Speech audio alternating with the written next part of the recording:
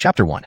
Confrontation for Justice. Wait, Fitz, are you sure Baron Hawk really needs this surgery? Once you make that cut, he'll be no different from a eunuch. And what's more, he has only been married to the Barons for half a year, and they have not yet had any offspring. Andres, draped in his dragon robe, grabbed the wrist of Fitz Donifong, who was holding a sharp scalpel. Austin Donifong helplessly shook his head, looked at the unconscious Baron Hawk on the bed, pale-faced and unclothed below, and sighed. Baron Hawk's lower body has been crippled by the kick from Prince Taiwa. If we do not surgically remove the swollen and necrotic part of his body, it could endanger his life. Andres' face showed deep sadness. He released Austin Donifang's hand and let out a long sigh. Then proceed with the operation. Saving his life is most important. Austin Donifong extended the sharp blade towards Hawk's lower body. Trouble is coming. Did you hear? Prince Taiwa actually beat up the Baron.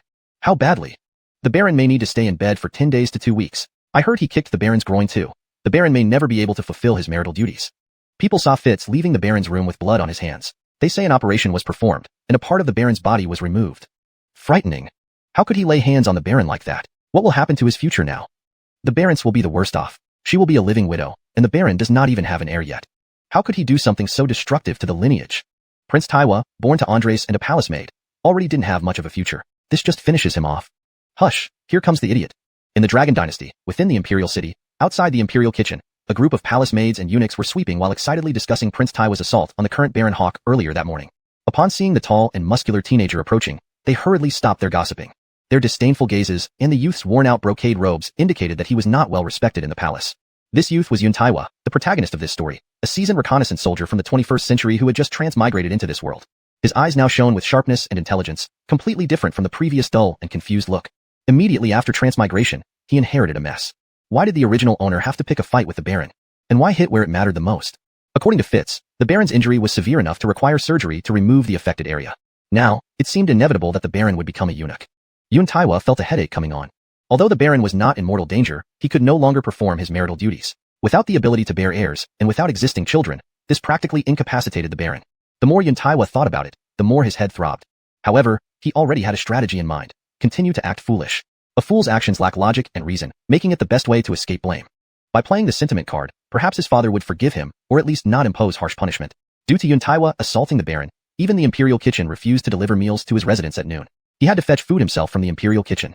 Was he going to starve himself to death? You see, you've just made our freshly swept floor dirty again. A palace maid, who had been gossiping about Yun Taiwa, now blatantly struck his feet with her broom, her gaze filled with malice, completely disregarding his princely status. The original Yun Taiwa, standing at 1.90 meters with a single-minded brain, often acted rashly and thus earned the nickname Idiot. Born from Andres and a palace maid when the emperor was drunk, Yun Taiwa had little standing in the palace. His birth mother, who saved Andres from a fatal assassin attack, died early. Out of gratitude for his mother's sacrifice, Andres treated Yun Taiwa relatively well. Not only did he officially confer the title of Murphy upon him, but also granted him a residence within the city. Considering Andres' numerous illegitimate children, it was quite an honor for Yun Taiwa, born from a palace maid, to be recognized as a prince and recorded in the royal genealogy. Yun Taiwa had been in this new body for half a day, and was gradually merging with the original Yun Taiwa's memories. It was strange how despite being second in line, his name, Taiwa, sounded quite awkward. Prince Taiwa. The more people called him that, the closer it became to 250. Yun Taiwa realized the palace maid was deliberately making things difficult for him. Frowning, he decided to take advantage of the original owner's foolish persona to teach these servants a lesson. Suddenly, some water was splashed onto Yun Taiwa's body. Turning around, he saw a little eunuch had done it intentionally. Oh, sorry there, your highness, didn't see you standing there. You're made of gold and shouldn't come to this dirty kitchen area. Be careful not to stain your silk robe. Ha ha ha. Ha ha ha. The palace maids and eunuchs burst into laughter. At this moment, Yun Taiwa's anger reached its peak. The original Yun Taiwa could endure it, but I cannot. Slap, slap, slap, slap, slap. Yun Taiwa swiftly slapped 2 palace maids and 3 little eunuchs hard across their faces. Well, sorry there, my hand got itchy and I couldn't control it. You can apply hot eggs on your cheeks later. Yun Taiwa gently clapped his hands, brushing off the dust, and looked at the 5 people innocently. Painful for me too when I hit you guys. The palace maids and eunuchs covered their burning cheeks, momentarily stunned. Why wasn't the idiotic prince playing by the rules today? Wasn't he supposed to just stand there letting them insult him, and then leave with a silly smile? It was like seeing ghosts.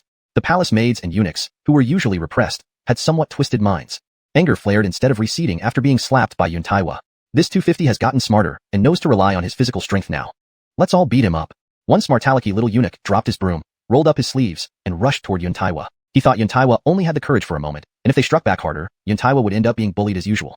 Seeing someone take the lead, other palace maids and eunuchs also put down their tools and joined in beating Yun Taiwa.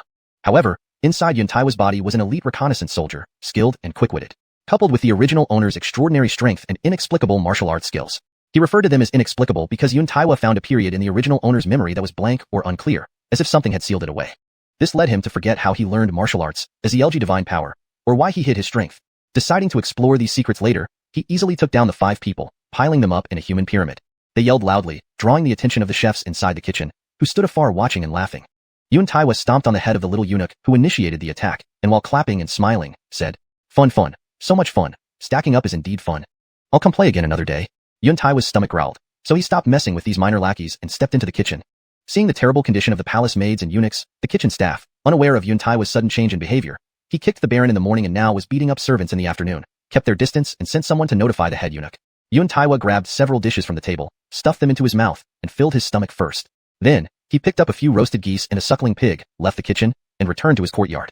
Yuntaiwa wanted to eat with his personal attendant, Kyle, but Kyle seemed anxious and barely ate a couple of bites before stopping. Could he not be anxious? His master caused such trouble that even he might be punished. Just as Yuntaiwa indulged himself in a hearty meal, a voice announced Leo has arrived, outside the courtyard gate. Next came hurried footsteps approaching the front hall. His cheap old dad was here. In front of him, he continued to act foolishly. "Brute, what have you done?" Andres' angry voice preceded him, mingling with rapid footsteps at the entrance. In the next second, bang! The door was kicked open by Andres' yellow dragon-embroidered boots. Standing angrily at the doorway, Andres only saw a broad back facing him, munching noisily. "You good for nothing. Look at what you did to Zach, and yet you're eating here." Andres crossed the threshold and shouted angrily at the broad back. The sharpness in Bernard's eyes from the previous moment instantly transformed into a look of confusion and helplessness when he turned to look at Andres. "Father, you seem very angry. Has your son done something wrong? These roasted goose wings are all for you. Isn't father usually fond of eating goose wings?" Andres' heart stirred. It was rare that this foolish second son still remembered his preference for goose wings. Paternal love welled up inside him, and his voice immediately softened as he sat down beside Bernard. "Taihua, father asks you, why did you hit the Baron?" While wiping oil off the corners of his mouth, Bernard said angrily, "The Baron said mother is a lowly palace maid, without any backing like the Liane, not even fit to carry shoes for her. He also said, Bernard hesitated, as if there was something unspeakable on his mind. "What else did he say? Speak freely, father will not blame you." "The Baron also said mother climbed into the imperial bed to seduce father, just to gain a higher position and vie for favors in the harem, calling her a sultry bitch. Father, after hearing such insults about mother, I couldn't control my anger and lashed out." Andres saw Bernard's fists clenched tightly due to anger, nearly as large as the bowl before him. And with Bernard's height and strength, any blow would be excruciatingly painful. On that night when the whole city celebrated the victorious war with drunken revelry, he had taken advantage of a rather attractive palace maid. He vaguely remembered forcing himself on that maid, who became Bernard's birth mother. There was no seduction involved, yet his actions led to both Bernard and his mother being maligned by others, which filled Andres with guilt once more. But you can't kick Zach's crotch either. That move is too despicable and despised by people. As a prince, how can you do such shameful things? Bernard slightly lowered his head, fidgeting with the sleeves of his brocade robe like a guilty child who didn't know what to do. "Father, I know I was wrong. After insulting mother, the Baron then mocked me, saying I'm like a paper lantern, tall and imposing on the outside but mostly useless. In my rage, I kicked him. I originally aimed for his stomach, but ended up kicking the wrong spot." His voice grew quieter at the end, as if he genuinely realized his mistake. Why did the Baron mock you in such a way? You haven't married yet. How does he know you're incapable?" Andres asked again, puzzled. Chapter 2. Seeking Another Path. Bernard suddenly lifted his head, furrowing his brow, scrunching his nose, and pursing his lips into a scowl. "Your Majesty, the Baron brought an incredibly ugly woman from the common folk to play the wedding night game with me a couple of days ago, but she was really too ugly. I had no desire to play such a game with her. I only wish to play with beautiful women. Because of this, he said I couldn't perform. Your son also has his dignity. Indeed, it's humiliating for a man when someone says he can't perform." Alexander now had a rough understanding of what happened and didn't press further, nor did he think much about why his silly son was suddenly concerned about his reputation. He sighed again and said, "Fitz mentioned that the Baron will never be able to have children after this incident, and he has no heirs. Though the Baron hasn't achieved much over the years and lacks the qualities of a future ruler, he is still your brother Zach and my flesh and blood. It pains me greatly to see you two siblings at odds. However, remember not to cause trouble in the future. Tomorrow during court, those who support the Baron won't let this go easily. Sigh, I'll do my best to help you. As for the palace maids and eunuchs who bullied you earlier, I've ordered them each to receive 50 lashes, their bodies thrown to wild dogs." "Thank you, your Majesty." Bernard blinked his innocent eyes, nodded, and then felt a lump in his throat as he lowered his head. "Father, I miss mother." This reminded Alexander of the day over a decade ago, when Bernard's mother saved him from an arrow. His heart was heavy with emotion. "I'll instruct the provincial treasury to allocate 1,000 taels of silver to assist you in visiting your mother's grave, giving her the honors due a noblewoman. Furthermore, I will posthumously confer upon your mother the honorific title of Adriano." "Thank you, your Majesty. Mother will be so happy in heaven." Bernard immediately knelt down and bowed deeply twice. A faint smile flickered across his lips, barely noticeable. Alexander stood up and said, "Since this has happened, there's nothing more we can do. You should visit the Eastern Palace to apologize to the Baron later. I'll give you a 100-year-old ginseng root as a gesture of goodwill. Family is family. I'll have someone send the ginseng to you shortly." To ensure your safety, I've arranged for elite guards to protect you in Fakiti Manor. Watching Alexander's retreating figure, Bernard let out a long sigh. He had managed to get away with it. Even though he had rendered the Baron impotent, Alexander was still calm enough to speak to him. It wasn't that Bernard was particularly adept at appeasing the Emperor. Rather, the Emperor might have already harbored thoughts of dethroning the Baron but lacked a reason. Now, Bernard's actions provided the excuse he needed. The Baron's tyranny over the years, forcing women, drinking excessively, gambling, loan sharking, and neglecting state affairs, had made him widely disliked. Yet, with the powerful backing of his mother, Liana Maya, and the fact that his misdeeds hadn't reached the point of being deposed, change was inevitable. This blow from Bernard could be seen as doing justice for the people while giving Alexander a pretext to choose a new heir. However, Bernard realized that with the Baron's position shaken, there would inevitably be intense political upheaval. The 10 elite guards standing in the courtyard were normally under Alexander's command, signaling that Bernard was not merely being protected but effectively placed under house arrest. Although not explicitly stated, the Emperor was wary of Bernard fleeing or committing crimes. More importantly, offending the Baron meant a difficult life within the imperial city. The vindictive prince and his network posed a serious threat to Bernard's life. With the elaborate web crafted to secure the prince's position as heir, Bernard's kick had irrevocably ended the prince's chance at the throne. The original Bernard was indeed ruthless. The cutthroat nature of royal power struggles was not conducive to a peaceful life. Confronting the Baron's faction directly was not worth it. Bernard needed to find a way to leave the capital. Developing elsewhere offered both distance from the prince and freedom from the confines of the imperial city. As a prince, starting with a princely domain and title seemed a reasonable plan. Bernard first thought of going south, especially coastal cities. Due to frequent wars in the north and central regions, many had migrated south. While southern provinces were relatively chaotic without strong oversight, they held immense developmental potential. Ports like those developed in his past life had spurred economic growth. Combining commerce with power could propel progress. Becoming a laid-back prince in the south, leveraging his authority to develop land, reform institutions, and promote international trade, was a promising career path. But how to convince Alexander to grant him a southern domain? Of Alexander's 8 sons, only the 6-year-old 8th prince lacked a domain. Others, including Bernard himself at 18, should have had their own domains and residences by now, except Bernard lived in Fakiti Manor due to his lowly birth background. Alexander had delayed granting Bernard a domain partly because of his mother's questionable status among ministers and partly because he felt guilty yet protective toward Bernard. Even if born to a palace maid, Bernard's official recognition in the royal family gave him the right to a princely domain. The immediate challenge was the punishment for crippling the Baron. Officials might try to use this opportunity to eliminate him. Deciding to act, Bernard planned to kneel in Taiho Palace tomorrow morning, requesting exile to the south as penance. Being exiled might still mean receiving some land. Given Alexander's attitude, it wasn't hopeless. In modern terms, this was akin to working in the south. He intended to be the first pioneer of southern reforms. Yet, he must maintain his simple-minded persona to avoid suspicion. Otherwise, others might suspect he faked his foolishness all along, rendering the situation worse. Resolved, Bernard pondered how to appear idiotic while asking for exile and slowly explored his inexplicable martial skills. Was it innate? Impossible. Soon, Alexander sent Azariah, his chief eunuch, with a brocade box containing a robust, golden ginseng root. Mike's privileges allowed such gifts. Seeing the ginseng, Bernard formed a new scheme. Murphy, Leo asked me to deliver this ginseng to you personally. Alexander also instructed me to tell you that Leo wants the Highness to go and apologize to the Baron in a kind and respectful manner immediately, Azariah continued. Even if you have to knock your head until it bleeds, you must do so. Azariah paused as Bernard took the ginseng, bringing it close to his nose for a sniff. The aroma of the high-quality ginseng was refreshing. This ginseng really looks top-notch, Bernard couldn't help but praise aloud. To give such a fine gift to the Baron, it was truly a pity.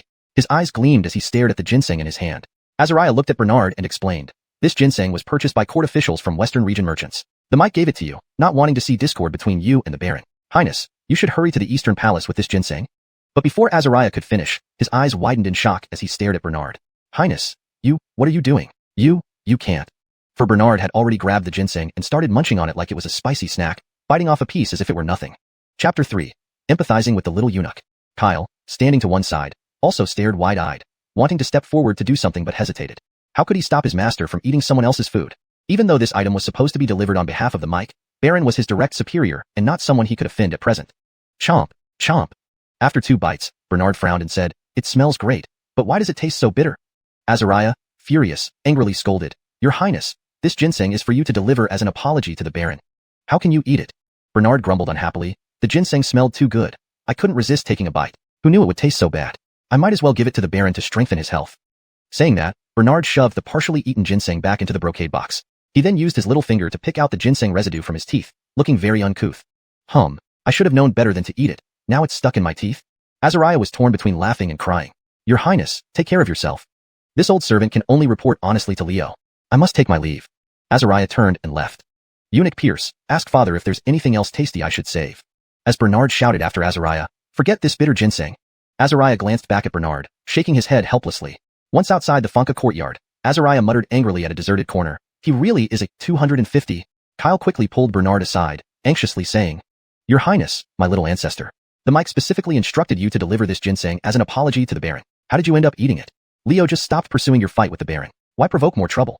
Bernard looked at Kyle, scratching his head innocently. Dunk. Did I do something wrong again?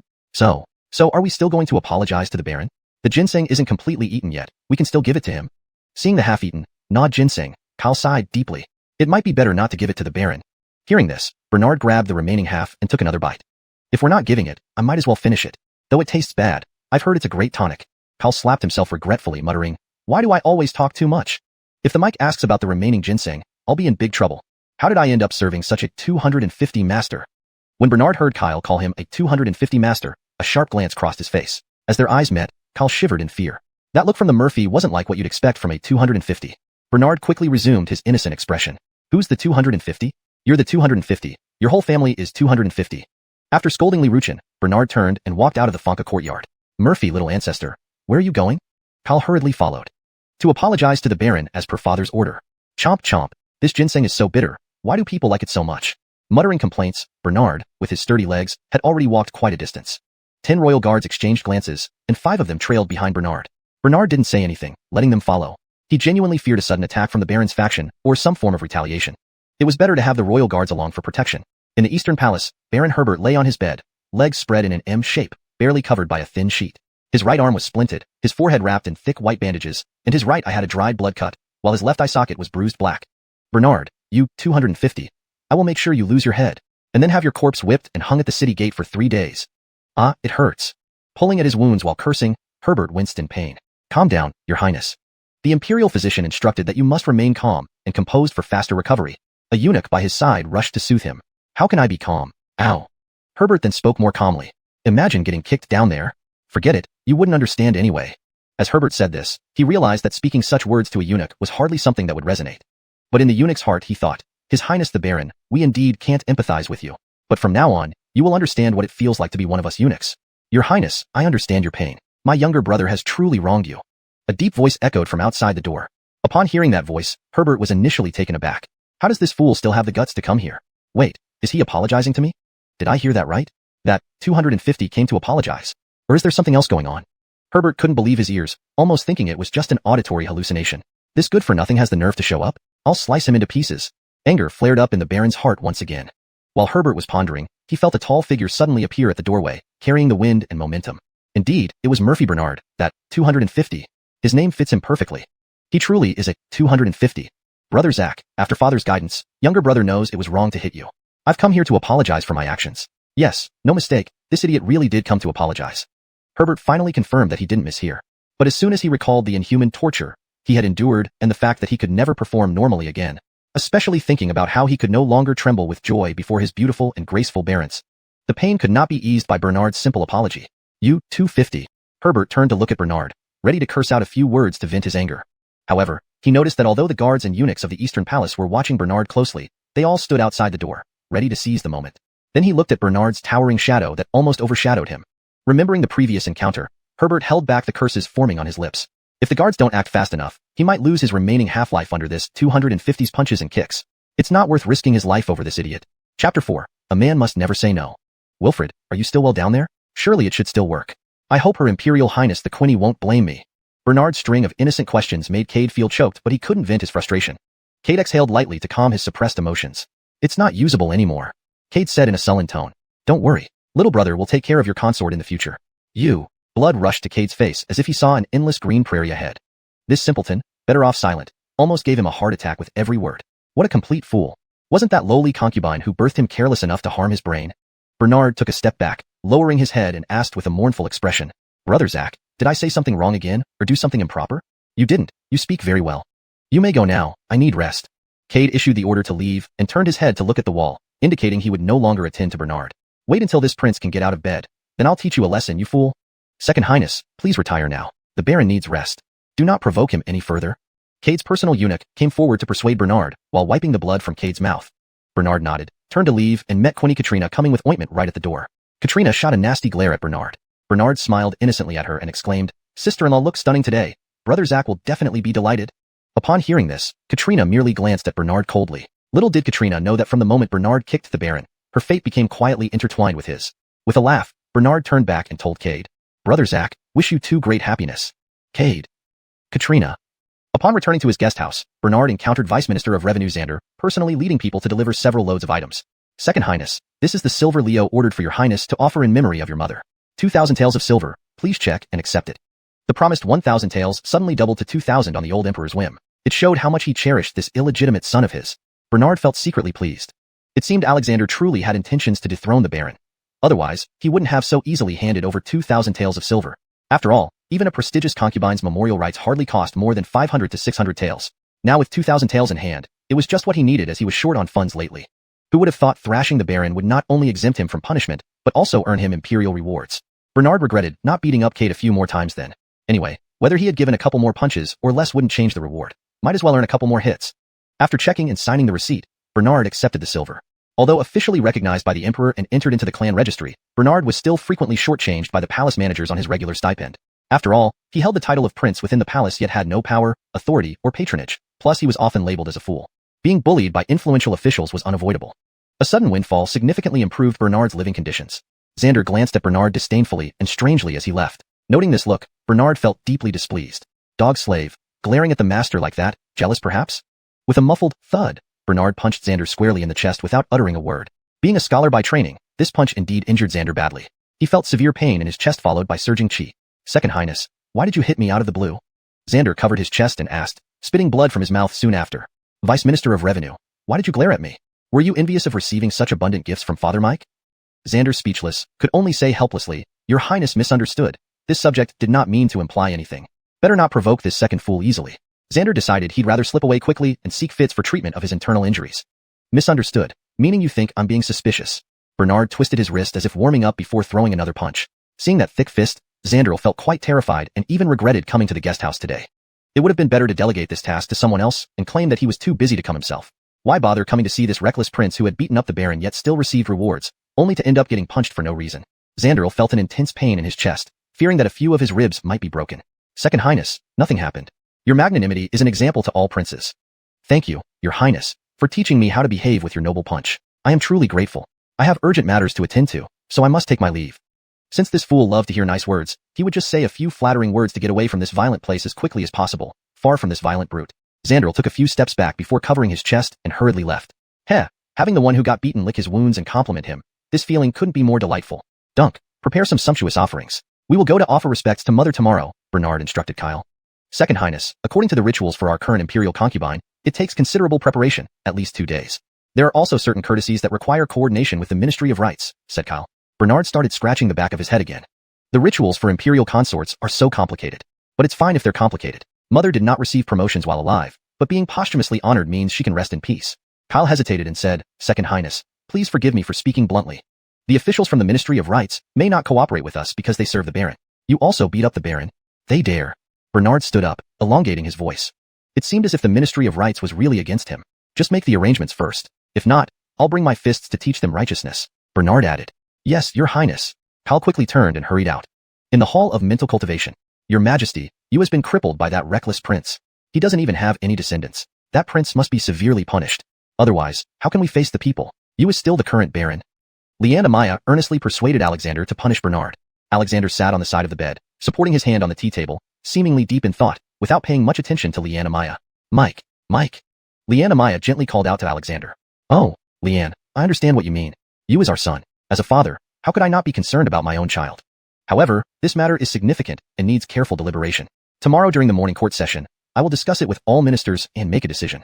Seeing that Alexander was only speaking superficially, Leanna Maya gave a signal to her brother, Minister of War Finian, who was standing beside him. Finian understood and stepped forward, bowing. They were siblings. Finian controlled the Ministry of War, with his 2 sons guarding the western frontier. Your Majesty, the Baron can no longer fulfill his duties and has no descendants, rendering him incapable as the heir to the Great Dragon Dynasty. This disgraces our dynasty and casts doubts over its future. If Your Majesty does not punish Prince Bernard, it will be hard to silence public criticism. Alexander looked at Finian and Amaya, understanding their intentions. The Baron being de facto dethroned suited his wishes and the sentiments of the people. He had received numerous reports exposing the Baron's misconduct and crimes. Do you think with your family's power, you can threaten me? Alexander was a wily old fox. While cursing internally, he put on a smile. I am also heartbroken by what happened to you. I have made up my mind. Tomorrow during the morning court session, I will give you an explanation. Suddenly, Finian knelt down with a loud thud in front of Alexander. Seeing this, Leanna Maya also knelt down. Chapter 5. Your Majesty, please punish the Murphy.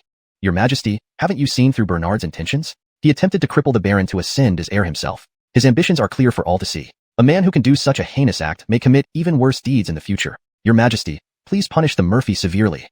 Amaya dramatically cried out 2 streams of hot tears, her upper body prostrate on the ground, sobbing and pleading.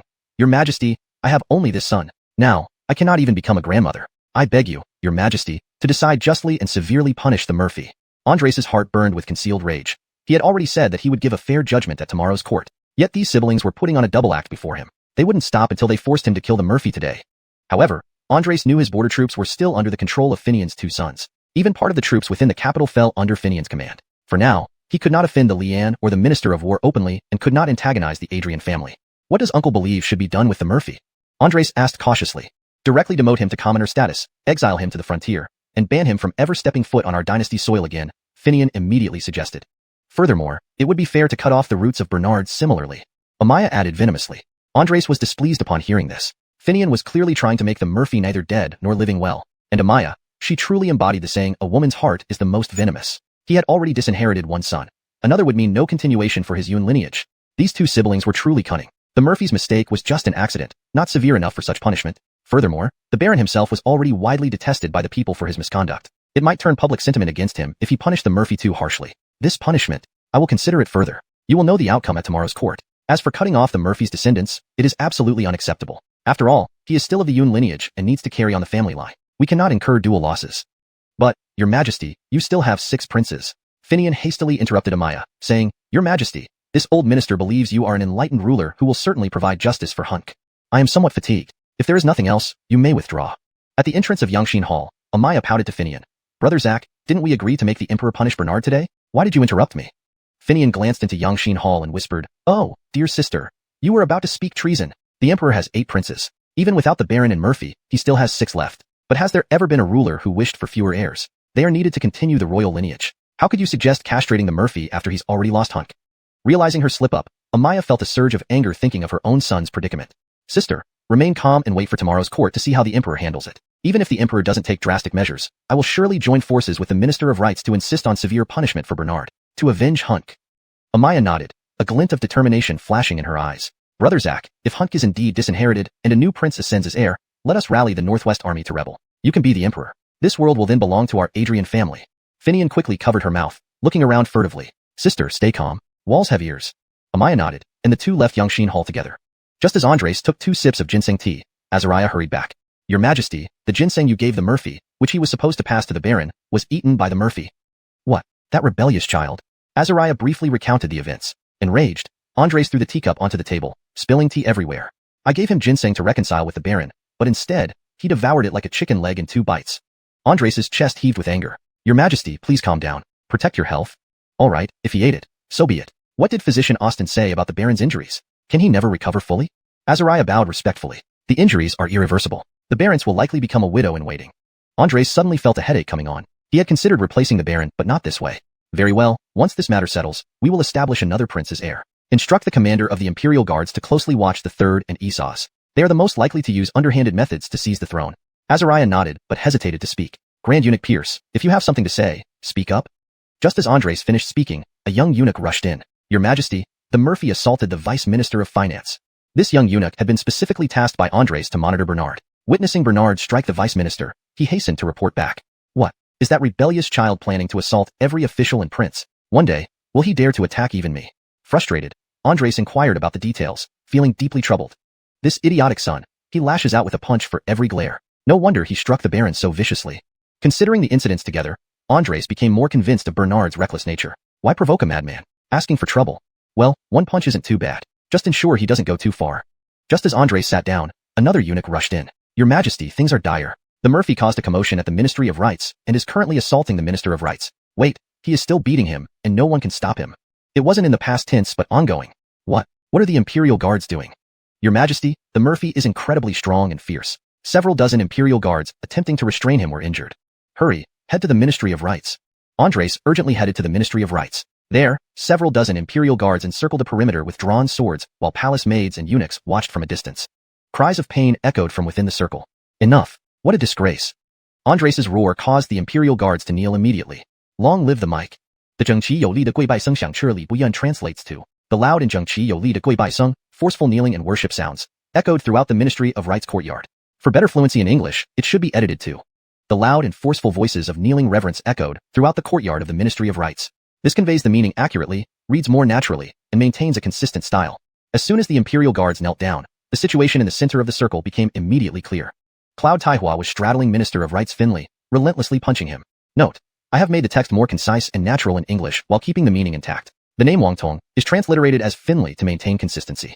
Looking at Finley, there wasn't a single intact patch of skin on his exposed body, let alone the parts covered by clothing. The 整齐有力的跪拜声响彻里不厌 should be the 整齐有力的跪拜声, a uniform and powerful chorus of Long Live the Mic, echoed through the Ministry of Rights courtyard. Revised. Examining Finley, there wasn't a single unbruised spot on his exposed skin, and it was unimaginable what condition the parts covered by clothes were in. The uniform and powerful chorus of Long Live the Mic echoed through the courtyard of the Ministry of Rights. As soon as the imperial guards knelt, the situation in the center became clear. Bernard was sitting astride Minister of Rights Finley, repeatedly punching him. Observing Finley, every visible inch of his skin was bruised, let alone what was hidden under his clothes. The orderly and powerful kneeling echoes resounded throughout the courtyard of the Ministry of Rights. Chapter 6. The spoiled child who weighs 200 gene. Rebellious son. Did you hear me? Stop it. Alexander roared as he pushed through the royal guards, shouting. Your subject greets Leo. Prince Gaius dismounted from Finley and knelt down. Rebellious son, do you wish me to pass away sooner so you can inherit the throne? You should never dream of it. Many princes can inherit my realm except you.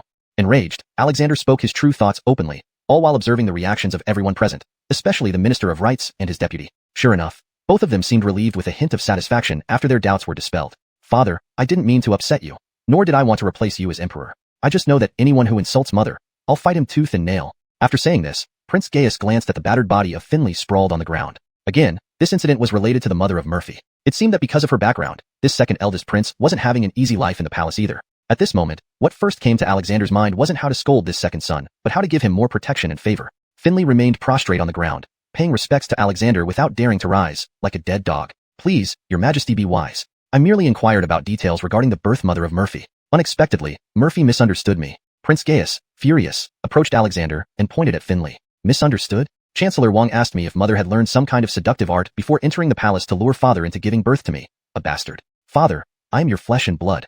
How could I be a bastard? Upon hearing this, Alexander's face darkened as he glared at Finley. Chancellor Wang, did you say these words? Finley shook his head vigorously. Your majesty, no such thing happened. It's all fabricated by Murphy. How could an old minister dare utter such seditious words? The eunuchs around Murphy requested a visit to pay respects to his birth mother in accordance with the concubine etiquette. There have been many recent imperial ceremonies to attend to. I merely suggested they delay it a bit. Little did I know, Murphy mistook my actions as intentional harassment and thus began assaulting me. Prince Gaius took another step forward, staring directly at Finley, persistently pressing. After I landed the first punch, didn't you mention something about the lowly palace maid birthing me, a fool? Stammering, Finley replied, Old minister did say something, but I never claimed she lured your majesty. But you thought it. Deep down you did think it. Gaius retorted defiantly. Alexander, upon hearing this, couldn't help but laugh despite feeling somewhat exasperated. Old two, can't you be less foolish? Even if you suspected such things, unless they are explicitly said, they don't count and certainly aren't grounds for assault. Your majesty, you see, Murphy is causing unnecessary trouble. Finley hurriedly defended himself further. Seeing the bruises and blood on Finley, Alexander felt sympathetic. However, this sympathy lasted only a second. Remembering how Finley colluded with Leanne and the Minister of War, corrupting the meticulously groomed Baron, Alexander grew angry. Letting old two beat him up a bit would serve as a lesson. Don't presume that with power in the court, one can act recklessly. Moreover, now that the Baron is incapacitated and practically deposed, those supporting him might rebel in desperation. Having a fierce child like old two to subdue their arrogance is beneficial. With this decision made, Alexander personally helped Finley up. Then he consoled him. Chancellor Wang, old two has always been rash and impulsive. We are all of considerable age. Don't take it to heart over this thick-skulled boy. Go home and rest well. I'll grant you a half-month leave. Old two quickly apologized to Chancellor Wang. In the future, use your intellect more. Think before acting. Hearing this, Gaius's heart skipped a beat. Was this Mike dad actually doting on him so much? Is it really just going to pass like this? Shouldn't he exile me to some desolate land? Gaius finally understood why there were so many spoilt brats in the world. All thanks to fathers like Alexander. Since father has spoken, your son shall comply. To Chancellor Wang, I'm sorry. Finishing, Gaius bowed deeply to Finley, his demeanor genuinely apologetic, embodying a 200-gene innocent giant. Well, all right then, Murphy. Truly filial. Your Majesty, I shall take my leave now and find Physician Austin for medicine. I will instruct Physician Austin to provide you with the best medication. Thank you, Your Majesty. Finley cursed inwardly. I thank your entire family. To ensure smooth progress of the memorial service for Prince Gaius's mother, Alexander gave special instructions to Finley and Xander before leaving. With the mic support, the memorial service for Gaius's mother, which was initially supposed to be delayed by at least half a month, was rescheduled promptly for the following day, as confirmed by the Imperial Astronomical Bureau with assistance from the Ministry of Rights. Indeed, connections in the court made everything easier. Back at Fake Hall, Gaius was rather gloomy. Why does this cheap old dad keep protecting this spoilt brat? What went wrong here? Brody is here. As Gaius was contemplating, a proclamation sounded at the entrance. Why would Kieran come see me? Gaius quickly deduced and smirked cunningly. Second brother, third brother pays his respects. Emiliano appeared courteous and refined, looking far more dependable than the senior baron. Third brother came to see me without bringing any gifts? Gaius observed the empty hands of Brody's entourage, guessing no gifts were brought. He put on a displeased face. Emiliano, taken aback, hadn't expected Gaius's directness. Recalling his purpose, he managed a strained smile. I may not bring gifts, but I did bring a red envelope for second brother. Money is good. It can buy many things, but not everything can buy money. Hunt it over. Gaius extended his hand towards Emiliano. Boichian immediately pulled out a bundle of silver bills from his waist pouch. He was about to hand over a 500 tael note when Gaius swiftly snatched the whole stack. Third brother is truly generous. This must amount to tens of thousands of taels. I adore you, third brother. Speak up if anything needs doing. Beating people is my forte. Second brother likes third brother's money and generosity. Inside, Gaius played along. Not that way. Second brother, what do you mean? Now that you've given it, you don't want it back? If you're so stingy, we won't play anymore. Gaius stuffed the bills into his clothes, pouting in mock dissatisfaction. Emiliano, feeling choked, swallowed his pride. Yes, exactly. These 20,000 taels are indeed meant as tribute to second brother. Now that's what I like to hear. You're my good third brother. Gaius patted Boichian's shoulder, hard enough to make him wobble. Note: this translation retains the original structure and style of the Chinese text, presenting it fluently in English while preserving the characters' names and tone. Chapter 7. Leveraging the third brother. This idiot indeed has considerable strength. He's a good hand for physical labor. Not only did he kick the Baron and not get punished, but he also received rewards. There must be something fishy. If he can escape this time, he could be a useful pawn in the future. As long as this fool agrees to follow my orders and assists me in succeeding the throne, this investment of money is worthwhile. Surveying inside and outside the royal city, no one seems to have better martial skills than him. With this thought, Geoffrey felt quite willing to be extorted 20,000 taels by Bernard. Second brother, you kicked the Baron and now he can't even function properly. The Baron and his consort don't have any offspring yet. Our great long dynasty may face unrest in the near future. Second brother, what do you think should be done?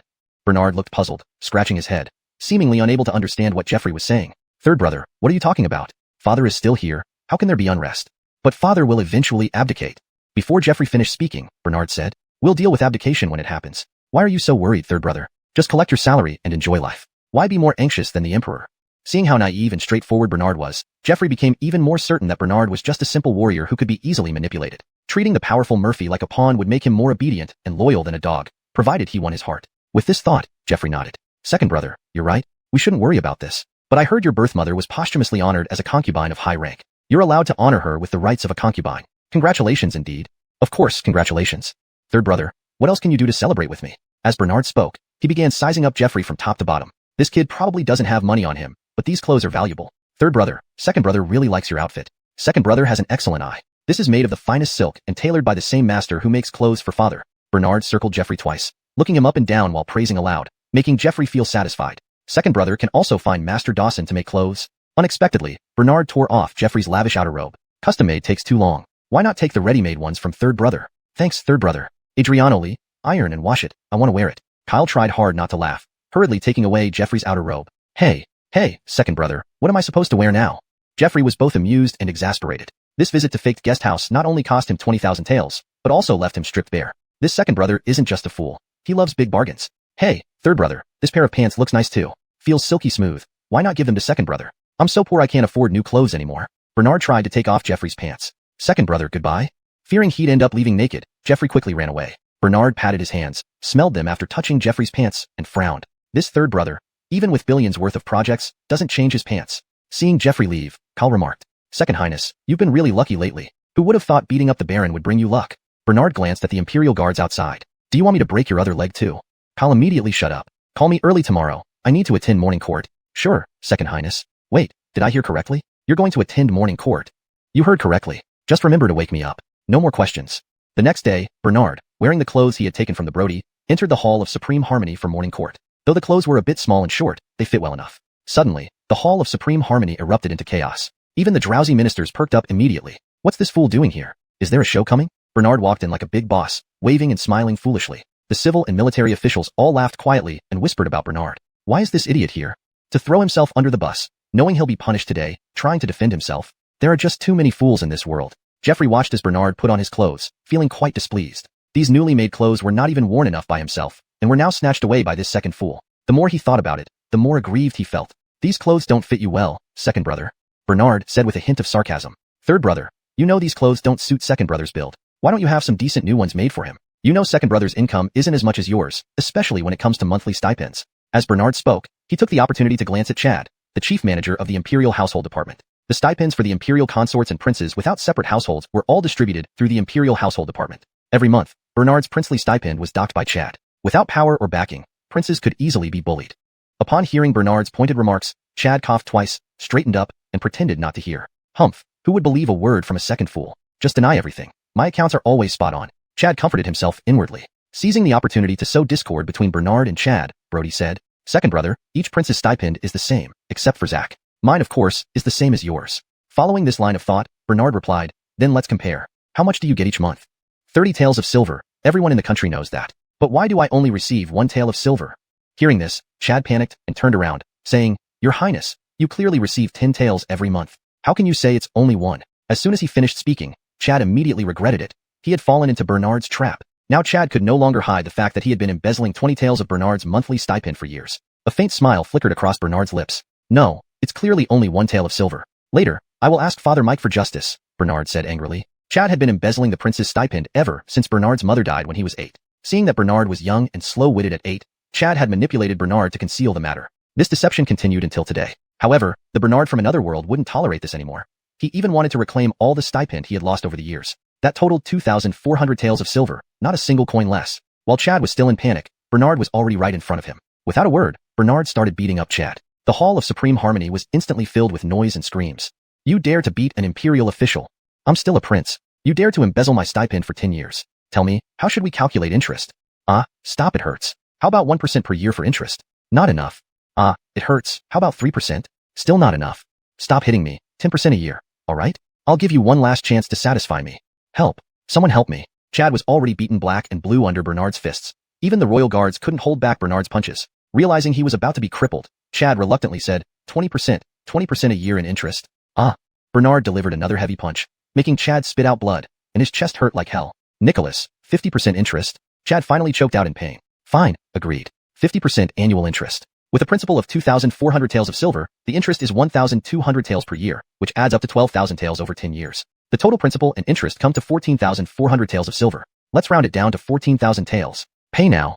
That's not right, Your Highness. The principal increases annually, so it's not that much interest. Seeing Bernard's raised fist, Chad swallowed the words he was about to say. I don't have that much money with me. I don't believe you. Your Imperial Household Department is flush with cash. You must have it. Bernard then began searching Chad's body and eventually found an 18,000 tael silver bill. Trying to trick me, huh? These extra 4,000 taels will serve as compensation. Satisfied, Bernard stuffed all the bills into his pocket. The mic approaches. Andres arrived, bringing this farce to an end. At court, Finian joined officials from the Ministry of Rights, Ministry of Justice, and other departments in impeaching Bernard, demanding severe punishment from Andres. Seated high on the dragon throne, Andres watched as ministers passionately denounced Bernard's outrageous actions over the past 2 days. Noticing Bernard standing in the corner, Andres frowned slightly. Elder brother, what are you doing here? Your Majesty, I have come to confess my sins and accept punishment. Confess your sins and accept punishment? What antics are you up to this time? Your Majesty, I know well that I carry deep sins, even bringing harm to my parents. That's why I lost my mother at an early age. So, Your Majesty, please send me to the southern frontier to fend for myself. I am willing to serve my sentence in the south, expelling the southern barbarians and defending our great long dynasty. Even if it means dying in battle, I will have no regrets. Live as a hero, die as a valiant ghost. Andres and the ministers were all struck with shock at these words. Especially when Bernard mentioned his deceased mother, Andres felt a profound sense of emotion. The Baron being kicked and thus rendered unable to continue the imperial lineage is indeed a serious matter. However, essentially it was just a friction and dispute between brothers. Nicholas's actions must be punished severely without leniency. Combining the opinions of all beloved ministers, I have devised a plan to punish Bernard. As Andres spoke, Finian's eyes flickered with joy, watching Andres expectantly. Bernard also looked eagerly at Andres. Old man, sending me to the southern frontier? Nicholas is simple-minded by nature. It's unlikely he acted with intent. Everyone makes mistakes. Thus, he shall be confined indefinitely in the fake man manner. The injury of the Baron pains me deeply. However, there should still be room for remedy. Order an edict to publicly recruit physicians nationwide. If anyone can fully cure the Baron's injury, they shall be rewarded 10,000 gold taels. Finian's eyes flashed with surprise and confusion. Only a few knew the true extent of the Baron's injury. The imperial physicians, Andres, Amaya, Finian, and the Barons. Due to severe swelling in the lower body, some parts had been surgically removed. Even if donghua himself were alive, it might be difficult to treat this case.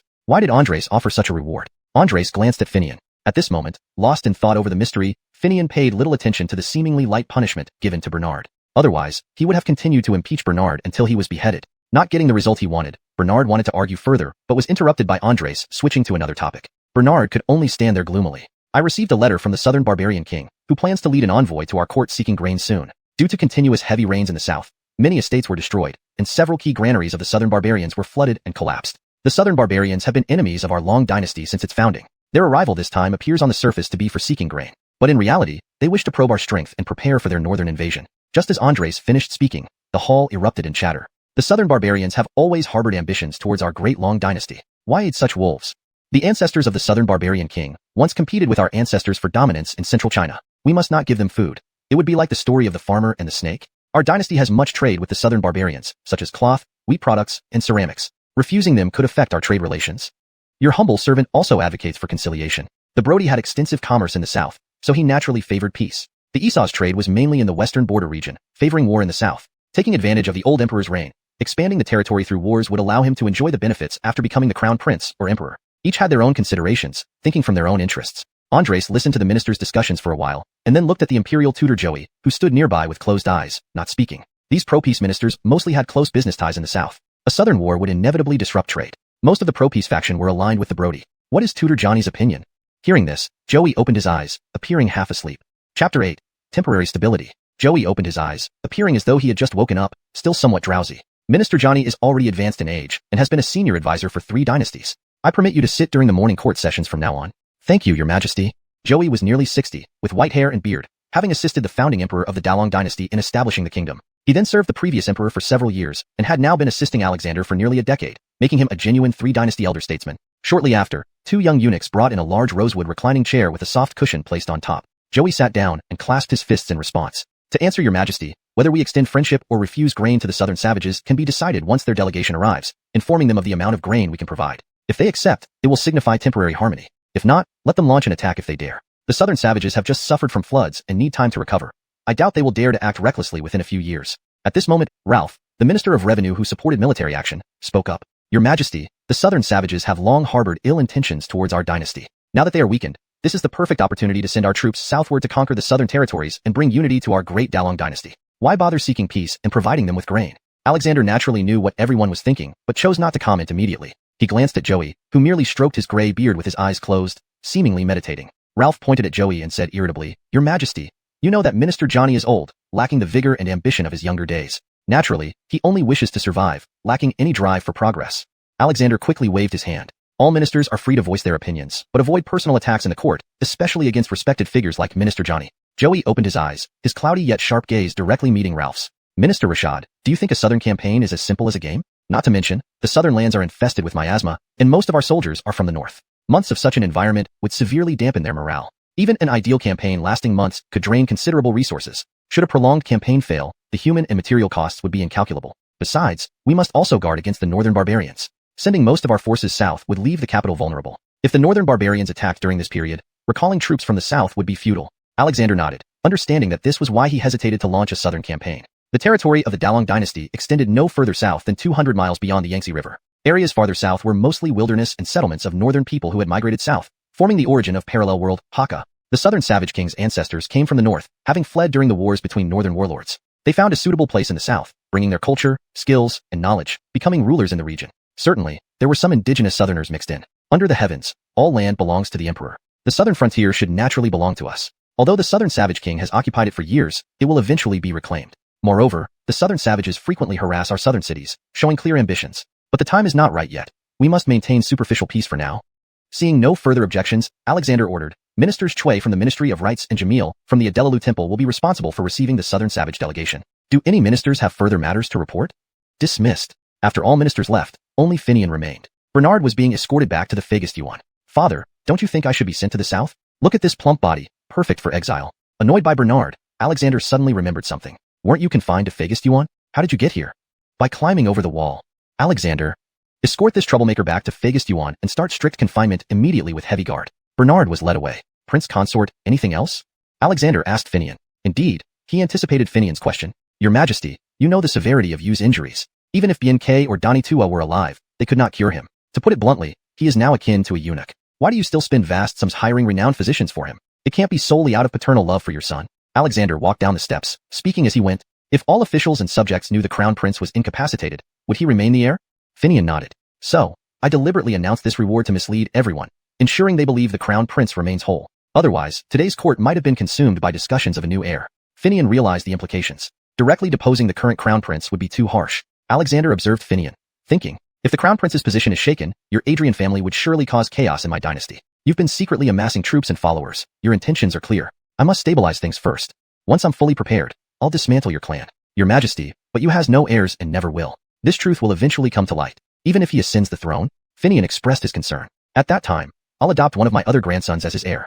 Seeing a glimmer of relief in Finian's eyes, Alexander knew he had temporarily stabilized this ambitious man. Due to his birth from a palace maid, Bernard's future had always been uncertain. Once all princes reached 14, they attended court, learning about state affairs, preparing for potential rule over fiefs. After being returned to Phagis-Yuan, Bernard found the gates locked, allowing only a narrow opening. Murphy, Leo orders your lifelong confinement here. Locked up, Bernard refused to accept it and started devising new plans. Life couldn't be spent in confinement. Chapter 9. The filialist son dares to steal the Mike's dog meat. Bernard turned around and walked back into the courtyard. Was it truly Father Mike's decree? Bernard asked Kyle again. Kyle nodded. Absolutely certain, Your Highness of the Murphy. However, this should be the best outcome. Kyle was right.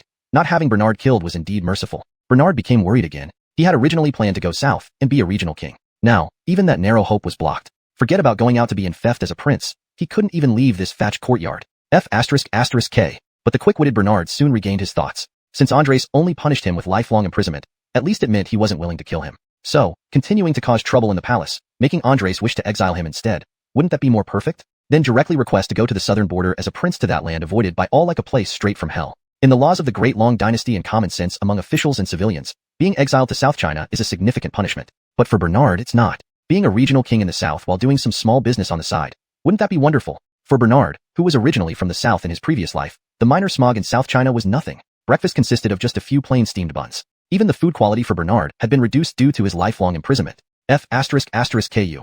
Knowing I am under lifelong imprisonment, you even lower the meal standards.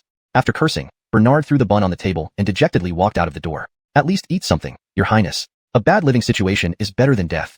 Kyle chased after to persuade Bernard. This bun tastes terrible, no flavor at all. Bernard showed obvious disdain. Walking around the thatched courtyard with an empty stomach, Bernard suddenly came up with an idea and headed towards the backyard. The thatched courtyard originally had few servants, and this backyard was rarely visited, desolate, and quiet. But Bernard was delighted. No people, precisely the time to show his prowess. After searching along the wall for a while, he found an irregular mark near the base of one corner of the wall. Seeing no one around, he kicked towards the mark fiercely. This kick did not disappoint. The irregular mark instantly crumbled, revealing a small cave just big enough for a dog to pass through. Yes, exactly this dog hole. It was simply sealed with soft mud later to prevent stray dogs or cats from entering. Now, it has become Bernard's only way out. Just this dog hole was somewhat small compared to his large body. So, Bernard kicked again, creating another gap in the wall. Now it was just right for him to squeeze through. A great man can be flexible. So what if he has to crawl through a dog hole? Let all the palace people come and see me. This foolhardy prince, crawling through a dog hole. Ha ha ha ha. Thrilling. Thinking about Andres' astonished expression when he sees the imprisoned Bernard coming in and out through this dog hole, Bernard felt secretly pleased. Bernard crawled through the dog hole, exited the thatched courtyard, took a few steps, and arrived at the back door of Yangshin Hall. Yangshin Hall was where Andres resided, and this back door usually had no guard, just a lock. Bernard pulled out a prepared iron wire from his pocket and easily unlocked the back door of Yangshin Hall. He sneaked in quietly, avoiding maids and eunuchs skillfully. Bernard smoothly reached the kitchen. Andres loved good food, and specifically set up an imperial chef at Yangshin Hall. An array of fragrances filled the air immediately. Inside the royal kitchen, there was only a little eunuch watching the fire sitting next to the stove daydreaming, occasionally using tongs to stir the burning stove. On top of the stove, a large pot was tightly covered, steam escaping around the edges of the lid, accompanied by a strong aroma. So he's stewing dog meat. This old guy, I heard he's been visiting the new concubine's palace every day lately. A 50-year-old man still pulling such stunts, really needs to eat dog meat. The little eunuch saw the fire was almost done and left the royal kitchen. Bernard quickly went to the pot and lifted the lid. Hot steam billowed forth. Bay leaf braised dog meat. Truly king fragrant. He found a large bowl and filled it up, eating voraciously. On the shelf were also some green bean cakes, glutinous rice pies, dried meat, and other snacks, which Bernard didn't refuse, even stuffing some into his pockets as he ate. In no time, most of the pot of dog meat was devoured by Bernard, leaving only some broth. Bernard burped, put down the bowl, and picked up a sharp twig to pick his teeth. What a feast, so satisfying. The Mike's meals are indeed lavish. No wonder everyone wants to be the Mike. Bernard patted his stomach, carrying the packed food he had stuffed into his pockets, along with various seasonings and 2 bottles of fine wine, ready to leave. Just as he was at the kitchen door, Bernard narrowly passed by the little eunuch who had been watching the fire. Then, Both turned their backs to each other, frozen in place. Indeed, he had been discovered. That rash prince came here for what? Your servant pays respects to His Highness the Murphy. The little eunuch knelt on one knee before Bernard, not daring to question why he was there. Bernard turned around, picking his teeth as he spoke nonchalantly. I've eaten your dog meat. It's good, but a bit too salty. Tell Father Mike to eat lightly. Too much salt can cause high blood pressure. And so, under the complex gaze of the little eunuch, Bernard left the imperial kitchen. Little Yangzi, why hasn't my dog meat been served? Reporting to your majesty, I encountered the Murphy in the imperial kitchen just now. What does encountering the Murphy in the imperial kitchen have to do with my dog meat? No, wait. Shouldn't that rebel son be under house arrest at the thatched courtyard? Why would he appear in the kitchen of Yangshin Hall? Your majesty, it's your dog meat that has been eaten up by the Murphy. What? That rebel son escaped from the thatched courtyard just to steal my dog meat. Yangshin Hall was filled with the roar of Andres. As Bernard reached the back door of Yangshin Hall, a black shadow suddenly lunged at him, barking ferociously. Damn, a vicious dog attack. This cheap old father loved dogs, especially dog meat. This big black dog was his favorite pet, raised for 5 or 6 years. Arrogant due to its master's power, it was usually tied up to prevent it from biting people. Bernard didn't have time to ponder why the dog wasn't leashed today. His eyes grew sharp, and his right fist clenched tightly, veins bulging on his hand. Gathering all his strength, he waited for the right moment. When the fierce black dog leaped towards him, he struck hard, accurately landing a punch on the dog's left cheek. With a dull thud, Bernard even heard the sound of bones cracking. Woof woof woof. The big black dog fell to the ground, convulsing in pain and drooling out a pool of blood. Bernard kicked the dog's body with his foot. It had no strength left to resist, seemingly close to death. Lifting the dog by the scruff of its neck, seeing that it was barely breathing, Bernard chuckled and sauntered out of Yangshin Hall with it. Chapter 10. Roast dog meat smells so good. Your Highness, Murphy, where have you been? Bernard had just returned to the front courtyard when Kyle came jogging over. Jamie Z, there are some delicious pastries here. Eat something first to fill your stomach, then take it and scald it clean. Tell me once you're done. Today, this prince will take you for a good meal. Although Kyle felt somewhat strange, he didn't think much of it with an empty stomach. He chewed hastily on a few bites of sweet osmanthus cake, while carrying the big black dog's corpse to scald off the fur and wash its innards. Fortunately, they got some spices from the Yangshin Palace kitchen which came in handy. Bernard moved a recliner to the center of the yard, brewed a pot of tea, and lay down, sipping tea and enjoying the sunshine. What a blissful day. Imprisonment wasn't that terrifying after all. After sitting idly for a while, Bernard gathered some branches and rotten wood and built a simple hearth with stones in the courtyard. Second Highness, everything is ready. How do we cook it? Kyle rolled up his sleeves, holding a green pea cake in his mouth, and asked. Bernard reached out and picked off a tuft of dog hair from his chest, tossed it away, and said, roast whole dog. Have you ever eaten it? Hearing this, Kyle instantly drooled profusely and shook his head. Don't worry. Even though we are imprisoned, I won't let you starve. Bernard patted Kyle's shoulder affectionately without any air of superiority, like brothers. Kyle nodded with a smile full of simplicity. Bernard placed the dog meat on the fire-heated hearth, sprinkled seasonings, and applied cooking oil. Gradually, the aroma of roasting meat filled the entire vacant courtyard, even making the 2 imperial guards standing outside drool. The 2 guards peeked through the door crack. Seeing the slightly swaying door, a cunning smile flashed across Bernard's face. When the dog meat was done, Bernard simply ate a few bites as he was already quite full. Kyle devoured an entire dog leg by himself. Master and servant also poured themselves some wine they had acquired. They were thoroughly content. Seeing Kyle almost finished eating, Bernard cut off a large piece of meat and handed it to him, nodding towards the gate. Send some benefits to Brother Zach who's guarding the gate. Following his command, Kyle approached the entrance, and just as he did, the tightly closed gate opened a crack, revealing the head of one of the imperial guards. If anything is needed at vacant courtyard in the future, just let us know. Thanks to Bernard's generosity, the attitude of the imperial guards changed completely. Certainly, certainly. Please eat to your heart's content first. Kyle then returned to the courtyard. Second Highness, tomorrow is the anniversary of your late mother's passing. We are all under house arrest here, and Leo hasn't given us permission to leave for the memorial ceremony. What should we do? Bernard stretched lazily, turned over in his recliner, and said indifferently, Father has arranged everything with the Ministry of Rights. When the time comes, we just need to be there. As for house arrest, it doesn't stop me. At this moment, Kyle finally voiced his doubt. Second Highness, our vacant courtyard hasn't had any dogs for a long time. Where did you get this big black dog? It looks very familiar to this servant. This is Father's favorite big black dog. Cough, cough, cough. Kyle was so frightened that he wished he could vomit the dog meat right out of his stomach. Bernard chuckled softly. Look how scared you are. If there's trouble, I'll take responsibility. What are you afraid of? Also, pack the leftovers and have the imperial guards outside deliver them to the Yangshin Palace for Father. Tell him it's a return. Kyle wanted to refuse, but didn't have the courage to voice it. He could only grit his teeth, chop the remaining dog meat into neat pieces, and wrap them in straw paper. Brother Zach, please send this dog meat to the mic at Yangshin Palace. Second Highness ordered that this is a return gift for Leo. Since the imperial guards had received favors from them, they happily complied. Andres was reviewing memorials and felt somewhat depressed about not having the time to address Bernard sneaking out to eat dog meat. Until he saw the dog meat wrapped in straw paper, the smell of cumin roasted meat wafted in, and he immediately started drooling, dispelling his depression and anger. At least my rebellious son has a bit of filial piety, knowing to send back more roasted dog meat after eating mine. Pirsadafu immediately tested it with a silver needle, ensuring it was safe before Andres used chopsticks to pick up a piece.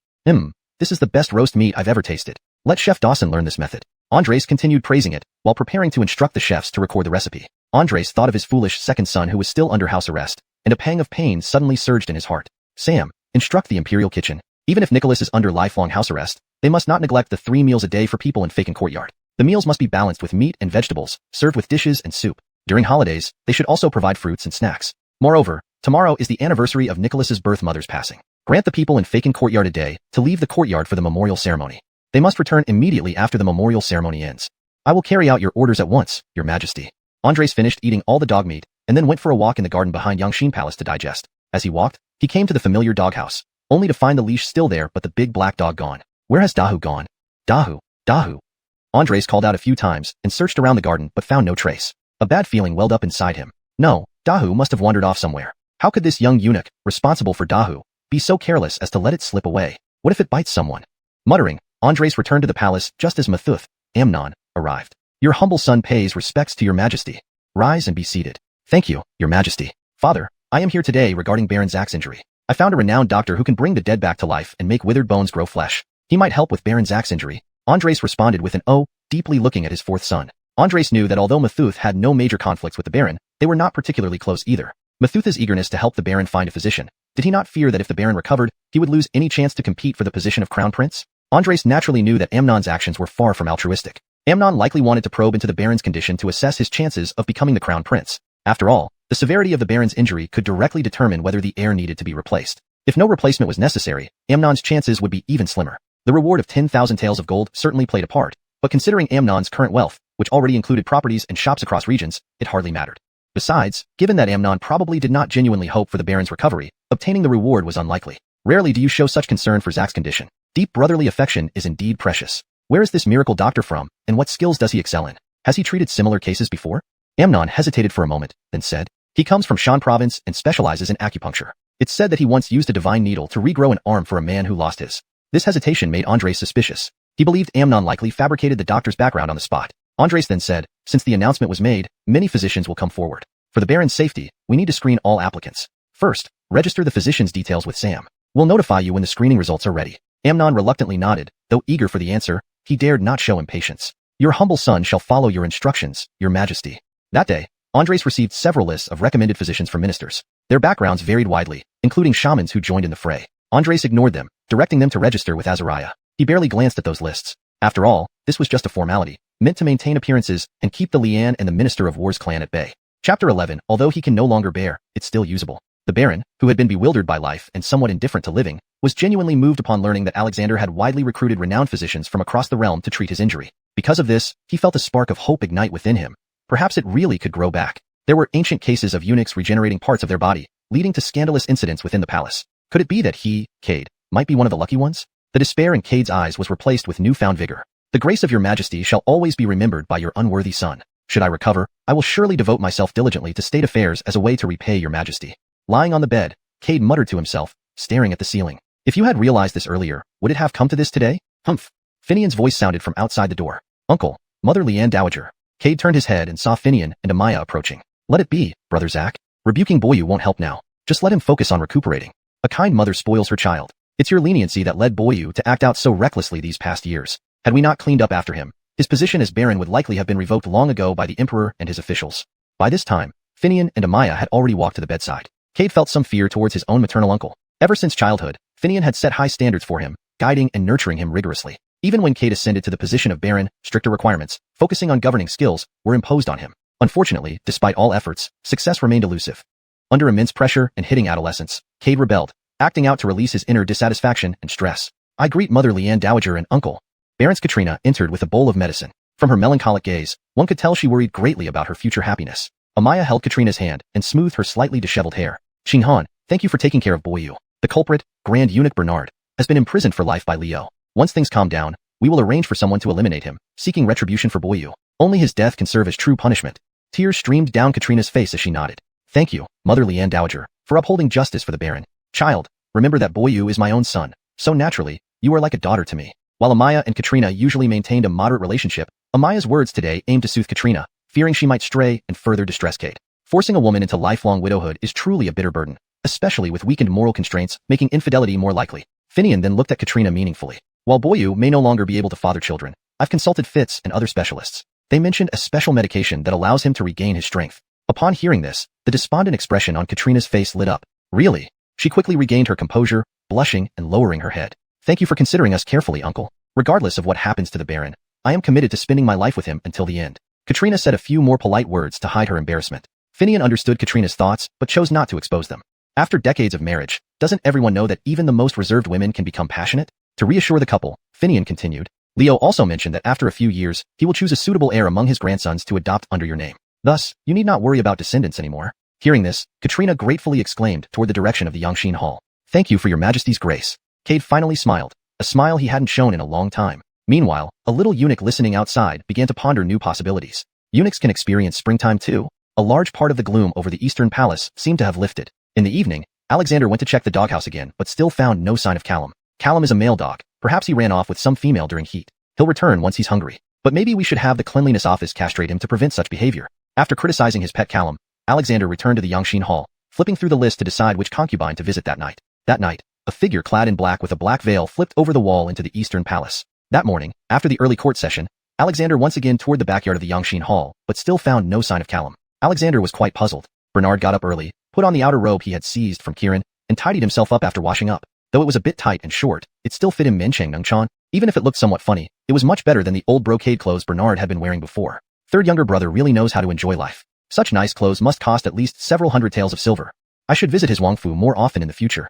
Bernard sized up his new clothes in front of the mirror while talking. Pal snorted slightly and said, Your Highness, you can only go out today. In the future, won't you still be confined in faking palace every day? How can you visit Prince Boqin's mansion regularly? Bernard paused, then became anxious. You're right, Adriano Lee. From now on, my servant and I can only circle around here. Isn't this going to bore us to death? I don't want to spend my whole life here. It's too boring. Kyle's eyes twinkled as he replied, Don't worry, Your Highness, I'll try to bring some entertainment for you. He then sighed. Your Highness, please forgive me for speaking frankly. Although you are also the Mike's son, you are already 18 but still don't have your own independent residence. Look at Brody and Esau, even the just 13-year-old Raoul, they all have their own residences. I truly feel aggrieved for you. Regardless of who your birth mother is, you're the dragon seed, aren't you? In my opinion, the Mike is just partial.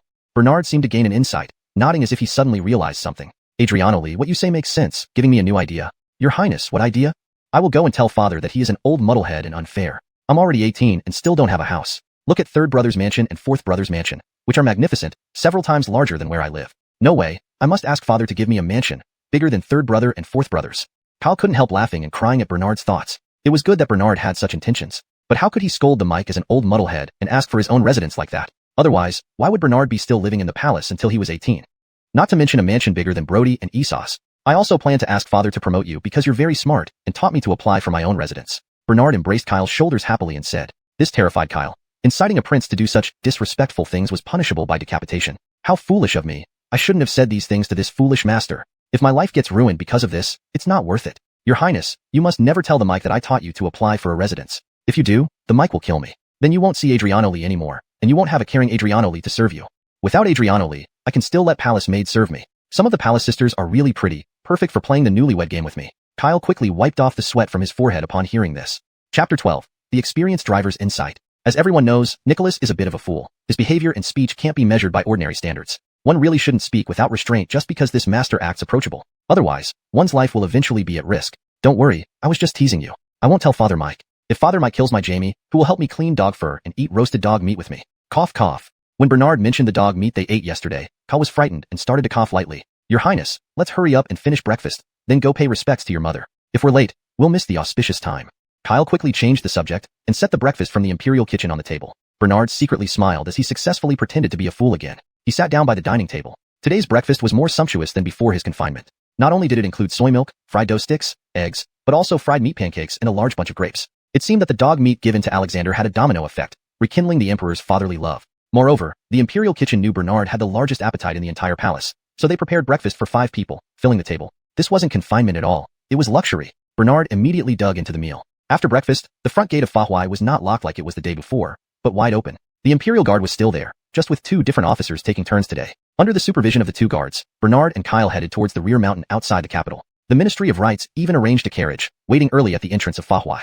This Ministry of Rights is indeed thorough. Please thank Minister Finley for me, Bernard said to the coachman with a silly smile. The coachman nodded and smiled at Bernard without further words. After a while, it took about an incense stick time to reach the grave of Bernard's birth mother. His His birth mother was a palace maid, with no status or background, and never received any official rank during her lifetime. Therefore, she didn't qualify to be buried in the imperial cemetery and was instead laid to rest on a small hill beside it. This was symbolically called a guarding tomb, meaning even in death, she remained a servant to the imperial family. However, since Alexander ordered a noble concubine's ritual for her funeral, today, Bernard's birth mother's grave was piled high with various delicacies, fine wines, paper clothes, and money. A temporary tent was also set up beside the grave for resting and using supplies. The scene was elaborate and impressive. With the original owner's consciousness, Bernard could empathize with his birth mother's hardships during her life and the pain of losing his mother at a young age. Tears welled up in his eyes as he knelt in front of the Zhang clan grave. "Mother, your child has come to see you." From the corner of his eye, Bernard saw a yellow figure moving towards him. "The mic is here."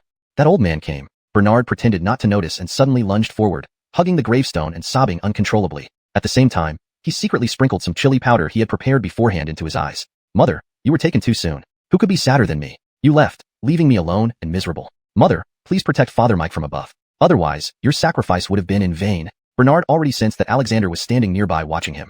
Still, he continued to cry dramatically, acting as if both his parents had just died. The people from the Ministry of Rites assisting in the ceremony and the attending palace maids and eunuchs were all moved. Some of them even wiped away tears, touched by his sorrow. They, too, felt his plight and suffering. Alexander, however, thought of how Bernard's birth mother had shielded him from an arrow, feeling sadness, compassion, and gratitude surge within him. "This wind is strong, sand blowing into my eyes." Alexander found an excuse to wipe away the tears. While hugging the gravestone, Bernard used the crying as a cover to suppress his laughter. People saw his sturdy shoulders shaking from intense sobbing, unaware that he couldn't hold back his laughter. Nicholas has it so hard, losing his mother at 8. The greatest pain is to lose one's mother in childhood. Nicholas's filial piety touches heaven and earth and moves me deeply. May Nicholas live in peace and good fortune. Nicholas's mother was great, sacrificing herself to save the mic. This shows her loyalty and true love for Leo. Although Alexander stood still, his ears were listening carefully to the comments around him. Yes, what more could a couple ask for? It's a pity that Murphy's birth mother is no longer with us. Otherwise, I would definitely elevate her to noble consort. She deserves the posthumous name of Adriano he. Bernard stopped crying, having laughed enough secretly. He turned around on his knees and crawled towards Alexander. "Father Mike." Sniff. Sniff. "Father Mike, your humble son respectfully requests that you allow me to guard Mother Consort's tomb for life, to comfort her spirit in heaven, and to honor her great benevolence and righteousness in sacrificing herself for Father Mike." While sniffing, Bernard pitifully grabbed the leg of Alexander's trousers. After speaking, he buried his head between Alexander's legs, wiping his snot and tears onto the trouser leg. Alexander couldn't help but be moved. "A woman so full of love and righteousness, it is my fault to have wronged her. Without your mother, I might have been killed by that arrow long ago. So be it. Here's how it will be. Though Murphy Bernard is sentenced to lifelong confinement in Fahuai, his filial piety is commendable. I hereby permit Murphy to come here during the day to guard his birth mother's tomb, and return to Fahuai at night." Upon hearing this, Bernard was overjoyed. "With this order, I can go out whenever I want during the day, ha ha ha. Remember, during the day when you leave Fahuai, you can only come straight here to guard your mother's tomb. No detours allowed. After sunset, you must return to Fahuai." When Alexander spoke, he looked at Bernard but clearly understood in his heart. "You troublemaker, who doesn't know you die of boredom being confined in Fahuai all day? Letting you out to guard your mother's tomb is giving you a chance to breathe some fresh air." However, seeing the sticky jelly-like substance on his trouser leg, Alexander frowned, wishing he could kick Bernard away from his feet. "Thank you, Father Mike, for your mercy." Bernard immediately thanked Alexander. At least now there's an excuse to go out openly, even outside the palace. "You old fool, you still have some conscience left. This prince helped you create an opportunity to choose a new heir, yet you refuse to make me a king or grant me a fiefdom, and instead sentence me to lifelong confinement. Isn't your conscience hurting?" As Bernard stood up, he suddenly noticed a beautiful red-clothed girl standing among the crowd, gawking. Her appearance brightened his eyes. Not only was she naturally beautiful, but her lively beauty carried an aura of nobility, indicating she came from a prominent family. The girl also blinked her large eyes at Bernard. She stood beside Director Burke of the Astronomical Bureau, looking extremely intimate, as if they were father and daughter. Yet, she wore a long sword at her waist, suggesting she was a martial artist. As an experienced observer, Alexander instantly noticed Bernard and the girl's interaction. Only then did he realize his second son had grown up without being married. Chapter 13. Teasing the daughter of the imperial astronomer. Even Godric VI already had a betrothal. Immediately, Alexander felt a wave of guilt wash over him again. He realized he had indeed been negligent towards his second son. Having lost his mother at an early age, Bernard lacked love and discipline. As Bernard's closest living relative in this world, Alexander failed to fulfill his responsibilities as a father, leading to Bernard's impulsive behavior and lack of forethought.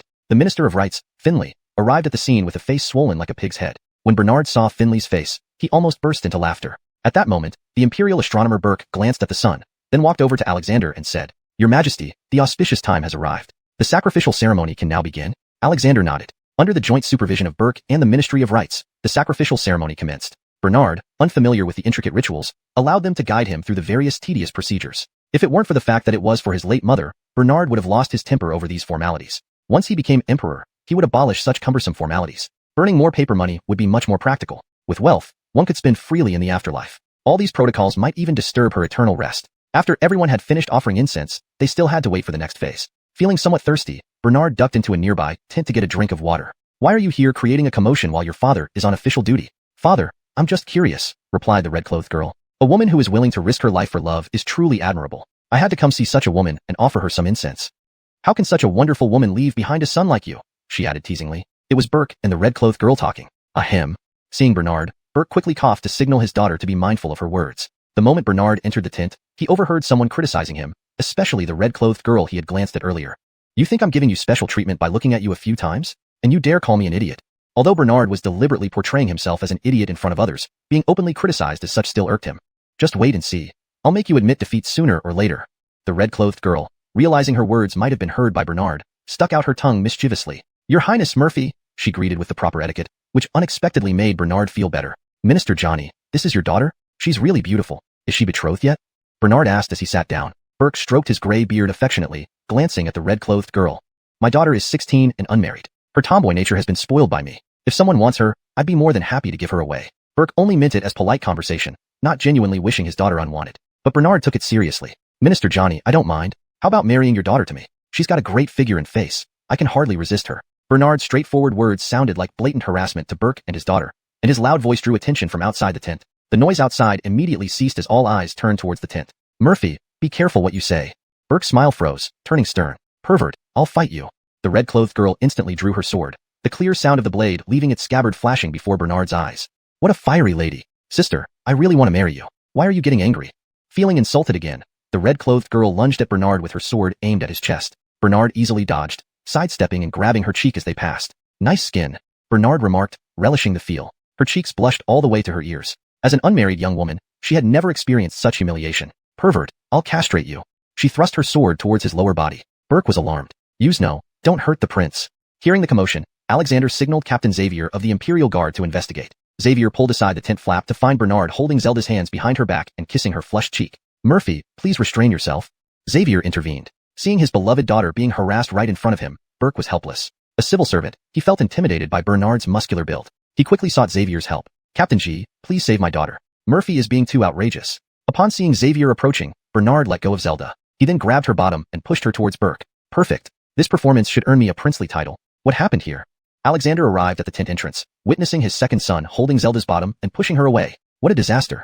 In families like Burke's, who value chastity, this would ruin her future prospects. Your Majesty, please do justice. Murphy repeatedly disrespected Yuzno. She will have no face to show anyone now? Rebel child, what did you do to Miss Yuzno? Demanded Alexander. Bernard rubbed his chin lecherously. Everything except consummation. If there were no witnesses, you would have gone further. Father, she's so attractive. I couldn't resist touching her a few times. What? More than once? Yes, and her chest too.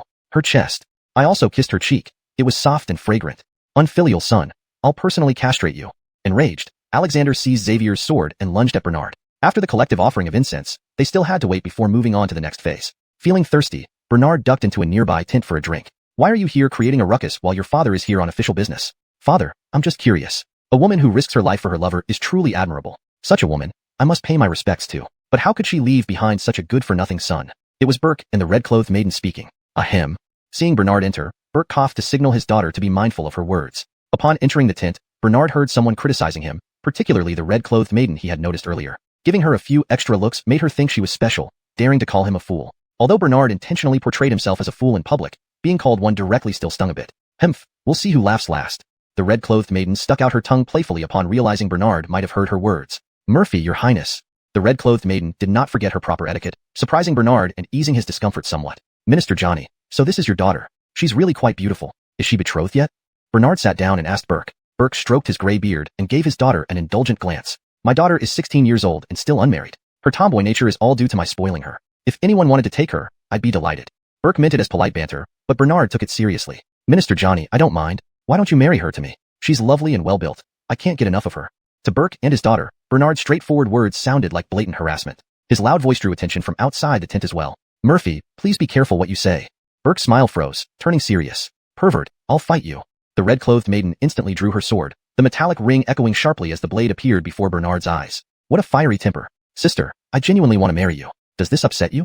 Infuriated by Bernard's insults, The red-clothed maiden lunged at him with her sword. Bernard easily evaded, catching her by the side. As they brushed past each other, he grabbed her face. Nice skin. Blushing furiously, the young lady couldn't believe such audacity. Pervert, I'll castrate you. She stabbed at Bernard's lower body. Seeing this, Burke was shocked. America, do not harm the prince. Hearing the commotion, Alexander signaled General Xavier to check on the situation. Xavier pushed aside the tent curtain to find Bernard standing behind Eugenia, holding her wrists. Worse still, he leaned in and kissed her cheek. Murphy, cease this immediately. Xavier hurriedly intervened. Burke, seeing his daughter harassed, was helpless against Bernard's physical strength. General G, please save my daughter. Murphy is too outrageous. Kissing Eugenia, Bernard quickly released her upon seeing Xavier approach. He then patted her bottom and pushed her toward Burke. Perfect. Surely the old man will reward me with a princely title after this performance. Your Majesty, what happened? Alexander reached the tent entrance just in time to see Bernard patting Eugenia's bottom and pushing her away. What a travesty. For a girl from a scholarly family like Burke's, maintaining chastity was paramount. How could this imbecile touch a young lady's bottom? Your Majesty, please do justice. Murphy repeatedly dishonored America. She will never be able to show her face again. Burke hugged the crying Eugenia and turned to Alexander. Wicked son, what did you do to Miss America? Bernard rubbed his chin lecherously and said, everything except consummating the marriage. You, if no one were around, you would have gone further. Father, Miss America is so beautiful. My heart was racing, and I couldn't help but touch her bottom a few times. What? Not just once. Yes, and I touched her chest. Her chest too? And I kissed her cheek. It was so soft and fragrant. Rebel, I'll personally castrate you. Enraged, Alexander snatched Xavier's sword and lunged at Bernard. Chapter 14. Choosing the exile destination. Damn, the old man is serious. Your Majesty, a light punishment would be enough to serve as a warning. Please do not harm Baron Heir. Burke felt uncomfortable and hurriedly spoke up to dissuade him. Alexander, who was in a mad fury, did not heed any advice. Fortunately, Bob Yuen had agile movements, and he managed to evade Alexander's sword tip several times by moving skillfully. Alexander cornered Gerald with no more room to retreat. Gerald kicked Alexander's lower abdomen and simultaneously kicked the sword away. Alexander clutched his sore abdomen and staggered backward. The sword landed beside Burke's feet, sticking straight into the ground and trembling slightly. Burke broke out in a cold sweat, while Anthea held onto her father worriedly, fearing that he might faint from fright. Your Majesty, are you all right? Azariah hurried to support Alexander. Xavier stood rooted to the spot, unsure of what to do. Seeing this, Gerald suddenly knelt before Alexander, grabbing the old emperor's hand and sobbing. Father, I didn't mean to kick you, sire. I only acted to protect myself. Does it still hurt, father? Gerald put on an aggrieved look, and seeing this, Alexander's anger subsided significantly. A sense of helplessness welled up in him. You, disobedient son, my abdomen doesn't hurt anymore, but my heart does. Heartache wasn't all bad. It meant that this old stubborn man still loved me dearly as a father. Father, I have realized my mistakes. If I always cause trouble for you, why don't you exile me to the border? That way, I can fend for myself rather than embarrass us and trouble you here. Exile you to the border? Fine. Do you think I won't punish you by exiling you to the harsh northwestern frontier? Let the bitter wind sober your mind.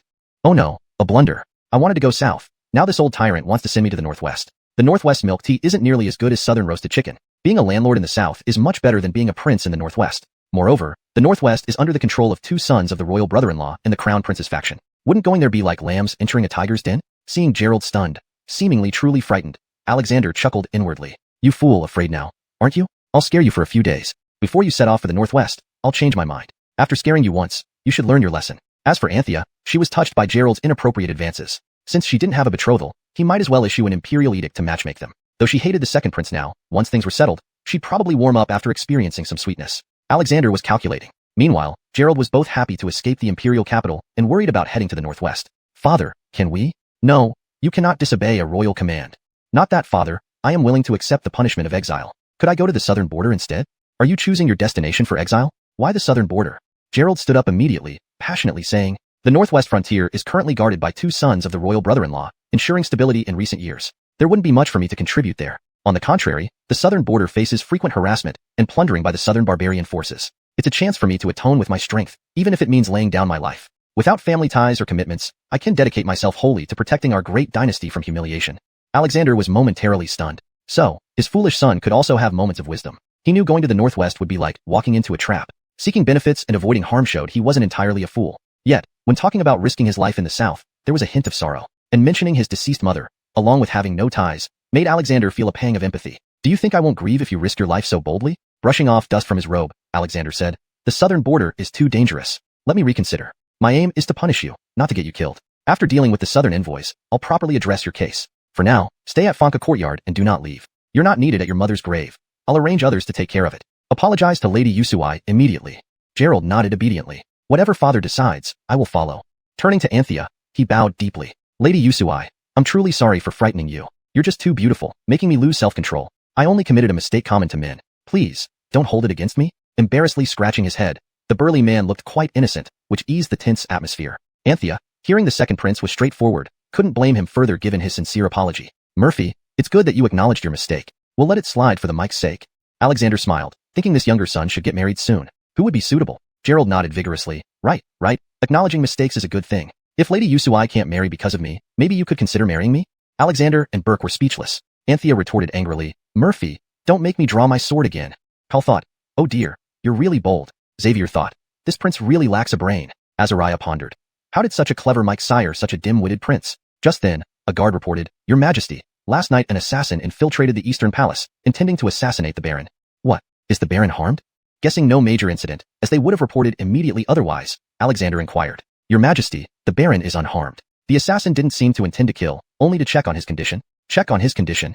Alexander mused, quickly narrowing down suspects. The Liane entered just then, so the assassin escaped through the window without much observation. It was late, and the Baron was safe. Queen Mother decided not to disturb your Majesty, only adding guards temporarily. "I understand. You may go." Listening carefully, Gerald also speculated several suspects. Chapter 15. The Stormy Capital.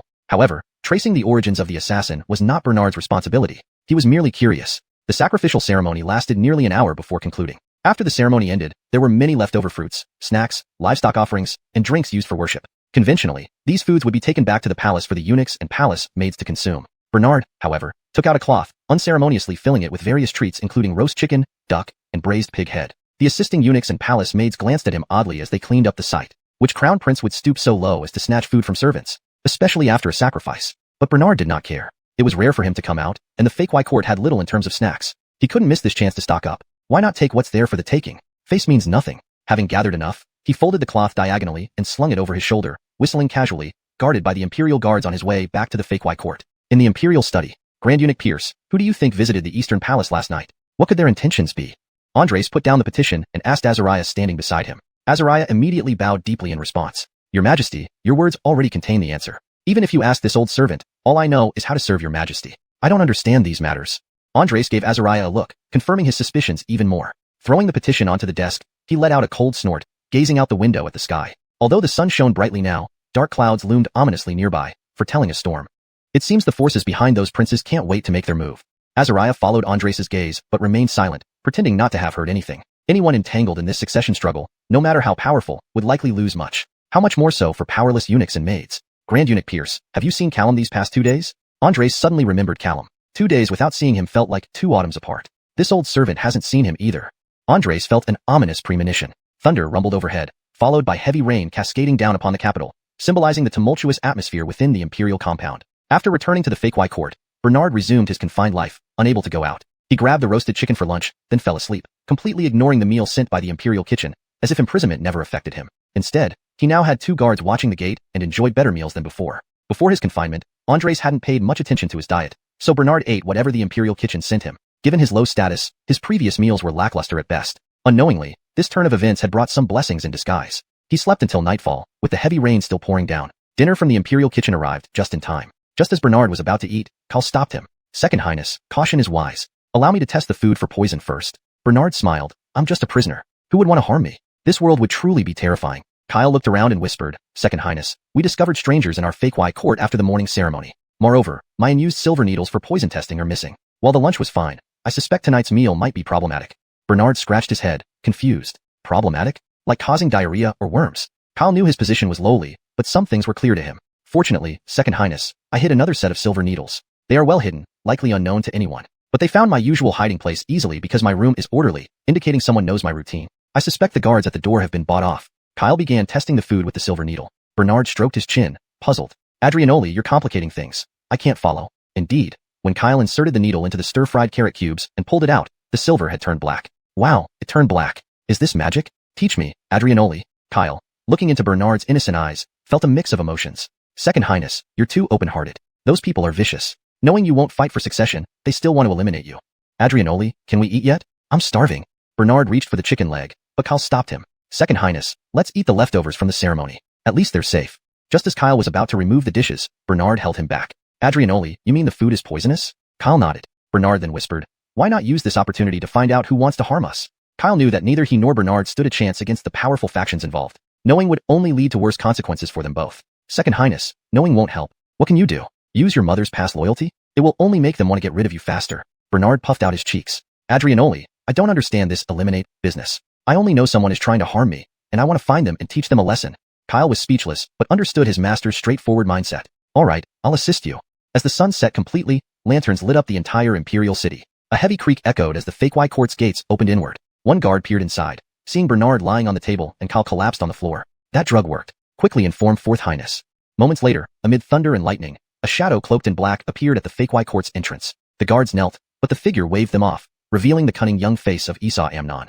Chapter 16. Creating a fuss at the FAQ courtyard. Spencer stepped over the threshold into the FAQ courtyard, taking in his surroundings with disdain. Just a bastard son, only fit to live in such a place. You continue guarding the entrance. I'll go in and have a look first. Call for your help if needed later. Spencer strode straight toward Carmelo, prodding him with his finger. Seeing no reaction from Carmelo, he guessed that he was already dead. Since it's such a fine day today, throw him into the pond. Later, just say he tried to flee out of guilt and accidentally fell into the pond and drowned. As Spencer was gloating over his plan, he was completely unaware that Carmelo had already stood up behind him. His personal guard looked behind him with terror. Fourth, Esau. Hearing the unusual tone in the guard's voice, Spencer turned around. Suddenly, a heavy punch landed right on his face. Instantly, a warm stream surged from his nostrils. 2 drops of blood fell to the ground. Before Spencer could react, another punch hit his chest. A bolt of lightning flashed across the sky, casting shadows of 2 figures on the ground. A robust soldier knocked down another one, then sat astride him. The one on top swung his fists, raining punches onto the body beneath him. The accompanying guards were about to draw their swords to save their master when they found themselves ambushed from behind. The fallen man rose and, grabbing a vase, knocked out the guards. Cries of agony echoed through the FAQ courtyard. However, due to the raging storm outside, these cries were swallowed by the pounding rain. Even the Imperial guards stationed outside heard something indistinct. Did you hear that? It sounded like a cry. Maybe they're not quite done yet. Probably. The Esau did say he would call us if he needed us, didn't he? Let's stay here and keep watch. Thus, Spencer was thoroughly beaten by Carmelo inside the FAQ courtyard. The agonized cries even reached the ears of Andres in the Yangshin Palace. Sam, what's happening? Sire, it might be a palace maid or eunuch who did something wrong being scolded by the overseer. But this voice sounds somewhat familiar, and it seems to come from the FAQ courtyard. Let's go check. Andres was worried that Carmelo might be bullied after being confined by those power-hungry servants, so he decided to investigate. My child has done something wrong, but I should be the one to punish him, not you servants. Just as Andres arrived at the entrance of the FAQ courtyard, the 2 guards on duty showed obvious signs of fear. Your Majesty. Andres immediately sensed the unusual atmosphere and heard the screams more clearly. What's wrong with the Murphy? Go in and see quickly. And you 2 dogs, if anything happens to the Murphy, your heads will roll. Sam shouted at the Imperial guards. How blind can you be? Hurry up and open the door. Yes. One of the quick-acting guards rushed to push open the heavy gate. With Sam holding an umbrella, they crossed the courtyard together with Andres to the front hall. Andres imagined all sorts of terrible outcomes. Carmelo might have been tortured or mutilated by people loyal to the Baron, or beaten to death by other princes, or secretly retaliated against by Burke because of the humiliation of Eugenia. But unexpectedly, Carmelo wasn't the victim but the attacker. He was riding atop someone, pummeling relentlessly. The person under him was already swollen beyond recognition. This person looked so familiar. Andres looked puzzled at the battered figure. Although his attire was simpler, the quality of the fabric suggested wealth and nobility. Prince harming me. Second son, stop immediately. Andres seemed to recognize the beaten man but wasn't entirely sure, so he stopped Carmelo first. This second son is incredibly strong.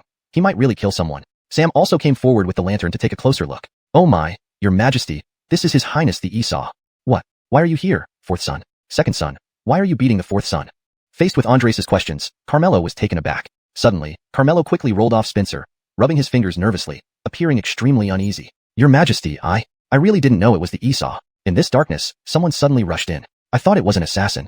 Fourth son, why are you here? Andres asked Spencer again. Spencer endured the excruciating pain and struggled to his feet, unable to straighten his back. Being pressed by Carmelo's large gorilla-like body for almost a quarter of an hour had nearly paralyzed him.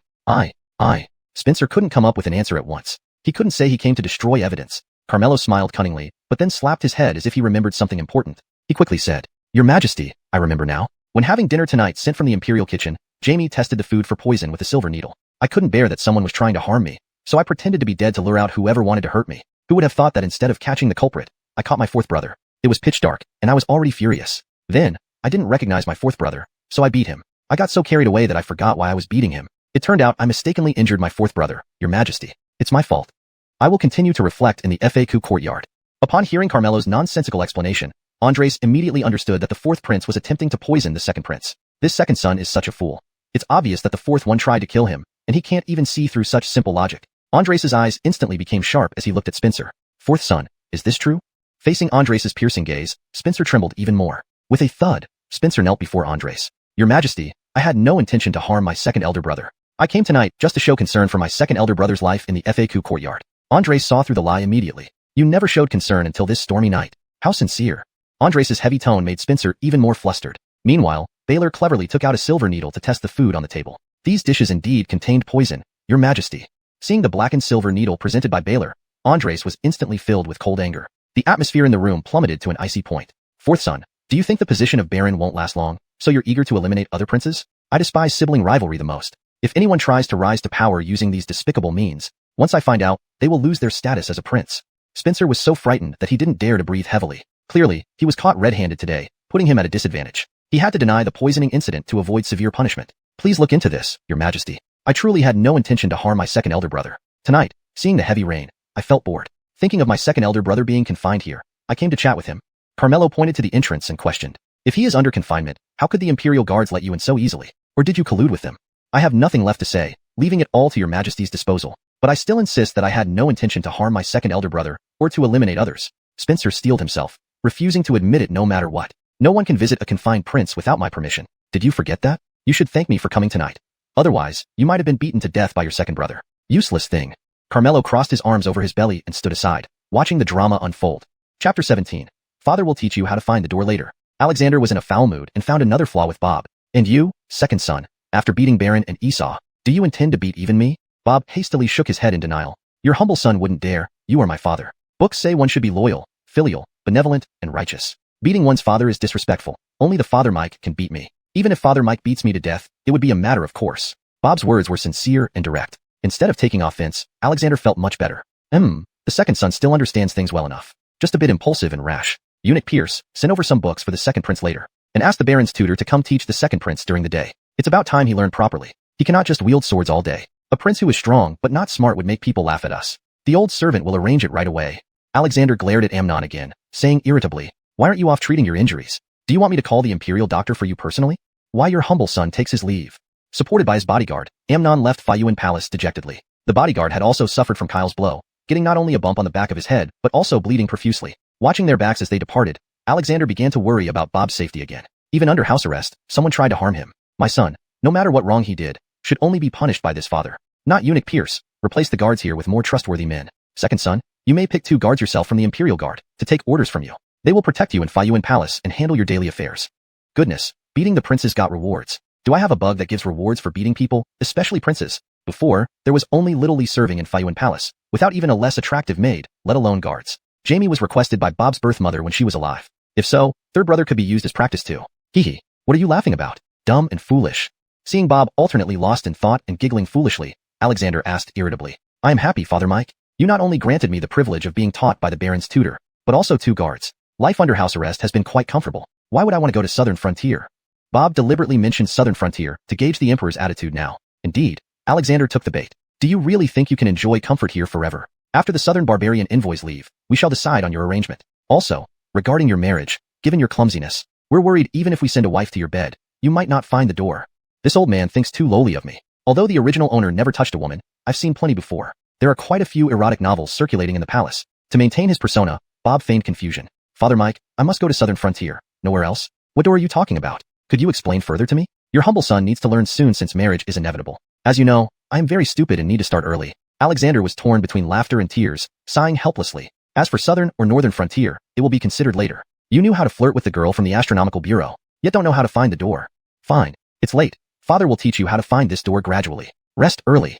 By then, the rain had stopped. The dark clouds parted, leaving a full moon hanging high. Clear moonlight bathed Fayuan Palace, making it fresh and bright. Leaving the palace, Alexander noticed a black lump in the corner of the yard, finding it strangely familiar. He stopped, pointing at the black mass and said, Eunuch Pierce, see what that is?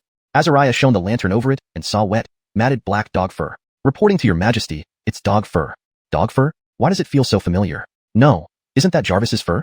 Jarvis has longer hair than regular dogs. I can't be mistaken. Jarvis.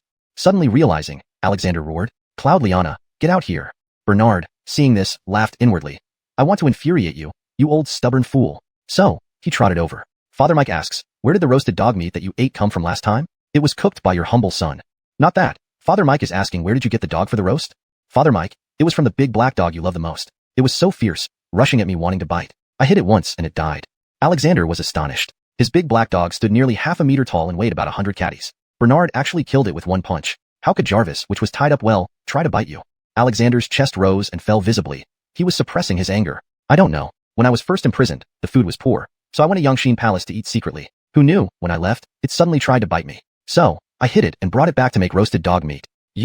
How did you get out? You were under house arrest and still managed to sneak into my Yangshin Palace to eat? Alexander felt he was losing his temper with Bernard again. He had known his second son was quite foolish, but he didn't expect him to act in such ridiculous ways. The dog hole in the backyard of Fayuan Palace. Although the dog hole in the backyard was sealed, your humble son kicked it open, and kicked it wide open too. It's more convenient than the main gate. Your humble son can use that dog hole to visit Father Mike's Yangshin Palace directly, taking shortcuts. Dog hole. How dare a prince drill through a dog hole? You want to visit me and take a shortcut by drilling through a dog hole. What a fine royal son you are indeed. Eunuch Pierce, have the Baron's tutor increased the intensity for the Murphy. Never give up on curing him. Saying this, Alexander stormed off angrily. Father Mike is angry again. That's not good for his health. Bernard loudly mumbled. This mumble made Alexander quicken his pace, desperate to leave this place immediately. The next morning during court, the civil and military ministers argued again about hosting the Southern Barbarian envoys. Mostly, it was the supporters of Esau advocating for war, demanding to detain the Southern Barbarian envoys and declare war on the Southern tribes instead of feigning hospitality. Esau's supporters mostly operated in the western regions and the north, so a southern war wouldn't affect them much. Alexander felt weary. Seeing Amnon bandaged like a mummy only increased his frustration, and he ended the court early. Minister Wang Dong of the Ministry of Rights knew that Amnon had also been beaten by Bernard and instantly empathized. Despite their different stances and factions, they exchanged looks of, I understand you. They understood each other. The Murphy's beating was truly painful. Since the discussion in court yielded no results, the Ministry of Rights and the Office of Protocol continued with their original plans to host the Southern Barbarian envoys. While Bernard was taking a nap in the afternoon, he suddenly felt pain in his buttocks, as if he were whipped. Damn, who hit me? Bernard sprang up from bed, seeing a middle-aged man in a dark blue robe standing beside the bed. The middle-aged man held a ruler inscribed with, at birth, human nature is inherently good. Bernard instantly became wide awake, finding this person familiar. Who are you, daring to hit this prince? Do you want to die?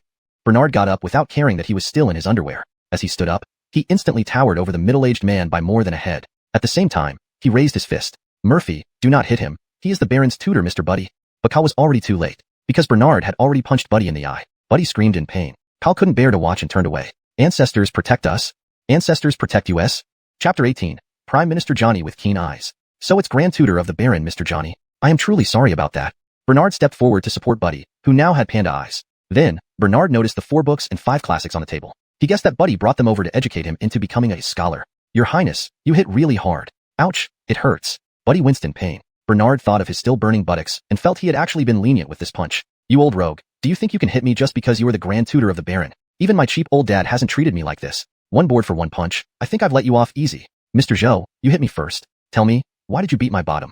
Bernard knew Buddy was sent by Alexander, certainly instructed by him, yet he pretended to be insane on purpose. I'm known far and wide as the village idiot. With a student like me, you're going to have a tough time. Recently, your Highness has done many things out of line. The Emperor asked me to talk some sense into you. Don't you know the saying, a day's plan starts in the morning? At this time, you were still sleeping. I was worried about your Highness. Bernard sneered. So worrying means hitting my bottom? That's your logic? Mr. Zhou, actually I'm also worried about you. Worried about what, your Highness?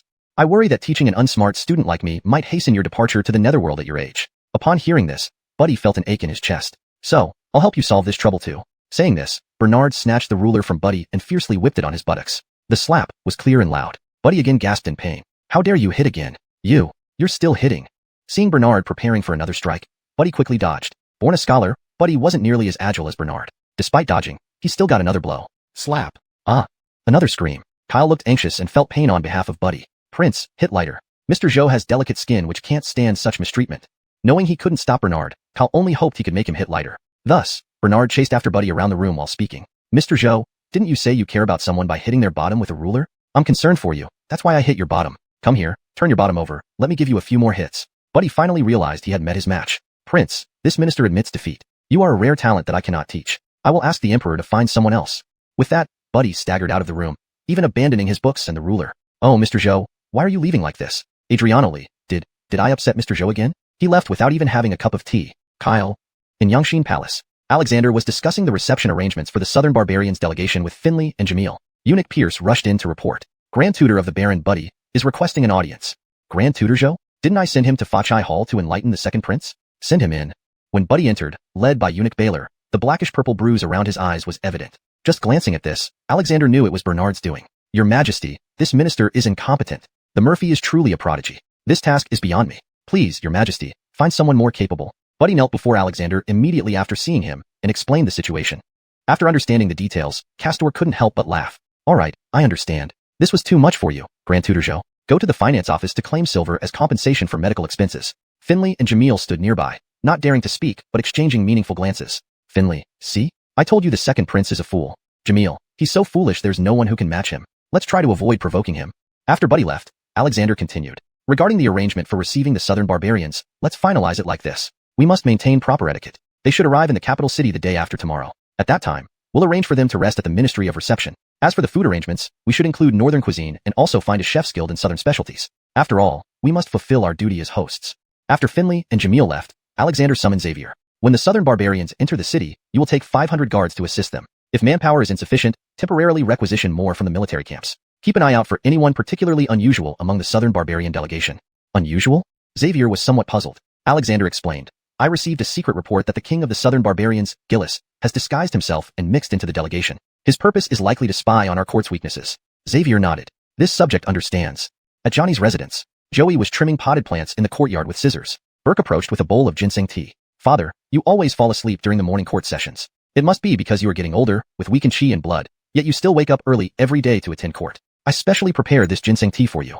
Joey paused his movements and turned to look at Burke. Do you think your father looks like someone with weak chi and blood? Burke was momentarily stunned, unsure of what his father meant. Joey put down the scissors, wiped his hands, and leisurely walked into the study. Burke, sensing something amiss, followed. After taking a few sips of ginseng tea, Joey spoke, this ginseng tea is good. However, there's no need for such elaborate care in the future. The best way to maintain my health is peace and quiet. Today's court is not what it used to be. I'd rather live a few more years. Burke immediately understood. Father, I understand. You are wise enough to know how to preserve yourself. Father, while we're at it, I'd like to mention one more thing. Yesterday, when visiting Murphy's birth mother's tomb, the Murphy acted very rudely. He made inappropriate advances toward Yuzno right in front of me. This news is probably spreading throughout the capital by now. Yuzno is still unmarried, and this could complicate her marriage prospects. Joey raised his old eyes to look at Burke. You're thinking of marrying off Yuzno at such a critical juncture? A misstep could cost us everything. Moreover, the injury sustained by the Baron due to the Murphy was no accident. Someone is deliberately instigating trouble. Burke gained a deeper understanding. Although Kyoto seems calm on the surface, the storm over the imperial succession is brewing secretly. Until the end, no one knows who will emerge victorious. Zelda's grandfather, Joey, is the chief cabinet minister and a three-reign veteran. Her father is the current astronomical bureau head. For a daughter from such a prestigious family, any marriage alliance would involve complicated royal relationships. Arranging a marriage now would be tantamount to declaring allegiance. As a three-reign veteran, Joey is loyal to Alexander and the court and doesn't want to get involved in the struggle between the princes. So, he feigns drowsiness during the morning court sessions to avoid entanglements. Plus, being nearly 60, he plans to retire soon, but Alexander has not approved it yet, so he resorted to complaining. Joey took another sip of the tea. Although Yuzno was insulted by the Murphy, who knows if those two might not end up together. I think they actually suit each other.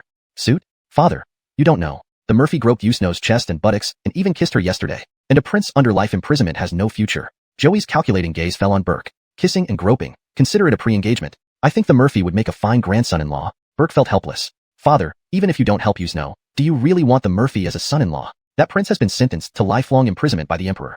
That may not last forever. Life imprisonment is just a temporary cover-up. Haven't you seen that the emperor is considering exiling the Murphy to the frontier?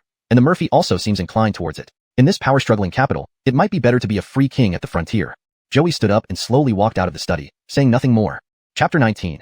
Meeting Expectations. Miss, you've been sitting here with a silly smile all morning. A maid in green attire walked up to Eugenia and said curiously, could it be that Miss has someone she likes? Nonsense, Eugenia said, her face turning red. But indeed, Eugenia did have someone on her mind. That person was none other than Bernard, who had wronged her. Since returning home from the sacrificial ceremony, Eugenia often recalled the scene where she was molested by Bernard, and instead of anger, she felt happiness. Growing up this big, he was the only stranger she had interacted with so deeply. He was bold and straightforward. Moreover, his tall figure, handsome features. Oh no, what are you thinking, Eugenia? He is a rogue, a notorious second-rate prince. How can you feel so happy after being wronged? This was why Eugenia sat for a whole morning, grinning foolishly. If Miss America cannot get married because I touched you, you can consider marrying me. Bernard's words echoed in Eugenia's ears for a long time. Though said in jest, Eugenia took them seriously. Prince's Manor. Brody Kieran and Minister of Works Becker were sitting together drinking tea and chatting. Minister Qian, I just received some information today that might be helpful to us. Please speak, Your Highness. According to the herbalist supplier who regularly supplies Dr. Austin, he recently purchased a lot of dragon musk. Dragon musk is used for virility. Could it be that Dr. Austin has impotence issues? Kieran shook his head and continued. The medicine went into the palace. Hearing this, Becker pondered for a moment before saying, this is the Mike's personal matter, let's not discuss it. We must be wary of eavesdroppers, and besides, there's nothing much worth talking about. Kieran still shook his head. Not at all. Father never takes these things. He only enjoys dog meat for strength and health. You mean Baron? Kieran finally nodded satisfactorily. I originally intended to bribe the servants of the Eastern Palace to find out about Baron's injuries. Unexpectedly, those in the Eastern Palace insist he is fine. If that's true, why would Father offer such a generous reward for treating him? A few days ago, I sent an expert to spy on the Eastern Palace but failed. Today, by chance, I discovered something new. All that dragon musk ended up in the Eastern Palace. Becker frowned, unable to figure it out. It seems Murphy kicking Baron below the waist wasn't too serious. Otherwise, dragon musk wouldn't be necessary. Kieran shook his head again. Not necessarily. Did you know? Historical records show that previous eunuchs had 3 methods of castration, 2 leaving part intact, while 1 left all intact. Those incompletely castrated, who haven't been fully neutered. Even if they lack fertility, they can engage in conjugal relations with drugs. One of these herbs is dragon musk. However, this is just a hypothesis based on history books I read. I'm not entirely sure. Becker sneered and said, Your Highness, should great endeavors depend on knowing the Baron's condition? That Herbert is unruly and unambitious, unsuitable to inherit the throne. Finian and company misplayed their hand. The Mike probably already has intentions to depose him but lacks justification. After all, the Baron hasn't committed any heinous crime. Otherwise, how could Bernard merely be imprisoned for injuring him? Kieran, enlightened by Becker, felt more clear-minded. So, the demotion must have been tacitly approved by Father. And Father may have already begun evaluating potential heirs. I need to put in better performances. A cunning gleam flashed in Becker's eyes. Performance is important, but we also need strategies. Both covert and overt plans. Murphy is a waste and born to a palace maid. Even the Mike said he doesn't even have a chance to compete for heirship, so he isn't a threat. We should be cautious about Esau. His mother, Consort Rouet, comes from the Jurchen tribe. Because of this relationship, our ties with the Jurchens have eased. I see that Esau is dead set on becoming the Baron. Moreover, he uses despicable means. Yesterday, he tried to poison Murphy but failed and got beaten up. Let's wait and see, letting them tear each other apart first. Kieran nodded, agreeing with Becker's viewpoint. Yet, thinking of being cheated out of 20,000 silver taels and a brand new outfit by Bernard, he felt pain. Now Bernard's behavior is increasingly outrageous, likely to be imprisoned for life. Originally, he thought of taking advantage of his downfall to win him over, but now it's a huge loss. Eastern Palace. Herbert was striding with his legs wide apart, taking each step with a tremble. With every step, he felt pain in his crotch. Although the wound had mostly healed, it was still new and needed some more time to fully recover. Finian, Bristler, and Katrina entered at this moment. Hunk, why are you getting out of bed so soon? Amaya held Herbert tenderly, worried about him. Mother, I've been lying in bed for several days and got bored. Moreover, I'm eager to recover quickly and tear that idiot Bernard into pieces. Every time Herbert thought of Bernard, he gnashed his teeth in hatred. Finian, Amaya, and Katrina exchanged glances, and Herbert immediately sensed that they had something to tell him. Mother, uncle, you being here together means you have something important to say to me. Seeing the situation, Finian decided to speak directly. Hunk, we want Ching Han to find a strong man to get her pregnant as soon as possible during this period. Then we'll claim the child was conceived before your injury. This way, our position won't be so passive. Upon hearing this, Herbert felt 1,000 horses galloping through his mind. So, you 3 have conspired to give me a green hat. But thinking of how he couldn't have normal children even with medicine, he felt an overwhelming sense of helplessness and despair. For the greater good, the imperial lineage placed great importance on offspring. Uncle, what if it's a daughter, not a son? We're taking a risk. If it really turns out to be a girl, then we'll adopt one from among the other princes, as your father suggested. It's a last resort. Adopting is never as good as raising your own. Herbert looked at Katrina and finally nodded with difficulty. Let's try. Katrina heard this and felt mixed emotions. She had only been married to the Baron for half a year, still in the honeymoon phase, when this happened. The sense of defeat was overwhelming, and now, for the sake of the greater good, she had to accept the elder's plan. Thus, Katrina wiped away her tears and left the scene. Ching Han. Herbert called her weakly, but found it hard to express his myriad feelings. Finian patted Herbert's shoulder, consoling him. Hunk, given the circumstances, we must think of the big picture and long-term future. Otherwise, your sacrifice would be meaningless. Besides, according to my later investigation, Bernard was also set up to harm you. He was just a pawn. The true masterminds behind the scenes are people from the networks of Brody and Esau. So, you absolutely cannot lose. You can't let the Baron's position be easily taken away. We need to use both wisdom and endurance. Wait until you officially ascend the throne, then catch all those who harmed you. Encouraged by Finian, Herbert's dim life seemed to see hope again. Uncle, Hunk will not fail your expectations. Rest assured, the man who gets Ching Han pregnant will be killed by your uncle. This secret will only be known to a few of us. Chapter 20. A Twist of Fate. After Finian left the palace, she began to look for a suitable man. In 2 days, the Southern Barbarian delegation would arrive in the capital, and both inside and outside the palace, officials were preparing for it. Bernard was also temporarily left alone in Fake Institute. Not only had Andres ignored him, but even those who had harmed him had disappeared without a trace. Bernard, idle for 2 days, felt bored. By evening, he thought of escaping through the dog hole again. Unexpectedly, when he reached the backyard, he found that the dog hole had long been filled up. And it wasn't just filled with dirt as before. Instead, it was buried with stones mixed with glutinous rice water and soil. Bernard punched the spot where the dog hole used to be, but nothing happened as expected. The wall remained the same. Surely the Emperor ordered someone to fill it. But this won't stop me.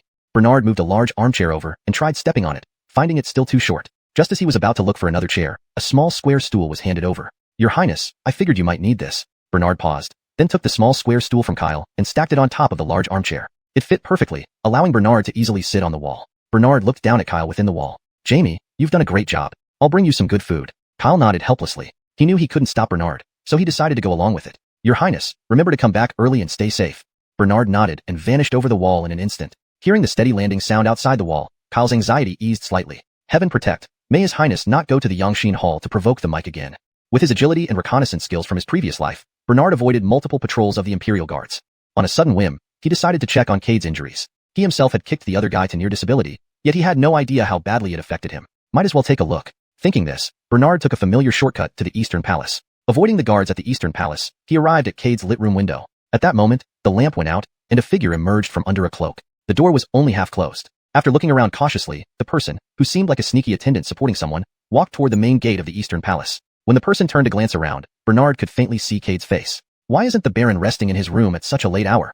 Bernard intended to follow Cade, but then saw Cade getting into a sedan chair while hearing faint panting sounds from inside the room. What's going on? Judging by the sound, there seemed to be a woman inside. Wouldn't the Liane Dowager take advantage of the Baron's absence? That scene sounded explosive, but from the way the Baron walked, his wound must have healed significantly. Curious, Bernard peeked through the window cracks to try and spy. Inside, everything was dark, except for the faint outline of a curtain, from which the sounds were coming. Seeing the partially open door, Bernard tiptoed in to investigate further. Upon entering, he detected an unusual fragrance. This Liane Dowager certainly has a knack for atmosphere. I should feel guilty for causing harm to my brother-in-law, otherwise my sister-in-law wouldn't be reduced to this. If compensation is needed, let the younger brother do the compensating. Bernard indulged in a wicked fantasy. Creak. Pushing the door gently to close it, Bernard made a slight noise. Oh no, they will find me.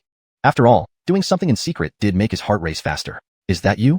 Katrina's soft voice suddenly came from behind the curtain. Bernard jumped again. Did Big Sister know I was coming? It's me. Beauty has waited long enough. Before Bernard could react, someone answered Katrina's question from the doorway. So it's a rendezvous between adulterers. Taking advantage of the light through the window cracks, Bernard hid behind a screen nearby. Subsequently, a tall and burly figure pushed the door open. Closing the door openly, he even bolted it. As soon as the door was shut tight, the burly man headed toward the bed. Bernard suddenly felt stuffy and parched. He swallowed hard, his full Adam's apple moving slightly. This must be due to too much dog meat making my body overly hot. Swallowing made a slight noise. The burly man who entered afterward was clearly a practitioner of martial arts, hence his robust muscles. His keen senses picked up the noise from behind the screen. The burly man, unarmed, turned his fingers into lethal weapons, enveloping himself in a murderous intent. Could he be here to assassinate this household's master? It must be so. The burly man knew that this plan was kept extremely secret, with only a few people aware. An unknown person appearing in the master's room at this moment must be an assassin. The senior official who approached him didn't mention anyone would be watching this part, so killing an assassin and claiming credit could earn him more rewards. Thinking this, the burly man suddenly thrust his fingers toward the screen. The fingers pierced through the curtain and aimed directly for Bernard's face. Bernard quickly retreated, grabbing the man's wrist, then executed a 180-degree spin, making the burly man gasp in pain. The burly man, coming secretly, dared not make too much noise to avoid drawing attention. Thus, he swallowed the scream back into his throat. Bernard kicked forward through the screen, delivering a groin kick, which made the burly man pass out instantly. So fragile and yet, checking the man's breath, Bernard found that he had actually died. Damn, this guy is worse than the Baron. A single strike took him out. What are you doing? Katrina prompted again. Hearing this, the anger Bernard had just suppressed flared up once more. No, this strange fragrance in the room. It's an aphrodisiac. What a torment. He should have known better and stayed away. Clouded by desire, Bernard initially planned to head back to Fake Institute for a cold shower. However, a wave of fragrance hit him, and a body pressed into his arms. The sweet breath sent shivers down his spine. Who could resist this? In the dark, Bernard reached out and snapped the burly man's neck to prevent any surprises. Then, Chapter 21. The Southern Barbarian Delegation arrives. Bernard felt his legs go weak as he prepared to leave. It was only around the third watch of the night. He got up and dressed, preparing to depart. To his surprise, Katrina seemed to have fallen in love with him after their intimate encounter. The dim light prevented Katrina from recognizing Bernard clearly. Brother, you're amazing, she murmured. Come back at this time tomorrow. Come often. Help me conceive a child quickly. Don't worry, our master is staying at a temple outside for a few days to pray for blessings. He's praying to the Buddha for us to conceive a child soon. Bernard's mind raced, piecing together all the events. He concluded that the Baron and Barents wanted to secretly have a child. The Baron was indeed very tolerant. Thus, the strong man he had killed must have been part of their plan to conceive a child. They even used aphrodisiacs to ensure its success. Bernard had unintentionally become affected by the drug, leading to this mistaken situation. Moreover, Katrina's words indicated that they did not reveal their true identities when looking for someone to conceive a child with. The more he thought about it, the more he realized he had encountered something familiar. Yes, it reminded him of those small ads on utility poles from his past life. Rich widow seeks heirs for a large reward. This kind of scenario existed throughout history, but now he was facing a genuine request, unlike the scams on utility poles in his previous life. All right, I'll come back tomorrow night, Bernard replied, eager to escape before things escalated further. He didn't want to die in his sister-in-law's bed, so he hastily tried to make an exit. Hold on, here's a little extra reward for you, Katrina added, handing Bernard a golden bracelet and a stack of silver notes. This wasn't appropriate. He had just taken advantage of her without reciprocating anything substantial. Seeing Bernard hesitate, Katrina pulled out another stack of silver notes from under her pillow. This is all my personal money, take it. This, sister-in-law, I'm really not complaining about how much you're giving. Closing this multi-million project deal would indeed be profitable. All right, I'll do as you say, Bernard reluctantly agreed. Brother, your voice sounds so familiar. Have we met before? In the darkness, Katrina caressed Bernard's face. Oh no, this woman isn't someone easy to deal with. Bernard pocketed the money and moved towards the door. See you tomorrow night, Katrina said, sounding reluctant to let him go. Bernard nodded. To prevent any leaks, he carried away the corpse of the dead man on the ground as well. After Bernard left, Katrina lay on the embroidered pillow, savoring the lingering hormones in the air, and drifted off to sleep with a sweet smile. This happiness and satisfaction were something the Baron couldn't provide. Bernard found a rope, tied the dead man's body along with a stone, and threw it into the lotus pond. After handling everything, he returned to Fakewu courtyard, finding it as familiar as ever. Kyle had wisely placed a chair and a stool outside the wall. Bernard used them to jump back into the yard easily. Having already dealt with one difficult task and carried a dead man away, he was quite exhausted. Back in his room, he fell asleep immediately, his clothes and shoes removed by Kyle. The next morning, the Southern Barbarian delegation arrived in the capital. Finley and Jamil led the welcoming party to the city gates. Xavier deployed 500 Imperial Guards, and nearly 500 soldiers were temporarily assigned to assist with security. For a moment, the capital was bustling with activity. Spectators, patrolling soldiers, and Imperial Guards lined the streets. The delegation consisted of officials and guards numbering 400 to 500, riding in carriages or on horseback, creating a long procession entering the city gate. Leading the group was a man with a cloth hat and a mustache, his small, narrow eyes making it hard to read his emotions. Behind him was a large red canopy carriage drawn by 3 tall horses. The subsequent carriages carried tribute gifts for the Delong dynasty, escorted by robust soldiers wearing simple outerwear. Finley turned to Jamil disdainfully. Secretary Jiang, it seems the Southern Barbarians are trying to get more than they bring. With just these few items, they expect aid. Jamil nodded. If not for the Mike's instructions to be hospitable, I'd teach them a lesson right now. Despite their bravado, both men remained courteous when addressing the delegation. The mustached man halted his horse and announced from atop, I am Fabio, Grand Tutor of the Southern Barbarians, representing our king to pay respects to the Mike of the Delong dynasty. Finley noticed Fabio didn't dismount, showing an arrogant demeanor. The Mike will see you, but not today. Fabio, envoy, considering your long journey, please follow us to the Ministry of Rights for rest. You'll join the Mike for breakfast tomorrow. Fabio, hearing the underlying message, regretted having a name with a negative connotation. And may I ask your name and position? I am Secretary Finley of the Delong dynasty's Ministry of Rights. Oh, Secretary Finley. I only knew of a poker player named Finley. Surprising indeed. Let me share that we've come with challenges to test your abilities. What challenges? Are you testing how much grain we have, planning to make huge demands? Jamil asked openly. Fabio smiled at Jamil's annoyance. You lack the authority to decide how much grain to give us. However, I kindly advise your Mike to invite some skilled players to meet us. Otherwise, you might lose badly. Finley and Jamil laughed. These Southern Barbarians came to play poker on our territory, truly petty-minded. All right, I'll inform the Mike, Finley replied. Fabio grinned slyly. Grand Tutor Fabio, may I inquire if the person in the carriage behind you is Gillis, king of the Southern Barbarians? Heavy insults toward our king will not be tolerated, Fabio rebuked. This carriage carries Prince Coraline, son of our king. A pleasure to meet you. Finley bowed slightly. From inside the carriage, a loud and deep male voice responded. Prince Coraline is honored to meet officials of the Delong dynasty. Please lead the way to our resting place. The curtain lifted, revealing a young and handsome face. It was Gillis's son, Coraline. Coraline exchanged smiles with Finley and Jamil before lowering the curtain again. Finley looked puzzled at Jamil. Why have I never heard of Gillis having a son? Wasn't he said to only have a daughter? Jamil shrugged, indicating he also didn't know. Finley led the Southern Barbarian delegation to the Ministry of Rights for lodging without further ado. Xavier, mingling among the welcoming crowd, followed the Cloud Brocade Mike's orders, closely observing the servants and guards in the procession. Chapter 22, Diversion. Bernard slept from dawn until just before sunset, and only then got up to have his first meal of the day. The soreness in his lower back, after a full day's rest, had mostly recovered. After eating, Cal started tidying up the table and said, Your Highness Murphy, the Southern Barbarian envoy arrived in our capital today. Guess what? Their Grand Tutor demanded that Leo find a top-notch card player for a duel as soon as they arrived. They acted as if they were sure to win us at cards even before meeting us. Cards? Those Southern Barbarians came over for a game of cards. Yes, Your Majesty also announced that if anyone wins against them and saves face for our great long dynasty, they would be rewarded with 100 taels of gold. 100 taels of gold. That's quite a deal. Bernard was getting interested. Seeing him lost in thought, Kyle knew his mischievous master was brewing another scheme. Murphy, you should stay here properly. If anything else happens, even if Leo doesn't blame you, he will definitely blame me, Kyle advised earnestly. Bernard cast him a sidelong glance. Look at you being so timid. Do I seem like someone who would get you into trouble? Are you missing 2 balls, becoming such a coward? Murphy, you are Leo's beloved son. No matter how much trouble you cause, Leo will always be lenient with you. But we servants, if Leo is displeased, we can be executed on the spot. Without my manhood, I still want to live, Kyle lamented. Bernard nodded. Fine, I'll know when to stop. Under the starlit sky, Bernard reminisced about the previous night's pleasures. Just past the second watch, he climbed over the wall to the eastern palace again. It was still the same bedroom. This time without any aphrodisiacs, only a faint scent of orchids filled the room. The door was still slightly ajar. As Bernard entered, a soft voice greeted him. "Brennan brother, you're here. Sister has been waiting." Hearing the voice, Bernard felt an instant surge of excitement. A night of spring is worth 1,000 pieces of gold. He stripped off his coat and crawled into bed, embracing the soft body beside him once more. An hour later, the third watch struck. Bernard intended to leave, but Katrina held him back. "Brother, don't go yet."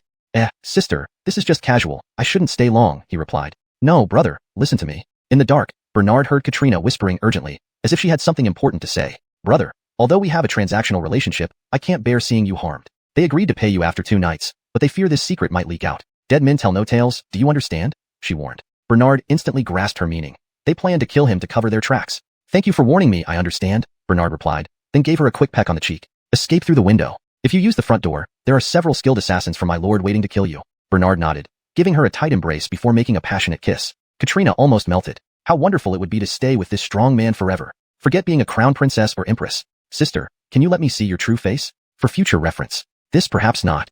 Just as he finished speaking, Bernard felt a sharp pain where his shoulder met his neck. "What are you doing?" "I need to mark you, so I can find you later." Seems like she's falling for this prince. Bernard certainly wouldn't let Katrina see his true identity. Checking outside the window, Bernard jumped down skillfully. As he prepared to make a quick escape, a gleaming sword flashed right in front of his face. Thankfully, Bernard was agile enough to roll away. Several more swords encircled him from all directions. These guards seemed unfamiliar, not typical of the ones usually around the crown prince. Clearly, the plot to keep this a secret was meticulously planned. Everyone involved had to be silenced, especially after success. Dead men really do tell no tales. Unfortunately, they didn't foresee that the person they used would only care about the physical act while Katrina fell in love. For someone of Bernard's skills, dealing with these few guards was effortless. The incident wasn't supposed to be publicized, so Finian hadn't dispatched many guards for the hit. He thought the hired muscle would suffice, not realizing Bernard had already switched places. After easily taking down the guards, Bernard made a detour to avoid potential trackers before returning to Fikuan court. Climbing back over the wall, he gulped down a large mouthful of water. Indeed, as they say, illicit affairs often lead to deadly consequences. "Murphy, what happened? You look nervous. Were you discovered by the royal guards?" Bernard nodded. "Fortunately, I'm agile and returned unharmed. Won't drag you down," he replied calmly. Just then, the courtyard outside was filled with commotion. Master and servant kept silent, knowing exactly what was going on. Bernard inwardly chuckled. Finian must be searching the palace under the pretext of looking for an assassin. Too bad. That face was already buried deep in the lotus pond. They couldn't imagine the strong man escaping through the window was actually Bernard. At 18, Bernard was in his prime. Even after 2 intense nights, he was still energetic. Releasing excess energy made him sleep better and less prone to violent outbursts. Even Andres noticed his usually unruly son had been unusually quiet lately, causing no trouble reported by the guards. Perhaps he had learned his lesson and was genuinely repentant in Fikuan court. Satisfied, Andres went back to enjoy his new concubine. The next morning, the palace was bustling with activity as the southern barbarian delegation was scheduled to meet Andres. Bernard noticed the breakfast was more lavish than usual, including 2 extra steamed chickens ordered by the emperor. Hiram probably appreciated his son's recent calm behavior. Bernard munched on his chicken leg happily, muttering, "Father, are you anxious for a grandson? Knowing I've worked hard these days, you rewarded me with 2 steamed chickens. Still, nothing beats your dark meat." Kyle approached with tea and asked, "Murphy, what are you mumbling about?" Bernard shook his head quickly. "By the way, Murphy, did you hear that the crown princess was beaten by the crown prince this morning? She was severely whipped and stopped only by the Liane and Marquis. Why would the crown prince beat his wife like that?" Bernard paused mid-bite. He guessed it was because Katrina helped him escape through the window, leading to her punishment. He felt a pang of sympathy for his sister-in-law. How could the crown prince lay hands on a woman like that? Chapter 23. Could it really be this coincidental? The relationship between husband and wife is like this. Quarreling is quite common. By the way, how did you know the news outside when you were imprisoned in Fake Palace? It was told to me by other little eunuchs. When they're bored, they would chat with me over a wall in the backyard. Sometimes I even asked them to bring things for me. For your wit, this plate of steamed chicken is rewarded to you. Bernard pushed the remaining plate of steamed chicken in front of Kyle. Kyle happily sat down and devoured it. "Help me keep an eye on the Eastern Palace more often. Tell me if there's anything new. If you do well in this, there will be rewards."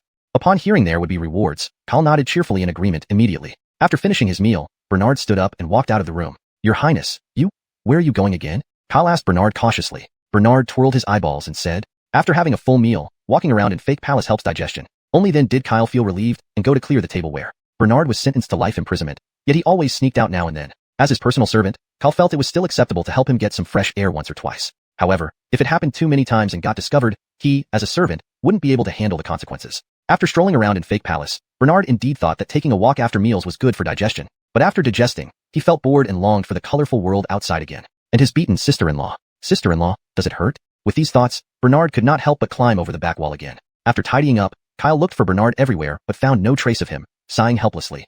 Why did Jamie end up with such a troublesome master? Avoiding all sorts of royal guards, Bernard unknowingly arrived at the Imperial Garden. At this moment, the Imperial Garden was decorated with lanterns and had dozens of tables set up, filled with snacks, fruits, and drinks. Under the direction of Chief Eunuch Jalmer, palace maids and eunuchs were busy setting up today's reception banquet for the Southern Barbarians delegation. Seeing only ordinary fruits and snacks laid out, Bernard lost interest. Otherwise, he might have sneaked some away without being noticed to satisfy his hunger. He took a stroll around and quietly headed towards the Eastern Palace. Unexpectedly, halfway through, he saw a slender figure sitting on the corridor sobbing. Which consort lost favor? That old guy married so many consorts at his age and didn't have enough energy to share evenly. Not even arranging a marriage for his energetic son. What a poor resource allocation. Bernard planned to pass by casually and sneak a glance to see who was crying. However, upon meeting eyes, his heart nearly leaped out of his chest. Sister-in-law, why are you crying alone here? It turned out to be Katrina. Bernard also noticed a bloody scratch on her face and a bloodstain on her neck. These must have been left by Baron's whipping. Indeed ruthless. It's you. Katrina, seeing it was Bernard, angrily turned her head away. If it weren't for Bernard, she wouldn't have fallen into such a state today. All in all, Bernard was the culprit. Could Katrina not hate him? Sister-in-law, what happened? Bernard knowingly asked. None of your business. Why aren't you staying in Fake Palace? Why did you come out? Did Leo say you could leave? Fake Palace is too dull, so I sneaked out for some fresh air. I'll return to continue my confinement after I'm done. Katrina. At this moment, Katrina raised her head and saw a bite mark at the junction of Bernard's shoulder and neck. The red-purple bite marks left by teeth were striking, reminding Katrina of the passionate scenes from the previous nights, turning her face crimson instantly. Wait, how did this Murphy have a bite mark in the same place? Could it really be this coincidental? Noticing Katrina's gaze, Bernard remembered the bite mark on his neck. Not knowing Katrina's true thoughts about him, he naturally dared not confess. Playing deaf and dumb was the right choice. What happened to your neck? Katrina asked. Bernard touched the bite mark and said, I was bitten by a bug while sleeping last night. Being imprisoned in Fake Palace, even bugs bully me. Oh. Katrina half believed it. Really that coincidental? Katrina couldn't stop glancing at Bernard's robust physique. This second uncle grew so strong, with considerable assets. He somewhat resembled that strong man. Brother Brennan, when can we meet again? Seeing Katrina's melancholic expression, Bernard said, Take care of yourself, sister-in-law. If you need help, find your younger brother.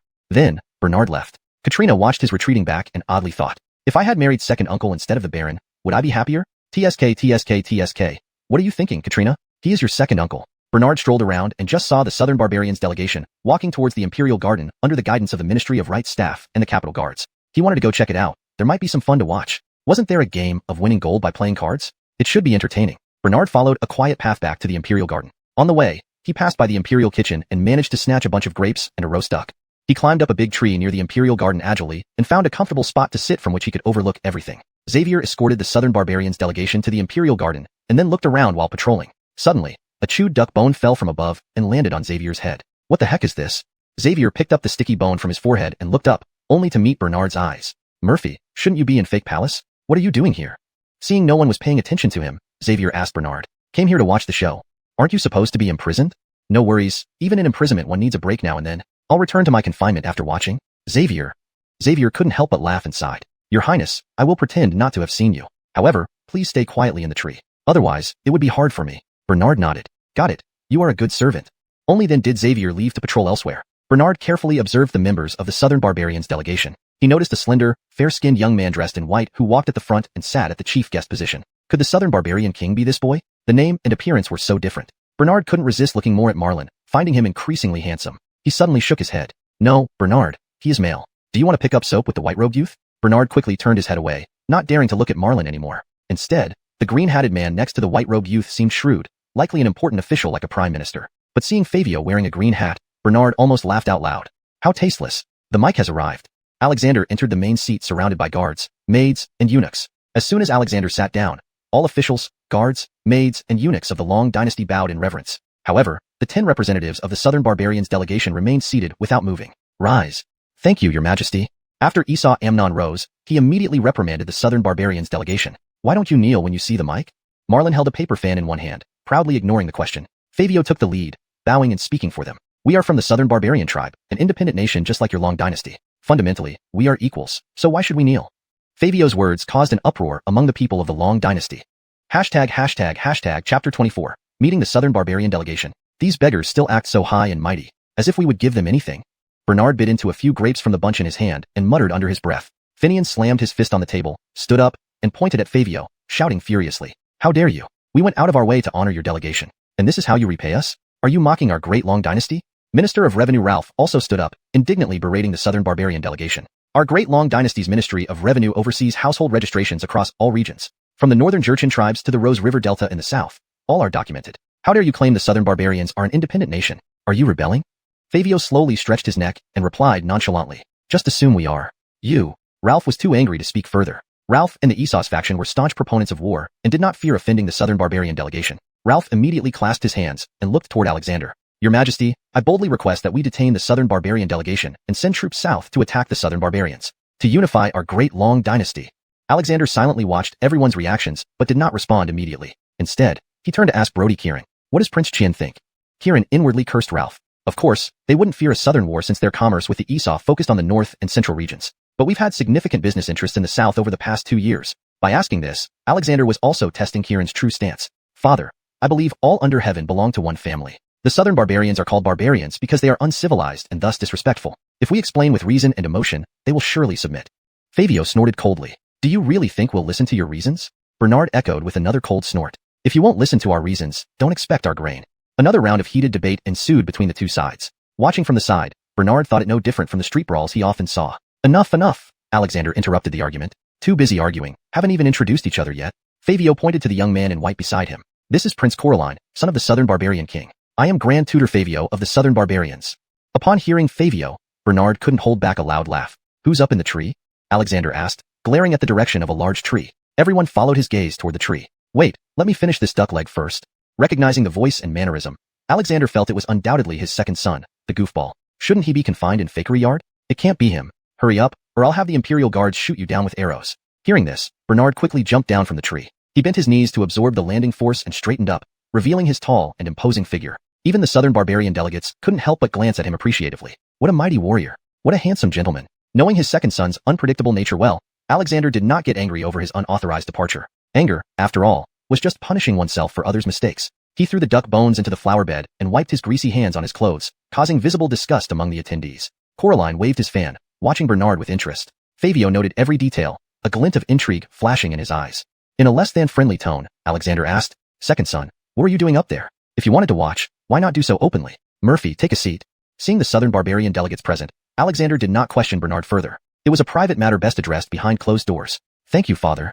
Bernard cheerfully knelt and kowtowed 3 times before sitting down. His plate was as richly stocked as the others. Seeing his own son giving him such respect lifted some of the frustration Alexander felt. He no longer cared why Bernard wasn't confined in fakery yard. Bernard happily sat down, and upon raising his head, locked eyes with Coraline, who smiled at him. Don't smile at me like that. I don't want to play pick-up soap with you.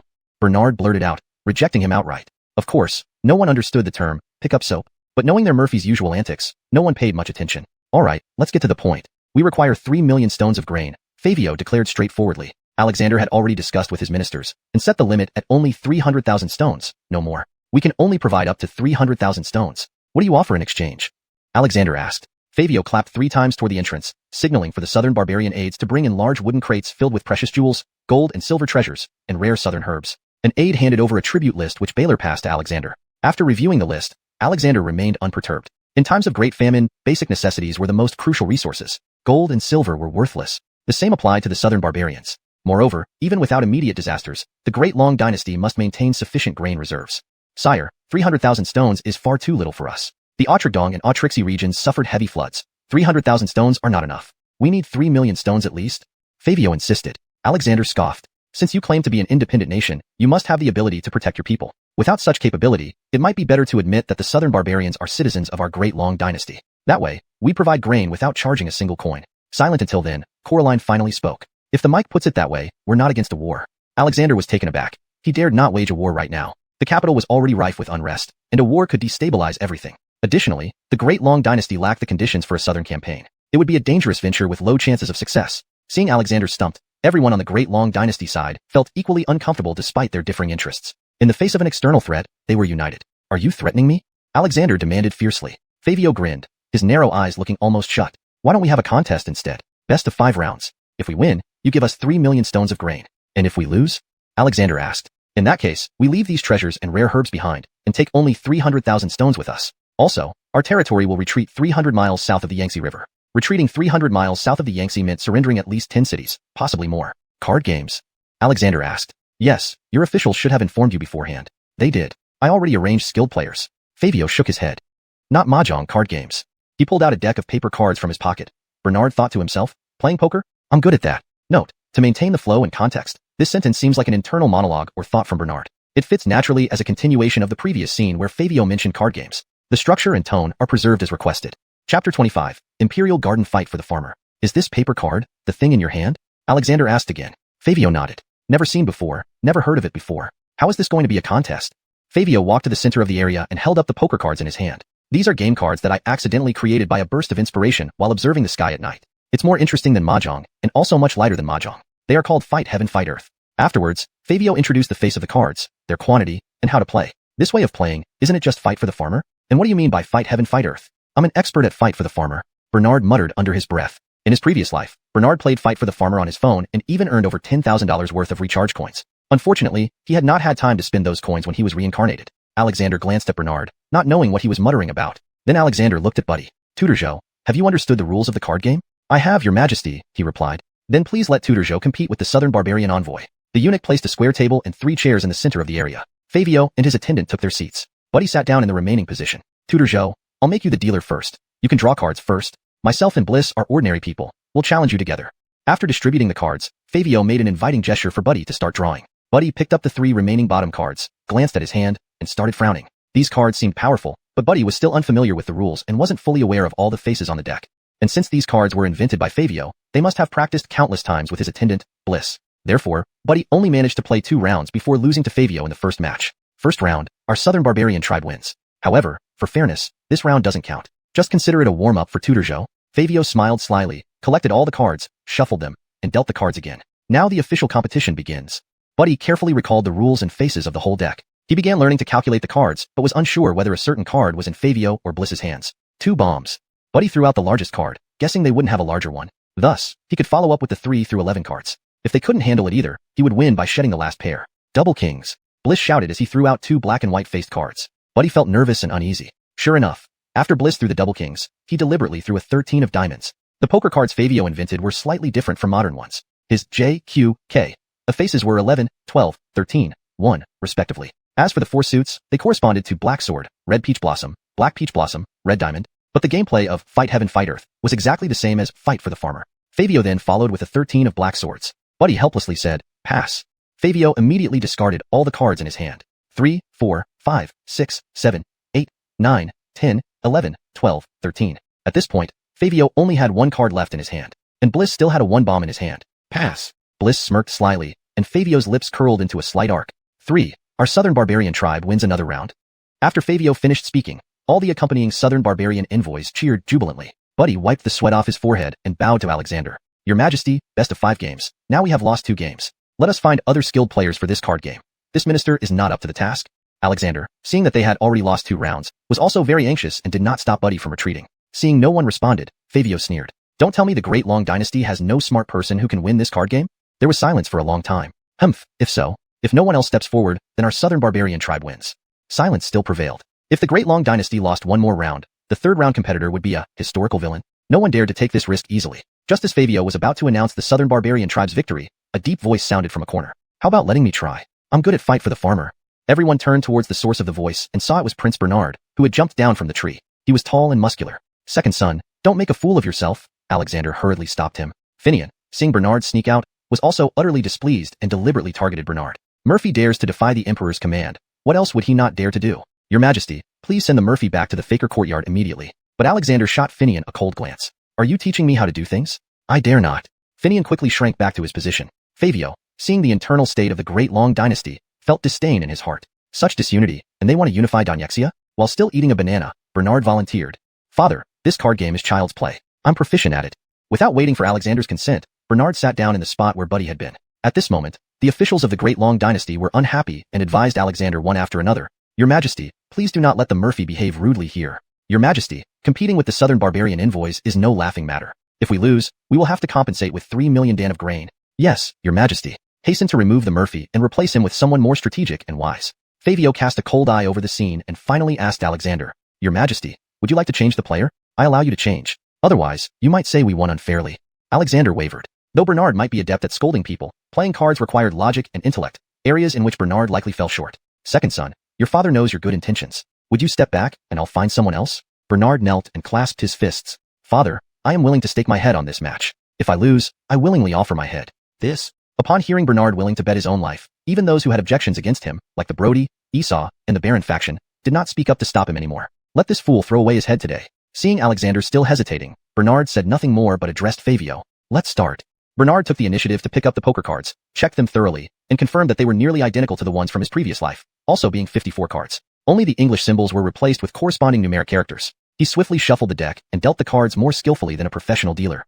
This display by Bernard genuinely stunned Fabio. Even Fabio, the inventor of these poker cards, practiced countless times before coming to the capital and never shuffled so smoothly. However, Fabio wouldn't boost the enemy's morale at his expense. Just fast shuffling doesn't mean skillful card playing.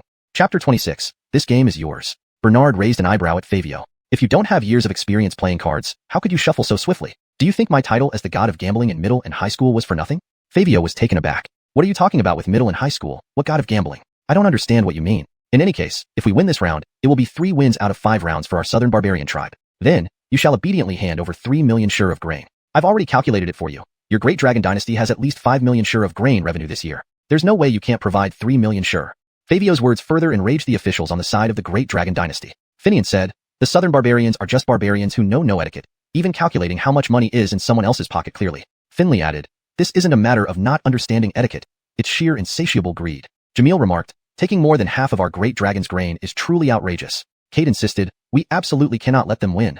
Amnon suggested to his father, Your Majesty, why not go to the gambling house and find those lucky gamblers to compete? Second brother might not be reliable. Ministry of Punishments Chancellor Kelvin warned, Your Majesty, this game is crucial. We must not take risks. Let's remove Murphy from the game.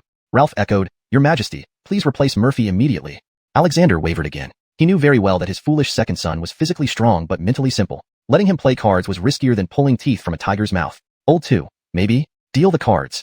Without hesitation, Bernard declared the start of the game, interrupting their calls for him to quit and promptly grabbing the last 3 cards on the table. Fabio smiled, exchanging a glance with Adrianotong. Bernard glanced at his hand, then began silently guessing the cards Fabio and Adrianotong might have. Seeing the game commence, though the people of the Great Dragon Dynasty were helpless, they had no choice but to remain silent, shaking their heads helplessly. Kieran and Amnon exchanged glances, expressing to each other, Just wait, our foolhardy second brother will lose us 3 million shur of grain today. Father will surely chop off his head. Pair of 3s.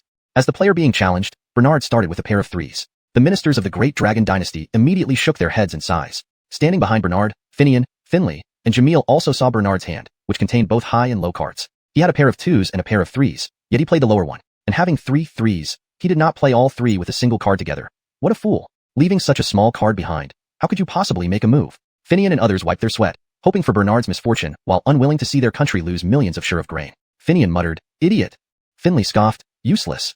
Jamil jeered, Fool. Anyone who had played cards knew that starting with such a weak card made it easy for the opponent to block any moves, leaving almost no chance to play later. With such a strategy, if he didn't start first, he could end up with 0 points. Adrianotong promptly played a pair of 7s, deliberately leaving an opening for Fabio, who followed with a double 2.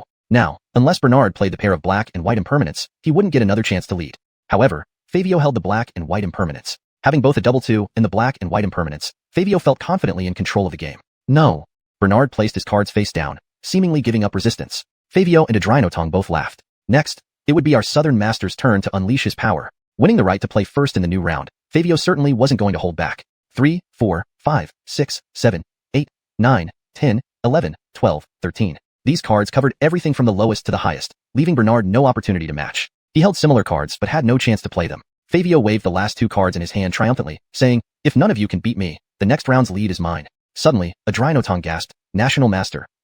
He still has the number 1 bomb. Startled by this, Fabio looked sharply at Bernard. Really? Bernard smiled and threw down the number 1 bomb. Smart of you, you guessed it.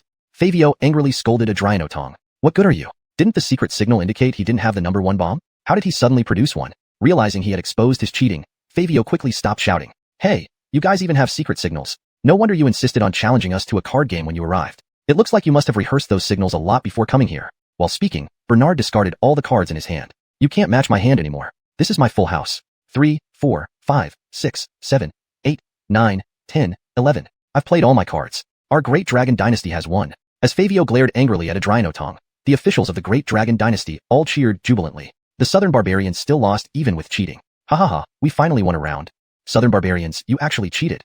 How should this be handled? Alexander also showed a rare pleased smile, looking at Bernard with a gentler and more loving gaze. Kieran and Amnon, however, had mixed feelings, hoping that Bernard would win but also not wanting him to win. Zhao Austenru had been feeling gloomy after losing 2 rounds. Seeing the Southern Barbarian envoy being exposed for cheating, he taunted, I thought you were something. Turns out you just coordinated your signals beforehand. Even if I lost 2 rounds, maybe I didn't really lose. Fabio's face alternated between red and green. Bernard teased Fabio. Grand Tutor Cheen, during the 2 rounds you won, I suppose you used quite a few secret signals to calculate the cards. Your victories must have been somewhat questionable. At this moment, a Drinotong took out a card from his hand and said to Fabio, Grand Tutor, I know where the problem lies now. This card was originally a 7, but somehow the lacquer marking fell off, leaving only a horizontal stroke. So I mistook it for a 1. A Drinotong had finally found an excuse for his mistake. Fabio took the card and indeed saw that the corner that looked like a 1 was actually a 7 on the other side, with faint traces of the rubbed-off yin. Because people hold cards stacked together, the 7 on the lower right corner was naturally obscured. Worthless. Fabio cursed the Drinotong bitterly. Fabio knew he had been tricked by Bernard, but they themselves had cheated using secret signals. Could he blame them? Moreover, he had no evidence, and the playing cards were brought by himself. Regret. He regretted using lacquer to mark the cards. Bernard chuckled inwardly. This was a trick he had made while checking the cards during the shuffle. Joey, sitting beside Alexander, stroked his beard approvingly, admiring Bernard. Joey, who hadn't spoken up until now, also addressed Alexander. Your Majesty, there's no need to continue this card game contest. The Southern Barbarians clearly came here intending to cheat, so continuing would be meaningless. Chancellor Zhou's losses in the 2 rounds don't count. Let's consider those 2 rounds as a draw. Instead, our Murphy helped us win a round. Now, the score is 1-0 in our favor. Hearing this, Fabio's eyes rolled around before he said, Fine, we admit fault. Card games are just one part of the competition. Best 2 out of 3. We will compete in other areas, and this round of card games counts as your win. #### Chapter 27. Sour you once. Bernard immediately spoke frankly. Only a beast. Teacher like you could be so smart, knowing that if we play cards again, you won't get the chance to signal and collude. It's fine this way. What's next? We've already won 1 round. If we win another, it's a complete victory for us. Fabio immediately ordered someone to bring out a wooden bucket and pointed at it, saying, How many pounds would this bucket weigh if it were filled with water? However, you cannot add water and weigh it to find the answer. If you can give the correct answer within the time it takes to finish a cup of tea, you win. When Fabio asked this question, the officials in the court started murmuring their objections. Kieran said, How can we know the weight without weighing it? Jake added, It's obvious he's deliberately making things difficult. Your Majesty, cut off their grain supply directly and prepare for war. Your son here will call his uncle's troops first to help attack the Southern Barbarians. Finian, Finley, Jamil, Kelvin, Ralph, and others remained speechless or expressed their disapproval. Fabio ignored their insults. He surveyed the scene and then sneered, Well, no one can answer? Half the time has already passed. Bernard asked, Can we know the height and width of the bucket? Fabio replied, Of course, the bucket is half a meter high and half a meter wide. But even if you know the dimensions, do you think you can figure out the weight of the water when it's full? Few people make wooden buckets of such dimensions. You wouldn't have pre-measured them, right? Bernard confidently answered, Of course I can. Buddy frowned and thought, There doesn't seem to be a method for calculating that yet. Kieran interjected, Second brother, step down. Maybe you can rig a card game, but this requires intelligence, not trickery. Bernard glanced slyly at Kieran. Third brother, why don't you give it a try and take the credit? Kieran felt a lump in his chest. He couldn't actually answer the question either. Jake laughed inwardly, enjoying watching the second and third brothers squabble, giving him a sense of advantage. Fourth brother, what are you smiling about? Do you know the answer? Jake was momentarily speechless. Andres sternly looked at Kieran and Jake. Prince Third and Mathuf, this matter is serious. Maintain your composure. Bernard smiled. Seeing this, Andres shot Bernard a glance. Nicholas, if you can't answer, better not laugh at others for failing too. Several ministers echoed the emperor's words. Finley, yes, your highness. From what we see, you can't answer either. Don't just pretend to ask for the dimensions. Jamil, we can't solve it either. As a martial prince, how can you? Ralph, this isn't easy to cheat on, and you can't even use a scale. Better keep quiet. Bernard smiled despite the criticisms. Fabio continued, I'll count down from 10, and time's up. If you can't answer, we win. 10, 9, 8. Bernard still smiled confidently, having figured out the answer long ago. 3, 2. It's about 196.3 pounds. Bernard answered before Fabio could reach 1. Hearing this, Fabio's eyes widened. Before posing the question, Fabio had naturally measured it. Bernard's answer was surprisingly close to the actual measurement. By adding about, Bernard indicated there might be slight discrepancies, but they wouldn't be significant. Fabio had to ask, Nicholas, what range does about refer to? We didn't intentionally set a trap, but some small margin of error is allowed. But please don't exaggerate the range, otherwise, it looks like guessing. Bernard responded, the difference is minimal, between 196 and 196.5 pounds. So 196.3 falls within this range. Fabio had expected Bernard to guess and tried to trap him with a range. Instead, Bernard answered meticulously. Andres ordered, fetch water and a scale quickly to verify.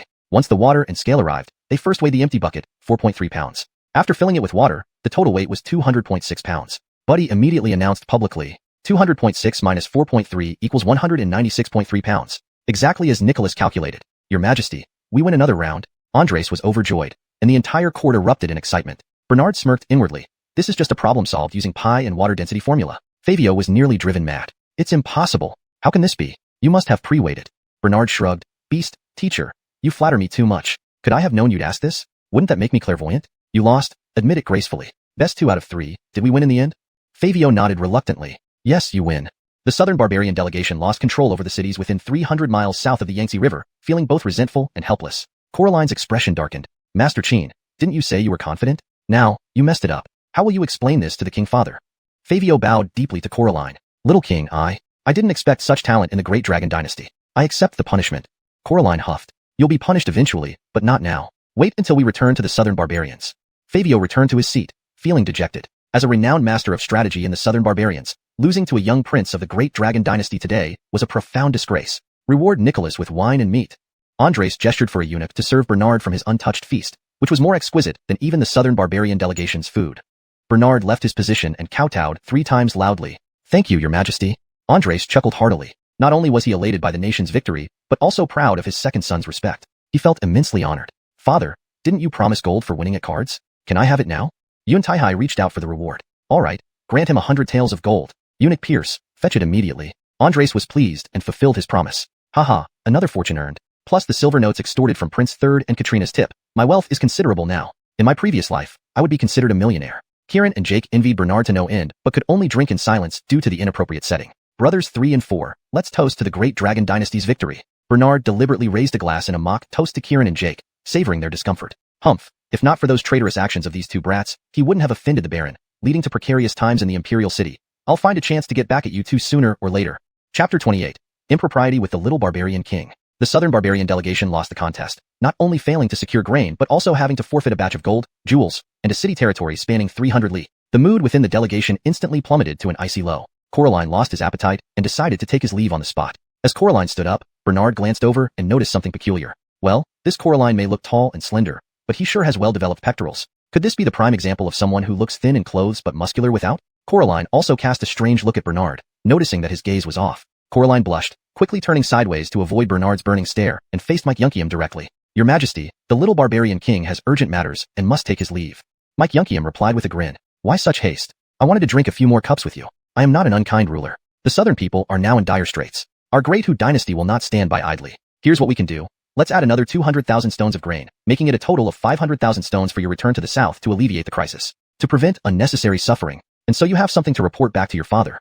A disdainful expression flashed across Coraline's face as he bowed. Thank you, but 500,000 stones are insufficient to resolve the current problem. Bernard, peeling a banana, interjected with a chuckle. My handsome little barbarian king, 500,000 stones are enough. For disaster relief, you make porridge. 1 dough of rice can cook a large pot. The refugees just need something to eat. You don't expect them to enjoy steamed rice, fried rice, and pork knuckle rice like usual, do you?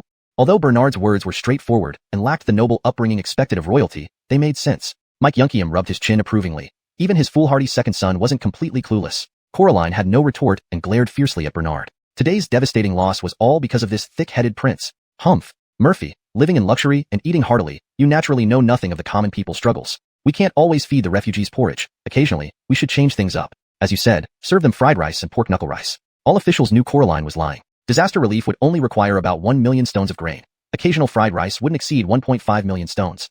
3 million stones would merely feed ingrates and bolster their army. Feeding ingrates only to have them turn on us afterward? Of course, they shouldn't be indulged. Bernard stood up and approached Coraline. Their towering height disparity made them look like an elephant next to a rabbit. Bernard's shadow almost entirely covered Coraline. Suddenly, Bernard pinched Coraline's fair, rosy face, teasing him like a child. Officials, eunuchs, maids, and even Mike Yunkium stared in astonishment. What is this foolhardy prince doing? Teasing the highest-ranking diplomat in such a serious setting. Quite embarrassing indeed. Eat less shark fin and bird's nest, save money, and use it to make more pots of porridge for the victims. But your skin is really tender.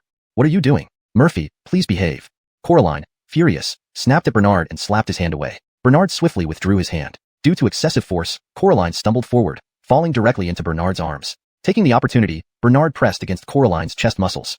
Wow, who would have thought the little barbarian king has such full chest muscles, but they're too soft. You need more push-ups. Other southern barbarian envoys, including Fabio, turned pale. Even Mike Yunkium seemed to catch on. He thought, no wonder the southern barbarian king suddenly has a son. It turns out the king didn't disguise himself, but sent his daughter in male attire. Imagining his foolhardy son disgracing another daughter, Mike Yunkium felt both amused and exasperated. Last time Bernard flirted with Eugenia, he hadn't yet confronted him. Now, he's molesting the southern barbarian king's daughter. Did I raise him poorly? Feeling humiliated, Coraline suddenly brandished a short knife and stabbed toward Bernard's chest. Xavier reacted first, drawing his sword and rushing over. Don't hurt the Murphy. Bernard swiftly seized Coraline's wrist and squeezed hard. Coraline's grip loosened, the knife clattering to the ground. Confirming Coraline's gender, Bernard inwardly rejoiced. Then, he grabbed Coraline's hand and pinned it to his lower back. Bernard pressed his chest tightly against Coraline's back. Furious, Coraline's eyes turned red from anger. Seeing Bernard was fine, Xavier lowered his sword. It's a pity you're a man. Otherwise, I take responsibility after touching you. Bernard whispered seductively into Coraline's ear. Coraline glared fiercely at Fabio, as if asking, "Why aren't you saving me?" Fabio signaled a burly attendant behind him. The burly man, built like a bear and filled with lethal intent, was likely an experienced soldier disguised as a guard. "Murphy, release our little barbarian king immediately." Before he could finish, Coraline shouted, "Kill this beast immediately." Obeying Coraline's command, the burly attendant revealed a pair of short, sturdy wolf-tooth clubs and lunged at Bernard. Still smiling, Bernard kissed Coraline's cheek. "Little wife, wait for me to win your bodyguard, then we'll play the wedding game." Bernard glanced meaningfully at Kieran and Jake. Finian saw this and became more convinced that the Baron had been framed by the Third and Esau's using Bernard. Caught under Finian's intense gaze, both princes guiltily looked elsewhere. However, many officials still didn't know Coraline's true identity. Seeing Bernard fondling and kissing him, they couldn't help but laugh sarcastically, guessing Bernard might have homosexual tendencies. No wonder Mike Yunkiam hadn't arranged a marriage for the Murphy. Note: this translation aims to maintain the tone and style of the original text while ensuring fluency and coherence in English. However, some cultural nuances may not fully translate, and certain elements have been adjusted for clarity and readability. Chapter 29. The Little Tyrant Demands Compensation. The burly attendant was already standing a meter behind Bernard, brandishing his iron mace. Bernard held Coraline and with a spin, switched places with him. This way, the iron mace aimed at Bernard's chest now headed for Coraline's. Fabio shouted in alarm, "Watch out, your little barbarian prince." Coraline stood frozen in fear. Fortunately, the attendant reacted quickly, barely pulling back the iron mace to avoid disaster. He looked nervously at Coraline and Fabio, fearing their wrath. Taking advantage of the attendant's shock, Bernard kicked him hard in the stomach with his long leg. The attendant stumbled backward, and Xavier stepped between Bernard and Coraline. "This is the Imperial Garden, not a sparring ground. Please, Sir Envoy, stop before I am put in an awkward position." The numbun holding the iron mace glanced at Fabio. Fabio nodded. Then he turned to Alexander and said disdainfully, "Indeed, this illustrious long dynasty has princes who behave so frivolously. It seems your royal upbringing is nothing much." But Bernard pouted and gently pushed Coraline aside. Well, let's stop playing. I didn't think the son of the Southern Barbarian King would be such a spoilsport. He's not a girl. Some roughhousing shouldn't matter." Bernard's childish behavior left Coraline quite depressed. She had disguised herself precisely to hide her true identity as a woman. If the Long Dynasty knew that the Southern Barbarians had no male heir but only a daughter, they would surely use it against them. Thus, under the Southern Barbarian King's instruction, Coraline posed as his son to create the illusion of having a male heir. Besides, she would eventually inherit the throne, and leading the delegation to seek food aid was part of her training. Alexander chuckled to himself, knowing his foolish son had gotten what he deserved and could do nothing about it. Fabio immediately spoke up to defuse the situation for Coraline. "Our little barbarian prince doesn't like physical contact, so please respect that." Bernard nodded and said affectedly, All right, first time seeing a man like this. So squeamish, probably hasn't even grown any hair yet." As he spoke, he moved closer to Coraline again. Frightened, Coraline quickly backed away and bowed to Alexander from a distance. "Your Majesty, little barbarian prince takes his leave." Before finishing her sentence, Coraline had already walked out of the garden. Fabio gave the attendant with the iron mace a look, and he hurried after her. Bernard wanted to chase after her and tease her further but was stopped by Alexander. "Enough, Murphy. Show some decorum." Bernard then bowed respectfully to Alexander and said, "As you wish, father. I will not tease the Southern Barbarian envoy." Alexander smiled, pleased by his obedient son. What a good boy. Unfortunately, he lacks sense, otherwise, he might have been someone worth cultivating. However, seeing Buddy's lingering eyebrows made Alexander reconsider. Fabio paused before leaving and said to Alexander, "Your Majesty, 500,000 dan of grain will do. We shall accept it. Let us take our leave and discuss further later." With a nod to the other envoys, the group left the garden. Commander G, escort the Southern Barbarian envoys. Xavier led dozens of Imperial guards to see off the delegation. Once the Southern Barbarian envoys were gone, Alexander sneered, 500,000 dan too little? Giving you anything is generous enough." That Fabio knows how to play the game, agreeing to accept the grain before leaving. Otherwise, they'd return empty-handed. Recalling the earlier events, he looked lovingly at Bernard. "Second son, how did you learn to play those cards so quickly, and to trick them like that?"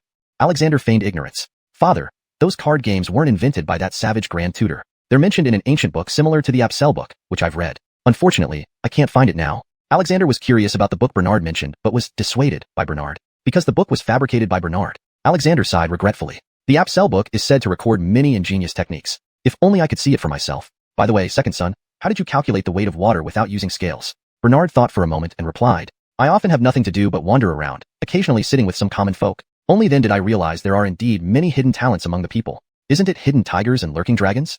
Right, hidden tigers and lurking dragons. Alexander couldn't wait to ask, how so with the hidden tigers and lurking dragons?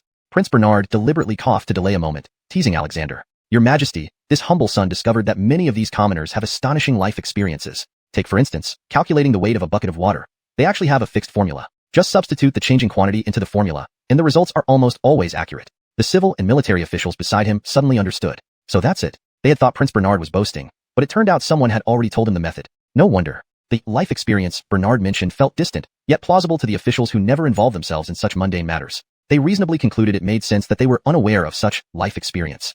Alexander got the gist of it and wasn't interested in the supposed formula, so he announced the end of today's banquet. As Alexander stood up to leave, Bernard pulled his hand. Your Majesty, you haven't rewarded me yet. Today I accomplished a great feat. Alexander snorted, saying, didn't I already reward you with 100 taels of gold? Bernard replied seriously. This is just the reward for playing cards. Before we started playing, Your Majesty ordered that anyone who could help our great long win would receive 100 taels of gold. But you didn't specify that this gold also covers other competitions. Naturally, Your Majesty should give another reward. Alexander said irritably. There will be no other rewards. 100 taels of gold is quite a lot. You should be satisfied. Bernard angrily pulled away from Alexander's hand. I won't talk to you anymore. So stingy. Saying this, Bernard turned his back on Alexander, expressing his displeasure. Alexander looked at his foolish yet adorable son, feeling both love and exasperation. I haven't even asked you why you weren't properly confined in Fakely Hall, running around here causing chaos, and hiding in the tree eavesdropping.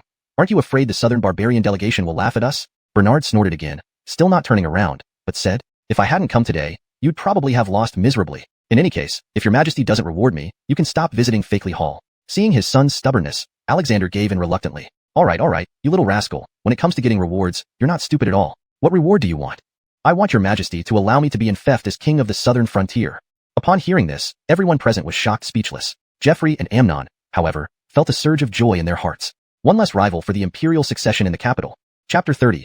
Getting what he wished for. Alexander was puzzled and asked, Second son, why do you persistently want to be infeft as a king in Nongguang? Being infeft as a king is indeed a good thing, but the location matters. The region of Nongguang is full of poisonous fogs, snakes, insects, and rats. Even if one survives by luck, they will still be tormented by miasma toxins, making life unbearable. What you're asking for is not a reward, but a punishment.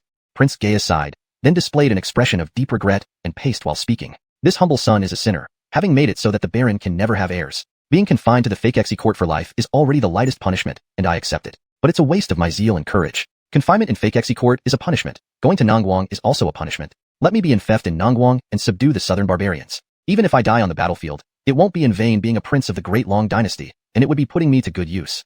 Alexander's face darkened. He gently embraced Gaius's shoulders, looking up at this son who stood more than a head taller than him, appearing foolish and naive. Your father does not allow you to call yourself useless. Moreover, in your father's eyes, you are not useless. Donghua, you are simply naive and straightforward, with some ignorance of etiquette. In essence, you are a good soldier who honors his parents and serves his country faithfully. Confining you to Fakexy court is safer than sending you to Nongguang. Your father punishes you, not to take your life. Your solitary journey to be infeft in Nongguang needs careful deliberation. Gaius was secretly anxious. This matter of being infeft in Nongguang was delayed indefinitely. He feared he might inadvertently get entangled in the whirlpool of power struggles within the imperial capital. Even if he had no such intention, Maxwell and Matthew might not see it that way. And there's no telling when the Baron might seek revenge. He might not even know how he died. Since honest reasons didn't work, he would try a covert approach. Gaius knelt down, holding Alexander's leg, wiping tears away as he said, Father, actually, I'm afraid of death. In this imperial capital, I live in constant fear, worried someone will harm me again. One day, Father may have to bury your black-haired child before you. Father, please let me go to Nongguang, where at least a miserable life is better than a noble death. Alexander immediately recalled the last incident involving Emilio's attempt to poison Gaius. If they hadn't uncovered it in time, Gaius would have become a decaying corpse by now. Only then did he realize how much that incident had hurt his innocent son. It could be described as once bitten, twice shy. No, he must warn the other princes to prevent fratricidal conflict, something the emperor least wished to see. Alexander immediately cast a fierce gaze across the room, pausing briefly on Matthew. The Baron only suffered minor injuries. He is not dead. Whoever intends to replace him and harms other princes to eliminate competition should beware of my wrath. After saying that, Alexander glanced at Anselm and Emilio. Emilio felt uneasy. Ever since I failed to poison Gaius, I haven't thought of harming him again. Old man, can you stop targeting me intentionally or unintentionally? Don't force me to target you too. Anselm thought. Why are you staring at me? I haven't harmed that idiot. But seizing the position of crown prince? Sure, we all do what we can. Gaius still clung tightly to Alexander's pants without letting go. Despite explaining so much, he still hadn't achieved his wish. No, he needed to add more fuel to the fire. Seizing the moment while the old emperor was happy about his recent contribution, he had to ask for his exile to Nongguang. He looked up at Alexander pitifully. Father, I'm still afraid. It may sound laughable to admit I cherish my life, but life only comes once. I'm stupid and not good at competing with others, let alone vying for power. Father, rather than confining me to Fakexy court until I grow old and die, why not send me to Nongguang? If I succeed, it will be worth the sacrifice the Baron made. Alexander looked down at Gaius and softly asked, Your father asks you, do you truly wish to go to Nongguang, or are you just trying to escape those who wish to harm you here? Gaius pondered for a moment and replied, a bit of both. As he spoke, his eyes occasionally glanced at Maxwell and Matthew. Alexander naturally observed everything. He thought, rumors say the third and fourth princes incited the second son to harm the Baron, taking advantage of his naivety. It seems the threats from the third and fourth princes make the second son want to leave the capital even more. The second prince has a simple heart, and it makes sense that he dislikes political machinations. One punishment is lifelong imprisonment in the fake exi court, and the other is exile to Nongguang. Both are punishments. Granting his wish to go to Nongguang would let him escape the intrigues of the imperial capital. Perhaps the second son will live longer in Nongguang than in the royal city. The might couldn't always be there to watch over him. Alexander made up his mind, as if making a significant decision. He said, all right, then your father shall fulfill your wish to go to Nongguang. In light of your performance today, I shall also grant you a mansion for independent living and bestow upon you the title of Lani. This will give you an official identity, which will be beneficial when dealing with matters in Nongguang. Among the herbs offered by the southern savages this time, there are specific ones for removing the toxins of the smoky miasma in Lingnan. Take some with you for protection. Also, I allow you to recruit 200 soldiers for your estate. The purpose of letting you recruit these soldiers is to help you cultivate your own trusted men, so you have support when you go to Nongguang. If you have any ulterior motives or even think about rebelling, your father will not hesitate to take your head. Faced with Alexander's stern gaze, Bernard still acted foolishly and naively. What bad intentions could I possibly have? At most, I might help old man stabilize the throne once he can't sit on it anymore. Bernard clapped joyfully and said, Father is truly a great father. Your son will certainly follow father's orders and will never rebel. Given Bernard's response, Alexander was convinced he wouldn't rebel. Had it been someone else, they would have kneeled in fear after hearing such direct words from the emperor. Then, they would have pledged their loyalty seriously and solemnly. However, Bernard's straightforward expression earned him more trust from Alexander. Alexander nodded in satisfaction and said, it's best if you don't even have such thoughts. Bernard shook his big head and blinked his eyes. Your son would never think about rebelling. Even if Camden doesn't rebel, he still gets roast chicken and barbecued dog meat. Why should I go through all this trouble? Father, can I carry weapons with me? I'll need weapons for protection when I go to Nongguang. What if one day, while cuddling with a beauty, the king of the southern barbarians suddenly appears beside my bed? Wouldn't I be scared out of my wits? All right, go to the military equipment supervision and pick them up, but you can only take one set for yourself. Each of your soldiers can have a set too. I am tired now and need to rest. Your Majesty, please go well.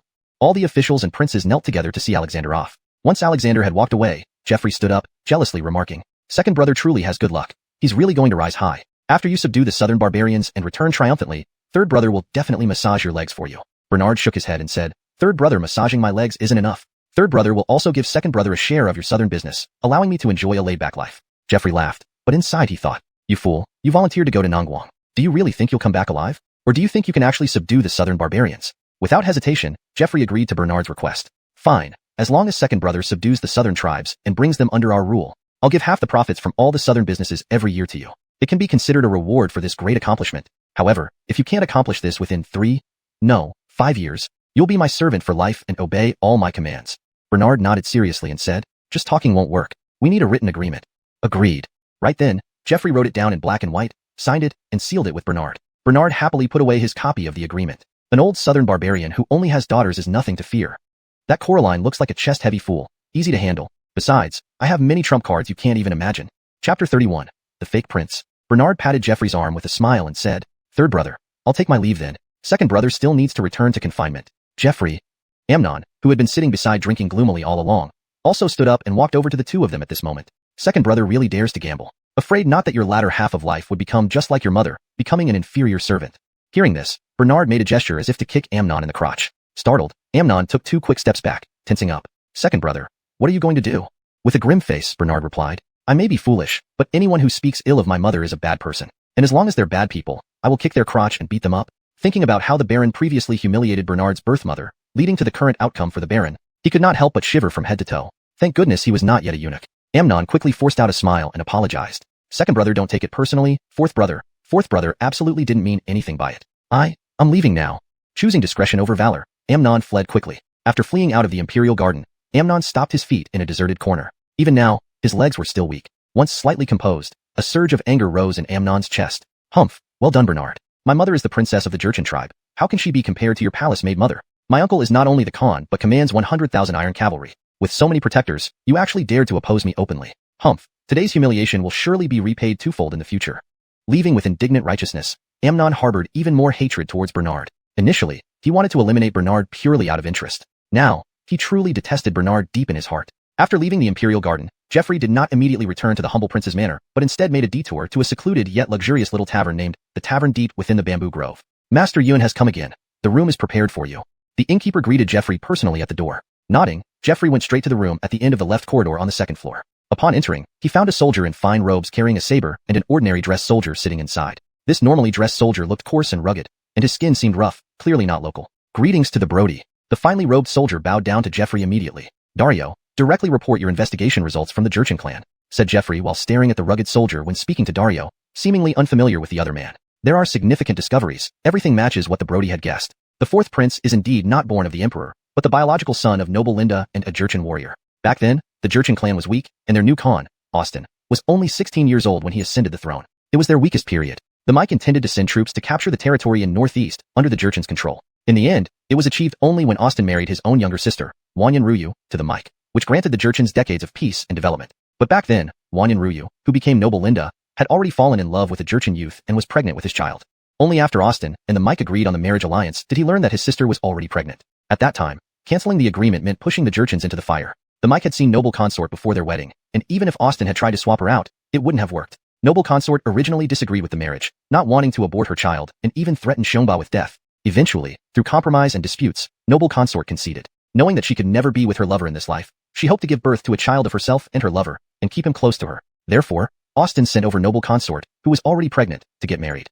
As soon as Jeffrey heard it, he instantly grasped the entire situation. He slapped his thigh and exclaimed, "No wonder it was said that noble consort gave birth to the Esau 8 months after marrying the Mike, considered a premature birth. That makes sense. Those people from the Jurchen clan sure play their games well. This is treason. If father knew this truth, it's questionable whether the Esau could still retain his life. Thus, this prince has one less competitor for the throne." Then Jeffrey gestured to the rugged-looking man with his eyes. "So, he can prove all this?" Dario nodded. "He is called Javier, a servant under Austin's command, who has followed him for over 20 years. When Linda was pregnant in the Jurchen tribe, he overheard this matter. He also participated in the preparations for Linda's wedding and knows some things. Even the medicine that Linda used to stabilize her pregnancy was fetched by him. Therefore, I brought him back as a witness." Jeffrey had doubts again. He has been with Austin for so many years, how could you just buy him over?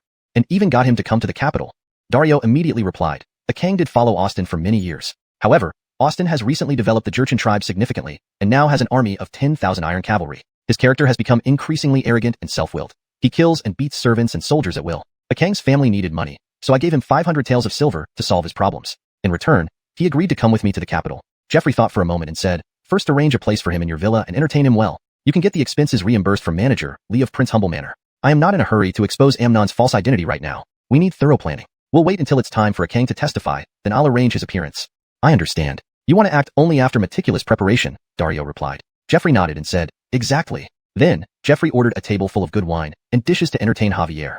Javier had been a servant all his life and had never been treated like this before. Naturally, he accepted Jeffrey's generous hospitality with great joy and vowed to cooperate fully with Jeffrey in testifying against the fake prince. Jeffrey also promised Javier a very lucrative deal. If he became crown prince, he would give Javier much silver so he could start his own household, far away from Austin. When Bernard left the Imperial Garden, he also packed up many uneaten foods to bring back to Fake Manor. When Cal saw Bernard return over the wall with bags full of food, his feelings were mixed. "Right, how could I forget? The Mike agreed to give me my own residence. Does that mean I no longer have to be confined here and sneak out over the wall?" Bernard slapped the back of his head, feeling that he had just done something foolish.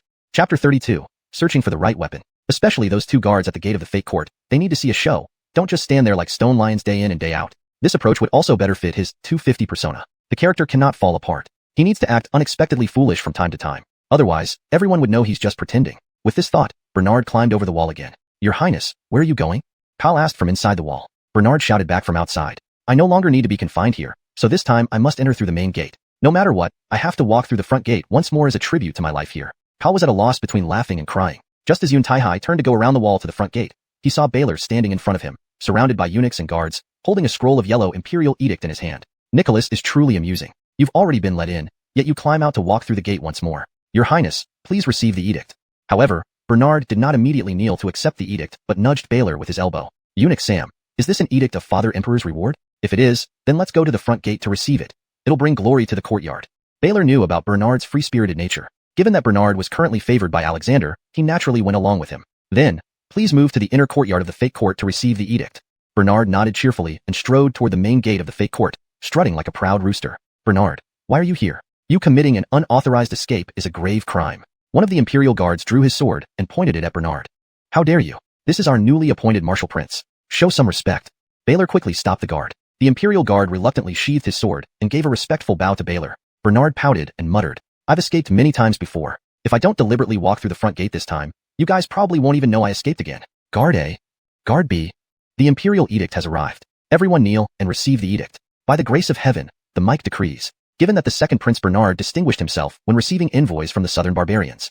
Furthermore, considering that Nicholas has now reached the age of 18, it is fitting that he establish his own household. Therefore, he is hereby bestowed the title of Martial Prince and granted the former general's residence of the previous dynasty. The residence shall henceforth be known as Martial Prince's Manor. He will also be dispatched to Nanjong in the south to manage the border region, mediating relations between our empire and the southern barbarians, ensuring stability between the two regions, under no circumstances allowing any lapse. Furthermore, he is permitted to recruit up to 200 soldiers for his mansion. Exceeding this number will be considered treason, punishable by death. So decreed. Thank you, your majesty. Thank you, father. After receiving the edict, Bernard smiled and asked Baylor, Eunuch Sam, father also promised I could choose weapons from the armory. However, it wasn't mentioned in the edict. If I go there now, will they believe me? Can you accompany me?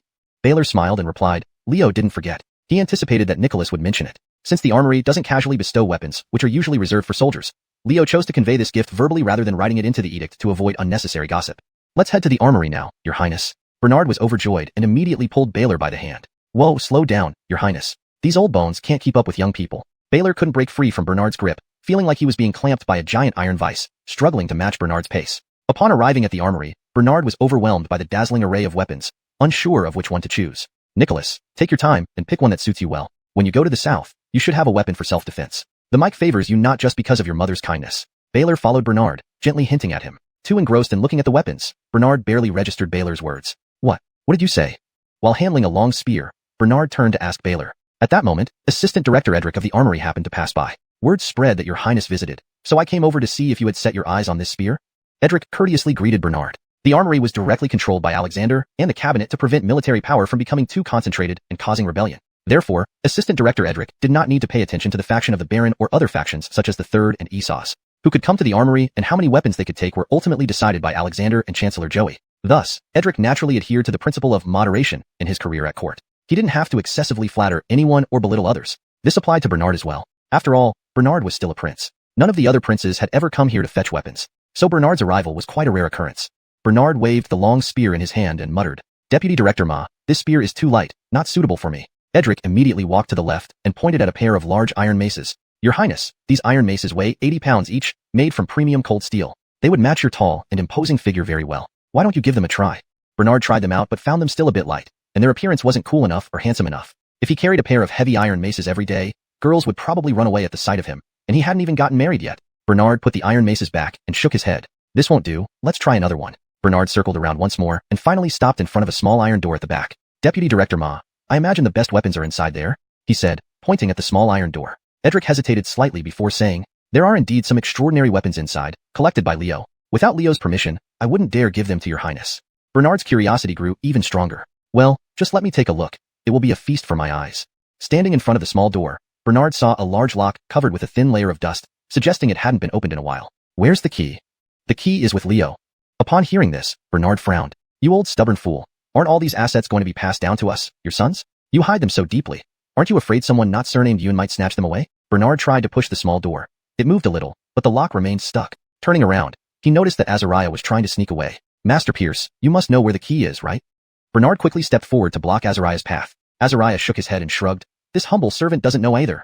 After some thought, Bernard turned and left, causing Edric and Azariah to think he had given up. Unexpectedly, after a while, Bernard returned carrying the large iron mace he had tried earlier. Your highness, what are you planning to do? Just as Edric finished speaking, Bernard swung the mace and smashed the lock on the small iron door. Azariah. Edric. Chapter 33. Men must be a little bad to win women's hearts. Following that, Bernard kicked open the small iron gate, and a cold, eerie breeze rushed towards them. Edric and Azariah both showed looks of shock at once. Your highness, does this mean you want to have me demoted and investigated? Edric hurriedly stepped forward to stop Bernard, but Bernard had already walked in. In the dim light, he saw a heavy redwood rack by the wall. On top of it, lay a large saber with a greenish gleam on its dragon head handle. Bernard directly grasped the handle, immediately feeling an icy chill pierce through his palm. As he lifted the green dragon saber, he sensed its weight and power. When he finally held it up to his eyes, wiping off the dust, he felt as if he had met an old acquaintance, spanning centuries and dynasties. Your highness, you should just look at this green dragon saber. Edric saw what was happening and tried to persuade Bernard gently. Sure, looking is okay, but putting it back afterward. The door being broken could be fixed too. Who wouldn't obey the Mike's son? Bernard had already fallen in love with the green dragon saber, swinging it a few times, finding it hard to let go. Not only will I look at it, but I'll also take it with me, he thought to himself. After all, Old Immortal only said to choose weapons from the armory, not specifically forbidding taking the green dragon saber. He chuckled inwardly, convinced that he, the second prince, was the smartest. This place is too cramped. Let's practice outside. Without waiting for a response, Bernard sprinted out with the saber. Edric and Azariah exchanged glances and sighed. Let's follow him. Edric shook his head, resigned to the situation. Outside, the armory had an open courtyard where Bernard was now brandishing the green dragon saber with vigor. Crowds gathered around, including workers, guards, maids, and eunuchs, all watching intently and applauding as Bernard performed. At this moment, a graceful figure passed by in the corridor. Curious, she glanced over and saw a tall youth wielding a large saber skillfully. Which family's young master is practicing here? His sword skills are truly remarkable. Even I, Eugenia, cannot compare.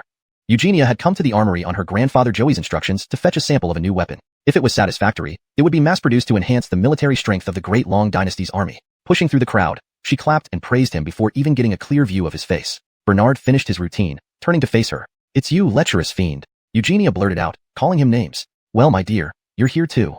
Bernard greeted her with surprise. He found her physically attractive, nearly 1.7 meters tall, a rare beauty even by modern standards, especially considering her natural beauty unmatched by artificial enhancements. Azariah lightly reprimanded her. Miss Johnny, this is the Murphy. It's inappropriate to call him a lecherous fiend in public. The Mike would be displeased. Feeling humiliated, Eugenia turned to leave but was stopped by Bernard. Why so upset? Didn't I say I'm not an irresponsible man? Just say the word, and I'll take responsibility. You wish. She scoffed and slipped away. A sly smile crossed Bernard's lips. Eugenia clearly wasn't entirely unmoved by him. He knew that traditional female modesty made her act like this. It wasn't just her beauty that intrigued Bernard. He genuinely wanted to establish a relationship with her, ideally marriage. With his potential departure to the southern frontier, having support within the capital was crucial. Joey, as a Barney, had a beautiful granddaughter named Eugenia who could provide that backing. Joey and Burke, as influential figures, would strengthen his network immensely. Bernard surmised that many suitors approached the Johnny family, yet they remained unmarried, likely due to high standards or deeper considerations. Joey probably wanted to avoid entangling the family in the intense political rivalry centered around the heir apparent.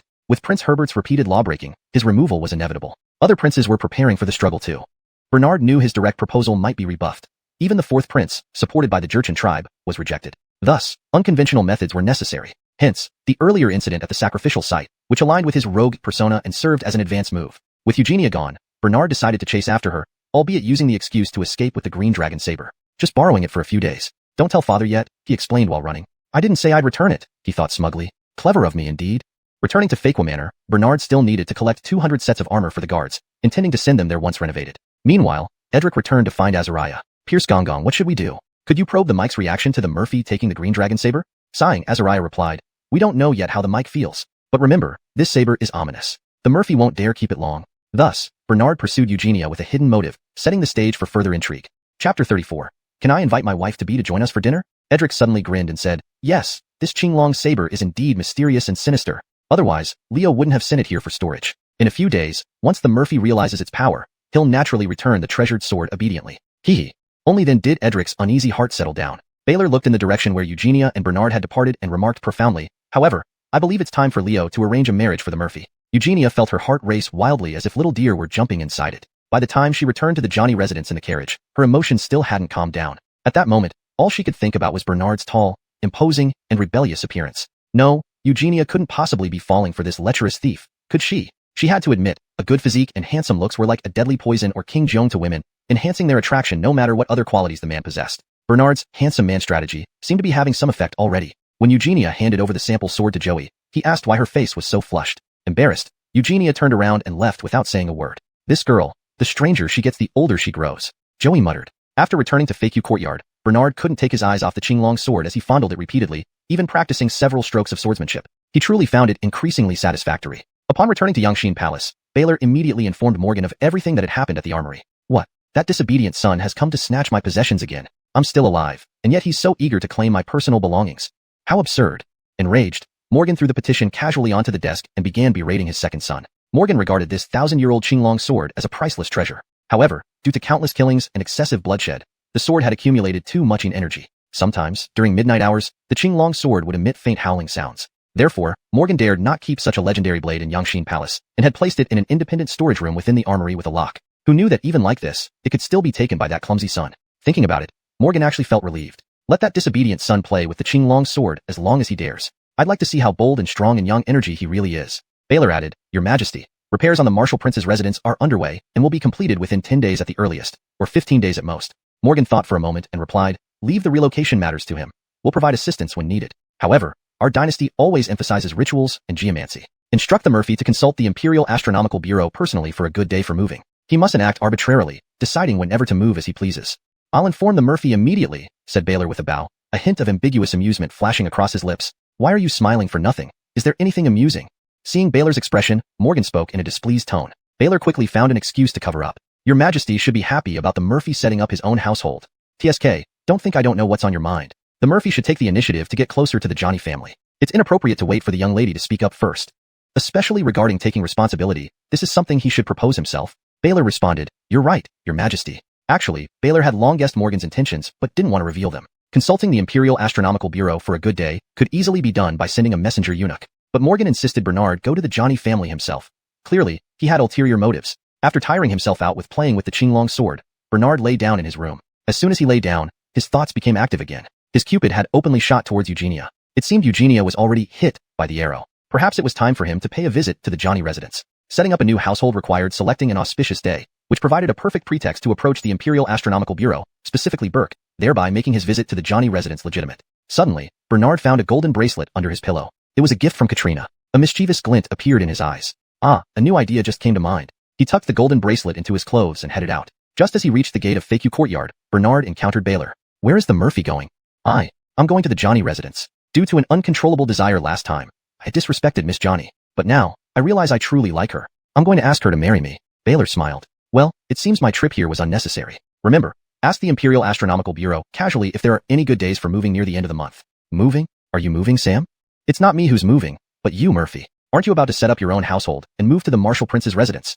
It seems like you have quite a nimble mind when it comes to chasing girls. Since you're going to the Johnny residence anyway, why not ask them directly instead of sending little eunuchs? This way, you'll make a good impression on the Imperial Astronomical Bureau while handling your relocation. Hee, look at me, all I could think about was marrying and spending the night with my bride. I forgot about that.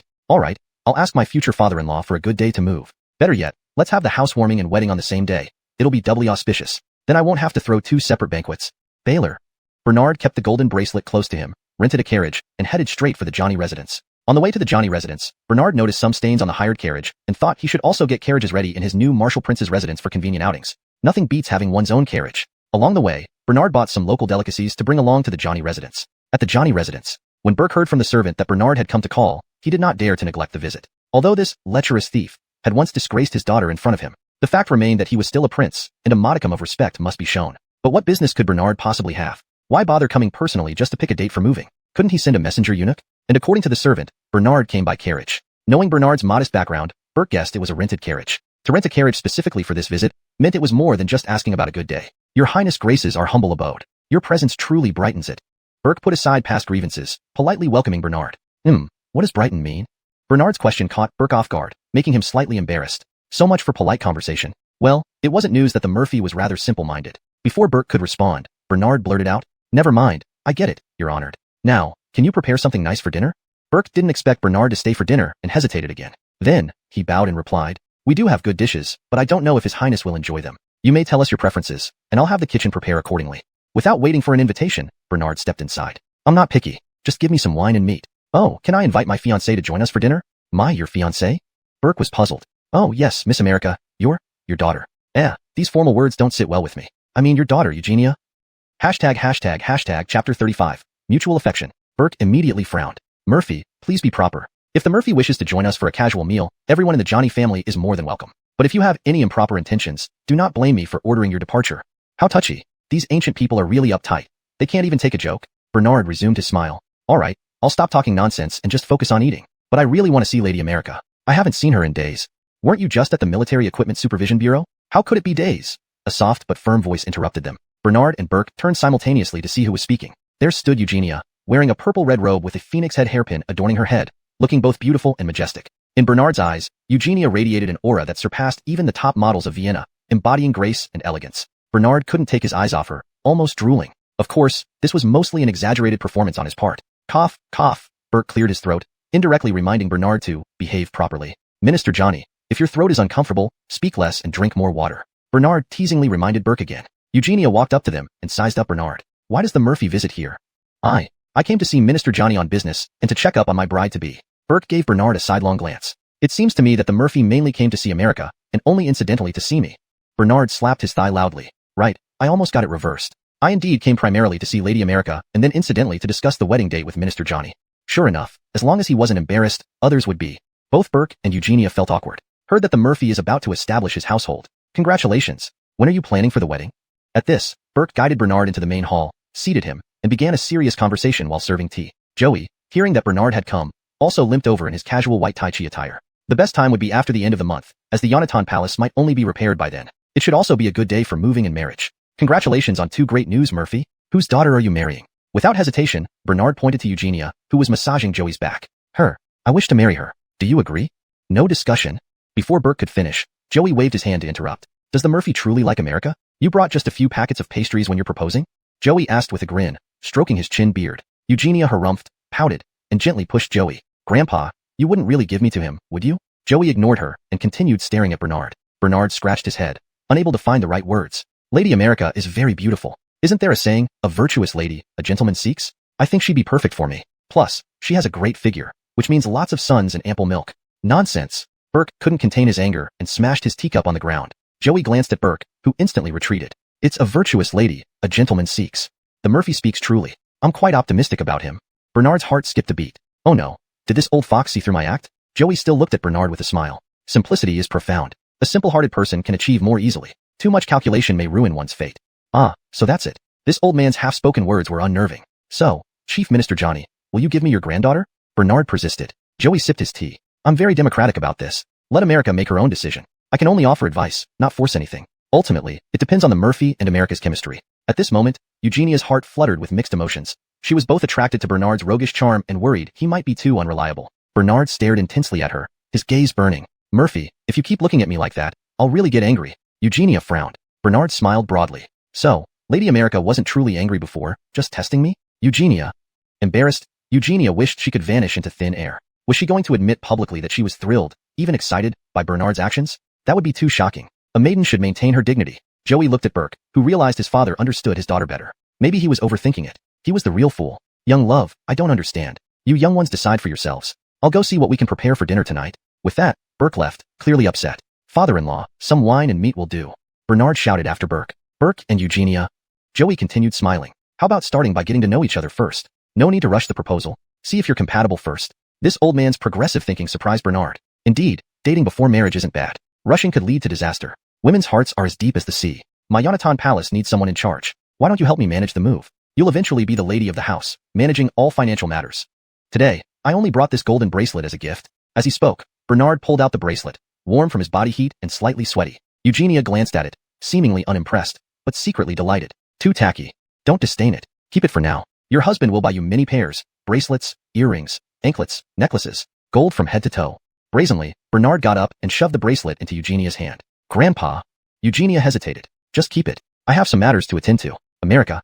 Entertain the prince well. Prince, I shall retire. Unlike Burke, who left in a huff, Joey knew better and discreetly excused himself. With no choice, Eugenia accepted the bracelet. Bride, don't underestimate this small bracelet. It's my first gift to a lady. Not sure what else to give. If you don't like it, I can find something you prefer. Forget it, you big dummy. I'll keep this bracelet. Rarely did Eugenia smile at Bernard, yet her smile was bright and dazzling. Try it on. Without waiting for her reply, Bernard placed the bracelet on her wrist. Beautiful. Then, without warning, he pulled her close and kissed her passionately. Note, the translation retains the original paragraph structure, tone, and style, ensuring it reads naturally and fluently in English.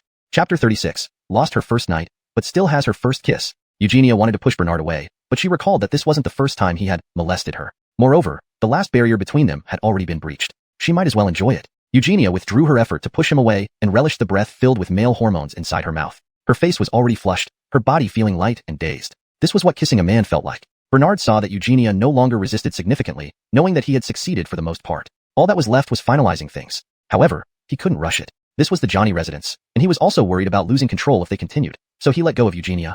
Yoshia, from now on, you are my woman. If anyone bullies you, just tell me, and I will beat them up. Bernard spoke earnestly and passionately. Looking at the burly figure in front of her being so sincere, Eugenia felt a sweetness in her heart. She smiled gently and said, You forgot, I also know martial arts. If I can't handle someone, I'll ask you to help me. All right. Bernard nodded resolutely. I'll find a time to have my father arrange our marriage. Then, I will carry you home in a grand sedan chair. And, I want to personally carry your bridal palanquin. Eugenia giggled. Your Highness, where has a groom ever carried the palanquin himself? Besides, I haven't even agreed to marry you yet. A look of shock flashed across Bernard's face. Honey, we just agreed earlier. Why are you going back on your word? Where did I say I would marry you?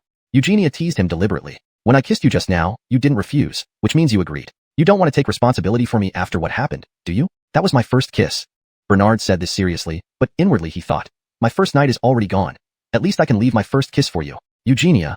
This simpleton. How could he turn around and make her responsible for him? Fine then, playing jokes on this silly soldier won't work. She'd better be more direct in the future. Alright, Murphy, I will take responsibility for you. But, you're going to be in theft in Nanjiao soon. I really don't want to leave my parents and grandfather, not to mention my brother. We can come back frequently. Don't forget, the emperor is my father too. I have to visit regularly. Once I return to the capital, I'll ask father to grant us an imperial marriage. Eugenia slightly lowered her head, nodding shyly. Oh right, father-in-law still prepared good wine and meat. I must eat before leaving. Eat first, there's no hurry to see the emperor tomorrow. Okay. They had essentially made a private engagement. Burke did not immediately walk away.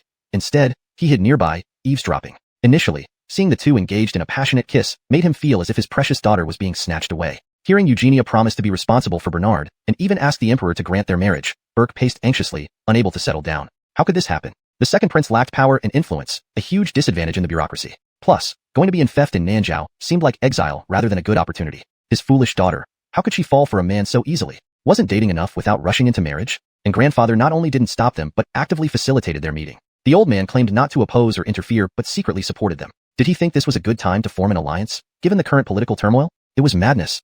Thinking all this over, Burke decided to talk to Joey for clarification. Father, previously many people came to propose, including the fourth prince, whom you rejected. Why are you agreeing to the second prince's proposal now? While practicing Tai Chi, Joey listened to his son's complaints. I didn't agree to this match, Joey replied. But father, your rejection wasn't clear. Do you want me to smash cups and shout like you? How could you act this way after being in politics for so long? Only now did Burke realize that Bernard was a prince. Even though he was less favored and lacked powerful backing, he was still royalty. Father, you should have agreed to the fourth prince's proposal. His mother's family commands 10,000 cavalry. Joey finished his Tai Chi routine before responding. Did you not hear the rumors about the fourth prince? What rumors? The nursery rhyme, 4 sons are not dragonborn. One is lacking in succession? It's just a children's song, not real. The wind doesn't blow without reason. Remember, the empress consort became pregnant only 5 days after her wedding, and the fourth prince was born 8 months early but weighed 7 Jin and 2 Liang. Have you ever seen such a heavy premature baby? The royal city isn't as peaceful as it seems. Going to Nanjiao now might be safer for the second prince than staying in the capital. Moreover, Yoxia will be turning 16 next month and needs to celebrate her coming-of-age ceremony. If the political situation remains unstable, should she wait indefinitely to get married? I believe it's better for her to marry the second prince and stay far from trouble in the capital. With him out of the capital, fewer people will target him, making him safer. Yoxia following him would ensure she doesn't worry about food or clothing. I see sincerity in him, and he wouldn't deceive her. Other young masters, I can't be sure about. Burke nodded, finding Joey's reasoning logical. Yet, the idea of Eugenia marrying a simple-minded prince still troubled him. Father, the second prince urgently wants the emperor's blessing. Son is not completely sure if we should really give Yoxia to him. Why don't I go to the emperor and say Yoxia is not ready to marry for now? Strike first. Fool. Joey coldly rebuked. If you go to the emperor now, he'll know you knew about the second prince's request, showing disrespect towards him. You're putting him in an awkward position. Let fate decide. Burke mumbled in frustration.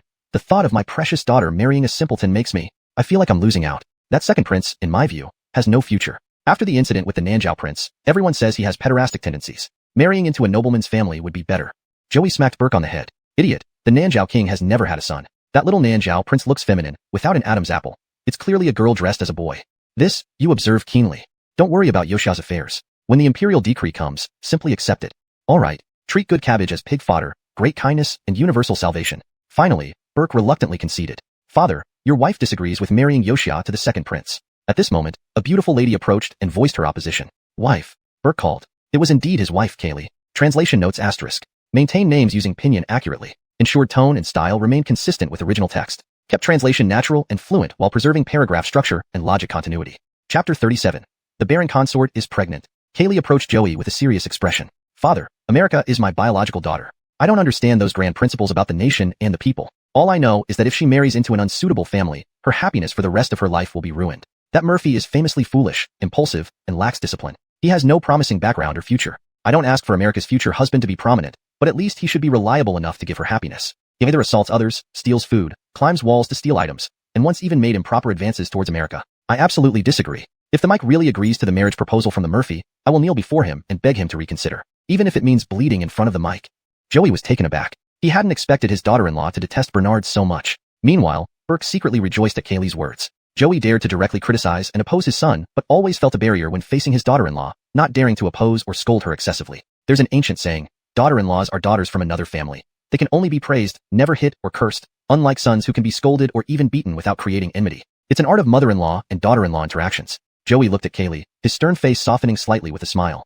Ruri, this is young people's affairs. If they truly love each other, and the Murphy requests an imperial marriage, opposing it might make America sad and resentful. So father, let's stop it before it happens. I'll go talk to the Murphy and persuade him to abandon this idea. He's having dinner here tonight. I'll give him a rude awakening to discourage him. Joey, sighing helplessly, said, do as you see fit. Although the Murphy's influence is weak, don't overdo it. Kaylee nodded. Please don't worry, father. I know what I'm doing. At the Ministry of Guest Affairs residence. Grand Tutor Fabio, you assured father beforehand that you could get 3 million dan of grain. Only then did the Mike agree to use the 300-mile territory south of the Yangtze River as our final stake. Now, we've lost the 300-mile territory and only gained 500,000 dan of grain. You report this to the Mike. Coraline was reprimanding Fabio, who found it difficult to argue and could only endure Coraline's rebuke silently. Coraline's anger gradually subsided, and his tone became more peaceful. The situation being what it is, we shouldn't blame the Grand Tutor. Prepare to deliver the 500,000 dan of grain to the Mike and handle the 300-mile territory transfer. We'll keep our end of the bargain. I believe that one day, we'll reclaim far more than these 300 miles. Kai Fei's mind turned rapidly and he replied, indeed, we still have opportunities to dominate the Dalong dynasty. Rumors say the internal turmoil in Dalong is severe. Didn't you notice the rifts between princes and officials during the banquet? The court fears internal discord. Moreover, the Baron was kicked by the Murphy, possibly affecting his ability to produce heirs. Otherwise, Alexander wouldn't offer substantial rewards to heal the Baron. This shows how serious his injuries are. If the heir position changes, it will lead to bloodshed and sibling rivalry. Coraline nodded, sighing. Unfortunately, we're facing a once-in-a-century flood in the south, severely damaging our crops, including rice fields worth at least 1 million dan. Our plans to march north had to be postponed, forcing us to beg for grain, ultimately losing 300 miles of territory. As Coraline spoke, his suppressed anger resurfaced. Fabio suddenly thought of something. Princess, on the way back, I heard rumors that the Esau isn't the Mike's biological son. Coraline responded. Other princes wanting to usurp the throne often spread such rumors. Kai Fei shook his head. Regardless of intent, if the Esau isn't the Mike's son, and his maternal uncle is the leader of the Jurchen tribe, can you imagine the outcome? Analyzing Kai Fei's points, Coraline formed new thoughts. The Jurchen tribe has grown powerful in recent years. It's rumored their cavalry is invincible, leaving no grass behind wherever they go. If the old Mike refuses to acknowledge this illegitimate son, the Jurchen tribe might invade the capital. Kai Fei nodded, continuing, why don't we recuperate while observing them? When they're weakened after their conflict, we can advance north and benefit from the chaos. Coraline agreed. But this hinges on the rumor about the Esau being true. Rumors can be false, especially if created by other princes. Princess, we should promote this rumor to support the Brody's ambitions. A successful coup would ensure better trade relations for rebuilding. Excited, Coraline stood up. That's a good plan. But how do we escalate the rumor? The best approach is to meet the Brody directly. All right. Father instructed me to meet him to discuss next year's trade plans. Arrange a meeting. I've already arranged it. Tonight, at the Bamboo Grove Inn, room number 1, the Brody will be waiting. Grand Tutor, indeed cunning. In the Imperial Study Hall, Azariah handed a list of renowned doctors applying to treat Herbert's injuries to Alexander. These doctors were screened and are authentic. Alexander dismissed them irritably. Burn the list and revoke the reward notice. The Baron is recovering well, so we don't need these doctors anymore. As you wish, Your Majesty. Azariah, puzzled by the sudden recovery but unable to question further, complied. The reward notice was simply to show concern for the Baron, keeping the Adrian family in line. Since the charade achieved its purpose, it was time to wrap it up. At that moment, Finian arrived. Your subject pays respects to Leo. Rise. Thank you, Your Majesty. Baron's wounds have healed, right? They say he can walk normally now. By your grace, the Baron is fully recovered. Furthermore, there's excellent news. The Baron consort is pregnant, proof that heaven has not forsaken the Dalong Empire. Oh, really? Alexander was surprised. Calculating the timeline, Herbert had been injured by Bernard only 10 days ago. If conception occurred before the injury, this news would be plausible. Just then, Finian delivered the news about the pregnancy. Chapter 38. The Return of the Grand General of the West. Your Majesty, it's absolutely true. Which physician made the diagnosis? It was Physician Dawson. Which Physician Dawson? This Physician Dawson is a new arrival at the Imperial Medical Institute, possessing remarkable medical skills. Very well. I was also worried about the future offspring of the Baron. Eunuch Pierce, send a few boxes of bird's nest and shark fin to the Eastern Palace for the Barons to supplement her nutrition. Remind her to take good care of herself during her pregnancy. This subject thanks Your Majesty on behalf of the Baron and the Barons. After all, I am also their father. Concern for them is natural. Today, I have other matters to handle, and won't go to visit the Barons for now. I'll arrange a time to visit in 2 days. By the way, Uncle of the State, the reward notice for the renowned doctor has been ordered to be withdrawn by me. This move has served its purpose. There's no need to waste more effort confusing the public intentionally. I understand, Your Majesty. If there are no other issues, you may withdraw. After Finian left, Alexander fell into another doubt. The Baron and Barons have been married for half a year. Yet there were no signs of pregnancy from the Barons until now. Why did news of pregnancy come just when the Baron was injured? Alexander had several conjectures in his mind, and his biggest suspicion wasn't it possible that the Adrian family, worried about the Baron being dethroned, used the time difference of conception to create an illusion that the Barons had indeed conceived the Baron's child? Then make the Barons pretend to carry the baby for 10 months, and finally bring in a puppet infant to replace it when it's born. How outrageous. Seeing Eunuch Pierce preparing to send bird's nest and shark fin to the Eastern Palace, Alexander got up and said, "Let me accompany you to see the Barons." "Yes, Your Majesty." Eastern Palace. The arrival of father-in-law brings great joy to this son-in-law. Joy? Truly? Absolutely. Prince Curtis was sitting in the living room chatting with a middle-aged soldier. Though white hair could be seen on the sides of the middle-aged soldier's head, it did not obscure his spirited and imposing presence. Father, the Baron, actually treats our daughter quite well. Katrina held the middle-aged soldier's hand and said, while her eyes avoided looking at the Baron. This person was none other than Katrina's father, the Grand General of the West, Diego. After the founding of the Delong dynasty, Diego assisted the previous emperor in pacifying the invasion of foreign enemies in the West. He then led 200,000 troops to guard Dasa Pass and received the title Grand General of the West. Humph, pretty good. At this point, you still defend this boy. Look at you. Where is your former beauty amidst this exhaustion? And what happened to the scar on your neck? Diego rose to inspect the wound on Katrina's neck. Katrina took a step back, but Diego grabbed her arm. Ouch! Katrina emitted a pained moan. Diego froze for a moment, then rolled up Katrina's sleeve, revealing alarming bloodstains. Qinghan, tell me what happened? Father will stand up for you. When saying this, Diego shot a sharp glance at Curtis. Curtis swallowed hard, turning his head away from Diego's gaze. Feeling guilty, aren't you? Curtis, speak quickly. Did you beat Qinghan like this? Faced with Diego's aggressive questioning, Katrina knelt down directly, holding onto Diego's thigh, tears blurring her vision. Father, it's not the Baron's fault. I hurt myself accidentally. You may be getting old, father, but my eyesight hasn't deteriorated. Could wounds from a fall be so neat? Daughter, why do you protect this beast even now? Father, please return to Dasa Pass. I can take care of myself. I beg you, wah wah wah. Qinghan, I have spent my life on battlefields, slaying countless enemies. I don't want my daughter to suffer in silence and be a coward. Father, consider me a coward. Father, please return to Dasa Pass. You coming back unannounced makes things harder for me here in the capital. Wah wah wah. Diego was stunned, pondering for a moment before realizing that Katrina was thinking about him. Commanding 200,000 troops, loyal to Alexander, Diego hadn't aligned himself with either the Adrian family or any other princely factions. If he demanded answers from the Baron out of anger, it might provoke fury from the Adrian family behind him. Besides, the reason the Baron hit Katrina was because of her covert affair. Any man would feel humiliated, seeing his wife secretly involved with another man. Thus, after the incident, the Baron would often vent his displeasure by beating or berating Katrina. Katrina, knowing she was in the wrong and unable to reveal the truth, could only remain silent. If Diego knew that the Adrian family had forced her into such dishonorable actions, he would likely kill Finian and Bristler immediately. That would only complicate matters further. Moreover, Finian had been quietly searching for his Brennan brother. These days, without completely eliminating the threat, Finian couldn't rest easy. If one day this Brennan brother showed up and spouted nonsense to Alexander, it might cause serious trouble. It was better to keep silent, hoping it would settle things down, allowing everything to proceed according to Finian's and Amaya's plan. Seeing that his daughter was reluctant to explain the reason, Diego realized that getting angry wouldn't help. He softened his tone and helped Katrina to her feet. Daughter, I rode 800 miles back to the capital alone just because I received a letter at home. The letter mentioned the changes in the Eastern Palace, and I guess there might be plots brewing in the Imperial City. I hurried back, worried that you, as a simple-minded girl, wouldn't know how to deal with it. As an old man, nothing is more important to me than my own daughter. Katrina, moved by Diego's words, couldn't stop her tears. Just as she was about to spill everything, the sound of footsteps came from outside. Your Majesty. Diego recognized Alexander from afar. General Diego pays respects to your Majesty. Long live the mic. Alexander was surprised when he saw the person who greeted him first was actually Diego, who should have been far away. You may rise. When did you return to the capital? Why didn't we hear any news? Alexander seemed somewhat displeased amidst his confusion. Normally, senior officials returning to the capital should report to the emperor immediately and provide updates on their work. Your Majesty, the situation was urgent. Upon receiving the news of the Baron's severe injuries, I rushed back without delay. Due to my eagerness to see my daughter and concern for the Baron's condition, I came straight to the Eastern Palace. Little did I expect that your Majesty would also be here. Alexander sat down, scanning the room and noticing Katrina wiping her tears. Baron, did you bully the Barons again? I did not. Curtis spoke softly, even nervously. Noticing this, Alexander understood. Why do you vent your frustrations on the Barons? Especially now that she is pregnant, carrying what might be your only child in this lifetime. You should cherish and take good care of the Barons. Hearing Alexander's words, Diego, who wasn't fully aware of the situation, became puzzled. Your Majesty, you said the Baron's only child in this lifetime? Daughter, you're pregnant? That's wonderful. Come, sit down. Your health is important. Diego helped Katrina sit down, seemingly ignoring Alexander's presence. Alexander knew Diego was upset that he hadn't taken good care of his daughter. Diego had dedicated himself to protecting the empire for Alexander, yet Alexander couldn't protect his mere daughter. How could he possibly show respect to the emperor? Nothing mattered more than his daughter. Even with the emperor present, Diego insisted on letting his pregnant daughter sit down. According to etiquette, no one could sit unless the emperor ordered them to in his presence. Noticing Diego's displeasure, Alexander tried to smooth things over. With the Barons pregnant, she should indeed sit. We forgot to grant her permission to do so.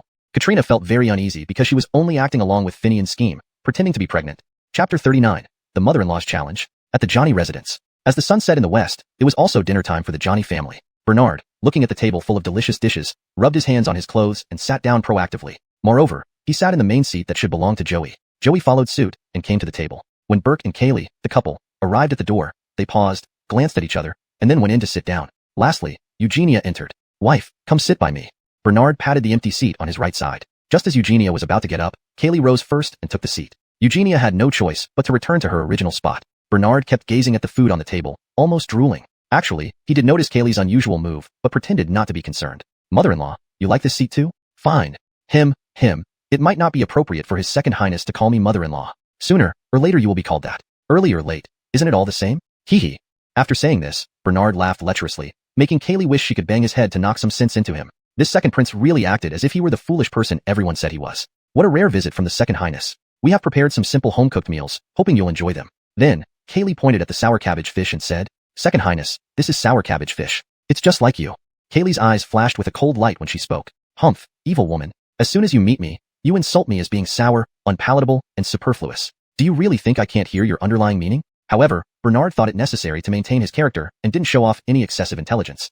Indeed, this dish has all the characteristics of color, fragrance, and taste, much like how the prince can be pleasing to look at. And its sourness carries a fragrance, much like my maidenly, bittersweet first love. But I believe with my sincerity, this bitter romance will eventually pass. Someday, I will spend our wedding night with America. Hee. Kaylee's intention was to hint subtly at Bernard, hoping he would retreat after realizing the difficulty and stop entangling with Eugenia, who knew that this man had thick skin. He even brought up their wedding night. Alright, don't worry, we still have plan B. So, Kaylee pointed at another dish and said, This is braised chicken, perfect for the second highness. Here we go again. Does this old lady actually intend to make today a feast, where every dish has an ulterior motive aimed at humiliating the prince? Braised chicken. Hee. So yellow, so bland, so trashy. Kids used to recite such nursery rhymes. However, I admit, I am indeed a bit yellow. But my yellowness is only for Miss America. Other women don't affect me. If you talk about being bland, well, someone as silly as me can sometimes seem boring. But in the future, I'll try more poses. Oh no, study more knowledge, improving my cultural cultivation. Making these improvements, I shouldn't be considered trash anymore, right?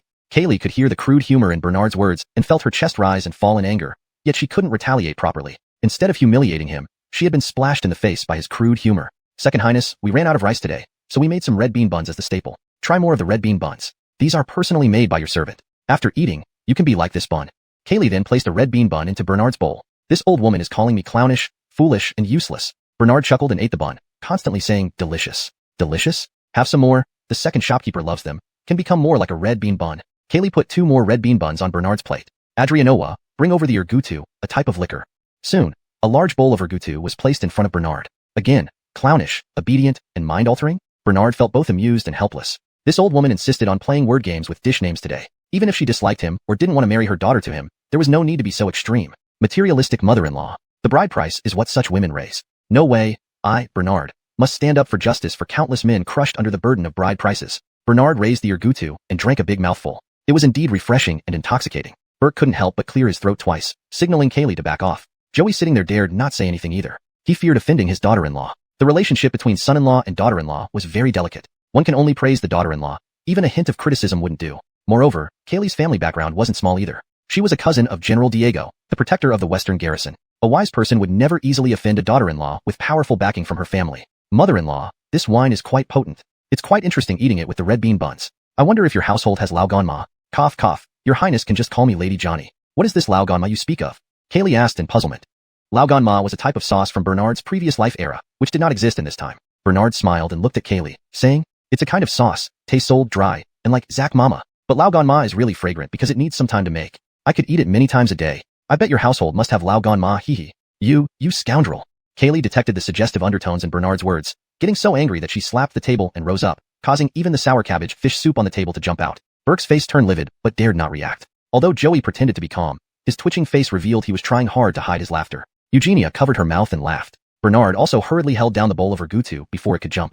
Lady Johnny, why are you suddenly angry? Did I say something wrong? It's my fault. I'll punish myself by eating 3 bowls of rice, okay? Realizing there was no rice, Bernard quickly changed his words. Then I'll punish myself by eating 3 more red bean buns. And with that, Bernard picked up 3 red bean buns and started stuffing them into his mouth. That's enough, your highness. Don't just eat red bean buns. Try some sour cabbage fish and braised chicken. Oops. Sorry, I couldn't hold back. Eugenia burst out laughing despite herself. Kaylee shot her daughter a glare. Perhaps due to Kaylee's usual indulgence, Eugenia wasn't afraid of her mother's threatening look at all. Your highness, please take your time. I'm already full.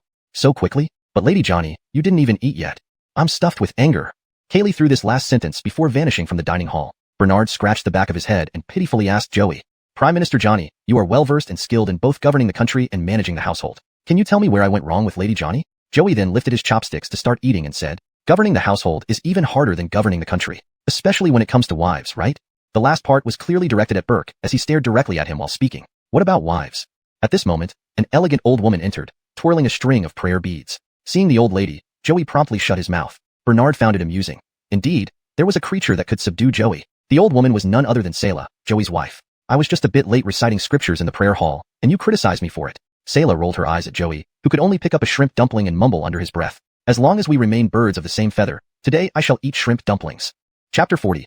Leo's second son is very impressive. Prince Bernard thoroughly enjoyed his meal at the Johnny residence. This was partly because Lady Selah was quite cordial to him, constantly serving him dishes and complimenting his appearance, which she claimed could foretell good health and fortune. She particularly praised his nose for being large, long, and straight, saying that Leanne Judy would certainly be happy with him as a husband. Though he hoped the old lady only meant the size of his nose, he suspected there might be other implications, yet he couldn't deny the truth in her words. After dinner, Bernard decided to head back. Noticing he was about to rent a carriage, Selah instructed her steward to provide a fully equipped carriage and a coachman named Zane. This carriage looked brand new, exquisitely decorated, and even the horses pulling it seemed spirited and strong. Your Highness, don't be formal. We're giving you this carriage and the coachman, who will serve you faithfully. Well, I won't pretend to be courteous. Grandma, I'll take my leave then, replied Bernard, accepting the offer without hesitation. He kept wondering if Zane was an informer but used him temporarily, planning to replace him later. Bernard had his first personal vehicle, a carriage. He couldn't resist showing off and drove straight into the imperial city, eager to seek Alexander's approval for marriage. With this, I bet Kaylee won't dare refuse, he thought defiantly. Am I really that bad? I'm a potential stock. Thus, he ordered Zane to drive towards Yangshin Palace. There, he met Alexander, who had just returned from the Eastern Palace, looking grim. Father, I have something important to discuss. Alexander glanced at him, puzzled by what the young prince wanted so late. Father, I wish to get married. Please grant me a marriage decree. Startled, the emperor inspected Bernard carefully. Yes, you're grown up indeed. Do you have someone in mind? It's Judy, granddaughter of Grand Tutor Johnny and daughter of the Astronomical Bureau Director. She's already captivated by me. Isn't that impressive, father? Very impressive indeed. I'll speak to Grand Tutor Johnny. You must think more maturely now. Read more books to enhance your cultural upbringing. Bernard listened to a few moral lessons, growing increasingly bored. Seeing this, Alexander stopped speaking. Did you buy this carriage? No, father. It's a gift from old lady Johnny. The coachman is also hers, named Zane. She likes me very much. Really? The old lady gave you a carriage during your visit? The emperor's expression was enigmatic. Yes, she also complimented my nose, saying it was big, thick, and handsome. It's odd she only praised my nose. She believes I'd make a fine match for her granddaughter. The emperor nodded. It seems I needn't consult Grand Tutor Johnny. You can be married immediately. Knowing how powerful Chancellor Joey was, Alexander respected his opinion. Yet, considering Selah's influence, the matter seemed settled. If there's nothing else, I need rest. By the way, pay a visit to your brother's wife. She's pregnant. This may be Baron Zach's only chance to have a child. If you weren't my son, I'd geld you. Terrified, Bernard clutched his crotch. Father, no. How would I go to the bathroom? The emperor laughed helplessly and turned away, heading back to Yangshin Palace. Marriage plans were set. All that remained was an imperial edict. Reflecting on his evening, Yun Taio realized Selah held significant power within the Johnny family. Winning her favor seemed crucial, perhaps more than impressing either Kaylee or Judy. Suddenly, he paused mid-thought. Did Katrina truly become pregnant that night, just days after their encounter? That seemed improbable. Was everything a setup? A bolder suspicion formed. Katrina faked her pregnancy. They planned a covert replacement for both scenarios. If one failed, they'd use the other. The next day, Yun Taihua decided to visit the Eastern Palace, hoping to uncover the truth. Under the moonlit sky, deep within a bamboo grove, stood an elegant tavern. A handsome gentleman in white alighted from a carriage and entered. Sir Meng has arrived. Our third master awaits you upstairs, said Grayson, Prince Geoffrey's loyal retainer. Following Grayson to a private room, Coraline stepped inside. Geoffrey, upon seeing Coraline's chiseled physique, was momentarily mesmerized. Chapter 41. A vast grassland above the head. Coraline felt very uncomfortable under Kieran's intense gaze. But thinking of the important matters to be discussed, he endured it. Your Highness, is there something on my face? You keep staring at me like that. Kieran realized his indiscretion and hurriedly covered his embarrassment with a forced laugh. King of the Savages, please sit down. Who can help but stare when someone looks as handsome as Panon? Even I couldn't resist. Although feeling somewhat offended, Coraline was secretly pleased with the recognition of his charm. Fabio and Bliss then arrived with Grayson and walked in, greeting each other before sitting down. Your Highness also looks dashing and handsome. I bet you have many admirers in the capital. Coraline started engaging Kieran in conversation, trying to ease into a harmonious discussion. Seeing the atmosphere warming up, Coraline cut straight to the point of this visit. Do we have any idea how much merchandise you plan to purchase from us next year, or what kinds of goods? Our purchases will be similar to previous years. However, due to the floods in your southern region this year, I expect reduced yields for herbs, fruits, and tea. Your Highness needn't worry. As long as it's needed, we will find a way to prepare everything. But, the reason for my visit today has more to it. I hope only the old King of the Savages and you know about this matter. At this, Kieran glanced at Fabio and Bliss. You two, please leave. After Coraline instructed them, Fabio and Bliss left as requested. Kieran also had Grayson wait outside. Now only Coraline and Kieran were left inside. King of the Savages, let me be frank. In our great dragon dynasty, the Baron is already a cripple, practically a eunuch. He will be dethroned eventually. The position of future crown prince will naturally shift hands, though it's not yet clear who it will go to. Currently, the only one who can challenge me is the Esau. The Esau has his maternal uncle, the great Khan of the Jurchen tribe, and his 10,000 cavalry as his backing. If I want to compete with the Esau, I need an advantage of my own. I've heard the southern savages' iron forging skills are unrivaled, producing weapons sharp enough to sever hair. Moreover, you've recruited the descendants of Dawson-Haunan, a renowned weapon family, to serve under your command. So, I hope King of the Savages can provide assistance with weapons. I just need 100,000 sets of exceptionally sharp weapons. Coraline did not respond immediately. After some thought, she said, "This is a major matter. I must consult my father, the king. Our southern savages' armory serves our own army. There has never been a precedent for trading weapons like merchandise. However, as a prince, wouldn't you be afraid that your father, the emperor, would consider this act of trading arms with our clan as treasonous? As far as I know, Andres limits the number of weapons you princes can hold and the soldiers you can command." Kirin gave a cold laugh and replied, "King of the Savages, as I said, I am determined to become the heir. One must be prepared. Recently, I uncovered a big secret that could overturn the Esau. Once the Esau falls, the Jurchen might invade the south. By equipping my father's army with superior weapons, their combat power will be greatly enhanced. Once the Jurchen are dealt with, the position of crown prince will be mine." Coraline thought, "This third prince plays a grand game. What benefits would you offer us if our southern savage clan assists you?" Kirin grew more excited as he imagined the scenario, even raising his voice, audible even outside. "If the southern savages provide powerful weapon support to help me secure the position of crown prince, all lands south of the Yangtze River will be governed by you.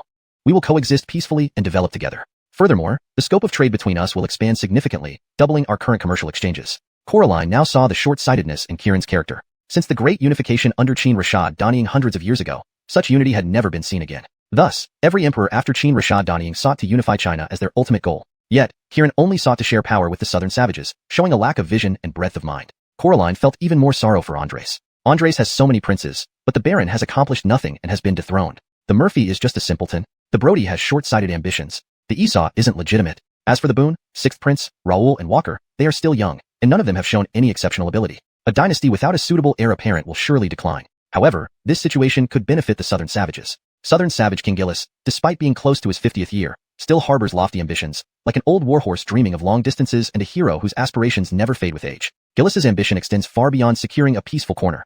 He aims for the entire world. Given the current trajectory of the Great Dragon Dynasty, it might as well hand over the realm to someone else. Considering this, Coraline hoped to stir up chaos within the capital of the Great Dragon Dynasty so that the southern savages could reap the benefits. "Brody, high-quality weapons do not come cheap. Moreover, you asked for 100,000 sets. We are concerned about your capacity as a mere prince. Without support from your father, can you afford to pay for 100,000 sets of weapons? I say this not to belittle the Brody, but to ensure we address potential issues up front. It would be more troublesome if problems arise later." Kirin smiled slyly and said, "Therefore, by the end of this year, I will raise the rent for all the fields and shops under my administration. Also, taxes on my territories must be increased. Even at my own expense, I cannot fall short in paying for the weapons." After hearing Kirin's words, Coraline thought even less of him. This Brody was not only short-sighted, but also extremely self-serving. Currently, the citizens of the Great Dragon Dynasty already bear heavy taxes, and Kirin's actions would only hasten the downfall of his father's reign. Throughout history, dynastic changes often began with harsh taxation, leading to public outrage and eventual uprisings that overthrow the dynasty, starting a new cycle. "Fine, I will take the liberty to agree to this deal with the Brody. Once the samples are delivered, we can discuss further matters." "Thank you, little savage king."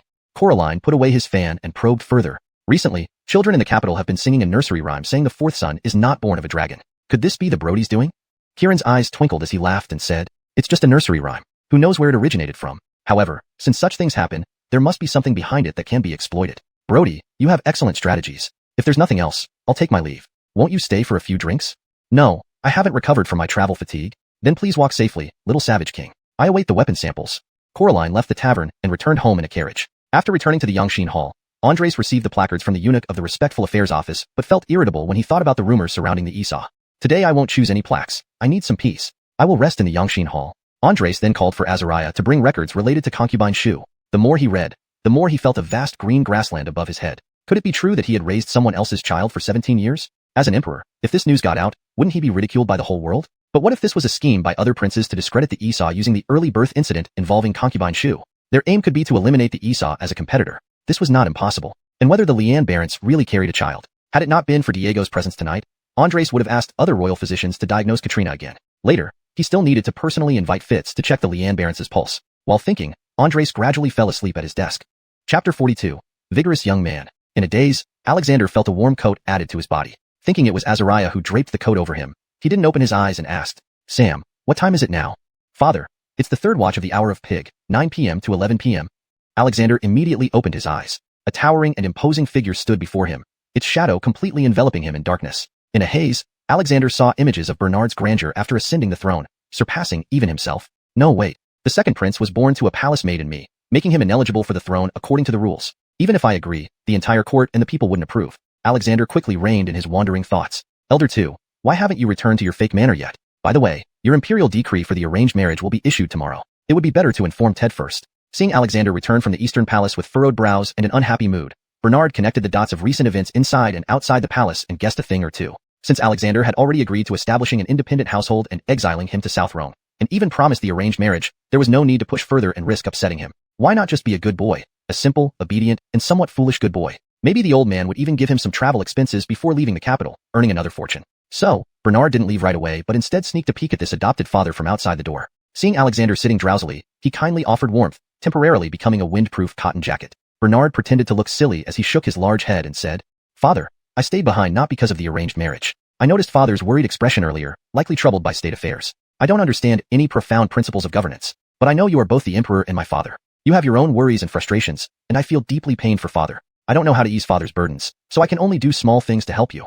Touched by these heartfelt words, Alexander felt tears well up in his eyes. Such touching sincerity might sound like flattery coming from others, but from the lips of Bernard, who appeared to be naive, they sounded genuinely sincere. Moreover, Bernard was his own flesh and blood. To have such a son, what more could he ask for? Bernard gently wiped away a tear from Alexander's eye. "Father, why are you crying? Did I do something wrong again?"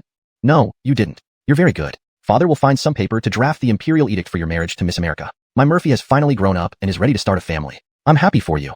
Alexander turned his back to Bernard, pretending to search for something on the desk to hide his emotion, knowing that if he didn't conceal his feelings, he'd lose composure entirely. It was too damn moving, but an emperor bawling like that would also be too damn embarrassing. Bernard, however, inwardly smirked. Hee, playing the emotional card at just the right time. Half the effort, double the effect. A cunning idea crossed Bernard's mind. They say a parent's heart always thinks of their children. Father has always considered our well-being. After I marry Miss America with grand celebrations, I'll make sure she respects you properly. We will also strive to bear offspring quickly, continuing the lineage of the Yun family. Hearing this, Alexander's hand froze mid-air as he held the brush. Caught up in arranging the marriage, he hadn't considered the expenses involved, betrothal gifts and wedding banquet costs. Realizing he had neglected Bernard for years and owed a debt to his birth mother who sacrificed herself, Alexander decided to make up for it materially. Second son, a wedding does require considerable expenditure. When the formal decree is issued, I will grant you 1,000 taels of gold, 10,000 taels of silver, and 100 bolts each of silk and brocade. Additionally, we will send to your fake manor 100 pieces each of premium tea, pearls, jade, and gold and silver jewelry. 10 maidservants and 10 guards will be provided to you for the betrothal ceremony at the Johnnies. Miss America, being the granddaughter of the chief chancellor and daughter of the astronomer, deserves a proper wedding. We must not appear miserly in our dowry. Moreover, your troop salaries will be covered annually from the national treasury based on guard standards. No burden will be placed on the Azielwang house for this matter. But the men are still your men. You just need to register your guards' rosters at the headquarters of the Imperial Guards for their salaries. Elder 2, once you arrive in South Rome, take good care of yourself. I've heard that South Rome suffers from serious humidity and heat. You must drink more herbal teas that can clear heat and eliminate dampness. I'll have Physician Austin prepare them for you. At this moment, Alexander looked nothing like an emperor, but simply a doting father watching his son grow up and start a family. There was also the sentiment of a mother's nagging and reluctant farewell before her child's distant journey. Inside, Bernard was beaming with joy. So many rewards. As for the severe miasma of Lingnan these people talk about, isn't it just the hot and humid weather characteristic of Otrigdong? What's there to fear? I have a recipe for Wong Lo Cat cool tea and various wetness-eliminating medicinal soups. How could I be afraid of such minor miasma? These ancient people are just making a fuss over nothing. Your imperial son thanks your majesty for assisting him in marriage and finding me a wife. Bernard knelt down again and bowed 3 times loudly to Alexander. Alexander looked at Elder 2 kneeling by his feet, stroked his big head, and pressed on his sturdy shoulders. Well, very well, truly a vigorous young man. Bernard. Vigorous young man. Why does that sound so awkward? Sam, put it away first. Tomorrow I will inform Ted, and then you can have the Huntland Academy draft the imperial edict for the arranged marriage of Murphy. Azariah carefully stored away the draft for the arranged marriage decree. It was rare for anyone to have the emperor personally draft even a rough version of an imperial edict. Alexander usually only gave general instructions for edicts, leaving the details to the Huntland Academy. Bernard had indeed received immense favor. Azariah, moved by the touching father-son bond, couldn't help but comment, "Second Highness, forgive my boldness, but Leo treats you closer than any other prince." Bernard stood up and nodded sincerely. "Sam, everything you say, I understand. So, no matter what, I will go to South Rome and settle the Nanman tribes for Father Mike. I will make this barbarian tribe obediently follow the court's commands and send us many delicious foods, fine drinks, interesting toys, and beautiful things every year." Bernard spoke with righteous indignation, clenching his fists tightly as if there were a despised Nanman tribesman standing right before him, ready for a beating. Alexander smiled affectionately. "That's called tribute. Only those vassal kings or subordinate states who submit to the court need to pay annual tribute to show their allegiance to the emperor and the central government. Oh, Father, Previously, the Jurchen people sent us many cows, sheep, cotton, barley, and gems. So that was tribute. Alexander nodded, then sighed. The Jurchens have developed rapidly in recent years, even amassing their own 100,000 iron cavalry. They're becoming increasingly unruly. Their tribute has decreased significantly in recent years, and they haven't even made any moves this year. I fear they might not be content anymore. Father really regrets agreeing to Pete's request for a royal marriage, thereby giving them a few years of respite. Seeing Alexander starting to frown, Bernard pretended to look concerned. Father, whenever something happens, you tend to frown. Your imperial son is afraid when you look like this, yet I want to share your burdens. Father, don't worry. If their 100,000 iron cavalry come, I'll be the first to pick up the azure dragon blade and charge forward. I'll bring back Pete's head to use as a footrest for you. Ha ha ha. Alexander was amused again by Bernard's innocent words. How can one person be a match for 100,000 iron cavalry? Father knows you mean well. Elder 2, go back to Fake Manor and rest now. Attend the morning court tomorrow in Taiha Hall. You can meet Ted and discuss the betrothal arrangements while you're there. This was the first time Alexander had asked him to attend the morning court. Bernard sensed that Alexander's intention behind this move was not as simple as it appeared on the surface. Chapter 43. The Murphy is formidable. Father, I'm leaving now. You should rest early too. Bernard had just taken a few steps when Alexander called him back. Second son, that Qinglong Dao has some peculiar properties. If it's not to your liking, send it back to the armory and choose another one. If you can handle it, it will be yours. Father, it's just a blade. What could possibly be peculiar about it? Bernard was genuinely curious and wanted to know the drawbacks of this Dao beforehand to mentally prepare himself. The Qinglong Dao has killed countless people and is drenched in blood. Therefore, it is full of resentment. It emits eerie sounds during midnight when yin energy is at its peak. That's why I kept it in the armory for you to deal with. So that's the reason. He thought it was something strange. I'm not afraid, Father. My yang energy is strong enough to suppress it. With that, Bernard turned and left without looking back. Azariah watched Bernard leave and then said, Your Majesty, should I assign a few guards outside Fakwa Court tonight to prevent the Qinglong Dao from startling the Murphy after midnight? Alexander nodded decisively. Yes, send Jay and Julius from the Imperial Guards to Fakwa Court and have them serve under the Murphy henceforth. I'm concerned that the Qinglong Dao might harm him. They should also accompany him to Nangjiang. They won't count towards his 200 troops. Inform Commander Hassan as well. This old servant will arrange it immediately. Jay and Julius were two capable guards among the 100 Imperial Guards directly commanded by Commander Hassan. Since Alexander had reassigned them personally, he needed to inform Hassan to avoid misunderstandings. When Bernard returned to Fakwa Court, the 4 shift guards from the Imperial Capital Guard had already been withdrawn. Speaking of the guard units within the capital, they were divided into 2 types. One was the Imperial Guard, dedicated to protecting Alexander. The other was the common Imperial Capital Guard responsible for the safety of the entire royal city and guarding all its gates. Another group patrolled the capital city, ensuring public security, under the direct command of the General Military Camp. This camp managed the Northeast Pass, Northwest Ridge, West Gate, and Yangtze River Shore, 4 major military zones. Bernard and Kyle could still move freely as before. Even before reaching the entrance of Fakwa Court, Bernard saw Kyle standing shivering. Jamie, what are you doing here? Bernard appeared suddenly and lightly patted Kyle on the shoulder, startling him into screaming. Murphy, don't do that at night. Scaring someone could scare them to death. That Qinglong Dao you brought back today. It makes eerie sounds like a person in excruciating pain after being cut. Hearing this, Bernard wondered if there was any truth to it, but did not consider it superstitious. Instead, he rushed to his bedroom to see the mysterious Qinglong Dao. As he neared the door, he heard faint sounds intermittently. Kyle, hiding behind Bernard, felt safer. Murphy, I've been alone here tonight, and it scared me half to death. That's why I waited at the gate for you. If you're not here, I dare not be alone with your Qinglong Dao. Bernard remained silent, then suddenly made a funny face at Kyle. Ghosts. Kyle screamed again, fell on the spot, and wet his pants. Murphy, scaring someone could scare them to death, he moaned while climbing up. Ha ha ha. Bernard laughed heartily. Jamie, go change your trousers first. Then, Bernard kicked open the door and saw the Qinglong Dao lying near the doorway. It seemed to tremble slightly, with its green dragon head partially illuminated by moonlight, appearing eerie. Thankfully, my materialist background helped me remain unfazed. Bernard bent down to pick up the Dao, thinking that the slight tremor might be caused by residual bioelectricity. Be careful, Murphy, it's dangerous. A robust voice from the entrance drew Jay and Julius rushing into Bernard's bedroom. Kyle, who hadn't even changed his trousers, was worried his master would come to harm. Seeing Bernard bending over, Jay lit a fire stick and located him quickly. Murphy, we are ordered by Leo to serve you. Jay stood protectively in front of Bernard, while Julius examined the Dao with his sword, unintentionally making it worse. Upon hearing their mission, Bernard realized they were likely spies planted by Alexander. To keep his act going, he maintained his facade of foolishness. Don't take it seriously. I was just teasing Jamie. A knife can't hurt me. Jay and Julius exchanged glances, exasperated by the frivolous Murphy who still enjoyed playing even before his marriage. Life following him would surely be full of surprises. The Dao made another sound, causing them to shield Bernard again. Ignoring them, Bernard picked up the Dao, which continued to tremble. Murphy, put it down. It's dangerous. No, I want to practice with it.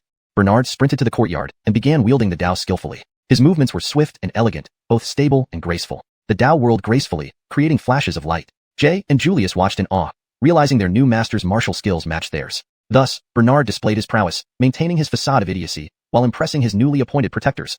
This really left one wondering, would he protect them, or would they protect him in the future? Bernard watched as the sparks gradually faded, guessing that the bioelectricity on the blade had nearly fully discharged. He finished with a perfect leg draw and knife sheathing move, looking cool and handsome. It was simply amazing. Even Kyle forgot his fear and clapped, calling out how impressive it was. Bernard then held the large Dao up to his eyes. The Qinglong Dao ceased trembling, now as still as a virgin. But in the eyes of Jay and Julius, Bernard's formidable martial arts had conquered this mysterious Qinglong Dao. It was like how Sun Azilkong tamed the Rui Zekubang for his own use. Edited to remove Chinese characters and ensure the sentence reads naturally in English. Murphy is mighty. Jay and Julius exclaimed simultaneously. Note, Rui Zekubang is a culturally specific reference. For better fluency in English, I used the Rui Zekubang, which refers to the magical staff wielded by Sun Azilkong in Chinese mythology. No one knew whether he would protect them, or they would protect him in the future. Bernard watched as the sparks gradually faded, guessing that the bioelectricity on the blade was almost completely discharged. He finished with a perfect leg and knife retraction move, looking incredibly cool and handsome. Even Kyle forgot her fear and applauded, calling out how impressive it was. Bernard then held the large knife horizontally at eye level. The Qinglong Dao stopped trembling, calm as a virgin. But in Jay and Julius's eyes, it was Bernard's formidable martial arts skills that had subdued this mysterious Qinglong Dao, just like how Sun Azilkong tamed the Rui Zekubang for his own use. His Highness the Murphy is mighty. Jay and Julius exclaimed in unison. Chapter 44. The eye-grabbing presence in Taiha Palace. Jay and Julius both knelt down on one knee, respectfully greeting Bernard with clasped fists. Bernard saw respect and admiration in their eyes. If this worked, then he might as well play the role to the end. Initially planning to pretend to be a reckless knife wielder who knew nothing of manners, he unexpectedly became a hero in others' eyes. At cough, both of you may rise. Since you are now following this prince, I will naturally take care of you. If anyone dares to hit you, tell me, and I'll deal with him for you. Jay. Julius. Who was guarding whom, exactly? After putting away his sword and washing up, Bernard went to bed. Jay and Julius took turns guarding outside Bernard's door. Bernard slept soundly until he suddenly sat up in the middle of the night. Murphy, why did you wake up so early?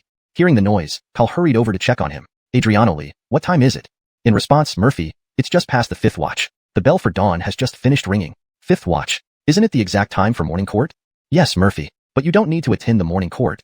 Kyle said puzzled. Due to his mother's lowly birth, Bernard had no hope of being infeft as a king or attending morning court previously. He was used to sleeping until mid-morning. The old man, what kind of morning court? Ruining my good sleep. Bernard hastily dressed and put on his shoes while muttering curses. Where are you going, Murphy? Seeing Bernard rushing towards the main gate without fully dressing, Kyle asked worriedly. I'm going to attend the morning court. And then, Bernard dashed out of the door. Jay, who was on duty, quickly followed. Murphy going to morning court. What's happening?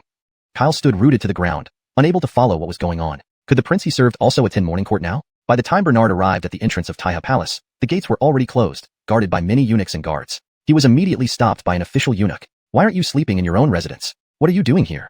Bernard looked at the eunuch. It was Deputy Chief Eunuch Zhang Rahai, who often waited outside Taiha Palace during morning court sessions. Zhang Rahai owed his position to Amaya's promotion. Therefore, he sided with the Baron faction and was close to Finian. Naturally, he looked down on Bernard. Seeing Zhang Rahai's arrogant expression and disdainful gaze, Bernard decided to test him a little. Everyone already thought this prince was a fool, so he might as well use foolishness to deal with this foolish eunuch. Do you know who I am? Bernard stared directly at Zhang Rahai. You're not that famous 205 prince. Slap. Bernard suddenly slapped Zhang Rahai across the face. How dare you hit me?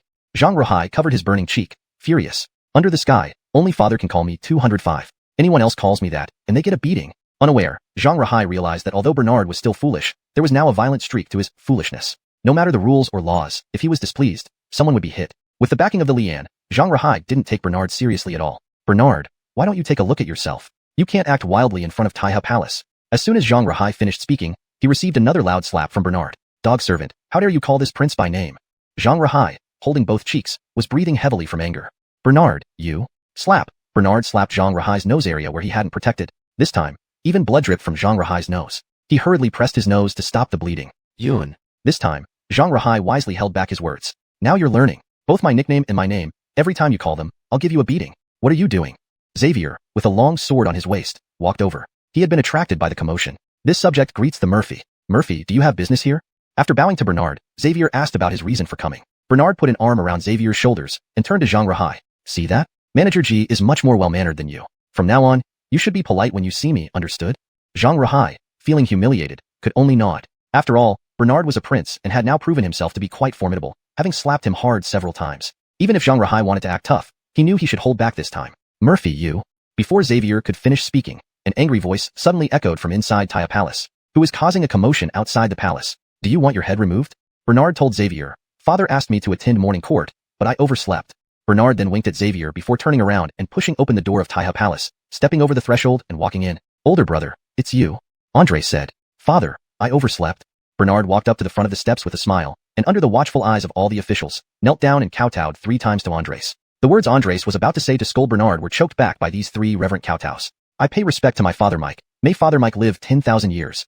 May the Dalong dynasty last for thousands of generations. And may all the officials have good health and success in everything. Bernard's sudden appearance, along with his exaggerated greeting, made many officials try hard not to laugh. Rumors said that Murphy was simple-minded and often acted foolishly. Today proved that seeing him in person was indeed less impressive than hearing about him. Moreover, since he didn't have the right to attend morning court, his presence here only added embarrassment. Many officials on site found it amusing and even hoped that Bernard would make more mistakes. The Baron, Brody, and Esau were also present, naturally disdainful of Bernard's actions. Especially the Baron, who harbored deep-seated resentment towards Bernard. The Baron wished nothing more than for Bernard to be executed on the spot for his rudeness in Taiha Palace. Andres gave Bernard a disapproving glance. Get up. Do you know when morning court starts? What time is it now? Next time. Remember to come early, not late, understood? Father, I will remember. Bernard got up with a grin and wiped his hands on his clothes. When kowtowing, his hands touched the ground, picking up some dust. Seeing Bernard's silly behavior, many officials struggled to keep their laughter silent. Bernard looked around and realized he was now the most noticeable presence in the entire Taiha Palace. What are you looking for? Father, where should I stand? How about I stand between the Baron and third brother? After all, I am the second in line. Without waiting for Andres' approval, Bernard squeezed between the Baron and Jeffrey. Finally, some officials couldn't hold back their laughter. Chapter 45. Your humble son finally has a wife. Alexander cast a glance at the officials who inadvertently laughed out loud. They immediately lowered their heads, not daring to meet Alexander's eyes. However, Baron Bernard deliberately brought up the topic that was left untouched. Minister Wang, Minister Rashad, and Censor Chui, if you want to laugh, then just laugh boldly. Father isn't an unreasonable person. All 3 gave Baron Bernard a glare. Alright, let's get back to the main point. We were talking about the grain supply to the southern savages. Minister Autry Boisjong of the Temple of Agriculture is responsible for tallying up 500,000 stones of grain within 3 days and properly handing over the grain to the southern savage delegation. In addition, order the Ministry of Revenue to assist Ted in confirming the cession details of the cities within 300 li south of the Yangtze River with the southern savage delegation. Furthermore, have the Huntland Academy assist in drafting the cession agreement, ensuring it is rigorous and loophole-free so as not to give the southern savages any chance to exploit loopholes. Esau, ask your uncle, the Elium, when they plan to pay tribute this year. In previous years, they would come once every June and once more by year-end. Is it because of the long journey that they will only come to pay tribute at year-end this year? As Alexander spoke, his sharp gaze scanned Amnon. The more he looked at Amnon, the less similar he felt he was to himself. Alexander had a robust build while Amnon was tall and slender. Alexander had delicate skin, while Amnon had rough skin, looking more like a Jurchen man no matter how you looked at him. Alexander even began to believe more and more that the rumors circulating among the common folk might be true. The 4th son is not born from the dragon. Wasn't this saying that the Esau wasn't the emperor's biological son? Amnon had also heard the rumors and feared losing favor with Alexander. Thus, Amnon confidently said, Father, your humble son will prioritize the great Long dynasty first and consider maternal blood ties second. I will ensure the Elium pays tribute promptly for the first half of this year. You'd better be able to do that. Alexander coldly replied. Whenever the rumor about the Esau not being the emperor's biological son came up, all the civil and military officials knew something of it. But no one dared to meddle in this muddy water or risk upsetting Alexander. If anyone found out after several years that they were raising someone else's child, no man would look pleased, especially an emperor who couldn't afford such a loss of face. Now everyone was watching how the person spreading these rumors would proceed next. Alexander had been feeling bitter about this issue during this period. However, without concrete evidence, he could not rashly conclude or take action. Baron Bernard noticed the invisible tension between Alexander and Amnon and also thought about that rumor. If this happened in the world before he crossed over, a paternity test would have solved everything. Let them fight it out. Anyway, he, Bernard, was going to develop in the south, so he could watch the show from afar. Before leaving, he would leave a few loyal spies in the capital to send occasional news southward, allowing him to keep track of the situation here. Alexander then glanced at the Crown Prince. The Crown Prince did bear some resemblance to him, but was too pampered and now disabled, rendering him practically useless. Looking at Bernard again, he did appear tall and imposing, resembling Alexander by 6 to 7 tenths, both in build and appearance. However, the Murphy's shortcomings lay in his intelligence, often doing things that made people laugh or cry. His mother's background was also a disadvantage, which caused Bernard to reach 18 years old without having a network of relations within the court. Other princes usually had their own mothers helping to establish their power bases and protectors since childhood. As for the Brody, he did resemble Alexander and had smarts along with understanding how to build his network. However, the Brody only had small cleverness without the breadth and generosity required to be a crown prince. Among the other princes, perhaps the 6th prince, Arvid, showed promise. Arvid, age 13, was the son of concubine Chang Shila, who was the sister of the Barney Chang Yuchen of the Huntland Academy. Under the influence of his maternal uncle, Arvid studied extensively and spoke eloquently but seemed somewhat bookish. To put it bluntly, he was good at theorizing but lacked adaptability. Compared to the crown prince, the 3rd prince, and the 4th prince, who excelled in building networks and playing intrigue, Arvid still fell short. One must understand that ruling a country requires not just knowledge, but also one's own network of power and the ability to identify and utilize talent. Alexander sat on his dragon, thrown in a daze, until he was reminded by Baylor. All ministers who have business to report may step forward. Otherwise adjourned. Bernard panicked. Weren't they supposed to discuss the granting of marriage today? Granting marriages to princes and officials' daughters was a matter of state. How could it be forgotten just like that? Father, didn't you say you would give your humble son a wife? Why not grant me a marriage today? Alexander's original intention was to let Bernard discuss the matter of granting a marriage after the morning court session with Joey. However, Bernard wanted to bring it up during the court session, which, while unnecessary, was reasonable.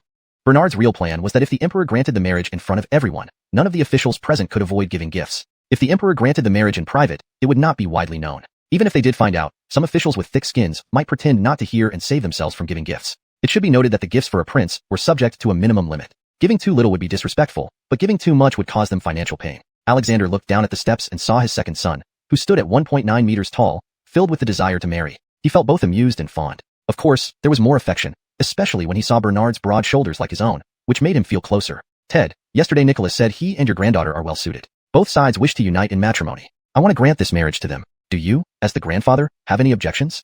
When Alexander spoke this way, it wasn't negotiation. It was virtually an announcement. Joey, despite being a veteran of 3 dynasties, couldn't reject the emperor's face. Moreover, he also agreed with this marriage. Everything is up to your majesty. Joey bowed in response. Alexander nodded with a smile, then looked at Azariah. Eunuch Pierce, inform the Huntland Academy to officially issue the imperial edict for the marriage. I will follow your majesty's instructions. Seeing this situation, the civil and military officials knew that the marriage had been decided long ago. This was no longer a matter of discussion. So, they each began to speculate on why Alexander announced the marriage in front of everyone. But what they all knew was that the gifts for Nicholas's wedding would be considerable, exceeding the usual standards. Otherwise, it would appear disrespectful to the emperor's intentions. There was another person who was unhappy, of course, Esau Amnon. He had proposed twice directly and hinted several times to marry Eugenia, but was either rejected by Joey or refused by Burke under the pretext of needing further discussion with Joey. As a veteran of 3 dynasties, Joey had nothing to fear from rejecting a prince's proposal. Now, with Amnon under suspicion of not being the emperor's blood relation, he had no freedom to act recklessly. Thank you, father, for granting this marriage. Finally, your humble son will have a wife. After finishing, Bernard even jumped, leaping nearly 2 meters high. Then, Bernard nudged Jeffrey and Amnon beside him with his elbow. Third brother, fourth brother, you must come to my wedding feast. By the way, I heard you proposed to the Johnnies but didn't succeed. Hee, sorry about that. What can I do? Miss America just likes this type of man. Amnon was so angry he didn't want to acknowledge Bernard, turning his back on him. Wait until this blood relation thing blows over, then I'll deal with you properly. For now, bear with it. Congratulations, second brother. Jeffrey insincerely congratulated Bernard. Right, the Baron, you must come to the wedding feast. And all of you, all the ministers must come too. Seeing Bernard as excited as an untamed wild horse, Alexander hurriedly announced the end of the court session. Otherwise, who knew what else his second son might do in the Hall of Supreme Harmony? Chapter 46, A Wedding That Earns a Profit. The civil and military officials all dispersed one by one, leaving only Alexander, Bernard, and Joey. Second son, you will go to Ted's house today to propose marriage. However, there is something that I need to discuss with you two first. Second son kicked the Baron, resulting in him never being able to father children. Though the Baroness is pregnant now, we hope she can give birth safely. In case, just in case, this only child they have does not make it. I hope that among the children of Second Son and Lady America, one could be adopted for the Baron. After all, it was because of Second Son that this incident occurred. Second Son, your father doesn't want to hold you accountable further, but you must also take responsibility for your elder brother Zach. You know, blood is thicker than water. I'm mentioning this before the proposal, so there's no confusion later on. Ted, do you think you can accept this condition? Joey nodded and said, this old minister has no objections. It depends on what Second Highness and Lady America think. Alexander looked at Bernard without saying anything. Silence conveyed his question. Bernard scratched the back of his head and asked, Father, I have an idea. What idea? Let's hear it. Since my child is going to be adopted for the Baron, who wouldn't be born from him anyway, why don't I help the Baron's bear a child? At least it would be the Baron's own flesh and blood. Joey was stunned on the spot. He had seen plenty of unreliable rich kids, but Bernard surpassed them all. Get out of my sight. After scolding, Alexander turned away in anger. On the surface, Bernard appeared bewildered as if he didn't understand what wrong he did. Actually, he was extremely pleased inside. Adopting a child for the Baron was thus put on hold. He refused whenever possible and delayed whenever possible. Who would willingly give away their child when they could easily raise them? At this moment, Joey also became worried. Clearly, Bernard wasn't just naive and naturally honest. He was genuinely dense. He really didn't know whether marrying his granddaughter to him would ruin her happiness. But what's done is done. Having promised Alexander, retracting the engagement was unwise. Joey felt a headache coming on. Grandfather, once father's reward of gold and silver arrives, I'll immediately bring them over to Johnny residence for the proposal. Second Highness, you do as you see fit. This old minister feels a bit dizzy and should return home. Leaving the Hall of Supreme Harmony, Joey felt depressed. How could Bernard not notice his expression? Even this seasoned courtier couldn't see through him. Bernard happily left the Hall of Supreme Harmony, heading back to Funka Academy. After breakfast, the Ministry of Revenue indeed sent several large boxes of gold, silver, jewels, silk, and brocade. Bernard had never seen so much treasure in his life, and wished he could keep it all. But thinking about the wedding with Eugenia, he knew dowry was essential. So, he steeled his heart, called upon John Zhao and Julius, sought Xavier's help for several imperial guards, and delivered the dowry to Johnny family. Being married for the first time, it was necessary to make a good show, even though this might not be the last time. The journey went smoothly, likely arranged by Alexander. There were several times more patrol guards on the streets. Even if someone wanted to rob the dowry, it wouldn't be easy. At Johnny Manor, when all the dowry items were laid out and opened, Kaylee's stiff face finally relaxed. Sayla, holding her prayer beads, took Bernard's hand and smiled warmly. Second Highness, it's the thought that counts. Why are you and the Mike so polite? Our Johnny family cannot be stingy either. This list details everything we've prepared as dowry. To be honest, after you returned yesterday, I had already prepared this list. Bernard accepted the list. Besides common items like gold and silver jewelry, shops, and land, it also included rare treasures such as 2 fine horses, a pair of jade pillows, a jade mattress, and a tiger skin. True to form, the first minister and female general's family spent lavishly. Seemed like arranging this marriage hadn't cost anything. It was profitable instead. The Astronomical Bureau's Burke handed a red paper to Bernard. Second Highness, this is the auspicious day for your move to the new residence. The renovation should be completed by then. This date is suitable for a wedding too, although postponing a few days yields better options for your marriage with America. It's up to your schedule. Bernard eagerly anticipated hosting 2 banquets and collecting gifts twice. Combining the moving ceremony and wedding seemed too wasteful. He must make good use of this opportunity to maximize the benefits. Marriage is a significant event and must be grand and solemn. It certainly cannot be held on the same day as moving. As for the budget, father-in-law, you need not worry. Your son-in-law has his own plans.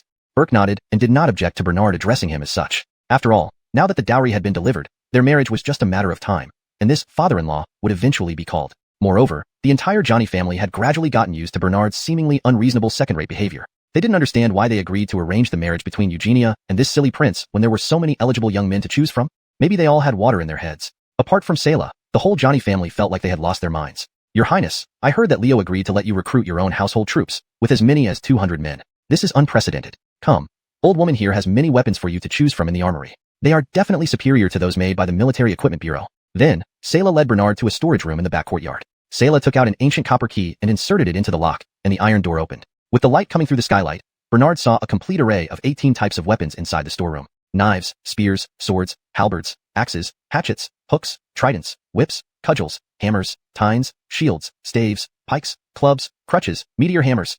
Everything was available, and the variety was no less than that of the Military Equipment Bureau. The quality of the weapons was also superior to those in the Bureau. Moreover, some weapons came in several different styles. For example, long swords included varieties like the 7-star Dragon Spring Sword, Fish Intestine Sword, Willow Leaf Sword, Mountain Breaking Sword, and more than 10 other types. Your Highness, except for that green dragon blade which barely meets my standards, everything else from the Military Equipment Bureau is subpar. Bernard noticed that although the types of weapons here were abundant, none were identical in style. To create his own household troops, he needed 200 sets of uniform weapons. It was clear that Sayla was showing off her arsenal to Bernard. Might as well take some away then. These will all be yours in the future. Our family's only male grandson, who is also America's brother, serves as a civil official in another region. These items can't be passed down to him anymore, so you should take them all. Well, she was a straightforward old lady. Bernard looked at the fully stocked weapons and secretly rejoiced. Don't think these weapons were old. They were all genuine top-notch weapons. This marriage seemed profitable. When Bernard left the weapons storage room, he already had a long spear in his hand. Before leaving, Joey suggested that the invitations to the prince and princess should be personally delivered by both Bernard and Eugenia. After all, the prince still deserved full respect, and this was something Joey taught. Bernard and Eugenia did not refuse and planned to send the invitations to the Eastern Palace together once they were ready, while also paying a visit to the pregnant princess. Chapter 47.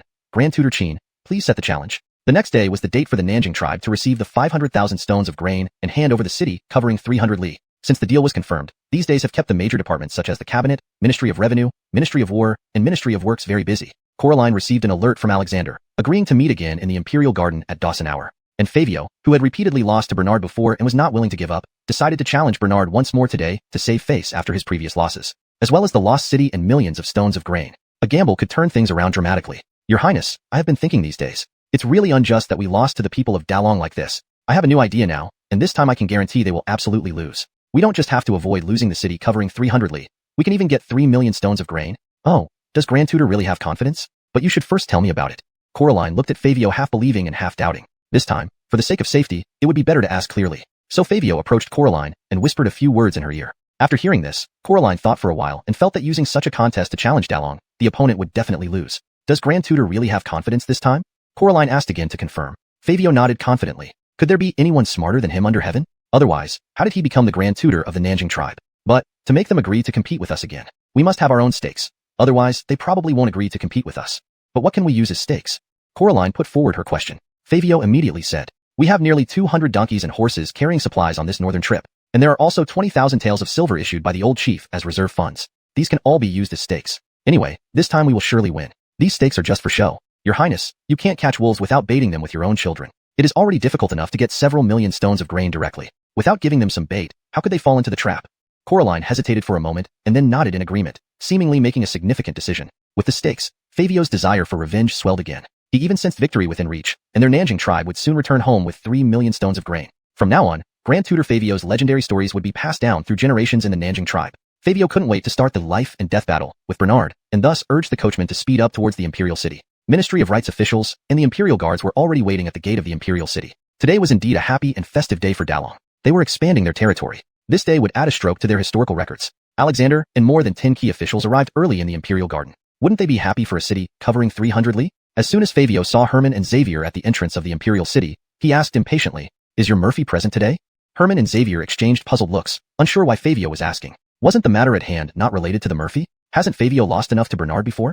Seeing this, Fabio immediately revealed another intention of his visit today. Hearing that Fabio wanted to place another big bet, the two men dared not decide arbitrarily. They had no choice but to trick Fabio into believing that the Murphy was already waiting in the Imperial Garden. Fabio walked quickly inside the Imperial City. Xavier ordered a servant guard to take a shortcut and hurry to the Imperial Garden to inform Alexander when he saw this. What? The Nanjing people want to compete again. TSK, the Nanjing really spend too much time in the south. The excessive humidity has affected their heads. Their brains are filled with water. Alexander cursed but, considering Fabio as a cunning old fox, still sent someone to FAQ Yuan to invite Bernard. Ah chu.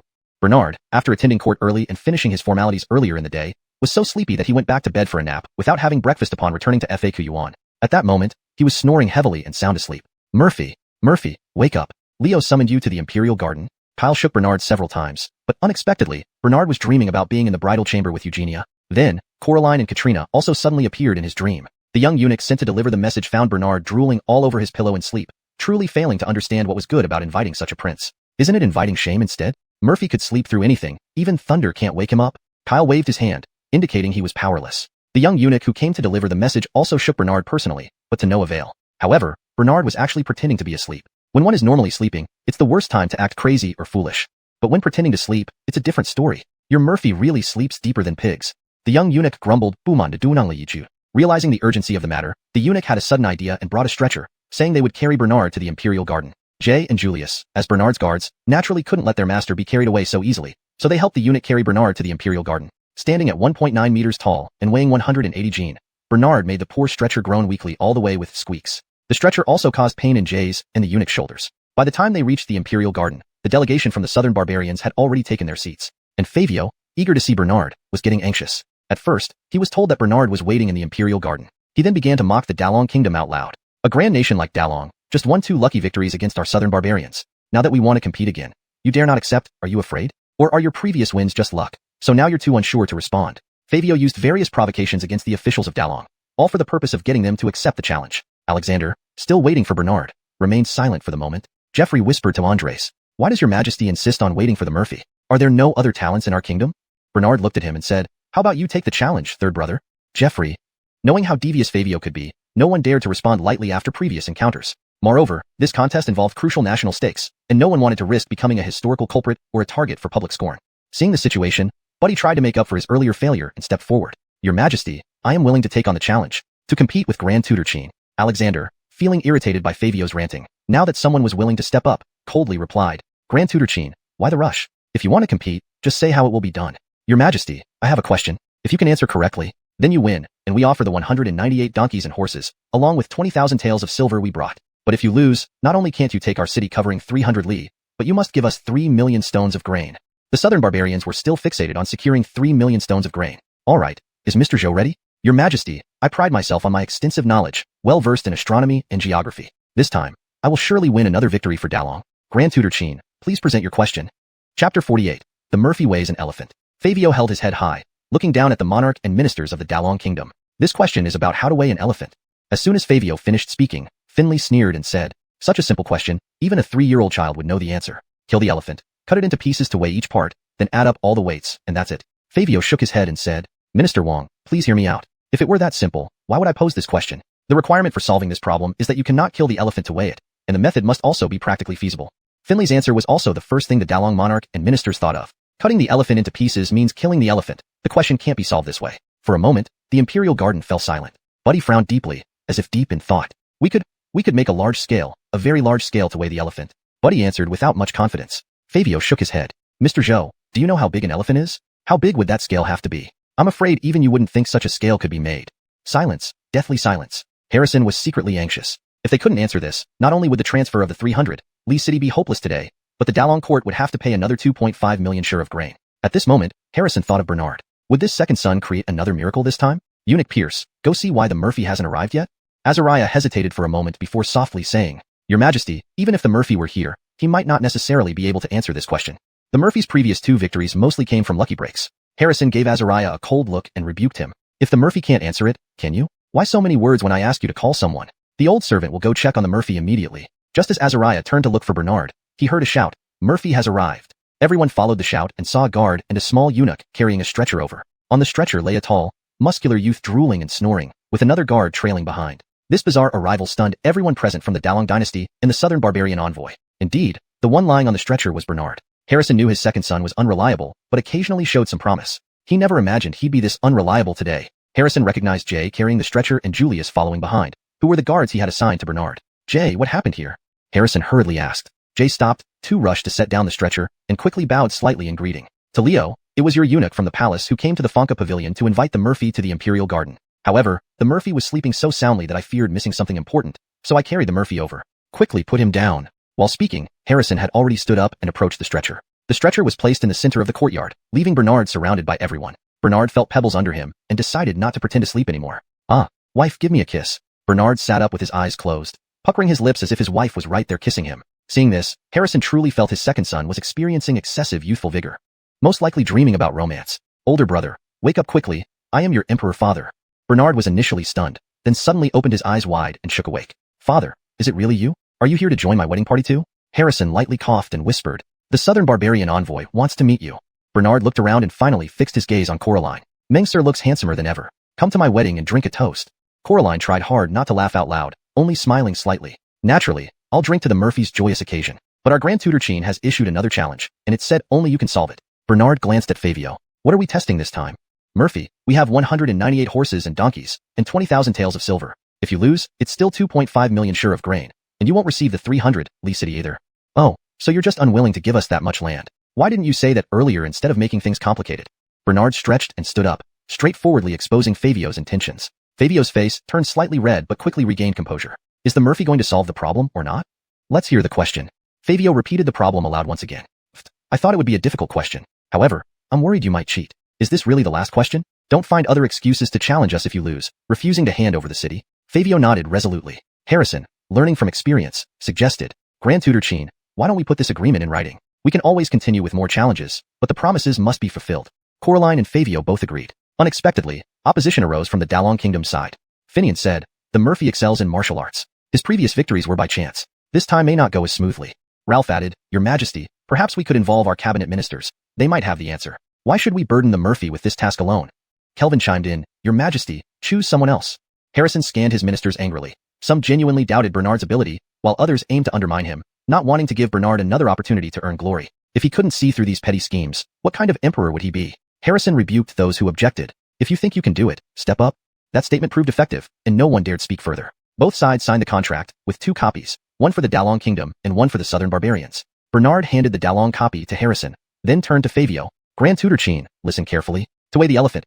Oh, sorry. To weigh the elephant mentioned in your problem is actually quite simple. You need a boat big enough for an elephant to stand inside. Once the elephant stands on the boat, it will sink a bit. Mark the point where the water meets the boat side. Next, drive the elephant off the boat and load stones onto it until it sinks to the same mark. At that point, the weight of the stones equals the elephant's weight. So, just weigh all the stones and add them up, and you'll get the elephant's weight. Upon finishing, there was a collective gasp. Even Coraline sprang up in surprise. What Bernard described was exactly the correct solution known to Fabio. The southern barbarians lost again, even losing their transportation and travel expenses this time. Coraline's gaze made Fabio shiver. He knew their princess rarely acted so viciously unless extremely angry. May I be punished, little barbarian king. Fabio knelt before Coraline. Bernard walked up to Coraline, examining him with hands on his hips. Little barbarian king, your skin looks a bit dry, probably because you're not used to the dry northern climate. Would you like me to help moisturize you? Frustrated by continuous defeats, Coraline finally snapped. With a swift flick, the paper fan transformed into a sharp steel weapon, aiming straight for Bernard's face. What a sore loser. Bernard dodged swiftly, evading the deadly attack. Chapter 49. Because she has a husband now, Bernard kicked Coraline's wrist, causing the steel fan to fly out of her hand and fall to the ground. Without giving Coraline time to react, Bernard grabbed her right wrist and twisted it behind her back. Coraline struggled but found Bernard's strength immense. Her hand remained immobile. The more she struggled, the more pain shot through her wrists. A quick thought struck her, and suddenly, In her left hand appeared a small knife laced with potent poison. Without looking back, she swiped her left hand backward, aiming the blade at Bernard's chest. But Bernard was swift, grabbing her left wrist and applying just enough pressure to immobilize both her hands. Taking the opportunity, he pressed his body against Coraline's back, whispering mockingly into her ear. Thinking about murdering your husband? Want to see what kind of man I am? Promise you won't want to kill me. Filth. Enraged, Coraline tried to break free again, all to no avail. Suddenly, she kicked backward, but Bernard anticipated it and delivered a kick to the back of her knee. Caught off guard, Coraline knelt before Andres. Seizing the moment, Bernard snatched the poison knife and then removed her hairpin, letting her hair cascade down. Coraline knelt there with disheveled hair. Everyone present sighed. The appearance of this small barbarian king, with her hair loose, truly resembled a noble prince. If not for her white robe, one might mistake her for a stunningly beautiful woman. But that was the truth. Here, it wasn't as exaggerated as in movies where a woman could be identified simply by her loose hair. In ancient times, both men and women grew their hair long, making immediate identification difficult when hair was loose. Hee hee, my dear, so eager to greet your future father-in-law.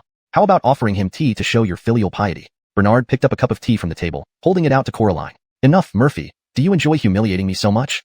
Coraline stood up and shouted angrily at Bernard. Andres, seeing his side had won gracefully, felt quite satisfied. Seeing Bernard unharmed despite Coraline's attack, he quickly interjected with a smile. Oh, little barbarian king, my second prince is a bit mischievous, but as a husband, he'd be a decent choice. Unfortunately, you are Coraline. This joke ends here. Moreover, you were the first to strike. Let's return to discussing the transfer of cities and grain now. Bernard wanted to remind the emperor about the 198 donkeys and horses and the 20,000 taels of silver bills, but decided to hold his tongue, better to deal with the old man later. He could directly approach Coraline privately for the animals and silver, pocketing them rather than sending them to the treasury. Coraline glared fiercely at Fabio. Your Majesty, to be honest, Coraline is indeed a woman. But even if I am a woman, I would rather never marry than wed your second prince. Saying this, she cast a contemptuous glance at Bernard. This second prince, apart from some cleverness in solving puzzles, was really as silly and foolish as rumored, truly an idiot, daring to flirt with me in public repeatedly. Grand Tutor Chin, please handle the arrangements with the people of Long Kingdom. I need to think about how to report back to father. With that, Coraline stormed out of the imperial garden. The two guards from the southern barbarian delegation hurried after her. Fabio felt awkward, but still sat down to discuss the transfer of the city and 500,000 stones of grain with Andres and others. Seeing no need to stay, Bernard also went after Coraline.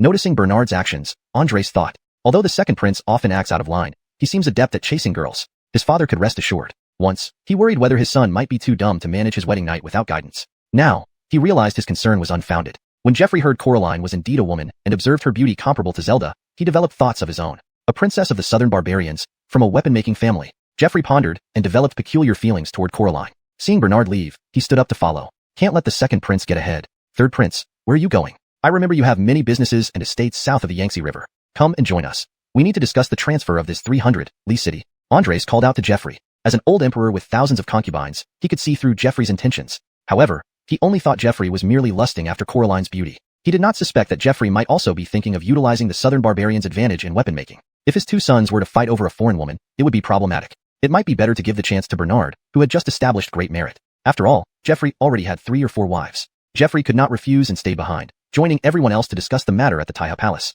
In the corridor, Bernard blocked Coraline's path. Coraline paused, unsure why Bernard followed her. Murphy, you've bested us again. We agreed to transfer the city. What more do you want?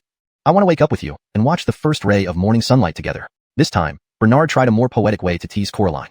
Indeed, women seem to respond well to this kind of talk. Coraline's expression softened noticeably. If Bernard had directly said he wanted to marry Coraline or sleep with her, Coraline would have probably tried to kill him on the spot. The difference between a ruffian and a poet was just one step. Murphy, do you really like me that much? Coraline asked tentatively. Bernard nodded earnestly. Will you marry me? Coraline recalled that Bernard was heading south to be a prince there. Perhaps she could use this fool for her own ends, turning him into a pawn. So she decided to string him along for now. But aren't you supposed to marry Irina? What will I be if you get married?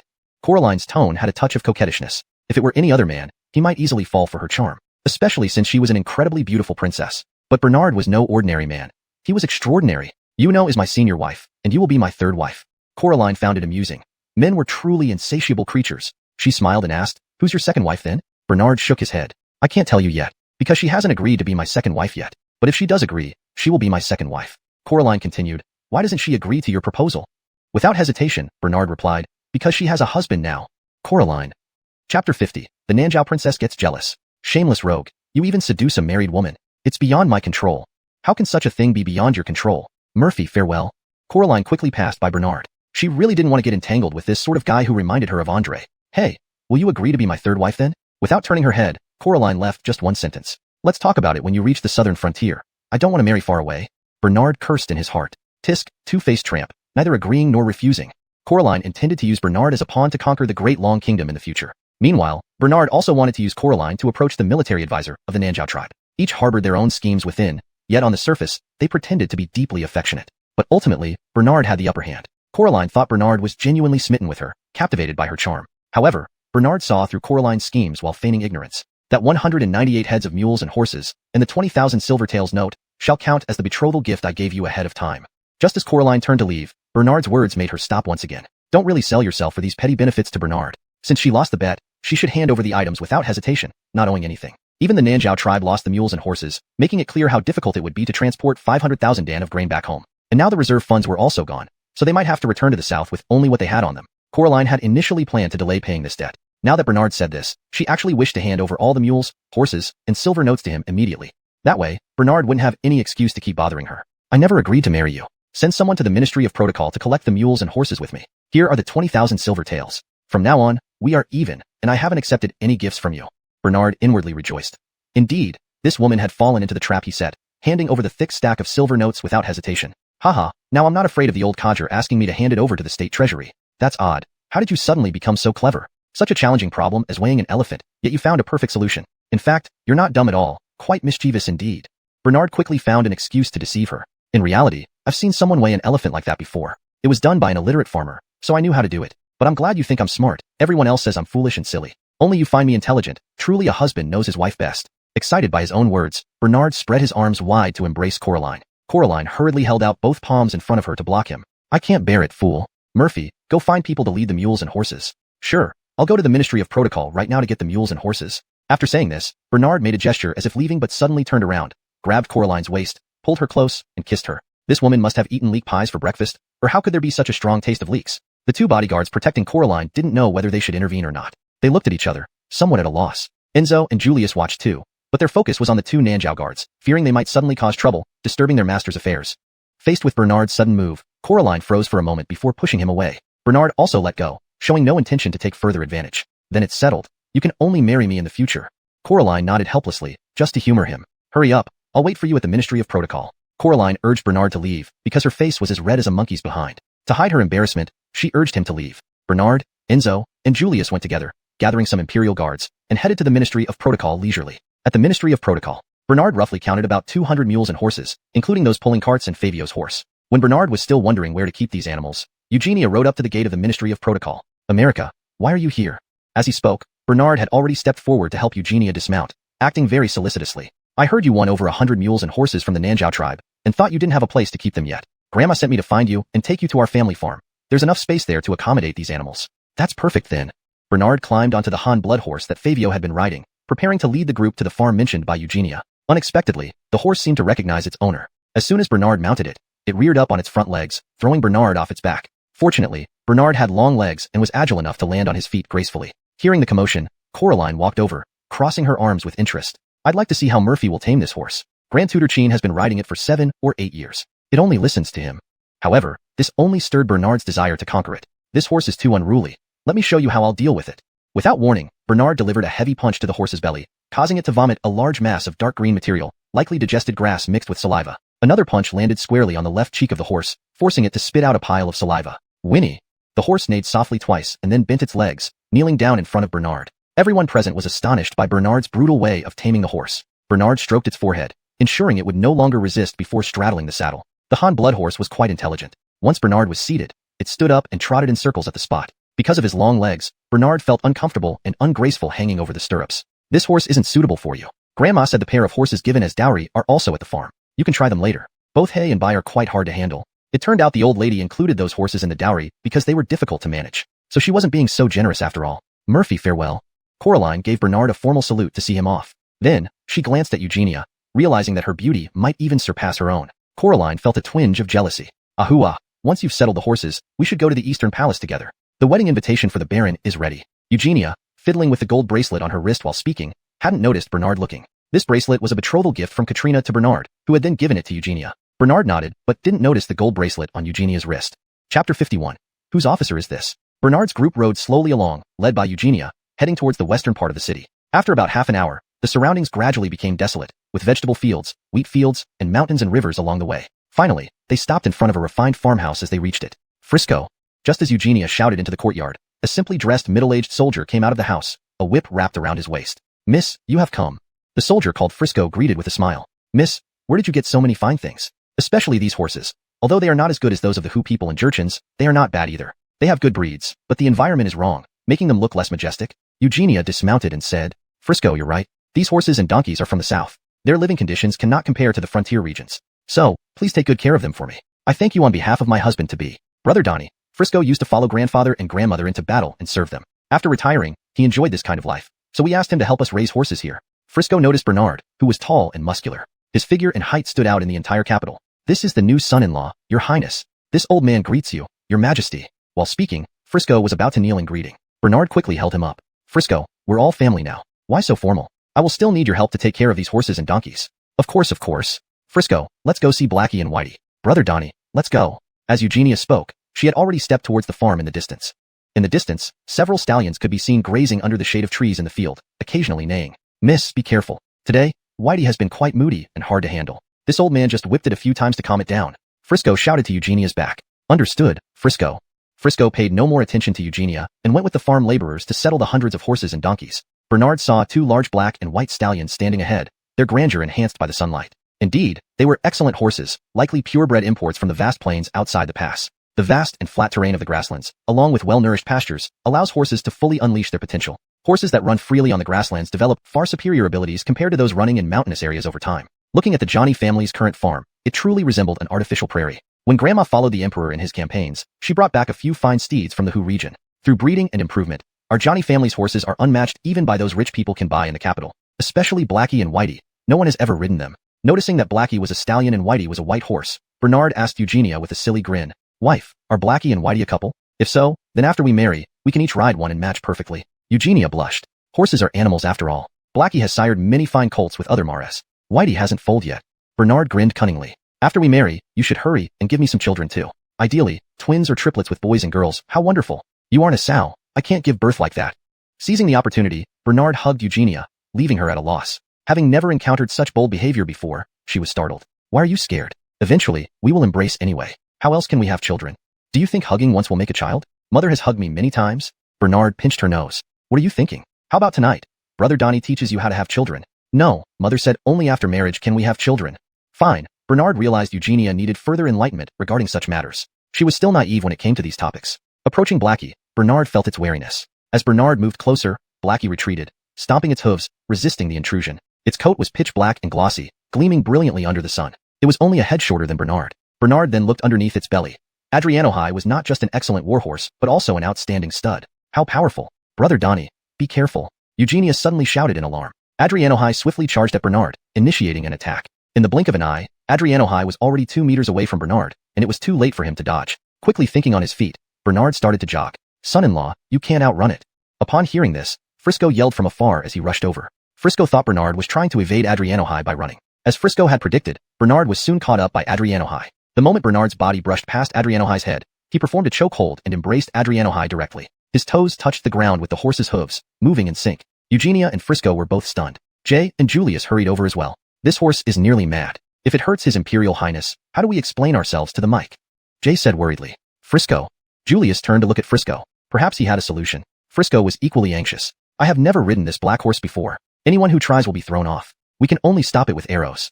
With that, Frisco sprinted back to the courtyard to fetch the bow and arrows. Meanwhile, Bernard's feet almost hovered in midair as he hugged the horse's neck while running alongside it. Bernard suddenly roared angrily, and his biceps bulged fiercely. Even the veins seemed ready to burst. He unleashed astonishing arm strength and swung himself onto the horse's back. But Adrianohai did not stop. Instead, it ran even harder, trying to buck Bernard off. Bernard bent down, tightly gripping the long, thick mane while his legs clamped firmly around the horse's belly. Gradually adapting to the feeling on the horseback, he slammed forward again onto Adrianohai's back skull. In pain, Adrianohai let out a skyward neigh, lifting its front hooves while standing on its hind ones. Bernard remained tightly attached to the horseback. The golden sun was behind Bernard, casting a radiant glow around him, creating an awe-inspiring and majestic scene, forming a spectacle as if he had tamed the sun on horseback. When the hooves hit the ground, Adrianohai actually stopped in its place, shaking its dazed head before quietly grazing. Eugenia was amazed. Her brother Donnie was so fierce. Jay and Julius stood with their mouths agape, unable to close them for a long time. Frisco returned with the bow and arrow, witnessing the horseback sun taming scene, and was left speechless as well. Not far away, a general-clad figure happened to see this scene and could not help but exclaim, I thought the old lady was invincible, but I didn't expect someone to be even more courageous. Whose officer is this? Chapter 52. The Stallion's Merit. Bernard patted Nicholas's hind neck. Nay. Nicholas slightly turned back and made 2 low neighs in response to Bernard. Its gentle demeanor at this moment was a stark contrast to its unruly nature just now. Bernard patted its left cheek again and said, "Turn your head to the right." Nicholas turned its head to the right as instructed. Bernard tried having it turn left, and it did the same. "Nicholas, walk forward a bit." Nicholas then walked slowly ahead with clip-clop sounds. Bernard was thrilled. This guy really listened? Whoa. Nicholas stopped, and Bernard dismounted gracefully. "Just need a good saddle now." Bernard patted the horse's back happily. Frisco rushed to Bernard first, saying unbelievably, "Son-in-law, you actually tamed Nicholas. How am I, a horse breeder with decades of experience, supposed to feel?" Eugenia also approached smilingly. She was immensely proud of having such a husband. While Brother Donnie may look foolish at times, being fierce is enough. A more simple-minded man would have fewer ulterior motives. Jay and Julius were also relieved about Bernard's survival after the ordeal, as well as their own. If anything had happened to Bernard, Alexander might have made them pay with their lives. At this moment, the person dressed like a general also approached. "General Zhao, you're here too." General Zhao. Eugenia and Frisco obviously knew that general. Bernard only felt that the general looked somewhat familiar, but couldn't remember where they'd met. General Zhao went straight to Bernard, sizing him up with full admiration and respect in his eyes. "This young master looks very much like someone I know. May I ask who your father is?" Frisco, anxious to act as an intermediary, spoke glowingly of Bernard. "General Zhao, this is Prince Rome, the son of Leo and Leanne Dowager Adriano Hexian, whose mother saved the emperor at the cost of her life." Upon hearing this, General Zhao initially froze for a moment, seemingly recalling some unfavorable stories about Bernard. But upon meeting him, he found the real person quite different from those stories. Soon, General Zhao recovered and smiled, bowing politely. "Your Excellency Theo pays homage to your highness. Your birth mother was a righteous woman. Naturally, your highness must be a passionate military officer too. Indeed, fame cannot match face-to-face meeting. Prince Rong and Leo share a striking resemblance, which explains why he seems so familiar." So it's General Zhao of the capital garrison. Bernard also recalled Theo, whom he had seen on several important occasions. Theo commanded 200,000 troops, responsible for protecting the capital and supplying manpower to various military camps throughout the Great Dragon Kingdom. However, military power in the Great Dragon Kingdom was balanced. The military ministry controlled the army seals but did not involve itself in camp management. In practice, each military camp was under the control of its respective generals. But generals could only dispatch up to 10,000 troops without permission from the military ministry, i.e., obtaining the seal to dispatch more troops. In other words, the military ministry and the military camps were in a state of checks and balances to reduce the possibility of ministerial rebellions. Moreover, the military ministry needed simultaneous approval from the emperor and the cabinet to deploy more than 100,000 troops. Theo had become a general due to multiple heroic feats, much more upright compared to officials who attained positions through political machinations. Finian had attempted to recruit Theo several times, even inviting him to grand banquets, all of which were politely declined. And various attempts at bribery were also returned by him. Thus, Finian viewed him as a thorn in his side. "Why does the ever-busy General Zhao find time to visit our small corner today?" Frisco asked openly, seemingly on good terms with Theo. Theo explained, "Several mares are in heat, and a few warhorses are aging and about to die. So, I came to ask Frisco for Nicholas for breeding and purchase a few fine horses, intended for future battles." Frisco immediately looked at the Nicholas "Second Highness, we want to breed the mares," Theo explained. But as soon as Theo spoke, everyone present felt a bit awkward. Something didn't seem right. Fortunately, Theo had paused for a moment while speaking. Otherwise, connecting those sentences would have been problematic. It might have offended the prince. Bernard shook his head. Theo became anxious and asked, "Second Highness, why not? If our army can produce excellent warhorses through breeding, both your highness and Nicholas will have contributed greatly to the country's welfare." Bernard replied, "I am a human, and I can only reproduce with humans. To pair me with a mare, do you expect to breed a centaur? I refuse." Theo couldn't help but laugh and cry at the same time. It turned out that Bernard was teasing him over his earlier slip of tongue. "Second Highness, I come from a military background and speak rather rudely sometimes. If I've offended you, please forgive me. Why don't you ride Nicholas to the military camp with me? I will offer some war spoils to your highness." When Bernard heard that Nicholas could enjoy himself and there would be rewards, he became quite willing. "So, what kind of war spoils do you have? If they're just books or paintings, then no thanks. I'm not interested. But if it's gold, silver, treasures, or secret weapon manuals, I might consider it." Theo laughed heartily. "Second Highness speaks directly. I find you incredibly close, almost like a brother. There are indeed gold, silver, and jewels, as well as weapons. Leopard skins, ginseng, lingji mushrooms, and other precious items too. Choose 3 items to take back." Bernard asked tentatively, "Can I really choose 3 items? Will my father be angry if he finds out?" Theo immediately replied, "I have the authority to distribute war spoils based on merit. Therefore, it is perfectly acceptable to give them as gifts to your highness. After all, after your fine stallion has shown its prowess, future generations of warhorses will owe their excellence to it." Bernard was very satisfied with this answer. "That's right. Nicholas has certainly earned his merit as a stud." Eugenia interjected, "Cough, Brother Donnie. You mean sweat and blood merit. Whatever, they're both forms of merit." Having said that, he promptly climbed onto Nicholas, preparing to go to the military camp for breeding with Theo. Frisco stopped Bernard. "Second Highness, a good horse needs a good saddle. I have a set of saddles given by the late emperor which I've never used. Let me offer it to your highness." Frisco then fetched a wooden box and took out an exquisite saddle to fit Nicholas. Indeed, Nicholas now looked like a majestic warhorse. Bernard mounted and shouted, "Let's go to the military camp and see the horses mate." Theo, Eugenia, Frisco, Jay, Julius. As long as one isn't embarrassed, it's others who feel awkward. Chapter 53. Let me see how the war horses are mated. Bernard rode ahead for several dozen meters, then Eugenia also mounted her horse and chased after him. Then came Jay and Julius. Theo just regained his composure. If this Murphy were a bit wiser, coupled with his excellent martial arts, he would undoubtedly be a hero of the world. What need we fear those Tartars, Jurchens, and southern barbarians? Frisco, I shall take my leave. General Zhao, please go at your leisure. Autry watched as they rode away on their horses, clattering into the distance, and sighed softly. No gold is perfectly pure, no jade flawless. What a pity for this Murphy. If he had wisdom to match his valor, the world would be entirely different. Autry's original intention was to express that if Bernard combined courage with intelligence, he could very well be the heir or even emperor. But wary of eavesdroppers, he did not fully voice these thoughts, even when speaking to himself. The main military camp was just 3 li west of the capital city. Bernard and his companions arrived in less than the time it takes to drink a cup of tea. The main military camp was located on a large, flat expanse. Since it was a permanent base, it was constructed with fixed buildings unlike temporary encampments used during campaigns. Rows upon rows of barracks stood solemnly, with wooden walls forming neat enclosures, presenting an imposing sight.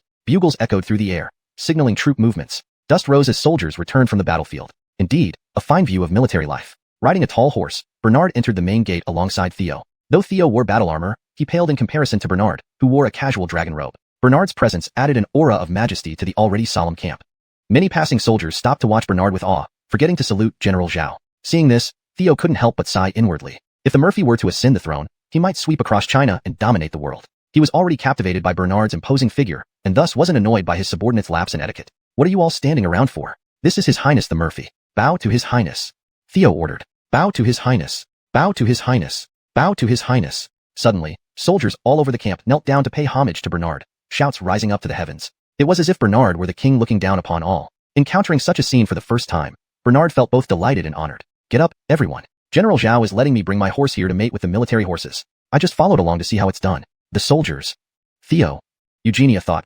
Brother Donnie, you'd better not say you know me. Jay and Julius thought.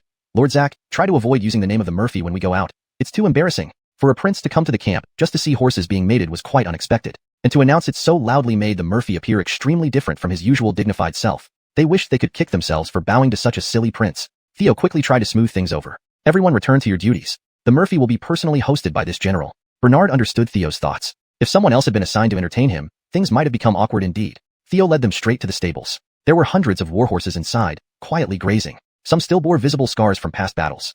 These are ordinary warhorses, Theo said. The others are in another stable. Please follow me further. Theo wanted to show Bernard around the stables first before heading to the mating area. As Bernard rode Adrianhei past the stables, the hundreds of warhorses became restless. The stallions backed away, sensing a threat. The mares, however, grew excited and active, some lifting their tails invitingly toward Adrianhei. Adrianhei glanced at them with an unusual gleam in his eyes. Don't get distracted. We have work to do later. Save your strength. Bernard patted Adrianhei's back. After walking several hundred meters, they reached another smaller stable with about a dozen mares. These mares seemed agitated, pacing restlessly within the enclosure, lifting their tails or swaying them side to side. 2 of them even began to play together. Adrianhei's appearance immediately calmed them down. Bernard dismounted swiftly and urged Theo. Hurry up, General Zhao, let Adrianhei go in and greet its wives. Theo opened the fence gate, and Adrianhei trotted in on its own. Bernard inwardly scolded.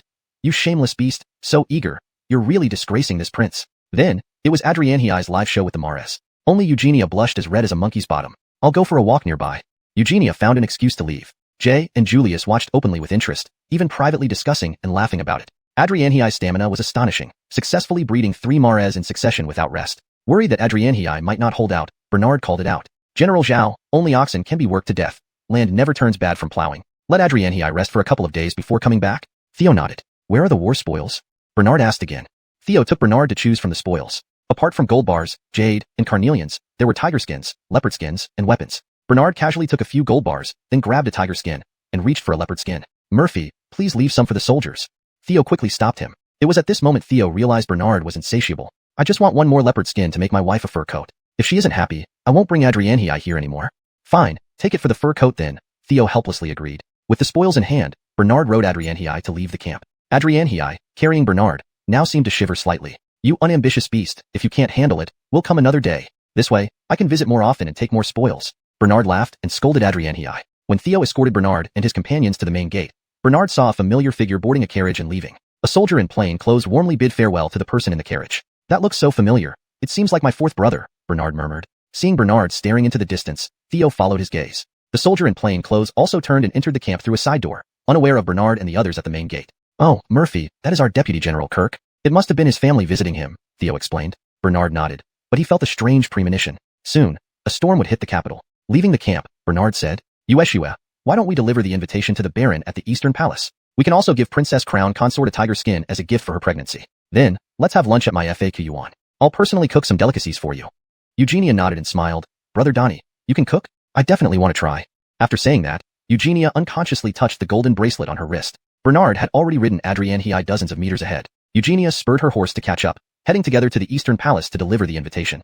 Chapter 54. Big Brother Brennan, where are you? Bernard left the tiger skin behind and asked Julius to return the remaining leopard skin to the Fakid Academy first. Then, he and Eugenia went to the Eastern Palace with the tiger skin. Upon hearing that Bernard and Eugenia had come to present the wedding invitation, Prince Cade did not want to see him. He loudly berated the eunuch, delivering the message right in the back courtyard. "In the future, whenever that fool comes, just tell me, this prince is not at home. Leave a message directly if there's anything." Cade's voice was loud enough for Bernard and Eugenia in the front hall to hear clearly, obviously putting on an attitude for Bernard. Bernard did not care much. After all, no man would have a good attitude towards someone who had made him a eunuch. Not being flayed alive was already considered fortunate. The prince also knew that Bernard had been framed by the Third and Esau's initially, the real culprits being those two schemers. Bernard was merely used as a pawn. However, Bernard faintly detected that Cade's voice was beginning to change, becoming somewhat high-pitched and lacking the distinctive deep resonance of a male. It seemed that the prince was missing a pair. No wonder there were rumors recently about the prince acquiring a large quantity of dragon saliva incense. Ancient books once recorded that in eras when castration techniques were not advanced, they often employed semi-castration to produce eunuchs.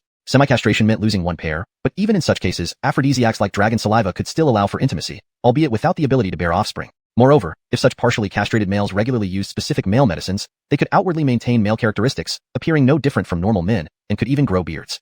Prince Cade must not have used these medicines properly, starting to become feminized. Katrina happened to pass by the back courtyard, just as Cade was venting his anger. "Scum, where are you going? Trying to seduce another man again?" Cade shouted and walked out of the room, trying to pull her hair. Having been beaten several times, Katrina instinctively dodged outside and arrived at the front hall. Seeing she had left, Cade stopped chasing her. Cade angrily returned to his room, plopping onto the bed, his chest heaving violently. He placed his hand on the edge of the bed and felt a clump of hair. It was his beard, which he had been losing quite severely lately, a response to the injury below. Cade stroked his smooth chin, devoid of its former stubble, feeling despair wash over him. He turned to the cabinet, took out a white porcelain bottle, and drank a mouthful of the medicine inside. Seeing this, Cade's personal eunuch hurriedly pulled his hand. "Your Highness, Fitz said this can harm your body if taken too much." Humph. Cade flew into a rage again and hurled the entire porcelain bottle to the ground. Katrina panicked and ran to the front hall, only stopping when she saw Cade hadn't followed. Wah. Katrina couldn't help but sob and cover her face while walking, only to bump into a solid wall-like figure after a few steps. A familiar military scent wafted over. "It's Big Brother Brennan." Katrina looked up with delight, only to see Bernard's face. "Why are you here?" Katrina's face fell instantly. "Sister-in-law, why aren't you happy to see me? Father ordered me to check on you since you're pregnant." "Well thought out," Katrina said coldly, glancing at Eugenia. "Sister-in-law." Eugenia greeted calmly. "You're only preparing for marriage, calling me sister-in-law seems premature." While speaking to Eugenia, Katrina inadvertently noticed the gold bracelet on her wrist. Wasn't this the gold bracelet she gave to Big Brother Brennan as a memento? How did it end up on her wrist? Katrina impulsively grabbed Eugenia's hand, examining the golden bracelet closely. Yes, it was indeed her gold bracelet, custom-made with matching female and Huntsy figures. For her grand wedding with the prince, Katrina had specially commissioned a goldsmith to carve the bracelet according to her likeness and added a unique carving of Huntsy behind the figure. Could there really be another identical bracelet? That would be too coincidental. "Tell me now, where did you get this gold bracelet? Where did you get it? Speak." Katrina seemed possessed, her eyes wide open, staring straight at Eugenia, holding tightly onto her left hand with the gold bracelet. Fortunately, Eugenia, having martial arts training, easily shook off the frail Katrina. "Quinny, what are you doing? This gold bracelet is a gift from Brother Donnie for our engagement. Even if you like it, I won't give it to you." Eugenia wanted to clarify things up front, suspecting Katrina was trying to take what belonged to others. Moreover, with her family background, she wasn't afraid of offending a deposed crown prince and a disfavored princess consort. "Engagement gift? Are you?" Katrina turned to look at Bernard. Bernard scratched the back of his head, looking innocent. "Big sister, what's wrong? This golden bracelet is really given by me to America." "Murphy, where did you get this golden bracelet?" Katrina stepped forward again to ask Bernard, sounding rather aggressive. "Big sister, this? Speak quickly," Katrina urged fiercely. Bernard took a step back in fear, shaking his head timidly. "Big sister, I bought it from a pawn shop. Absolutely not stolen by little brother." Big sister is so fierce. Little brother is scared of you. After hearing this, Katrina's expression softened considerably. "So that's it?"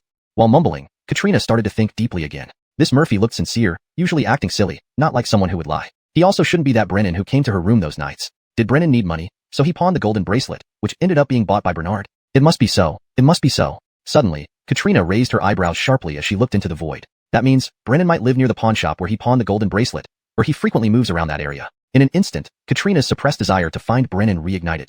Thinking of the Baron's constant beatings, Katrina felt the urge to cry on Brennan's shoulder. But where are you, Brother Brennan? It seems that Bernard might provide clues for her to find Brother Brennan. Katrina immediately put on a sweet smile, the dimples making her appear even more charming. She gently grabbed Bernard's large hand and spoke softly. Brother, don't blame me for being hasty and losing my composure. I used to have a golden bracelet exactly like this one but lost it. I love it very much and want to get another one just like it. Which pawn shop did you buy it from? Can you tell me?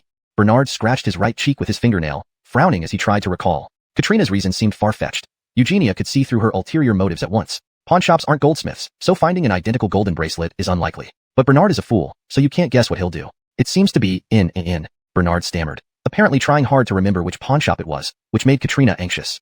Where is it? Think carefully, sit down and think slowly. Katrina pushed Bernard to sit on a chair. Cough. Big sister, my throat is suddenly so dry. I've been busy all morning helping Adriano breed a mare without drinking any water. Bernard changed the subject, intending to tease Katrina. Adriano Chue, bring tea. When the tea arrived, Bernard drank it all at once, more decisively than finishing a bowl of baijiu. Brother, now quenched, can you remember where it is? Katrina asked eagerly. Big sister, it's almost lunchtime, and I'm so hungry. Bernard touched his stomach, looking pitiful. Katrina lost her patience and was about to shout at Bernard. Why do you have so many trivial matters?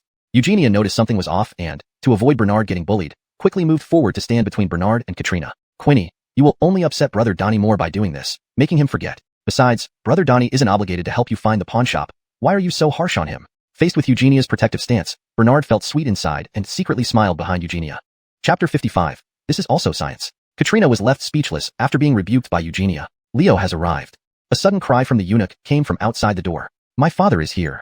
Katrina was somewhat surprised. It was almost lunchtime. Surely Alexander wouldn't come just for a free meal. Katrina felt a faint unease, noticing that following Alexander was also physician Hagen. Hagen was the head of the Imperial Medical Institute. He must be here to examine the Baron's injuries. Could it be for limb regeneration? If not, why did he come with the Emperor? Countless possibilities flashed through Katrina's mind in an instant, but she could not guess the reason. Was the fake pregnancy discovered? With her guilty conscience, Katrina was extremely anxious and quickly signaled to her maids, then whispered, Zoe, Orla, hurry and fetch the Liane and the Marquis of the Nation. Herbert, who was also in on the plot, hurriedly ran to the front hall to greet the Emperor as soon as he heard he had arrived. His face was quite flushed due to consuming dragon's breath incense. Alexander's eyes were sharp. He immediately saw that Katrina was trying to summon reinforcements, so he called out before arriving. With this mic here, no one in the Eastern Palace shall leave. Zoe and Orla froze in place upon hearing this and turned to look at Katrina. Katrina panicked but quickly regained her composure. Don't move yet, wait for an opportunity, she instructed in a low voice. None of this escaped the notice of Bernard and Eugenia. Though Eugenia didn't understand the situation, Bernard knew exactly what was happening. Today was likely the day the plot would be exposed. What a comedy. How would the old man react when he found out his daughter-in-law faked a pregnancy to deceive him? As a bystander, Bernard relished the anticipation. However, Herbert's personal attendant, Ellie, was not in the front hall, and Hiram could not see Herbert's position. So Herbert gestured urgently to Ellie. Ellie reacted immediately, sneaking away from the back courtyard to fetch reinforcements. The atmosphere in the Eastern Palace became extremely tense in an instant. The new physician Dawson who diagnosed Katrina's pregnancy had entered the Imperial Medical Institute through Finian's recommendation. Alexander suspected Dawson was a pawn placed by Finian to fabricate the false pregnancy news about the Barons. That was why he brought Hagen for a surprise visit today. Your Majesty. All rise. Offer a seat to the Barons. Alexander sat down first at the main T position. Everyone stood in 2 rows waiting for the Emperor to speak. Oh, the second prince is here too. In fact, Alexander already knew Bernard was present, but just pretended otherwise to cover up sending spies beforehand to verify if the Barons was in the Eastern Palace. If the surprise visit failed again, it would alert the suspects, making future opportunities to investigate more difficult. The Barons' pregnancy is a great joy for our dynasty. To ensure safety, I have specially asked Fitz to check her pulse. I also brought a bowl of bird's nest red date soup, best for pregnant women. This was specially made by my imperial kitchen. We cannot neglect my son's wife and grandchild. Upon hearing that Alexander intended to check Katrina's pulse, both Herbert and Katrina became secretly worried. They were glad they sent Ellie for help, but feared it might not arrive in time. Cunning Palace was far and winding. It would take a while. Fitz, start. Alexander ordered Hagen to immediately examine Katrina's pulse. Your servant obeys. Hagen didn't know the internal situation.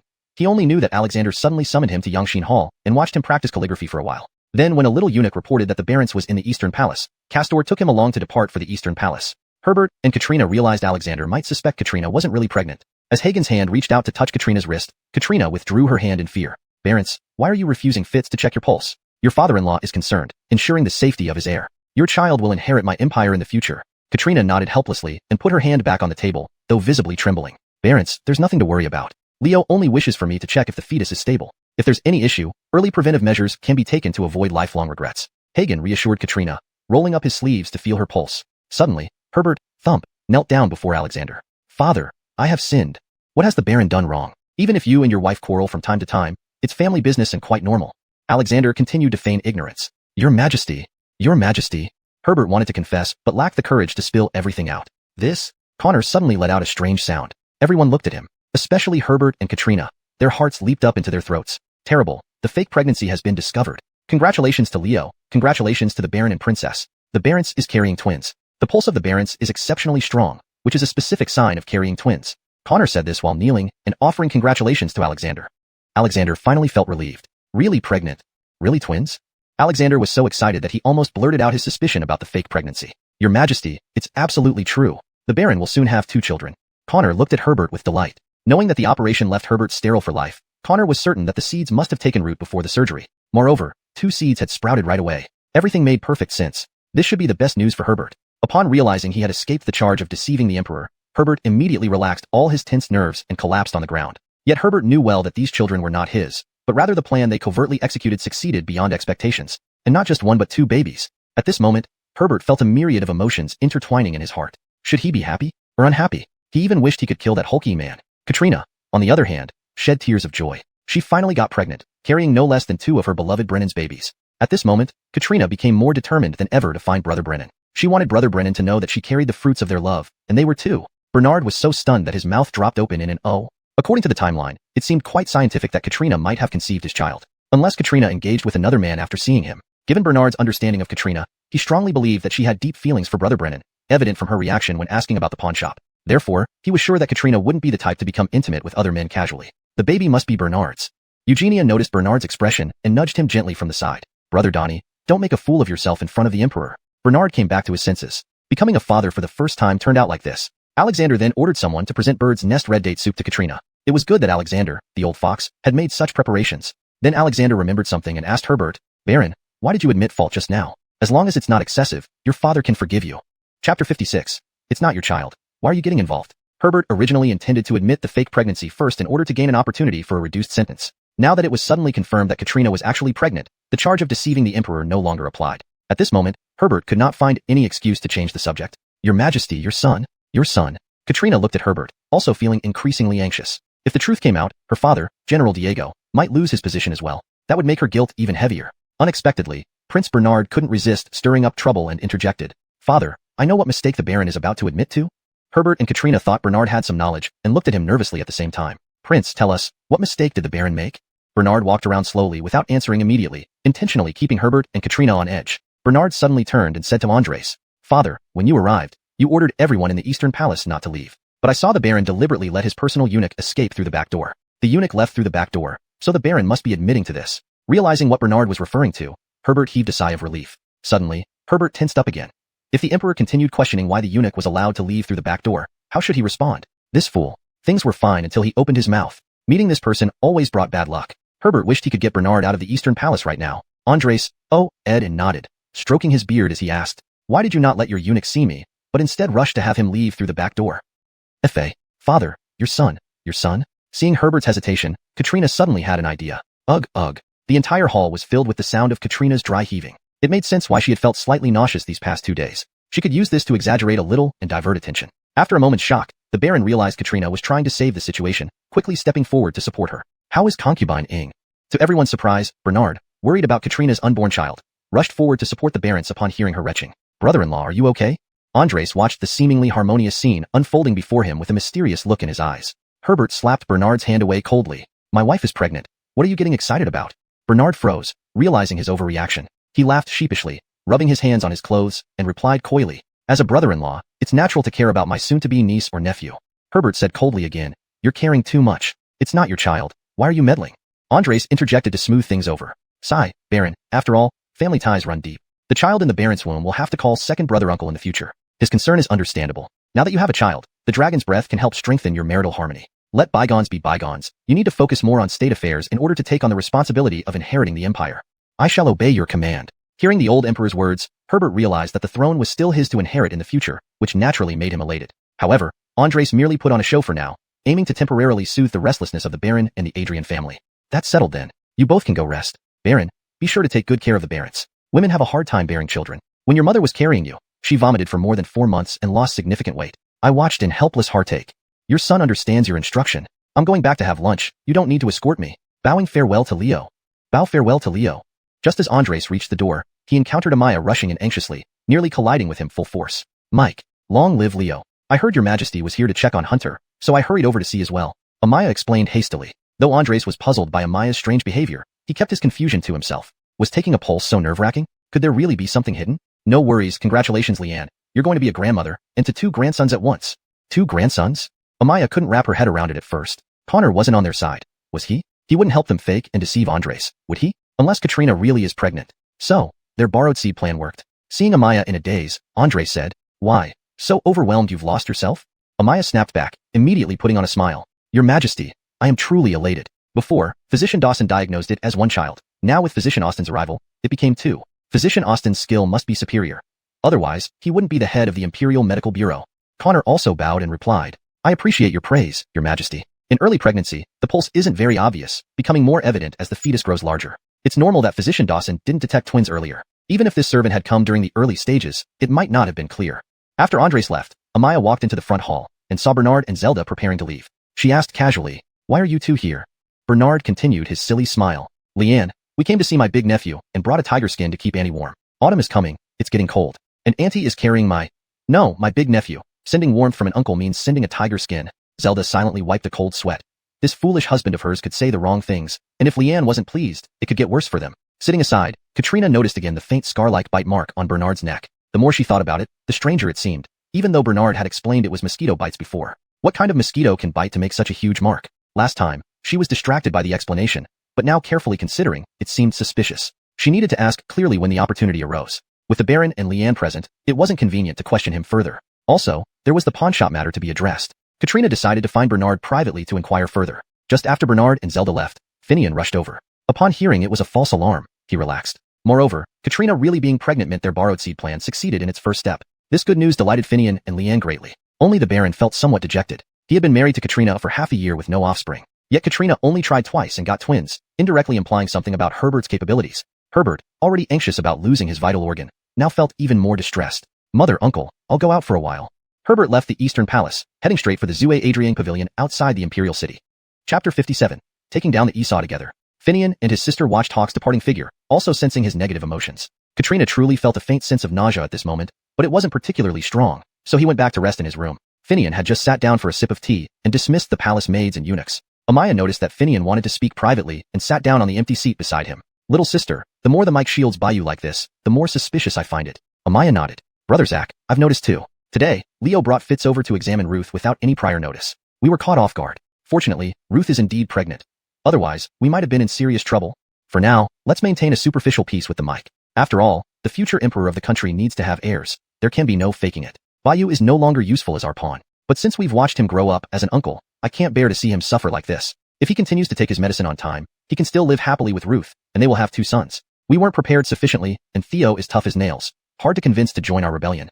Amaya scoffed and said, Brother Zach, the Esau was never the Mike's biological son. Back then, Chanel gave birth 8 months into her pregnancy, and the Esau weighed about 7 pounds at birth. The palace has been whispering that such weight isn't possible for a premature baby. It would be considered fortunate if it didn't die, let alone weigh 7 pounds. Later, the midwife and doctor tried to dispel rumors, saying that if the fetus received good nutrition in the womb, it could be heavy even before full term. However, both the doctors and midwives who dispelled the rumors vanished overnight. It must have been orchestrated by Chanel's people. Then, Chanel's people claimed that the record room made a mistake with the Esau's birth weight, which should have been only 5 pounds. The records in the record room were altered accordingly, leading to the beheading of a young eunuch from the record room. However, they overlooked something crucial. A palace maid who witnessed everything is still around. Finian's eyes lit up instantly. Oh, who is it? Where is she? It's Alay, a palace maid in Shu Rue Palace where Chanel resides. It's her. Finian squinted his eyes, stroking his chin thoughtfully. That palace maid, Alay, has a brother in the civilian world who gambles compulsively and is heavily in debt. He is frequently chased by loan sharks. After dealing with their issues several times, Chanel no longer wanted to get involved. This time, I helped them resolve the problem. Alea's brother is eternally grateful to me. Alay also feels indebted to me, and has confirmed that she overheard and witnessed Chanel's plot to tamper with the Esau's birth information. Finian asked. Chanel has helped them many times. You only did it once. Are you sure Alay will stand by us? Brother Zach, have you forgotten the principle of a spoonful of rice can engender gratitude, while a bowlful may provoke resentment? Finian fell silent, lost in thought. After a long while, he nodded, acknowledging her point and said, So it seems Alay isn't someone to be trusted. We must use her before she changes her mind. Brother Zach, we should do it as soon as possible. We force the Esau's faction to ally with the Jurchen to rebel. For now, we wait and reap the benefits. However, my informant says that the Brody has already reached an agreement with the southern tribes to purchase a batch of high-quality weapons. The purpose is to present these to the Mike as proof of loyalty when the Jurchen invade, and the Esau collaborates with them. His goal is to seize credit and win the position of crown prince. Moreover, the Brody specially sent someone to the Jurchen tribe to find evidence proving that Esau isn't the Mike's biological son. In that case, perhaps we can cooperate with the Brody and take down the Esau together. Brother Zach, the Brody is very suspicious. Will he be willing to cooperate with us? We entice him with benefits and inform him honestly about Bayou's condition. Didn't he send black-clothed men to investigate Bayou's injury previously and fail? We'll tell the Brody that the Mike knows about it and Bayou is virtually castrated. The position of Baron is far from secure. He will surely be eager to act quickly, overthrow the Esau, and claim the title of Baron. Brother Zach makes sense. Using the Esau to provoke a war between the Jurchen and our country. But, Brother Zach, are we confident in winning against the Jurchen? What if we don't win against the Jurchen and instead drag our country down too? Finian gave a cunning smile and said, your brother still has 2 sons holding key military positions in the northwest border. When the Jurchen and their faction fight to mutual exhaustion, it will be time for your good nephews to take the stage. Then, this world will belong to our Adrian family. Once I become emperor, you will be the Lian Dowager. You won't need that useless husband of yours anymore. I can find you 10 or 8 young and strong men as your consorts. Wouldn't they be better than that old husband who hasn't favored you for half a year? Isn't living like this now any different from being a widow? Thinking about how Alexander had almost not favored her for nearly a year, Amaya felt depressed, angry, and bitter. Clearly, at times when Alexander went to Cunning Palace, she had intentions to interact with him, but he always rejected her with excuses of being tired or busy. Then he would leave hastily, leaving Amaya alone, disheartened and lonely. If the despicable man shows no mercy, then don't blame me for showing no righteousness. Finian continued, as for Hunk, Brother Zach will definitely find the best medicine in the world for him. As long as he hasn't been castrated, he can still enjoy a man's pleasures. Moreover, I can find a miracle doctor to give him something akin to a horse's or donkey's endowment, allowing him to be a true man again, even more powerful than before. Encouraged repeatedly, Amaya declared firmly, Brother Zach, your sister will do everything to assist you in rebelling and becoming emperor. The conversation between these 2 siblings was heard clearly by Katrina, who had been hiding behind the wall without leaving. The more Katrina listened, the more she trembled with fear, never expecting the usually kind mother-in-law and authoritative uncle to have such faces. Well, the imperial power and wealth, the scheming here were none of her business. She wasn't attached anymore. She just wanted to find her fierce army brother. Then she would live happily ever after with her fierce army brother and their families. Sister, we shouldn't delay. This afternoon, I will visit the Brody. Be careful with everything, brother. Goodbye, sister. After the 2 siblings left, Katrina only softly cursed. What treacherous siblings. They must be of the same kind to come into one family. Bernard brought Zelda, first sneaking many ingredients and seasonings from the imperial kitchen, then returned to the FAQ courtyard, setting up the barbecue rack and starting to grill. Jay, Julius, and Kyle didn't refuse Bernard's invitation and joined the barbecue party. With wine, meat, and various exquisite snacks, the 4 or 5 people ate until they forgot time and day, until a little eunuch hurriedly ran over, anxiously telling Kyle, Jamie, bad news, the Brody and the Minister of War have gone to the Mike to expose the false identity of the Esau. Now the Mike is raging in the Yangshin Hall, and wants to conduct a blood test. Chapter 58. Having skewers while conducting a blood test for paternity, the little eunuch was named Egon, who often chatted with Kyle to pass the time in the palace. Previously, when Bernard and Kyle were imprisoned and unable to go out, it was him who delivered various gossips within the palace through a wall in the back courtyard. Even now that Bernard and Kyle have gained their freedom, Egon still occasionally comes to Fakexu courtyard to gossip with Kyle. Upon hearing there was drama to watch, Bernard immediately devoured the skewer in his hand, threw away the bamboo stick, and wiped the grease from his mouth. Let's go see the commotion. No, let's show concern for Father Mike. Just as Bernard took 2 steps, Eugenia grabbed his arm. Donnie, go. The Mike is in a bad mood. If we go now, might we? Bernard turned around, quickly thinking of something. He glanced at the many ready-to-eat skewers on the table and had an idea. Father Mike loves roasted meat. The last time I gave him roasted dog meat, he enjoyed it very much. I'll bring some over for him to indulge in. Having said that, Bernard grabbed a handful of skewers and rushed straight to Yangshin Palace. Eugenia looked at others and said, let's not go, lest we make things worse for the Mike. Let the Murphy enjoy the scene.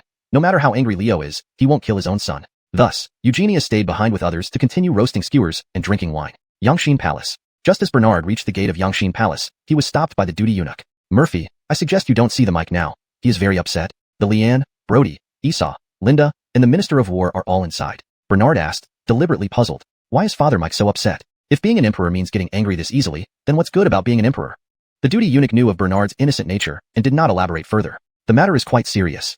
Before the eunuch finished, Connor, led by a small eunuch, hurriedly entered Taiha Hall, rushing straight to the main hall. Both of them looked panicked. The blood test for paternity was about to happen. Bernard grinned and, ignoring the duty eunuch's advice, trotted behind Fitz into Taiha Hall. Seeing Bernard's attitude, the duty eunuch shook his head, amused yet frustrated, muttering, muscle-bound but brain-dead, a real fool. With sharp ears, Bernard retorted angrily, I may be foolish, but I have the ability. Without ability, one has to squat to pee.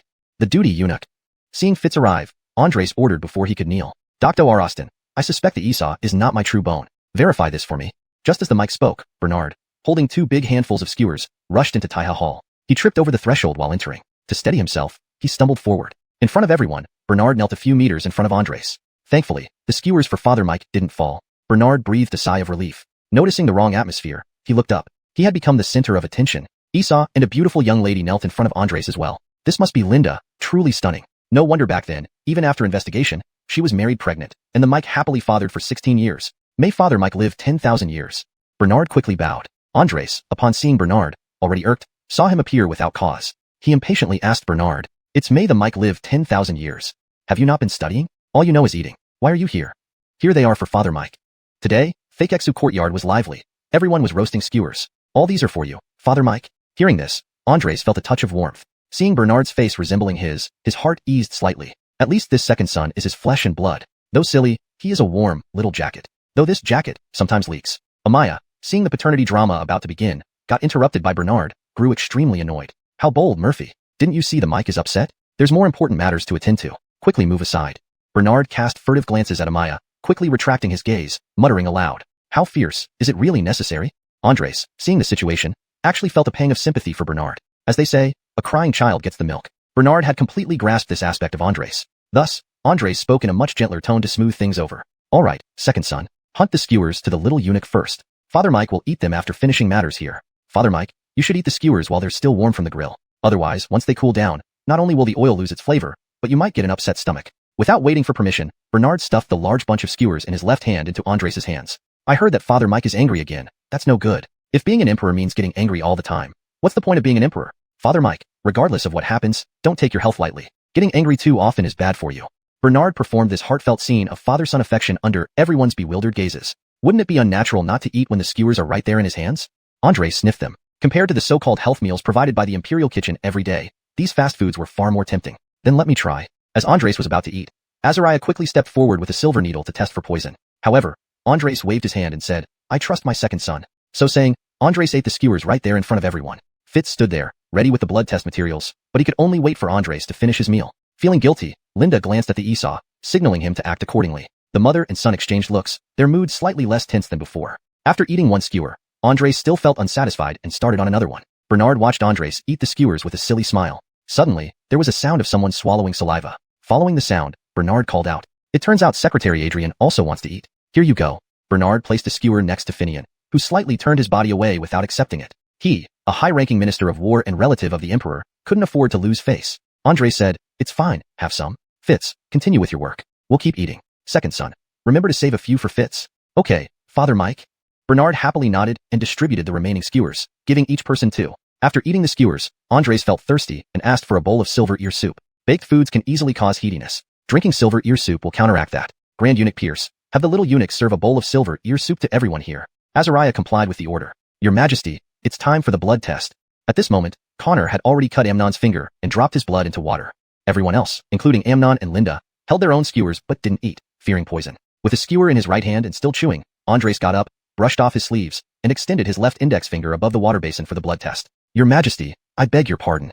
Connor then cut Andres' finger, and blood immediately flowed out. Bernard watched with a silly grin, enjoying the spectacle openly. Sacrificing a few skewers to witness the live event was far more exciting than any plot he'd seen on TV in his past life. Only ignorant people in ancient times believed in blood tests for paternity. Identical blood types would mix, different ones wouldn't. There were only 4 blood types, A, B, O, and AB. People without direct kinship could have the same blood type, and those with kinship might have entirely different types. The blood test was nonsensical. Watching this, Bernard burst out laughing. His sudden laughter immediately drew everyone's attention. What was this troublemaker laughing about now? Chapter 59. The Mike is stingy. The Leanne was the most eager to know the result, hoping that this would lead to the downfall of Linda, who was younger and more beautiful than herself and greatly favored by Alexander. "How dare you, Bernard? Ever since you entered the Yangxin Palace today, things have been obstructed repeatedly. Speak quickly, do you have accomplices? Who instructed you?" Alexander waved his hand, signaling for the Leanne to be quiet. At the same time, his gaze was intently watching the 2 clumps of blood in the water bowl undergo changes. Linda appeared very nervous because she knew the truth. Amnon was also very tense because he feared that his fake prince identity would be exposed on the spot. Your Majesty, your blood has merged with Esau's blood. This proves that the Esau is your biological child." Fitz immediately knelt down, bowing as he said. Alexander watched with his own eyes as the 2 blobs of blood merged together. After hearing Fitz, whom he trusted, make the final judgment, the heavy burden in his heart finally lifted. "My dear concubine old 4, both of you may rise." Alexander gently ordered Linda and Amnon to stand up. Then he cast a sharp look at the Leanne, Geoffrey, and Finian. Also present were the Jurchen woman Galigia a Kang brought by Geoffrey, and the palace maid Adrianoxio bribed by Amaya. You bunch of slanderous and contemptible creatures. Linda hadn't expected the outcome of the blood test to be like this. She was very confident that the Esau Amnon she had given birth to was indeed from her pregnancy among the Jurchens. But this was fine. It temporarily avoided punishment after knowing the truth. Waiting some time until the Jurchens were fully prepared, Linda could then collaborate inside out to help Austin capture the territory of the Dalong dynasty.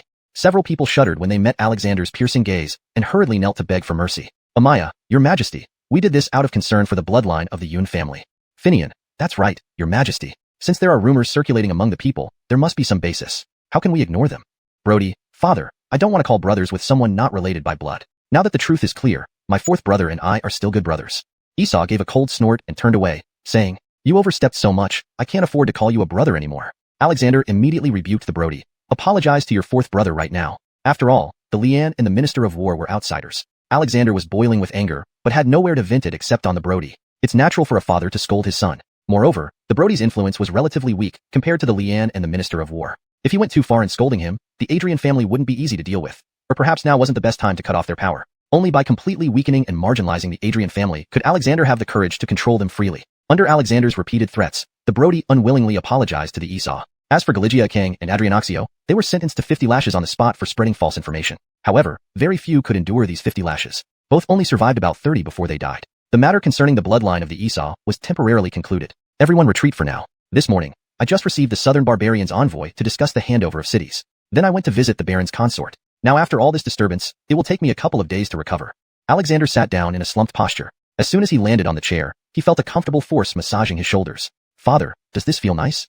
Bernard was kneading Alexander's shoulders, grinning to curry favor. It's fine. You're quite thoughtful, despite being a bit foolish, straightforward, yes? But at least you don't make me worry. Should say you've become much more sensible than before. Why do I feel that wherever I go, you're always around? Hee father, it means our father-son bond is deep. Do you not want to see your humble son? Of course, I want to see you. The Murphy has indeed grown up and matured, and he has earned me many merits. Bernard naturally didn't miss the chance to gain benefits, and asked immediately, Is father going to reward me? Alexander rolled his eyes. You won 198 donkeys and horses from the southern barbarians today. Shouldn't they be confiscated? And yet you have the nerve to ask for rewards. Also, my green dragon saber has been borrowed by you for several days. I suspect you don't even want to return it. Father, didn't you say if I could subdue the evil blade, Green Dragon, it would belong to me? I have already subdued Green Dragon. Ask Jay and Julius if you don't believe me. Father, can you please give me a reward? This 100+ horses and donkeys compared to your city 300 li away. It's just a cow's hair on its body. It's a drop in the ocean. I told you to read more books. When are you going to set out for the southern border?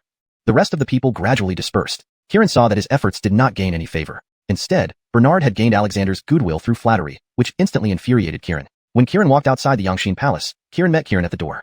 Third brother, as you can see, father likes that 205th waist very much. Rather than focusing on me, you should think about how to deal with that second one. If I don't want to be a prince anymore, I could still become a king among the Jurchens. What about you?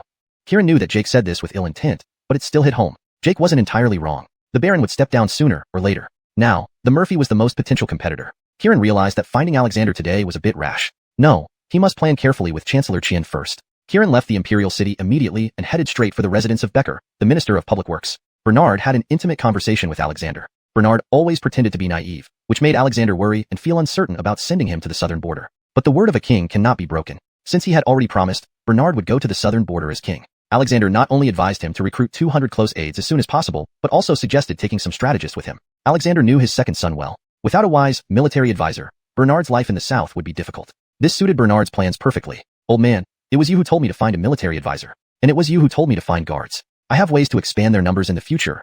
Don't pin the label of rebellion on me when I eventually do. Jay and Julius were clearly spies planted by Alexander. Anything Bernard did, Alexander quickly knew. So why not be bold? It would be better if Alexander took the initiative. Alexander underestimated Bernard's intelligence. He thought Bernard wouldn't realize they would secretly betray him. Father, it's not that I delay recruiting guards. My Marshal King's palace isn't finished yet. There's no place to accommodate over 200 people. Alexander considered it. Even if the Marshal King's palace is completed, accommodating 200 guards will be tight. How about this? There's a shooting range near your palace. I usually use it for horseback riding and archery. I'll give it to you. Expand that shooting range into a building to fully accommodate 200 guards with room to spare. Bernard frowned again. Father, I need to get married soon, which requires expenses. Where will I get money to build a new pavilion? Alexander responded generously. I grant you 3,000 taels of silver. That should be enough to build a pavilion to house 200 men. Thank you, father. Bernard immediately knelt to thank him. Another prophet. Father, I have another request. For the military advisor, I don't know many people. Can you let me have the cabinet? Out of the question.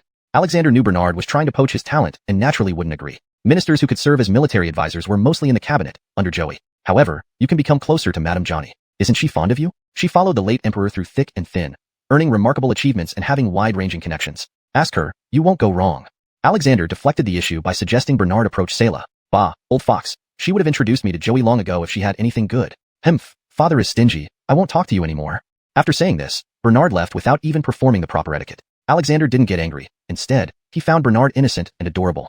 Chapter 60. Seeking Counsel. After Bernard returned to the thatched courtyard, everyone had already finished eating and tidied up. They were sitting together in the courtyard drinking tea and chatting. Bernard lay down directly on his reclining chair and stared at the sky in a daze. Zelda offered him a cup of hot tea with care. Brother Donnie, what's wrong? I heard that the blood test proved that the Esau is fine. But you left the Yangxin Palace and had a long talk with the mic. Bernard took a sip of tea, swished it around in his mouth before swallowing. It's nothing much. Father instructed me to prepare for the southern campaign. However, I have no resources at all and don't know where to start. Brother Donnie, what kind of resources do you need? I need 2 reliable people as advisors. As you know, my mind is simple. I can't think of strategic matters. I originally wanted to ask for some people from the cabinet, but father rejected my request outright. Now I'm really worried about this. Upon hearing this, Zelda felt concerned for Bernard too. Ah, Brother Donnie, grandmother knows someone. He's both brave and wise, just hard to invite. Bernard immediately jumped up from the recliner and grabbed Zelda's hands. Really? Yuzno? Who is he? He's a former general known for his courage and wisdom, but he's too principled. Otherwise, grandmother would have had him join the cabinet to assist grandfather long ago. Not being easy to invite isn't scary. I'm just afraid he's not competent enough. What use would he be then? Seeing Bernard disbelieving her, Zelda became a little anxious. Everyone can doubt me, but not Brother Donnie. Brother Donnie, it's true. Sometimes when grandfather can't decide something, he secretly consults him. Because of his sensitive status as a former general, grandfather only seeks his help when absolutely necessary. Yuzno, take me to see him. You should ask grandmother. Only she knows where he lives. Bernard quickly thought of a plan to deal with Selah. Yuzno, let's go. I'll send you back to Johnny Manor. Bernard planned another trip to the palace while checking out the newly renovated Marshal King mansion. He expected to see its final form today since the finishing touches were underway. Their wedding was set for 3 days after moving into the new mansion. Bernard didn't fear others criticizing him. He intended to receive double dowries and make a substantial profit. This southern campaign wasn't for him to idle as a prince. He had grand plans to accumulate wealth and military strength. Julius, use your connections to help me recruit 200 household soldiers. Recruit those with strong physical abilities, combat skills, and intelligence. Not like me who is somewhat dull. Our journey south will be fraught with difficulties, with the southern barbarians watching us closely. I need clever and capable people as my right-hand men. If everyone is as clumsy as me, we might all end up dying far from home. Remember, quality over quantity. While I go out with Yuzno, you don't need to follow me. Start working on these tasks immediately. Set up the recruitment at the new Marshal King mansion. After speaking, Bernard brought along the leopard skin and held Zelda's hand firmly. Since they were going to get married soon, holding hands shouldn't matter. Although she practiced martial arts, her hands were well maintained, smooth, tender, and fair. Her body must be even softer and more fragrant. Sleeping with her every night would surely be delightful. Therefore, Bernard didn't mind holding her hand a few more times. Blushing, Zelda let him pull her along. They encountered palace maids and eunuchs on the way, causing Zelda to blush fiercely under their curious gazes. They rode directly to Johnny Manor. By the time they arrived, it was already connoisseur, around 3:15 p.m. Selah was practicing swordsmanship in the courtyard, wearing loose training clothes and wielding a long sword. Bernard, holding the leopard skin in one hand and Zelda's hand in the other, watched from the side without disturbing her. Zelda had informed Bernard beforehand that Selah practiced sword techniques daily during this hour. It helped keep her fit and also reflected her dedication to lifelong learning and self-improvement. After finishing her practice, a servant girl collected her sword and handed her a towel. Then Selah, ignoring Zelda, walked straight towards Bernard with a smile. My dear grandson-in-law, I heard you won several hundred horses and donkeys from the southern barbarians again. Grandmother didn't misjudge you, ha ha ha. As she spoke, she patted Bernard's broad chest and shoulders. Bernard felt this old woman seemed to have a bit of an eye for young men. Due to societal norms, she probably couldn't have her own male companion. Now she could only satisfy herself by touching her grandson-in-law occasionally. Grandmother, Brother Donnie, wants you to introduce him to that former general. Zelda spoke up for Bernard, explaining the purpose of this visit. Selah's smile froze. Why do you want to see him? Murphy, you need to understand. Both you and his status are special. Now the imperial city is in an uproar over the position of Baron. If you seek him out now, it will be easy for others to find a way to incriminate you. Grand Tutor Johnny has only consulted him twice, and only when absolutely necessary, involving matters of the previous dynasty. If you're looking for advisors, I can introduce you to other people. The more Selah tried to hide it, the more Bernard felt that the former general was exactly who he needed. A man who could ride into battle to secure the world and write with skill to settle disputes. This was the type of versatile talent Bernard wanted. Grandmother, it's cold. You keep this leopard skin for now. Bernard forced the leopard skin into Selah's hands. Unable to refuse, she reluctantly accepted it. Murphy, I can take you to see him, but whether he agrees to follow you depends on your own abilities.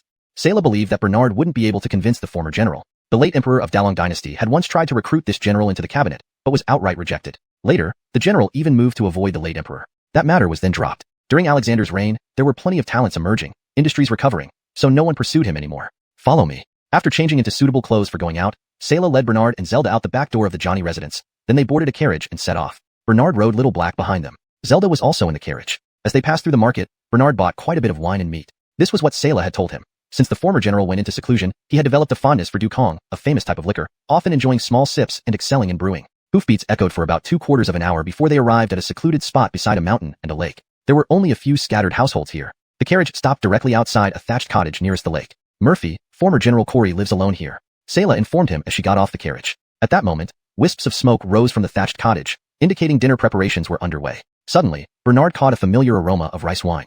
Wasn't this the scent of nyangju? In his past life, Southerners often used this nyangju to cook chicken for postpartum women, extremely nourishing. Could this dynasty already have nyangju? Who has come to visit?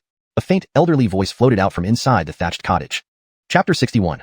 Recruiting Talents with Mother Wine Technique. General Dawson, it's me. I've brought someone to meet you. Sayla pushed open the simple bamboo gate under the thatched roof. For Bernard, this yard fence was merely a decoration. With his long legs, he could just stride over it easily. Eugenia followed Sayla inside through the main gate. After entering, Bernard was already looking around curiously in the courtyard like an inquisitive child. Brother Donnie, when did you come in? Eugenia asked. Bernard pointed to where he had crossed the fence and said, I came in from there. Why bother so much? Sayla said seriously, you are here to ask for their help, at least show some respect. Bernard nodded sincerely. Grandma, got it. Then he straddled back over the fence. At this moment, an elderly man with white hair and beard walked out of the house. This old man must be the former General Yuan. Sayla asked in confusion, Your Highness, what are you going to do?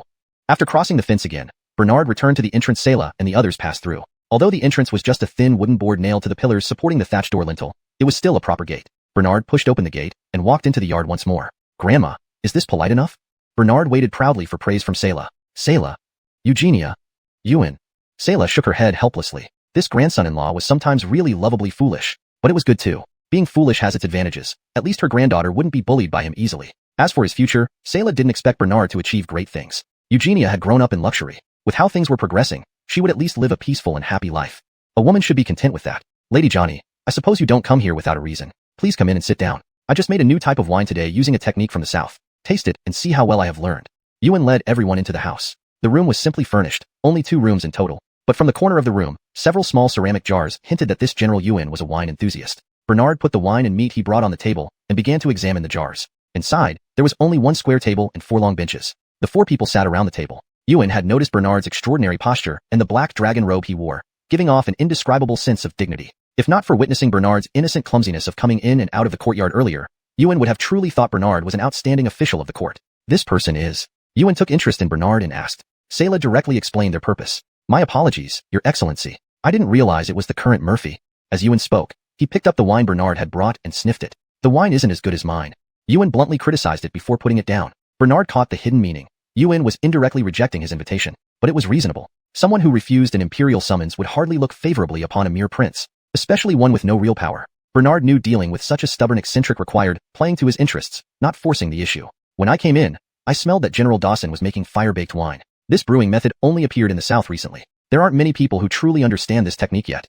However, General Dawson can produce this quality, which barely qualifies. Yuan's eyes initially carried contempt towards Bernard. Everyone knew the Murphy was a complete fool. Even though Yuan lived in seclusion, he was well informed about the affairs of Dalong Kingdom, and he had just witnessed Bernard's childish actions. Hearing Bernard speak about winemaking now, his eyes sparkled, and he stared intently at Bernard. Oh, so the Murphy understands the art of winemaking. Taste the wine I just brewed. Yuan immediately went to the kitchen and poured a large bowl of dark red wine from a jar still smoking over hot coals. He then served each of them a steaming bowl of the wine. After cooling it slightly, Bernard took 2 sips. This brewing still has some failures, as it tastes sweet but also sour. It seems the temperature was too high recently, causing the beneficial bacteria fermenting in the mash to change quality. That's why it turned out this way.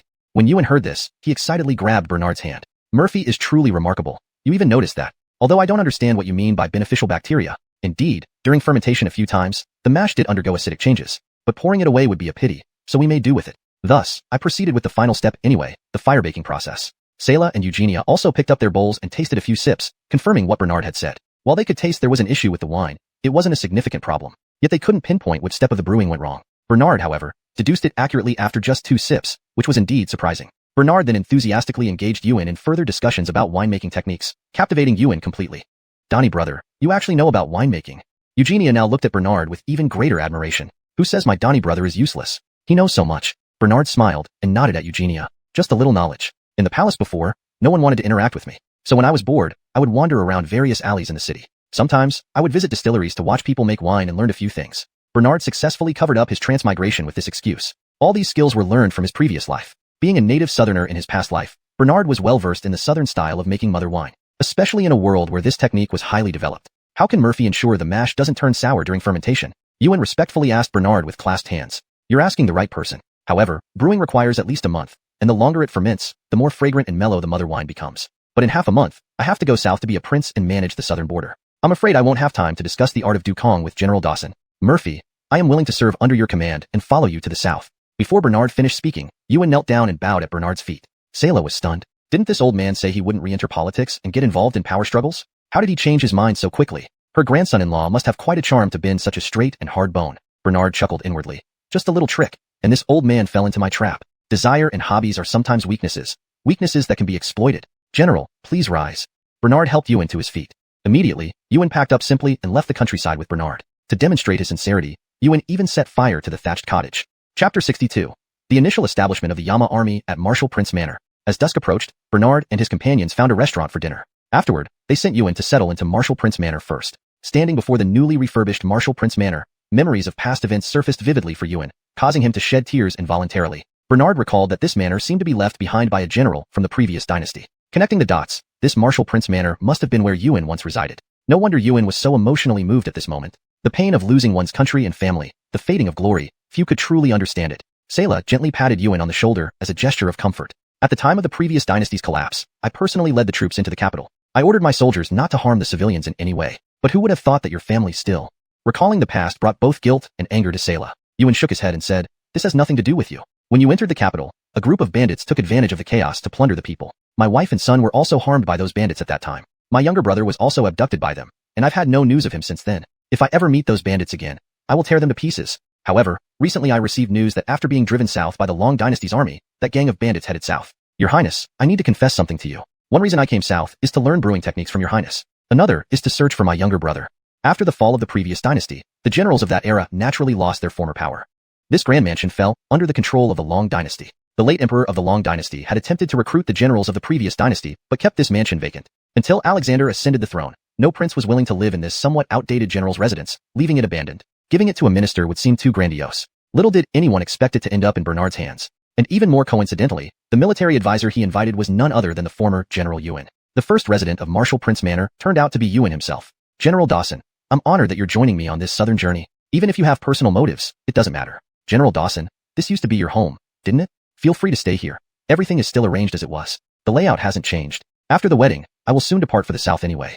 Dawson Hownan listened to Bernard's words and nodded gratefully. Then he stepped up the stairs and crossed the threshold, entering the courtyard. The overall layout of the manor remained the same as before, except that the walls had been repainted and the wooden doors and windows had been replaced. Though the new furniture was arranged slightly differently, it was largely similar. This further stirred Ewan's painful memories. For the Emperor's great cause, he ended up with nothing. At this age, he was still alone. If his wife and children were still alive, he would likely be a grandfather by now. Suddenly, noise came from the entrance. Bernard walked over and saw Jay and Julius leading dozens of sturdy men inside. Your Highness, these are the warriors we recruited this afternoon through our connections. Each one of them is agile and sharp.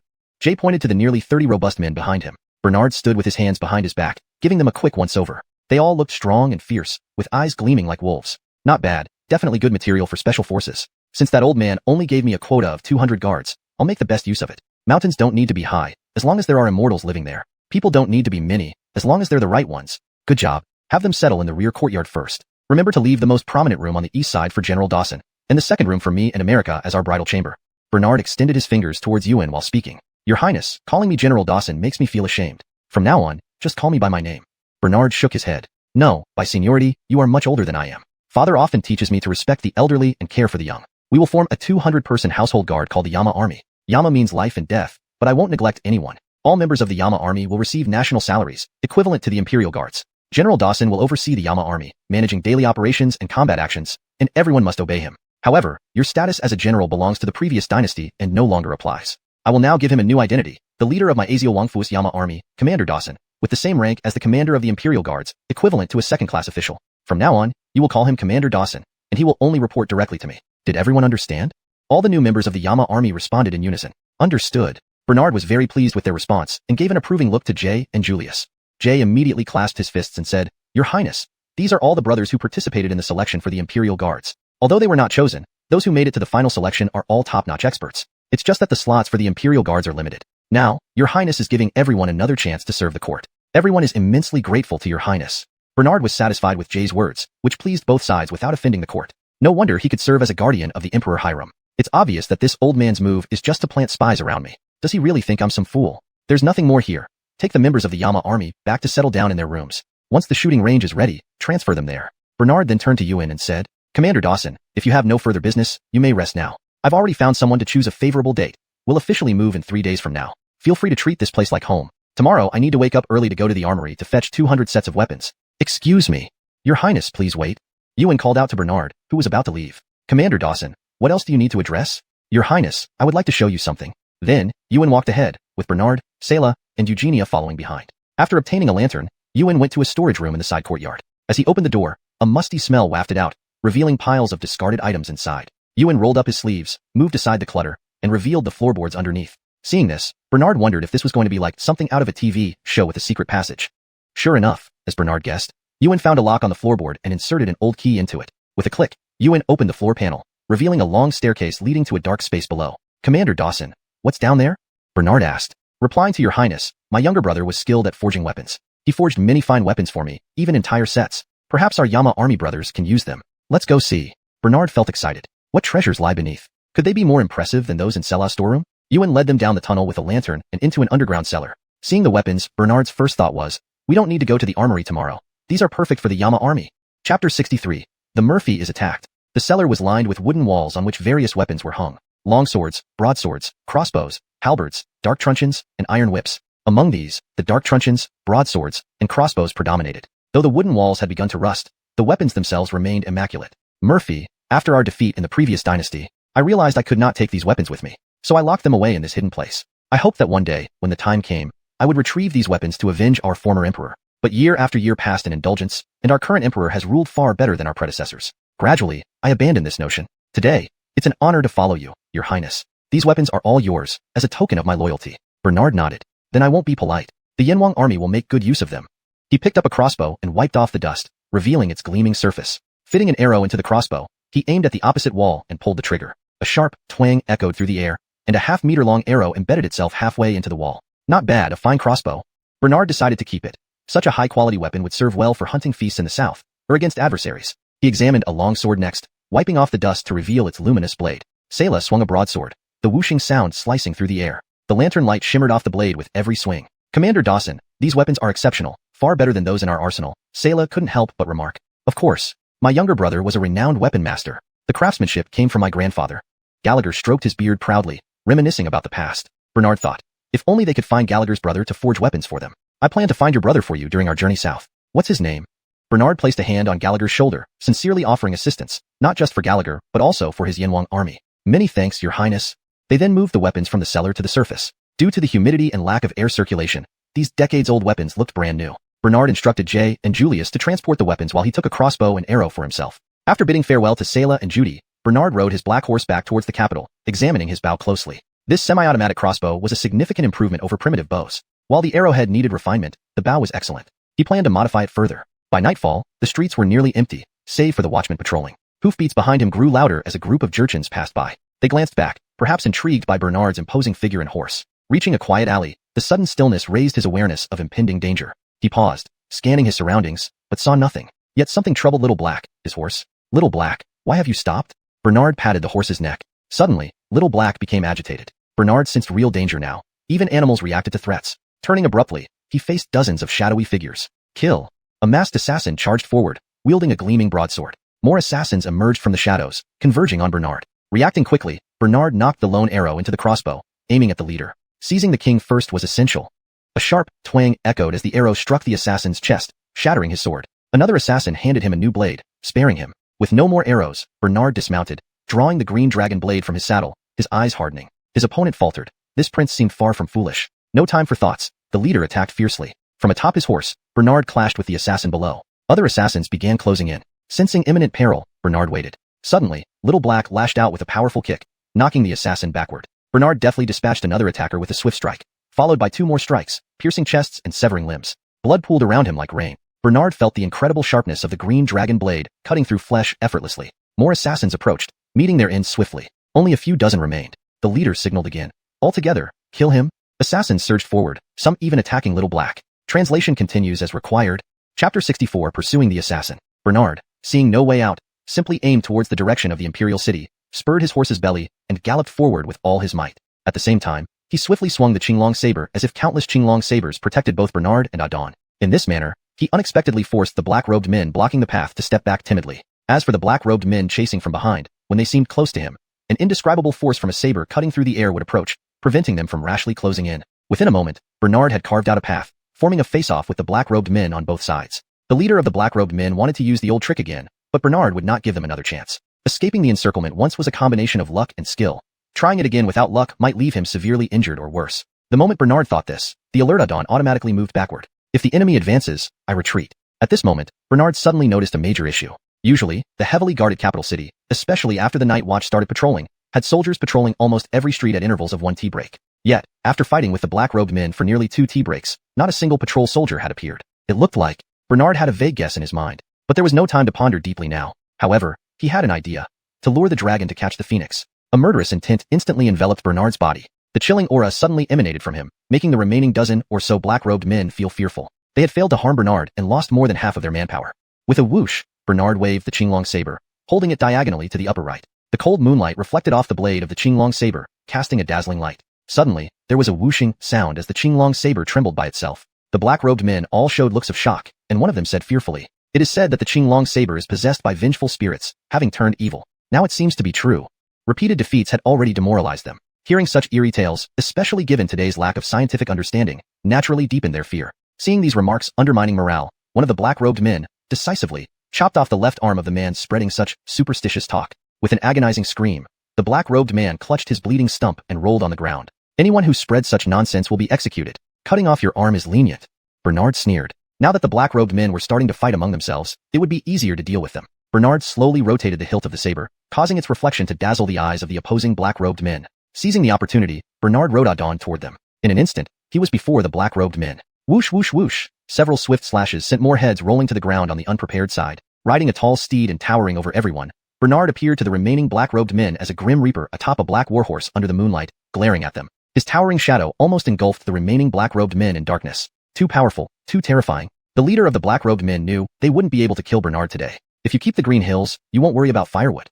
"Retreat," the leader ordered, turning to flee. Bernard, with murderous intent, would not let them live. Just as they took a few steps, Bernard caught up quickly on Adon. Adon leaped over all the black-robed men's heads, and Bernard slashed down 2 more. When the horse landed, Bernard's figure on the black horse blocked their escape route. Turning the horse's head, Bernard didn't wait for them to escape and rushed to their front. Several swift moves later, 5 more black-robed men fell dead. By then, even the leader was decapitated, leaving only 3 followers. Their throats twitched, bodies trembling. Bernard curled the corner of his lips, charged forward, and took down 2 more before they could react. The last one, he cornered against a wall, yet did not immediately kill him. Instead, he dismounted and slowly approached the final black-robed man with his saber. The black-robed man pressed his back tightly against the wall, chest heaving wildly. Bernard suddenly lifted the Qinglong saber and slashed at the black-robed man. The black-robed man shut his eyes, expecting death, but felt only pain in his arm. Opening his eyes, he saw Bernard had sheathed the saber. Bernard had merely cut his arm. "I enjoy playing the most. I won't kill you outright but play with you until you die."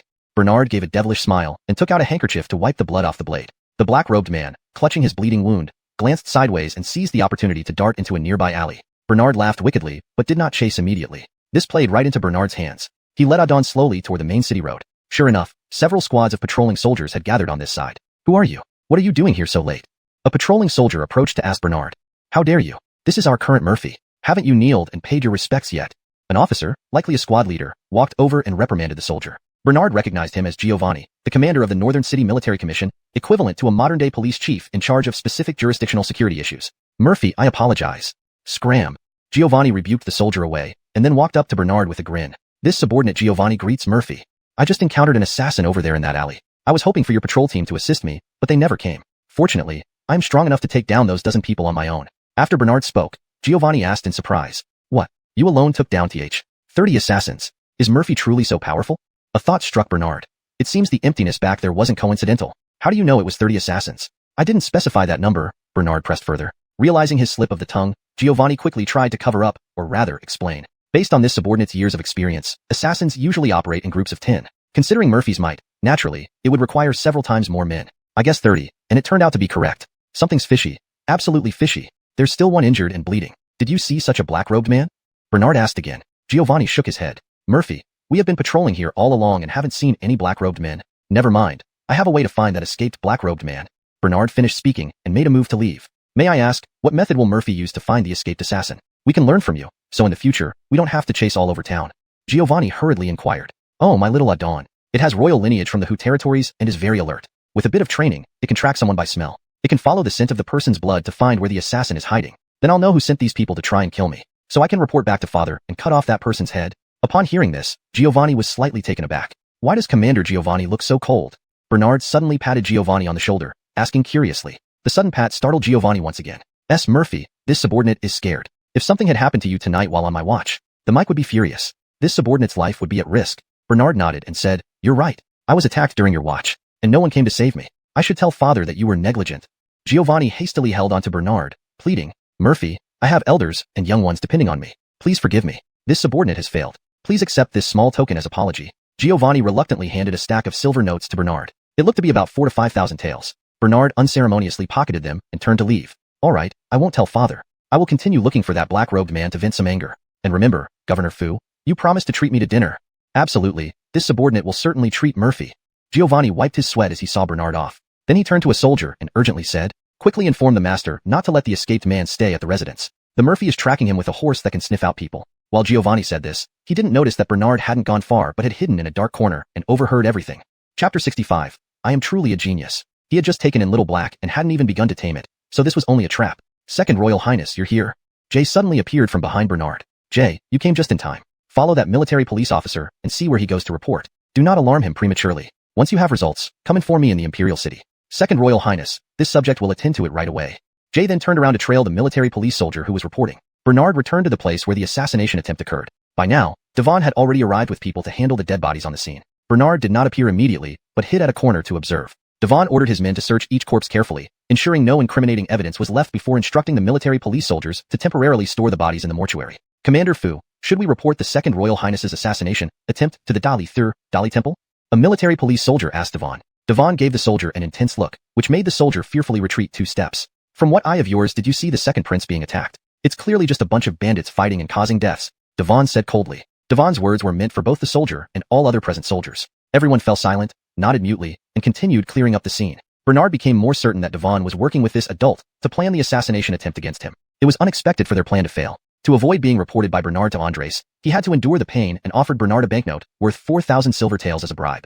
The world often spoke of Bernard as greedy and foolish, thus Devon believed Bernard wouldn't speak up after receiving benefits. But who was Bernard? Of course, he would not indulge him. Bernard came up with another idea and turned back to the Imperial City. By now, curfew had already started, and the Imperial City was heavily guarded by the Capital Guards. When Bernard appeared at the entrance of the Imperial City, Isai, commander of the Capital Guards, was stunned, seemingly surprised by Bernard's presence. That slight expression of Isai betrayed his inner thoughts. Could this fellow have known about my attack tonight and thought I wouldn't return? It seems many knew about this. If it's all for the sake of power struggles, then the third and fourth princes are the biggest suspects. Or possibly, the crown prince seeking revenge. These 2 possibilities are the most likely. Looks like dangers lurk within the Imperial City and Kyoto. Perhaps going south is safer. Though Bernard was not one to shy away from troubles, he didn't want to lose his head for nothing. Therefore, he should set off to Nanjiao soon after moving into his new home and getting married. To avoid losing his life in Kyoto. Where did the Second Royal Highness go today that you returned so late to the Imperial City? I want to kill people. I killed many, and it was really fun. But rest assured, they tried to kill me first. I don't enjoy random killings. Hearing this, Isai was stunned. Is this second prince really foolish, or pretending? The Second Royal Highness is indeed humorous. However, Isai knew the assassination plan had failed miserably. After returning to Fukuan Courtyard, Kyle anxiously greeted Bernard. Second Royal Highness, you're finally back. You left Dunk to guard here and came back so late, making him very worried about you. Kyle started nagging as soon as he saw Bernard. Second Royal Highness, why is your clothing covered in so much blood? My little ancestor, I faced an assassination attempt tonight. Fortunately, I fought bravely and escaped death through bloodshed. What? You encountered assassins? Kyle hurriedly circled around Bernard to check if his master was injured. Bernard briefly recounted the process of the attack, but did not mention meeting Devon. Dunk, I think I'm poisoned. Saying this, Bernard fell straight onto Kyle, leaning against him while holding his chest with a twisted look of agony. Second Royal Highness, please don't scare me, hold on. I'll fetch Fitz immediately. Struggling to support Bernard's towering frame towards the bedroom, Kyle exclaimed. Ha ha ha, Dunk, just joking with you. Here, a reward for you. Finishing his sentence, Bernard handed Kyle a 100 silver taels banknote. This, Second Royal Highness, I don't need your banknote. Can you please stop playing such jokes on me? My heart can't take it. Alright, take it. No more jokes from now on. Kyle then obediently took the banknote. At this moment, all he wished was for Bernard to be unharmed, so he wouldn't have to share his master's fate. Second Royal Highness, has the Mike been informed about your assassination attempt? Has a report been filed with the Dali Temple? Kyle asked again. I didn't dare to file a report, Bernard said solemnly. Why not? Because one of the assassins escaped. Before leaving, he threatened me. He said if I dared to mention this to Leo or report it to the Dali Temple, they would come back and try to kill me again. I'm really scared. Kyle's expression became serious upon hearing this. Jamie Z, what should we do? I don't dare to tell the Grand Justice of the Dali Temple, nor do I dare to tell Father Mike. Let's just pretend nothing happened, shall we? But Kyle suddenly found courage and outright rejected Bernard's suggestion. No way, Second Royal Highness. They've already tried to assassinate you. The more you hide, the bolder they'll become. Next time, they might send even more people. We must report this directly to the Mike. He will surely send more elite guards to protect you. Ah, Jamie Z, should we really tell Father Mike? What if that assassin? Kyle held Bernard's hand lovingly and looked up at his abnormally tall little master. Alas, the second prince was already simple-minded, and now he seemed even more foolish from fright. This scene was like a little white rabbit caring for an injured big tiger. And now, the little white rabbit was going to stand up for the injured big tiger. Second Royal Highness, it'll be fine. If anything happens, Jamie Z will definitely take the hit for you, dying before you. There's no time to waste. Please stay here, Second Royal Highness, while I go report this to the Mike. Watching Kyle dash out, Bernard revealed a sly smile. I didn't go to inform the Mike myself. It was Jamie Z who saw the blood on me, figured out about the assassination, and insisted on reporting it. Hee hee. I am truly a genius. Not only did I earn 3,900 taels of silver from Davon, but also gave Jamie Z 100 taels as commission. It's necessary to involve intermediaries in this deal to avoid suspicion. Bernard counted the money he had accumulated since crossing over. Without counting Judy's dowry, he had at least 100,000 taels in liquid funds. Plus, the assets like 198 horses and donkeys, Azielwang Palace, etc., he was pretty well off. Before heading south, everything except Azielwang Palace would be converted into cash to take along. Then, use this cash to expand in the south. While Bernard was eagerly planning for the future, Jay returned as well. Chapter 66 Entrapment of the Esau. Bodyguard John, did you discover anything from tracking that person? Where did he go to send warnings? Bernard hurriedly inquired. Report to His Imperial Highness, that person went to an estate in the eastern suburbs called Yun Family Estate. Yun Family Estate? Bernard felt surprised. Could it be? Just as Bernard was about to voice his conjecture, he quickly changed his words. If he revealed his guess, he feared Jay would notice his shrewdness, and his act of feigned madness would be too apparent. I don't know what that Yun family does. It's quite a coincidence that they share the same surname as us. Jay, focus on investigating this Yun family these few days. The formation of the Yama army will be temporarily managed by General Dawson and Julius. I want to know the connection between this Yun family and me, and why they want to kill me. However, before knowing the truth, do not reveal any information about this Yun family to others. I understand. I shall not disturb your highness's rest and take my leave now. Bernard rested on the lounge chair for a while, gradually forming a bold guess. But without concrete evidence, he could not make hasty conclusions. Leo has arrived. Suddenly, a high-pitched cry of a eunuch rang out at the gate of the Fakeway yard. That cheap old man is here again. He indeed has some sentimentality. Knowing his second son was attacked, he hurried over to see. Your humble subject greets your imperial majesty. Bernard knelt down to pay his respects. Old two, stand up, let father look at you. Are you injured anywhere? Alexander personally helped Bernard to his feet. Father, your humble subject is fine. But, father should not ask anymore, otherwise, those assassins might target me again. How many lives can I endure? Alexander coldly snorted and said, I have already heard from Kyle that the escaped assassin threatened you not to disclose this matter. Otherwise, he would attempt another assassination. Who would have thought that our great nation would produce such bandits? Old two, rest assured, father will ensure your safety. No one can harm you. This way, a new batch of Imperial Guards has been trained by the court, and another 50 will be assigned to your mansion for protection. They can also accompany you to the south, under your command. It's better than you recruiting guards yourself, which requires a long selection and training process. Father, Azielwang Manor is a small pond. Housing so many people would be quite challenging. Moreover, your humble subject is not well off. Father will grant you 5,000 silver taels annually to support the guards. In short, build a good guard team for your own safety. And what are Jay and Julius doing? Father will severely punish them.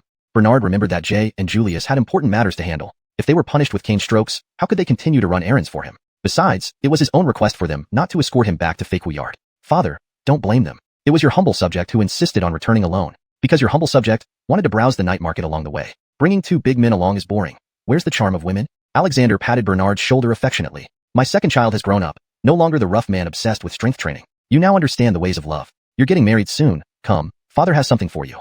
Saying that, Alexander handed Bernard a small booklet. This was supposed to be taught by palace nannies, but father doesn't trust them enough. So father will teach you personally. Look at this little booklet first. If you have questions, just ask father later. But don't ask in public. Bernard glanced at the booklet. 3 prominent characters, Spring Palace pictures appeared. Bernard. Do they really think I'm an idiot who needs instruction for this? I'm about to be a father. Still, Bernard obediently nodded. Father, your humble subject will study diligently. But, why aren't they wearing clothes? Seeing others nearby, Alexander coughed dryly and changed the subject. Old two, where did you encounter the assassin? Even though the assassin wasn't caught, the military commissioner there still bears responsibility. I will severely punish them. Bernard shook his head. Father, your humble subject doesn't remember exactly, only that it was within the city. The assassin was chased by your humble subject for a while, but he disappeared near Daniwang Manor. Your humble subject could only return to the capital. On the surface, Bernard seemed simple and honest, and Alexander didn't doubt his words at all. The Northern City Military Command was closest to the Esau's Daniwang Fu, so who else should be blamed as a scapegoat if not him? Anyway, if you don't deal with him now, he will eventually try to kill Bernard. After all, Amnon had once planned to poison Bernard, only failing to succeed. Although Bernard did not explicitly say that the assassin was sent by the Esau Amnon, it made the supposedly shrewd Alexander guess. The Esau sent assassins to attack the Murphy. Amnon had already tried to poison Bernard before without success. This time, it made perfect sense for the Esau to send an assassin to attack Bernard again. Furthermore, Amnon was publicly exposed by the blood drop kinship incident. Although he ultimately emerged unscathed, it still impacted his plans to become the Baron. Moreover, the blood drop kinship result was fabricated by Alexander, instructing physician Austin to ensure the blood appeared to mix. Alexander didn't want to break ties with the Jurchen tribe just yet, as conditions were not favorable. He needed to first reclaim military power from the Adrian brothers' Northwest Army and stabilize General Diego of the Western Garrison. Only with these two prerequisites could he have confidence in defeating the Jurchen cavalry. Alexander also knew very well that there was a high likelihood that the Esau wasn't actually his biological son. Humph, that fourth one again. I warned him last time. This time, he dared to act so presumptuously. Old 2, at tomorrow's morning court session, your father will reprimand him to make your fourth brother behave better. Also, the Ministry of Rites reported that Azielwang Manor will start setting up the venue tomorrow. The Imperial Astronomical Bureau has arranged all the wedding invitations and handed them over to the Ministry of Rites for processing. Your father is truly delighted to see you finally come into your own. Bernard thanked Alexander for his support, but inwardly cursed. Old man, if it weren't for your disdain for my mother and ignoring me, this bastard child, all these years, why would I be 18 and still living within the Imperial City? You should have given me a lavish mansion long ago, not keep delaying until today. Your Majesty, bad news, the Baron. The Baron is dead? The Commander-in-Chief of the Imperial Guards, Xavier, rushed over to report. What? How could the Baron die like that? Alexander felt a slight pain in his heart. After all, Herbert was his son. Regardless of how unworthy or dissolute the Baron might have been, emotionally and personally, he was still his child. The Baron hired several courtesans at Zue Adrianglu and took a large amount of yang-restoring pills. It led to bleeding from the 7 orifices and sudden death. This information comes from the Baron's attendant eunuch Ellie, who was looking after the body and asked me to inform the Mike, Xavier added. Chapter 67. The Baron passes away. Alexander was stunned for a long while before he came back to his senses. Where is the body of the Baron now? It has already been taken back to the Eastern Palace, and Leanne has been informed.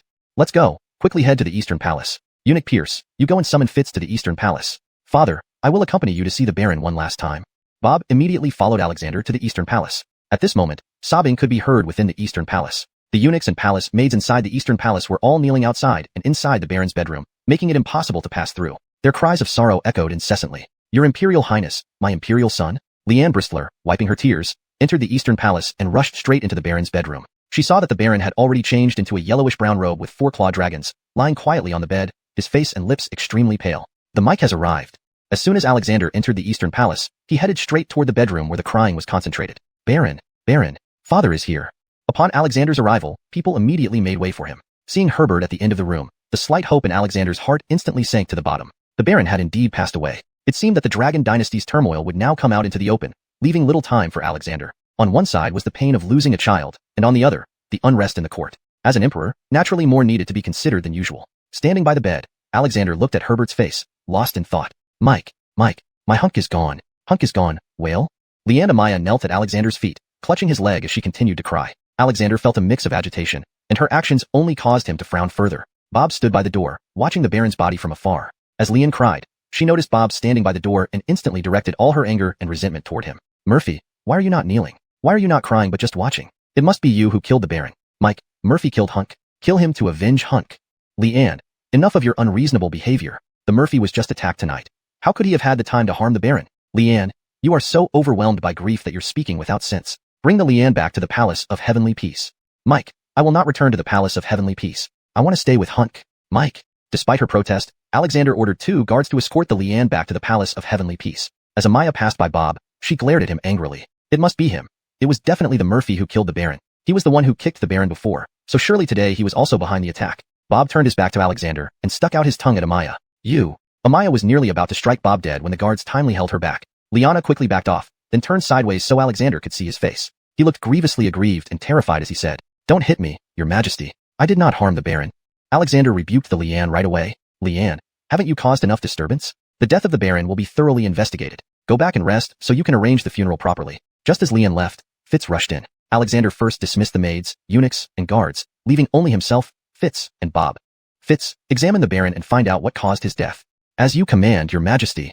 Fitz proceeded to check Herbert's eyes, entire body, and even removed his pants to conduct a full examination. Bob observed that Herbert lacked the pair from the three main parts of a man, but still retained the other part. No wonder the Baron relied on drugs to maintain male function. The relevant male hormones are secreted by the pair he lacked. Without them, his voice naturally became sharper and finer. With aphrodisiacs, it could still be used, albeit less effective and unable to reproduce. In reply to your majesty, the Baron died due to overexcitement. What caused the excitement was a type of aphrodisiac similar to ambergris. I had warned the Baron before that this drug must never be overdosed at once, or it could be fatal. The Baron used to take ambergris regularly to maintain male characteristics, but he hadn't come to collect it recently, so it seems unusual that he would overdose now. Hearing this, Alexander felt a pang in his heart. Ellie, did the Baron go to Zue Adrien Lu today? Ellie nodded meekly. Tell me what happened. Alexander ordered again. Yes, your majesty. After the Baron went to Zue Adrien Lu, he drank 2 cups of wine and started speaking drunkenly. He said that he was still a man, and the princess crown consort despised him. Actually, he also despised her, saying she was like a piece of wood with no passion. The girls at Zue Adrien Lu were much more considerate, so he picked 3 of the most beautiful courtesans. After the Baron brought the courtesans into the room, not long after, he began throwing teacups in anger inside. Then the Blakely brought him some dragon shanshang, which the Baron consumed before closing the door. Not long after, the girls cried and rushed out. The Baron? How much dragon shanshang did the Baron consume? Fitzy asked urgently. About this much. He started with just a small sip. The Blakely seemed to suggest he take a few more sips for better effect. So the Baron drank the entire bottle of dragon shanshang. Your majesty, neither alcohol nor dragon shanshang is poisonous on its own, but taken together, they are like arsenic. Just now, Ellie said the Baron drank a lot of alcohol, and then consumed a large amount of dragon shanshak. It's like a death sentence. As a brothel owner, there's no way she wouldn't know this. Humph, seize the Blakely of Zue Adrien Lu and bring her before me. I will make sure she dies miserably today.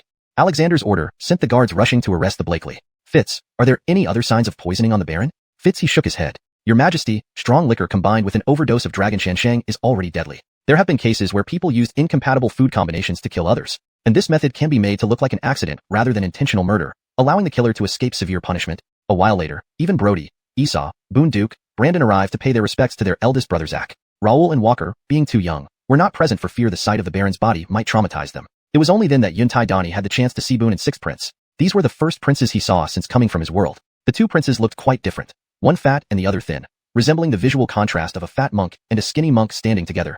15-year-old Boone Duke was plump and round, even holding a pig trotter as he came to see his elder brother for the last time. 14-year-old Brandon, on the other hand, was slim and weak, looking as if a gust of wind could blow him away. But there was no denying his fair and refined appearance. Both princes wore solemn expressions, aware of the gravity of the situation despite their young age. The death of the Baron was a major event that could potentially lead to internal strife. Seeing the stark contrast between his 2 younger brothers, Yuntai Dani stepped forward and stood between them, draping his arms around their shoulders. Brothers, you must hold up. Brother Zach's spirit will protect our country, and it will protect you. Yuntai Dani then lowered his voice and whispered in their ears. Brother Zach will come to tuck you in tonight. The Boone gave him a look that said, you understand, while Sixth Prince seemed genuinely frightened, trembling slightly.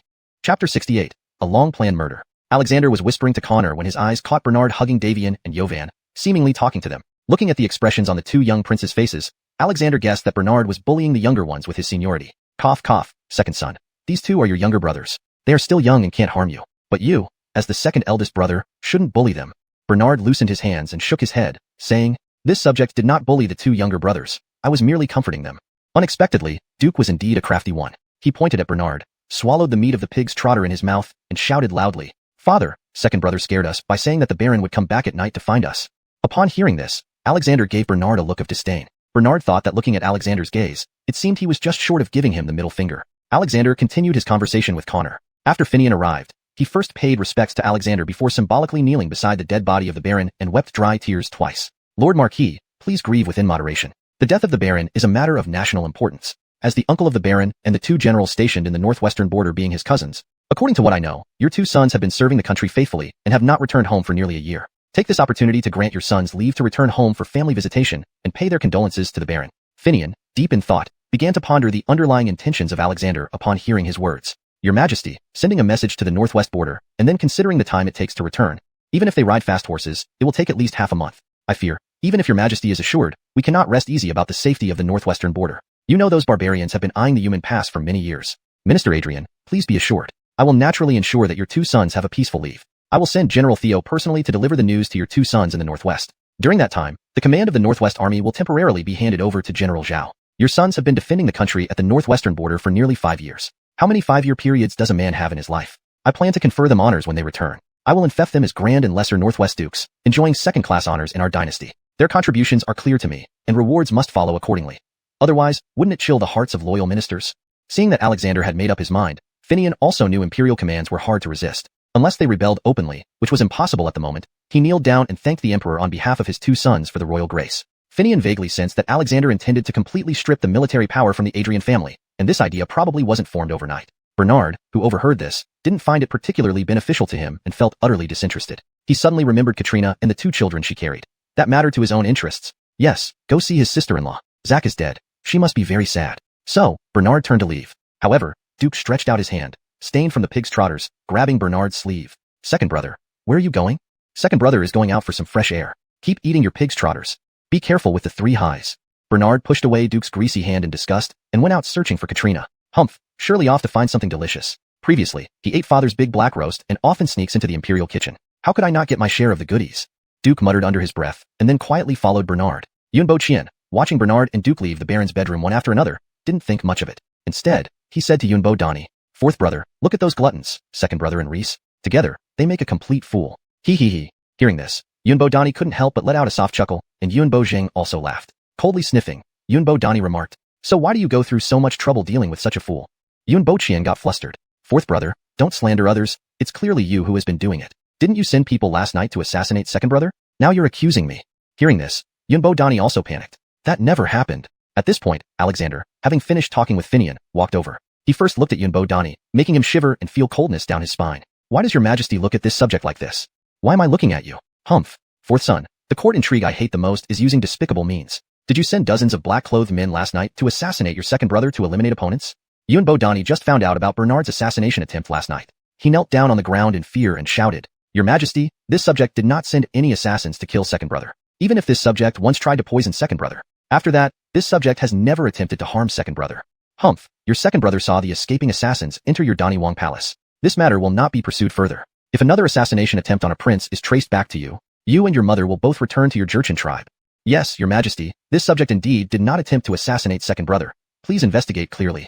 While Alexander was talking to Yunbo Dani, he had been observing the latter's demeanor. After confirming that Yunbo Dani was not lying, new doubts arose. Who wanted to assassinate the second son? And why was the assassination of the second son right after the sudden death of the Baron? Was there a connection? Could the mastermind behind these events be the same person? Xavier hurriedly returned. "Reporting to your majesty, Zue Adrian Lu is now empty overnight. Not only did the Blakely disappear, but even the girls from Zue Adrian Lu were all dismissed." More questions filled Alexander's mind. Were no girls from Zue Adrian Lu brought back for questioning? "Your majesty, this subject found an elderly woman who worked as a maid in the courtyard at the back of Zue Adrian Lu. She did not receive her severance pay and stayed behind looking for valuable items to pawn, so she was caught by this subject. Bring her up for questioning."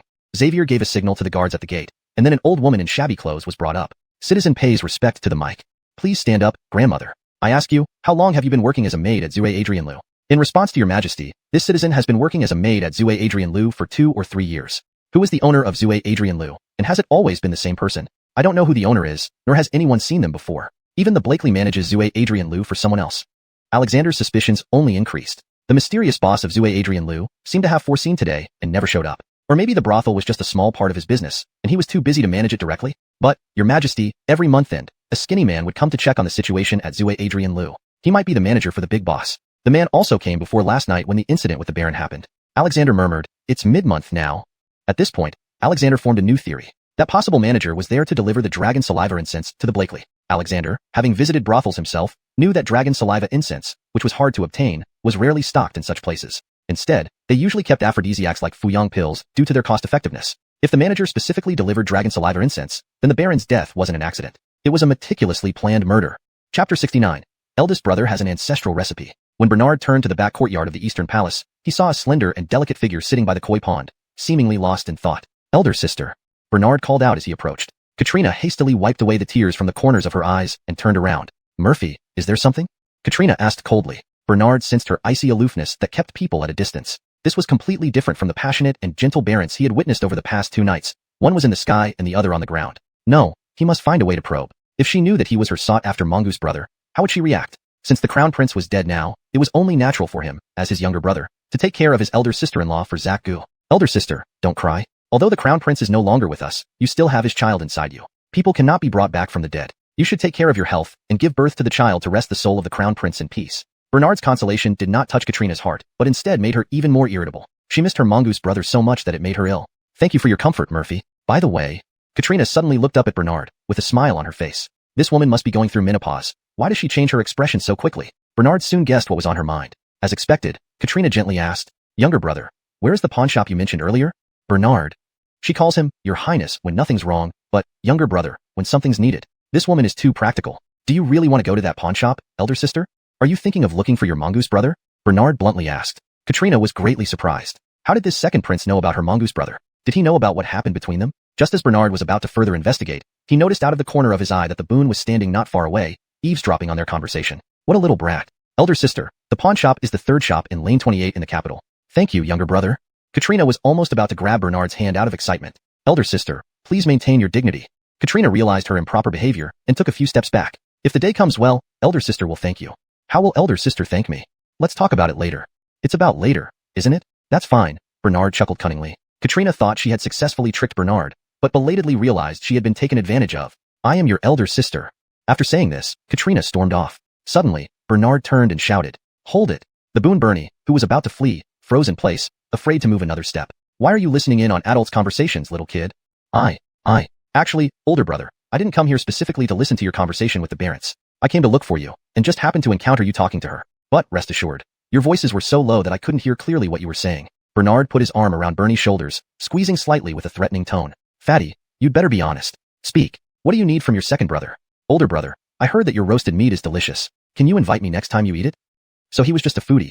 No wonder he had that kind of physique. Roasted meat is just roasted meat, anytime. Both the housewarming banquet and my wedding feast will have a dish of roasted meat. Reese, you must come. Bernard knew that the mother of Bernie was the daughter of a merchant, so they didn't hold a high status in the palace, but they had money in their pockets. With such a wealthy Reese, why not extort him a bit? Really? Okay. Reese will definitely be there to add cheer for my older brother. But, older brother, remember, I want to sit at the children's table. Reese, we'll let you sit at the children's table, because you're still a child. No, after my birthday next month, I'll be 16 years old. Alright, you're an adult now. Just remember to support your second brother. Housewarming is housewarming, marriage is marriage, ha ha ha. Bernard laughed foolishly. Bernie rolled his eyes and said, Got it, second brother wants 2 red envelopes. Reese isn't short of this money. You're so direct, is it any fun? Since you're so rich, how about lending me some? How much does second brother need? How much do you have? I have nearly 10,000 silver bills on me. It's almost the end of the month, so mother and uncle will likely give me several thousand more silver bills. Bernard immediately felt that this Reese was a typical rich second generation. However, this Reese didn't seem foolish. To trick money out of his hands would probably require some cunning. Seeing no one around, Bernard grabbed Bernie's chubby, plump, and fair hand in a friendly manner. Reese, your second brother only got married at 18. Ordinary families arrange marriages for their children at 16. Brother has suffered. Not only does getting married require money, but there are also many other expenses during this trip south. Why don't you lend me a few tens of thousands first?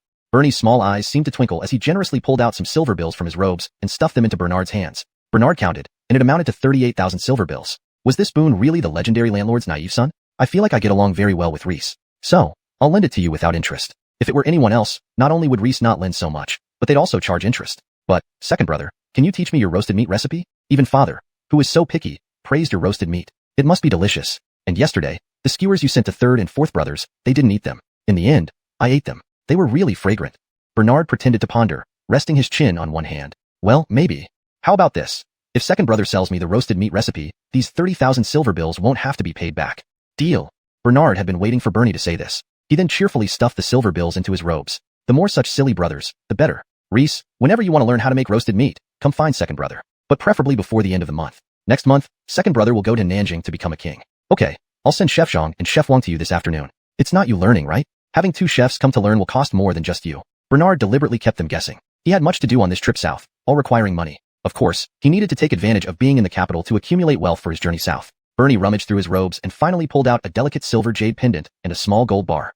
Second brother, that's all I have. Is it enough? If not, I'll bring you more silver bills later. Good, later, sure. This afternoon at noon, call your 2 chefs to the Azio Wang Fu to find second brother. Second brother will certainly teach everything I know. Reese is truly generous, spending money to have chefs learn just for a taste of roasted meat. Yes, that's what a real man does. Bernie rolled his eyes at Bernard again. You're really the legendary simpleton. I'm nothing like you. To tell you the truth, I bought your roasted meat recipe to open a roasted meat shop in the capital and make money. Ah, so that's it. But Bernard still stood to gain. Suddenly, Bernard had an even better idea. Reese has a great business mind. Second brother won't hide anything from you. Second brother has a lot more recipes, passed down from our ancestors, never shared outside. Passed down from your ancestors? Isn't your father my father too? How come I didn't know father had ancestral recipes? Bernard realized he had misspoken and quickly explained. They're from my mother's side. I not only have the roasted meat technique, but also techniques for braised pork with preserved vegetables, fish-flavored eggplant, and even old fire-simmered soup. What do you think? Want to buy all these techniques? Yes, set a price. Sell your skills to me. My roasted meat shop won't just sell roasted meat, but also other delicacies not found in the capital. Chapter 70, The Southern Frontier Agreement. Bernard thought for a moment and said, so, let's make it a banknote of 66,000 taels for the entire technology package. Considering you've already given 38,000 taels just now, you only need to give another 28,000 taels to Brother 2. How does that sound? Alright, but Brother 2, I still need to see the results before paying the remaining 28,000 taels. Sure, no problem. Come with your people on time this afternoon, and also bring the ingredients. Brother 2, whatever ingredients you need, I'll prepare them. Bernard immediately borrowed paper and pen with Bernie and drafted a list for purchasing ingredients. When Bernard was about to leave the Eastern Palace, black and white curtains were already hanging up inside and outside the palace. Katrina wore a white flower on her head, while Alexander was consoling her gently. Just as Bernard was going to slip out of the Eastern Palace, Alexander stopped him. Where are you going? You should come to the Eastern Palace tonight and accompany the Barons in mourning. Isn't it only right that you honor his memory after all he did for you during his life? Bernard exchanged glances with Katrina, each lost in their own thoughts. But imperial orders could not be disobeyed, so both nodded in compliance. Also, move in 2 days' time. Considering the Baron's death is also considered a national mourning period. Keep it low-key, skip setting off fireworks or hosting banquets. But when you marry America, host the banquet as usual. I, your subject, will follow your order. Bernard turned to leave the Eastern Palace, secretly rejoicing. He had already sent out invitations for both his relocation and wedding. Naturally, each household would offer gifts.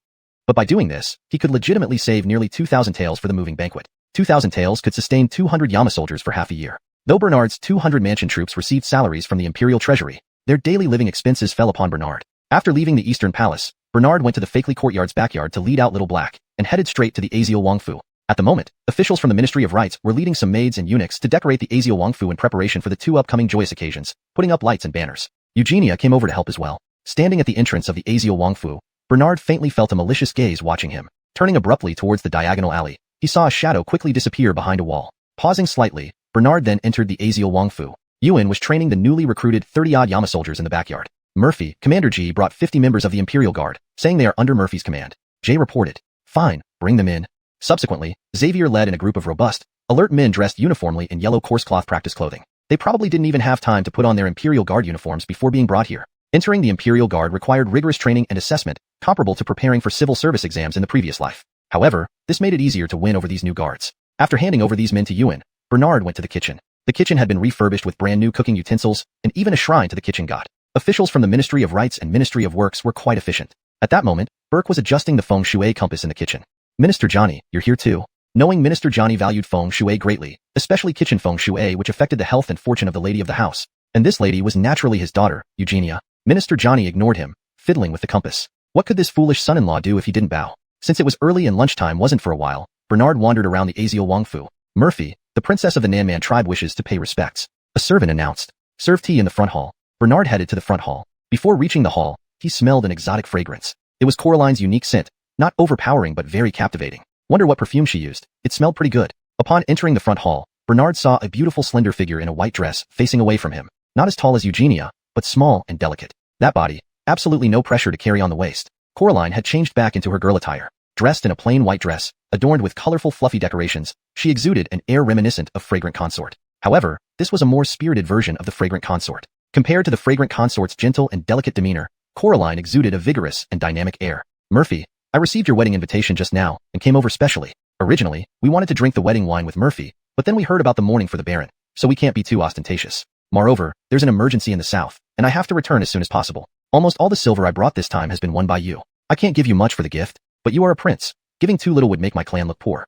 Murphy will also head south to become a king. Why don't we meet again when you go south? Then I'll make up the gifts, double what should be given. 1 portion for the house moving, and another for the wedding. Bernard immediately nodded, smilingly said, no problem, it's fine as long as the courtesy is shown. Murphy is truly a straightforward person. Yet, Coraline secretly despised Bernard for his greed and lust. Coraline deliberately left this lead to create opportunities to meet Bernard in the south. Bernard's foolishness could be well utilized for the southern frontier tribe. Do you like me, lady? Did you leave this opportunity on purpose to meet me in the south?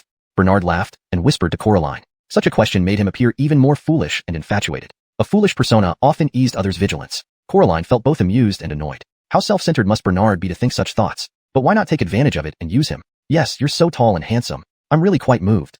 Before Coraline finished speaking, Bernard pulled her into his arms and kissed her lips. Her eyes widened in shock, forgetting to struggle or scream. Bernard let her go and stepped back before she could kick him. If it weren't for the death of the Baron, I I would ask Father Mike to let you marry me immediately, on the same day as America. Coraline regained her senses and wiped the sticky residue from her mouth. It was disgusting. Kissing a man like this was truly revolting, leaving saliva on her. Seeing this, Bernard said in a weighty, grieved tone, "You lied to me, you don't like me." Coraline thought her intentions were exposed, making her sacrifice meaningless. She quickly explained, "No, what I said is true." Unyielding, Bernard continued, "How did you feel when I kissed you just now?" It felt very happy. Once you marry me, there will be happier things." Coraline feared for her chastity if she stayed longer at Azil Wangfu. "Murphy, I have things to attend to. Goodbye. Remember our agreement in the south." Coraline left Azil Wangfu with her heart pounding. After taking a few steps, she turned back to Bernard. "I heard you were attacked last night?" Bernard nodded. "Do you know who did it?"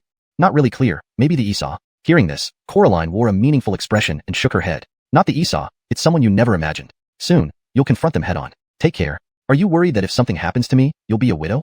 Seeing Bernard being frivolous again, Coraline hurriedly left. Bernard smiled cunningly. The person outside Azil Wangfu earlier must be who Coraline referred to. Jay returned to Azil Wangfu with the latest investigation results. Chapter 71. It's over so soon? Your Highness, we have just uncovered some new information. The Yun family moved to the capital only last month. As for where they came from, we only know it's somewhere in the south. To get more specific details, we would have to check with the Ministry of Household Affairs. However, the records at the Ministry of Household Affairs are not available for us to access as we please. Only the Ministry of Household Affairs, the Cabinet, and Leo have that privilege. Bernard nodded upon hearing this and recalled what Coraline had said earlier. He decided to investigate the Yun family's household registration thoroughly. The Ministry of Household Affairs oversees the country's civilian registry, including temporary residents who have migrated. Just as Bernard was about to put this matter aside temporarily, he suddenly remembered that Joey, the head of the cabinet, had the authority to view such records. Moreover, Joey has an official seal. With documents stamped by his seal, one could exercise the privileges granted by him in writing. This is how it will be done. Bernard began to consider getting hold of Joey's official seal, ink and brush. Then, Bernard drafted a fake application to access the records at the Ministry of Household Affairs. After finishing, he tucked it into his robes after drying the ink. Jay interjected, "Your Highness, please forgive this minister's candor. Even though Lord Johnny will eventually be your grandfather, I fear he might not easily agree to stamp the document for you." Bernard blinked at Jay twice and said, "You don't need to worry about that. You go help over at the Yinwang army for now, and don't concern yourself with the Yun family. I'll send you to keep an eye on them if necessary." After Jay left, Bernard sought out Eugenia, who was busy arranging their new bedroom. Yes, place the table here. And Agneta, remember to buy a pot of flowers to place here." Leaning against the doorframe, Bernard watched Eugenia direct the servants to arrange the furnishings, smiling. She already looked like a capable mistress of the household. And, when Eugenia turned around, she saw Bernard looking at her lovingly, and her cheeks flushed. Donnie G, why are you looking at me like that?" Bernard did not answer immediately but walked forward and, ignoring the maidservants and servants nearby, embraced Eugenia tightly. Standing at around 1.7 meters tall, Eugenia reached Bernard's chin perfectly. As she raised her head, she met Bernard's burning gaze, making her heart race. So embarrassing. Everyone is watching. Taking advantage of the moment before she lowered her head, Bernard lifted her chin and kissed her. Seeing this scene, the clever maidservants and servants giggled and quickly left the room, closing the door quietly behind them. Bernard held Eugenia closely, kissing until she was breathless. Unknowingly, they ended up lying on the newly set up red-themed matrimonial bed. Looking down at Eugenia, whose skin was flushed and whose eyes were captivating, along with her chest rising and falling rapidly with each breath, everything was irresistible. Bernard caressed her cheek. "America, your face is so hot. Come, let me cool you down." Then, Bernard pulled out the unsigned application from his robe and used it as a fan to cool Eugenia. This only made Eugenia blush even more. "Don't tell me you don't know why my face is hot?" Realizing her flustered state, Eugenia quickly sat up and straightened her clothes. "Donnie G, what do you have in your hand?" "Oh, it's just an application to the Ministry of Household Affairs to request access to household records. Originally, I wanted to ask Father Mike to stamp it, but I feared he wouldn't agree, so I kept it with me." Bernard suppressed the rising passion within him. There were only a few days left before the wedding night. Their first time should be on a meaningful day, no rush for these few days. Why would Father Mike disagree?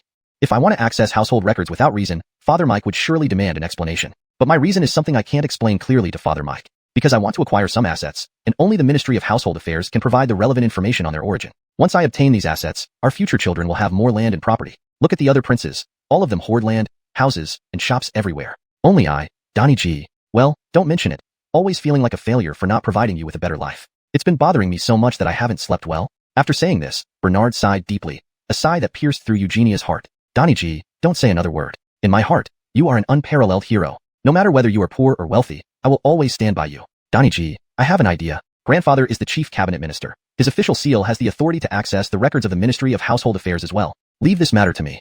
Eugenia took the document from Bernard's embrace, glanced at it briefly, and tucked it into her pocket. "Donnie G, I'll go handle this for you now. You know, won't you stay for lunch?" "No, Donnie G. If it's something you're interested in, chances are others might be interested too. If other financiers want it as well, we should act as quickly as possible." After Eugenia had walked far enough away, Bernard leaped up joyfully on the spot. "Well done. With a clear mind and refreshed spirit, he walked out of the room, stretching lazily. The sunshine today was especially bright. Suddenly, he noticed something strange. Those maidservants and servants who had just left the room were looking at him oddly. "Your Highness, you finished so quickly. Truly efficient. Have a cup of tea." A male servant handed Bernard a cup of tea with care. However, the male servant's face had an expression that was half laughing, half serious.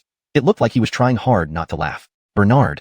From entering the bedroom to coming out, it had taken only about the time to finish half a cup of tea. It seems like a big misunderstanding. We'll see. I'll take care of you maidservants and servants later and show you just how formidable this prince can be. At noon, Bernard ate a communal meal with the Yinhuang army at the Azielwang Palace, without touching a single grain of the exquisite lunch prepared by the maidservants for him. His casual attitude won him additional respect from the Yinhuang army, earning their good impressions and friendly comments. Which prince isn't dressed in silk and fine jade? Murphy is willing to eat a communal meal with us. Just for this spirit alone, we must serve His Highness with our lives.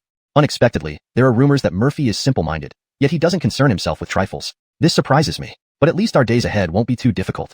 That's true. Serving a lord is like living with a tiger. Following Murphy means no worries about being executed anytime. If Murphy heads south, we shall follow him even to Nanjong. Life in Nanjong is tough, with smoke and insects potentially taking half of our lives. To be honest, I'm not afraid to follow Murphy. I'm just scared of going to the smoky lands of Nanjong.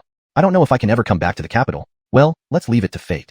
I feel the same. Let's just think of it as facing death in Nanjong. In 18 years, we'll rise again as brave men. Outside the room, Bernard overheard the Yinhuang army discussing the downsides of heading south, each filled with pessimism. No, you won't lose your lives in Nanjong. Instead, you'll settle down and thrive there. This prince guarantees that all who are loyal to me will be blessed with wealth and beautiful wives. As he spoke, Bernard walked into the room and stood among the Yinhuang army, gazing confidently at everyone. Chapter 72 The Boon, who wants to start a restaurant business. After several seconds of silence, one of the Yama soldiers spoke first. Your Highness, since we chose to become guards at the beginning, no matter if we follow the mic or you, we are prepared to die anytime. Under any circumstances, our determination to go south with you remains unchanged.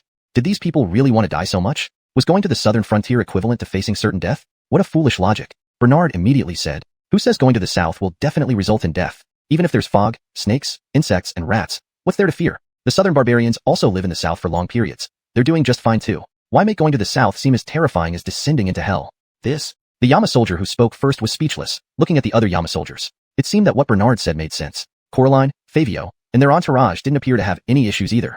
Maybe the south isn't as terrifying as the legends suggest. I know everyone has been misled by traditional impressions and hearsay, always thinking the south is not good. Although my reputation suggests I'm not very smart, at least I know that wherever humans can survive and even live long term, it's not hell. Therefore, we can survive. Bernard's words enlightened them. It seemed going to the south wasn't as scary as they thought. Corey also came in and said, since we joined the Yama army, we must uphold its spirit. What's the slogan of our Yama army? Protect our Aziel king, safeguard our great dragon. Protect our Aziel king, safeguard our great dragon. Protect our Aziel king, safeguard our great dragon.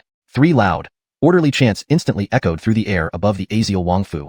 Even the maids and male servants in the Aziel Wangfu were stirred up, their hearts boiling over. Bernard was very satisfied with Corey's training of the Yama soldiers over the past 2 days. Bernard left the Yama soldiers' rest room, knowing he had calmed them down. But their deeply rooted negative perceptions of the South would be hard to eliminate. Especially in an era when medical science was underdeveloped, the toxic mists of the South might indeed be deadly for Northerners. Well, prepare some preventive herbs and powders beforehand. Perhaps that would ease their minds. Therefore, Bernard went to his study and wrote out a prescription for clearing heat and removing dampness based on his knowledge of traditional Chinese medicine from his previous life. For those accustomed to the southern climate, being cautious could prevent many problems. But for Northerners, suddenly going south meant they lacked immunity to the local environment and found it hard to adapt. Some constitutionally weaker Northerners fell ill after moving south and even lost their lives. Gradually, Northerners developed a terrifying perception of the South. Going to the South was almost a death sentence. Exile to the South was considered the ultimate punishment. Kyle, take this prescription and get several dozen doses of medicine. Kyle took the prescription and glanced at it. Being somewhat knowledgeable in medicine, he asked, Your Highness, why do you need so many heat-clearing and dampness-removing prescriptions? The medicines the Mike obtained from the southern barbarians include many for clearing heat and dampness, enough for your needs.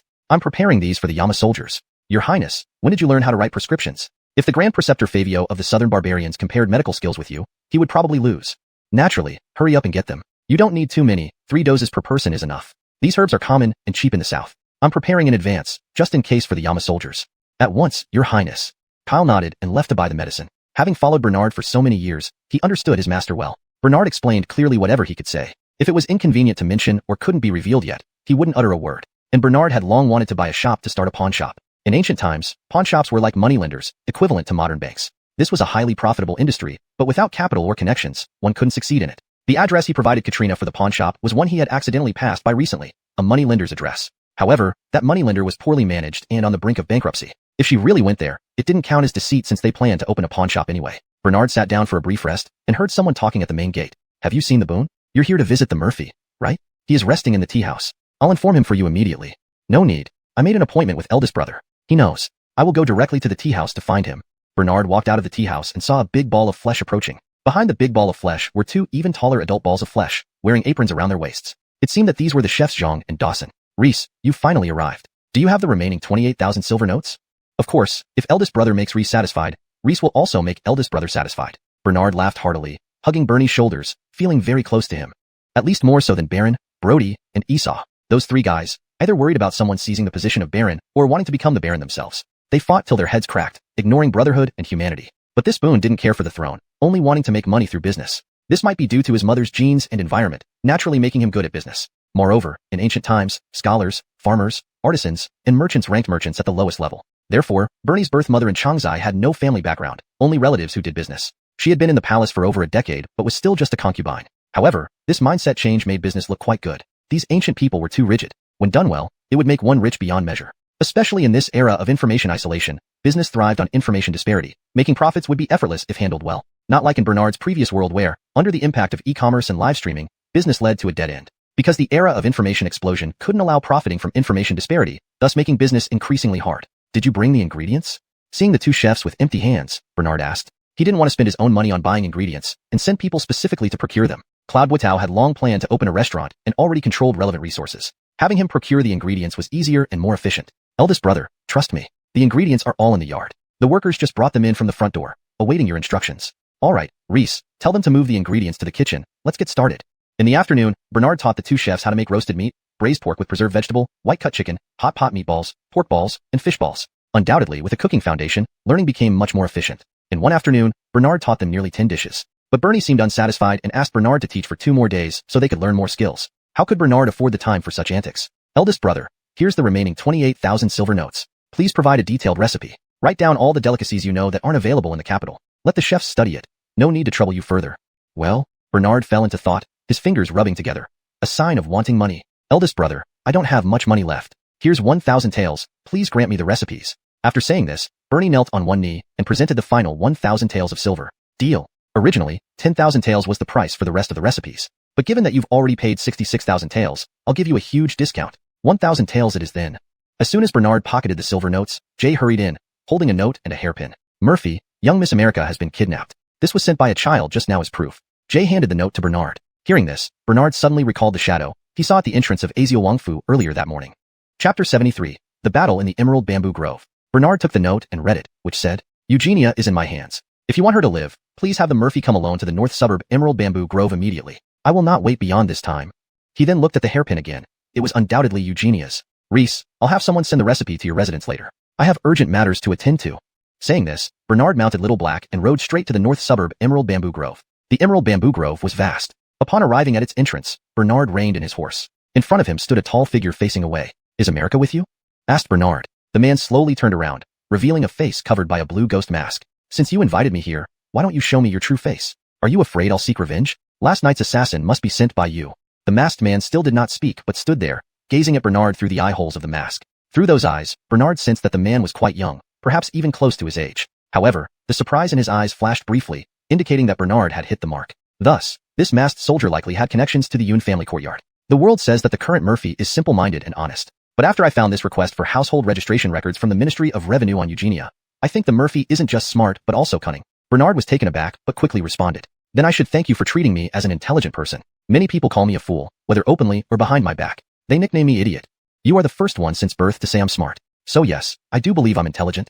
I not only repelled the southern savages, but also married the granddaughter of the current Barney. Would she marry me if I were truly foolish? Bernard's candidness surprised the other party. People who praise their own intelligence are often not very smart. It seems he overestimated. Why did you request household registration records? The masked soldier pulled out the note stamped with the Barney seal. It was precisely the note Bernard had asked Eugenia to get sealed. I feel you are more foolish than I am. You suspect I'm going to do something to you based solely on a piece of paper, and therefore kidnapped America. Do we even know each other? Why do you think I would investigate you?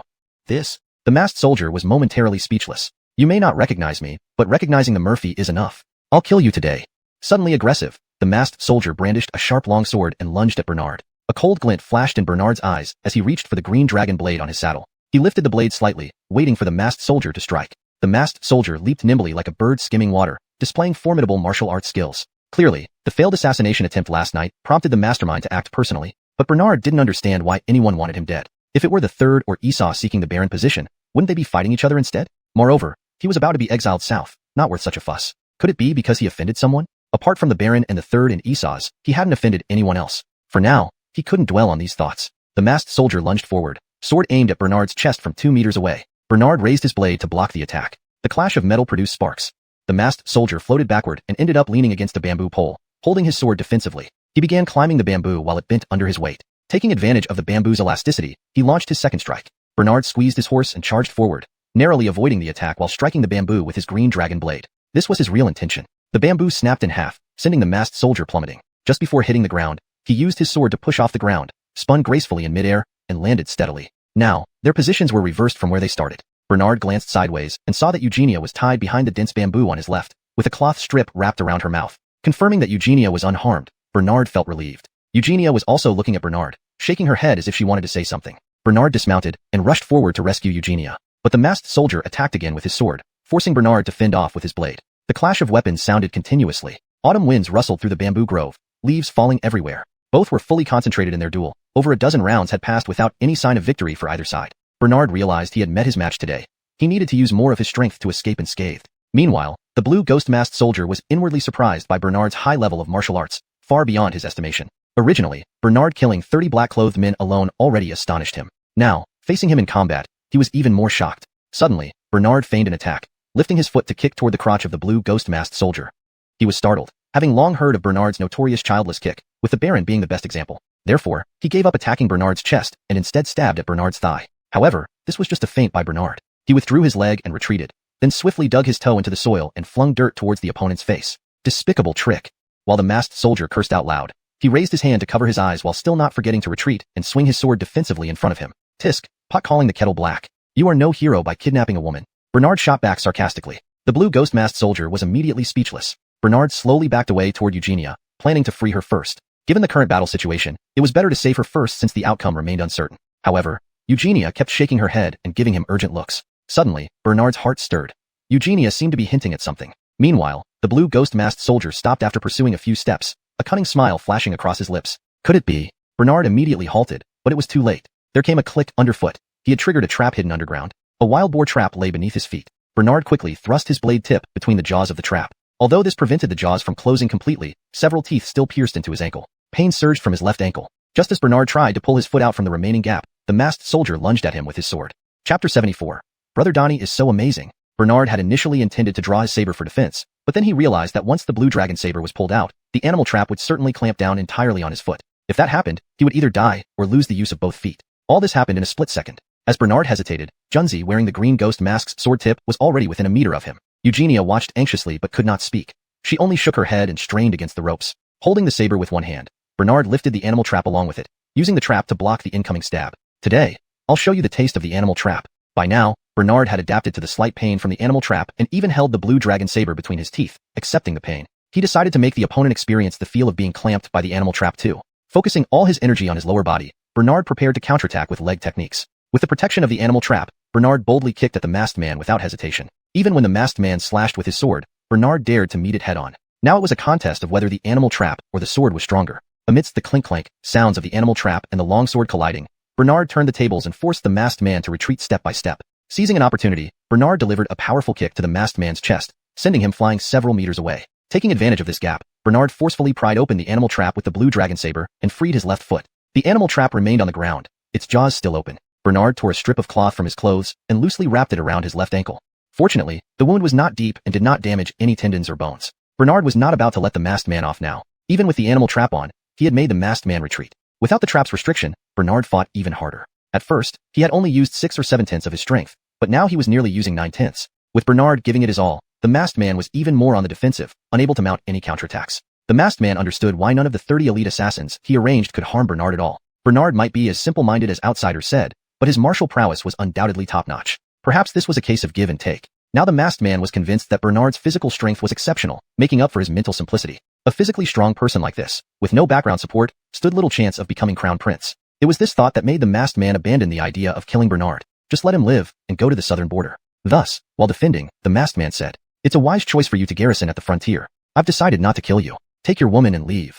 How could Bernard agree? On the verge of victory, why would he let the opponent go? Raising his legs suddenly, Bernard kicked the masked man squarely in the abdomen. Staggering backward, the masked man heard a snap underfoot and felt a sharp pain in his left ankle. Crap, stepped right into the animal trap. Seeing this, Bernard laughed loudly. Now you get to taste the animal trap, and I bet your leg will be crippled. Grinning, Bernard approached the masked man with his saber. The masked man retreated in terror and suddenly threw a handful of white powder toward Bernard's face.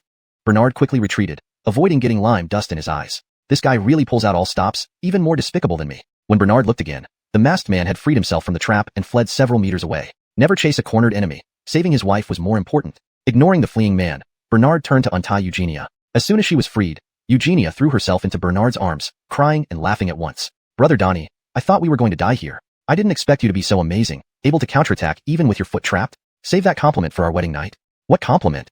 The part where I'm amazing. How annoying, never serious. Does your foot still hurt? We should hurry back and apply medicine. Ouch, no can do. My foot is almost broken. As Bernard groaned, he leaned against Eugenia. She supported him immediately, tears welling up in her eyes with concern. Brother Donnie, it's fine. Let's get back and apply medicine quickly. You know, Brother Donnie's foot might be ruined. Would you still marry this cripple?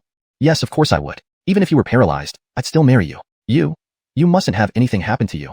Eugenia's tears flowed as she carefully helped Bernard forward. Seeing Eugenia's simplicity and genuine love for him, Bernard felt deeply moved. To have such a wife, what more could he ask for? Bernard turned his head to look at Eugenia, noticing how her disheveled hair and tear-streaked, rosy cheeks made her even more lovable. America. Brother Donnie, I'm here. Is there something wrong? As soon as Eugenia turned her head, she saw Bernard's face close up. She was taken aback, unable to handle the teasing from her beloved brother Donnie. Bernard no longer wanted to wait until their wedding night. Life was full of uncertainties. Why not seize happiness when it comes? If he hadn't won against that masked man today, would he ever have the chance for a wedding night with Eugenia? Deciding to make the most of the moment on the grass under the sky, they became one in the wilderness. After about an hour, they dressed and sat together on a large stone, leaning against each other and sharing heartfelt words. The night had fallen, and the moon quietly climbed into the clouds, while scattered stars seemed to peep at their love. Is Brother Donnie amazing? Stop it. Just say if I am or not. I guess you're pretty amazing. Brother Donnie is my hero. Bernard lifted Eugenia's chin, looking at her closely. After their intimate moment, Eugenia appeared even more delicate and beautiful. At 18, Bernard was in the prime of his youth, brimming with energy. Seeing Eugenia's flushed face, he swallowed hard, his Adam's apple moving slightly. Oh no, father summoned me to guard Prince Heir tonight. I almost forgot.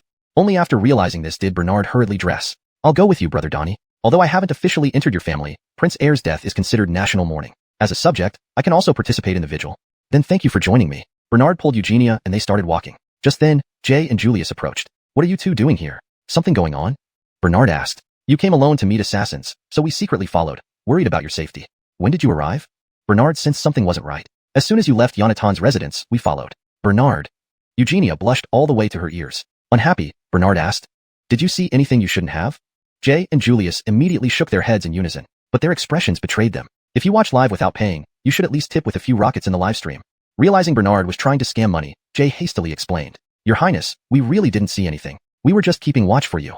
Julius nodded in agreement, saying, I only heard you praise yourself, Your Highness. While speaking, Julius gave Bernard a thumbs up. Hearing this, Bernard didn't know whether to be happy or angry.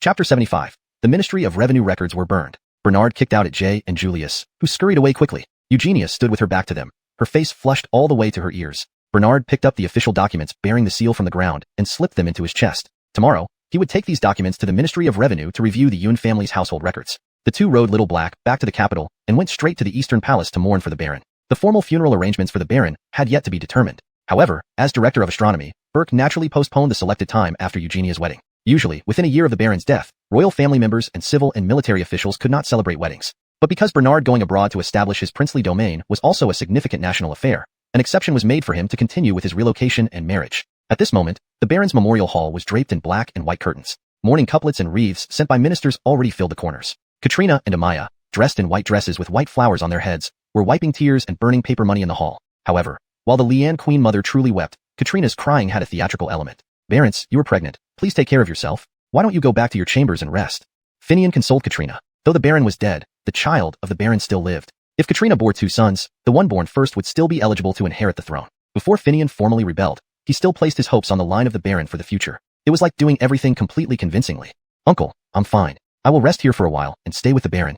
Katrina wiped away the non-existent tears, then sat down in the rest area. Lifting her head, she saw Bernard and Eugenia entering one after another, looking very intimate. Seeing this, Katrina felt a complex emotion rise inexplicably within her. Her happiness could be said to have been destroyed by Bernard. Not only did he suffer no punishment, but he advanced with continuous blessings, establishing a mansion, being in theft as a prince, receiving rewards, and being granted marriage. Good things happened one after another. She even suspected that the Baron wasn't the Emperor's biological son. As for herself, she would now forever keep watch over the Baron's spirit tablet in widowhood. If not for carrying the son of the Baron in her belly, she might even have had to accompany him in death. Katrina felt more and more bitter as she thought, and the more bitter she felt, the more she missed the sturdy and warm embrace of Brennan brother. Brennan brother, where are you? Your Majesty, Barons, Your Excellency, Eugenia greeted respectfully. Amaya only glanced coldly at the two and continued burning the paper money. Humph, when Zack and I succeed in our rebellion, you'll be the first pair of dogs to die. Katrina, however, looked at Eugenia's empty wrist and asked, Young Lady America, why aren't you wearing your gold bracelet? Katrina, preoccupied with thoughts of her Brennan brother,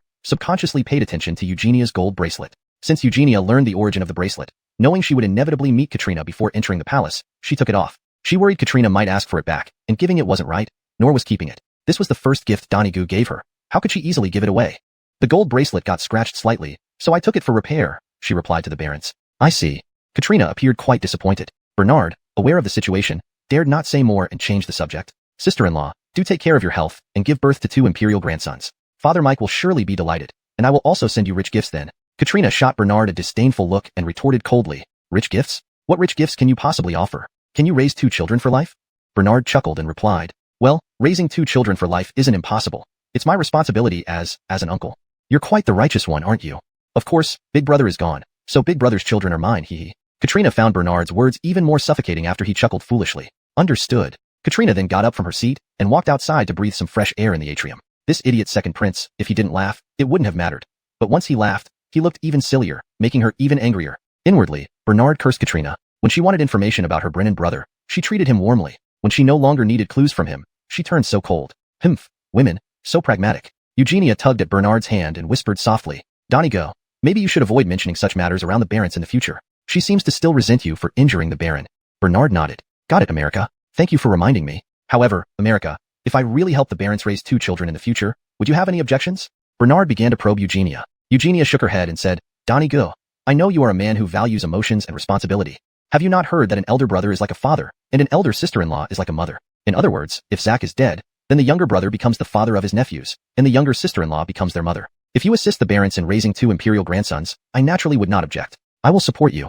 Hearing this, Bernard felt much more reassured, while also feeling grateful and admiring towards Eugenia. Having such a wife as the main consort is most appropriate. She has both breadth of mind and tolerance. But what if one day she finds out that these 2 nephews whom she helps raise are actually Bernard's own sons? What would Eugenia's attitude be? For now, he would keep this matter to himself and wait until after the birth of the 2 children before testing Eugenia again. After putting on mourning clothes and white caps, they knelt beside the fire basin and burned paper money as well. Amaya saw them come over and stood up to leave. She was reluctant to meet the 2. Just as Bernard burned a few bundles of paper money, there was chaos outside, seemingly with many guards passing by.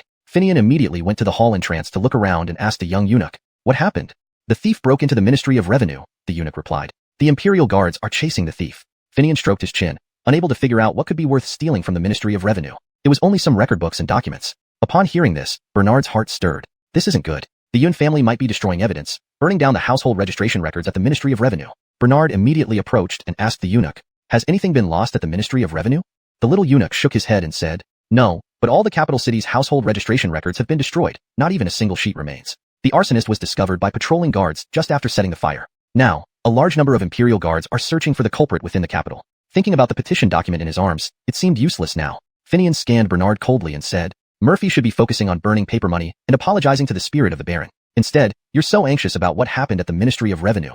Bernard laughed awkwardly, scratching the back of his head, saying, Just being curious, it gets boring watching over the vigil. Hee. Humph. Finian flicked his sleeves and left.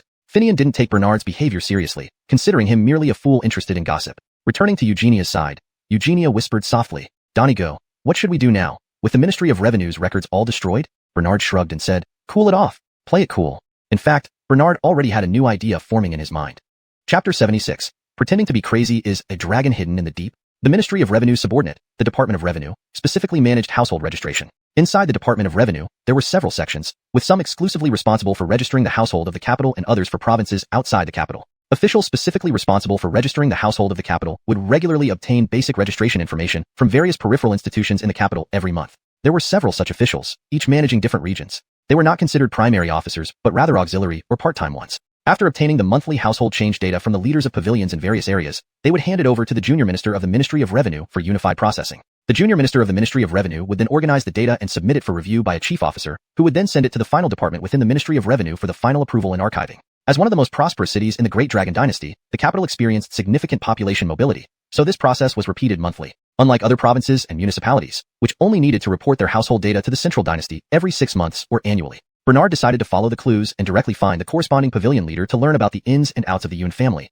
thereby saving himself some trouble. He naturally wouldn't show his intelligence in front of anyone. Since he was pretending to be crazy and foolish, he should do it thoroughly. After all, his current situation and resources didn't allow him to act high profile. Cloud Taihua, who was well versed in the ways of dealing with people according to the I Ching, referred to this pretense as a dragon hidden in the deep. As for when he would soar into the sky, and no longer need to pretend, that would depend on timing and circumstances. To find out who the corresponding pavilion leader was, he could simply let Jay go around the relevant streets to inquire and then go straight to them. Offering money made things convenient and efficient. Selling news for money was something few could resist. Speaking of whom, here comes the man. Bernard had just thought of Jay when he and Julius appeared to pay tribute to the Baron. Guardian Jean, you have arrived just in time. Jay approached and bowed, then said, Your Highness, after Commander Dawson learned of your attempted assassination and Lady America's kidnapping, he sent us to stay by your side to protect you at all times. Commander Dawson concluded that those trying to kill you won't give up easily. Seeing that there were still many eunuchs and palace maids around, Bernard asked Jay to talk in a secluded place. Did Commander Dawson mention who might have tried to assassinate me? What about that member of the Yun family? Commander Dawson said that the current political situation involves the Secretary of War attempting to rebel and proclaim himself emperor using his family's power. Baron 3 aims to seize the position of heir apparent, while Baron 4 plans to collaborate with the Jurchens to incite rebellion. Naturally, Baron 3 is the most likely to want you dead, but he is cunning and would use someone else to eliminate you. So it's unlikely to be him. Commander Dawson had a bold guess that a son of the previous emperor once disappeared into obscurity. Due to various reasons, the emperor's favored concubine took this prince away and vanished without a trace. This missing prince, the emperor's younger brother by 20 years, would be around the same age as Baron 2 now. He might be trying to seize the throne. Bernard felt enlightened. This was an event from decades ago, something only old revolutionaries like Ewan would clearly remember, providing valuable clues. No wonder they say, having an elder at home is like having a treasure. Their past experiences and insights could serve as invaluable information resources. In that case, I should call him Royal Uncle. Bernard recalled the masked soldier he fought in the bamboo grove. According to seniority, he would have to address him as Royal Uncle. Such a young Royal Uncle was hard to call aloud. But why would this Royal Uncle appear and try to kill him? It doesn't make sense. If this Royal Uncle was after the throne, Cloud Taihua was the least likely among the princes to become the crown prince. If anyone should be killed first, it should be Baron 3 or Baron 4. Killing Baron 2 would alert the other 2 princes, stirring up suspicion. However, Bernard suddenly realized that the mastermind behind the Baron's poisoning at Drunken Immortal Pavilion might very well be this masked Royal Uncle. With the Baron dead, discussions regarding the new heir would come out into the open, and even the civil and military ministers could argue over who should be the new crown prince, potentially leading to conflict over the position. In this way, the Royal Uncle aimed to create a scenario where princes fight among themselves, allowing him to reap the benefits as the last one standing. When Andres has no successor, he would reveal himself as the emperor's younger brother and naturally assume the throne. According to the rules of the Great Dragon Dynasty, if an emperor dies without heirs, his blood brother can inherit the throne. This measure was originally intended to compensate for the inadequacies of the imperial power. Never thought it could be exploited like this by my Royal Uncle. Unbelievable. This explanation is the most reasonable one. But before confirming, no one can make a final conclusion. In his heart, Bernard shouted silently, Royal Uncle, why did you choose to kill me, who's about to be exiled to the southern frontier, instead of any other prince? It would have been better if you went after my third brother. As for the fourth brother, that bastard, it doesn't matter whether he's killed or not.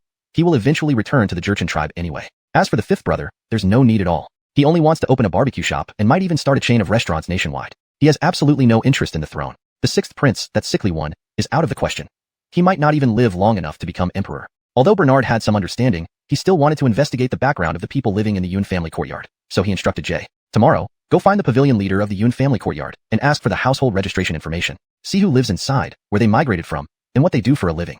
Understood, Your Highness. We also received news from the Ministry of Justice. The coroner examined the bodies of those assassins, but didn't find anything important. However, they were all from the Jurchen tribe, as they had the characteristic eagle tattoos of the Jurchen people on their bodies. Jurchen tribe. Esau's people want to kill me. How dare you, Esau? If it really is you, you always want to kill me. Failed once with poison, now trying again and again with assassination. I never expected Royal Uncle to collude with the Esau.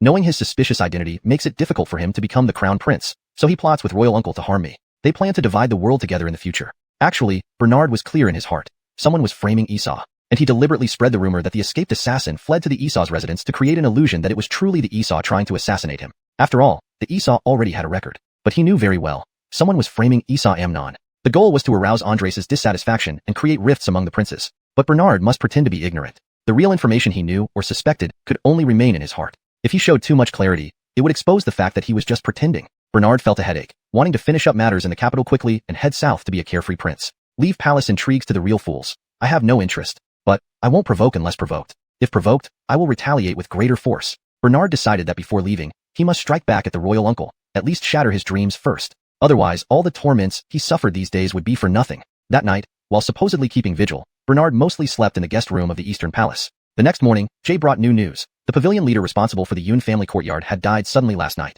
Even the household registration change records he had received in recent months vanished without a trace. How dare you fear me finding out your true identity so much? Then I'll pay you a direct visit and expose your true face. Bernard immediately ordered Jay to lead the way and personally headed to the Yun family courtyard.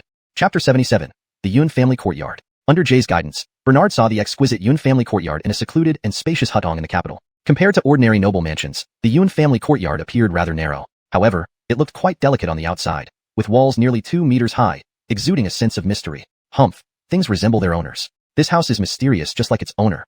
Even the building sneaks around like a ghost. Bernard couldn't help but fiercely criticize both the house and its owner, even spitting on the doorstep. Jay chuckled softly. Though this Murphy was foolish and simple-minded, he was straightforward and honest, a rare and good master to serve, making him more relaxed than serving the emperor. Originally, Jay and Julius were informants sent by Alexander to monitor Bernard, but now these two spies had begun to sympathize with Bernard. Bernard was also assessing them. If they didn't measure up after his evaluation, he would find an excuse not to let them go with him to Nanjiang. Otherwise, it would be like having two pairs of eyes watching him at all times, always under Alexander's scrutiny. I, Bernard, am going to Nanjiang to make money and build a business, and I can't do so freely if that old man is always watching me. Knock, knock, knock. Jay went up and knocked on the door 3 times. An unassuming middle-aged guard opened it. He sized up Bernard and Jay, looking puzzled. He and his master had just moved to the capital not long ago and didn't have many friends here. Especially given Bernard's apparently wealthy attire, his master had no acquaintances like him here either. Even if there were any such affluent relatives or friends, he would likely recognize them. Sir, Jay greeted with a fist salute. Sir, we're here to see Master Yun.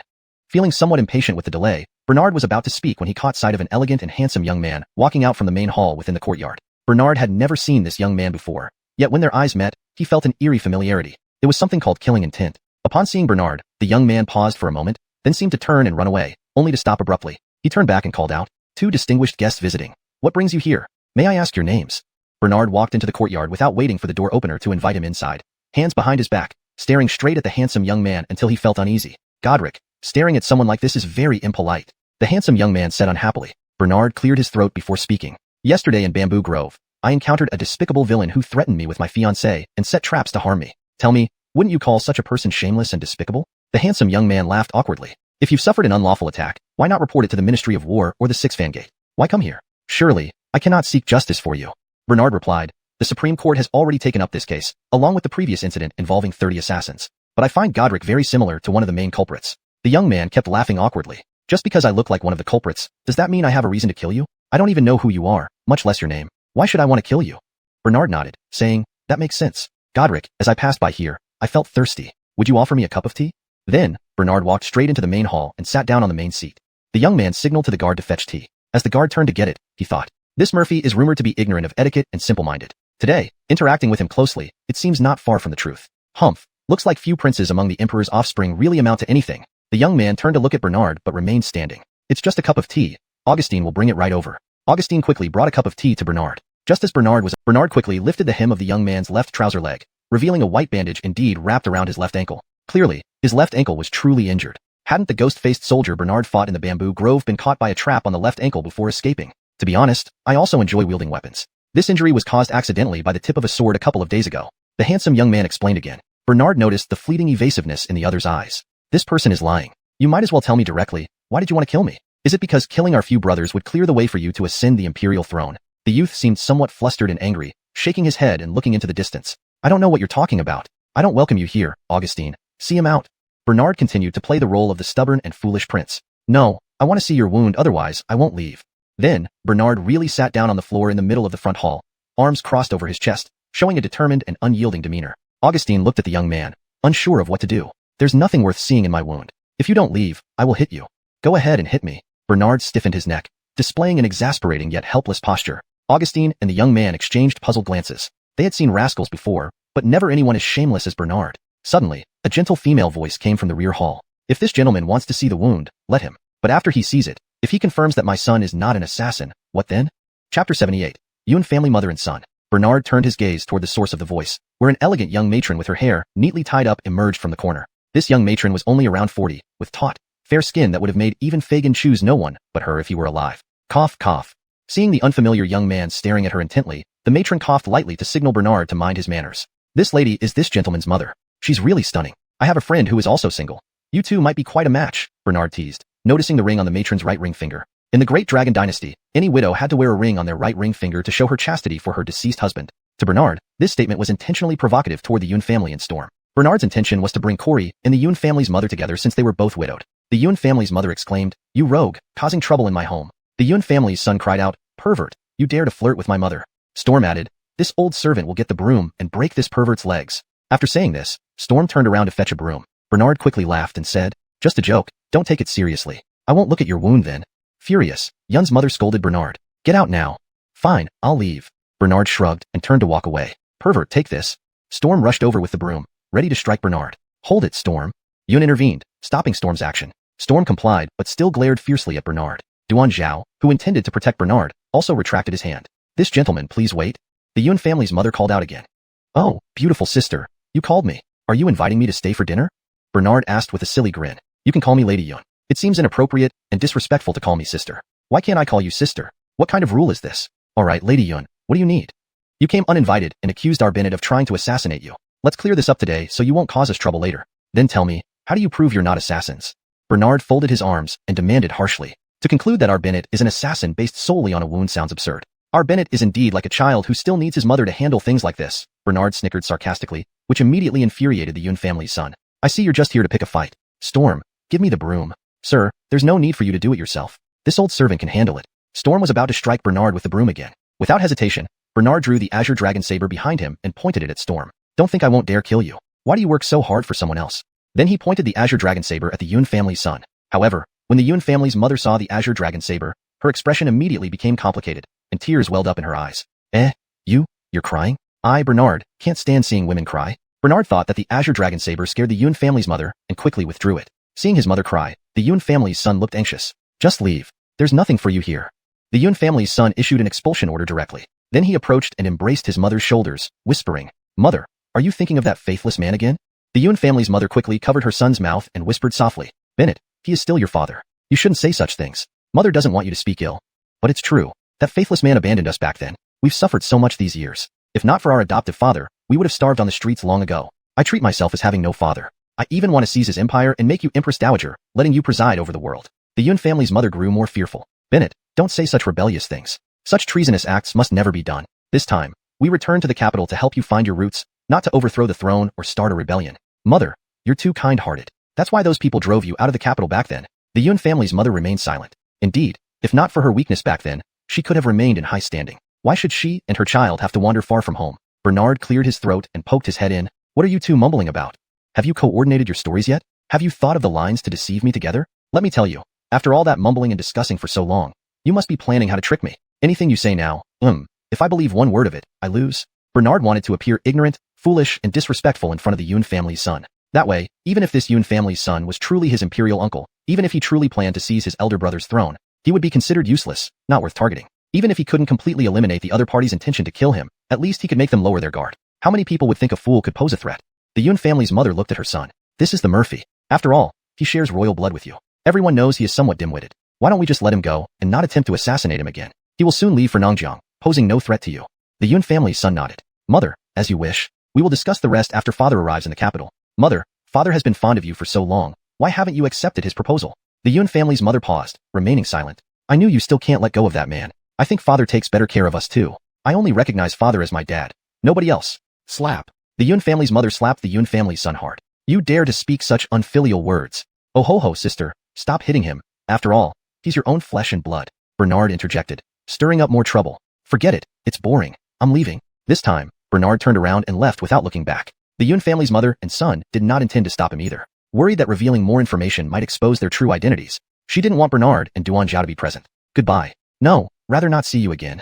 Bernard waved and turned to leave. Suddenly, he came back, drew his sword, and slashed toward the Yun family's son. Seeing danger approaching, the Yun family's son rolled on the ground and pulled out a long sword from under the table. Bernard recognized the long sword.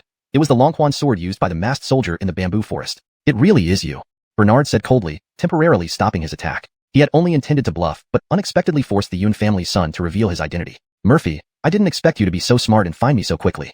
And even uncover my identity. Watch out.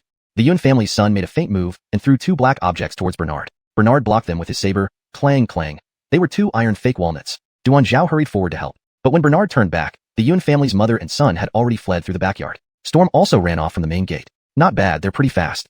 Bernard muttered, and then said to Duan Zhao, Duan Zhao, keep watch while I search inside for evidence of rebellion. Before finishing, Bernard rushed into the backyard.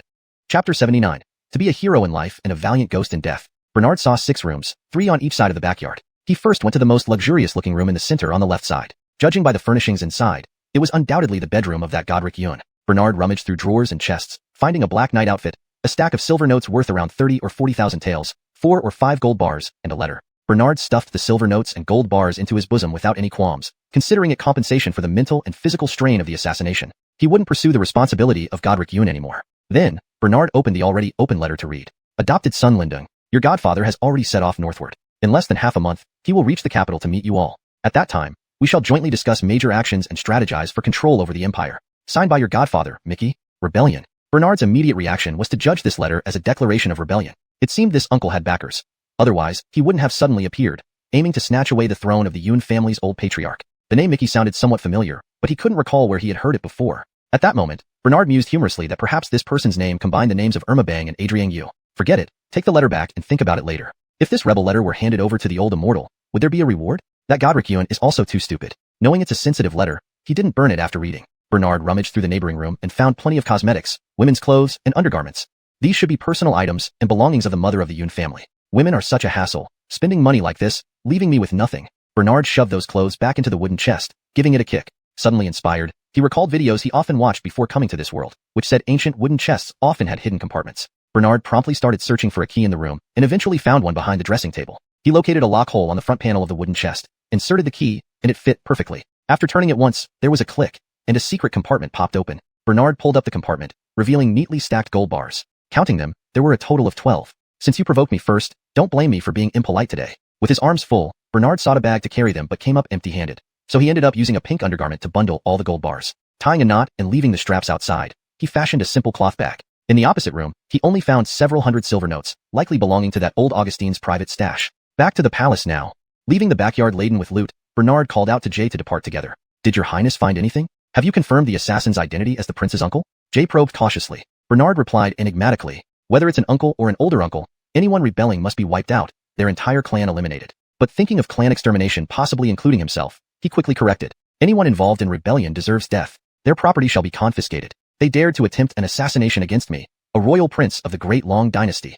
Bernard finally justified his opportunistic plundering. Seeing the heavy package in Bernard's hands, which clearly contained gold bars, Jay said no more. Though Murphy was eccentric, he was sharp when it came to money, never missing an opportunity to make a profit. Better not to stir trouble unnecessarily. But should this matter be reported truthfully to the mic? Jay hesitated. Murphy was a good master, so if he stuck by him wholeheartedly, some matters could be kept from the mic. Suddenly, 2 gold bars appeared in Jay's hand. All present get a share. Take these for a late-night snack and enjoy some company at Drunken Immortal Tower. Bernard said with a mischievous grin. Thank you, your highness. Jay glanced around nervously before surreptitiously stowing the gold bars in his robe. Who could resist the lure of money? Seeing Jay's tense demeanor, Bernard knew he was concerned about accepting bribes. Guardian Jean, what are you looking at? Do you want to find more gold bars?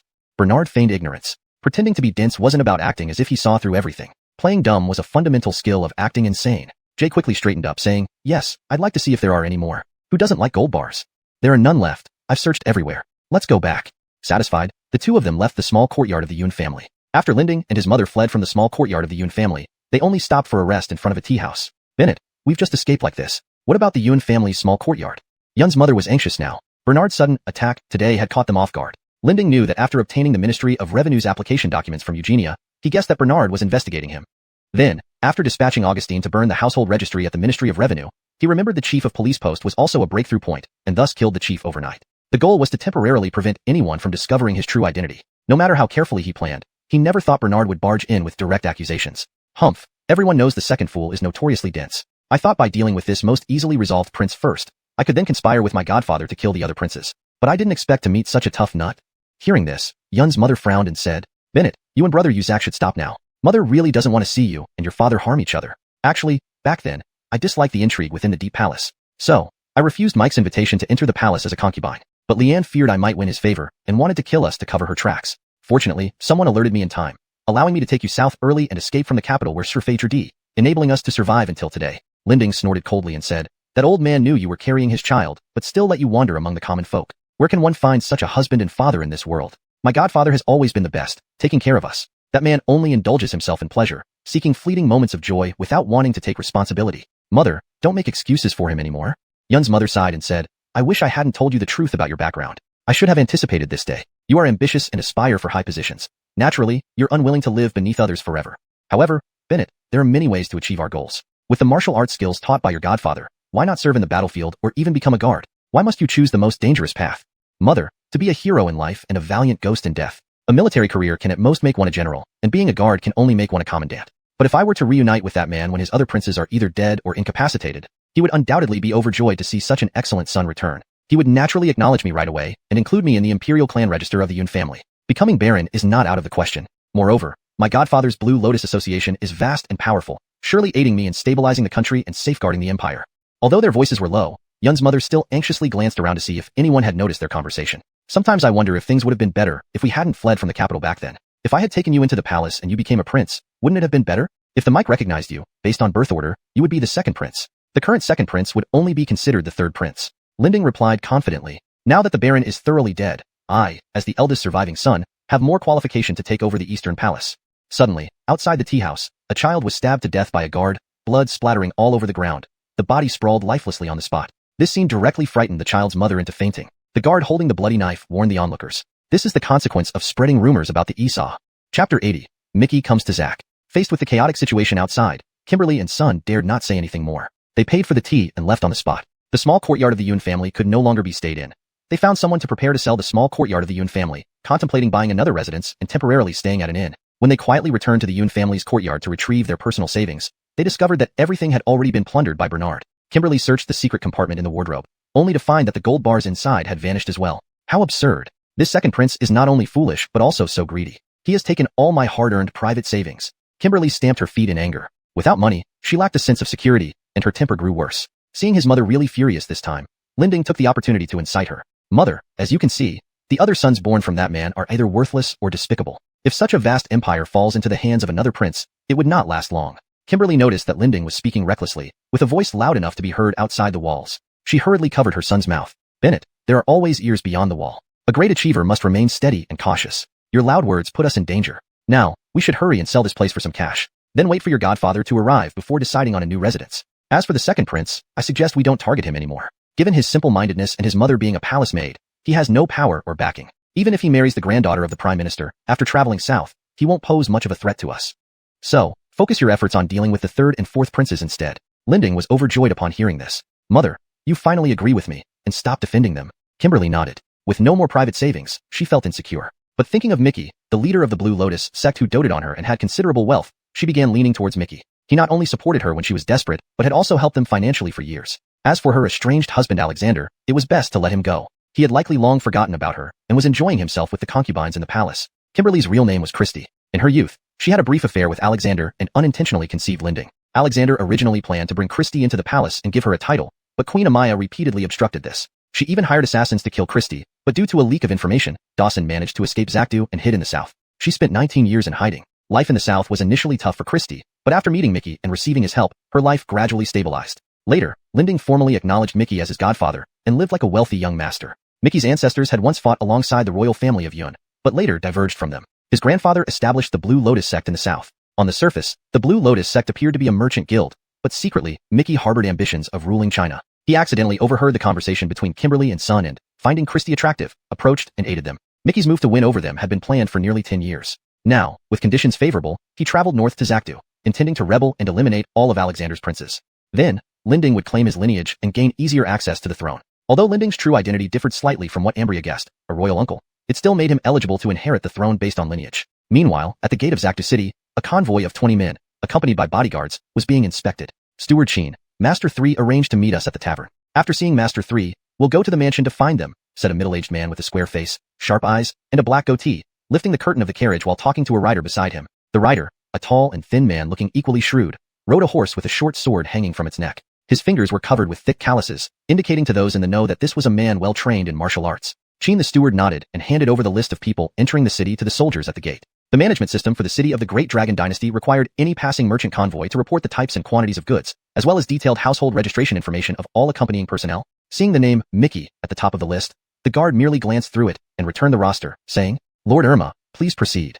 Inside the carriage, Mickey smiled inwardly. Who wouldn't give face to Third Godric? It looks like cooperating with Third Godric is the right choice. Following this, Mickey's convoy headed straight for the pre-booked inn, while Mickey himself, under Cheen the steward's escort, made his way directly to the Bamboo Grove Tavern. At this time, Brody Jeffrey was also on his way to the Bamboo Grove Tavern. While Mickey maintained business relations with Jeffrey, he was also secretly plotting to assassinate all the princes, including Brody.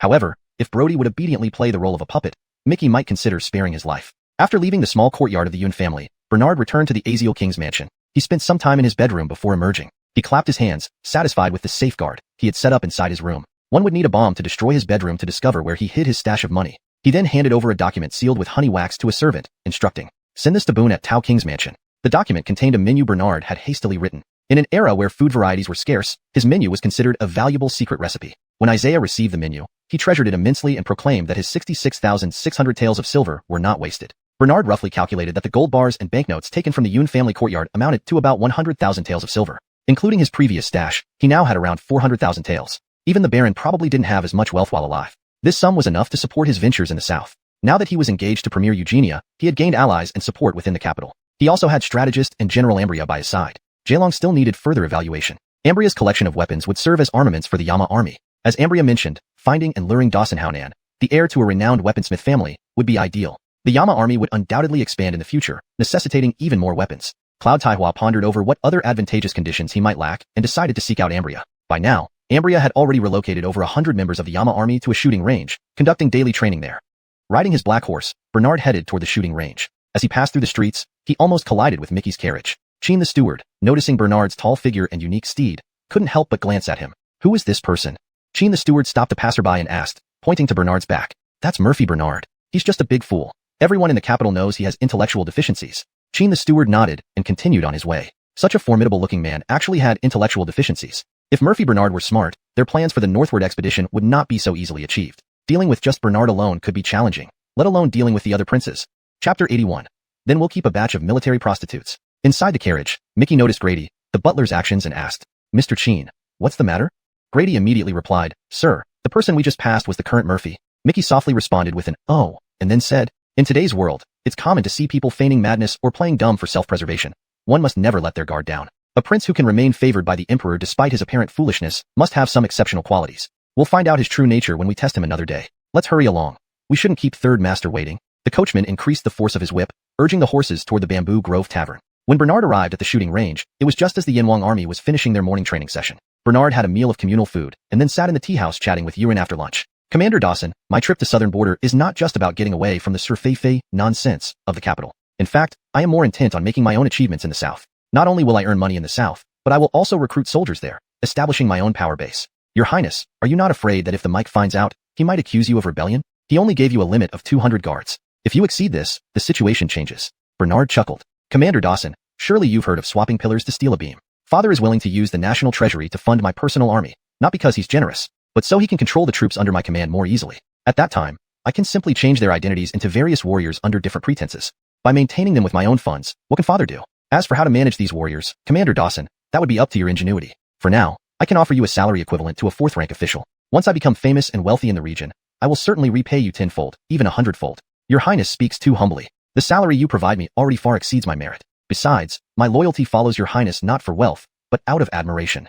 Only then did Bernard remember he promised Yuan to brew Southern Lady wine for him and teach him the brewing technique. "Fine. I'll have materials prepared right away and start brewing a fine batch of lady wine for Commander Dawson today. When we get to the south, we will brew a large vat together. We can make different flavors like osmanthus, lotus, rose, and even tiger whip and bullwhip varieties. Ha ha ha. By the new year, we can warm ourselves with wine while discussing heroes." Hearing this, Yuan laughed heartily, finally feeling satisfied with the fulfillment of his wish. Bernard noticed the unusual gleam in Yuan's eyes when he mentioned tiger and bull whips. Considering that Yuan had been single all these years, Bernard had a new idea to win his loyalty. Men, no matter how old, are always young at heart. As long as they haven't stopped thinking, they still desire women. But how had Yuan handled things all these years? Did he just run into the latrine? That Linding's mother isn't bad looking. Both she and Yuan are widowed. Though Linding's mother looks good, she seems quite haggard, clearly lacking male companionship. Could she be taking care of herself too? If I could matchmake them, it wouldn't be a bad idea. Of course, Yuan had no idea what Bernard was thinking. He only felt that today's Murphy was particularly different. Today's meeting left a distinct impression of extraordinary intelligence. The impression you gave me today, Your Highness, is completely different from our first meeting, Yuan said, almost unintentionally. Looking around, Bernard lowered his voice and said, in fact, I was truly naive and genuinely foolish before. But since injuring the Baron, knowing my life was at risk, the shock woke me up. However, I realized being foolish has its own blessings, and fools don't get targeted often. It's the smart ones who face more danger. So, I chose to pretend to be foolish. I didn't intend to deceive Commander Dawson. Yuan suddenly understood, bowing in respect and admiration. Your Highness's prudent action is indeed wise. People often overplay their intelligence and make mistakes, while those with simple and straightforward hearts live well and prosper. I understand, Your Highness. I hope Commander Dawson will keep my secret about pretending to be foolish and won't abandon me for another lord because of any silly acts I might commit in the future. Yuan immediately swore, I shall follow Your Highness for the rest of my life, adhering solely to Your Highness's commands. Should I betray this vow, may heaven strike me dead. Very well, then I also promise Commander Dawson to dedicate all my knowledge to brewing various wines for you. It's a deal. Ha ha ha. It's a deal. Ha ha ha. Bernard and Yuan were having such a good conversation that the distance between them seemed to have shortened. The initial unfamiliarity and estrangement were gradually fading away. Tomorrow I'll be moving into my new home, and I'll ask the kitchen to prepare more varied dishes for the Yanwang army. We can also have some wine tomorrow. Thank you very much, Murphy. Also, I will find a batch of decent-looking women from the brothels. They can entertain the Yanwang army and enrich their personal and cultural lives. Ha ha ha, it's really considerate of you, Murphy. Allow me to thank you on behalf of the Yanwang army in advance. Yuan inwardly marveled. Men truly understand men. Murphy, you wouldn't know, but the two women who cook for the Yanwang army, though they are both widows and not particularly attractive, they are highly favored among the soldiers. When I led troops into battle before, managing the physiological needs of the soldiers was quite a headache. Some soldiers even committed the despicable act of raping civilians, and executions did little to deter them. Later, I provided some military prostitutes for the soldiers, and those kinds of incidents ceased. Murphy, why don't we keep a few military prostitutes ourselves? Firstly, it's safer, and secondly, it prevents the Yanwang army from contracting diseases. Bernard immediately agreed with Yuan's suggestion. Managing an organization is essentially about managing desires and habits and standardizing actions, such simple principles. Bernard gave Yuan a thumbs up and teased him. Commander Dawson, you've proven my judgment right. You're even more capable than MBA management graduates. Murphy, what's an MBA management graduate? Your subordinate has never heard of it. Bernard thought to himself. That term only existed in the world of my previous life. Naturally, you people in ancient times haven't heard of it. You wouldn't have heard of it. An MBA is an educational specialty, and a master's degree is a level of academic qualification. In short, it means Commander Dawson, you are very capable. Just make sure to enforce this strictly and ensure no unwanted children are born. Otherwise, I'll have to take care of their children. Rest assured, Murphy, I will strictly require the Yanwang army to take precautions. Bernard nodded, suddenly thinking, if he could produce some small umbrellas and mandate their use by the Yanwang army, wouldn't it be even better? Chapter 82. Intrigue and Strategy. However, given the current social background and hardware issues, it's impossible to make umbrellas of the same quality as those made by Dell from my past life. But we can make something similar, which would certainly be better than using fish bladders that are smelly and unpleasant. Brett continued. Your Highness, from a long-term development perspective, you should also have a steady stream of income of your own. Once the number of troops in the Yama army exceeds 200, the National Treasury will not allocate funds for these unreported soldiers who exceed the limit. And once you start maintaining them, there's no turning back. It requires a significant annual expenditure. Even if you remain a prince in the South, you won't have as much silver as the National Treasury. Moreover, the South is still a barren and malarial land, where making money would be much harder than in the North. Bernard suddenly felt enlightened. Brett was right. He had only been thinking about how the South in his previous life, driven by major cities like Otrigzu and Connerzon, had become economically prosperous. Indeed, many people in his former world went south to these cities to seek wealth, creating numerous success stories. But he had overlooked that this situation in the South took hundreds of years of development to achieve. Currently, the South is still full of wilderness and mountains, with no ports yet built. He could wait, but his Yama army couldn't afford to wait for centuries. What do you suggest, Commander Dawson? Brett immediately responded. Your Highness, you should develop your own trading caravans, especially those trading between the North and the South. Firstly, the caravans can serve as channels for communication between the two regions. Secondly, they can continuously generate income, supporting the Yama army and strengthening our power. Bernard slapped his thigh and said, this is a good idea. I've been so focused on raising money to invest in the South after moving there that I forgot about this crucial channel. At this moment, Bernard had to admit that two heads are indeed better than one. Relying solely on oneself for overall planning inevitably leads to blind spots and shortcomings, making plans less comprehensive. Having an additional strategist is always beneficial. But someone like Chancellor Favio of the Southern Barbarian tribe, who sacrifices himself, is definitely not needed. No wonder Alexander established a cabinet and heavily recruited Joey, the elder statesman serving 3 dynasties, as the chief cabinet minister. Joey is well-informed and experienced, able to provide more constructive advice. This is not without reason. Commander Dawson, forming a caravan will likely take a long time and require a considerable period before returning profits. Brett shook his head. Your Highness, there are truly self-made entrepreneurs who started from nothing. But by the time they achieve success, their hair has turned gray. We can use the borrowing flowers from other garden strategy and directly take over others' caravans. Why start from scratch when we have the resources? Commander Dawson, stop being mysterious and just give me the answer. Otherwise, your fine wine will go unrewarded. Little does he know, fine wine can easily get him to talk. Upon hearing this, Brett immediately elaborated on his plan. The Brody has close ties with the Minister of Works because they have business cooperation in the South. We can't touch the Brody for now, but we can deal with the Minister of Works. The Minister of Works, Becker, traces his ancestry to nomadic who people outside the borders. Back then, Becker's grandfather fled to Central Plains after offending a nomadic tribe. Later, Becker's father followed the late emperor and achieved great accomplishments, bringing glory to his descendants. The late emperor personally appointed Becker as the future Minister of Works, waiting for the previous minister to retire at the appropriate age. Otherwise, how could he have started training under the previous minister at 15 and be officially appointed at 21? Becker's background as a descendant of the Hu people can be leveraged to bring him down and replace the Minister of Works with our own person. The Ministry of Works oversees the country's farmlands, city construction, and official lands for civil and military officials. Although it ranks last among the 6 ministries, it's a highly profitable position that all officials try to cultivate relationships with. In the future, if your highness wants to build residences or even entire cities in the South, it would be a simple matter of one official seal from the Ministry of Works. Thanks to Brett's insights, Bernard's thoughts broadened like the vast ocean. Indeed, he would need to develop free trade ports and build ports in the South to facilitate trade with countries like Adrianoritzi and Bangzi. Thinking further ahead, he would also need to engage in international trade with countries like donghua and Laoying, requiring port construction and management. All of these efforts cannot do without support from the Ministry of Works. Change. He must replace the head of the Ministry of Works with someone loyal to him.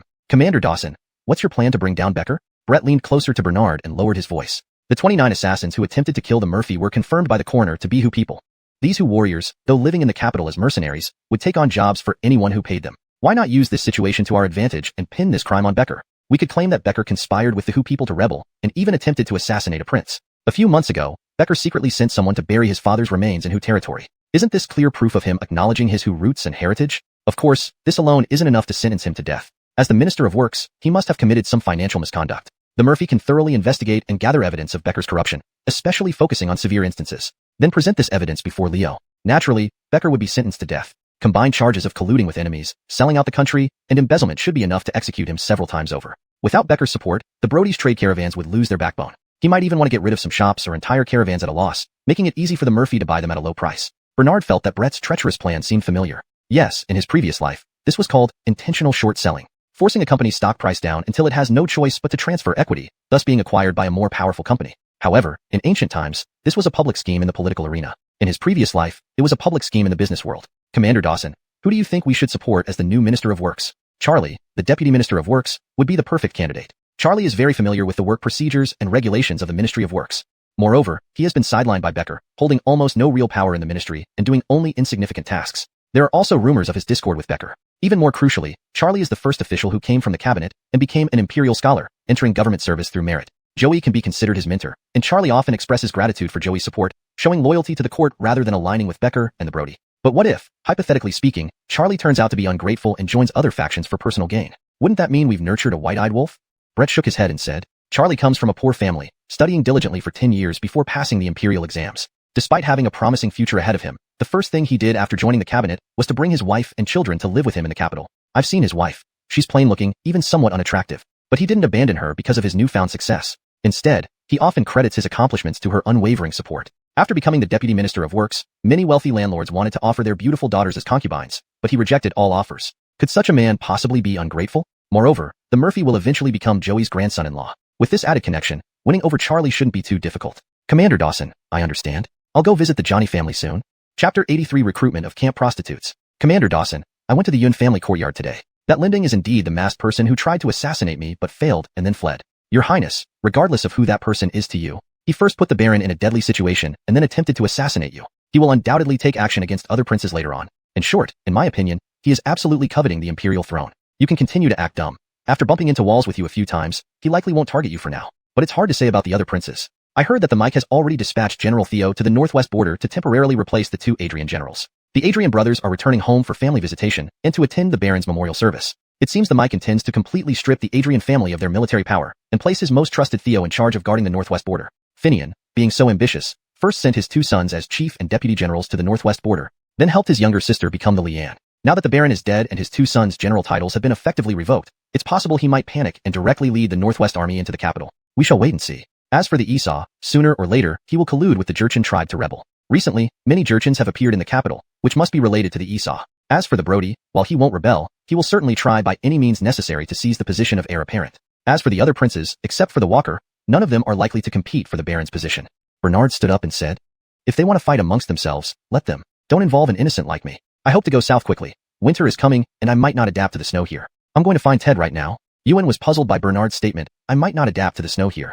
After all, Bernard had lived in the capital for over 10 years. But in reality, this life of Bernard had previously lived in the south and had never experienced a snowy winter in the north. In his own view, he might indeed not adapt well. Especially in ancient times with limited means of keeping warm, he didn't want to freeze to death in the north. When Bernard left the shooting range, he saw 3 or 4 Yanwang soldiers chatting around a plain-looking woman with her hair tied up. These Yanwang soldiers were all under 30, in the prime of their youth. Yet they were interested in such a middle-aged woman, clearly indicating these men were really hungry. So, it was indeed right for Yuan to hasten the recruitment of camp prostitutes. Yuan did not idle either. He went to the market and happened to see several flirtatious, heavily made-up women standing at a street corner, casting lustful glances at passing soldiers. Sir, would you like some fun? One of the women in a red bodice dress grabbed Yuan's arm, rubbing her chest against it. Yuan, unmarried for years, felt the still waters stirring within him. Do you agree to serve men for pay? Yuan asked, suppressing his restlessness. Money talks. 10 taels of silver per month, room and board provided, 8 days off per month. No problem, sir. Who exactly will I be serving? Our privately trained warriors. Warriors? That'll cost more. It's exhausting serving those types of men. Then 12 taels of silver, plus vacation time. No more. Deal, Sir Zach. I have a few unemployed sisters. Would you like to bring them along too? Sure. I have nearly 200 warriors. The more beautiful girls, the better. Great, Sir Zach. My name is Zyra. Our brothel, Drunken Immortal Tower, changed ownership a couple of days ago and stopped operating. We've been out of work. Drunken Immortal Tower. Isn't that the one where people died from lungyan powder? Yes, very unlucky. Upon hearing Zyra was from the Drunken Immortal Tower, Yuan thought she could lead him to more clues. Without hesitation, he gave Zyra 1 tael as a deposit and said, call your sisters and come with me. With the money in hand, Zyra enthusiastically summoned the other girls and followed Yuan back to the shooting range. Seeing Yuan generous and seemingly in charge, Zyra continued to flatter him. Poor Yuan. Ever since his family was destroyed and he lost everything, he hadn't touched another woman. Unable to resist Zyra's charms, he took her to a temporary wooden cabin near the shooting range. Soon afterward, the cabin emitted creaking sounds. After about the duration of a cup of tea, it became quiet. After Mickey arrived at the Bamboo Grove Tavern, he met Kieran in the premier private room. Third Godric, I've kept you waiting. Boss Irma, please sit down. Sit down. Mickey knew of Kieran's prince identity but always addressed him as Third Godric when outside to avoid drawing attention. There were many people on the street called Third Godric, but throughout the entire Dragon Empire, there could only be one Brody. After some initial pleasantries, Mickey got straight to the point. Third Highness, you must have already met with the young chieftain of the Southern Barbarian tribe?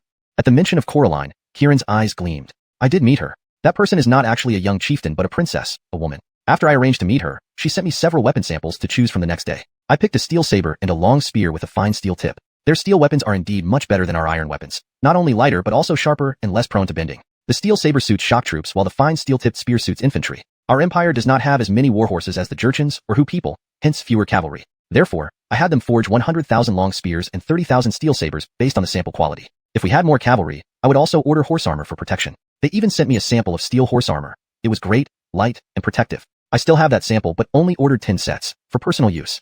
Mickey smiled as he listened to Kieran finish speaking. He quickly calculated in his mind. This batch of weapons would cost Kieran no less than 200,000 taels of silver. And Kieran had only been in business for 2 years. Before that, he was always making investments without returns. So, he definitely followed Mickey's advice and ruthlessly taxed the common people to gather funds. Alexander had only last year implemented tax cuts to ease the burden on the populace and prevent public unrest. If the emperor found out about Kieran's harsh taxation, things wouldn't end well for him. This was Mickey's treacherous plan. He cooperated openly with Brody while plotting against him behind the scenes. Also, he could help Linding rise to power. The information about the Southern Barbarians having master weapon makers and world-class weapons was deliberately leaked by Mickey. Everything was going according to his scheme. Chapter 84, The Choice of Heading South. Mickey had no shortage of knowledge about the Southern Barbarian tribes. He even knew about Brandy, who dressed as a man to seek food supplies. So, he did not find it strange at all. His Highness the Brody is favored by the heavens and will surely ascend to the throne. I wonder what His Highness's next move will be. By the time Sean instigates the Jurchen tribe's rebellion inside and out, that batch of weapons should also have reached the capital. That's when I can make my move. Such fine arms that would cut through flesh with just a touch. Why should we fear their warhorses? If I can save the court from this crisis, by then, Sean won't be a prince anymore. If father doesn't want me to be the Baron, then who else?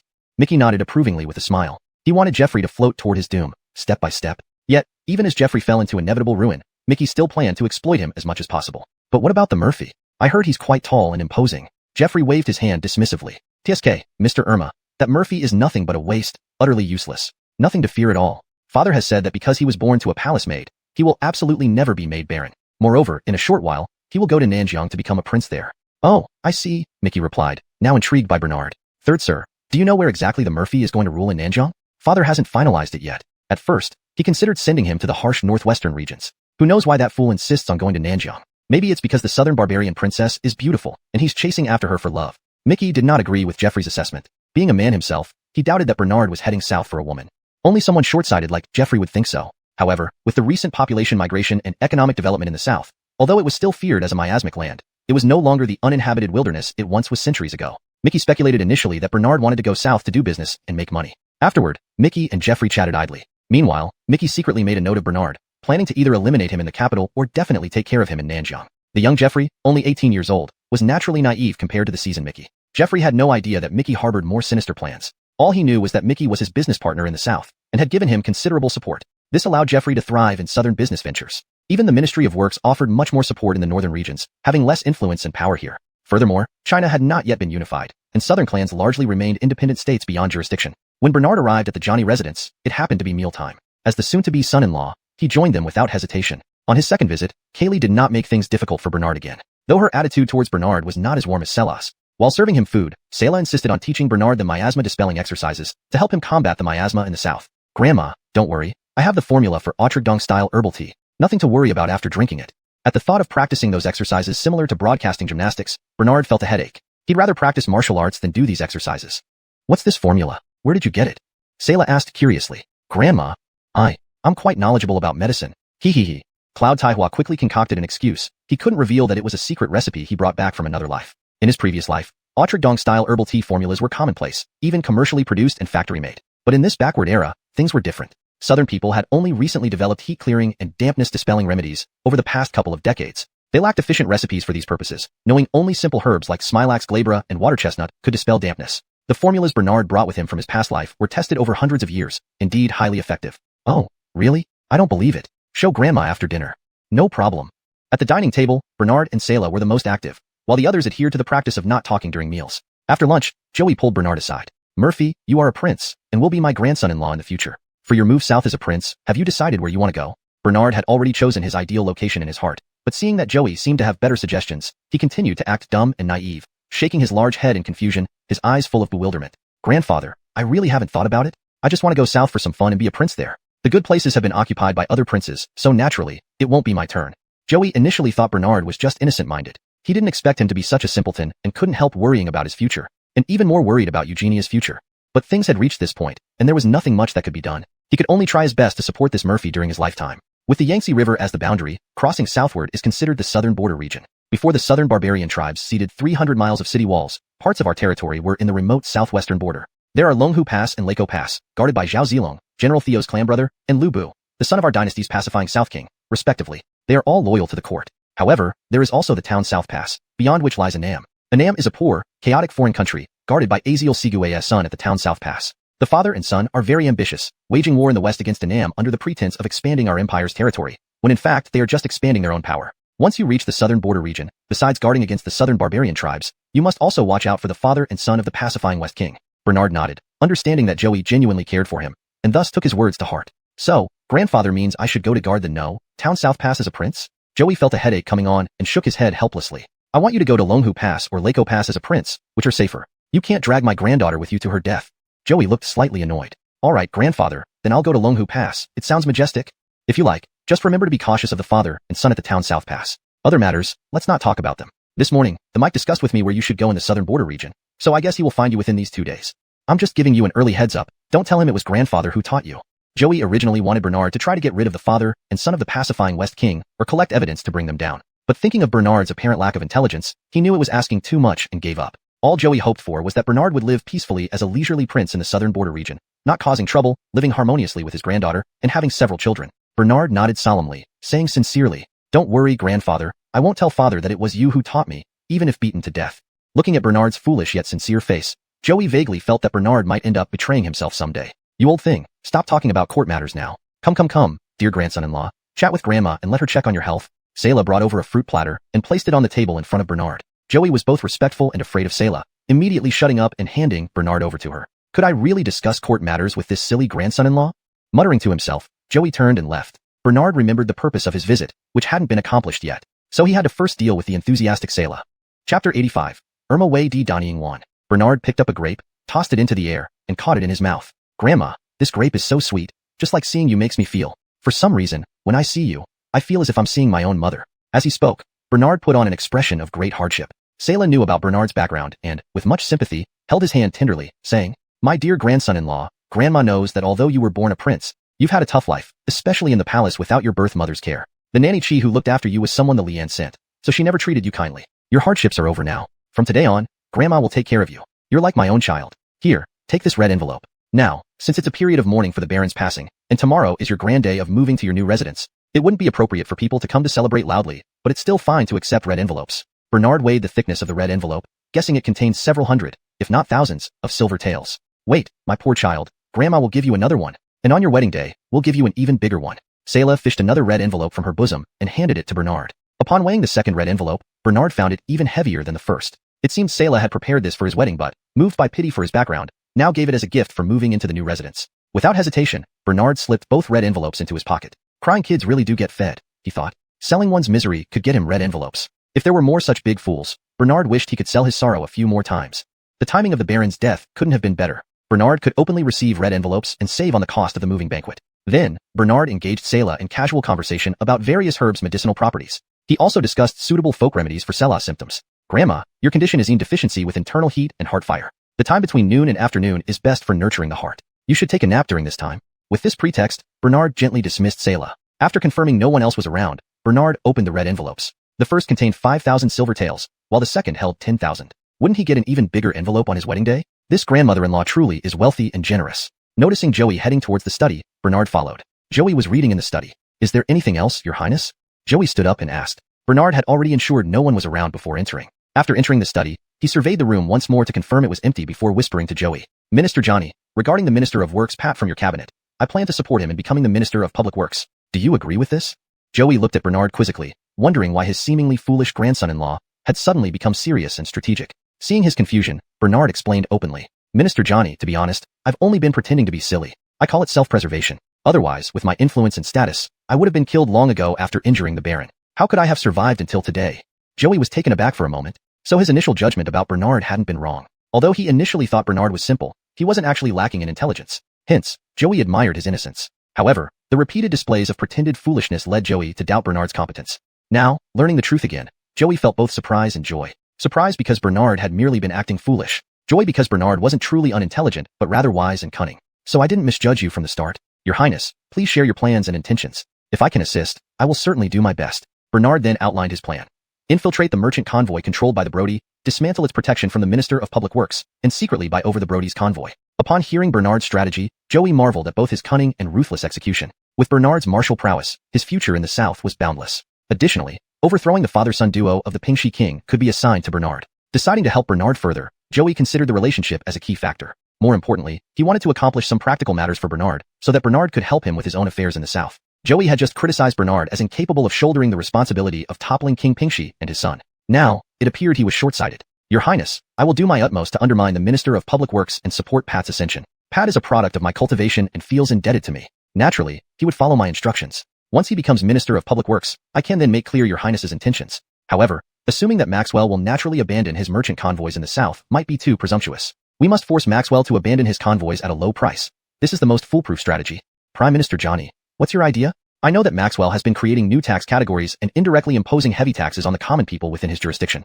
We can gather evidence to impeach Maxwell, at the same time, causing accidents for Maxwell's largest merchants, forcing him to sell his convoys at a discount, would be the safest move. Indeed, old hands are sharper. Ewan is about 20 years younger than Joey. Though strategic, he falls short compared to Joey. Now, combining the strategies of both men, they have a better than 90% chance of success. Prime Minister Johnny, let's not delay. I'll order someone to gather evidence on Minister of Public Works Becker's corruption and concealment of accidents. Then we'll hand it over to the Censor-in-Chief for impeachment, and you'll need to coordinate with him. Once Becker steps down, you recommend Pat as the new Minister of Public Works to the mic. Joey nodded. Your Highness can proceed immediately. I will assist you wholeheartedly. Also, Your Highness, Jay and Julius are actually informants for the mic. Though they serve you, the mic frequently summons them privately to learn about your movements. You'd better entrust such tasks to others. I understand. I've known for a long time that their loyalty isn't fully mine. Bernard turned to leave. Wait, does Your Highness really understand medicine? A little bit. I felt some lack of vigor recently. Do you have any prescription? Hearing this, Bernard almost laughed. Men never outgrow their boyhood, indeed. Why did the nearly 60-year-old Joey need so much vitality? No wonder Selah's body has shown signs of imbalance lately. It seems the ox plowing the field is no longer up to par. Prime Minister Johnny, try Irma Wei Di Danying Wan. Irma Wei Di Danying Wan? Never heard of it. Damn, Bernard realized that traditional Chinese medicine formulas were rare in this era. He immediately wrote on paper. Rehmannia glutinosa, Cornus officinalis, Dioscorea apposita, Cortex mouton, Poria cocos, and Elisma oriental. Is that all?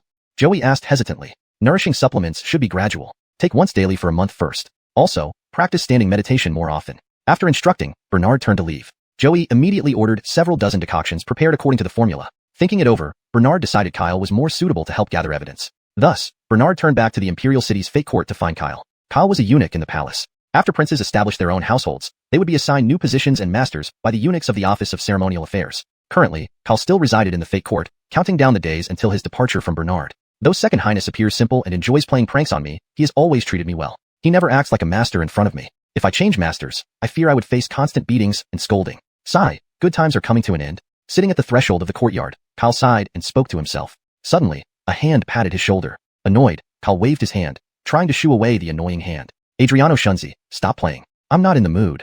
Unexpectedly, the hand switched to patting his other shoulder. Stop it, Adriano Shunzi. Kyle turned angrily, only to see Second Highness. Upon seeing Bernard, Kyle's dim eyes lit up. Did you say something bad about me behind my back? Bernard teased. Kyle hurriedly shook his head. I have a task for you. Complete it, and I'll redeem you from the Office of Ceremonial Affairs. From now on, you will follow me. In the future, you will attend to my children's final moments. Hearing this, Kyle perked up. Your Highness, give your orders. Bernard whispered his plan into Kyle's ear.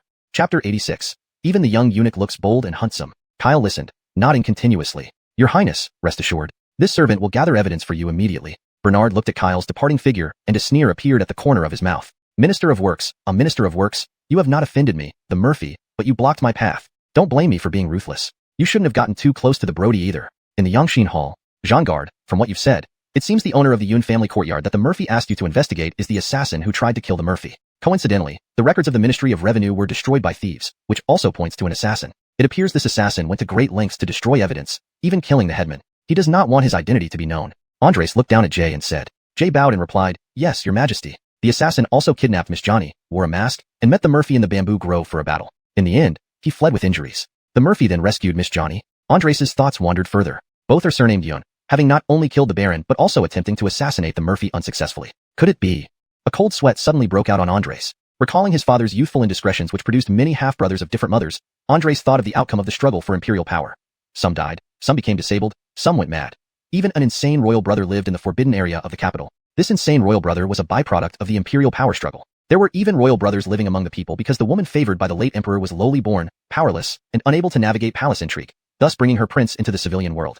Andres and the deceased late emperor both had similar romantic liaisons, and similarly experienced princes wandering among the commoners. As an insider now, Andres' thoughts broadened even more. The owner of this Yun family courtyard could very well be Andres' younger brother or his own son. Jay, how old is the male owner of the Yun household? Your Majesty, that man looks to be about the same age as the Murphy, roughly 20 years old. About 20. About 20. Suddenly, a scene appeared in Andres' mind. A sultry summer evening, young Andres had just finished hunting, drenched in sweat, so he swam in the river outside the city. Unexpectedly, while turning in the water, he saw a beautiful naked woman. Startled, the woman hid herself away. Andres turned and apologized. Then, they began talking. Their conversation ignited passion, leading them into deeper intimacy. This young woman was none other than Christie, who conceived Linding around this time. Back then, Andres had just ascended the throne, and the Liane was about to give birth to the Baron. The recently retired emperor, infatuated with elixirs for vigor, impregnated a palace maid who later bore him a son. Andres' half-brother. Liane's faction worried that this royal brother might be a future threat to the Baron's position, so they dispatched assassins to kill him. But a man in black saved the child and took him away, vanishing without a trace, never appearing again within the imperial city or the capital. When Andres learned of Christie's pregnancy, he intended to make her concubine Hui but was thwarted by the jealous Liane. The Liane sent assassins to kill Linding and Christie again, but they were saved by the man in black. At that time, Christie had just given birth to Linding and also vanished with her child.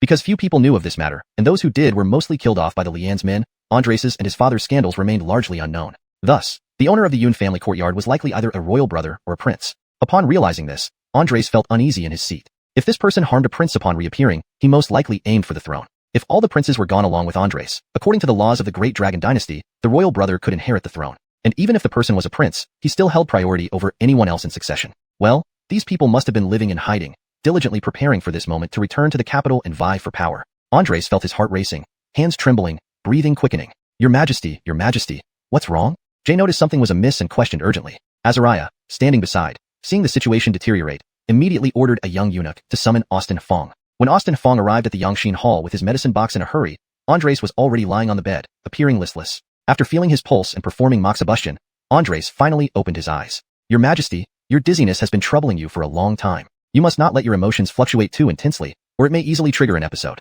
Severely, Severely? Severely what? Fitz, speak frankly. You are exempt from any crime. The worst case is sudden death. Upon hearing this, Andres was slightly startled, then sighed. I am already past my prime, and naturally, my body is prone to ailments. I understand. Fitz, you may step back. Your subject takes his leave.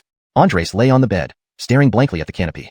At this moment, a cacophony of sounds came from outside the Yangshin Hall. Pierce Gonggong, who is making such a racket outside? Hearing Andres' question, Azariah quickly ran inside and said, Your Majesty, Lian and Consort Rue, have come to inquire about your Majesty's health upon learning that your Majesty is unwell. Tell them to return. I appreciate their concern. I just need some peace. Following his orders, Azariah conveyed the message. Consort Rue turned and left, but Lian harbored resentment.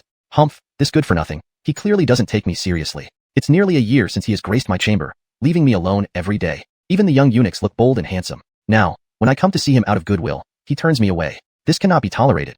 Thereupon, Amaya returned to the cunning palace, changed her attire, and went out for a walk. Amaya entered an elegant little tavern by the river, leaning against the window, gazing at the riverside scenery. Watching the handsome youths passing by on the opposite road, she felt a fleeting melancholy. At almost 40 years old, having lost her son, and being neglected by her husband, the more Amaya thought, the more desolate and lonely she felt. She couldn't help shedding 2 tears and downed a cup of wine. Under the influence of alcohol, Amaya felt lightheaded as if floating on clouds. Lifting her head, she saw a small boat passing by the window. Standing at the bow was a tall and robust soldier with his hands clasped behind his back. Amaya stared dumbfounded, her cheeks flushed even redder. That muscular soldier smiled at her. Amaya returned the smile. As the small boat neared the window, the robust soldier flipped through the window into the room and stood before Amaya. My name is Mickey. Lady, you seem unhappy. Amaya responded with a cold snort. My son died, and my husband only favors concubines. It's been almost a year since he has touched me, his principal wife. Mr. Irma, do men always prefer new over old? Upon hearing this, Mickey, with his unique male sense, immediately sensed Amaya's inner loneliness and emptiness. Examining her attire closely, he noticed that her dress was made of fragrant silk reserved for the palace. Mickey vaguely guessed who she might be. He had just parted ways with Prince Third, planning to find Yun family's mother and son by boat through the city. Unexpectedly, he encountered the beautiful Amaya. Noticing her regal demeanor, he intended to get acquainted with her, hoping to broaden his network within the elite circle of the capital. A disgraced noblewoman like this could potentially be useful to him. Little did he know, this noblewoman was far more important than he anticipated. Thus, Mickey employed his charm and toasted with Amaya. When Amaya was nearly drunk, retaining only a fraction of her senses, he embraced her and kissed her passionately. After a year of dryness, especially at the age of 40, Amaya could hardly hold back. Immediately, Mickey displayed his full prowess, bringing Amaya immense satisfaction and relief after a long drought. Chapter 87. Pawn Shop Suspicion. Though their relationship was fleeting, Bristler had fallen in love, while Mickey had only been physically and mentally indulgent. Madam's esteemed name? I am called Bristol. Does Madam serve within the imperial city? This fragrance cloud gauze you're wearing is produced in the south. Each year, the output is not much, making it rare and precious, sold exclusively to the palace. Yes, Godric Irma. I am a nursemaid by the side of the Lian. I have followed her for many years and received much care and affection from her. This fragrance cloud gauze is also a gift from the Lian. So you are a nursemaid. In my impression, all nursemaids are old-fashioned. I've never seen one as beautiful as you, madam. Bristler and Mickey had spent quite some time together in the private room of the tavern. She worried that staying too long with Mickey might be discovered by others, so she urged him to leave. Master Irma, please go back quickly. If you want to see me, you can send word through Adrianji Cloth Store at number 8 Alley in Zakdu. Mickey, thinking he still needed to meet Linding and Christie, climbed out of the small boat through the window and left reluctantly. Bristol held her pounding heart. So this is how thrilling secret liaisons can be. She tidied her appearance and then left the private room to return to the palace to mourn the Baron. After leaving the palace once, Bristler returned looking refreshed and radiant, causing the palace maids and eunuchs to feel puzzled. Finian came to offer incense for the Baron, then walked beside Bristler and whispered, Chinger, where did you go? They say you left the palace, and your demeanor has changed since returning. Brother Zack, I was just feeling stifled, so I went out for a breath of fresh air.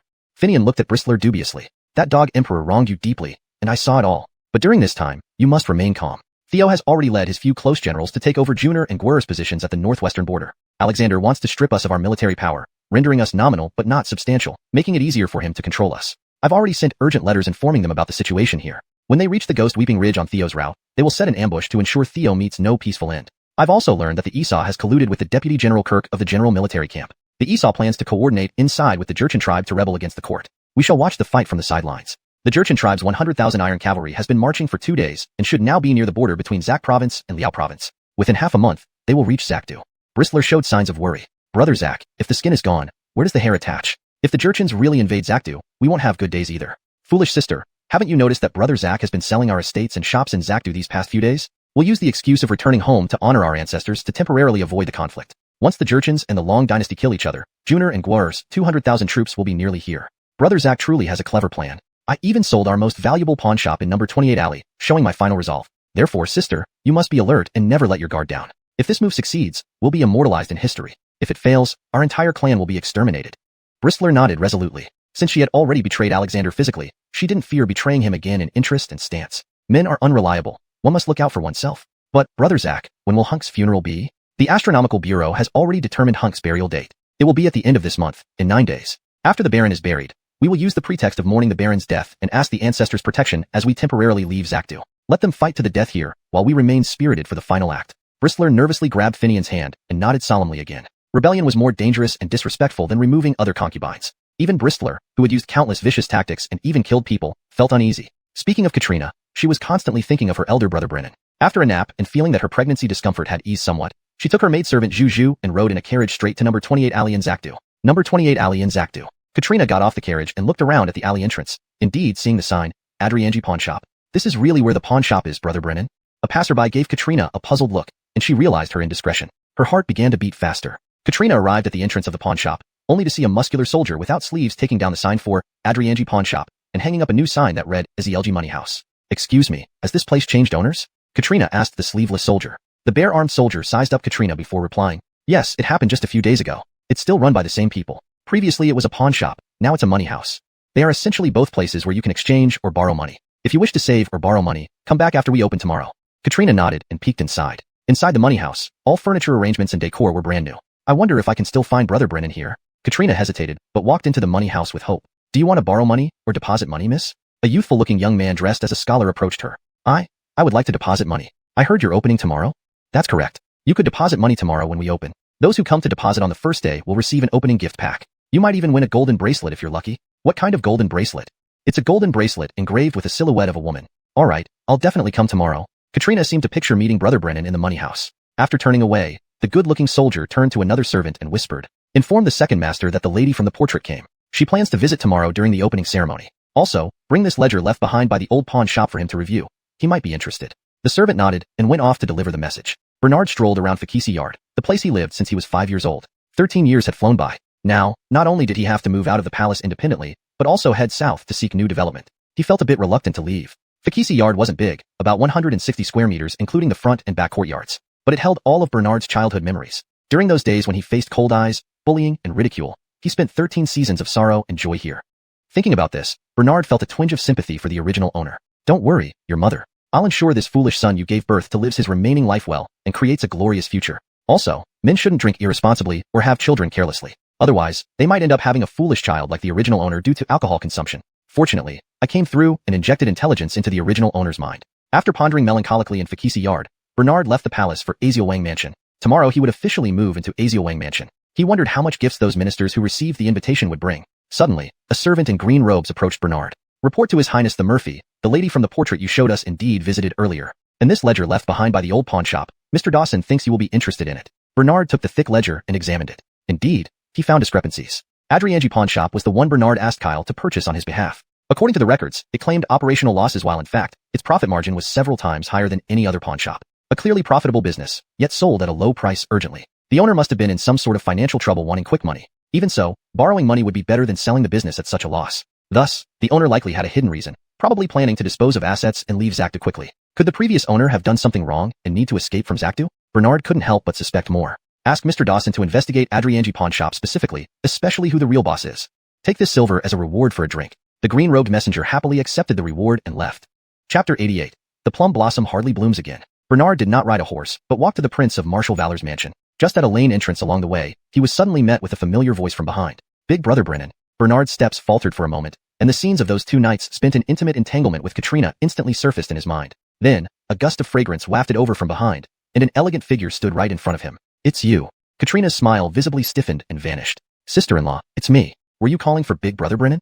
Bernard asked with a teasing laugh, looking like he was asking for a punch. As if. Katrina turned away. Seeing that Katrina still treated him coldly, Bernard, if not for the sake of the children, would have ignored this proud woman. He had no masochistic tendencies. Ugh. After walking a few steps, Katrina held onto the wall and vomited. Rose hurriedly took out a handkerchief to wipe Katrina's mouth and popped a sour plum into her mouth. Moved by compassion, Bernard, thinking of the 2 children, felt he should do something for Katrina. Thinking about the opening of the money house tomorrow where Katrina would appear, Bernard decided to arrange a meeting between Big Brother Brennan and Katrina to ease her longing. Thereupon, Bernard immediately left. Seeing Bernard leave just like that, Rose grumbled angrily. Her Royal Highness Barents, at least you are the sister-in-law of the Murphy. For you to be in such a state, and he doesn't come forward to offer a word of consolation. What a crude and rude brute.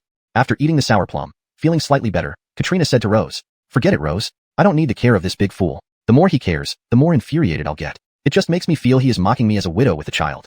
Rose nodded and then complained again. "If not for him, your majesty wouldn't have had to become a young widow and bear a prince who will never know his father during pregnancy.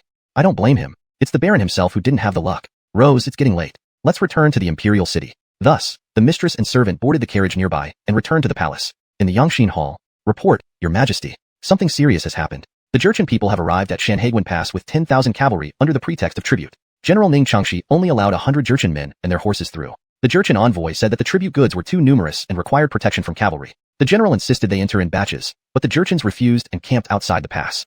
Andres, just getting up from bed and sitting on the couch dressed casually, heard this news and felt his blood pressure skyrocket. "Your majesty, please calm down, remain composed. Fitz warned you not to be angry." Azariah hurriedly consoled Andres. "How unreasonable. Has Pete forgotten that his own kin are still in my hands?" At this point, ignoring propriety, Andres broke out into curses. With one event after another happening, it seemed fate wasn't allowing him to live much longer. Holding Andres' hand anxiously, Azariah pleaded, "Your majesty, please take care of your health. Have some tea first." Only then did Andres sip some tea, calming down somewhat. Quickly summoned Ted Shofu. Upon hearing this, a eunuch hurried off to summon Joey. At this time, Joey had just been chatting casually with Censor-in-Chief Drew, subtly mentioning the embezzlement and abuse of power by Minister of Works Becker. As Censor-in-Chief, Drew naturally had the authority and duty to impeach officials. However, solid evidence was needed for an impeachment to hit its mark. "Since it's a matter delegated by Ted, I shall handle it diligently. In cases of embezzlement, less severe ones may go overlooked by Leo. But for someone as insatiable as Minister of Works, with solid evidence, he must cough up everything he swallowed. Evidence? Investigate the records of the Ministry of Works. As for other testimonies and material evidence, others will naturally deliver them to you." "Very well, then I shall impeach Becker at tomorrow's morning court session and conduct an on-the-spot investigation into the accounts of the Ministry of Works. Once your testimonies and evidence arrive, Becker won't be able to deny anything." However, Drew hesitated. Joey understood Drew's concerns and half-joked. "Not for anything else, merely because the Minister of Works is truly insatiable. My soon-to-be grandson-in-law, the Murphy, plans major construction projects. The actions of the Ministry of Works exposed all their misdeeds. Hence, I have no choice but to face you, the censor." Drew paused, expecting that old fox Joey would give him convoluted reasons, yet here was such straightforward honesty. "My apologies. It's my fault. That would mean the Ministry of Works has overstepped its bounds on its own. I've heard that you enjoy tea, Imperial Censor. Here are 2 boxes of pu'er tea from the south this year. They have some age to them. I'll give them to you to enjoy today. Try and see how they are. It's getting late, so I will not disturb Director Chow any further. I take my leave." After saying this, Joey got up and left. Joey was a first-class official, while Drew was a fourth-class official. It wasn't inappropriate for Joey to bestow the tea upon Drew as a gift. This way, it was even less likely to be construed as bribery.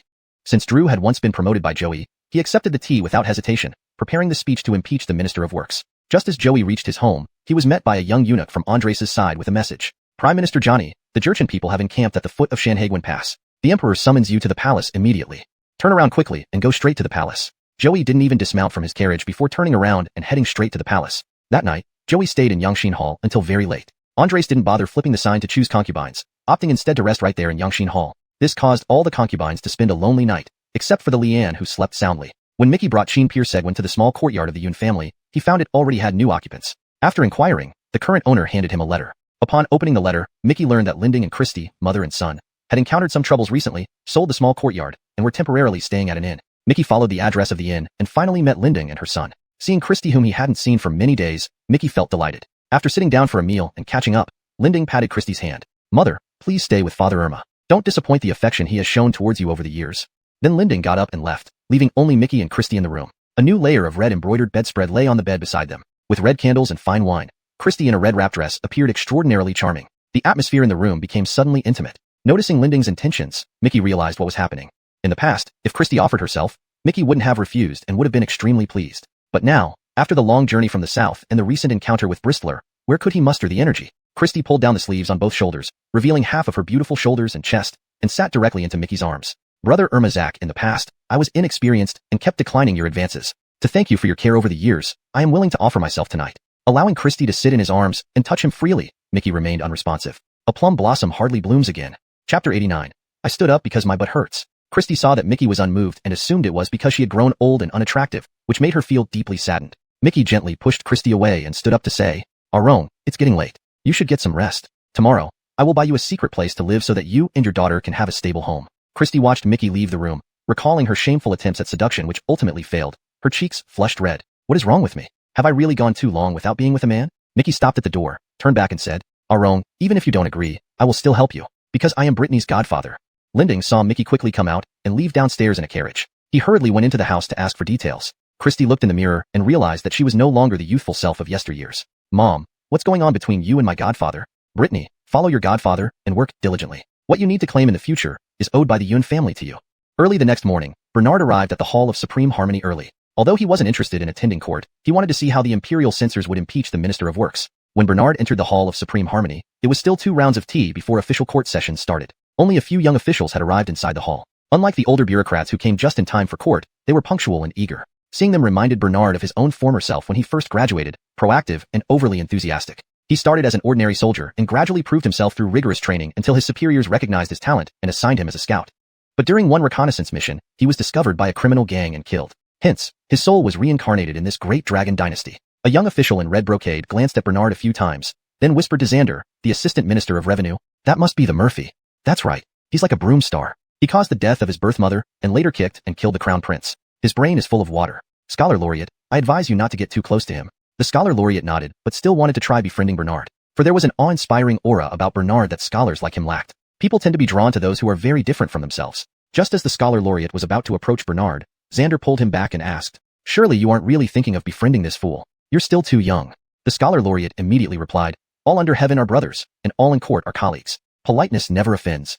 Ignoring Xander, the scholar laureate walked towards Bernard. Xander grumbled discontentedly, what a bookworm. Befriending an exiled royal fool is no different from courting a prisoner. The vice minister of rights Autry Nime echoed, all wise officials stay far away from that fool. Only this year's top scholar has the big idea to befriend this numbskull. Soon they will become an inseparable pair of fools. Ha ha ha. Ha ha ha. Ha ha ha. Bernard suddenly turned his gaze toward the corner where laughter erupted, noticing their unfriendly glares and guessing they were badmouthing him again. Laughing and joking around in court. Do you still look like proper officials? I'll impeach you in front of Father Mike. As Bernard spoke, he rudely mimicked stabbing their eyes with his index and middle fingers, mouth moving as if uttering a profanity. Several officials, upon hearing that Bernard would impeach them, instantly froze with fear. Though everyone knew Bernard was a fool, his straightforwardness was also undisputed. If he embellished his report in court, it could cause trouble for their careers. Besides, he was still a prince. It wasn't worth risking career troubles over petty disputes. Seeing that they quieted down, Bernard showed a satisfied smile and gave a thumbs up. Murphy, I am Dylan, this year's scholar laureate. I hope you will give me guidance in the future. Seeing Dylan's courteous demeanor, Bernard felt an urge to win him over. However, he wasn't one to befriend just anyone. He also needed to know more about their background and character. At least they couldn't be liabilities. Calidence is easy to give. Besides writing, what else can you do? I can handle literature and calligraphy, and I have some knowledge of mathematics and medicine. Bernard thought that he still needed an accountant, which in this dynasty was called a bookkeeper or a steward. Do you know arithmetic? Can you manage accounts? Coincidentally, my father is a bookkeeper at a money shop, and I have learned some accounting skills from him. Good. After the morning court session, come to Lonnie's mansion and find me. Sure, Your Highness. Just as Dylan finished speaking, Alexander arrived at the Hall of Supreme Harmony. Long live the mic. Long live, long live, long live. May all ministers rise. Those with matters may speak. Those without may retire. Alexander looked somewhat haggard, clearly not having slept well last night. Bernard also noticed that Joey was absent from the early court today. Your Majesty, I have something to report. It was Drew who broke the silence. The officials couldn't help but tense up. During the morning court session, when the imperial censor didn't speak, it was fine. But once he did, someone was bound to suffer. Who could blame him? Although the imperial censor was only a 4th-rank official, he had the duty and authority to impeach any official. Even a 1st-rank grand secretary could be impeached. Your Majesty, I wish to impeach Minister of Works Becker. He has been embezzling funds, misusing public resources for personal gain, and enriching himself through corrupt means. Your Majesty, I did not. Becker stepped out of line, fist on his chest, protesting. No matter how dirty his shoes were, as long as there was no evidence, he would adamantly deny it. Drew was straightforward and to the point. Let the Minister of Works bring forth the accounts for inspection. Whether they are black or white will soon be clear. Wiping the sweat from his forehead, Becker turned to Pat and said, Sima Shrilong, please bring the account books here. Yes, Lord Qian. As they waited, the hall fell silent. Every official feared that even one word might draw the oppressive atmosphere onto themselves. Alexander surveyed the scene and suddenly asked, is there anyone willing to go beyond Shanhaiguan to negotiate with the Jurchens? Now, the 100,000 Jurchen cavalry has reached Shanhaiguan. They dare to demand that their 100,000 troops cross through Shanhaiguan to pay tribute. Isn't this just an excuse to invade our empire? How can this be called paying tribute? As Alexander spoke, his emotions surged, and he slammed the armrest of his throne, frightening the officials into silence. Bernard, listening to these seemingly unrelated matters, thought, if Shanhaiguan falls, the 100,000 Jurchen cavalry will sweep southward. Given the Great Dragon Dynasty's combat strength and equipment, the chances of winning are minimal. Moreover, with various internal issues, the situation is even more perilous. The Jurchens have prepared for so long, waiting for this day. They must capture Shanhaiguan. It's just a matter of whether they can do it. The best strategy for the Great Dragon Dynasty is to defend Sanhedrin fiercely and avoid direct confrontation with the 100,000 Jurchen cavalry. As long as there are no traitors within the Great Dragon Dynasty opening the gates of Sanhedrin to let the Jurchen cavalry in, this era's history won't repeat what happened in my previous life, where Aziel Sangui invited the Qing army into Autryshong, allowing them to replace the Ming Dynasty. Who would volunteer to negotiate with the Jurchens outside the pass? That's like asking for death. Matthew would be even less likely, lest the Jurchens open the gates of Sanhedrin directly. That would be catastrophic. What negotiation? This old man must be delusional. Just hold the line at Sanhedrin and see how long the Jurchens can hold out outside the gate. All the civil and military officials each had their own agenda, and none would volunteer for such a dangerous task. You may volunteer to step forward, Alexander declared. While Bernard was lost in thought, he suddenly felt a sharp pain in his buttocks. This pain made Bernard jump out of the line and shout, "Who kicked my butt?" When Bernard came back to his senses, he realized all the ministers were looking at him. Father, can I say I stood up because my butt hurts?" Bernard asked timidly. Chapter 90. Your son is willing to go to Sanhedrin. Kieran stepped forward with a thumbs up, saying, "Second brother is truly loyal and patriotic, willing to go alone beyond human pass to negotiate with the Jurchen people for the sake of our great long dynasty." Bernard instantly came to his senses, having been pinched on the buttocks by the Brody and pushed out of line. "Third brother, why did you pinch my buttocks for no reason? Are you trying to harm second brother too, just like how fourth brother harmed me back then?" Kieran stood there, dumbfounded. How could this be dragged so far? Andres looked at Bernard, who was always making a scene, and asked impatiently, "Pinching a buttock is called harming? Elder 3, did you really pinch Elder 2's buttocks?" "Your Majesty, your son was just joking with second brother. Don't be disrespectful. This is the court, not a place for you to pinch your second brother's buttocks." "Exactly, it's unbecoming."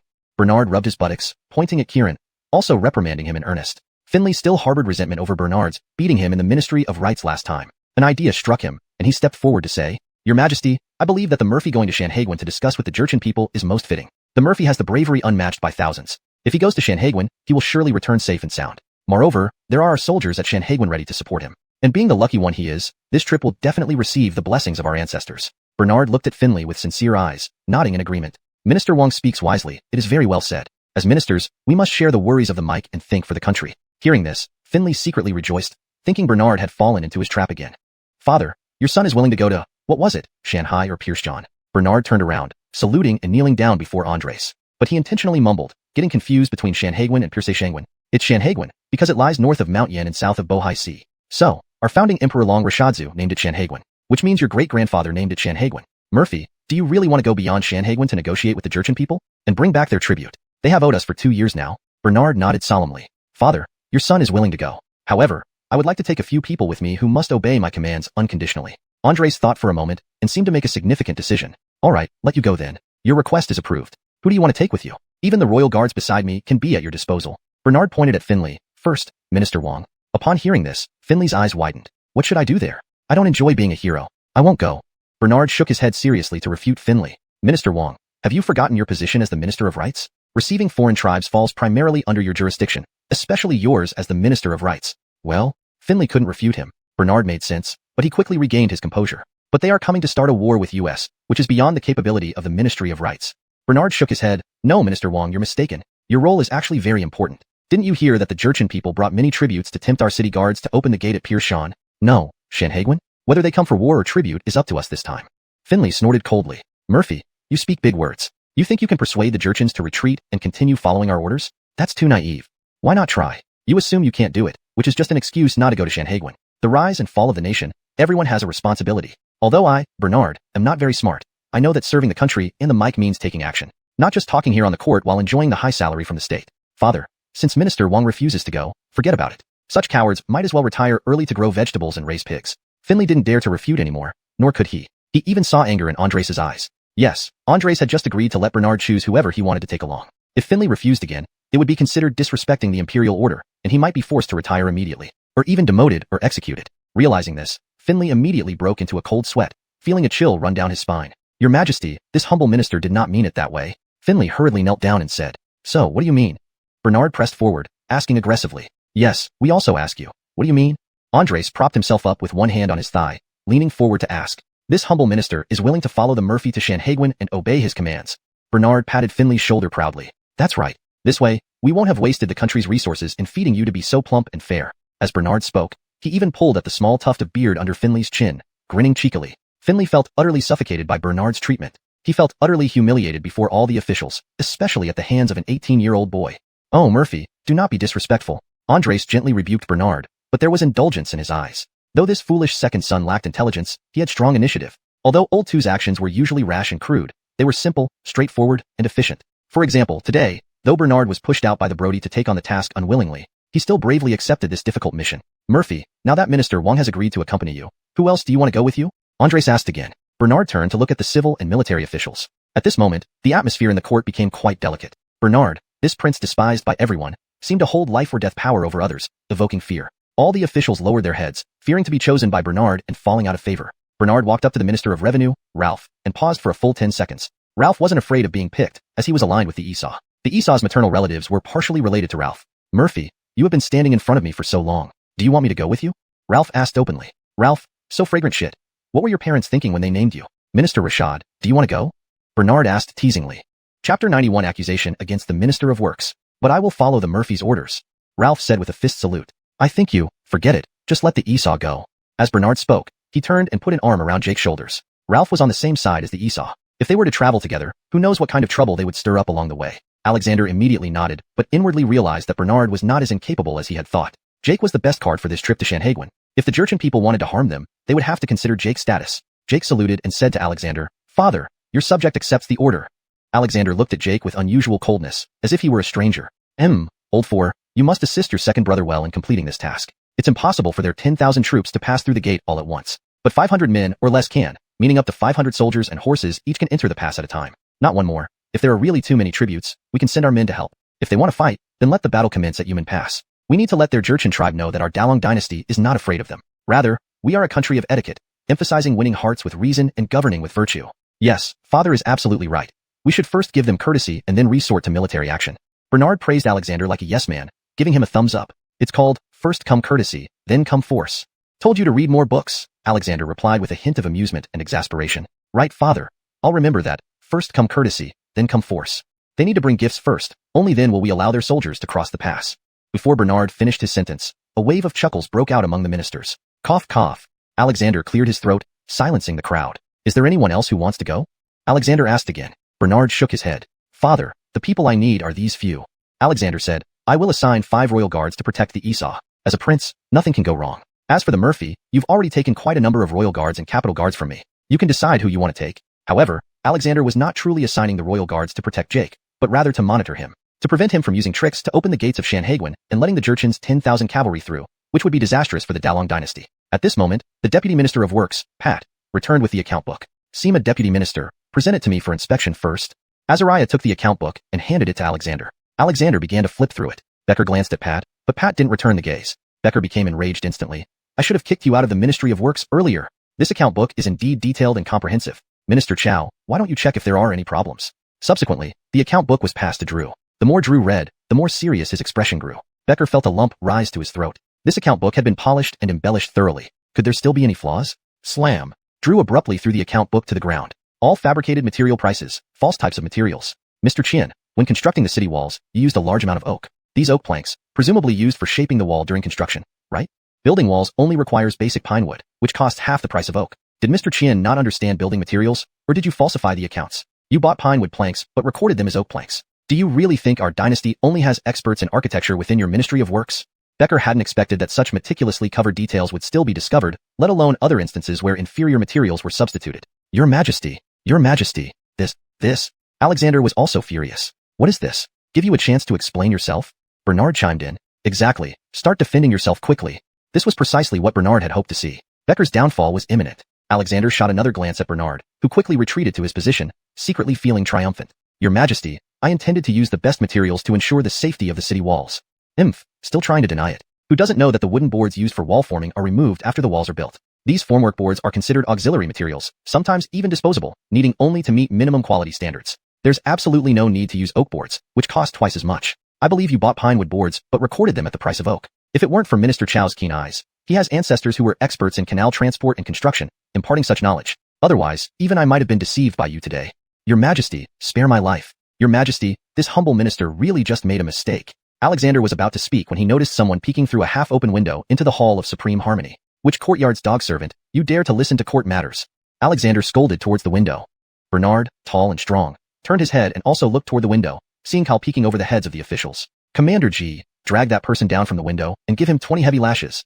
Bernard, remembering he still needed Kyle's help, quickly intervened. Father, absolutely not. It must be one of my eunuchs looking for me. The Azielwang Palace has many recent affairs. Once I resolve this matter, I can set out for Shanhaiguan sooner. Well then, go out the side door and see. Bernard guessed Kyle had returned with evidence from his investigation. This efficiency was impressive. Only one night had passed. Bernard hurriedly left the Hall of Supreme Harmony through the side door. Xavier, who was about to apprehend Kyle, released him after hearing Alexander's pardon. Adriano Lee, how is the situation?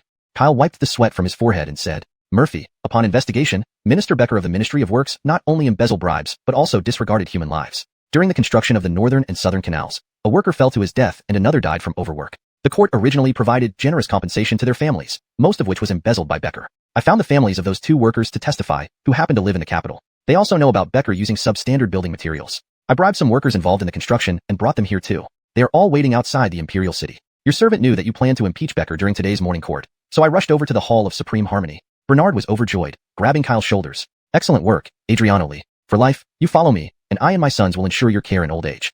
I will immediately report this to Father and announce those workers and their families to testify against Becker before the Hall of Supreme Harmony. Chapter 92. Receiving Gifts. Your Highness, the person who took Becker's father's remains back to the northeastern hometown has been found. However, this person strictly adheres to the rules of his trade and refuses to cooperate with us. For now, set this person aside. Bernard then inquired about the eyewitnesses and their general situations. After that, he turned back to Taiha Palace where Becker was still vehemently denying his crimes. Drew brought up the matter of Becker sending his father's remains back to his northeastern hometown. Your Majesty, Chancellor Qian has Khitan blood. Our dynasty is not one that confounds right and wrong. If he truly had his heart set on our great dragon empire, it would be fine. But by burying his father's remains in the northeast, Chancellor Qian has admitted that he considers himself a Khitan. Having a Khitan serving as an official in our dynasty is akin to harboring a tiger that brings calamity. Now he has committed embezzlement and taken innocent lives. Does he wish to destroy our dynasty? Becker still tried to make excuses for himself. Your Majesty, sending my father's remains back to the northeast is pure slander. Minister Chow, you must have evidence if you want to impeach me. Evidence is here. Bernard interjected. I report to your Majesty that the eyewitnesses have arrived at the gates of the capital. They are the workers who did the job. We will know whether Chancellor Qian lied once they testify. Also, when constructing the North-South Canal, some workers died accidentally. Where did the government compensation go? They can testify to this. Upon hearing that even witnesses of the embezzled compensation were brought in, Becker's heart sank. Finished. Have they really found the evidence? Summon the eyewitnesses into the palace. The moment between the witnesses being brought from the entrance to Taiha Palace felt like an eternity for Becker. Bernard even teased him. Chancellor Qian, it is early morning, and it is deep autumn. Remember to wear more clothes. Look at you turning blue from the cold, with white lips. Andres merely glanced at Becker and said nothing. 5 or 6 commoners dressed in coarse cloth, including men and women, and among them, a beautiful young woman with a 7 or 8-year-old girl, all cried and recounted their family's misfortunes and hardships truthfully. In the end, all accusations pointed directly at the Ministry of Works. First and foremost were the minister and vice minister of the Ministry of Works. However, Pat claimed he did not participate in this and said there were recorded documents for it. Naturally, all accusations eventually led to Becker. Especially regarding the compensation, the court stipulated that any death due to national projects should receive direct supervision from officials of ministerial level and above in the Ministry of Works, with a specified compensation of 100 taels of silver. Yet, only 10 taels reached the families of the deceased. When the female family member whose compensation had been swallowed came forward with her child, crying and pleading for an explanation from the emperor, everyone present, including Andres and the officials, looked angrily at Becker and sighed over his failure as an official. To swallow even such a small amount as 90 taels of silver, it showed how petty he was. Becker, with so much evidence, do you still want to deny it? Andres asked. Becker collapsed to the ground. Bring the minister of the Ministry of Works, Becker, down and remove him from office, giving him 50 heavy blows. Entrust him to the Dali Thur, Grand Court. Confiscate his property for the imperial treasury and compensate these citizens appropriately. Andres made the final judgment. Upon hearing Becker's cries of pain outside the palace, all officials were silent. How many officials could claim their hands were clean? Andres' sharp gaze swept across the hall, taking the opportunity to warn the officials. Just because nothing has happened does not mean you are all clean. Minor corruption, I can overlook. But officials who dare to swallow 9/10 of the people's compensation, do they have the courage of a bear or a leopard? Or does the court pay too little to support your families? After Andres' words, the ministers dared not breathe loudly. In the silence that followed, Bernard felt a gaze focus on him. He looked up to see Andres looking directly at him. Second son, it's quite a coincidence that just as the censor impeached the minister of the Ministry of Works, you arrived with the witnesses. Didn't you deliberately plan this to bring down the minister? Bernard quickly responded with the prepared words. Your Majesty, it was purely by chance that I met Aelashi, who had her compensation swallowed, and learned of her tragic past. After questioning her, I found that the root cause was the minister of the Ministry of Works. I casually mentioned this matter to Grand Tutor Johnny, and naturally, he was also enraged. So, I reported it truthfully to the censor-in-chief. This led to today's impeachment of the minister of the Ministry of Works and my provision of witnesses. Your Majesty can rest assured. It was not my intention to target the minister of the Ministry of Works. It was because Aelashi asked for help, and I discovered so many despicable deeds by the minister of the Ministry of Works. Thinking of the best interests of our dynasty, I acted as such. Bernard's reasoning seemed logical, But if Andres were to investigate closely, he would know that Bernard had intentionally targeted Becker first, and only then found the dire circumstances of Ayalashi and her son. However, Andres now had a host of issues to deal with, leaving him no time to delve into details. After all, the minister of the Ministry of Works had been confirmed guilty, and severe punishment was inevitable. Ministers, if there is any other business, please present it. If not, we will dismiss for now. Today, within an instant, a high-ranking official had fallen, leaving all ministers in awe and fear. They dared not bring up any matters lest they incur bad luck. Andres left first. Seeing that the officials had yet to depart, Bernard immediately said, "Fellow officials, may I have your attention for a moment? Today is my moving day. Everyone is welcome to come over for a cup of tea." The officials then recalled the news of Bernard's independent residence establishment. The Ministry of Rights had already sent out invitations. They knew about it well enough. "Your Highness, I heard about your relocation today. However, given the mourning period for the Baron, it would be inappropriate to celebrate too openly. Here is a small token of my respect. I won't join for tea today. When your Highness gets married, we shall visit Aziel Wangfu for a cup of tea." Fitzroy, the current top scholar, handed over a red envelope politely. Bernard accepted it without hesitation. Drew and Pat also came forward, presenting their prepared red envelopes. They had planned to give Bernard these during the morning court session to save another trip to Aziel Wangfu. Following Drew and Pat's lead, other officials who had prepared red envelopes also came forward with their congratulations. Even those who forgot to prepare red envelopes borrowed money on the spot, got red envelope bags, packed them, and handed them over to Bernard. Since Bernard couldn't host a grand banquet today, just coming over for tea wasn't necessary. Moreover, Bernard wasn't a prince with significant influence, so few officials truly wanted to curry favor. Performing the basic etiquette was sufficient. Bernard cheerfully collected all the red envelopes before leaving the Taiha Palace. So absorbed in counting the money, Bernard didn't notice he had taken a wrong turn. Unknowingly, he arrived at a desolate courtyard. Only when he suddenly looked up did he remember this place housed his insane uncle, Yunshin Garden. Chapter 93. Is the mad royal uncle really insane? Yunshin Garden. I've heard that there's a royal uncle inside who is quite mad and has been imprisoned here for almost 20 years. Bernard was about to turn and leave when he suddenly became thoughtful. I act crazy to preserve myself. Perhaps this royal uncle does the same. Thinking of this, Bernard looked up at the locked, dilapidated wooden door. Dust and cobwebs covered the lock, indicating that this door hadn't been opened in many years. At the bottom right corner of the main gate, some leftovers lay on the ground, already starting to rot. There was a small door on the large door panel used for delivering food inside. Could it be that the royal uncle relies on maids and eunuchs pushing food through this opening while he stays inside without coming out? How miserable must that be? The more he thought about it, the less the royal uncle seemed to be faking madness. Bernard turned away, but as he walked to the dense weeds, he saw a black figure leap over the wall and enter Yunshin Garden. What's going on? An assassin? But why would anyone try to assassinate a mad royal uncle? Moreover, it was just dawn, more like an assassin returning to hide. Assassin? Royal uncle? It was hard for Bernard to associate the royal uncle with an assassin, yet it was the most plausible explanation. Is the royal uncle feigning madness? For what? Enduring humiliation and hardship like hanging beams and pricking thighs. And there's Amber, also related to the royal uncle. Amber clearly returned to contest for status and inheritance. In the previous world, new laws granted illegitimate children inheritance rights. When this law was enacted, countless women cursed, losing faith in marriage. Let alone in this feudal dynasty, even an illegitimate child is considered a son and can live openly. At worst, it's seen as adding another concubine or gaining another lineage. After the death of the crown prince, so many strange figures emerged. If only I didn't give that kick to the crown prince, then my life after rebirth wouldn't have been so complicated. I could have directly gone south to be a leisure prince, then accumulate properties and shops, become a landlord, wear loose trousers and straw shoes, carry a jute bag to collect rent every month, and invest in ports and steamships to open up international trade, maybe even serve as the Minister of Foreign Affairs in the southern region. Bernard quickly returned to the entrance of Yunshin Garden, opened the small door for delivering food, and squatted down. Peering inside, he saw feet clad in bound-foot black pants and black night-walking shoes crossing the threshold, hurriedly entering the room. Just before entering the inner chamber, due to the increased distance, Bernard finally got a full view of the person. It was a tall and handsome middle-aged warrior. His movements were quite agile. So this is the supposedly mad royal uncle? Who are you, and what are you doing here? A female voice suddenly came from behind Bernard, scolding him. Turning around, he saw a palace maid holding a bowl of food. You, Murphy. The maid recognized Bernard. Bernard's behavior of peeking through the dog hole was rather absurd, inappropriate for a prince. The maid looked at Bernard oddly as he stood up and brushed his hands. Nothing. I saw two cats flirting and arguing, so I peeked in to see what they were doing. After saying this, Bernard pretended nothing happened and left. Not only did the maid not bow to Bernard, she murmured as he walked a few steps away. A fool coming to see a madman. How amusing. Then she placed the bowl of food through the dog hole into Yunshin Garden. After the maid left, Bernard emerged from the shadows again. The dog door remained open. Bernard hid near it, observing the movements inside. Just as Bernard was about to lose patience and leave, footsteps approached the outer side of the door. Bernard seized the opportunity and caught the hand reaching for the bowl, pulling it out. The person inside tried to struggle free, but Bernard held on tightly. Help, help, I'm so scared, so scared.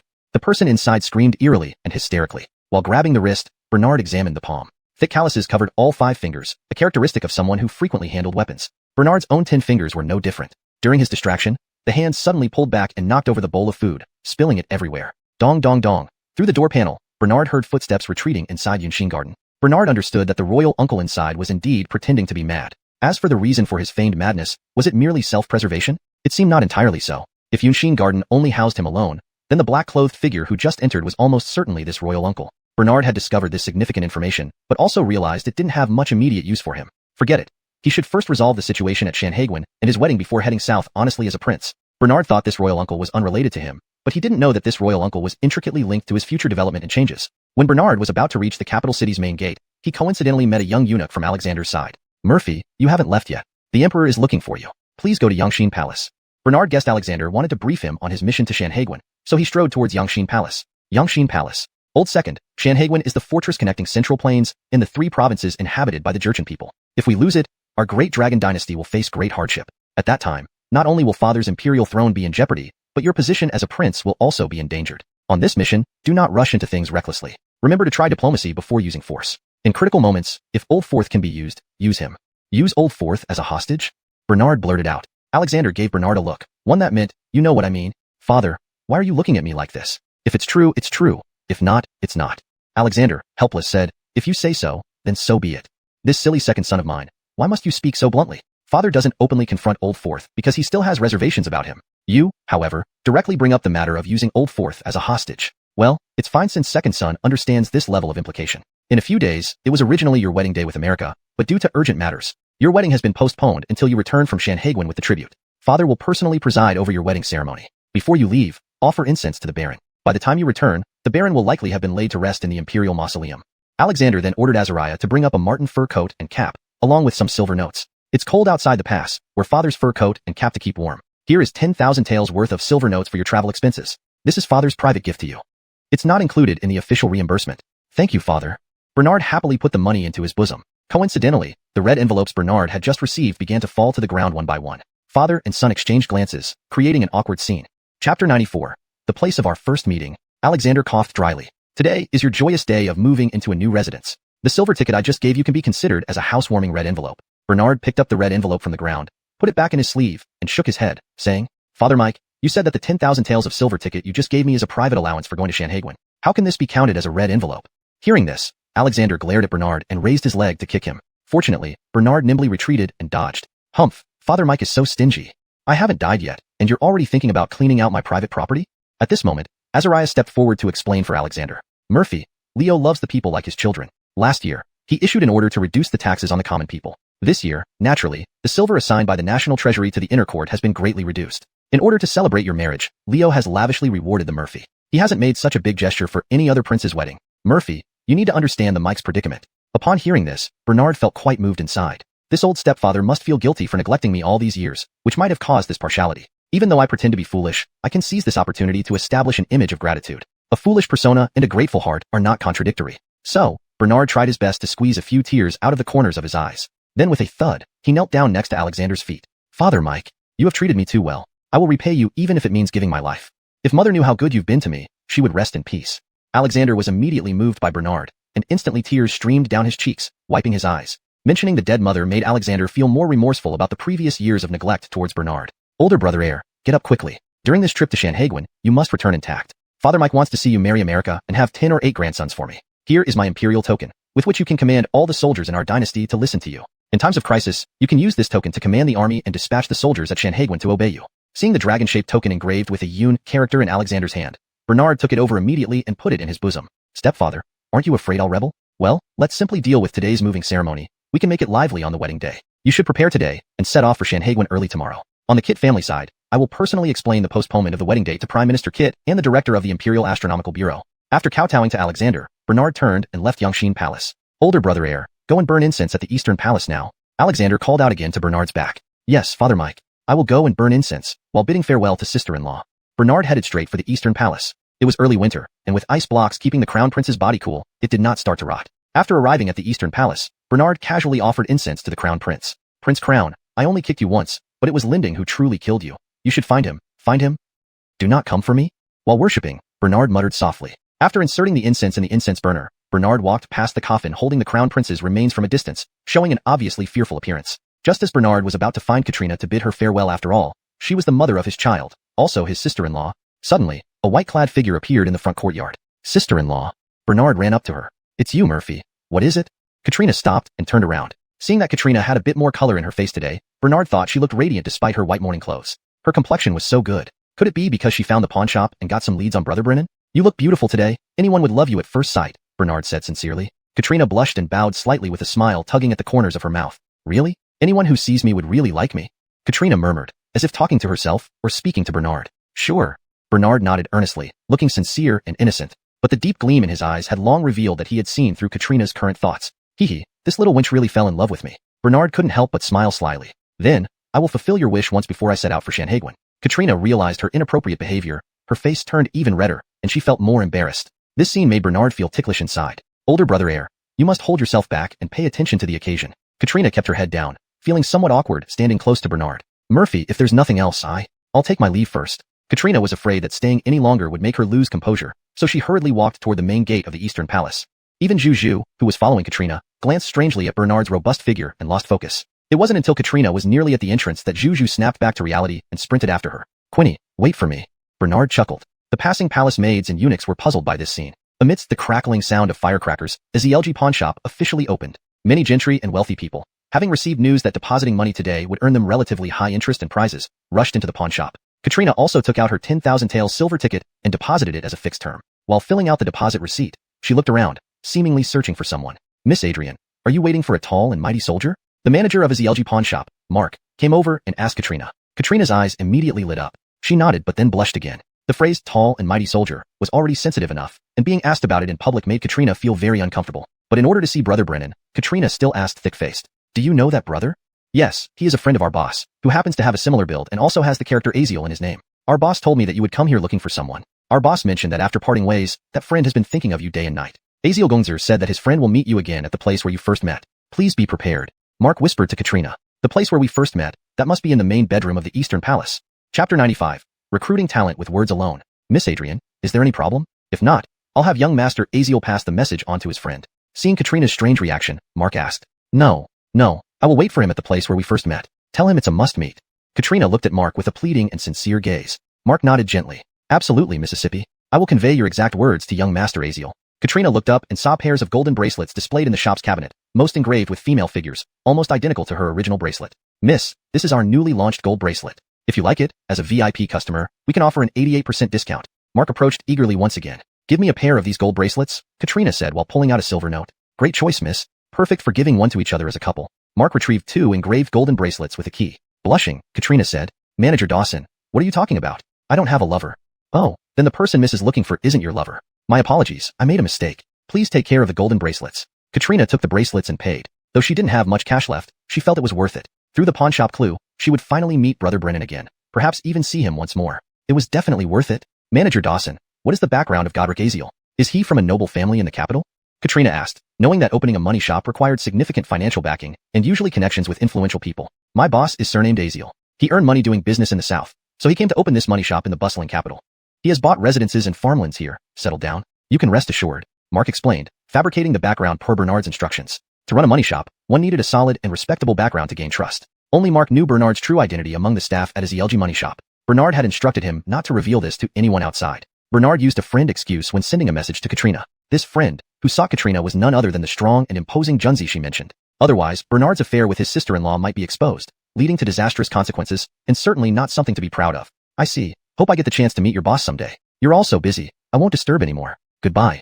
Katrina left the ZLG money shop feeling like she was bathed in spring breeze, lively and light. Her previous worries now vanished. After leaving the Imperial City, Bernard ate breakfast and headed straight to the money shop. He knew today was doubly auspicious for him, moving into the new residence and opening the money shop. Seeing the steady flow of customers, Bernard felt reassured that his bank investment had been wisely chosen. Keeping interest rates below high-interest loan limits, but higher than ordinary shops, would naturally attract more deposits. These funds could later be reinvested for further gains, though details of this plan were omitted for now. Boss Aziel, Miss Adrian just visited and deposited 10,000 taels of silver as a 1-year fixed deposit fund. And your friend's message was conveyed to Miss Adrian. She said she will meet your friend at their first meeting place tonight. Bernard nodded, recalling the night they first became intimate with Katrina. This red envelope is for a prosperous opening day. Work hard. Bonuses await you all as the money shop prospers.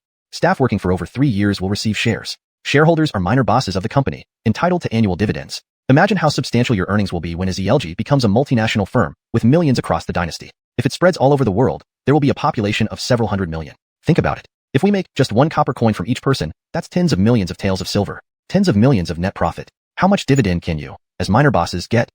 Bernard took out the small red envelopes he had prepared in advance, distributing them to all employees of the money shop while delivering an inspiring speech. With his persuasive tongue, Bernard managed to arouse the enthusiasm of his ELG Money Shop's 5 employees, making them feel as if they were about to become the richest men in the Great Dragon Dynasty. Boss Aziel, we will definitely follow you and work hard. I will too, working until a ZLG Money Shop can no longer operate. No, pardon my bad mouth. I mean until I can no longer work. I vow to share the glory and humiliation with a ZLG Money Shop. When a ZLG grows strong, I want to bring my family members here to work too. Bernard chuckled and pointed at the last speaker. That's a good idea, worthy of promotion. Our business department needs people like you. Yes, you should pull in your relatives and friends to get rich together. Manager Dawson, book a table at Baijiachuanchi restaurant for lunch. Expenses will be reimbursed. I have to travel elsewhere tomorrow and won't be back for 10 days to half a month. I won't join you for lunch today. During this period, Manager Dawson will be fully responsible for the affairs of the money shop. Then, Bernard pulled Mark aside to a quiet corner and said, if you need to find me in case of an emergency, go to the shooting range on the eastern outskirts and look for a man named Ambria. In case of any urgent and difficult decisions, he will act on my behalf.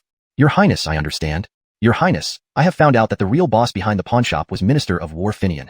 So it was him? Bernard pondered for a while before saying, work hard. I'm going to the shooting range to brief Chief Army Commander Yuan now. Then, Bernard went to Aziel Wangfu, leading Adriano High, and preparing to go to the shooting range to brief Yuan on what to do after he went to Shanhaiguan. Today was the moving day of Aziel Wangfu. Just as Bernard had predicted, no officials came to present their red envelopes personally, because Dylan came at this time. Those who didn't give red envelopes in court also sent their servants over. Your Highness, I have come as you instructed. Looking at Dylan, dressed in scholarly attire and looking naive and simple, Bernard knew he was inexperienced and knew little about the treachery of the world or the power struggles in official circles, making him easy to handle. As your prince, I am heading south to be a king. Would you like to accompany me? If you are willing, I lack a dedicated accountant. I hope this person is loyal to me, without a second heart. He should be incorruptible, not accepting bribes or embezzling my funds. And he should not gossip or easily reveal my commercial secrets. You have just passed the imperial examination as the top scholar. According to tradition, you would first enter the cabinet. But the cabinet is already full of talent and children of officials. You studied hard for 10 years to achieve this success. Without background or connections, it would take you a long time to rise in the cabinet. Worse, you might even lose your life. But if you follow me, I will ensure you can achieve success within 5 years. I can't promise you supreme power or wealth, but at least you will have no worries about food and clothing, own land, and honor your ancestors. You can also marry and enjoy the blessings of wealth. Entering the cabinet serves the mic and the court, and stabilizing the south with me also serves the mic and the court. Both paths lead to the same goal, but following me is more advantageous. What do you think? Moved by Bernard's words, Dylan was inspired and moved. The top scholar of this year, Dylan, wishes to follow Leolani wholeheartedly. Very good, haha. Bernard laughed heartily, feeling elated. Recruiting talent with just words is so effortless. Chapter 96, A Tale Too Implausible. Since the top scholar of this year has decided to follow me, I shall ask the Emperor, my father, for you as a pillar of the state. He. Bernard's analysis was not wrong. Nowadays, most officials in the court and cabinet are descendants of officials who gained their positions due to their ancestors' merits. It took 3 generations for others to achieve today's status. Why would Mario believe that 10 years of studying could surpass them? Even if there are some people within the court who rose through the ranks via imperial exams, they still can't match the official family's influence networks, remaining unremarkable and struggling to advance throughout their lives. Alexei also became an official through passing the exam and is now at the peak for a scholar as the Deputy Minister of Works. Mario had heard before that the current second prince was considered foolish and ignorant of etiquette, seemingly born without much sense. However, after interacting with Bernard, he found him quite admirable. He did not think Bernard was foolish, but upon hearing this, Mario realized that Bernard had planned to recruit him long ago, which made him feel even more honored. To receive favor from His Highness the Murphy and Advisor Dawson is truly a rare honor. Today is the day we move into the Aziel Wangfu. You should go inside and meet the household staff. I need to head to the shooting range to find Advisor Dawson first. Tomorrow we depart for Shanhaiguan, and there are many things I need to settle. Bernard turned and asked a maid to guide Mario into the Aziel Wangfu. Just as he was about to leave on his black horse, a clear voice came from behind. Donnie G. Yueshua. It was Ria riding a chestnut horse approaching. I heard you're going to Shanhaiguan with the 4th prince and the Minister of Rights to negotiate with the Jurchen people. Be careful on your journey. Yueshua, rest assured. I'll return as soon as possible for our wedding. The Emperor has promised to preside over our ceremony when I return. You will be the mistress of Aziel Wangfu during my absence, so please take care of everything here. Donnie G, rest assured. Aziel Wangfu is in safe hands with me. Grandmother wanted to come visit, but her old war wounds are acting up again because of the colder weather. She sent me to tell you not to easily trust Austin's words. Though he is brave in battle, he is also cunning. While he may not break his word, he is merciless and likes to deceive. If you face him, you must be very cautious. He might use deceptive tactics and strike hard when you least expect it. Grandmother suffered from Austin's deceit once. Her rib injury was caused by him. Here's a secret plan she gave you. Do not open it unless absolutely necessary. Bernard took the red pouch, wanting to laugh but holding back. Isn't this something you'd only see in TV dramas? How did it end up happening to me? Well, let's believe the plot. With the pouch secured, he held the reins and said, Yueshua, I'm heading to the shooting range to check on the progress of the Yama troops. Donnie G, I want to go with you. You're leaving tomorrow, and I want to spend more time with you. Bernard was about to agree but remembered the brothel area near the shooting range. It wouldn't be appropriate for Rhea to be exposed to such a place. Yue, stay at Azio Wangfu and help me greet the guests bringing red envelopes. After I finish, I'll come back to take you to dinner at Tang Pavilion. I'll spend the afternoon with you properly. Okay, Donnie G. Rhea dismounted shyly. Previously, Rhea appeared straightforward and mature. Since being with Bernard, she has become increasingly feminine and delicate, especially after they consummated their marriage. Rhea blossomed like a peach flower in the spring breeze, alluring and beautiful. Seeing his beloved woman grow more stunning and obedient, Bernard felt a deep sense of satisfaction. He couldn't help but feel extremely satisfied and in high spirits. He then remembered that he was going to meet Katrina later that evening, and tomorrow he would ride out to Shanhaiguan, likely leaving his legs trembling from the journey. Bernard mounted his black horse and slowly made his way towards the shooting range. Ha ha hey. Even before Bernard arrived at the shooting range, he could hear the loud, resounding cries of soldiers training in the distance. Hee, they're getting better every day. The Yama troops need this kind of spirit. Bernard dismounted, watching the dust swirling within the training grounds where over 100 Yama troops were orderly drilling under the sun. He couldn't help but recall the scenes from his previous life, when he was undergoing training at the base. It felt like it was just yesterday. After securing his horse, Bernard walked toward the training field. Welcome, Your Highness. Seeing Bernard arrive, Yuan gave a signal, and all the Yama troops kneeled with one knee on the ground, greeting him in unison and with great vigor. Everyone rise. To see you all become a cohesive force so quickly is truly gratifying to this prince. Though the Yama troops have no more than 200 members, and now there are only 160 of you, this prince hopes that after Commander Dawson's training, you will be invincible and capable of holding off an army of 10,000 men. Can you do that? Using 200 men to face 100,000 troops, it sounded like a fantasy. Thus, the Yama troops remained silent. Yuan had been a general for many years and never dared to make such demands on his troops, for it was harder than climbing to the sky. Even the bravest 200 warriors might not be able to achieve it. However, as the commander bridging the past and the future, Yuan did not disappoint Bernard. All Yama troops, listen up. Remember that your potential is limitless. No matter how powerful or excellent you think you are now, your skills, reaction times, and combat techniques can still improve greatly. 200 elite Yama troops can defeat 100,000 troops. It's not impossible. Remember, it's not the number of soldiers that matters, but their quality and prowess. Encouraged by Yuan's words, the Yama troops gradually opened their minds. That's right. We can do it if we are willing to train hard. There's no harm in trying. As long as we try our best, it should be possible. But very few responded positively, while most of the Yama troops remained silent. Resisting an army of 100,000 with just 200 men? Isn't that just asking for death? It seems this Murphy is indeed foolish as rumored. Though he doesn't put on airs, it's because he lacks the power to do so. Is this Murphy really asking us to go to our deaths? I've heard that this Murphy has some mental deficiencies. Today's talk sounds foolish. How can 200 people fight 100,000? Even 20,000 against 100,000 would be problematic. Heard the Murphy is going to Shanhaiguan to negotiate with the Jurchen, 100,000 cavalry. Does he want us to? I don't want to die in vain. If necessary, I'll quit. Bernard's idea immediately received opposition, doubt, contempt, and even fear. Did the courtesans I provided not satisfy you, since you dare to openly defy this prince? Bernard asked coldly. Chapter 97. Do not persuade a courtesan to reform. Silence, a long silence. Yuan immediately rebuked the members of the Yama army. As members of the Yama army, you must be loyal to the Murphy and the court. Are you now starting to waver? After all these years of hard work, the Murphy was just giving an example. Why are you so anxious? It's not as if you are truly expected to face an army of 100,000. Only then did the Yama army quiet down. You are the ones the prince wishes to cultivate into special forces. What are special forces? They are soldiers different from ordinary troops. The prince would never ask you to fight an army of 100,000 with swords and bows. You indeed don't need to do so, but the prince hopes you will have the strength for it in the future. In the future, the prince will provide you with more powerful firearms, so that even 1,000,000 troops wouldn't be a problem for a few hundred of you. Trust the prince. After Bernard explained this, everyone understood that he wanted to change their weapons. However, there didn't seem to be such powerful weapons in this world, and the Yama army still did not believe him. At this moment, one brave member of the Yama army spoke up first. The Murphy is considerate toward us, most of whom are bachelors, and has provided us with several military courtesans. They indeed bring us joy and help wash clothes, treat wounds, and more. We are deeply grateful for everything the Murphy does for us. But with due respect, no weapon in this world can make 200 men capable of facing an army of 100,000. Perhaps 2,000 or 20,000 could barely manage. The Murphy, we are not cowards or ungrateful, but unnecessary sacrifices should be avoided when possible. Bernard smiled cunningly and said, Fine, the prince appreciates your frankness. Without showing you pistols and bombs now, it's understandable that you don't believe me. When the prince returns from Shanhaiguan, I will bring back the pistols and bombs I've made for you to practice. Then you'll see that your 200 special forces can handle an army of 100,000. But indeed, the prince was only using an analogy. There is no real army of 100,000 to train against. For this trip to Shanhaiguan to face the Jurchen Iron Cavalry, you aren't needed either. The prince has his own Qinglong saber. The Yama army member nodded and solemnly replied, All right, we will wait for the Murphy's new weapons. Yuan checked the time and told the Yama army, dismissed for lunch. The Yama army then left in an orderly manner. Murphy negotiating alone against 100,000 Iron Cavalry? He might never return. It's said that Brody set him up. He pushed him forward in court, leaving the Murphy no choice but to take on the task. Besides fighting, what diplomatic skills does the Murphy have? To think he could persuade the Jurchen tribe to retreat is just a dream. In my opinion, while the Murphy is good-hearted, as a royal, he doesn't understand the suffering of the people and overestimates his capabilities. Talking about resisting 100,000 with 200 men, or persuading the Jurchen alone, it's all wishful thinking. Be careful what you say under the Murphy, or you may lose your head. In the Yama army's mess hall, the soldiers continued discussing Bernard's mission to Sanhaguin. Apart from gratitude for his welfare measures, they also expressed doubt about his arrogance. Word of Bernard's upcoming trip to Sanhaguin with the Esau and the Minister of Rights had quietly spread throughout the capital. In streets and taverns, citizens gossiped about it. Most believed Bernard, being a weak-minded prince, lacked the capability to negotiate with the Jurchens. Especially to convince them to retreat and bring back all tributes, seemed unrealistic. Bernard inspected the living conditions of the Yama army, ensuring all arrangements were in place, including the facilities. Even the 6 military courtesans had their own separate living areas. Brother Yu, I've washed all the bed sheets. Zyra, one of the courtesans, said lightly to Yuan as she approached. This is the Murphy, our future leader. Hurry, greet him properly. Yuan introduced Bernard to Zyra. Upon hearing that Bernard was the current Murphy, Zyra bowed respectfully. Citizen Zyra greets the Murphy. Rise. Thank you, Murphy.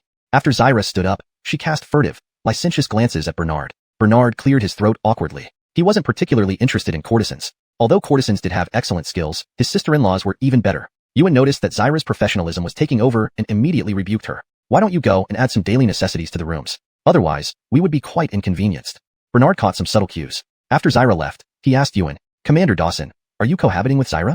Yuan answered frankly, to the Murphy, indeed I am. I cohabit with Zyra, but I won't marry her. I know the difference between a fling and a serious relationship. The biggest taboo for a man is falling in love with a courtesan or persuading her to reform. I have given this instruction to the Yama army as well. Please rest assured, Your Highness. I distinguish public from private matters clearly and will not cause trouble. Bernard nodded in agreement. So it's best. 2 major taboos for men, corrupting good women or trying to reform courtesans. Especially avoid a deep relationship with a courtesan. Yuan, who has seen much of life, clearly understands these truths. Suddenly, Bernard thought of Linding's mother, Christy. Such an experienced woman would suit Yuan perfectly. Sometimes, the best way to completely win over a man is to give him a beautiful woman. Especially for Yuan, who has lived a solitary life for half his lifetime. Christy seems like a warm-hearted and virtuous woman. They would be a perfect match. But would Father Mike approve without wanting to kill me? After all, every man wants his woman to belong only to him, regardless of whether he uses her or not. Besides, before using the military courtesans, I instructed the Yama army to always use fish bladders. This era didn't have condoms. Fish bladders were commonly used instead. Commander Dawson, let's go have lunch together. I'll pick up America from the Yonatan Palace first, and invite Zhang Zhao and Julius as well. Let's meet up at Tang Pavilion Inn. Bernard rode Little Blackback to the Yonatan Palace. Eugenia handed over some red envelopes she had just counted and reported the detailed list of gift givers to Bernard. Bernard pulled Eugenia into his arms and kissed her softly on the lips. America, having you around is truly wonderful. Dylan will be my accountant from now on. You can entrust your tasks to him. Apart from managing our household, I need you to bear me 8 to 10 children. How annoying. Eugenia gently tapped Bernard's chest, her face flushing with shyness. Seeing you, I find you too beautiful, and it happens again. Bernard whispered seductively in Eugenia's ear. Feeling the unusual sensation, Eugenia blushed and ran away. Elder brother, isn't it shameful to hug elder sister-in-law in public? Prince Duke entered, licking a candied hawthorn skewer. Reese came. Bernard greeted with a playful smile. Since elder brother is setting up the mansion and preparing to leave for Sanhaguin tomorrow, Reese naturally comes to present a red envelope and invite you for dinner. Tang Pavilion has been bought by me, and the menu has been replaced with dishes following your recipes. Come, Reese treats you to a farewell meal. What a coincidence, Reese. I was just saying I'd bring some friends there for dinner. Let's go. Thus, they happily went to Tang Pavilion together. However, Bernard didn't know that the guests inside Tang Pavilion were discussing his trip to Sanhaguin enthusiastically. Chapter 98. Murphy is a simpleton. On the way, Bernard encountered the carriage of 6th Prince Brinley again. Second brother, today you establish your mansion. My mother sent me to give you gifts. Please accept them with pleasure. I've heard that you and 4th brother are going to Sanhaguin tomorrow. Wishing you success in this journey. When Brinley handed over the red envelope and some gifts, he didn't forget to flatter Bernard. Thank you, 6th brother. How about joining 2nd brother for lunch at Tang Pavilion? The current owner of Tang Pavilion is Reese. It's one of the top restaurants in our capital. Bernard also gave a thumbs up to Bernie. Bernie said confidently, 6th brother, join us? Studying all day is no fun. Why not, let's go. With 6th Prince added to the group, they all headed towards Tang Pavilion Restaurant. At Tang Pavilion Restaurant, Bernard had last visited Tang Pavilion Restaurant last year, shortly after Baron and Katrina got married, hosted by the Baron. Bernard faintly remembered how he acted timidly and appeared foolish back then, becoming the laughingstock among the princes during the banquet. Especially the sarcastic remarks of the Baron were directed at mocking his maternal clan's background. It was at that time that Bernard secretly developed resentment toward the Baron. Afterward, influenced by Brody and Esau, Bernard ended up attacking the Baron and subsequently injuring him. Tang Pavilion Restaurant could be considered the starting point where Bernard began to change his fate. At noon, the dining hall of Tang Pavilion was bustling with diners laughing, chatting, and eating. Waiters were busily moving between the tables and private rooms. The first floor was an open dining area, while the second floor housed various private suites. Second brother, the room on the left-hand side of the second floor is ready. If you need anything else, just order. Although Bernie invited several people to dinner, he only asked Bernard and ignored the others, treating even 6th Prince indifferently. Brinley, despite his proficiency in classics and military strategy, was more of a theoretical type, timid and cautious, naturally lacking presence. Bernie felt they were not from the same world. On the contrary, Bernard's simplicity and sincerity were much admired by Bernie, who always called him second brother. Bernard and Bernie went upstairs shoulder to shoulder. Both were striking in their physical appearances, creating quite a scene as one towered over the other like a pillar next to a small pot. Zelda, Ewan, and Brinley followed behind. Such a grand entrance attracted many curious gazes from diners on the first floor. Just as Bernard reached the second-floor staircase, he overheard guests below discussing him. I reckon Murphy is doomed if he goes to Shanhaguan. Once he faces the Jurchen tribe beyond the pass, it wouldn't be surprising if he's killed instead of negotiating or bringing back tribute. True, I wonder what the Mike is thinking. Murphy lacks both talent and military prowess. Sending him would only be a waste of life. Even though he won 3 matches against the Southern Barbarian Scholars, it was mere luck, nothing he knew beforehand. That's right. They say Murphy was born simple-minded, possibly due to the Mike being drunk when conceiving him. Sending him there is practically a death sentence. I'm worried too. If negotiations fail, opening the gate might lead to another catastrophe. Moreover, having Esau involved makes things worse. Esau's maternal clan is from the Jurchen tribe. What if he uses Murphy as a pawn? He could become a traitor. A cough. We're in the capital, discussing such sensitive topics. You've had too much to drink. Blaming the court and insulting Murphy openly. Do you want your heads? A sober guest reminded the drunkards to avoid speaking out of turn. This warning made 2 guests nervous, but one particularly intoxicated diner still rambled on. I fear the court, but what about Murphy? Not scared at all. He's only fortunate to be born into the royal family. If he were born a commoner, he'd be a homeless fool. What's there to fear? Those questions in the match against the Southern Barbarians, I could answer them too. Don't think he's smart because of that. Those accompanying Bernard stood at the staircase entrance, all looking at Bernard. Bernard's stern face appeared calm, or perhaps it completely masked his inner emotions. Zelda couldn't bear to listen anymore and scolded from a position of superiority. You few drunks, if you can't hold your liquor, don't come out drinking. After just a few drinks, you start babbling here. Sooner or later, you'll bring disaster upon yourselves. Bernie also whispered to Bernard, second brother, if you need Reese to stand up for you, just say the word. Bernard waved his hand and shook his head but still said nothing. Bernard's reputation as someone who was foolish and simple had long been widespread in the capital. It was only natural that others would gossip about him behind his back. However, Bernard could feel that this drunkard had been deliberately targeting him today, not just because he had had too much to drink. There must have been another reason. Bernard closely observed the few men. While their clothes weren't extravagantly expensive, they were certainly not shabby, indicating they came from distinguished families. He imagined they must know someone in the court, sharing hostility towards him. Zelda's remarks made the diners at that table, who had already consumed several pots of wine, unhappy. That woman, if you weren't somewhat good-looking, this young master would slap you across the face today. The one who had most vehemently insulted Bernard spoke. A boy of average build, dressed in red brocade. Master Chien, that girl isn't bad-looking. Why don't you ask her to join you for a couple of drinks? He. Yeah, Master Chien, compared to the courtesan you keep at drunken immortal tower, this woman is worlds apart.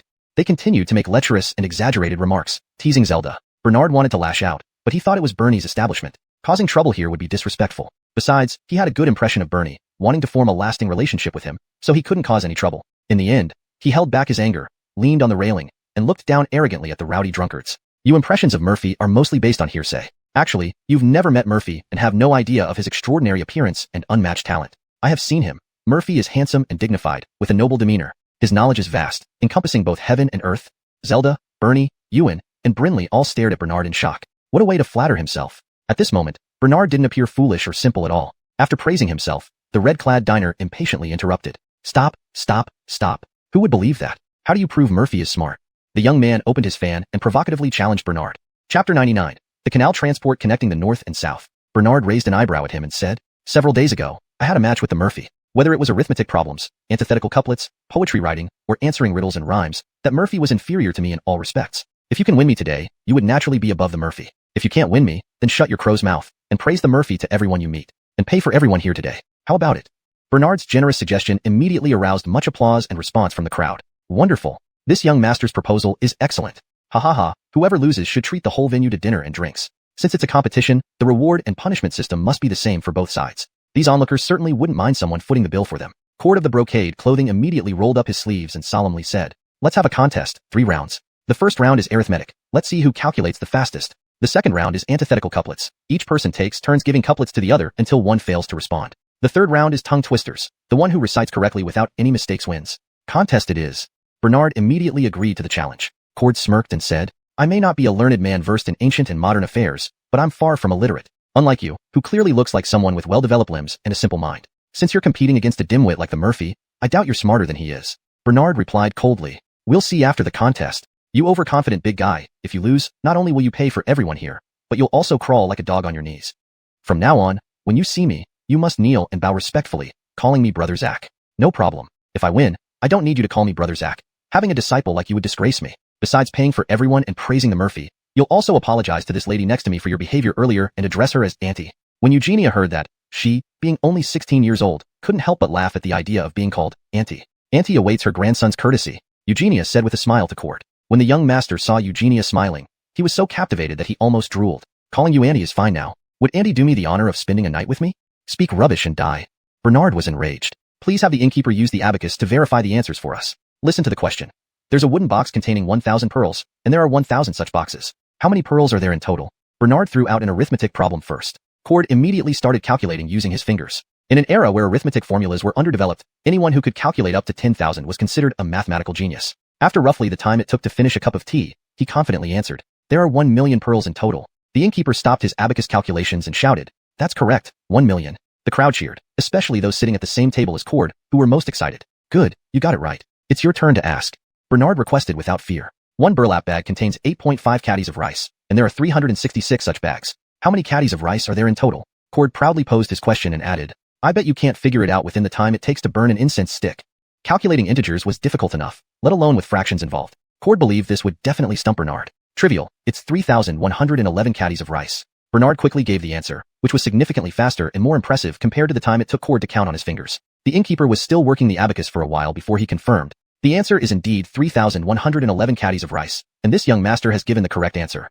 Not giving the other party any breathing room, Bernard immediately asked the second question. 250 multiplied by 250 equals what? He smiled meaningfully after asking, as these years of being called idiot 250 made him enjoy the chance to use this homophone to insult others. Cord started counting on his fingers again. This time, it wasn't just integers, so Cord took longer to calculate. The innkeeper had already figured out the answer. Seeing this, a chubby companion at the table glanced at the abacus and used hand signals to tell Cord the answer. What? Louder. Sweat began to bead on the forehead of Godric Wong. 62,005. The chubby companion, in his haste, spoke louder. You really are at 250. You lost. That's cheating. Bernard pointed at Godric Wong from afar and said, all right, I admit I lost. Cord helplessly conceded defeat. I win the first round. Bernard chuckled. Eugenia and the others led the applause, and the diners downstairs joined in. This lively scene attracted many diners from the private rooms on the second floor to peer out, curious about the commotion. The first round was initiated by me. For this second round, let's have Godric Wong start by posing the first question. Concerned that the opponent might find a loophole to cheat, Bernard this time allowed the other side to pose the first question. East pawn shop, west pawn shop, east-west pawn shops pawn east-west items. South canal transport, north canal transport, south-north canal transport connect south-north. Upon hearing Bernard's quick response, Cord was startled cold sweat. The Minister of Works Becker had fallen from power due to issues with the construction of the north-south canal, and this matter had spread throughout the capital. Bernard merely modified a well-known couplet from his past life slightly to provide the answer. The commonly used original version was South Tongzhou, North Tongzhou, South-North Tongzhou connect south-north. This not only rhymed perfectly and was structurally sound, but also touched upon current events. Bernard's intentional modification aimed to fish for information from Cord. Many diners immediately gave thumbs up and praised Bernard. Cord had come here to drown his sorrows and insult Bernard because he was in a bad mood today. Now, being repeatedly bested by Bernard, his chest felt even more congested. Why don't you concede now and bark like a dog? Not only will I not make you pay for everyone here, I'll give you a tip. Brother Qian, I bet you didn't bring much money today? How do you know? Cord blurted out. He quickly realized his slip-up and corrected himself. Who says? If I had no money, why would I be eating here? Bernard caught the nervousness and lie-telling emotion in Cord's demeanor. The identity of this Cord must align closely with Bernard's speculation. Listen carefully, it's my turn to ask. Bernard cleared his throat, and the entire venue fell silent. The Minister of Works turned thief, yet his son remains audacious. As soon as Bernard said this couplet, the hall erupted in chatter. What a sharp couplet. It directly insulted the Minister of Works and his son. Cord was so furious that he slammed the table right there. Chapter 100. An encounter with Ayala's clan. Boy, who are you exactly? Cord pointed at Bernard and loudly interrogated. Bernard chuckled lightly. I've already said that I'm an old acquaintance of the Murphy. You criticized him, so naturally, I have to speak up for him. Moreover, you must be here drowning your sorrows because the Minister of Works was dismissed from office and his family's assets were seized. You can no longer enjoy the wealth and honor you once had. Today, I doubt you can even afford the meal in front of you, let alone all the tables here. As Bernard spoke, everyone realized this Cord likely had a close relationship with the recently dismissed Minister of Works, Becker. Boy, is that Minister of Works your father? Finally, one of the guests couldn't help but ask the young master. The expression on Cord's face immediately became flustered. Watching his reaction closely, Bernard became even more certain about this Cord's identity. Reese, sixth brother, haven't you ever seen Becker's son? Bernard turned to ask the boon and sixth prince. They both shook their heads. Then Bernie added, I've never seen him either, just heard that he was quite a rascal. Reckless and extravagant, gambling and womanizing, doing nothing good. Reese, what's his name? He seems to be called Qian. Cody. Bernard nodded and looked back at Cord. Cody. Bernard shouted at Cord, who instantly turned around. What? You know me. Cody suddenly realized he had been exposed. As I thought, you are indeed the son of the former Minister of Works Becker. No wonder you're speaking ill of the Murphy. After Bernard finished speaking, everyone's eyes turned towards Cody. Seeing the looks of anger and disdain, Cody felt a chill run down his spine. Master Qian, it's not good. Master Qian has died in prison at the Ministry of Justice. Suddenly, a servant boy in green clothes ran over to Cody and told him this news. What? How could this happen? The 100 cane strokes meant certain death for Master Qian. He was strong to have lasted until now. Upon hearing this, Cody collapsed into his seat. This effectively exposed Cody as the son of the former Minister of Works. Becker's corruption, bribery, disregard for human life, and embezzlement of relief funds for victims' families had already caused public outrage. Exposed during this sensitive time, angry civilians immediately started hurling chopsticks and drinks at Cody. Cody could only dodge like a stray dog and eventually fled the tavern. If I were invited by such a degenerate scion, I wouldn't eat. Like father, like son. The crooked beam makes the straight ones waver. Thanks to the friend of the Murphy, who exposed his true identity in public. We'll beat him whenever we see him from now on. If we knew he was the corrupt Minister of Work's son, even if he offered us a feast today after losing, none of us would accept. After all, he's spending the hard-earned money and even the relief funds of common people. After Cody left, the patrons continued to heatedly discuss the former minister and his son. We didn't even finish the competition, and it's over. Bernard felt slightly regretful. Otherwise, today someone would have treated everyone. What a virtue. However, Bernie was generous and addressed the innkeeper. Mr. Lee, today give everyone an 88% discount, and VIP members get a 66% discount. Also, provide a free fruit platter. This is to wish good fortune to the current 6th prince on his journey to Shanhaiguan and success. Bernie's gesture earned applause and cheers from the guests. How generous our boss is. No wonder you can become the boss at such a young age. In the future, I must bring my relatives and friends here regularly. Entering a private room and sitting down, Bernard and company soon enjoyed a table full of exquisite dishes made according to Bernard's recipes. Second brother, I once ran a restaurant, but it failed due to poor management. Later, using your recipes, I bought this well-established tavern. Business has been thriving every day. Reese should toast second brother. Here's to you, second brother. Bernie praised Bernard while pouring wine for him. They finished their glasses in one gulp, then smiled at each other. Having a congenial partner in life is truly delightful. Second brother, sixth brother also raises a glass to you. You are a heroic brother in sixth brother's heart. Jake also toasted Bernard, though he appeared timid and indecisive. After having their fill of food and drink, Ewan, mindful of returning to the shooting range to train the Yama army, got up to take his leave. Bernard pulled Ewan aside to a quiet spot for a conversation. Commander Dawson, now that the Minister of Works has fallen from power. Next, Chief Johnny will lead in recommending Pat as the new Minister of Works. While I'm away at Shanhaiguan, you should spend more time interacting with Chief Johnny and Pat. There will be many opportunities for cooperation with them in the future. Chief Johnny will guide Pat on how to proceed. When Pat creates difficulties for the Brody, and the Brody is forced to liquidate the caravan due to issues caused outside, please take the trouble to acquire the Brody's caravan at a low price. The southern campaign can't be delayed indefinitely. Therefore, I hope that after I return from Shanhaiguan and get married, we can set out for the south. Your Highness, please rest assured. I will do my utmost to accomplish your wishes. Thank you, Commander Dawson. You may return to the shooting range now. After Bernard also bade farewell to the Boon and Sixth Prince, only Emilio remained. Bernard held her delicate white hand. Yoshua, where would you like to go for fun? I'll accompany you this afternoon.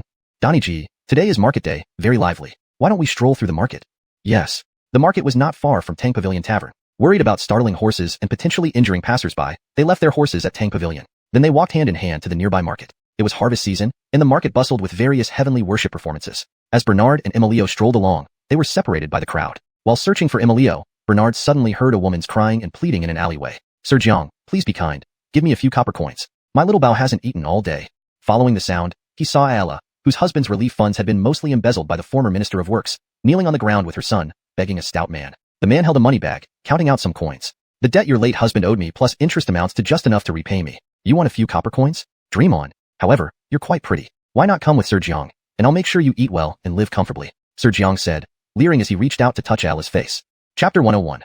The third son is desperately short of money. Mrs. Ayala dodged the plump, lecherous hand in terror. The three burly thugs who followed Maurice laughed raucously, almost drooling. Maurice was an impatient man and showed no mercy. Don't refuse my hospitality. It's an honor for you to be coveted by me, Maurice. At this moment, although Mrs. Ayala's son was frightened, seeing his mother being bullied, he charged forward like an enraged little wild beast. He clung to Maurice's arm and bit it. Ouch, you brat. I'll kill you. Saying that, Maurice lifted the boy as if he were a chick and threw him towards the nearest wall. Arlen. Mrs. Ayala was startled but couldn't save him in time, only managing to cover her mouth to stifle her scream. Suddenly, a tall figure dashed toward Arlen. Arlen was caught around the waist and landed steadily on the ground. Looking up, Arlen saw a tall, handsome soldier. I've seen you before. You helped us get back the money that should have been ours from those bad guys. Arlen looked up at Bernard with admiration. Bernard patted Arlen's head. Are the bad guys taking your money again? Bernard asked, lowering his head. Yeah. Arlen nodded. They said father owed them several taels of silver, and now they want our 90 taels to repay the debt. Uncle, why is there 80 taels more? Arlen innocently asked Bernard. Because they are illegal loan sharks. Mrs. Ayala rushed over to hug Arlen, relieved that her child was safe. Thank you so much, sir. It's nothing. The compensation from the court has been taken by Maurice again, hasn't it? Mrs. Ayala nodded. My husband borrowed several taels of silver to treat my mother-in-law's illness before he died. Now they want us to pay back 100 taels with interest. Bernard nodded. I see, they're loan sharks. Then Bernard turned to face Maurice. You dare to run a loan shark operation in the capital under the Emperor's nose and persecute this helpless mother and child. Tell me who gave you the guts. Bernard meant to ask about Maurice's patron. In every era, there were always collaborations between officials and criminals. Officials used their power to pave the way for criminals. Criminals used their strength to gain profits and then supported officials accordingly. Although the Great Dragon Dynasty was a feudal empire, it also cracked down on loan sharking and official criminal collusion. It was just that the court lacked the manpower and resources to focus on these illegal activities. Otherwise, Maurice wouldn't dare act so arrogantly, knowing what he did was illegal. Do I need anyone to give me the courage to do this? Maurice does whatever he wants. Attack. Make this kid beg for mercy before we continue. I'll make you realize that not everyone can be a hero saving damsels in distress. With Maurice's command, one thug rushed at Bernard with clenched fists. But Bernard hit him squarely in the face with a single punch, and the man fell to his knees, clutching his face in pain. To think someone this weak would try to take on this job. Bernard sneered. Why are you standing around? Attack together. Without delay, Maurice ordered the remaining 2 men to attack Bernard immediately. Die, boy.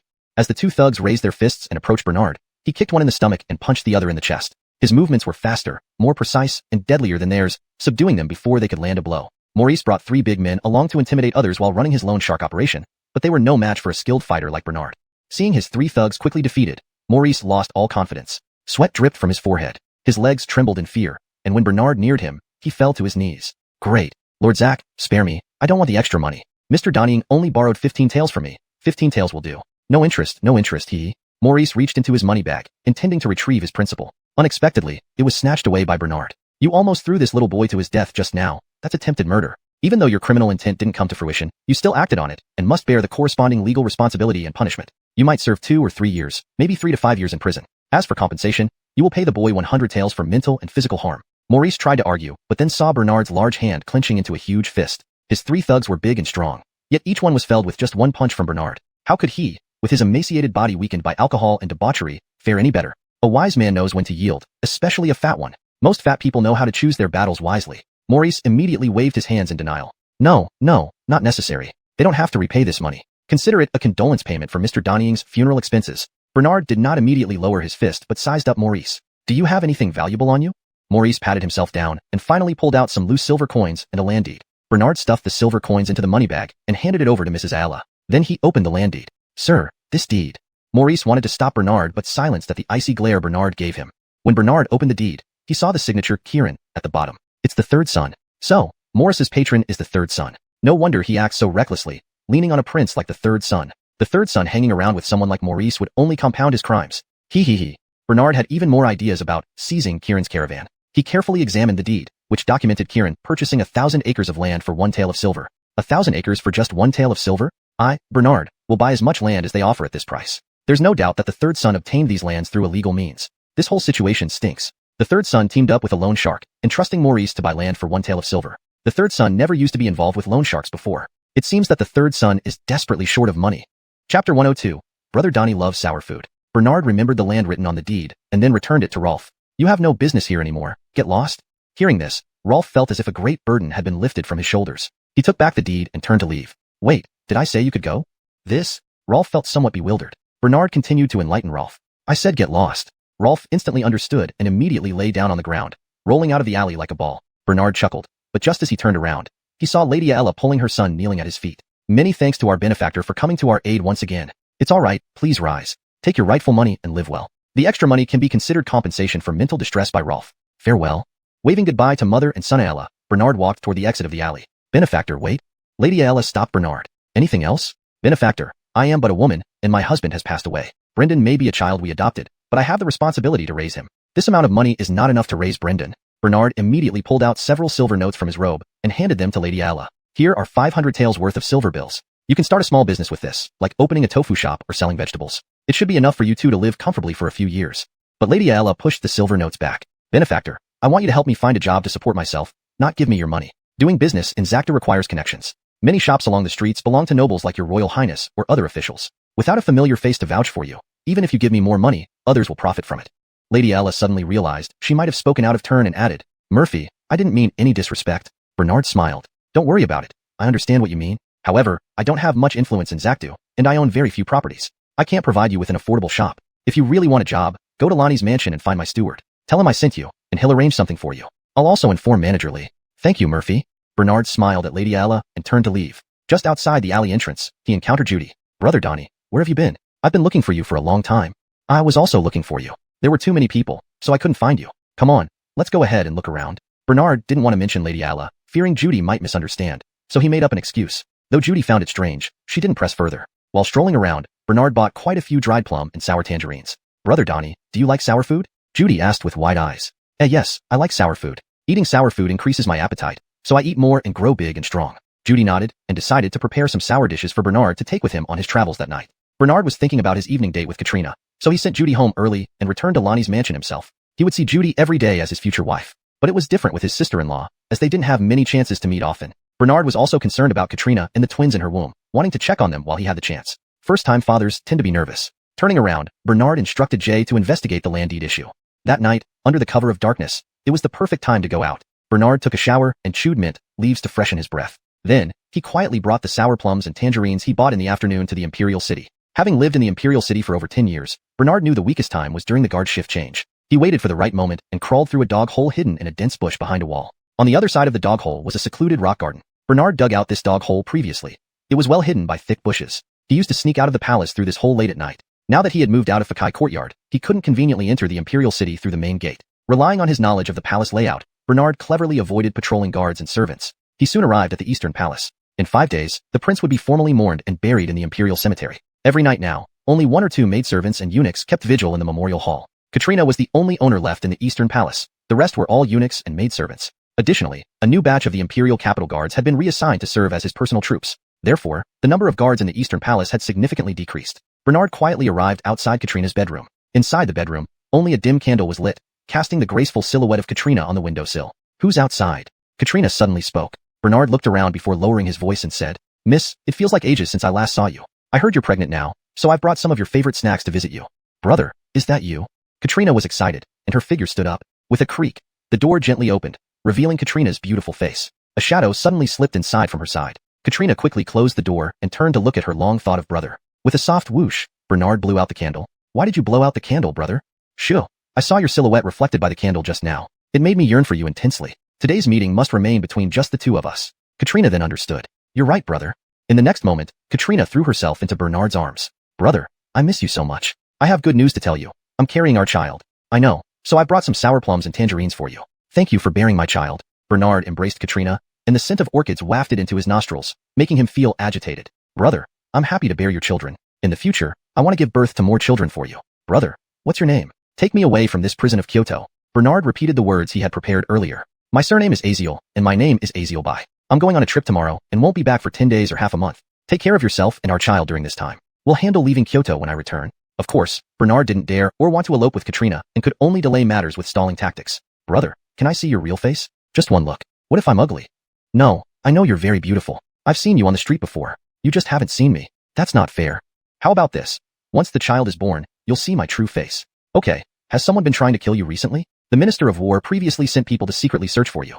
But lately, he's been busy with other things and hasn't had time to bother us. After the Baron died, the Minister of War abandoned our child as his pawn. He no longer cares about me or the baby, and even the Liane rarely comes here. Before my pregnancy, she visited me almost every day. After the Baron's death, the Liane came to offer incense at first, but these past 2 days, she hasn't even shown up. Bernard pretended to be surprised. So you're all members of the royal family. No wonder you're acting so recklessly. They must be busy with something else. In reality, Bernard knew that Liane and Finian were secretly planning their escape from Kyoto. These fools really thought Sanhedrin was so easy to breach, allowing the Jurchens to invade.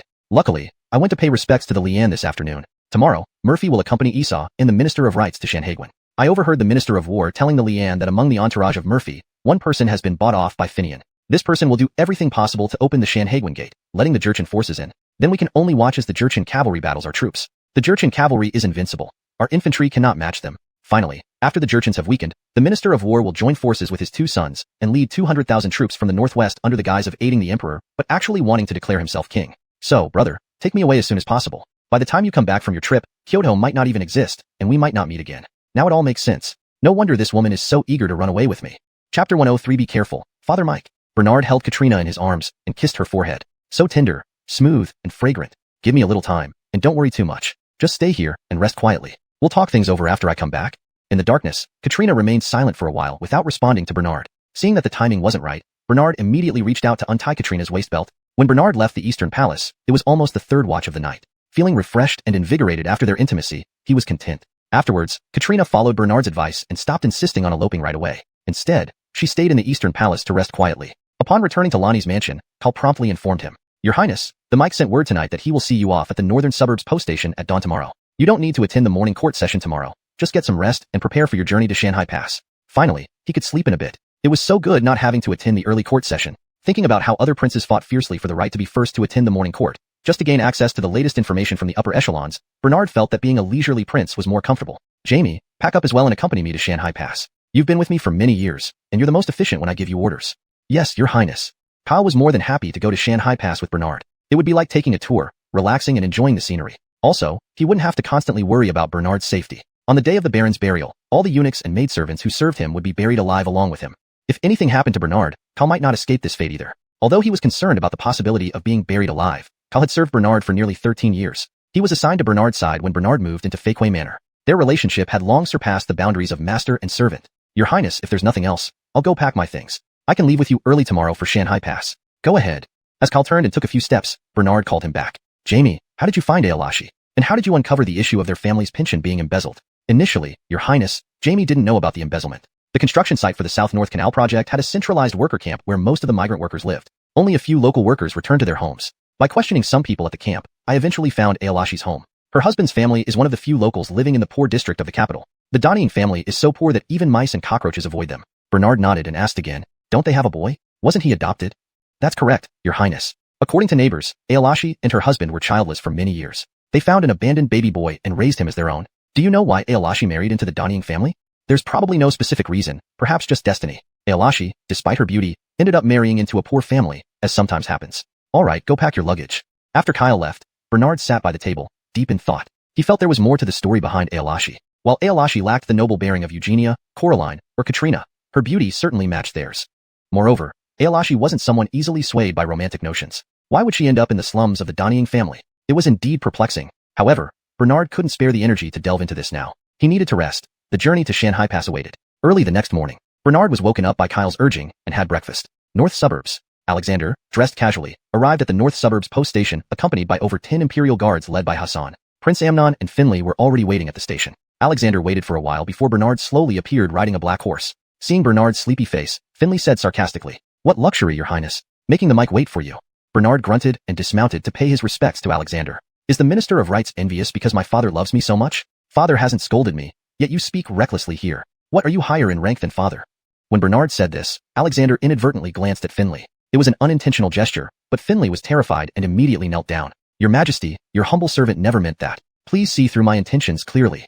Alexander nodded. "Lao heir, second son. Father suddenly found you quite eloquent. On this trip to Shanghai Pass, remember to make good use of your advantage. If you can talk the Jurchen people into backing off with just your words and bring back tributes, Father will reward you generously." Bernard nodded solemnly. "Father, I will do everything in my power to ensure the Jurchens dare not be arrogant anymore, and then have them pay tribute every year on time." After saying this, Bernard inadvertently scanned the group of Imperial guards behind Alexander. Alexander immediately looked at Hassan. "Commander Fu, let the 5 designated men step forward, and make sure they protect Prince Si well during the journey." To those who were paying attention, Alexander's tone had a lingering emphasis, which seemed to carry hidden meanings. "Your humble servant obeys the edict."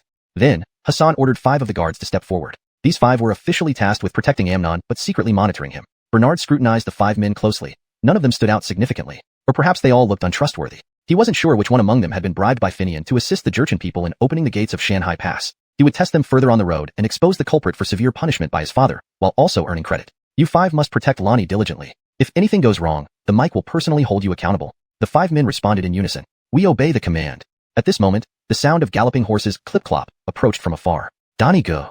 Eugenia called out warmly to Bernard from a distance. Eugenia arrived on horseback with a package for farewell. Without waiting for her horse to stop completely, she nimbly leaped off the saddle. After paying respects to Alexander and Lonnie, she excitedly ran towards Bernard. "Donnie go, these pastries I made overnight are sour. Take them with you on your journey." Bernard. Naive America, did you really believe Donnie loves sour food? But still, it would be impolite to refuse. "Donnie, here's the freshly baked sour jujube cake. Try a bite while it's hot. It's very tasty." Alexander teased Eugenia. "Uixu, why don't you offer some to father first?" "Your Majesty." Eugenia hesitated. It was too early to address Alexander as father, right? She should wait until after the wedding. Bernard quickly changed the subject to avoid being forced to eat the sour jujube cake. "America, call him father. The sour jujube cake should be tasted by him first." Eugenia complied. Father. Yes, father didn't bring red envelopes today. I'll give you one each later for good luck. Keep the sour jujube cake for Lao heir to eat on the road. Make fresh ones when you return for me. It's about time to set off. These 2 carriages are for you brothers to travel to Shanghai Pass. Lao heir, you can either ride or take the carriage, as you wish. Let's get going. Alexander noticed that Bernard only brought Kyle along, and not even a single soldier from the mansion. Lao heir's entourage is quite minimal. Father appreciates your fearless nature, but safety is important. Alexander nagged a bit more. He had high hopes for Lao heir. Bernard turned Little Black's head to leave, but suddenly spotted a long arrow aimed at Alexander from the grass not far away. Before he could react, the arrow had already been fired. Be careful, father. Chapter 104. Second brother, fourth brother invites you. The long arrow was moving at an incredible speed, about to hit Alexander. Hassan could not make it in time to save him. With a clang, Bernard's azure dragon saber was thrown out accurately and sharply, deflecting the arrow skillfully, and the tip of the azure dragon saber was precisely embedded into the trunk of a big tree. Protect the mic. At Hassan's order, he drew his sword and stood guard in front of Alexander. The other Imperial guards formed a protective circle around Alexander. Bernard quickly pulled the azure dragon saber from the tree and turned to chase the assassin hiding in the grass. A dark figure swiftly darted away from the grass, heading south. With his long legs and lightning-fast speed, Bernard was almost catching up with the black-clothed person. That black-clothed man suddenly turned back and scattered a handful of lime powder. Bernard abruptly stopped running and dodged the lime powder by sidestepping. Once the lime powder had dispersed, that person was already gone without a trace. Bernard had no choice but to return. Father Mike, that person has run away. A guard who went into the grass to look for clues ran over and reported. Report to your majesty, only saw a few footprints. Nothing problematic can be found from the footprints. But Hassan picked up the long arrow on the ground and examined it closely. Your majesty, this long arrow comes from our dynasty's military equipment supervisor. Look, there is even our unique dragon-shaped emblem here. Alexander nodded and frowned in thought. Your majesty, for your safety, please return to the palace as soon as possible and do not linger here. Hassan urged, bowing. Well then, older brother, fourth brother, you should set off on your journey too. If there is any emergency, send urgent letters to Father Emperor through express delivery. Pay attention to your safety on the road. Back to the palace. Alexander turned around and got on his carriage, quickly returning to the palace. Bernard whispered beside Emily's ear. Yushu, pay attention to Father Mike being attacked. I suspect someone wants to sow discord among us. Donnie G, rest assured. I will observe this matter secretly. Wait for you to come back to tell everything. Bernard nodded, then hugged Emily into his arms, leaning down for a deep kiss. The others in the entourage felt somewhat bored, so they gazed at the sky or watched ants on the ground. Watch out for Lindung, preventing him from harming you again. His target is all the princes, and as the fiancé of my second prince, you are highly likely to be targeted. If you encounter difficulties and find it inconvenient to talk to Ted, then go to Yuan. Emily nodded and whispered, I know since I was kidnapped last time, Father Mike has secretly assigned 2 Imperial guards to follow me. Although he doesn't say it, I noticed. That's good. But Donnie G, I feel like you, today. Is Donnie G smart today? Actually, Donnie G has been pretending to be foolish these years just to protect myself. Otherwise, given my background and lack of maternal clan support, I would have been outwitted long ago. Yushu, can you understand Donnie G? Hearing this, Emily wept with joy and threw herself into Bernard's arms again. So Donnie G is not foolish. He may even be wise. Which maiden wouldn't love such a tall, handsome, intelligent, and brave man? If Bernard's previous act of madness made Emily slightly regretful about loving him, then today's frank confession added weight to Bernard's standing in her heart. Emily's spontaneous embrace made Bernard's throat dry, and he swallowed. Yushu, wait until Donnie G returns for our wedding night. Bernard said this rather loudly, which everyone present heard. He continued to display himself as a fool in front of others. The group set off for Shanhaiguan. This day, Bernard rode alone at the head of the group like he was the captain of the guards. The Esau and the Minister of Rights were the key protected figures. When the sun was setting, they reached a small town. Amnon suggested finding accommodation nearby for the night. Bernard agreed and ordered one of the Imperial guards to scout ahead for a suitable place. After a while, the Imperial guard returned and reported. Report to Fourth Master, there is an inn ahead, which is the most upscale and elegant inn in this town. Throughout the report, the Imperial guard only addressed Amnon and completely ignored Bernard. Bernard vaguely sensed something was wrong with this Imperial guard. They had also agreed beforehand not to reveal their true identities during the journey. Bernard was referred to as Second Master, and Amnon as Fourth Master. What's your name? Bernard asked the scouting Imperial guard. My name is Dion.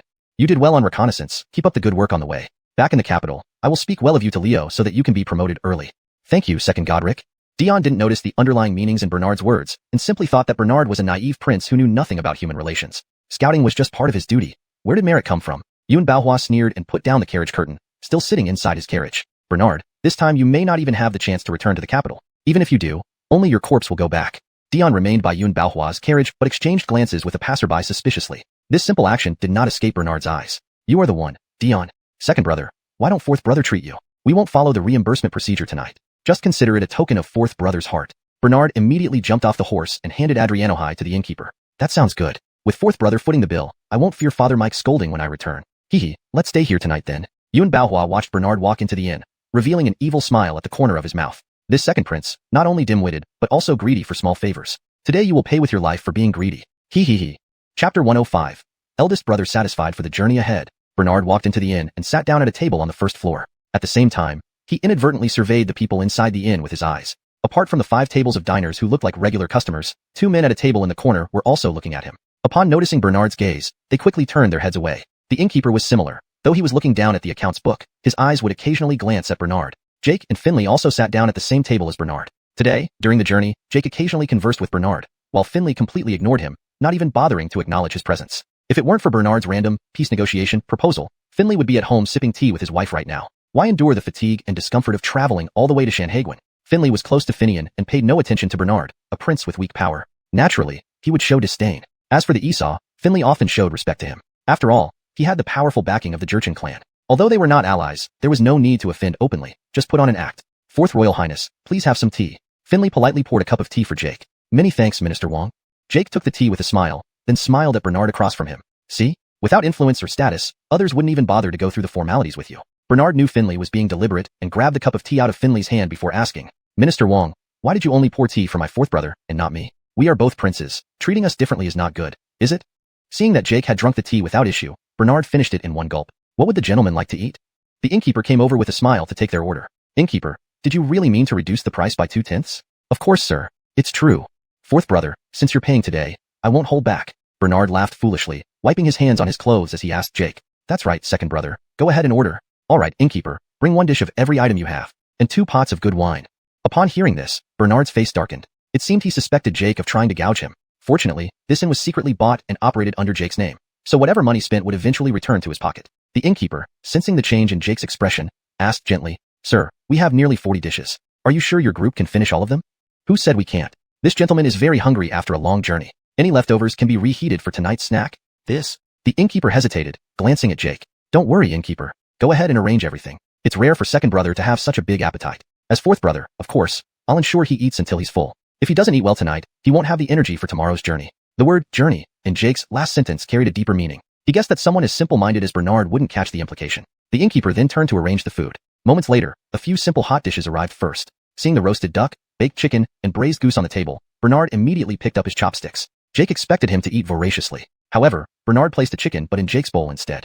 As the 4th brother invited the 2nd brother to dinner, the 4th brother should take the first bite. Jake didn't expect Bernard to play this card. He began to wonder, is this 2nd brother being overly cautious because he suspects I've conspired with the innkeeper to poison him? Could he actually be not as stupid as he seems? But then Jake recalled that he had previously tried to poison Bernard but failed and was exposed. Perhaps it was merely a case of once bitten, twice shy. Nevertheless, Jake's plan was to kill Bernard tonight, not right now. The food was safe. Thank you, 2nd brother, but little brother doesn't like eating chicken butts. As he spoke, Jake took a piece of chicken himself and ate heartily. Only then did Bernard relax. Kyle, standing nearby, had been eager to stop Bernard from eating first to avoid being poisoned. Now that Jake took the first bite, he felt relieved. Yet Bernard still wanted to thoroughly understand the situation before eating. Putting down his chopsticks, he started eating the sour date cake and sweet rice cakes given by Eugenia. 2nd brother, aren't you hungry? Why don't you eat the meat? 4th brother dares not poison you again, or father might could execute me. Bernard chewed on the sour jujube cake, wanting to frown but held back. Who knew how long it would take for the poison in the food to take effect? Who knew if Spencer was playing a trick on him by pretending to eat the poison food while having an antidote?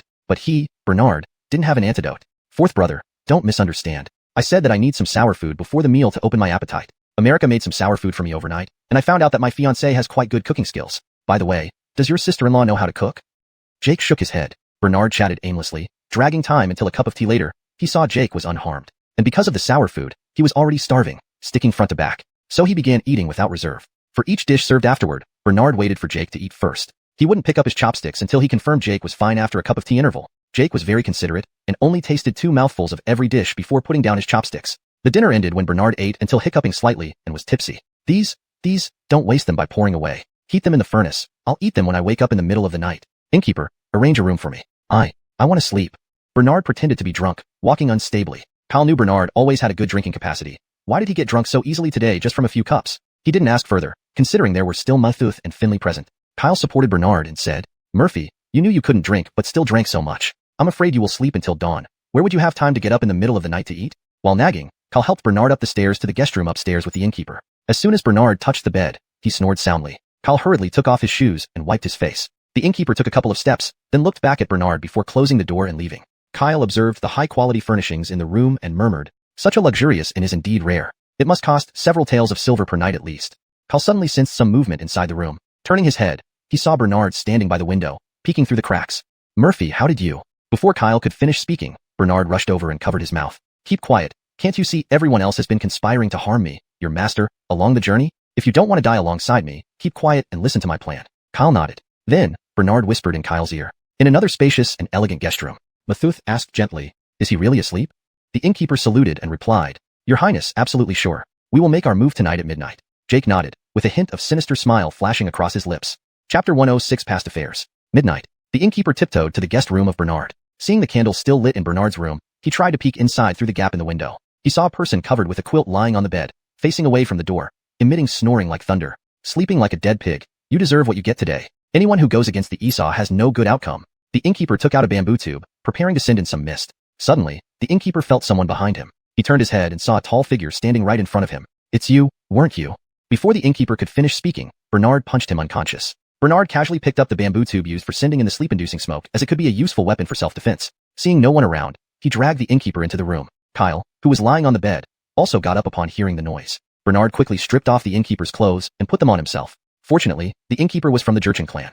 Although not as tall and robust as Bernard, they were close enough in appearance for Bernard to wear his clothes. Kyle then took out the hemp rope and stinky socks he had prepared beforehand, tying up the innkeeper and gagging him with the socks. After finishing all this, Bernard blew out the candle and walked out of the room. At this moment, Bernard wore a black face mask. Standing at the top of the stairs leading downstairs, he scanned the entire inn. Except for a dim lantern hanging at the entrance of the ground floor, everything else was dark. Perhaps knowing there was special action tonight, the inn had closed early and did not receive other guests. Because of this, no third party witnessed Bernard knocking out the innkeeper.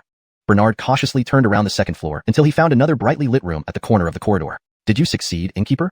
It was Amnon's voice coming from inside. Yes, Sir Forth. Achoo. Sorry, Sir Forth, it's been windy lately and I caught a cold, Bernard replied, impersonating the innkeeper. But failing to mimic the voice, he gave an excuse he had thought of earlier. Amnon was slightly suspicious, but didn't give it much thought. The door of that room opened slightly, and Amnon's silhouette appeared in the gap. He glanced at the innkeeper in the shadow. It seemed right, but there was a faint black cloth covering part of his face. He must have worn it because of the cold, thought Amnon. Hurry and take those guards to the shed in the backyard while they are sleeping. Sir Forth, how should I deal with them? Should I dismember them or burn them alive? Bernard responded impatiently. Do I need to teach you how to kill people? Just stab him a few times to let the blood out, then bury him alive. Just make sure not to let him die in the guest room. We still need to run business. The innkeeper nodded. Yes, Sir Forth. And what about that accompanying official Wong? Should he be dealt with too? Inwardly, Bernard cursed Amnon. You little bastard, even know not to let anyone die in the guest room, so it won't affect your future business. If everyone knew this place is a black inn that also runs a side business of silencing people, wouldn't that be enough to shut you down permanently? Hee. If you're unkind, don't expect me to be kind either. Amnon shook his head. That person is unreliable. Let's keep him for now. So, Bernard turned and left, and Amnon went back into the room. Just as Bernard left, Dion came around the corner and gently knocked on Amnon's door. Who is knocking? Guard Longway Dion.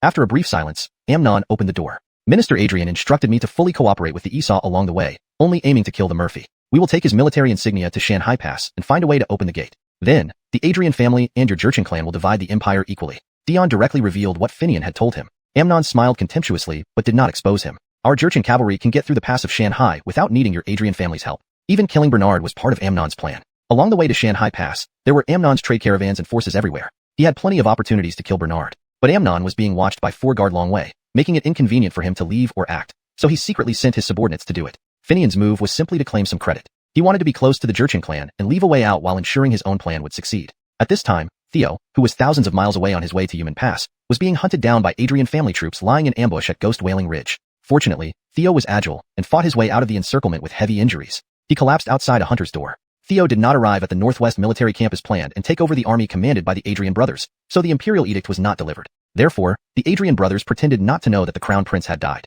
They waited for the Jurchen clan to smoothly enter the pass, then planned to let the Great Dragon Dynasty fight for a period of time before they would appear with the 200,000 troops from the northwest. Generals along the border had great authority over their armies due to geographical factors.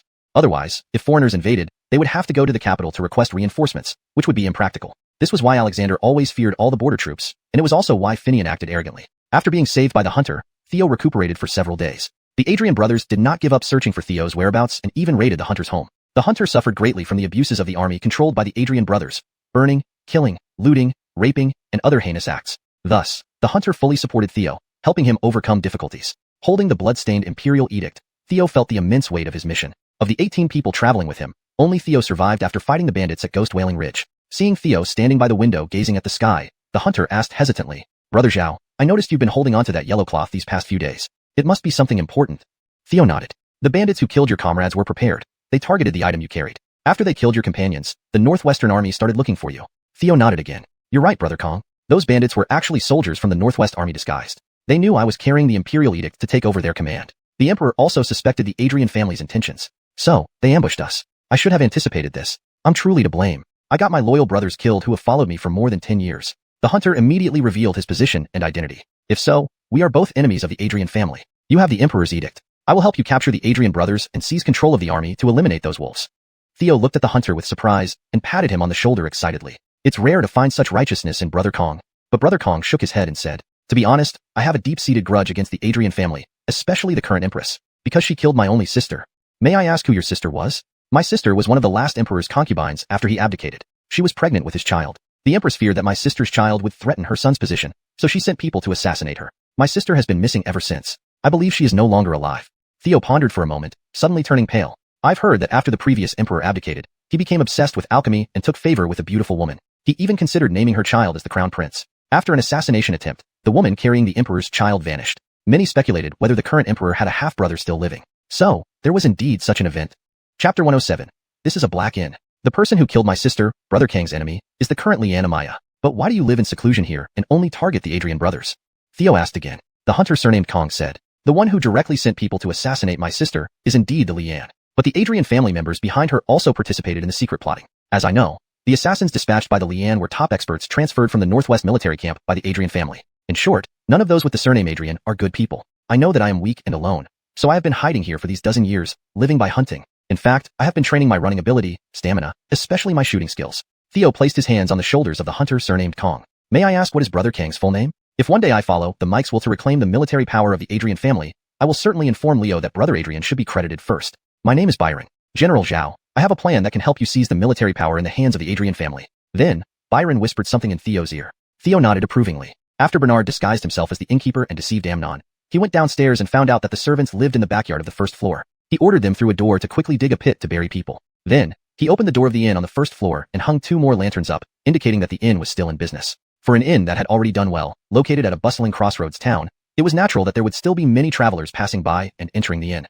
Moreover, this inn had closed early today because it planned to deal with Bernard, a special guest, and didn't accept any other guests. Bernard covered the unconscious innkeeper's face with black gauze and, together with Kyle, carried the innkeeper downstairs. At this moment, several servants in the backyard were digging a pit to prepare to bury Bernard. Bernard then quietly instructed Kyle, in a while, try to bring some guests into the inn.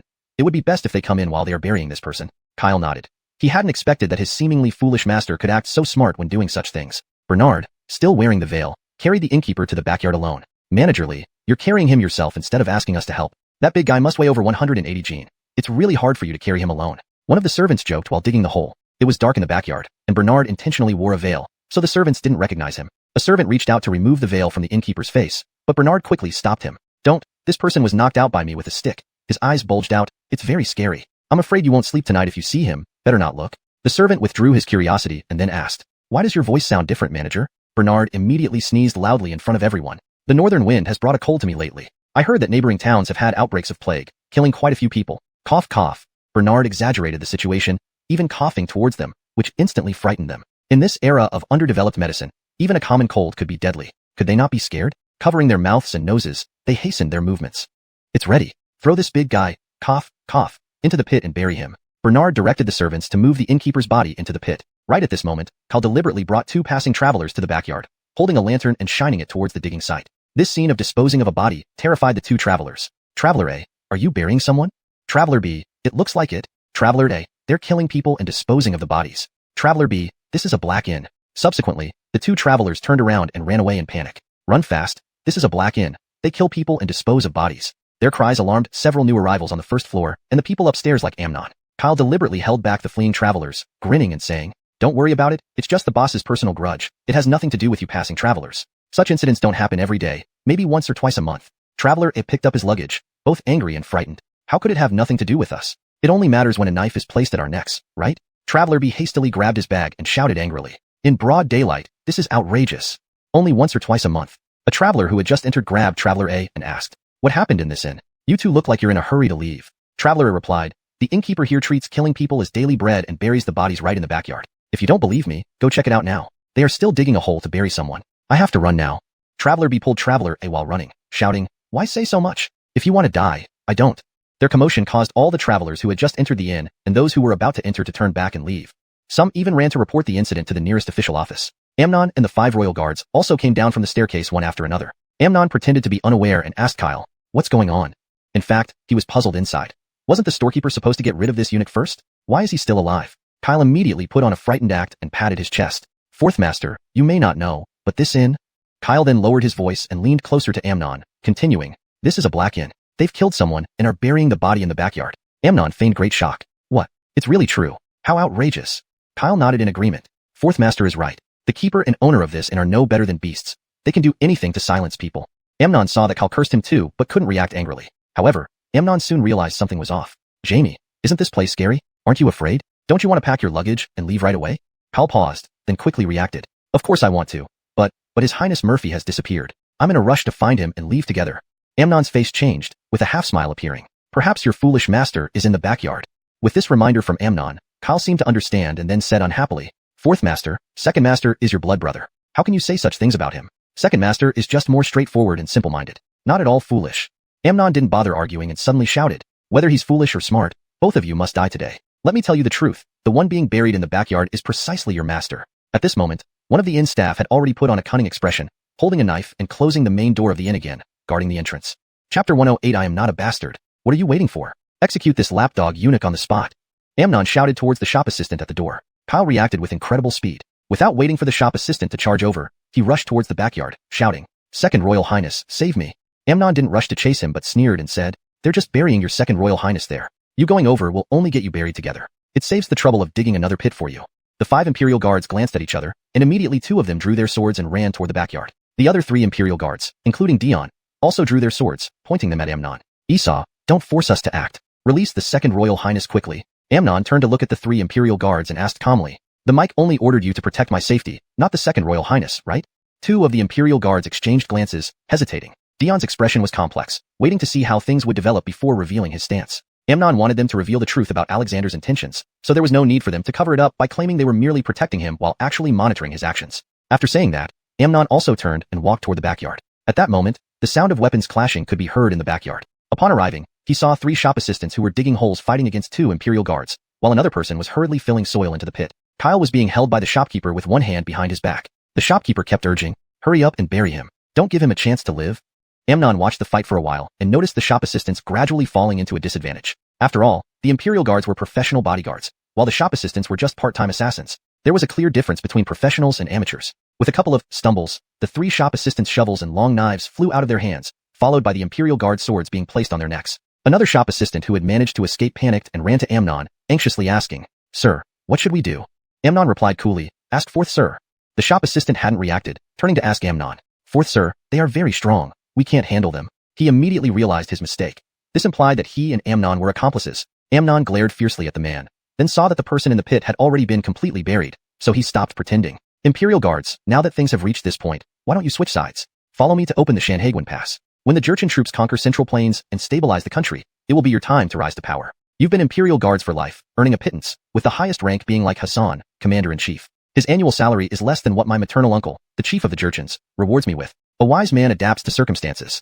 This is my territory. Even if you are skilled, as soon as I signal, hundreds of loyalists will come rushing here. You will die anyway. Why not follow me now? You'll avoid death and enjoy endless wealth and glory." Dion was the first to step forward, bowing to Amnon. "Your Excellency, I am willing to follow Fourth Royal Highness's lead." In reality, Dion's plan was to play both sides. He intended to curry favor with both Finian and Amnon. Either way, the ultimate goal was to open Shanhaiguan and let the Jurchen army through. Playing both ends against the middle seemed like the safest bet since Finian's only spy among them was Dion himself. Dion felt confident about his strategy. Amnon only thought Dion had been bribed and didn't know about his more devious plans. One of the Imperial guards with a righteous demeanor, upon seeing Dion defect first, couldn't contain his anger. He was Jericho, the team leader of this group of guards. "Dion, after working with you for so long, I never expected you to be such a despicable traitor. What was our oath when we joined the Imperial Guards? To defend the Emperor with our lives, protect the Emperor, and obey his orders. Now you want to collaborate with the Esau to bring the Jurchen army into the pass. Do you think I won't kill you right here?" Without waiting for a response, Jericho lunged at Dion with his sword. Dion dared to defy the Imperial Guards because he had some skills, giving him confidence. "Dion is more than a match for you, Jericho." Dion also raised his sword to meet him. The situation instantly reversed, turning into an internal conflict within the Imperial Guards. Or rather, Dion had already started the fight on behalf of Amnon. Now standing on Amnon's side, he naturally represented Amnon. However, Amnon looked down on traitors like Dion who betrayed so easily. A man like Dion, despite his high martial skills, is ultimately a hazard if kept around. Who knows when he might betray you? So, Amnon used Dion as a pawn for short-term gain and was ready to discard him immediately after today's use. Let these dragon guards fight amongst themselves first. I, the Esau, will directly clean up the mess afterward. Sure enough, Jericho quickly showed signs of disadvantage, being forced to retreat step by step by Dion. Bernard watched all this unfold and secretly admired Jericho's loyalty immensely. Who wouldn't love such loyal soldiers? Just as Jericho was about to be impaled by Dion's sword, Bernard kicked a stone from the ground with his foot, striking Dion's blade hard. Dion's sword snapped in two, and the ricocheting stone hit him squarely in the chest, causing immediate pain, followed by a mouthful of blood. Dion, in severe pain, fell to his knees, clutching his chest and moaning. Your strength is immense. Didn't you see that I am now on your side? Dion's voice trembled in pain, his words incomplete. Amnon looked at Bernard in confusion. Bossly, this person is still useful. Why did you help the other side? Bernard no longer bothered to pretend. He released Kyle's hand, tore off the black cloth covering his face, and laughed mockingly. Who are we allied with? Even if I, Bernard, were foolish, I would never betray my father, the emperor, and our kingdom. Unlike you, Esau, who eats the grain of the Yun family and enjoys the wealth of the imperial family, yet turns around to harm us. Oh, right, I remember now, you're a bastard, not a member of the Yun family. Amnon flew into a rage. Go to hell, you're the bastard. Bernard continued to provoke Amnon. If you're not a bastard, then who is your father? Everyone in the court knows you are the illegitimate child of Linda, born out of wedlock. Amnon only recently acknowledged his biological father, struggling to accept it initially but eventually accepting it silently. Now, with Bernard calling him a bastard, all his suppressed negative emotions erupted instantly. Bernard, let me tell you, I'm not a bastard. I have a real father, and today you will all die. And I'm not afraid to tell you, my biological father is the current Gene Army General, Keegan, under my uncle Austin, Commander-in-Chief. Upon hearing this, Bernard clapped and laughed. Chapter 109 Xyler. Even Kyle gave a thumbs up inside, saying, Concubine Shu really played a great game of deception. If it weren't for the fact that various systems in the harem were not yet perfected when our dynasty was founded, Concubine Shu wouldn't have been able to marry into the palace while pregnant.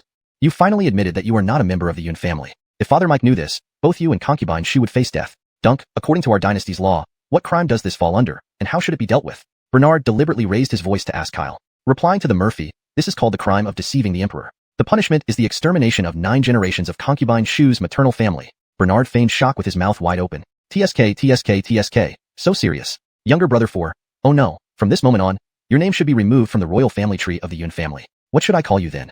Bernard crossed his arms and rested one hand on his chin as if thinking deeply. Amnon was completely enraged. You fool, let me tell you that I already had my own name among the Jurchens. Xyler, with death looming over us, why do you still play word games here? After saying this, Xyler pulled out a palm-sized horn and blew it. As the somber yet high-pitched sound of the horn echoed, assassins hidden nearby emerged on the walls and eaves surrounding the courtyard. These assassins were tall and muscular, with rough skin, wearing leather clothes and eagle tattoos around their necks, holding barbed hooks in their hands. Their eyes filled with murderous intent fixed on Bernard. Jericho quickly gathered the other 3 loyal dragon guards to stand in front of Bernard. By the Mike's order, we must protect the safety of the Murphy at critical moments. If anything happens to us dragon guards, the Mike will take care of our families and children will enjoy the privileges of first-class nobles. Let's just fight them. We must ensure the Murphy's safe retreat. Encouraged by Jericho, the remaining 3 dragon guards stood firm, forming a protective circle around Bernard. Bernard couldn't help but feel moved. This cheap old man still cares for his children. It seems the Mike has long confirmed that Amnon is not his biological son. Xyler became even more infuriated after hearing Jericho's words. That old thing, he obviously anticipated this. He sent you all not to protect me, but to monitor me. Wait until my Gene Army's 10,000 iron cavalry break through the capital. I'll definitely kill him. Bernard clicked his tongue and said, this guy, named Nayland something bear? Xyler immediately emphasized, Xyler, I don't crave your Yun family's name. Yes, Nayland Dogbear. No, Xyler brother. Look, Leo raised you for over 10 years. Your biological father never took care of you even for a day. As the saying goes, the grace of nurturing outweighs heaven. You can't kill him, and you shouldn't even think about it. This is gross disrespect and will bring down heavenly retribution. Xyler scolded angrily. That old thing only raised me because he didn't know my true identity. If he knew, would he still be kind enough? Forget about the damn heavenly retribution. Unexpectedly, a loud thunder struck at that very moment. Bernard clapped and laughed. See? Just as I said. The heavens and I, Bernard, are really the best match. I say there's thunder, and there it is. Xyler no longer delayed, giving orders for the dozens of assassins to launch an attack. He didn't care anymore whether this was his inn, knowing that the news of corpses here tonight would make doing business impossible in the future anyway. About 30 assassins leaped into the yard, surrounding Bernard, Kyle, and the 4 dragon guards including Jericho. Seeing the situation, Bernard knew they would have to fight hard today, or they wouldn't be able to get out unscathed. Remembering his Qinglong saber was still in his room, Bernard whispered to Kyle, I'll have Jericho cover you while you go back and fetch my Qinglong saber. Kyle nodded solemnly. Then, Bernard turned to Jericho and said, Guardian Dongfang, though I'm not invincible, I can surely hold my ground. Protect Dunk's safe departure instead. He doesn't know martial arts and has followed me for over 10 years. Saying this, Bernard winked at Jericho. At first, Jericho did not want to agree to Bernard's request. Andres had instructed Jericho to ensure Prince Bernard's safety in critical moments, not to protect a mere eunuch. Although protecting Kyle was suggested by Bernard, the Emperor's order took precedence over everything. Noticing Bernard winking at him mischievously, Jericho realized that Bernard had other plans in mind and promptly nodded in agreement. Xyler sneered with a cold laugh. Bernard, you fool, you're a kind-hearted master. All right, I promise you that after you die here today, I won't harm this worthless little eunuch at all. However, Xyler paused, then said maliciously, I will make this little eunuch leave here naked from the waist down. Ha ha ha. This insulting joke of Xyler's made the assassins laugh along. For a moment, the scene turned into a chaotic battlefield filled with sinister laughter. Kyle, as a eunuch, was particularly sensitive to being joked about stripping or humiliation, even if it didn't actually happen. Nayland Dogbear, do you believe that if I kill you today, I'll make you a eunuch too?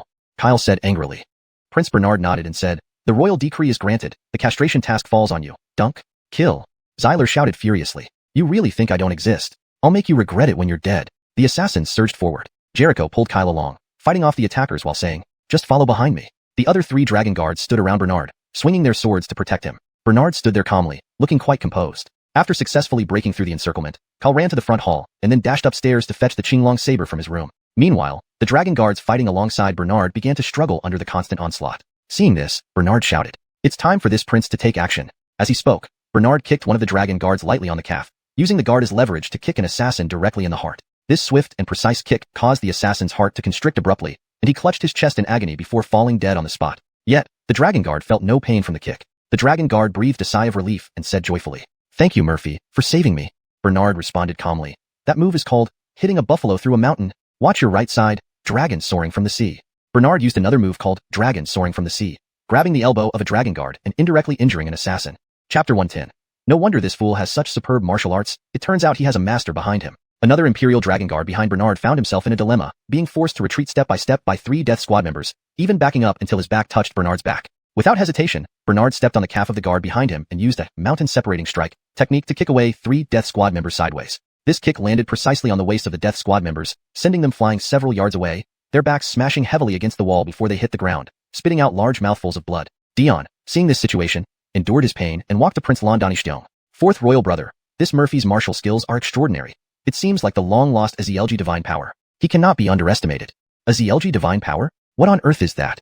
Prince Landani asked puzzled. Dion then explained. Does Esau remember Uncle Tate who lived in Yusin Park in the capital city, the current emperor's own younger brother? Back when the previous emperor was increasingly unwell and wanted to abdicate early to the crown prince, the crown prince died of a serious illness at that time, thus sparking a power struggle for succession within the capital. It was then that Uncle Tate developed madness and was confined to Yusin Park ever since. Prince Landani, after listening for a while without getting to the point, asked bluntly, what does this have to do with Azielgi divine power? The Azielgi divine power is what Uncle Tate excelled at. He is also the only heir of this divine power in the world. Legend has it that practicing Azielgi divine power caused Uncle Tate's heart pulse disorder, leading to his madness. To prevent him from hurting others, the previous emperor ordered him to be confined in Yusin Park with regular food deliveries. This confinement lasted 18 years. At this moment, Prince Landani seemed to understand. You mean Bernard learned Azielgi divine power from that madman? I seem to have heard that if practiced well, this Azielgi divine power can make one invincible in the world. If not practiced well, it easily causes meridian disorder and eventual insanity. Looking at this Murphy Bernard, he must have practiced too much and is nearly going mad too. Just look at his simple-minded behavior every day. Hee hee hee.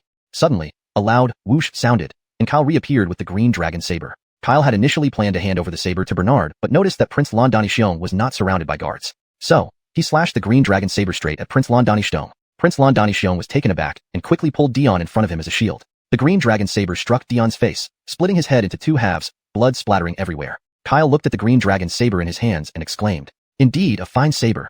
With just one slash, a head split open. Bernard had already joined the battle circle, now fighting barehanded against 5 Death Squad members. Jamie, you've done great service in killing these villains.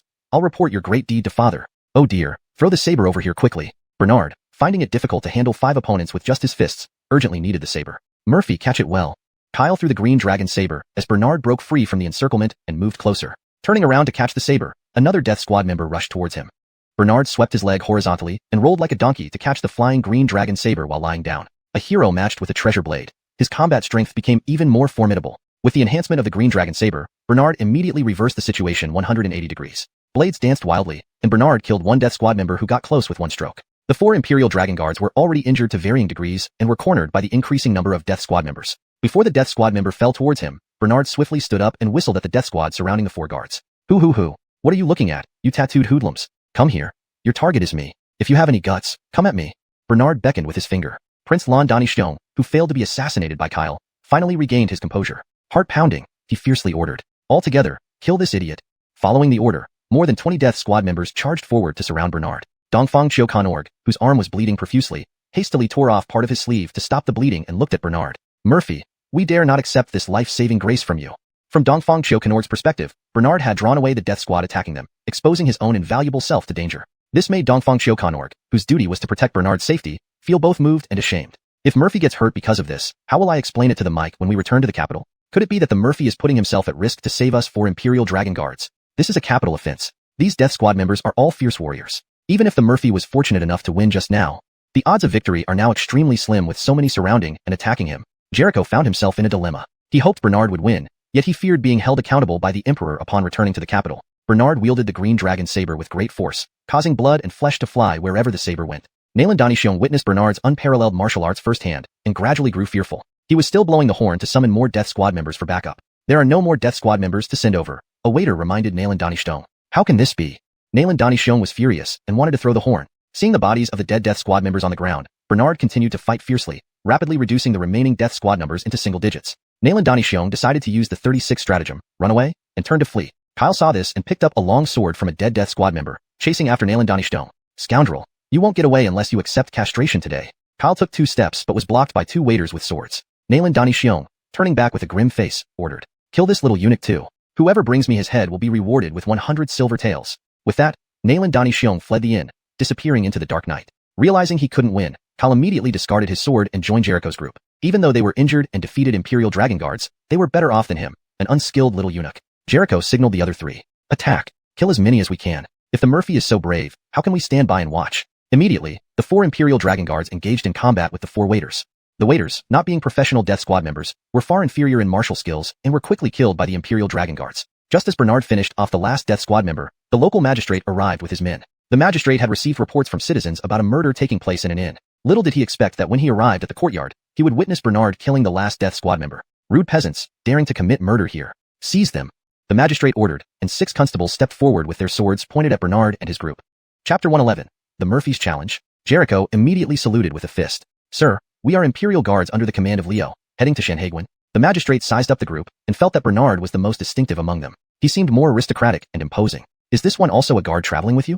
The magistrate pointed at Bernard and asked Jericho. Jericho glanced at Bernard, hesitated for a moment, and then told the truth. This is His Highness, the Murphy. He has been ordered by the Mike to head to Shanhaiguan, and we are tasked with escorting His Highness there. At this moment, the constables who were searching other parts of the inn dragged Finley over. Fremont, we found another person in the upstairs guest room. He claims to be the current Minister of Rights. Fremont looked at Finley, then at Bernard, and suddenly said, arrest all of them. Jericho hastily pulled out his token. I am a Dragon Guard of the Mike. This is my badge. You can check it. Fremont snorted coldly and said, if you are truly the Mike's Dragon Guard, why aren't you protecting the Mike inside the Imperial City instead of coming to our small town? I suspect you're impersonating Dragon Guards with malicious intentions. Seize them. Anyone who dares to resist will be an enemy of the state. 6 constables moved closer upon receiving the order. Seeing things escalate, Jericho felt at a loss for what to do and turned to look at Bernard. Fremont continued, I've heard that the current Murphy is a fool. This brother here doesn't look like one at all. Earlier, I saw you kill someone right before my eyes. A fool wouldn't be capable of that. Angered by Fremont's insolence, Jericho immediately defended Bernard. Blasphemous magistrate, daring to openly insult the Murphy. It seems you don't want to keep your position as magistrate. Bernard waved his hand abruptly and said, Guard Dongfang, haven't you noticed that this Fremont is in league with the Esau? Only now did Jericho realize it. But he also noticed that the Murphy wasn't as foolish as rumored. Indeed, the Second Highness is wise and valiant.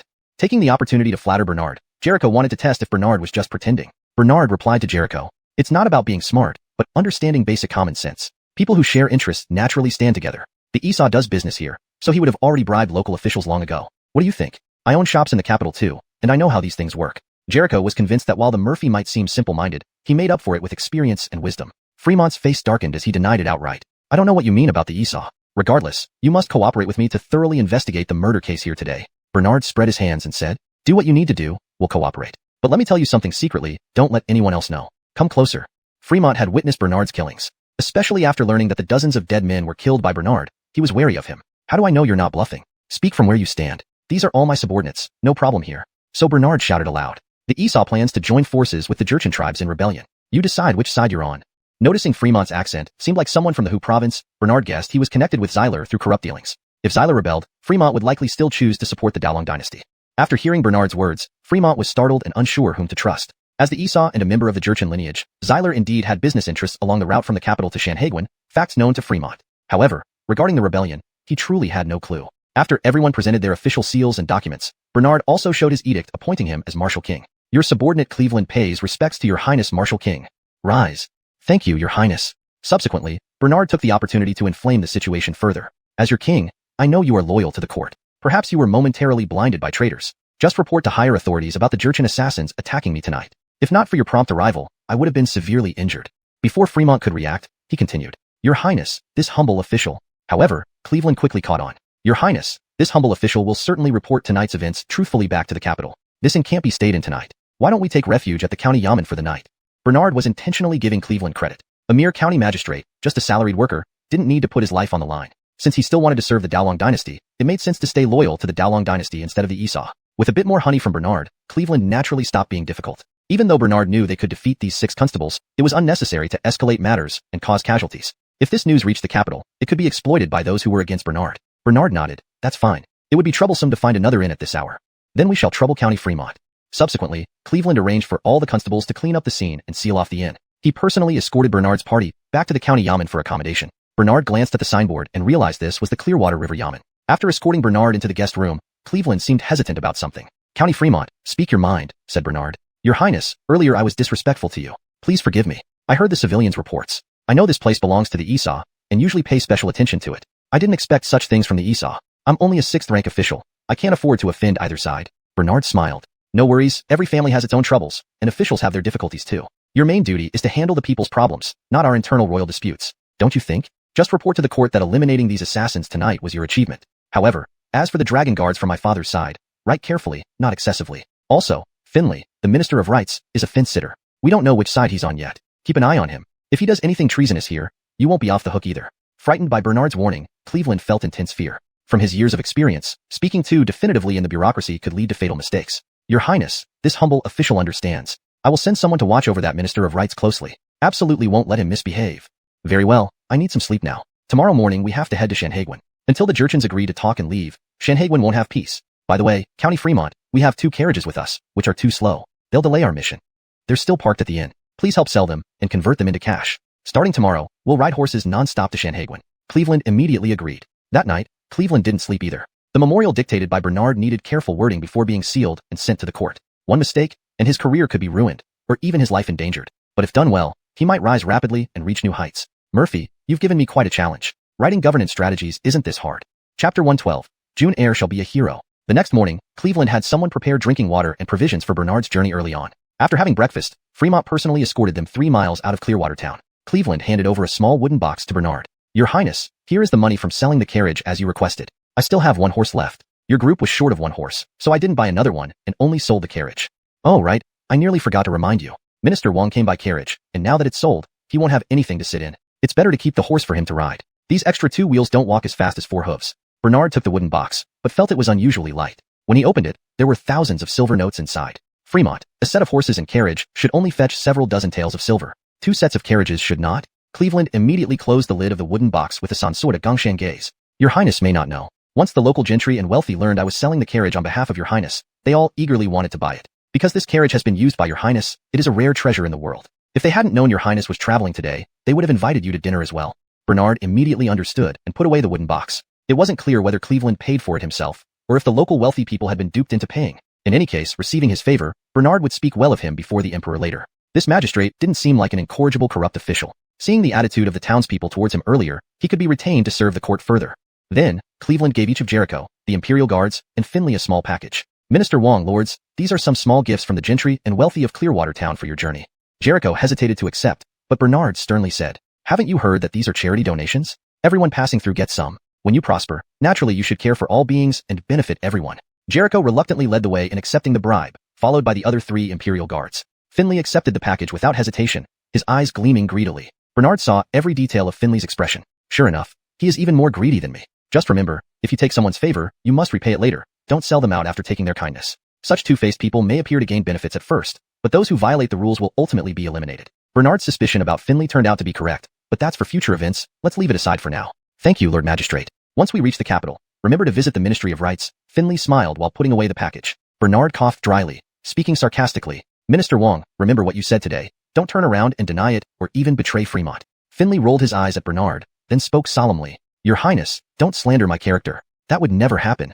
Bernard ignored the old man, mounted Little Black, and set off leading the way with a flick of the reins. Jericho and Cal also got on their horses. Finley, being a scholar official, wasn't good at riding. He finally managed to mount the horse clumsily. When he tried to spur the horse forward, it circled around several times before he mastered the technique. Go! Suddenly, Finley's horse dashed forward, scaring him into tightly holding the reins, nearly flying off. Seeing Finley's embarrassment, Bernard barely suppressed his laughter. Suppressing laughter was really hard. Finley eventually steadied the horse, caught up to Bernard and angrily said, Your Highness, I am at least the Minister of Rights, blessed by my ancestors' merits, yet you repeatedly make things difficult for me. What is your true intention? Riding Little Black leisurely, Bernard replied calmly, Minister Wong, I must criticize your words. I did not intentionally make things difficult for you. Think about it. How long does it take to travel from the capital to Shanhaiguan? If you go by carriage, it will already be halfway through the peace talks with the Jurchens. By then, the Jurchens might attack Shanhaiguan aggressively. If they managed to bribe someone to open the gate, we would all be traitors for eternity. If it weren't for the backing of our dynasty, you wouldn't have had such opportunities to benefit from missions like this. You know very well that you enjoy the privileges bestowed upon you because of your ancestors' military achievements, which led to your position as the Minister of Rights today. Then you should make some achievements to prove yourself. Otherwise, people will still say you're an incompetent second-generation official. Unless you don't want the peace talks and you actually hope for a war between the Jurchens and the court. Upon hearing this, Finley immediately felt very guilty. He had been close to Finian, and he knew some of Adrian's sinister ambitions. However, Finian was wary of his fickle nature and only entrusted him with trivial matters or favors related to work. When it came to significant interests or important plans, Finian dared not involve Finley. For example, when Finian planned to rebel, he did not dare to include Finley in the circle. Therefore, Finian would rather bribe Dion than rely on Finley to open the Shanhaiguan gate. Bernard, seeing Finley's guilty look, felt nothing but disdain. Finley lacked the skills yet wanted to play both ends against the middle. He wouldn't end well. Minister Wong, reaching the position of Minister of Rights is the peak of your career. If there's a change of flags, you probably won't have a good position waiting for you. Perhaps serving tea might be all you can do. So, if anything happens to the Dalong court, you'll be the one who suffers. Don't try any tricks on the way. If you cooperate, I can ensure you live in wealth and comfort. Otherwise, you won't see tomorrow's sun. When Bernard spoke these last words, his expression was stern and decisive, making Finley shiver uncontrollably. He whipped his horse and raced towards the distant sun. Seeing the scene of a hero riding a steed chasing after the sun, Finley was momentarily stunned. After spending 2 days together, the Murphy seemed so wise and valiant. Nothing like the simple-minded fool he usually appeared. Could I have misjudged him? Yes, absolutely. The Murphy must be putting on an act. No matter how he acts, he can't change his foolish nature. Finley consoled himself. Seeing Finley ride slowly, Jericho felt annoyed. Minister Wong, the Murphy has ordered us to hasten our journey to Shanhaiguan. You are still moving so slowly. Should I give you a hand? Hold on to the reins tightly. Jericho finished speaking and then lashed Finley's horse with a whip. The horse, startled by the pain, galloped off quickly, causing Finley to huddle down and clutch the horse's neck tightly. Minister Wong, that's not how you ride a horse. You'll fall easily. Jericho shouted at Finley's back, while the other 3 dragon guards laughed heartily. Off to Shanhaiguan. Jericho, suppressing his laughter, raised his hand and cracked the whip before rushing towards the sun as well. The 3 dragon guards spurred their horses to catch up. Bernard looked back at the agile dragon guards, and then saw Finley's clumsy appearance as an effete official son. He suddenly gazed at the sky and recited, 30 years of glory turned to dust and soil, 8,000 miles of road under clouds and moonlight. Live as a hero, die as a mighty spirit. Recalling the culture of weak-willed men from his previous life, similar to Finley, he continued, military sons should be heroes, why be soft and cowardly? Holding the knife to the sky against the Jurchens, are we not destined for greatness? Inspired by Bernard, Jericho exclaimed loudly, ha ha ha, what a powerful line. Live as a hero, die as a mighty spirit. Murphy, if the Jurchens refuse to retreat, I, Jericho, will be the first to request the might to let me go to the battlefield and fight the Jurchen soldiers to the death. Bernard smiled without a word. Jericho was a real man, someone he could trust. He even thought about recruiting Jericho to join him southward, which would surely be useful. They all urged their horses faster, heading towards Shanhaiguan. Chapter 113, A Lucky Mistake. Bernard and his party rode their horses, starting early and resting late. By noon on the 3rd day, they finally arrived at the ancient Shanghai city. After passing the security check at the city gate, Jericho went ahead to scout for an inn. Bernard took a rest with the others in a nearby restaurant, ordering dishes. Over these 2 days, Bernard shared meals with the 4 Imperial Dragon Guards without putting on airs as a prince, thus getting closer to them. After sitting down, Bernard sized up the patrons coming and going in the shop. Although they were dressed like people from central China, they were all tall and muscular, much stronger than ordinary Han Chinese. This was probably because Shanhaiguan, being a pivotal town connecting central China and the outside, saw a lot of Jurchen traders or travelers. Bernard then noticed 8 burly men at 2 tables in the corner.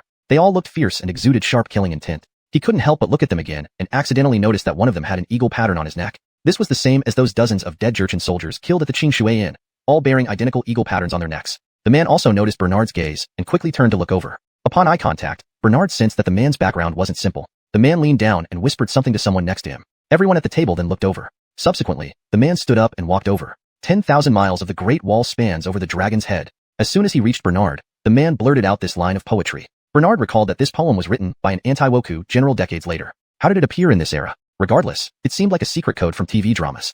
Might as well respond and see what happens. Look afar and ascend even higher.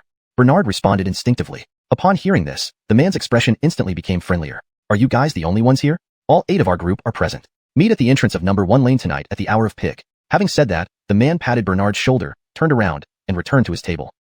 Bernard hadn't expected that he would accidentally get the secret code right. The other side mistakenly believed Bernard and his companions were allies. Apart from Finley, who was of medium build with a slightly protruding belly, Bernard and the guards were all tall and robust. With the correct secret code and similar physiques, it's likely they were mistaken for the intended meeting attendees. The golden finger of time travel does not lie. Bernard secretly rejoiced but wondered what these people planned to do tonight. Surely not planning some shocking assassination, right? After finishing their meal, the 8 men from the 2 tables left immediately without lingering. Only then did Bernard notice how densely patrolled the streets were. He could see a patrol team passing by every 10 minutes. He guessed that with the Jurchens camping outside the pass and threatening, the city's safety required tighter patrols. Currently, within Shanghai Ancient City, only the Yongyan Gate on the central China side opened regularly as usual. Since the Jin troops arrived outside the pass and made threats, the 3 other gates, Zhendong, Wangyang, and Weiyuan, remained closed daily. This caused many outsiders to be stranded in the city for quite some time. When the 8 men passed Bernard's table, the man who spoke earlier whispered in his ear. The current Long Dynasty Titans control on the city gates and heavily guards them.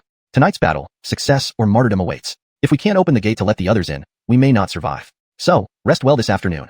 Those who wish to have fun should indulge fully. See you tonight. I've paid your bill and added 2 more dishes. Prince instructed us to ensure everyone is well fed. Bernard nodded solemnly throughout, saying nothing. He didn't reveal they were not allies while the man paid for their meal. After the 8 strong men left, Jericho returned. Murphy, second master, I found an inn. It's hard to book rooms now because those stranded outsiders occupy all available spaces. Many inns have hiked prices. I found a quiet inn near number 1 lane. The city's patrols are very dense. Jericho took a sip of water, handed by Bernard before being interrupted. You mentioned finding an inn near number 1 lane? Yes, we might need to crowd together to make room for the Murphy. Jericho thought that Bernard was not satisfied with the inn near number 1 lane, but Bernard said, crowding in one room is not the point. The point is that it's near number 1 lane. There will be an interesting show tonight. Let's finish eating quickly. After saying this, Bernard picked up his chopsticks first. Finley finished eating first and stood up to leave. Where are you going, Minister Wong? Jericho asked. Finley wasn't their primary protection target for this trip, but as a court official, they had to take care of him to some extent. In a bad mood, Finley replied, Can I go to the bathroom? Do you want to follow me there? After days of traveling, Jericho and the others were finally relaxing, so they didn't pay much attention to Finley. They let him go to the restroom alone while the 4 Imperial Dragon Guards continued eating. Thinking about what would happen tonight, Bernard accidentally looked up and noticed Finley looking back at them furtively. Then, Finley disappeared around the corner inside the restaurant. Wait a moment. How did this guy know where the restroom was without asking? With so many doors in the restaurant, how did he choose that path? Bernard looked around again. There were no signs pointing to any restroom in the restaurant. Eastern Guard, follow Minister Wong quietly and see what he's doing. I'll get you more food later. Sure, second master. Jericho put down his bowl and chopsticks and followed quietly, sword in hand. Who knew what tricks Finley might have up his sleeve? It was always better to be cautious. At this moment, a small and slender servant boy in green clothes entered the restaurant, glancing around. His eyes finally settled on Bernard's table. He hesitated for a moment, but still approached Bernard. 10,000 miles of the Great Wall spans over the dragon's head. Bernard spoke out first, taking the initiative away from the other party. Indeed, the green-clothed servant smiled and whispered back, Look afar and ascend even higher. It's you guys. Bernard pretended to ask, What is it? Has the plan changed?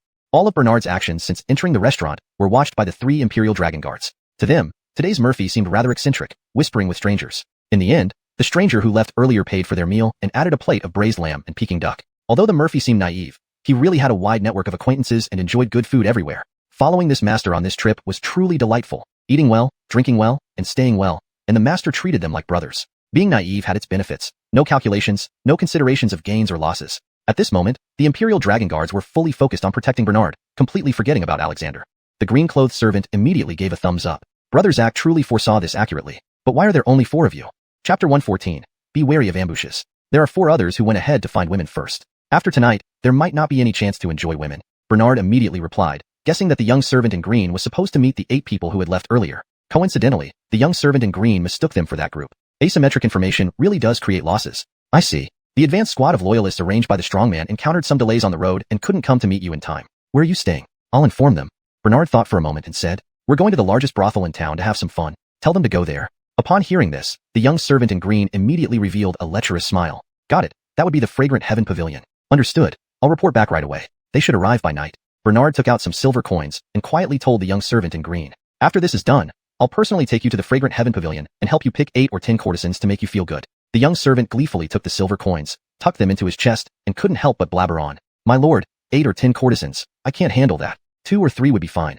I can visit more often, hee hee. Bernard inwardly scoffed. So, a weakling who loves playtime. Lack of ability makes up for frequency. But my lord, since you're being so kind to me, and even letting me spend the night with courtesans, let me give you a warning. Those people you're meeting are newly recruited loyalists under the Esau. It seems that something happened in Clearwater Town, where the Esau lost many capable loyalists to a single person. Now, only these unqualified loyalists are available to fill the numbers. So, you'd better not expect too much from them. My lord, I must go now. Where can I find you later? Right here. Once things are done, I should be having dinner here. Okay, my lord, wish you success, and may you quickly bring the 10,000 iron cavalry of the strongman into the pass.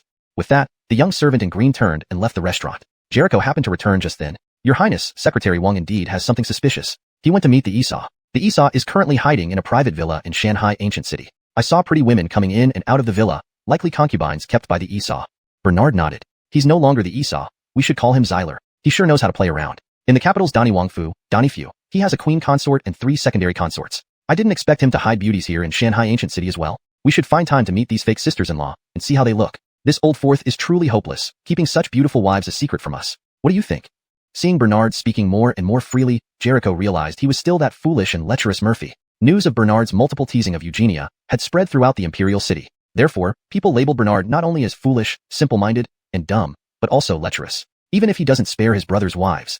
Even though that brother is no longer a brother, Bernard merely maintained his facade for stability, occasionally acting foolish to avoid suspicion. Otherwise, always showing such deep calculation, boldness, and perceptiveness would make others doubt his act, especially those few dragon guards. If they praised him to Alexander after returning to the capital, it could expose him. For a moment, the 4 dragon guards were unsure which side of Bernard was real. After lunch, they waited for Wang Rue to return before leaving. Wang Rue, perhaps feeling guilty and worried about suspicion over his prolonged absence, rubbed his stomach and said, I might be suffering from some water soil discomfort. The local food made me have stomach cramps. Just now, I was squatting in the latrine for so long that my legs went numb. Bernard and Jericho understood each other without words, simply watching Wang Rue put on an act. Bernard draped his arm over Wang Rue's shoulders, creating a striking size difference like an eagle and a chick. Wang's secretary, which of Xyler's concubines do you think is the prettiest? Wang Rue was taken aback, but then asked. They all have their own charm. Why are you asking this? Do you think he keeps other concubines outside the capital? I've heard that Xyler is quite addicted to it. Confused by Bernard's question, Wang Rue replied. Second Highness, why don't you just come out with it? Bernard then said seriously. To be direct, you didn't go to the latrine just now. You met Xyler. Tell me, why did you meet a rebel against the court? Are you planning to join them in a rebellion? Finley was instantly terrified. It's been discovered. Say, Second Highness, did you mistake someone else for me? Finley tried to argue. Oriental Chioxing immediately rebuked. Since you left the restaurant, I've been following you. How could I be wrong? I couldn't have mistaken Nanlong Donyexing, and with your short and plump figure amidst the towering figures of Shanghai Ancient City, how could I not recognize you immediately? Being mocked by Oriental Chioxing about his physique, Finley suddenly felt intensely annoyed. Oriental Chioxing, don't go too far. I am still an official of the imperial court. No matter how ugly I look, it's none of your business to mock me. Bernard almost burst into laughter. Oriental Chioxing's words were too tactless. Wasn't he creating body anxiety for the Minister of Rights? Bernard patted Finley on the shoulder. It's okay, Minister Wang. Try exercising more. Though you can't grow taller, you can build a muscular body. Men with muscles always look good, and women like it too. Hearing this, Finley was even angrier and could only stare at Bernard speechlessly in anger. As a short and stout person, Finley truly felt inferior standing next to Bernard and his towering, muscular companions. Moreover, this wasn't the capital. No one here could back him up. He shouldn't have said too much during that morning court session, leading to his accompanying Bernard to Shanhaiguan. Bernard then chuckled. I'm just joking. Minister Wang is probably the type who doesn't mind these things. Let's settle in the inn. Upon arriving at the entrance alley of the inn, Bernard indeed saw the wooden sign with the lane number. Shanghai Ancient City Lane number 1. Oriental Chioxing had only booked a large room with 2 beds, giving one each to Bernard and Finley. The 4 men needed to take turns keeping watch, so they could manage with a makeshift bedding on the floor. Besides, Bernard mentioned a major operation tonight. There might be no time for sleep. Maybe due to the exhaustion from the journey, Finley soon fell fast asleep. After dozing off for a while, Bernard got up and called Oriental Chioxing to leave together. He specifically left 3 dragon guards to watch over Finley and conserve their energy for the evening's mission. The 2 rode to the general's residence in Shanghai Ancient City, where Oriental Chioxing knocked on the lion-headed door knocker. Bodyguard Dongfang, did you feel as if we've been followed all the way from the capital to Shanhaiguan? Yunbai finally voiced out his thoughts while waiting for someone to open the door. Because on the way to the general's residence, he felt those eyes watching him again. Second Highness, I haven't noticed anyone. Who do you think has been following us? I have a hunch it might be someone protecting us. At this moment, the main door of the general's residence opened. Bernard carried the secret letter from Alexander to facilitate meeting the city's defending general, Walt. Bernard first showed his Marshal King token. Chapter 115. Continuing to pretend. Jericho nodded. Bernard walked while keeping an eye on the situation inside the general's mansion. The general's mansion was eerily quiet at this moment, as if it harbored some immense danger, like the calm before a storm. As Bernard walked, he suddenly stopped and placed his hand on the hilt of the azure dragon saber at his waist. The soldier leading the way also stopped, eyeing Bernard's azure dragon saber warily and reaching for his own sword hilt. Suddenly, Bernard giggled and tapped his right heel on the ground. Sand got into my shoe. It's so uncomfortable to walk. Thus, Bernard bent down to take off his shoe, standing on one foot to shake out the sand. The leading soldier relaxed a little, removing his hand from his sword hilt. Jericho felt both amused and frustrated. This Murphy always did something nonsensical when people trusted him the most, making them doubt his reliability. After shaking out the sand, Bernard bent over to put his shoe back on. As soon as he wore the shoe, he lost his balance and lunged forward, directly tackling the leading soldier while grabbing the hilt of the other's sword. The leading soldier was taken aback. Bernard laughed apologetically. Sorry, I lost my balance. But your sword looks quite exquisite. It's different from those carried by patrol soldiers. After saying this, Bernard drew the long sword with a zing, and deliberately extended it into the courtyard to let the sunlight shine upon it. The leading soldier had his weapon taken away smoothly, feeling uneasy and attempting to snatch the sword back. Jericho also noticed that this sword was made of superior cold steel. Most weapons in the Great Long Dynasty were made of refined iron, so it would be unrealistic to mass-produce military weapons using cold steel. Murphy, you've seen enough. Please return the long sword to me. The leading soldier stepped forward, reaching for the sword. Taking advantage of this, Bernard turned the blade toward the soldier, revealing a cold killing intent on his face. The soldier, ultimately intimidated, took a step back in shock. Indeed, you've discovered. Let me tell you the truth. Walt has already been kidnapped by our Jurchen clan's death squad. Stepping back again, the soldier revealed dual axes hidden under his sleeves. Bernard paused, the killing intent fading from his face. What have we discovered? Why would you kidnap General Ding? If you dislike me playing with your sword, I'll give it back. Now it was the soldier's turn to be confused. This wasn't according to plan.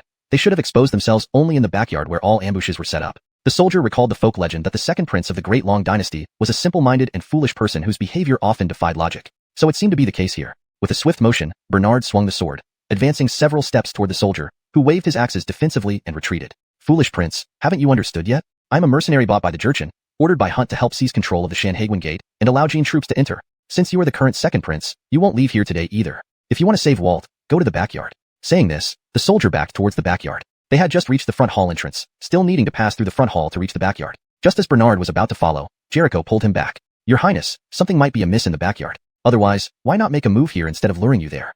Bernard smiled faintly. I know. He knows he can't fight me alone, so he wants to lead me to the backyard to be surrounded by his accomplices. Right guide. The last sentence was directed at the leading soldier. A thick killing intent flashed across the soldier's face. We Death Squad members rarely engage in single combat. We usually attack in groups. Bernard tut-tutted and then said, this is the first time I've heard someone bragging so proudly about bullying others. You've got thicker skin than me, and I won't let you succeed. Immediately after speaking, Bernard threw a punch towards the soldier's face. The soldier tried to block with his axes, but was kicked away by Bernard. The punch hit the soldier squarely in the nose, causing blood to flow from all orifices and rendering him unconscious on the ground. Jericho rushed forward to check his pulse and heartbeat, saying, Your Highness indeed possesses divine strength. One punch was enough to kill him. Bernard took the opportunity to keep the long sword made of cold steel for himself, and said, Such a weakling, yet you dare to be a Death Squad member. No wonder you can only get a job as a guide. Then, Bernard's expression turned serious as he said, Walt is still in their hands. We need to find a way to save him. Second Highness, with them holding a hostage, we are at a disadvantage. Do you have any good ideas? Oriental Chioshing looked at Bernard full of anticipation. Bernard raised the long sword in his hand and said, What else can I do? Rescue him by fighting and killing. After saying this, Bernard dragged the corpse on the ground towards the backyard. The numerous Death Squad members lurking in the backyard waited, but did not see the guiding soldier bring Bernard over. Just as they were looking around, a sudden flash of coldness shot into the courtyard of the backyard. Upon closer inspection, it was the corpse of the guiding soldier. After throwing out the corpse, Bernard hid himself in the small path between the front hall and the backyard, not showing up. Guardian Oriental, by throwing this stone to ask the way, do you think it will lure out their ambush? Bernard's words made him seem somewhat silly again. I cannot appear too confident or strategic, leaving room for others to seem smart instead, in order to not expose my pretense of being foolish. Second Highness, let's wait and see. Look, someone is going to check the body. Oriental Chioshing peeked and said. Bernard nodded. Second Highness, now that the guide is dead, they should have guessed that their actions have been exposed. So, it won't be long before someone declares war on us. They might even hold Walt hostage and confront us. Oriental Chioshing added in a low voice. Bernard nodded. Guardian Oriental makes sense. Who wouldn't guess this? Yet Bernard chose to act foolishly as if he knew nothing. Oriental Chioshing thought to himself, this Second Highness must be physically strong but mentally simple, very adept at fighting and killing but not so good at thinking. Sure enough, a deep voice from the backyard rang out. Now that you know, why not come out and meet face to face for a fair fight? Walt is still in our hands. Hearing this, Oriental Chioshing secretly rejoiced that his guess was correct. Bernard also patted his shoulder and said, Guardian Oriental, you are so smart, just as you predicted. Chapter 116, Iron Rashidard. After Bernard finished speaking, he darted into the backyard with his sword in hand. In the backyard stood row upon row of black-clad, lean-footed warriors, numbering around 40 to 50. At the front stood a 2-meter-tall hulking man, bulging with muscles, dressed in coarse short clothes and shorts, revealing a dense patch of hair on his exposed chest. The hair on his legs and arms was so thick that it resembled an unevolved ape's, long enough to be made into whips. Combined with his face covered in thick, uneven scars from acne, it was evident he wasn't someone to be trifled with. This 2-meter-tall Hulk also held a long sword, which was resting against the neck of a bound military officer who looked valiant in his general's attire. Judging from this, the general must have been Walt, the commander guarding Shanhaiguan Pass. "Boy, are you the Murphy of the Dalong dynasty?" asked the 2-meter-tall Hulk. Bernard clasped his fists in salute. "Yes, it is I. I see you are a talent too. Why not follow me? I can assure you a decent position in the Dalong dynasty. Why stay with some Hunt loyalist in the wilderness beyond the pass?" The 2-meter-tall Hulk roared with anger. "Do you think I, Yuan, am the type to turn coat at the sight of profit? I heard you killed 48 of Lord Fourth Brother's elite guards in Qing Shui town single-handedly. These guards here, I train myself. Each one possesses at least half my combat prowess. If you can win against us, you can take this boy with you. Otherwise, you'll return to Central Plains naked. Let your mother feed you some milk." Ha ha ha. Yuan's laughter resonated like a booming gong, shaking the ground, with the guards joining in with their laughter. Hearing the mention of his deceased mother, sadness welled up in Bernard's heart, followed by a wave of killing intent engulfing him. "So you're such a gorilla. Fine. Your Majesty shall get straight to business." Bernard darted forward with the stolen long sword aimed at the 2-meter-tall Hulk. The Hulk's smile froze as he bellowed, courting death.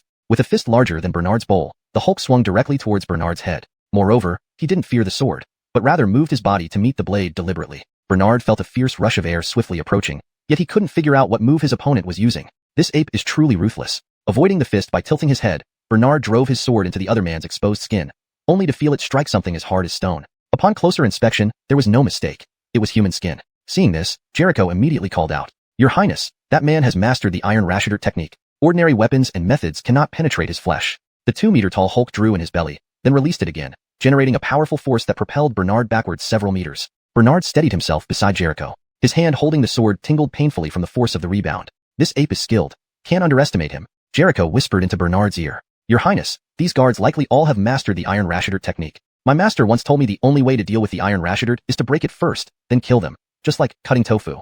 Just say it. How do we break through their iron Rashider? Kick their Huin point. It's the source of the iron Rashider's power. Once the Huin point is hit, their iron Rashider will instantly lose its effect." "Ah, so that's it. Cutting off one's descendants. I'm quite good at that. Didn't I cripple Baron Herbert by kicking? Caused so many trouble since then. Looks like I'll have to unleash my kicks today." The 2-meter-tall Hulk, impatient, said, "What are you whispering about? Either fight or scram. If you can't fight, go home and drink your mother's milk." "Of course we will fight," Bernard replied with a sly grin, raising his sword once more. This time, Bernard's sword attack was feigned, targeting the upper body. His true aim was to find an opportunity to kick the opponent's Huin point. Unexpectedly, this 2-meter-tall Hulk had brains from birth. He quickly saw through Bernard's plan and prepared his lower body in advance. As Bernard raised his leg to deliver a kick, the Hulk swiftly countered with a kick to Bernard's knee. The Hulk's strength was several times greater, causing Bernard intense pain, forcing him to retreat hastily. "Your Highness, are you alright? The defense of the iron Rashider technique is formidable. Those who practice it for a long time have much stronger defensive capabilities compared to ordinary people." Massaging his aching knee, Bernard felt a surge of rage. "Today, if I don't kill this ape, I won't be able to vent my hatred. Your Highness, perhaps you should change tactics. For example, use your mountain separating strike technique. The iron Rashider technique actually relies on the skin surface hardened by internal power to achieve a hardness like iron. However, the vital organs inside are unprotected by this power. Do you get what I mean?"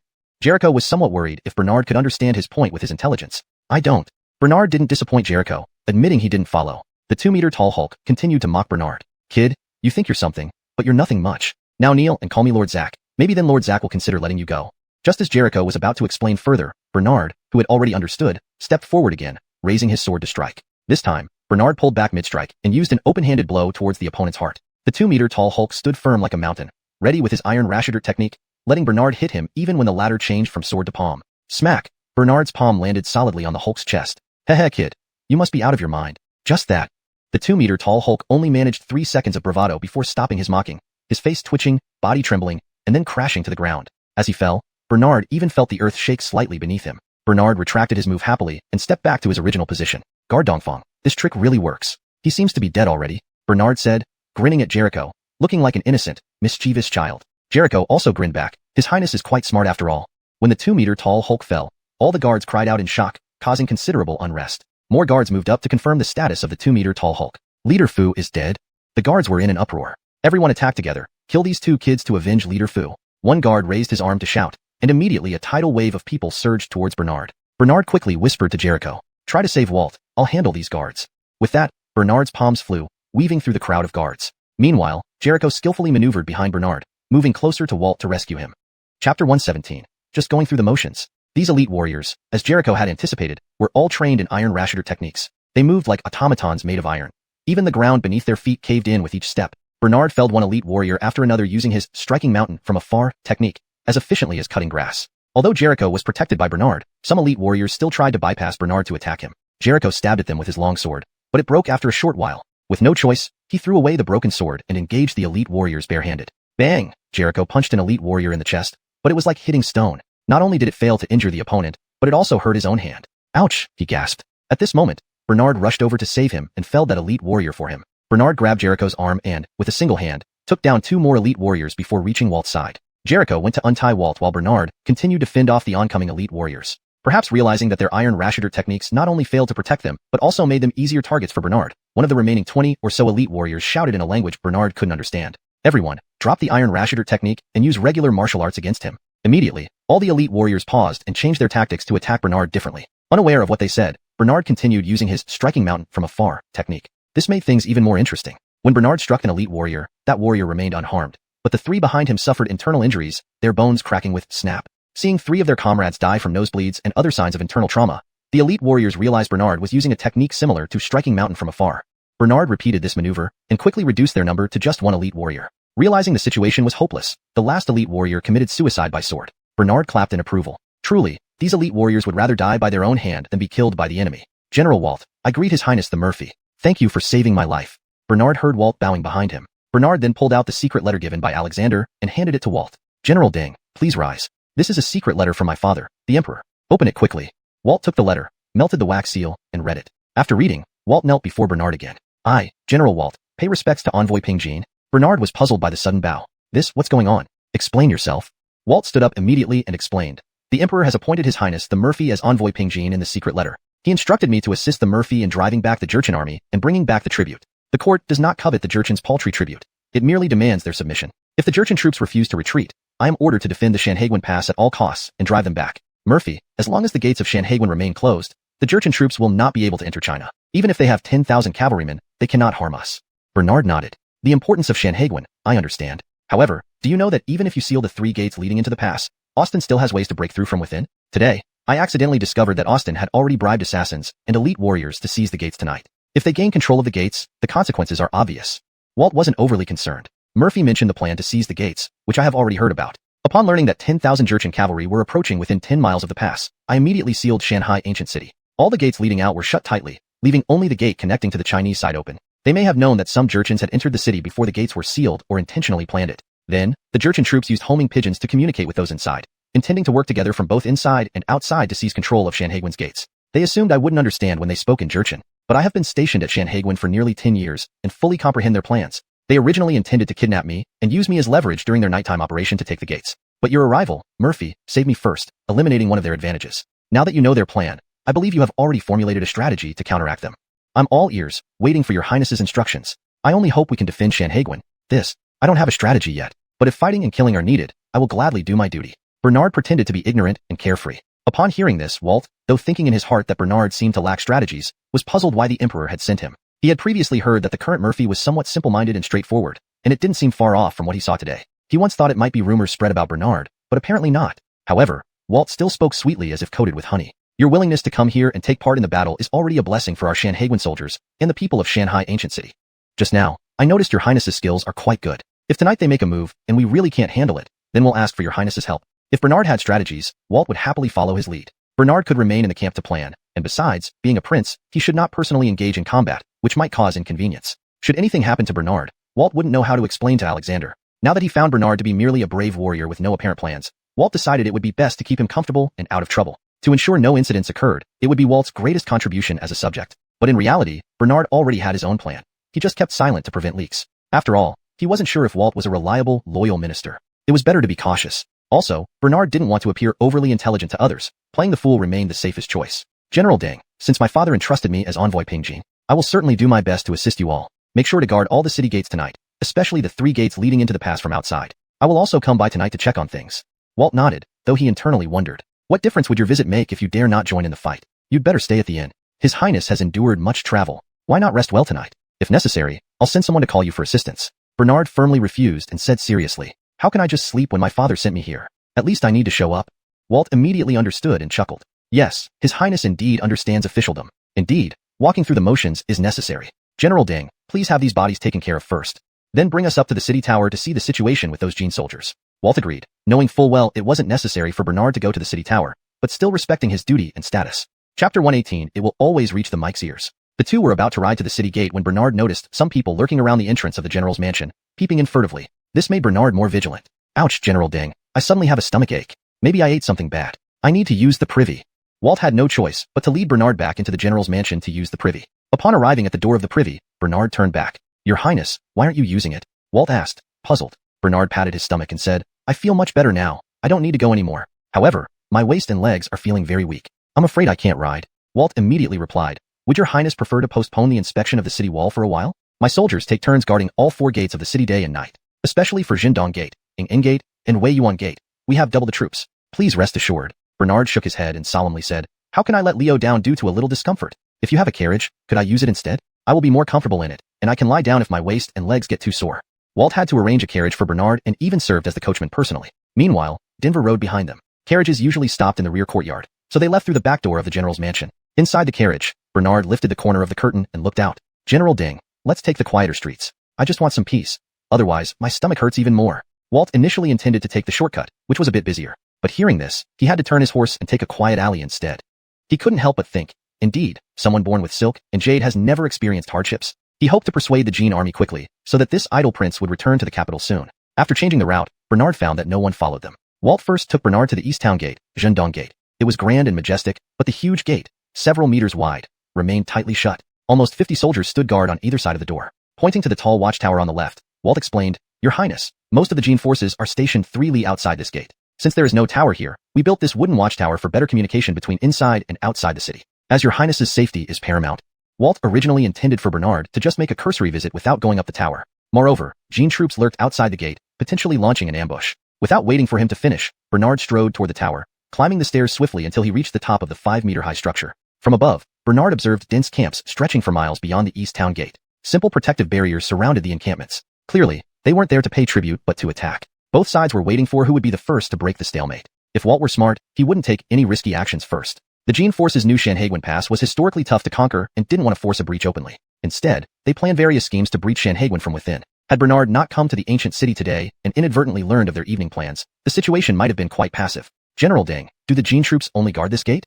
Bernard shouted down to Walt below. Yes, your Highness, mostly. However, upon secret observation, Gene forces also lay in wait near the southern Wangyang Gate and northern Wei Yuan Gate, with strong warriors hidden around those gates, Walt replied. Suddenly, hooves clattered closer from outside the city gate. Bernard saw a tall, armored rider with a beard approaching on horseback. He halted his horse about 1 li away from the gate. Our Jurchen clan intends to pay tribute. Why do you refuse to open the gate? Are you rebelling? Do you wish for our tribe to completely sever ties with the Dolong dynasty and wage war, so you can benefit from it? Hearing this familiar rhetoric, Walt seemed accustomed to it. Your Highness, they've been repeating the same things these past days. We've grown numb to it. I've repeatedly told them only 500 men with tributes can enter at once. They insisted we are making things difficult for them, which led to the deadlock we're in today. Bernard gazed at the Jurchens a li outside the city gate, finding them increasingly familiar. Suddenly, he realized it wasn't that the person looked familiar. It was that he resembled Xyler so much. At least 70 to 80% similar. Looking at the man's age, he estimated him to be around 40. Bernard asked Walt, is the leading general of the Gene troops called Keegan? Walt nodded and replied, from the voice outside the city gate, it should be Keegan making a fuss. He is the commanding general of the Gene army. So this was Matthew's biological father. All the information matched. Bernard also recalled that during previous tributary visits by the Jurchens, there was always someone like this among the envoys. He had even seen this man enter concubine Shu's chambers and leave after a long time. Bernard then cleared his throat and shouted towards the people outside the city gate. Listen up. There's a traitor named Xyler. He eats the emperor's rice but colludes with foreign enemies. If he is on your side, I'll give you face for now and not kill him. Otherwise, I will slay him immediately. Hearing this, Keegan was greatly surprised and asked, Xyler has been captured by you? Is this true? Bernard said seriously, how could it be false? Do you know him? Keegan hesitated for a moment and said, no, I don't. Bernard then responded, since that's the case, there's no need to give you face, and I'll kill him. After speaking, Bernard turned to leave the watchtower. Hold on, can you really spare us the trouble and not kill that person? Keegan called out again. Of course, you've come all this way to offer tributes. If he's one of yours, we will return him as is. Otherwise, we will execute him according to our law. Keegan quickly added, I do have a close friend named Xyler who is doing business in Shanhaiguan. Could it be him? Can we meet to confirm? Bernard feigned difficulty. This man is sentenced to death. Bringing him over isn't easy. But if you come inside to see for yourself, it might still be possible. What do you think? Do you want to come in and check? Keegan hesitated, worrying about traps. However, he was very concerned about Xyler's safety. This brother, please wait.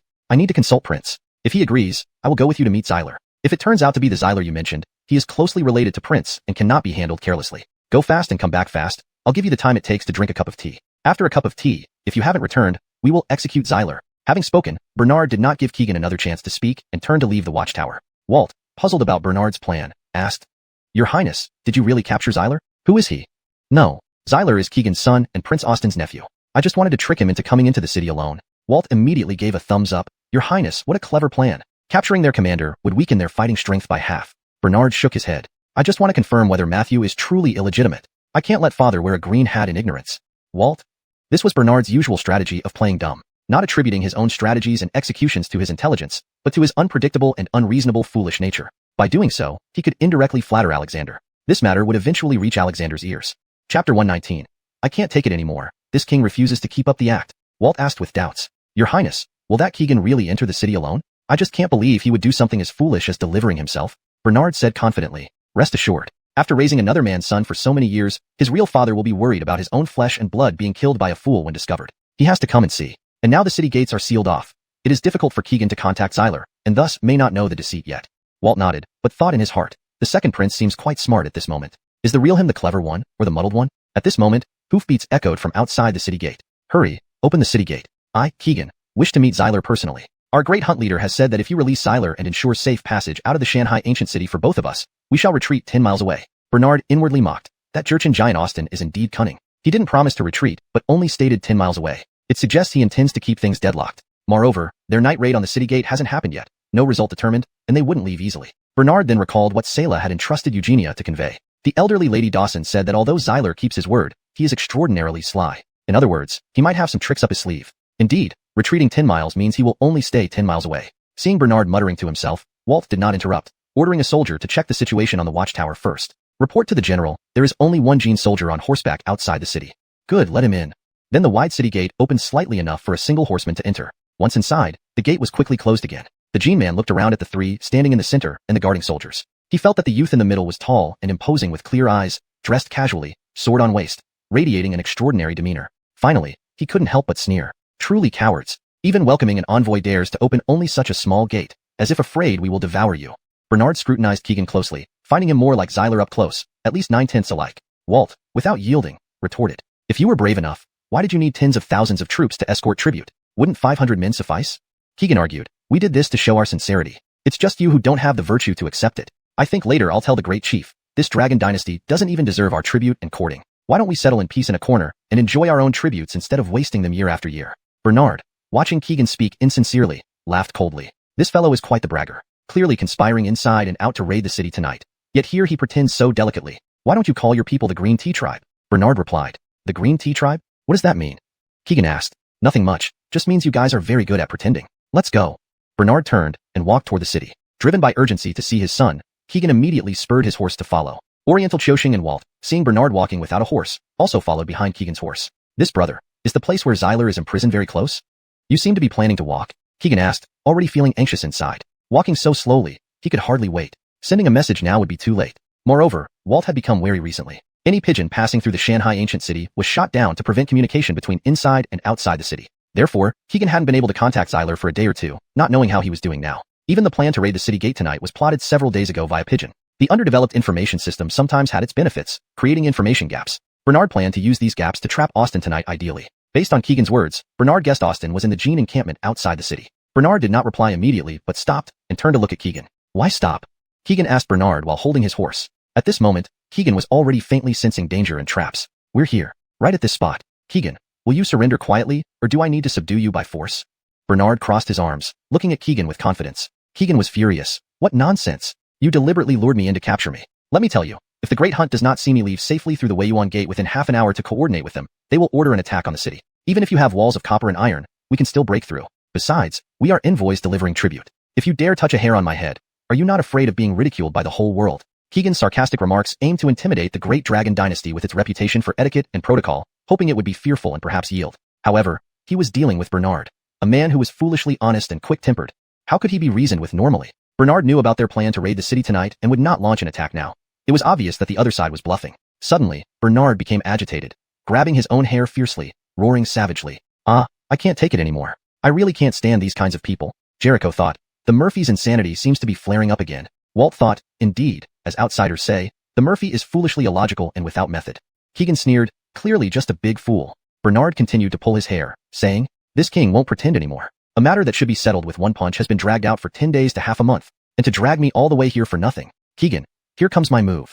Before Bernard finished speaking, he leaped forward, holding a saber in one hand and a fist in the other. His fist smashed toward the horse's head while his saber slashed toward Keegan. Keegan hurriedly drew his saber to block. There was a clanging sound, and Keegan's saber broke into 2 pieces. Bernard's Qinglong saber continued its swing toward Keegan's chest. Without a weapon to defend himself and trapped on horseback, Keegan sank low and fell straight off the horse. Falling from the horse was better than being hit by Bernard's saber. With a muffled thud, Keegan's steed, struck heavily by Bernard, felt dizziness and weakness, collapsing onto its knees. Bernard smirked and patted the horse's head. The horse, knowing how to value its life, submitted to Bernard without a sound after being hit. Bernard stood on one foot on the horse's head, pointing his saber at Keegan with one hand.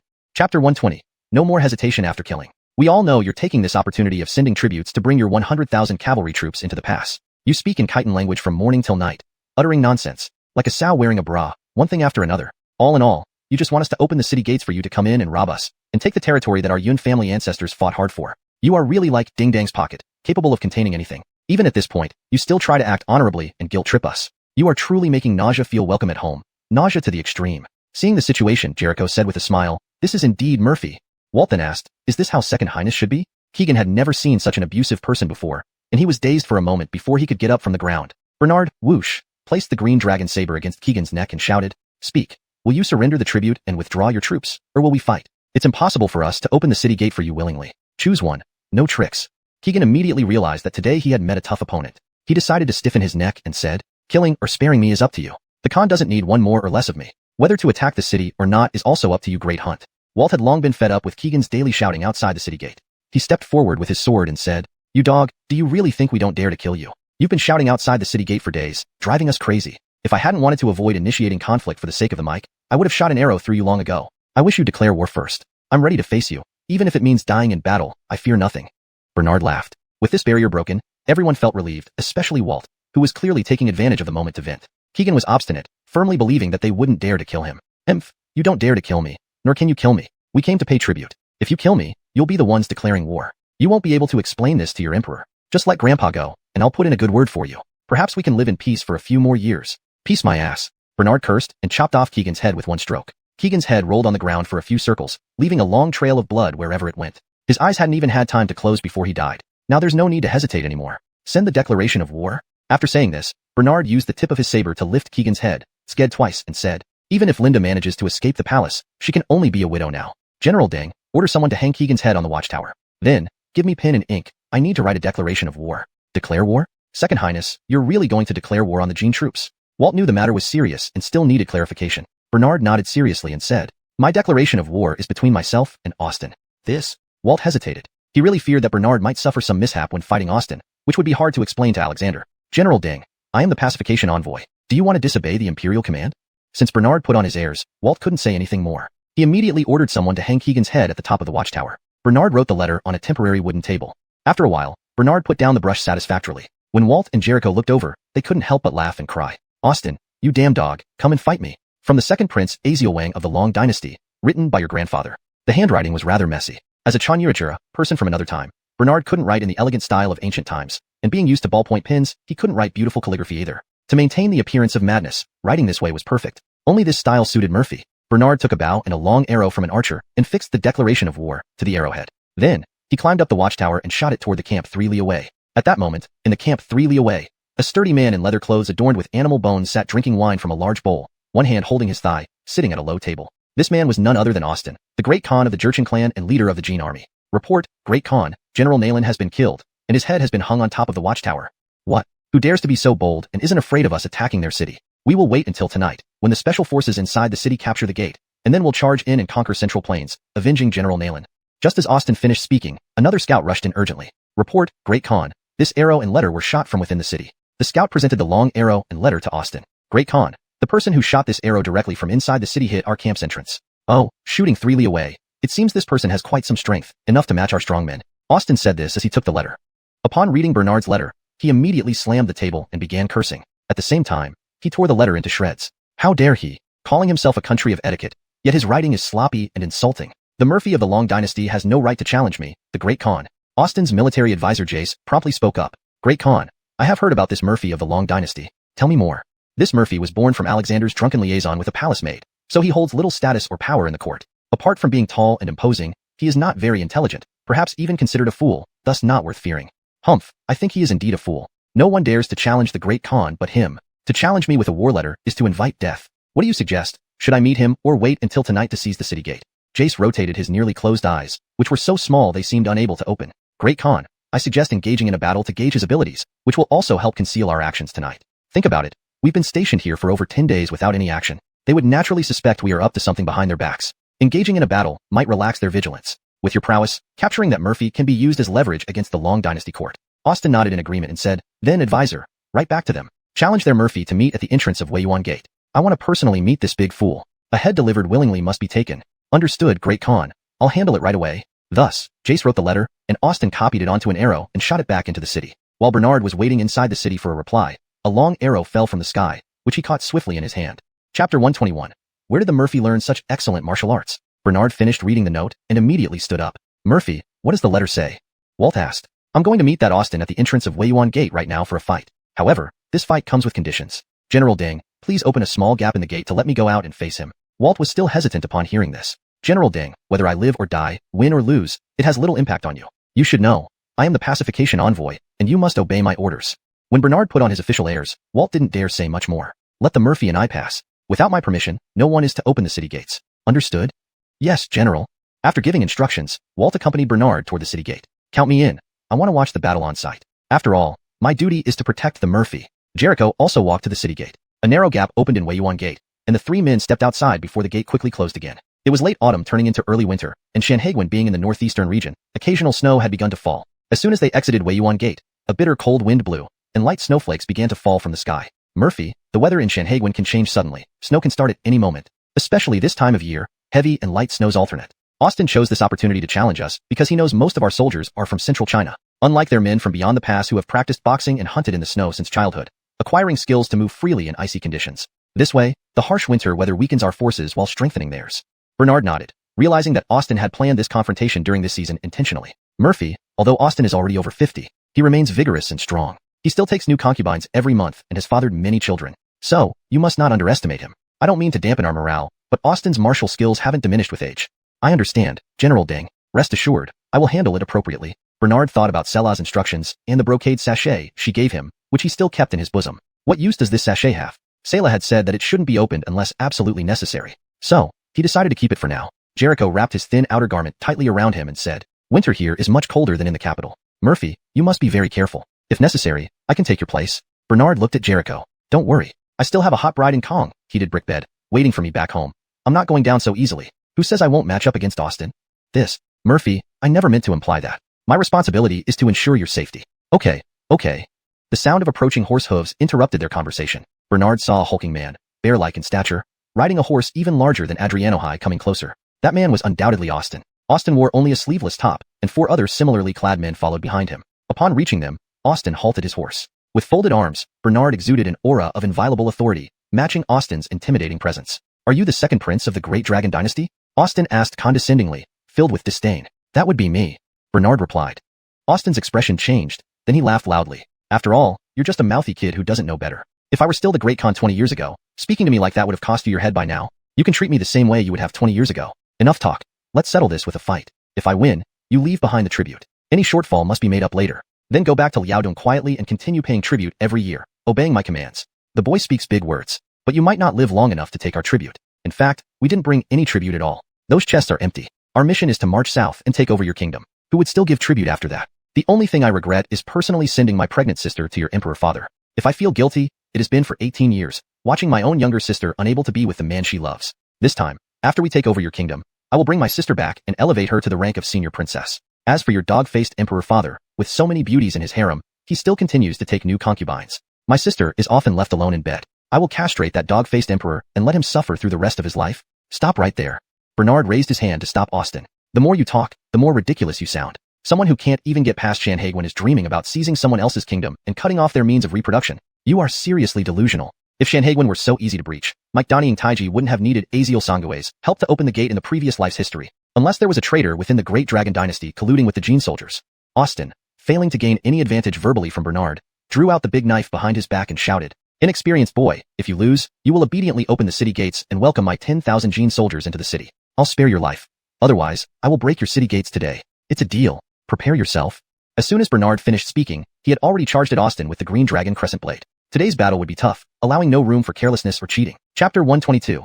A reminder from the Man in Black. There had always been rumors outside that Nicholas was a simpleton. Over these past days of interacting with him, it seemed Nicholas indeed lacked acumen. He handled things based on experience quite well, but when it came to thinking through new problems, he wasn't as adept. In short, this Nicholas couldn't be understood with ordinary logic. How did such a person learn excellent martial arts? And from whom? A series of questions arose in Jericho's mind and wouldn't leave. Earlier, when surrounded by the assassins, Jericho himself was in danger and had no time to think about these issues. Now, watching as a spectator once more, Jericho became aware of the problem. Bernard ultimately lost due to his lack of combat experience. After a dozen exchanges, Austin found his disadvantage. It turned out this young man excelled at offense but not defense.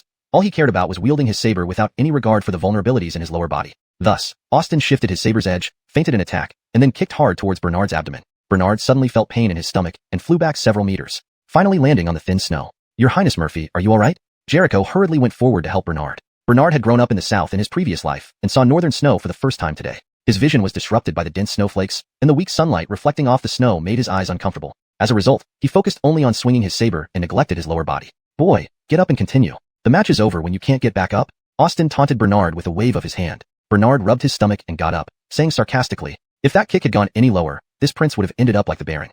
However, there won't be a next time." Then Bernard's expression instantly grew serious as he lifted his saber and moved forward again. "Not bad, boy, getting up so quickly. Last time someone got kicked like that by me, their grave was already overgrown." Just after speaking, Austin approached Bernard with strange movements. Bernard held his saber in front of him, still feeling pain in his abdomen. Fortunately, the thickness of his abdominal muscles prevented internal injury. "Today, I must take revenge for that kick." Seeing Austin almost within 2 meters, Bernard felt him vanish into thin air. What happened? What kind of move was this old devil using? Having stayed too long in the palace, previously only secretly practicing martial arts in Fonka Court, he neglected to accumulate practical combat experience. He lost from the start due to lack of experience. While Bernard was distracted, he suddenly felt a fierce wind rush towards his right cheek. Too late to dodge. Might as well go for a mutual destruction. So, Bernard used the striking ox through the mountain technique, pressing his hand on the blade and swinging it to the right. The position to the right was where the Azure Dragon Saber could strike fastest. 1. Striking ox through the mountain, and Bernard struck out through the blade. From the corner of his eye, he saw Austin retreating. After a series of sizzling sounds, the leather vest Austin wore, which left his chest exposed, was torn to shreds. Austin had used Iron Rashider to block Bernard's striking ox through the mountain, but his vest was now shredded. Phew, almost hit by Austin again. If Austin had struck his temple or another vital spot, he might have died. Thinking about how Austin used the newly learned Chinese martial arts just now sent chills down Bernard's spine. "Nicholas, why are you hesitating? Old Lady Dawson gave you a scroll. You can open it now." A deep male voice echoed from atop Weiyuan Gate. Bernard and the others turned to see a man in black night clothes standing on the 4-meter-high wall, his face covered. With hands behind his back, the masked figure looked down at them from above, his eyes filled with complete indifference. Bernard recognized him, the one who followed them from the capital to Shanhaiguan. That shadow lurking in unnoticeable places was this man. He even knew about the scroll given by Sayla. Damn, this guy seems to know everything like some god. Too terrifying. Although Bernard knew this person was a friend and not an enemy, he couldn't help but be wary of his behavior. "Who are you? And what are you doing on the city wall of Shanhaiguan?" Walt reprimanded the other party with dissatisfaction. "You need not ask who I am. In any case, I would not harm you. Otherwise, I wouldn't remind you about Nicholas." Jericho pointed at the man in black and said, "I remember now. The last time the Ministry of Revenue's documents were burned, I saw a shadow. That person was you. It was you who set fire to the Ministry of Revenue's documents." The man in black scoffed and said, "Like a dog biting Xavian, you do not appreciate kindness. I helped you stop the arsonist, yet you blame me instead. If you say you helped us, then why were all the Ministry of Revenue's documents still burned?" Because of this incident, not only did the Imperial Guards, but even our Dragon Guards had our salaries docked for several months. The man in black still spoke coldly, even with a hint of anger. "You should ask yourselves. Clearly, when the Ministry of Revenue's documents were burning, you detected it early, but why were they all burned?" Upon hearing this, Bernard immediately realized. There must be an insider among the Imperial Guards or Dragon Guards, possibly working with Lindung. Seeing Jericho looking puzzled and seemingly not understanding, the man in black continued. "Humph, the old villain Hiram hired such poor guards to protect the capital. Let me tell you plainly, there is a traitor within your Dragon Guards. At this moment, it's uncertain whether the capital under Andres is safe. Humph. Smart ones pretend to be fools, while fools think they are wise. This world truly stands upside down." As he said the last 2 sentences, the man in black glanced at Bernard. Bernard felt a slight daze in his mind. The man in black's gaze seemed so familiar. It was as if he had seen it somewhere before, but could not recall. Jericho drew his sword and pointed it at the man in black, angrily saying, "The name of the current emperor is not something you can call directly. You also show disrespect to Leo."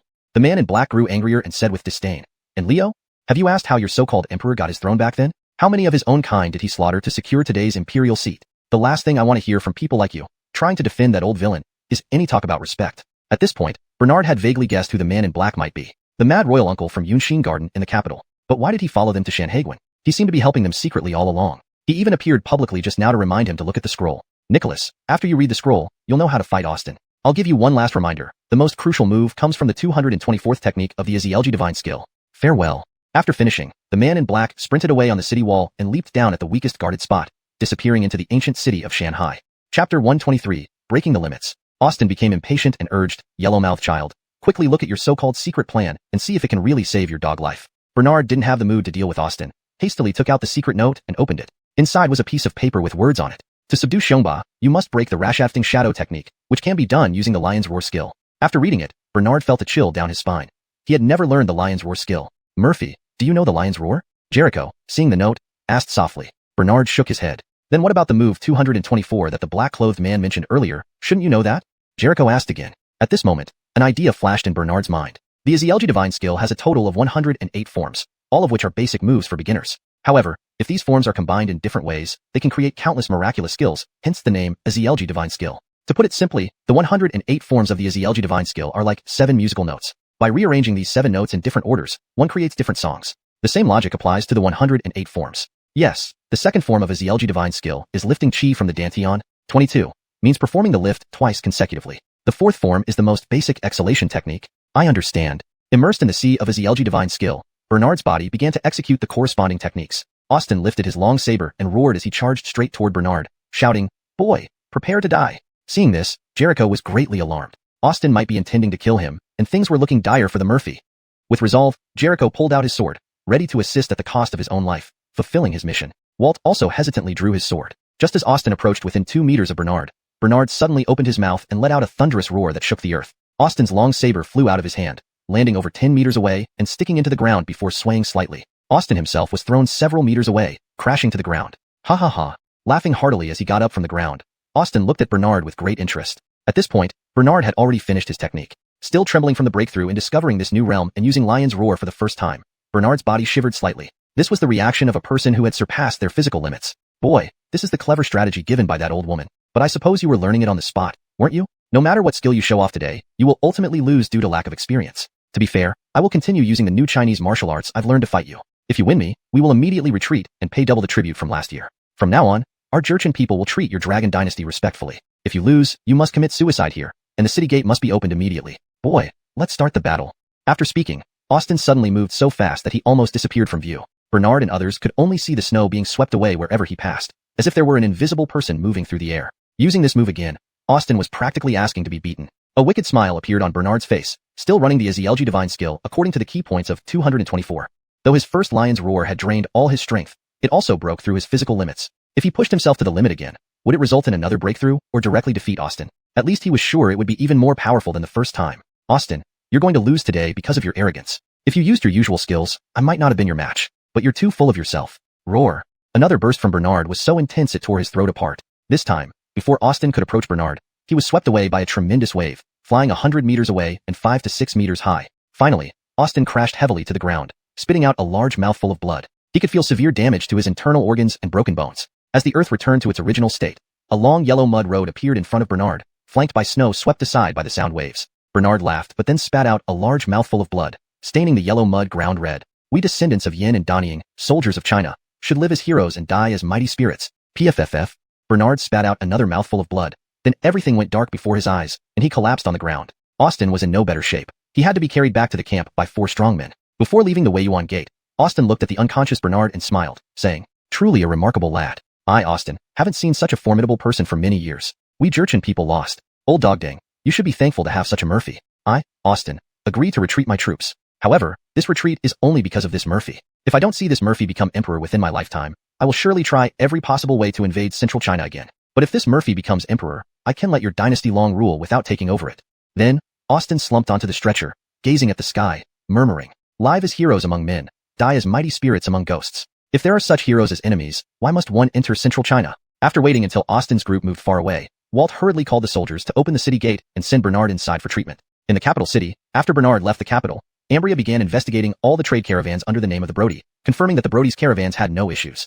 Joey seized the opportunity to unite with the cabinet ministers and recommended Pat as the new Minister of Works. Although the process faced obstruction from officials of the Brody's faction, after Joey's persuasive words, Alexander formally appointed Pat as the new Minister of Works. Once Pat took office, many businesses of the Brody's caravans were hit hard. Subsequently, Drew presented various pieces of evidence accusing the Brody of imposing heavy taxes on the people, colluding with underworld figures to offer high-interest loans, forcing local gentry to sell their land at low prices, and reselling it at high prices. Alexander flew into a rage and personally beat the Brody with 20 cane strokes in the Hall of Grand Harmony. He then sentenced the Brody to copy the ancestral rules 1,000 times in the Imperial Ancestral Temple and to serve a year of cleaning and penance there. At the same time, the Brody's palace was stripped of its gold and jewels. All the weapons purchased by the Brody and Coraline had already arrived at the village outside the capital city. Whether the Jurchen people could invade the capital or not was uncertain, but at least the outstanding payment for the weapons to the southern barbarians had to be paid. The Brody, confined in the Imperial Ancestral Temple, had no choice but to order some shops to be sold to get cash to pay the southern barbarians.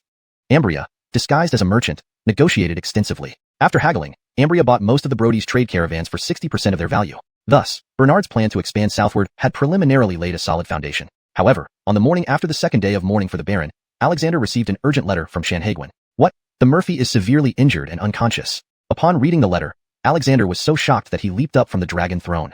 Chapter 124, Murphy severely injured. The officials were only whispering to each other, and most of them didn't care about Bernard's severe injuries. They were more concerned about whether the Jin troops had retreated, whether Sanhaguin was still in the hands of the Dalong dynasty, and whether they could retain their official positions. Joey felt slightly dizzy upon hearing that Bernard was severely injured. Fortunately, he was the only one who could sit during the morning court. After hearing the news of Bernard's severe injuries, Joey rested by leaning against the chair with one hand supporting his head. Would his granddaughter have to remain a widow for life? This marriage was granted by the Mike. Even if it hadn't been completed, America would have to be devoted to Bernard for life, no matter if he lived or died. Alexander noticed Joey's state first, and then hurriedly signaled a small eunuch to bring him a cup of hot tea. In the entire imperial court, those who truly cared about Bernard's life were probably only Alexander and Joey. Finian immediately clasped his fists and said, "Your Majesty, if the Jin troops have retreated, then the Murphy can also be considered a great contributor. Even if he is seriously injured, it is still an honor." Grandmaster of the Court of Diplomatic Reception, Jamil, also agreed, saying, "Your Majesty, he is only said to be severely injured, not incurable. Your Majesty, we must have confidence in the Murphy." Xander added, "Your Majesty, the Murphy is young and strong. Besides, he has immense blessings. He will definitely recover." Though these people spoke movingly on the surface, deep down, they were secretly delighted. It would be best if the Murphy couldn't be cured from his severe injuries. There weren't many left in the Brody's faction who could speak up. The Brody was cultivating in the Imperial Ancestral Temple, and even Minister of Works Becker was dead. So, this faction remained quiet without voicing any opinions. As for the Esau's faction, especially high-ranking officials like Lloyd, Minister of Revenue, and Donnie Austin, Minister of Personnel, had been quite low-key recently. This was because the rebellion and self-exposure of the Esau in Qingjin town had been reported to the court by Cleveland, the magistrate of Qingjin County. However, out of respect for Alexander, Cleveland did not mention the details of the Esau revealing his birth father, nor did he mention his own name. Although Alexander had been mentally prepared, he was deeply grieved by the Esau's act of rebellion. Alexander said gloomily, "If there are any matters, report them. Otherwise, dismiss the court." At this critical juncture, no one dared to continue reporting unless it was something extremely important. As the officials retreated, Alexander looked at Joey, who had not yet left. "Prime Minister Johnny, I feel sorry for America. Their wedding may have to be postponed. However, Sanhaguin has brought good news. It seems that Austin has agreed to withdraw his troops and provide double the tribute from last year. Do you know how this outcome came about?" Joey looked at Alexander and said quietly, "It must have been due to the decisive battle between His Highness and Austin." Alexander smiled, nodding. This was the first time he had managed to smile since learning of Bernard's severe injuries. He felt even more guilty towards Bernard's mother. He owed too much to Bernard and his mother. "Prime Minister Johnny, you are truly insightful," Alexander commented. "Your Majesty, it is not my foresight, but rather my wife's insight before His Highness set off," Joey replied. "My wife once fought Austin and knew his character well. Moreover, Austin obtained a hidden martial art from China not long ago. The person who provided this art is my wife's junior brother, so she could guess some things and inform me as well." "I see." The letter described the duel between the Murphy and Austin in detail. The letter also mentioned that the Murphy suffered severe injuries and had a high fever for several days. "It takes 2 or 3 days for letters from Sanhaguin to reach us. During these few days, we don't know how the Murphy is faring. Walt has already gathered all the renowned doctors in Sanhaguin to treat him. I hope the Murphy has good fortune and recovers soon. And when he returns, he can marry America as planned. Prime Minister Johnny, from now on, we will be relatives. Privately, you needn't call me Mike. Calling me father-in-law will suffice." "Father-in-law?" Alexander called out first. This marriage was bestowed by him, and now the groom-to-be was severely injured. Feeling responsible, Alexander wanted to lighten the atmosphere a bit. "Your Majesty, I really cannot bear such a title as father-in-law. It humbles me greatly," Joey replied, getting up and kneeling before Alexander. Accompanying the emperor was like living with a tiger, especially having served 3 generations. Joey knew which words were sincere and which were formalities. If he were to treat the emperor as an equal, it would be the shortest path to losing his head. Which emperor wouldn't value authority? Alexander didn't prolong the formality and sighed. "Actually, I intended to establish the Murphy as Baron, but external conditions didn't permit it, so I deliberately arranged for him to earn merit at Shanhaiguan. In this way, I will have a reason to establish him as the Baron. Otherwise, all the officials in the court would oppose it. However, Joey said, Your Majesty, Murphy insisted on going south. If you make him the Baron, he might not be willing. Is there anyone who wouldn't want it? Every prince is plotting and scheming just to climb onto the position of the Baron. But you're right, we can't judge the second one by normal standards. Ted, go back and rest for now. When there's news from Shanhaiguan, I'll inform you. As for America, console her properly or wait until Murphy recovers before telling her. A girl might not be able to endure such a blow. I accept your Majesty's command. Joey slowly left the Hall of Supreme Harmony. Thinking of Bernard's courage and unmatched bravery, how could he have been severely injured? No, I must ask the old lady when I get home. Perhaps she knows something. Thus, Joey quickened his pace to leave the palace and return home to inquire. Meanwhile, Theo and Kong Hunter secretly departed from the hunter's house and infiltrated the Northwest military camp. At that time, the Adrian brothers were in their tent drinking and carousing with courtesans from the pleasure quarters. It was easy to imagine how poor their vigilance and combat capability were. Theo and Kong Hunter successfully abducted the two Adrian brothers. The bugle sounded within the Northwest military camp, and soldiers gathered from all directions onto the drill ground. Theo publicly read the imperial edict and ordered the immediate escort of the two Adrian brothers back to the capital to await judgment. With this, Theo took over the 200,000-strong Northwest border troops previously commanded by the Adrian brothers. Although his comrades in arms died at Goosey Ridge, he finally accomplished the transfer of military power without fail. Upon receiving Theo's letter in the capital, Alexander conferred an official post on Kong Hunter and erected a monument to honor the 12 brave heroes who had fallen at Goosey Ridge. However, the Adrian brothers managed to escape during the escort back to the capital. At this time, the siblings Finian and Amaya also claimed they were returning home to pay respects to their ancestors and left the capital. Alexander issued an imperial decree to the Adrian family's hometown, demanding that Finian and Amaya return to the capital immediately after finishing their ancestral worship. Chapter 125. This uncle is not that uncle. Mickey bought a small courtyard in the capital and settled Linding and Christie's mother and son there. Every day, he would go out early and return late, building relationships and socializing with the nobles of the capital. At night when it was quiet, he would think of Amaya. In the face of Christie's advances, Mickey appeared disinterested. One evening, Linding went out for drinks with friends, leaving only Mickey and Christie in the house. Christie was grateful to Mickey for taking care of her and her son for over 10 years, yet he had never touched her. Suddenly, while Mickey was washing up, Christie burst into the room. "Ai Rong, you?" Without a word, Christie stepped forward and began massaging his shoulders and back. "Ai Rong, you don't need to do this." Before Mickey could finish speaking, Christie silenced him with a kiss. Their eyes met, and the air in the room became thick with heat. As Mickey reached out to pull Christie into his arms, shouts were heard from outside the room. "Teaching master! Teaching master!" Christie quickly stood up, straightened her clothes, and blushed as she walked out of Mickey's room. The messenger rushed over just in time to see the embarrassed Christie leaving, momentarily stunned. "What is it?" Mickey emerged from the room, dressed and ready. The messenger, realizing he had interrupted something, hesitated. "Well, what is it?" Mickey impatiently urged. He was still brimming with frustration that had been ignited by Christie. "Teaching master, news has come from the imperial city. The Murphy defeated Austin, the chieftain of the Jurchen tribe at Shanhaiguan, but he was severely injured. Austin has retreated and will be doubling his tribute to the Dalong court." Upon hearing this, Mickey smiled coldly. His carefully laid plans over the past decade were finally moving closer to fruition. The Brody has been imprisoned in the Imperial Ancestral Temple for a year and will likely never be considered for the Crown Prince position. He has spent a year inside while the world outside has changed dramatically. Rumors suggest the Esau is the offspring of concubine Shu and a Jurchen man, though the Emperor hasn't announced it. The Boon is obsessed with business, and the sixth prince is weak and indecisive. The seventh and Walkers are too young, without any backing or ambition to compete for the throne. Now that even the relatively strong Murphy is seriously injured, it seems the main branch of the Yun family is nearing its end. It's time for Linding, the illegitimate son, to make his appearance. Mickey murmured to himself as he gazed at the stars and moon. "Ha ha ha, old dog Mickey, you really think an illegitimate royal lineage can be used as leverage? Dream on." Suddenly, a deep male voice echoed. Mickey looked up to see a tall, masked figure in black standing on the wall. "Who are you?" Mickey demanded. "Who I am isn't important. What's important is that you, the leader of a cult, are foolishly trying to place an illegitimate royal heir as the crown prince. How ridiculous. Even if all the legitimate princes of the Yun family were dead, it wouldn't be your turn to take the throne." From the masked man's words, Mickey sensed something deeper and pressed further. "What do you mean?" "I might as well tell you. The legitimate princes of the previous emperor have a better claim to the throne than Linding, that illegitimate child. Moreover, they can directly assume the emperor's position without needing to be named crown prince first. Did you forget this rule set by our ancestor, the founding emperor?" Mickey thought about it and was shocked. "Are you the lost prince of the previous emperor? That makes you Linding's uncle." "Nonsense. A mere illegitimate child who doesn't even appear in the royal family records doesn't deserve to call me uncle. Yes, I am Linden, the youngest son of the previous emperor. I came here to warn you to give up your ambitions for the Yun family's throne. Otherwise, my men will add another life to their list. Go back to the south and be your cult leader. Don't embarrass yourself in the capital." Mickey had plotted for so long.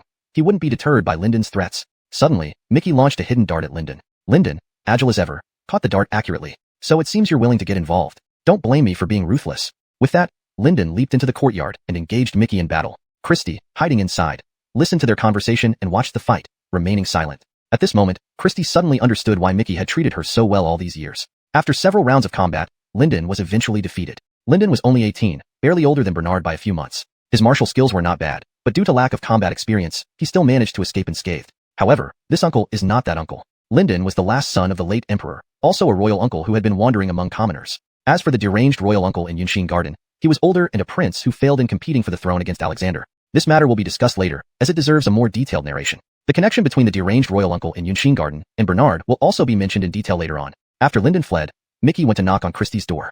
"Arone, I have some important matters to attend to outside. Rest early at home. That black-clothed man came for me. He won't harm you. But rest assured, I've arranged people to guard the front and back of this courtyard." Mickey glanced at the pitiful Christie, recalling their near moment just now, making their relationship suddenly very complicated. Indeed, there's no pure friendship between men and women. Christie wanted to hold Mickey back, but it was too late, for Mickey had already swiftly reached the door, vanishing in an instant. Christie felt dry-mouthed. Today, to encourage herself to be bold, she even drank some aphrodisiac wine. But Mickey left just like that. Feeling a bit stuffy in the courtyard, Christie stepped out as well. The capital was a bustling metropolis, and even though it was past the hour of yo, which corresponds to 5 p.m. to 7 p.m., there were still plenty of people on the streets. Christie had kept her chastity for Alexander for over a decade, and now she finally let go completely. Walking through the crowded streets during her loneliness brought a unique sentiment.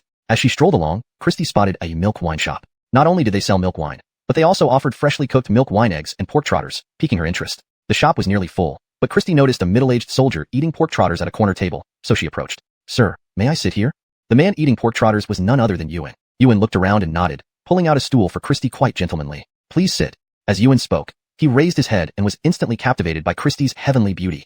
Chapter 126, Widower and Widow. Christie blushed and sat down, turning her face away. Cough, cough. After Christie cleared her throat twice, Ewan finally came to his senses. "Is this young lady also here for the fermented wine pork feet?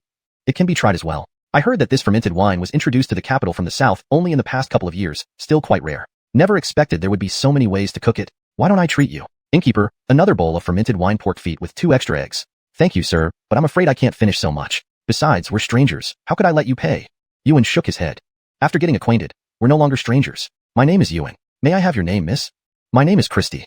"How coincidental. We both share the same surname, Dawson. Recently, I've been learning to brew this southern-style fermented wine on my own. It's about ready to be tasted. If Miss Dawson doesn't mind, you're welcome to try some at my place." Noticing the ring on Christie's ring finger and her neatly coiled hair bun, Ewan grew more interested in her. Both being widowed, they seemed like a perfect match. Admittingly, men always find myriad ways to court women they fancy. Ewan, now, was like a male peacock trying hard to spread its feathers to attract a female. As the two chatted, they increasingly found common ground and shared their life stories. Consequently, an increasing sense of mutual respect developed. However, Ewan did not reveal that he had once been a general, and Christie did not mention her deceased husband. They talked until just before the shop was about to close, parting reluctantly. "Miss Dawson, where can I find you next time?" "Under the banyan tree by the villa at number 6 lane. "Number 6 lane? It's where some wealthy merchants live. No wonder you seem so extraordinary." Thinking about his current status, an ordinary officer managing soldiers for a prince, he instantly felt somewhat unworthy of Christie. Meanwhile, Christie thought she, being a widow, couldn't possibly be suitable for Ewan, a brave military man. Each harboring these thoughts, they said their goodbyes and parted. Ewan turned around only to see his girlfriend Zyra glaring at him angrily. "Ewan, I've been wondering why you didn't come back last night. So you were out here dating a vixen. Do you even think of me? You promised to marry me. When are you going to keep your promise?" Ewan had no choice but to pacify Zyra. "Zyra, you know my career is just starting. I've been idle for over a decade. I must work hard to give you the life you deserve." After some cajoling, Zyra finally calmed down. Being a courtesan who managed to hook onto someone equivalent to a drill master, naturally, she wouldn't let go easily. Ewan even regretted entangling with Zyra initially. She should have served 200 demons along with other camp prostitutes. Being constantly reminded by Zyra to take responsibility irritated him. However, as a man, Ewan wasn't quite at his breaking point yet, and thus held back. But Zyra, experienced with countless men, kept Ewan's behavior tonight in mind. "We'll see if you really go to number 6 lane to meet that vixen. If you do, I'll tear her apart." Upon returning to his residence at the shooting range, Jay and Julius approached him. "Commander Dawson, the Imperial Court has sent news. The Murphy is gravely injured and remains unconscious, having been so for several days now. Counting from the letter sent from Shanhaguan, the Murphy has been unconscious for 3 nights already. We don't know how he's doing now." Ewan was taken aback after hearing what Jay had said. Why did the Murphy suffer severe injuries? The Murphy was injured during a battle with Austin. However, Austin admitted his defeat and withdrew his troops. This year's tribute to our dynasty, double the amount of last year, was delivered to General Walt at Shanhaguan. Now, the Murphy is recuperating there, while the escort bringing the tributes is en route to the capital. Alas, the Murphy is truly an outstanding prince. If only his maternal family background weren't so humble, he'd undoubtedly be the crown prince. Jay and Julius looked at Ewan oddly, unable to voice some thoughts comfortably. Noticing their expressions, Ewan added, "You think the Murphy is too naive, simple, and aggressive to be a prince?" Caught by Ewan's words, Jay and Julius couldn't refute. Feeling guilty, Jay replied weakly, No, Commander Dawson. How could we ever think such things about our own master? Murphy is one of a kind. He naturally has his own unique qualities. Moreover, to us, Murphy is of pure heart, benevolent, righteous, and filial. Ewan still got straight to the point and snorted. In the end, you still think Murphy is foolish. I can't blame you for thinking so, but you must never entertain this thought in front of outsiders. Otherwise, it's easy for malicious people to exploit this rift between master and servant, thus sowing discord. Ewan wanted to clear Bernard's name, revealing the fact that Bernard was only pretending to be mad. But Jay and Julius were sent by Alexander, and their loyalty to Bernard was uncertain. Therefore, he had to keep up the secret of Murphy's feigned madness. So Ewan didn't state it directly, but instead indirectly hinted at it. Commander Dawson, we understand, Julius and Jay said in unison. Commander Dawson, since Murphy is gravely injured, do you think we should go to Shanhaguan to attend to him?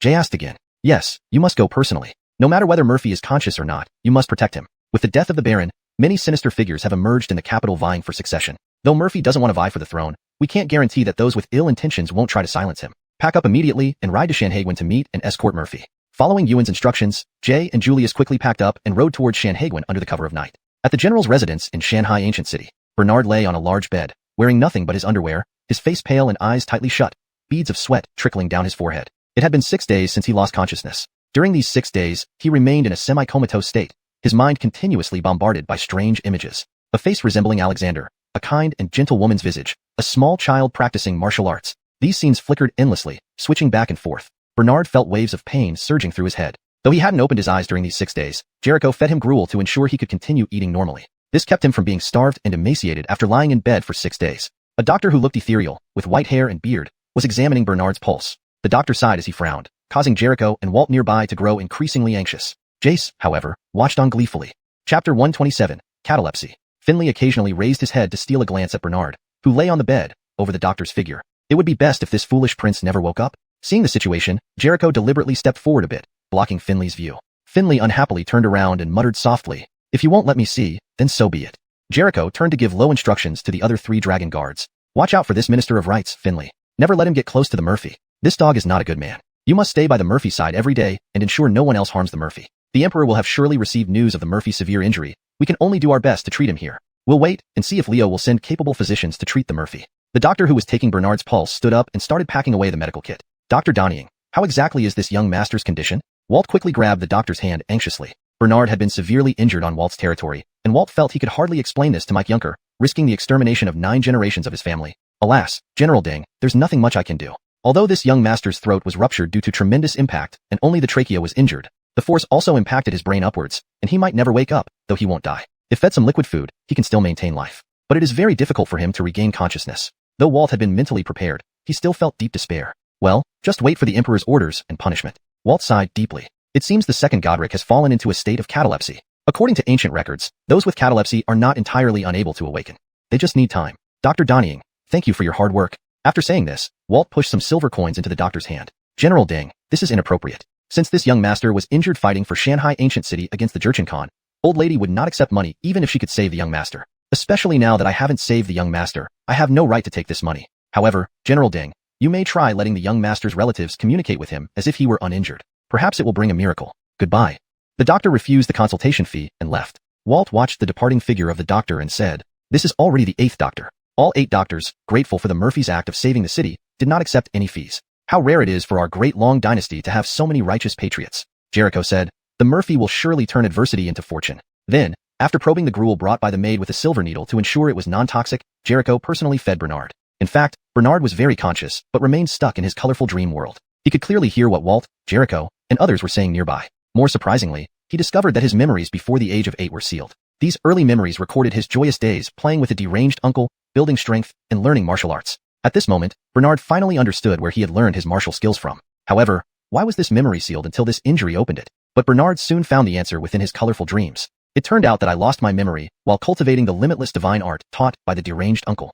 That's when my lost memory made me appear as intellectually immature as a child. It wasn't because the original occupant of this body had a congenital intellectual disability caused by my adoptive father's drunkenness. All truths revealed. My martial arts skills were taught by the deranged royal uncle in Young Sinuan within the capital city. No wonder he followed me all the way to Shanghai Ancient City and gave crucial guidance to break Austin's illusory shadow technique. However, the deranged uncle must have another reason for coming besides concern for his disciple. Moreover, the uncle I remember from childhood was crazy. Was he pretending all along, or did he recover later?" Bernard had many questions in his mind, waiting to uncover the mysteries upon waking up. Suddenly, Bernard felt his body being gently lifted. His upper body pressed against a soft pillow, and a sweet gruel was poured into his mouth. Guard Dongfang truly takes care of the Murphy thoroughly. This was Walt's voice. Then, Jericho's voice sounded. Bernard and I came to Shanghai Ancient City together, and we faced many obstacles along the way. To be honest, the Emperor entrusted me with the task of protecting the Murphy, but in fact, he saved me from danger on the road many times. Out of duty and gratitude, I naturally can't leave the Murphy alone. Otherwise, I would be a thankless cur.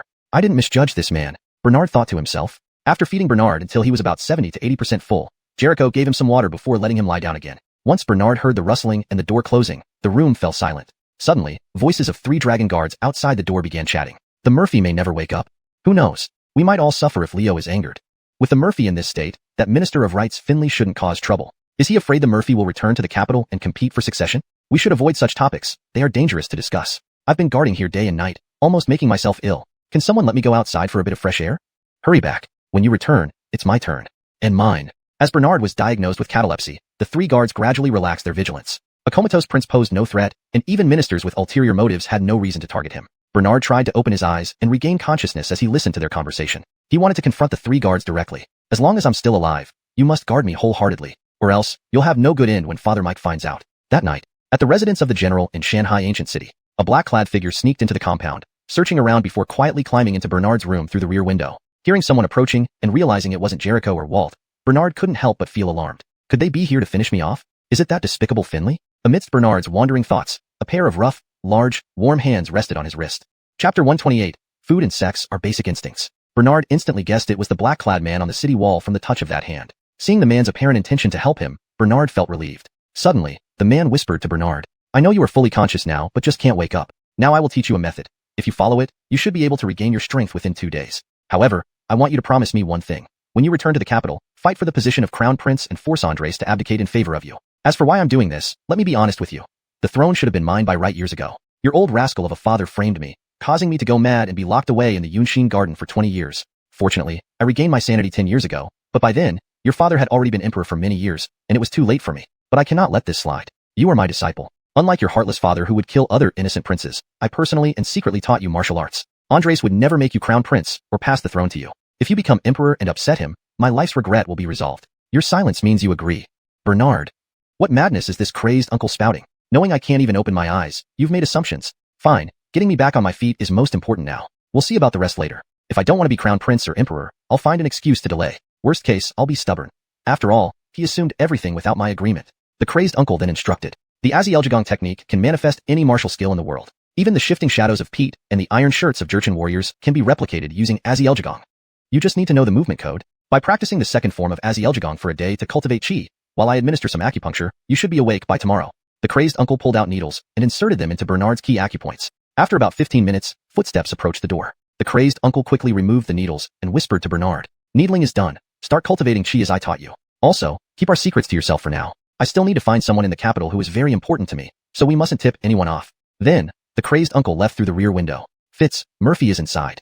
It turned out Dr. Connor was sent by Andres from the capital to check on Bernard, brought here by Jericho. While quietly cultivating chi, Bernard allowed Connor to examine his body and take his pulse. Damn, if it were a woman touching me, it wouldn't feel so awkward, but this big guy makes it unbearable. Bernard cursed inwardly. At that moment, Bernard thought of Katrina. Upon returning to the capital, his first task would be to find Katrina, reminisce, and reveal his identity, then propose a pretext to move south together. Besides, Katrina's ancestors had migrated from the south. He could use ancestral worship and pregnancy as reasons to bring her south. Thinking of their intimate moments, Bernard unconsciously had a physical reaction. Connor, who was massaging Bernard, suddenly noticed the reaction and stared for a long time. Jericho also looked over, feeling embarrassed. Regaining composure, Connor exclaimed, This is good news. Murphy has a physical response, proving he isn't entirely paralyzed. I have a method. Jericho asked anxiously, Fitz, what method? I'd willingly sacrifice anything to save Murphy. Moved by Jericho's selflessness, Bernard decided he must request Jericho as his subordinate upon returning to the capital. Wait, why am I calling my father old rascal like that crazed uncle? No, that's too disrespectful. Walt also asked, Fitz, please tell us. Whatever you need, I'll do my best. Outside, Wang Rong listened eagerly, thinking, what method can revive this foolish, unresponsive prince? Connor said, arrange for a few women to unite with Murphy. Basic instincts dictate that female attraction is the best stimulant for men. However, the wedding between His Highness the Murphy and Eugenia is imminent. Such an important matter should have Eugenia's approval. Hearing this, Wang Rong chuckled and blurted out, how many women in history would willingly send their husbands into the arms of other women? It's already good if they don't quarrel and create jealousy. Connor glanced at Wang Rong and said, if Miss America were here, she could directly consummate the marriage with His Highness the Murphy. That would also be possible. Jericho was still helpless. The problem is that she is still in the capital city. Connor then continued, His Highness's current condition makes it unsuitable for him to be moved around, as it could easily harm his blood vessels. The best solution is to find a young lady nearby too. Connor did not wish to elaborate further, fearing what might happen if the Johnny family heard about this. It wouldn't be easy to explain. Bernard, hearing Connor's ridiculous suggestion, felt like getting up to punch him twice. Am I such a careless man? How dare you think of such ideas? Immediately after, Walt, Jericho, and Connor went outside the door to whisper and discuss. Bernard stopped paying attention to them and instead focused on cultivating chi, hoping to regain his freedom as soon as possible. Lying here like a log, unable to move at will, felt worse than being under anesthesia. After Bernard cultivated chi for some time and was planning to rest, You'll ruin your life. You're truly foolish. You keep watch, and I'll put on a show for them. This money isn't easy to earn. Just as she spoke, Bernard felt a soft body straddling him, though fully clothed. Cheeky girl. Really know how to deceive for money. If I could move, I'd teach you a lesson. Feeling urgent and angry, Bernard found that his hands and feet could move. Thank you, uncle. Cheeky girl. See how I deal with you. Chapter 129. The Insisters. The elder and sister straddled Bernard, putting on a show with her cries. The younger and sister stood by the window, peering out through a crack. Just as the elder and sister thought she was being clever, she suddenly felt movement beneath her. What's going on? He's supposed to have with stiffness. How could he move? Am I hallucinating? Elder sister, what are you saying? Nothing. You, keep an eye on the door. The elder and sister tried to keep up the act, but when she looked down, she saw Bernard staring up at her with his eyes open. Ah, you. Bernard gave a wicked smile, feeling the long-lost sense of freedom flood his body. With one thrust and flip, he pinned the elder and sister beneath him. I didn't want to do anything to you, little girl, but you chose to con us. Now there's no escape for you. As Bernard started tearing at the elder and sister's clothes, the younger and sister rushed over, trying to push him off, but Bernard remained as immovable as a rock, pinning the elder and sister firmly. Upon regaining consciousness this time, Bernard found his strength and martial prowess had surged several times over. Even combined, the two and sisters couldn't match a tenth of Bernard's power. It was like hitting a stone with an egg. Seeing that the younger and sister was even more attractive than her sister, Bernard simply grabbed her around the waist and tossed her onto the inner bed. Pervert, I'll cripple you. The elder and sister aimed a kick at Bernard's groin. Bernard blocked her with his knee, immobilizing her. I'll kill you, letting you bully my elder sister, bullying my elder sister. The younger and sister pounded him with her fists, cursing all the while. Finding her troublesome, Bernard chopped sharply at the younger and sister's neck, rendering her unconscious on the pillow beside them. Alien, what happened to you? The elder and sister wanted to check on her sister but was restrained by Bernard, who held her legs and hands captive. She could only cry in distress. Just as Bernard was about to proceed, seeing the elder and sister's tears softened his heart. He released her, hopped off the bed, and fastened his pants. Your sister is just knocked out. Take her and go. Impatiently, Bernard opened the door to usher them out. Although women like the elder and sister, fiery and spirited, often sparked men's desire to conquer, Bernard wasn't the type to take advantage of unarmed women. The elder and sister hurriedly straightened her clothes, wiped away her tears, and then carried her sister out. Pausing beside Bernard, she said, Thank you. We didn't mean to deceive for money. Bernard scoffed. Being courtesans and still short of money to go to the capital? You clearly don't know how to market yourselves. Dream on. You think singing a few songs or reciting some poetry will get people to pay you. And here I thought you understood men. Knowing she was in the wrong, the elder and sister left the room quietly with her sister. Denver and Walt arrived just then, attracted by the commotion in the room, worried the insisters might harm the supposedly wooden stiffened Bernard. Seeing Bernard awake, they dismissed any concern about the insisters. Walt pulled out some money and handed it to the elder and sister. Many thanks from Second Godric. Bernard wanted to stop him but realized the silver ingot was substantial enough to help the insisters leave Shanhaguan and reach the capital to join Kirk. Deciding to be thorough in his good deed, he allowed them to take the money so they could seek refuge with Kirk. Being Kirk's sisters, they might appear in the capital or military camp someday. Showing mercy now might benefit him later.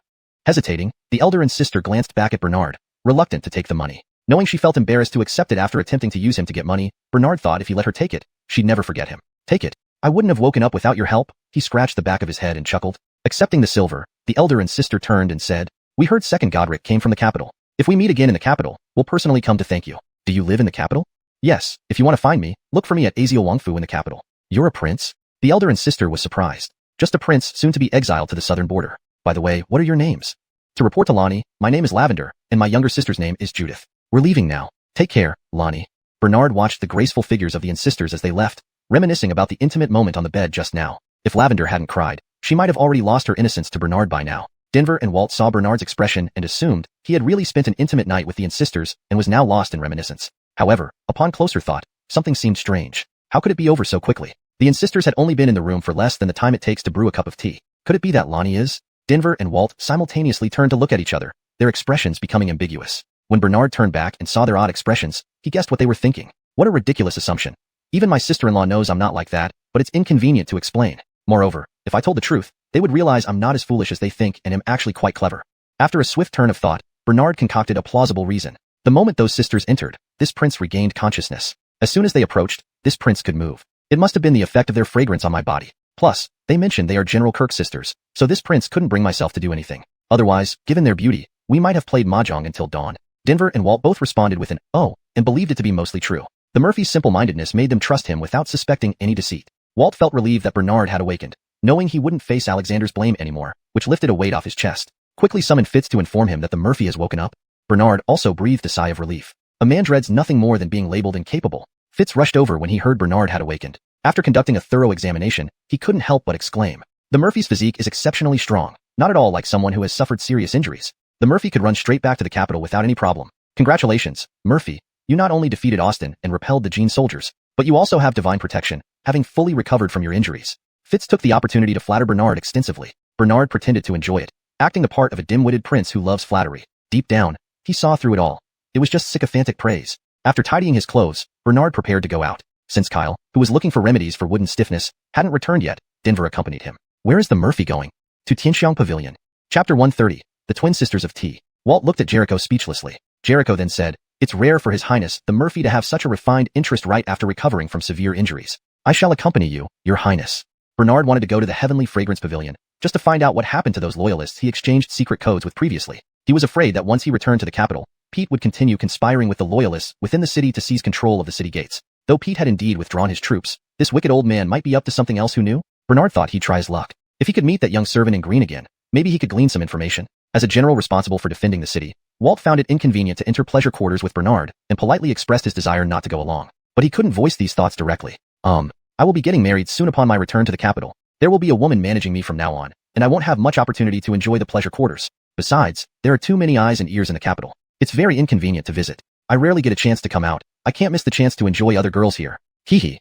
After saying this, Bernard laughed lecherously. Walt and Jericho also joined in laughter, both showing an understanding as men. Nevertheless, Walt tactfully offered to cover all expenses at the Heavenly Fragrance Pavilion for Bernard. Bernard changed into civilian clothes, and they left together. First, they went to the restaurant where they had encountered the young servant in green, hoping to meet him by chance. Not seeing anyone, Bernard asked Jericho to guide them to the Heavenly Fragrance Pavilion.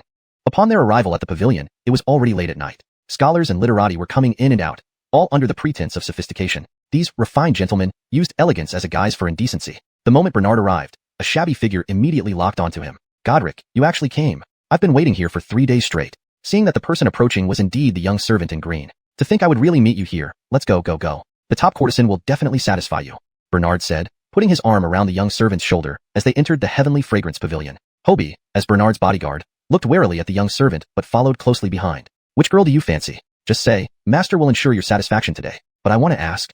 Bernard glanced suspiciously around, lowering his voice. Before he could speak, the young servant interrupted eagerly. "Sir, don't you know yet?" The Great Khan withdrew his army directly, naturally rendering the plan for that night moot. "Fortunately, we received advance payments beforehand, so everyone split the money and dispersed." "Didn't you get the share when everyone split the advance payment? What a loss. Think about it, getting paid without doing anything. Where else would you find such a good deal?" But, seeing the young servant's expression change, Bernard suspected there was something important left unsaid, so he pressed on. "But what? If you make me satisfied tonight, I'll definitely make you enjoy the Heavenly Fragrance Pavilion thoroughly." Hearing this, the young servant's eyes lit up, revealing a lascivious look. "Don't forget Fourth Godric?" Fourth Godric heard that his father was killed by that prince from the capital, and his head was hung on the lookout tower at Weiyuan Gate. Fourth Godric was furious and decided to train a group of loyalists to confront the prince from the capital.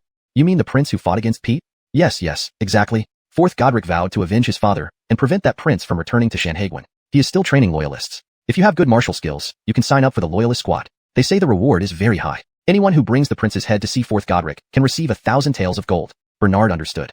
Xyler was using 1,000 taels of gold as an incentive for the loyalists to fight for him to avenge his father. Loyalists, they are nothing but trash. Moreover, after the battle with Pete, though I sustained some injuries, my physical strength has multiplied several times over. My lord, I noticed you've become even more robust and majestic over these few days. Your voice sounds louder, and you look even more handsome." Hearing this, Bernard grinned widely. He wasn't wrong. The young servant was telling the truth. "Just wait until I return to the capital. My sister-in-law, Eugenia, in the bed might not withstand me. You're a smooth talker. Which girl do you like? I'll treat you for the whole night." Bernard was quite satisfied with the information he had gained and patted the young servant on the shoulder, asking him. The young servant giggled and said, "I heard that the twin sisters at Heavenly Fragrance Pavilion only sell their art, not themselves. The elder sister is named Lavender, and the younger sister is named Judith. Master, if I could have them tonight, it would be worth dying for. However, their appearance fee is sky-high." Upon hearing this, Bernard felt these names sounded familiar. Right, aren't they the sisters who came to the general's residence to scam money? This lad does have an eye. But since they claim to sell art, not themselves, they must ask a high price before agreeing to anything.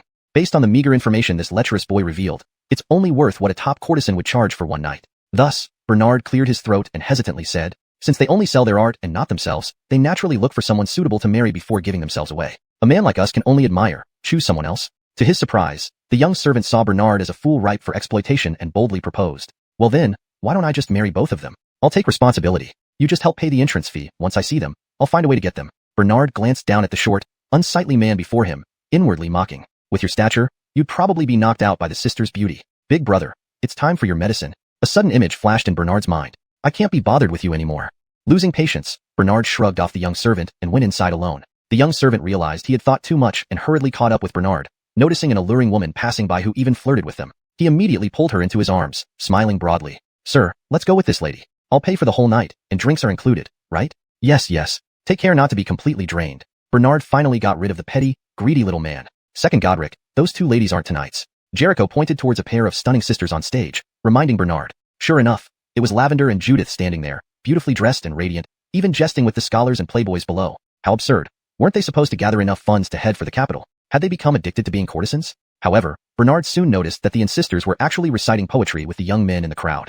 Moreover, the theme of the poetry competition was the Murphy Yonatan versus Pete. Whoever could write the best poem, depicting the battle's grandeur and the Yonatan's heroism, would win. The winner could drink wine with the sisters and become an honored guest. Bernard muttered to himself, another cliché plot from Chanyajir. Chanyajir means transmigration dramas. It should be changed to another cliché plot from historical dramas. With poetry contests, can we have something new? Thinking about how the sisters had deceived him, Bernard felt bitter. Tonight, he had neither profited nor gotten any advantage from them. Worse, the feeling of being deceived was most irksome. Tea, absolute tea, green tea metaphor, meaning fake or deceptive people, daring to use tears to gain sympathy from this king. No, he must play a prank on them. So, Bernard came up with a plan to mock the twin sisters. Why let such a drama follow the same old script? Chapter 131, Wild Enthusiasm. At this point, several self-proclaimed literati stepped forward to compose poetry. When the Gene troops come in madness, Lewis comes to save the day. When the Jurchens leave in panic, the Prince of the Empire rules far and wide. From afar, iron cavalry blankets the wilderness. Up close, Tartar invaders cover the ground. Lewis rides 1,000 miles into battle. The great Khan of the Jurchens is scared witless. Though their poems all touched on the theme, they still lacked a certain quality. Lavender looked at the crowd and said, gentlemen have displayed your literary prowess, but the answers are not quite what we expected. We will keep the entry fees for now, thanking each gentleman for your generosity. The entry fee is valid for 3 days, which means those who have contributed silver may return within these 3 days to try again, not just today. Lavender's words immediately caused a stir among the scholars and poets below. Just compose poetry. Could there be a standard answer?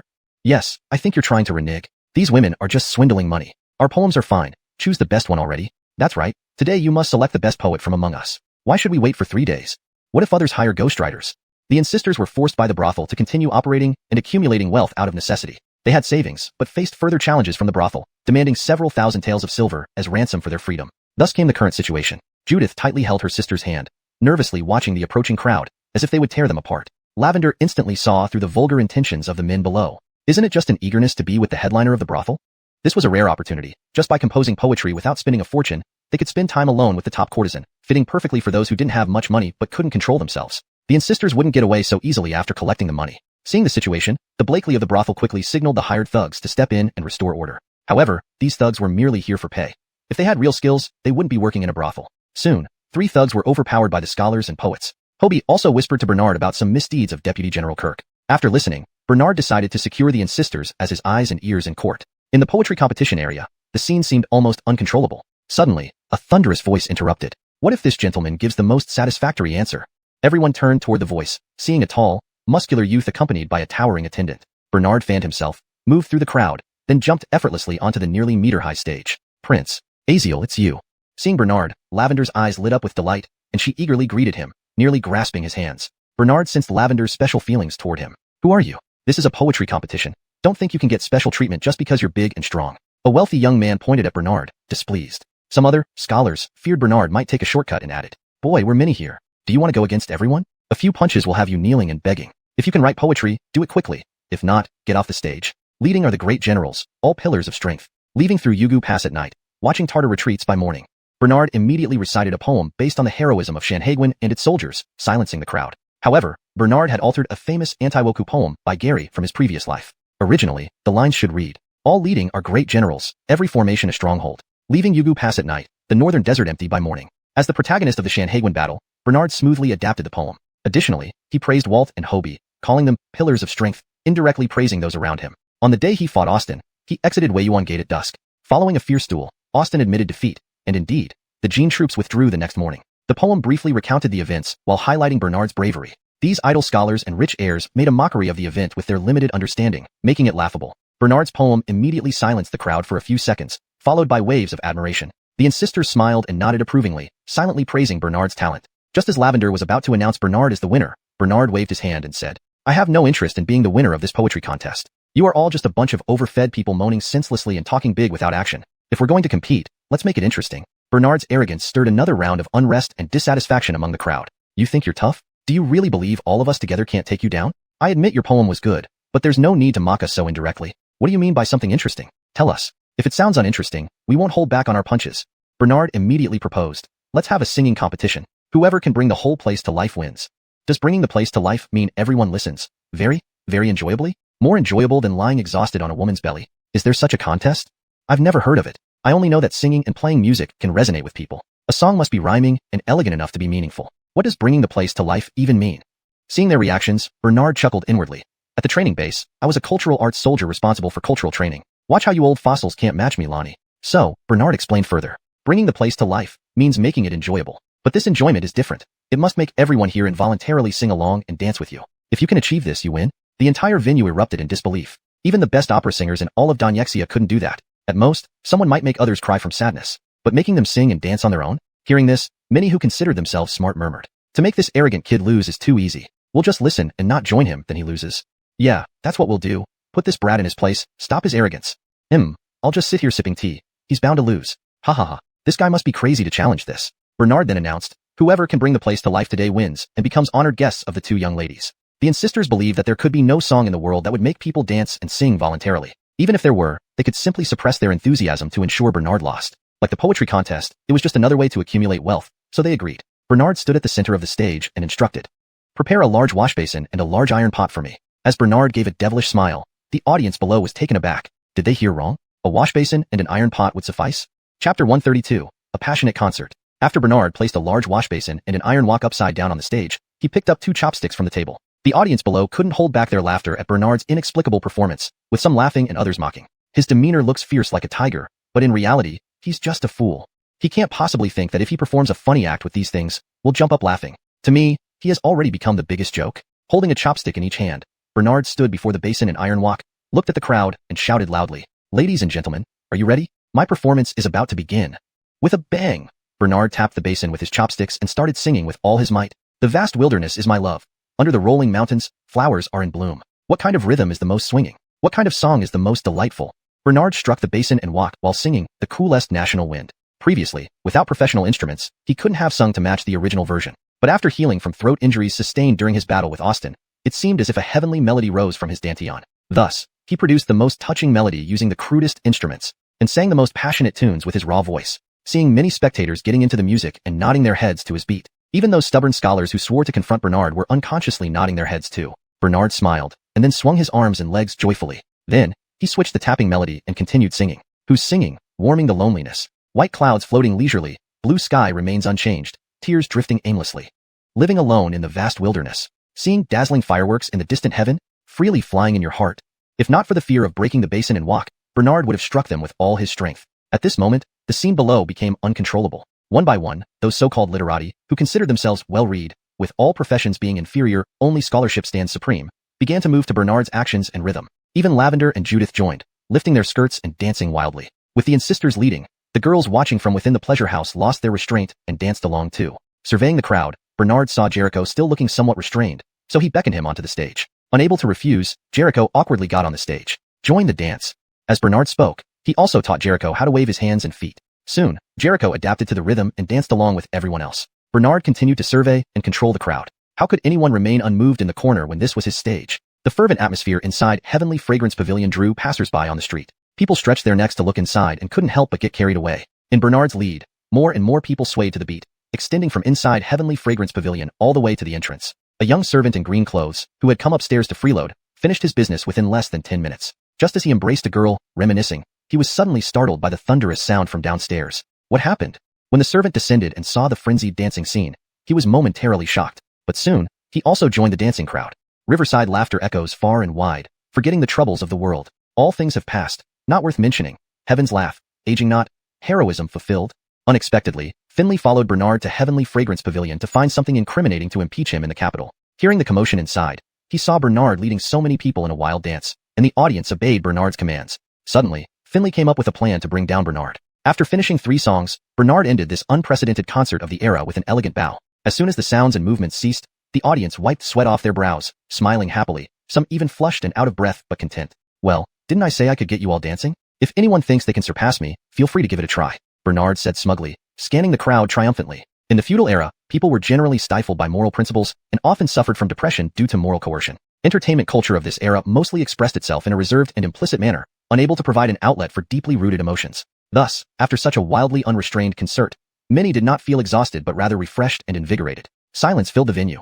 Bernard's joy had reached its peak today. Who among these onlookers dared to claim they could surpass him? All right, looks like I win today. Everyone, you can disperse now. Go back to what you were doing. Bernard chuckled, dispersing the listless poetry competition he had hijacked. Aziel Gongzi this way. Lavender smiled and led Bernard to a side hall for rest. Judith followed behind them, when suddenly, the Blakely blocked their path. This young master hasn't paid the entry fee for the poetry contest, she said with sarcasm. At the same time, she shot a glare at Lavender, as if scolding her for not taking advantage of the opportunity to make money. How much? I'll pay it.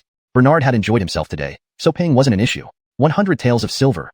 The Blakely named her price. Before Bernard was shocked, Lavender's sister was already angered. Adria, everyone else pays only 1 tael of silver. Why does Aziel Gongzi have to pay 100 taels? This is unfair to him. The Blakely immediately snapped at Lavender. Do you run this place, or do I? You must obey me until you pay your dues. Lavender retorted, Adria, we only agreed to use your venue. We earn our living with our talents here, and we split the earnings 60-40. We never sold ourselves to your brothel. And you promised that after today's final poetry contest, we could leave. The Blakely dropped her pretense and bluntly replied, because I see you two as cash cows. This young master paying 100 taels only gets him the chance to be alone with you. Further arrangements require additional payment. Now Bernard understood. He was dealing with a black sheep establishment, and they were boldly blatant about it. To think you are the largest brothel here and engage in such despicable, dishonest practices. Aren't you afraid of being punished by the authorities? Bernard asked. The Blakely confidently replied, we fear no one. We have Lord Four's protection. Lord Four again. Could it be that scoundrel Zyler once more? Suddenly, panic shouts erupted outside. Not good. The city gates have been raided and bandits are entering the city. Run. The bandits are massacring everyone. Pack up and flee. Chapter 133. Such a cliché plot. As people inside the Tianxiang Pavilion began to run and flee, the Blakely showed no sign of panic. You two wretched girls, if you are sensible, you will obediently listen to me from now on and help me make money, and I'll guarantee your wealth and honor. Otherwise, this ancient city will be where you meet your end. The Blakely seized the opportunity to bitterly berate the insisters. Bernard, upon seeing this scene, had an uneasy feeling arise in his heart. Something's off. It seems this woman already knew there would be bandits attacking today. Walt also arranged all the city gates well, with strict shifts around the clock. How could they still manage to raid the city? Bernard noticed Lavender giving him signals, as if urging him to leave quickly. Bernard turned to check the situation outside, but unexpectedly, 2 big men suddenly blocked his path. The Blakely walked forward with a chilling expression, sizing up Bernard. This young master appears to come from a wealthy family. Why not leave something valuable behind before you go? Then the Blakely gave a signal, and those 2 large men started to search Bernard. Bang, bang. Bernard easily knocked out the 2 large men with successive punches. So, you actually have some skill. I thought you were just a show-off. The Blakely seemed surprised. Bernard turned his head towards the Blakely, grabbed her by the collar of her dress, and demanded, what is happening outside? Is the 4th master you mentioned Londoniexing, and does he own this brothel? Without replying, the Blakely abruptly pushed Bernard's chest with soft yet powerful force from her hands. Taking advantage of the moment created when Bernard recoiled, she rolled on the ground and escaped his grasp. An old lady skilled in martial arts. Bernard remarked quietly. Not an old lady at all. I'm only 31. How am I old? Speak clearly, boy, or you might even get what remains left of you. The Blakely said viciously, and then produced a poison-coated iron hook in her hand. Seeing this, Lavender immediately warned Bernard. Guardian King, be careful. Madame Irma's iron hooks are laced with deadly poison. At this point, Bernard understood that the insisters were oppressed by the Blakely. Since the Blakely appeared to have solid martial arts foundations, it would be almost impossible for the insisters to escape from her clutches. Were you sent by Londoniexing? Bernard pressed on. Jericho drew his longsword and stood alongside Bernard. The Blakely sneered, Bernard, Lord Fourth has been immensely kind to me. Now that you've killed Lord Fourth's father, you're as good as having made enemies with me. I originally planned to lead my loyalists to the general's residence to avenge Lord Fourth, but you've delivered yourself right to my doorstep. This pair of lowly wenches, I was going to use them to serve you until they got the chance to kill you. Little did I know you woke up early. It looks like these sisters are fond of you, too attached to let you die. Since you've come, don't leave. Tianxiang Pavilion is completely sealed, and the people outside are my arrangements. There are no grass thieves raiding the city. My goal is to clear everyone else away and leave you alone here. Boy, prepare to give up your life. Before her words were fully spoken, her hook chain was already swung out, one end tightly held in the Blakely's hand. Quite the loyal person this old hag seems to be. One wonders what significant benefits did the Lan Daniexing father and son offer her, for her to risk everything avenging Anders? Or did she just develop affection after eating their sausages? While Bernard was thinking, Jericho took the initiative to block her first move. However, after 4 or 5 exchanges, Bernard observed that Jericho's skills were below the Blakeleys. Guardian Dongfang, step back. Let this king personally deal with this old hag. Bernard pulled out his paper fan and used it as a weapon to counter the Blakely's hook chain. With a graceful flick, Bernard directed the hook chain back towards the Blakely. She nimbly dodged, leaving a huge gap in the pillar struck by the hook chain, with stone debris scattered on the floor. Boy, your skills are indeed impressive. I heard you possess the Ezielgi divine skill. My teacher is quite curious about the condition of the old lunatic Andy. Andy, is this the mad royal uncle? Bernard lay bedridden for 9 days and nights. Finally waking up, memories sealed away came back. He had been puzzled about the origins of his martial arts skills. It turns out it was taught by the mad royal uncle in Yunshin Garden, who should be the same Andy mentioned by the Blakely, brother of Alexander born of different mothers. During the struggle for the throne, Andy fell into Alexander's trap, became mentally deranged due to poisoning, and was kept confined in Yunshin Garden ever since. Alexander had never thought that in the capital city, without his mother, Bernard would be bullied and ostracized by others in the palace. Instead, he befriended the eccentric royal uncle Andy, and even learned martial arts from him, especially the Ezielgi divine skill. However, when practicing the Ezielgi divine skill to a certain stage, if one fails to break through smoothly, it could trigger amnesia. Thus, Bernard forgot the days he spent with Andy. You are an old hen, so your master must be either an older hen or an old rooster. If your master is truly concerned about the royal uncle Andy, why not bring gifts and visit him personally instead of asking me? Hearing Bernard insult her master, the Blakely became furious instantly. She swung her iron hook once more towards Bernard. Bernard also noticed that the Blakely was fiddling with the mechanism on the iron chain. Dozens of slender needles shot out from the iron hook, aiming at Bernard. Murphy, be careful. Oriental Choshing felt anxious and wanted to intervene again to help Bernard. Bernard paid no heed, and with a whoosh, he opened his fan, attracting all the needles onto its surface. Well, they really are iron needles. Good thing my fan has been modified with magnets. Knowing that weapons in this era are mostly made of iron, I added several magnets. Bernard held the fan horizontally, showing off his trophy to the Blakely. Enraged, the Blakely shouted, "You brat! You only know how to use cheap tricks. Have the guts to fight me properly." Bernard sneered, "Tiske, what a chicken. You used hidden weapons first, and now you're shouting for a fair fight after failing. I've really endured you long enough." Roar. After saying that, Bernard unleashed another earth-shattering roar towards the Blakely. The entire Tianxiang pavilion shook violently, and furniture and teaware inside the room were thrown to the ground. The Blakely was struck by her own iron hook flying back and hit her chest. She staggered backward, stopping only when her back touched the wall. Bernard's lion roar was directed solely at the Blakely, sparing everyone else. Selective attack. Unable to withstand the sound waves, the Blakely covered her ears, suffering in agony against the wall. Seeing blood flowing from the Blakely's nose and ears, Bernard stopped his power. Once he finished, the Blakely collapsed limply at the base of the wall, left gasping for breath. Her internal organs were severely damaged, leaving her powerless to retaliate. With such weak skills, you dare to come and challenge me? Save yourself some trouble. Bernard waved his fan smugly, noticing a peculiar fragrance in the air. Suddenly, the Blakely grinned sinisterly. What are you laughing at? Bernard sensed a trap. The Blakely replied, I released 7-step soft fragrance in the air. Within 7 steps, your blood vessels will swell. Unless you bleed yourselves, you will die from burst blood vessels. But if you bleed, you'll die from losing too much blood. Ha ha ha. After speaking, the Blakely smashed her head into the wall and died instantly. What a cliché plot. Were you an ex-director or something? Giving me such an outdated storyline. Bernard muttered as he felt the blood in his body beginning to boil like boiling water. Oriental Choshing and the Insisters also had the same feeling. Lavender even loosened her collar to release heat, giving Bernard a glimpse from above. Chapter 134, Sharing the Beauty Hidden in the Golden House. Jericho took the lead by slicing his finger with his sword to let blood. Your Highness, it does feel better after letting blood. Why don't you try bleeding too? Perhaps you can hold on until we find Physician Austin. After saying this, Jericho handed the long sword to Bernard. Bernard hastily cut a gash, and blood immediately started flowing out in a steady stream due to the rapid pulse. In no time, the ground was covered with the blood of the two men. Meanwhile, the Insisters were already drenched in sweat, sitting on the ground leaning against each other, their eyes glazed over. The more Bernard observed, the less he felt right. Looking at the allure of the Insisters, he began to grow increasingly agitated. Damn it, this 7 steps fragrant powder is essentially similar to an aphrodisiac. Well, then it's simple. Bernard came up with an idea. Bernard looked at the Insisters, and initially thought about giving one to Jericho. However, the possessiveness of men made him reluctant to give either of them away. Just then, a young woman from Tianxiang Pavilion returned to gather her belongings to escape. She happened to be walking down the staircase. She saw the dead Blakely on the ground, as well as Bernard and Jericho bleeding, and screamed in terror. Bernard sized up the girl. Although she wasn't a celestial beauty, she was still charming. Miss, please stay for a moment and help us out, Bernard said as he pulled over the girl carrying a bundle. See, sir, what do you need? To entertain guests. Please help me take care of this gentleman. With that, Bernard pushed the girl towards Jericho. Jericho, whose blood was boiling, understood Bernard's intention. He couldn't wait to return to the military camp to seek Physician Austin and had to detoxify now. Sir, I'm not receiving guests now. It's unsafe in the city. I have to flee for my life. The girl tried to refuse, but Bernard forcibly took the bundle from her hand and stuffed a heavy piece of gold into her palm. You'll starve to death on the road without travel expenses. Finish this job first before you leave. Dongfang, quickly take the lady inside. With Bernard's command, Jericho lifted the girl around the waist and rushed into the side hall's resting area to detoxify. Bernard kicked the dead Blakely. If you hadn't died, I'd have made you personally attend to me for detoxification. Damn it, such a deadly poison. After speaking, Bernard picked up the insisters, one under each arm, hurriedly ascended to the second floor, found a room with a large bed, and entered. He closed the door behind him, threw the insisters onto the bed, and proceeded to unbutton his long robe. Thud, thud, thud, thud.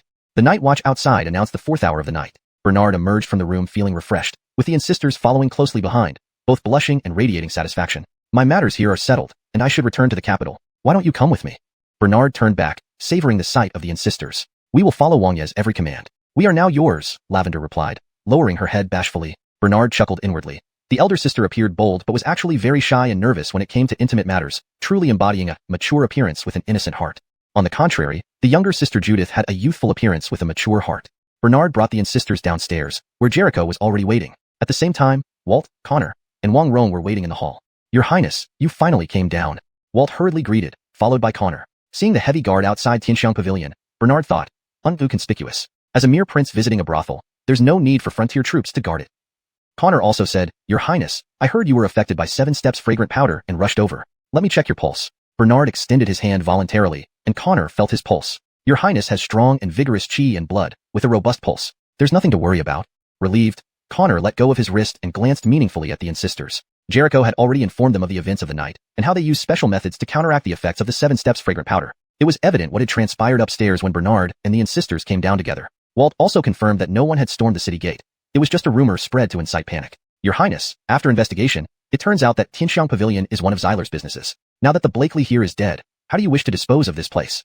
Walt, mindful of social graces, asked Bernard very politely. General Ding, these are the girls from here and some of the kitchen staff. Walt's subordinates brought forward a group of elaborately dressed women and a few who looked like laborers. Bernard took a look and said, Sell these girls off, let the laborers go back to their own homes. As for this Tianxiang Pavilion, inventory it, sell all the valuables. Sell the remaining empty shell as well, then all the money from the sales will be taken back by me to fill the national treasury. Although Bernard's words sounded noble, Wang Rong immediately sensed Bernard's ulterior motives and muttered under his breath. TCH, wanting to embezzle the wealth here, but talks so well about putting it into the national treasury. Bernard's physical abilities were better than before, including his hearing, so he heard Wang Rong's words clearly. Wang Shangshu, fill the national treasury. He. Bernard deliberately emphasized, fill the national treasury, loudly in front of Wang Rong and then gave a silly laugh. Wang Rong, worried about being targeted on the way back, quickly gave a thumbs up and explained. Your Highness truly has a selfless heart. You always think of the court and the prosperity of our great empire. We are truly ashamed compared to you. Bernard nodded seriously. Wang Shangshu is right. From now on, you must learn from me. Watching Walt's subordinates rummage through Tianxiang Pavilion for an inventory, Bernard was very satisfied. Your Highness, why don't you return first? It will be dawn in 1 or 2 hours. After all, you've just recovered from your injury. Jericho suggested to Bernard. Bernard shook his head, put one arm around each of the insisters, and said to Jericho, I want to take my 2 little wives and compare with the Esau to see whose beauty hidden in the golden house is prettier. Jericho asked in surprise, Does your Highness intend to visit Zyler at this time? Bernard pointed at Wang Rong with his chin and said, Didn't you follow Wang Shangshu when he went to find Zyler? I've already destroyed one of his inns and a brothel, and even beheaded his father. Yet this bastard still won't show his face, so I will pay him a personal visit. Also, let him share his hidden beauties. Guard Dongfang, lead the way. Bernard, hugging the insisters, followed Jericho outside. Wang Rong showed a strange expression on his face. Damn, it turns out you were just playing me, Minister of Rights. Chapter 135, The Second Bloom. The Jin troops had retreated. If he could conveniently capture the son of his neighbor, Faxon, and deliver him to Alexander for punishment, who knows? The reward might surpass that for outstanding military service. Ahem. He wondered if Linda, that flirtatious woman, had been thrown into the cold palace or imprisoned. Jericho followed the address in his memory and, along with Prince Bernard, Walt, and some of their men, found an exquisite yet unassuming villa. An unknowing person would think it belonged to a minor merchant, but inside was another world altogether. So this is where the Esau resides. I've been guarding this city for nearly 10 years and didn't even know. Walt looked at the heavy door with only one panel inside. General Deng, being the son of Keegan, no wonder the Esau is so inconspicuous, Bernard said before stepping forward to peek through the door crack, seeing only the faint outline of lanterns hanging high in the yard, everything else shrouded in darkness. General Deng, seal all entrances here and don't let anyone escape. Yes, Your Highness. Walt led his men to guard all the exits. Once everything was set, Bernard knocked on the door. After hearing footsteps approach the door, there was no further response. With a swift thought, Bernard kicked the heavy wooden door open, which then shattered with a loud boom. Bernard himself was startled. He knew his martial skills had improved, but not to this extent. This solid wood door was at least 5 centimeters thick. Through the flying splinters and dust, he saw a servant scrambling up from the ground, clearly injured by the sudden blast of the door. Bernard sneered, thumping his chest like an ape and striding towards the servant with pigeon-toed steps. Where is Xyler? Where is he? I want to teach this faithless man a lesson for consort Qinglan. The servant immediately realized it was a messenger sent by the consort of the Esau of Zakdu. In Zakdu's Daniwang manor, there was a pregnant empress named Qinglan. When Amnon wanted to bring her on this northern expedition, fearing they wouldn't return to Zakdu again, she was intercepted by Alexander, who claimed her presence would affect peace talks with the Jin troops and, given her pregnancy, travel was inappropriate. In reality, she was under house arrest. Consort Qinglan. Consort Qinglan. I don't know where he is. I don't recognize any Xyler. Bernard lifted the servant by the collar and pointed to a sword in the corner. I've seen Xyler use this sword, yet you claim you don't know him. Seems you're asking for trouble. As Bernard raised his fist to strike, the servant quickly blurted out. Xyler fled through an underground passage. Where does the exit lead? I haven't been there, I don't know. Satisfied that the servant wasn't lying, Bernard released him but, just as he was about to let go, feigned another punch. The exit is in the brewery at the end of the alley, the servant confessed urgently. Walt immediately dispatched men to the brewery. Pleased, Bernard patted the servant's cheek and suddenly delivered a knockout blow. So easily frightened. Bernard stood up, brushed his hands, and surveyed the surroundings, eventually setting his eyes on the east wing. Removing a lantern from the wall, Bernard approached the east wing and kicked open the door. Inside, women screamed. Holding the lantern aloft, he saw two strikingly beautiful young wives. Xyler's hidden beauties indeed have flavor. Take them away. Under Bernard's order, the two women were taken out. One of them even had a slightly protruding belly. After thoroughly inspecting the premises, Bernard concluded that Xyler possessed considerable wealth, even more extravagant than the boon. Given this, confiscating his assets was necessary, but it had to be done by the prince himself. Arrest all unrelated persons and imprison them pending investigation. I suspect evidence of Xyler colluding with the Jin forces. I must personally search for it. Guard the outside. After arranging everything, all maidservants, servants, and family members were removed from Xyler's residence, while the outside was heavily guarded, leaving Bernard alone inside searching for evidence. Hours later, Bernard emerged from the broken doorway. As Bernard emerged from the doorway, he saw Xyler standing outside, bound and guarded by Walt and the city soldiers. My, how efficient. This rogue was caught so easily. Cough, cough. No evidence of collusion with the Jin forces here. It seems the Jin troops have retreated and no longer wish to cooperate with him. But given Xyler's special status, the Mike naturally cannot let him stay. So, this mansion can be sold for cash to Chongster the treasury. Xyler nearly exploded in anger upon hearing this. Bernard, you imbecile. You dare sell my mansion? I will never forgive you. Bernard chuckled, patting Xyler on the shoulder. Fourth brother, second brother may not be smart or good at scheming. So, second brother can only think of the benefits for the court when there's a chance. Isn't it true that one should rely on powerful support? I just stick to the simplest truth. Unlike you, who would cut down the tree you've relied on for 17 years. If you hadn't cut it down, would you have ended up like this today? General Ding, please arrange for someone to take this illegitimate son. Oh, wrong, bastard. Back to Zakdu and let the Mike decide his fate. We can withdraw our troops here. Bernard then stretched and yawned, saying, it's almost dawn. I should get some rest. Jericho, you should also go back and sleep.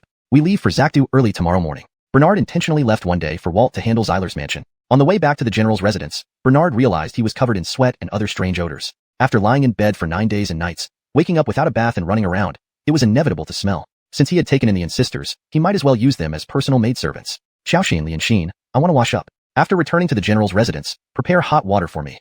Yes, your highness. Seeing the Insisters' obedient manner, Bernard grew increasingly fond of them. Cock-a-doodle-doo. The rooster's crow heralded the start of a new day. Sitting in the steamy bathtub, Bernard suddenly woke up, soaking in hot water, truly comfortable. As he finished speaking, the Insisters emerged from behind the screen to assist him. With the sound of splashing water, Bernard stepped out of the bathtub, his muscular body naked, making the Insisters blush like peaches. Judith wiped Bernard from head to toe, while Lavender held clean underwear ready to dress him. With the atmosphere reaching its peak, something must be done. Before Bernard could put on clothes, he embraced the Insisters into his arms. Yonatan, stop playing around.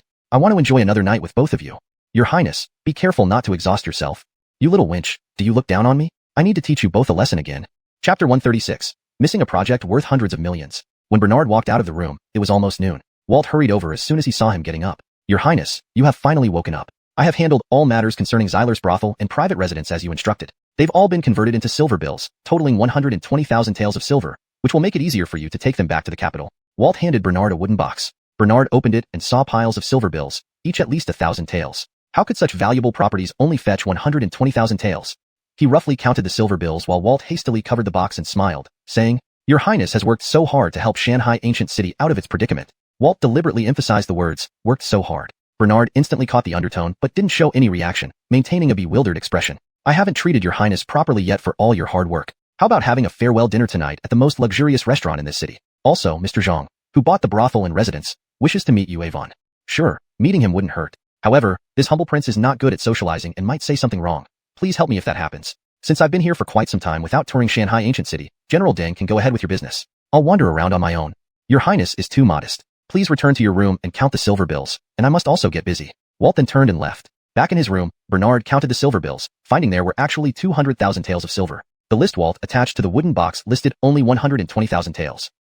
Walt still knows how to be considerate and play both sides. Bernard slipped the extra 80,000 taels of silver bills into his clothes, leaving the 120,000 taels to go into the national treasury. I enjoy working with people like him. That Cleveland from Clearwater Town is equally thoughtful. This trip to Shanghai Ancient City, including this windfall, makes it all worthwhile. However, their conversation was overheard by Finley. Now, Finley would have more material to report back to Alexander. Bernard whistled as he walked out of the room, just in time to encounter Kyle, who had been searching for a folk remedy. Wah! Kyle hugged Bernard, too emotional to speak. All right, Jamie, see, I'm standing right here fine. Did you find the folk remedy? Kyle nodded and then shook his head. Your Highness, it seems you no longer need this folk remedy. You found it? Tell me what it is. Well, just tell me. Even the strangest remedies won't incur my wrath, even if they involve excrement or urine. Hearing this, Kyle clapped his hands, and Eugenia appeared from behind the wall. You Snow. Donnie brother. They embraced passionately, like newlyweds after a short separation. I was worried sick when I heard you were gravely injured in the capital. I wanted to come see you with Fitz, but he left first. Then, Jamie rushed to the capital and told me about your situation, so we came together. It's good that you're okay. Well, I wish I still needed help because now I've missed a project worth several hundred million. Donnie brother, what's this several hundred million project? We'll talk about it later. Kyle watched them happily, feeling only admiration and not jealousy. Such matters are beyond a small eunuch's concern. Bernard released Eugenia and sternly looked at Kyle. So, Jamie, this is your folk remedy? Does your Highness disapprove? I thought bringing Miss America here for a honeymoon would awaken your consciousness since you're getting married, once you return to the capital anyway. It's said that honeymoons can revive those in a vegetative state. Jamie, go rest. I want to chat with Donnie brother. Eugenia interrupted, blushing. Kyle shrugged and stretched, walking away. Feeling quite pleased with his new wealth, Bernard walked more briskly. He led Eugenia out of the general's mansion to tour Shanghai Ancient City. Sisters and stood in their room, watching everything outside enviously. Sister, what do we do? Lonnie is getting married? What else can we do? Follow him back to the capital. We're going there to find Brother Zach anyway. If he betrays us, let Brother Zach take revenge. Have Brother Zach kill Lonnie? Silly girl, in the imperial capital, under the emperor's nose, it's not about brute force. It's about tactics and strategy. The emperor has thousands of beauties in his harem. Which one didn't climb their way up by using tricks? Listen to me. We must find a way to get Lonnie to marry us as concubines. Yes, sister, I'll cooperate with you. Bernard strolled aimlessly with Eugenia and inadvertently arrived at Zyler's former residence, which had been sold off. At that moment, the new owner, Avon, was directing servants to clean up the newly acquired estate. Hurry up and clean thoroughly, no mistakes allowed. This estate was purchased from His Imperial Highness, the Murphy. A place once lived in by royalty retains an aura of nobility. Praising himself and even mentioning Bernard for added effect, Avon continued. I will dine with General Deng and the Murphy tonight. Do you know what status a prince holds? He is the emperor's own son, known as a king, very powerful and influential. If I can connect with the Murphy, doing business in the capital will be like adding wings to a tiger. Bernard couldn't help but sneeze twice. Tisk, tsk. So they do say people sneeze when others talk about them. Avon noticed Bernard's sneezes and approached with a puffed-up belly and an arrogant demeanor. Who are you? Why are you sneezing outside my estate? Don't you understand propriety? Scram. This estate isn't for lowly commoners like you. Your presence near here is an insult. Seeing the nouveau riche attitude, Bernard decided to hide his true identity for now. Since you think so highly of me, let me remain low profile for now. We'll see who laughs last tonight. Bernard hadn't prepared winter clothes for this trip to Shanhaiguan and wore old ones. His past in the capital left him with little prestige or recognition, resulting in humble clothing made of coarse fabric. Sir, we've never seen such a grand estate before, and we couldn't help but come and take a look. If we could tour the place, it would be an honor. Tour? Dream on. If you step inside, I'd have to clean all over again because wherever you walk leaves a poor man's stench. Avenged, Eugenia retorted angrily. Watch your mouth. Don't you want to know who this young master is? Quickly covering Eugenia's mouth, Bernard winked and whispered. Don't reveal our identities yet. We'll shame him later. Inspecting Bernard with a mocking tone, Avon remarked, I don't care who this ragged fellow is, but I can guess you're beggars. Today I'm feeling generous, so I might give you some leftovers. Picking up a bowl of dog food from the corner, he taunted. Eat this, and I'll let you wander inside. Without hesitation, Bernard took the dog food bowl, sniffed it, and detected a revolting sour smell. Witnessing this, Avon and his servants laughed loudly. Suddenly, Bernard threw the dog food into Avon's face and forcefully pressed his head into the bowl. Eat this dog food. Eat this dog food. Finally, Eugenia pulled Bernard away. Wiping the foul-smelling food from his face, Avon pointed at Bernard and yelled, If you have guts, leave your name. Once I connect with the Murphy, you'll be the first I deal with. Bernard bowed and declared, No need to change my name or disguise my identity. My name is Bernard. Come after me if you dare. Fine, Bernard. Remember you asked for it? Chapter 137 No. It's robbing the bank. Bernard led Eugenia around to the back door of the Zhang family residence. The back door was open at this moment. Seeing no one inside, he started rummaging through the doghouse near the back door entrance. Brother Donnie, what are you looking for? It smells awful here. Eugenia waved her nose as she asked. Bernard did not reply immediately, but instead pulled out a heavy bag from under the hay in the doghouse. Wife, this is our capital for becoming wealthy. Bernard proudly shook the bag. These were the valuable items he had secretly gathered while searching for evidence in Zyler's villa early that morning. Due to the many observers present at the time, He couldn't openly take them away and had to come back later to handle it. Capital for becoming wealthy? Brother Donnie, are you short on money? If you really need money, just tell me. I have saved some private funds. Also, if you need my dowry in the future, you can use it. Bernard laughed and kissed Eugenia on the cheek. You're always the dearest, but I can't take your private savings or dowry. However, you can invest. Any projects I undertake in the future, you can join as an investor and earn more money with money. You'll also share in the profits. America, apart from your dowry, how much private money do you have? Not quite 200,000 taels. Now there's 192,000 taels. She's certainly a little tycoon. Given Eugenia's excellent family background and the affection of her elders, it's natural she has such a substantial private fund. Combined with her dowry, Eugenia likely has more savings than Bernard. This major shareholder must be roped in. Let's go exchange them into silver notes. The bag contained valuable gold, jewelry, jade, and paintings, which would be lighter and less conspicuous when exchanged into silver notes. They found a nearby bank, paid a bit for the exchange fee, and swapped all the valuables for silver notes worth 200,000 taels. Seeing so many silver notes, Bernard realized how miserable the original owner's life had been, being the poorest prince among all. I should properly reward this body. Bernard smiled as he stowed away the silver notes. Holding onto the remaining unexchanged painting, Bernard was about to leave when someone from the bank stopped him. Sir, we will also buy back paintings. That's convenient. Save me the trouble of finding a store. Just give me a good price, otherwise, I won't sell it. This painting is very valuable. Bernard handed over the painting without knowing its content, only noting it was carefully stored by Zyler in a secret compartment wrapped in a brocade box. The bank manager opened the painting, and his look at Bernard changed immediately. He then questioned Bernard about the origin of the painting and his background. Sir, please wait a moment. I'll call our appraiser. The bank manager left and didn't return for a long time. Bernard noticed no one entered or exited the bank anymore. Even the customers already being served were quietly escorted out. America, did you bring any weapons? Bernard whispered to Eugenia. She shook her head. Brother Donnie, my sword is still at the general's residence. Who carries weapons while shopping? How confident are you without weapons? Depends on who I face. Against ordinary people, I'd win easily. As Eugenia spoke, the bank's doors slammed shut. The bank manager emerged from the back hall with several burly men. Prince Nayland and senior sister Irma were harmed by you, right? The manager sternly accused Bernard, changing from his earlier amiable business demeanor to a cold, menacing look. Senior sister Irma? Bernard deliberately asked. The Blakely of Heavenly Fragrance Pavilion. She is our Tian Shan sect senior sister. Killing her means opposing our sect. Bernard responded with a casual, oh.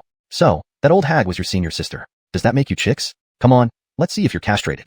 In my hometown, roosters are castrated to grow fatter and less aggressive. Eugenia looked puzzled at Bernard. Brother Donnie, you have a hometown? Bernard quickly defended himself. Oh, hi. My mother's hometown. She told me when I was young. Actually, Bernard was talking about his world before crossing over. The bank manager drew a curved saber, roaring, boy, they always say you're foolish. Indeed, that's true today. Your mouth is despicable too. Prepare to die.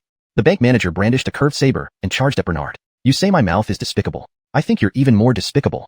Bernard said, then fought empty-handed. The rest of the burly men split into two groups. One group flanked Bernard, while the other attacked Eugenia. Eugenia knocked off the armrest of a chair and used it as a weapon in front of her. After a cup of tea's time, the bank manager and all the burly men knelt before Bernard, covering their heads and begging for mercy. Sir Zack, Sir Donnie, spare our lives. We won't dare do it again.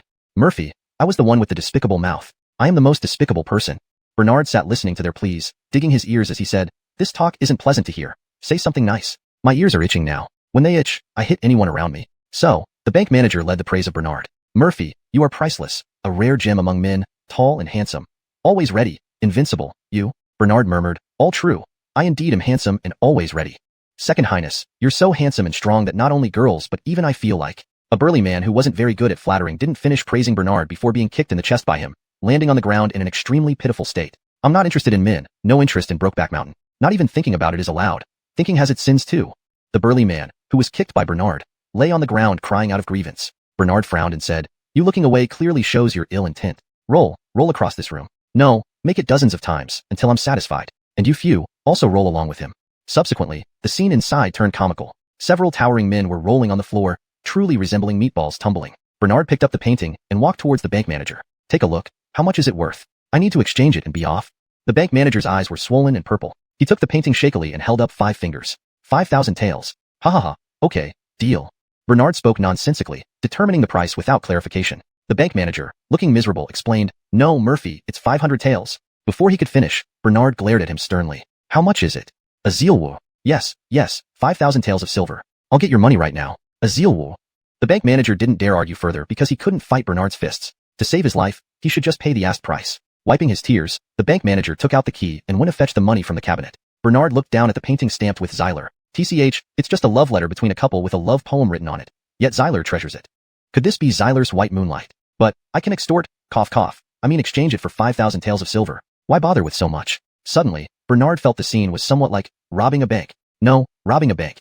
Chapter 138. Finally going to achieve a small goal. As Bernard walked out of the money shop, he had an extra thick wad of silver bills. He estimated that he had already squeezed over 300,000 taels of silver from Xyler. This amount would be sufficient to contribute to the investment and construction efforts in the south. To date, through various channels, he had accumulated around 700,000 to 800,000 taels in private funds. Once Eugenia joined in with her shares, there would be at least 1 million taels of silver as startup capital for their business. 1 million taels of silver in this era equated to about 100 million RMB in the modern world of 2024. Finally going to achieve a small goal. Also, the caravan he just bought at a low price from the Brody should generate a fair profit annually, providing steady income to sustain his financial operations. Bernard spent the afternoon with Eugenia strolling around Mountain Sea Ancient City, returning to the general's mansion only as dinner time approached. Walt had already returned to the mansion and prepared the carriage. They all rode together in the carriage to the restaurant for dinner, and to meet the soon-to-be humiliated fool, Avon. After Bernard and Eugenia got off the carriage, Walt had something urgent to attend to and had to leave temporarily. So, he asked Bernard and Eugenia to go ahead and wait inside room A1. Just as Walt left, Bernard and Eugenia paused at a nearby handicraft stall before entering the restaurant.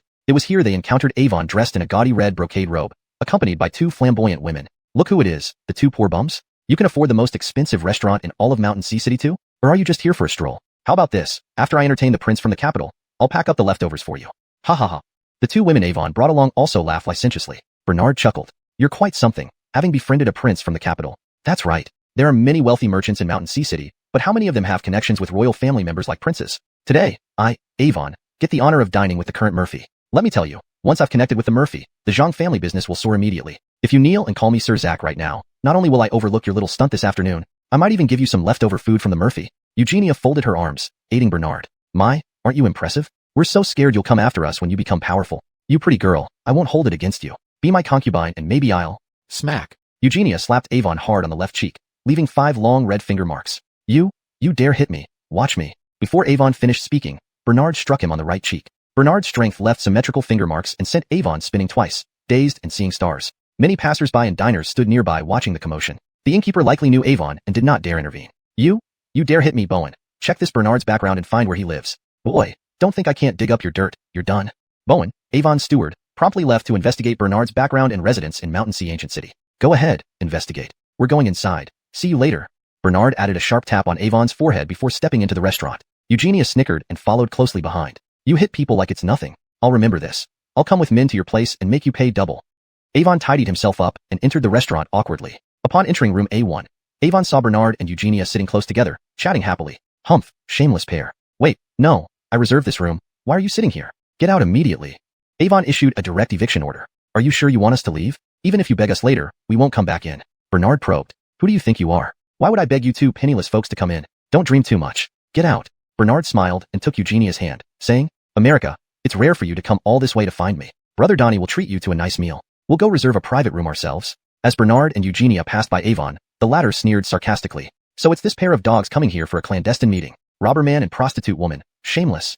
Bernard frowned, then kicked toward Avon's crotch. Next, he pulled Eugenia away without looking back, exiting the door of the private room. Behind them, Avon clutched his crotch, hopping and yelling, once again in a pitiful state. Brother Donnie, did he become a eunuch? Eugenia asked. Bernard shook his head and said, no, just a small punishment for him. I've practiced this kick many times now, mastered the force and angle perfectly. He'll be fine, but he needs to learn how to behave. They had barely taken 2 steps when they encountered Walt returning. Second Highness, Miss America, why aren't you entering the private room? This is it. Walt pressed. Bernard pointed at Avon, who was still rubbing his crotch, and said, ask him. He wanted to drive us out, thinking we're poor nobodies. Hearing this, Walt was taken aback. What on earth happened? Quickly, Walt regained his senses. General Ding, you came at the right time. Ow, ow. This pair of dogs attacked me and almost left me childless. Get your men to beat him up. Walt frowned and angrily shouted. He is the Murphy, who dares to hit him. I think Second Highness kicked well, teaching you a lesson, you fawning dog. Just then, Avon's steward arrived and whispered to him. Sir, there are several Bernards in our city, but none match in age. However, the current Murphy does have the same name, Bernard. He's the prince who recently repelled the Gene troops and saved the city. Avon froze in shock and collapsed on the ground. Second Highness Murphy, I really couldn't recognize. Bernard ignored him, turning to another empty private room. Walt explained, Second Highness, this Avon is indeed somewhat influential and snobbish. I didn't expect him to offend you like this. I wouldn't have agreed to dine with him if I had known earlier. I only agreed because he was generous and willing to quickly pay cash for the assets for sale. Bernard waved a hand and said, forget it, bring him over here. I have some words for him. Chapter 139. The Iron Mine of Mon City, a hidden gold mountain. Walt walked out of the private room and saw Avon standing helplessly at the door of the adjacent private room number 1. General Ding, I really didn't know he was the Murphy. If I had known. Walt interrupted directly. Even if you didn't know he was a prince, even if he were an ordinary person, You still shouldn't have humiliated him like that. Forget it. The Murphy asked you to come over. He has something to ask you. Remember, don't make a fool of yourself in front of the Murphy with your usual ways. I understand, General Ding. I won't dare to do that again. I will go and kneel before the Murphy right now. After saying this, Avon hurriedly rushed into Bernard's private room and knelt down in front of him immediately. Commoner Avon pays respects to the Murphy. I beg the Murphy to forgive me for my failure to recognize your greatness. Bernard sneered, thinking secretly, this fool can rephrase sentences better than me. Stand up. From now on, you may call me Louis. Let me ask you, what businesses are you involved in? Your Majesty, I mainly operate iron mines. Across all of Donghua, all the iron mines in Mon City are under my control for extraction. However, compared with the resources extracted by the Imperial Court, my operations are as insignificant as a drop in the ocean. Hearing this, Bernard fell into deep thought. Iron ore, being the main raw material for making cold weapons, has always been monopolized by the Imperial Court. Only a few private individuals can independently extract it, and they usually sell it for civilian use, rarely for military production. A merchant who can independently extract iron must possess absolute strength and background. Moreover, people in this era do not know that Mon City has the richest iron resources in the country. But how could Bernard, a man from the future, not know? The ancestor dragon truly gave the Zhang family a massive gold mine. The Zhang family probably doesn't realize just how rich the iron or resources beneath Mon City are. Billions of tons. Even if the Zhang family mined for 1,000 years, they wouldn't exhaust it. Granting the Zhang family exclusive mining rights in Mon City for 100 years would make them wealthy enough to live 10 lifetimes comfortably. Amazing! Bernard gave Avon a thumbs up. I see you're not even 30, yet your business is already so prosperous. Your ancestors must have been merchants too, passing down such good genes, or rather, bloodline. Praised by Bernard, Avon couldn't help but feel proud and opened up more. To be honest with your highness, our family's mining technology is indeed passed down from generation to generation, originating from my grandfather. Speaking of which, my grandfather had some connections with your grandfather. Really? Tell me more. Bernard showed genuine interest. My grandfather was a blacksmith when he was young and often helped forge weapons for the army. Back then, Mike Eve, your grandfather, was still waging wars to establish the Great Dragon Dynasty. Due to his contribution in weapon forging, after establishing the Great Dragon Dynasty, Eve granted our family exclusive rights to mine all the iron ore in Mon City for 100 years without paying taxes to the Imperial Court. Bernard nodded, understanding clearly. Indeed, the Zhang family had connections and background to gain such favorable conditions for mining iron. Your humble servant knows a little about business. With the iron ore in hand, I've expanded and accumulated some assets. Avon modestly boasted again. Bernard patted him on the shoulder and asked, you came to Shanghai City, not to sell iron to the Jin soldiers, did you? If the Imperial Court found out, they'd punish you. Confidently, Avon replied, our iron mines in Mon City are too small for the Jin soldiers to care about. However, it's true that some officials inside the court privately sell iron to the Jin soldiers for personal gain. Your humble servant only cares about making money and doesn't want to get involved in other iron mine affairs. In recent years, my iron business has reached its peak and finds it hard to make further progress. Today, I heard from General Ding that Louis has assets here that need disposal. So, I thought of buying your assets at a high price to build a relationship with you, to see if it could help expand our family's iron business. But I ended up offending the Murphy. I truly deserve punishment. Avon struck his own face while speaking. Bernard quickly stopped him. There are no permanent enemies, only eternal interests. Avon might not know the advantage his family possesses, but as an insider, Bernard wouldn't miss this opportunity to build relations. You're called Avon, right? I'm 18 this year. How old are you? Your humble servant is 25 years old. From now on, I will call you Brother Zhang Zach. In front of others, call me Louis, and behind closed doors, we'll be brothers. You'll be my brother Zach from now on. This, your majesty, how dare I presume to be on brotherly terms with you? AI, it's fine. We still need to cooperate in the future. Once I finish my business here, I'll return to the capital for my wedding. After that, I'll head south to take up my position as a prince. There are many development opportunities in the south, especially for your iron business. There must be plenty of untapped markets there. We can collaborate. Upon hearing this, Avon gladly allowed Bernard to help him up and sit down. Thus, the food and wine were served generously. Eugenia poured the drinks for them as Bernard put his arm around Avon, indulging in a feast and engaging in lively conversation. Whenever discussing confidential matters, Bernard would lean close to Avon's ear under the guise of drunkenness, wary of eavesdroppers. By the time they emerged from the restaurant, it was almost closing, and both men were quite drunk, swaying unsteadily. Bernard climbed into the carriage prepared by Walt and immediately regained sobriety. He was no ordinary man. He had never lost a drinking contest. Pretending to be drunk during dinner was merely a ruse to keep appearances. He wanted to leverage Avon's iron mine resources, ostensibly to develop the iron industry in the south. But looking further ahead, he needed to consider equipping his personal troops with weapons. While he had no immediate plans to rebel, once in the south, his ambitions extended far beyond just establishing 200 troops. In this world where the strong prey on the weak, even if he didn't attack others, he at least needed the means and strength to defend himself. Additionally, Gallagher mentioned a missing brother named Dawson Hownan. If he could find him and bring him on board, it would greatly enhance his capabilities. Everything Bernard did now was laying the foundation and preparing for the move south. Human resources, material resources, financial resources. None of these conditions could be overlooked. Avon, who had been a local tycoon for years, finally connected with the nobility and even became sworn brothers. The pride in his heart knew no bounds. He would willingly host a grand banquet for 3 days and nights to celebrate becoming sworn brothers with Bernard. Eugenia turned and saw Bernard sitting alertly, not appearing as drunk as before, which greatly surprised her. Brother Donnie, you've sobered up so quickly. Bernard immediately covered Eugenia's mouth with his lips, preventing her from continuing. Misunderstanding his intentions, Eugenia blushed, half resisting and half submitting. Brother Donnie, here is inappropriate. The carriage is rocking and creaking. Chapter 140. This woman doesn't seem to be a good person at all. Bernard released Eugenia and whispered, Elder Brother Donnie was just pretending to be drunk earlier. If I hadn't acted drunk or foolish, Avon wouldn't have spoken so much. Do you think that someone like Avon could manage the iron mine business for so long without official support? I pretended to be drunk to coax words out of him. Turns out the Blue Lotus sect secretly cooperates with them. That's how the Zhang family can maintain their iron mining business smoothly. Eugenia nodded and said, yeah, Elder Brother Donnie, I've heard about the Blue Lotus sect. The sect leader, Mickey, has already arrived in the capital. You know, Grandpa's informant saw him having a secret affair with the Lian. And Mickey is also in an adopted father-son relationship with someone named Lindung. Lindung, isn't he the prince who wandered outside the royal court? So technically, he is still my half-brother. Elder Brother Donnie, I came to Shanghai Pass this time not only because I was worried about your injuries, but also because grandfather asked me to remind you to be cautious of not the princes on the surface, but those wandering princes who are hidden among the common people. They say that the late emperor's youngest son, Lyndon, your youngest uncle, has appeared in the capital. He even orchestrated the murder of Davian. Lyndon wants to kill Davian. What happened to Davian?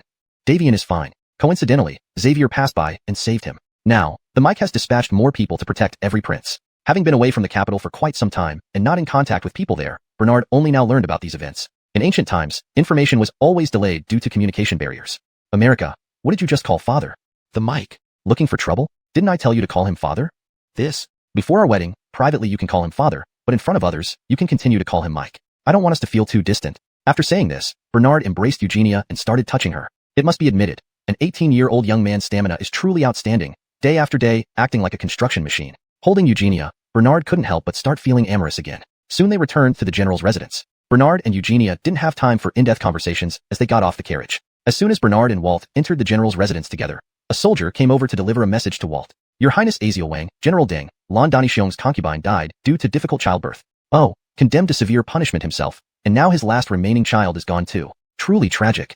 Bernard sighed. Actually, Bernard thought to himself, this ending is perfect. It saves the potential problems caused by any surviving offspring of Xyler. Xyler's Qinglan imperial consort in the capital only had one daughter. A little girl under 3 years old would be easier to deal with. Even if Bernard doesn't handle it, Andres would find someone to discreetly get rid of the only child Xyler left behind in the world. Xyler and his family were being escorted back to the capital in the morning. Bernard's party was to set off back to the capital early the next morning, riding fast horses. Calculating the time, they should arrive in the capital around the same time. Upon returning to his room, Bernard was served hot foot bathwater and tea by the insisters to relieve his intoxication, showing great care.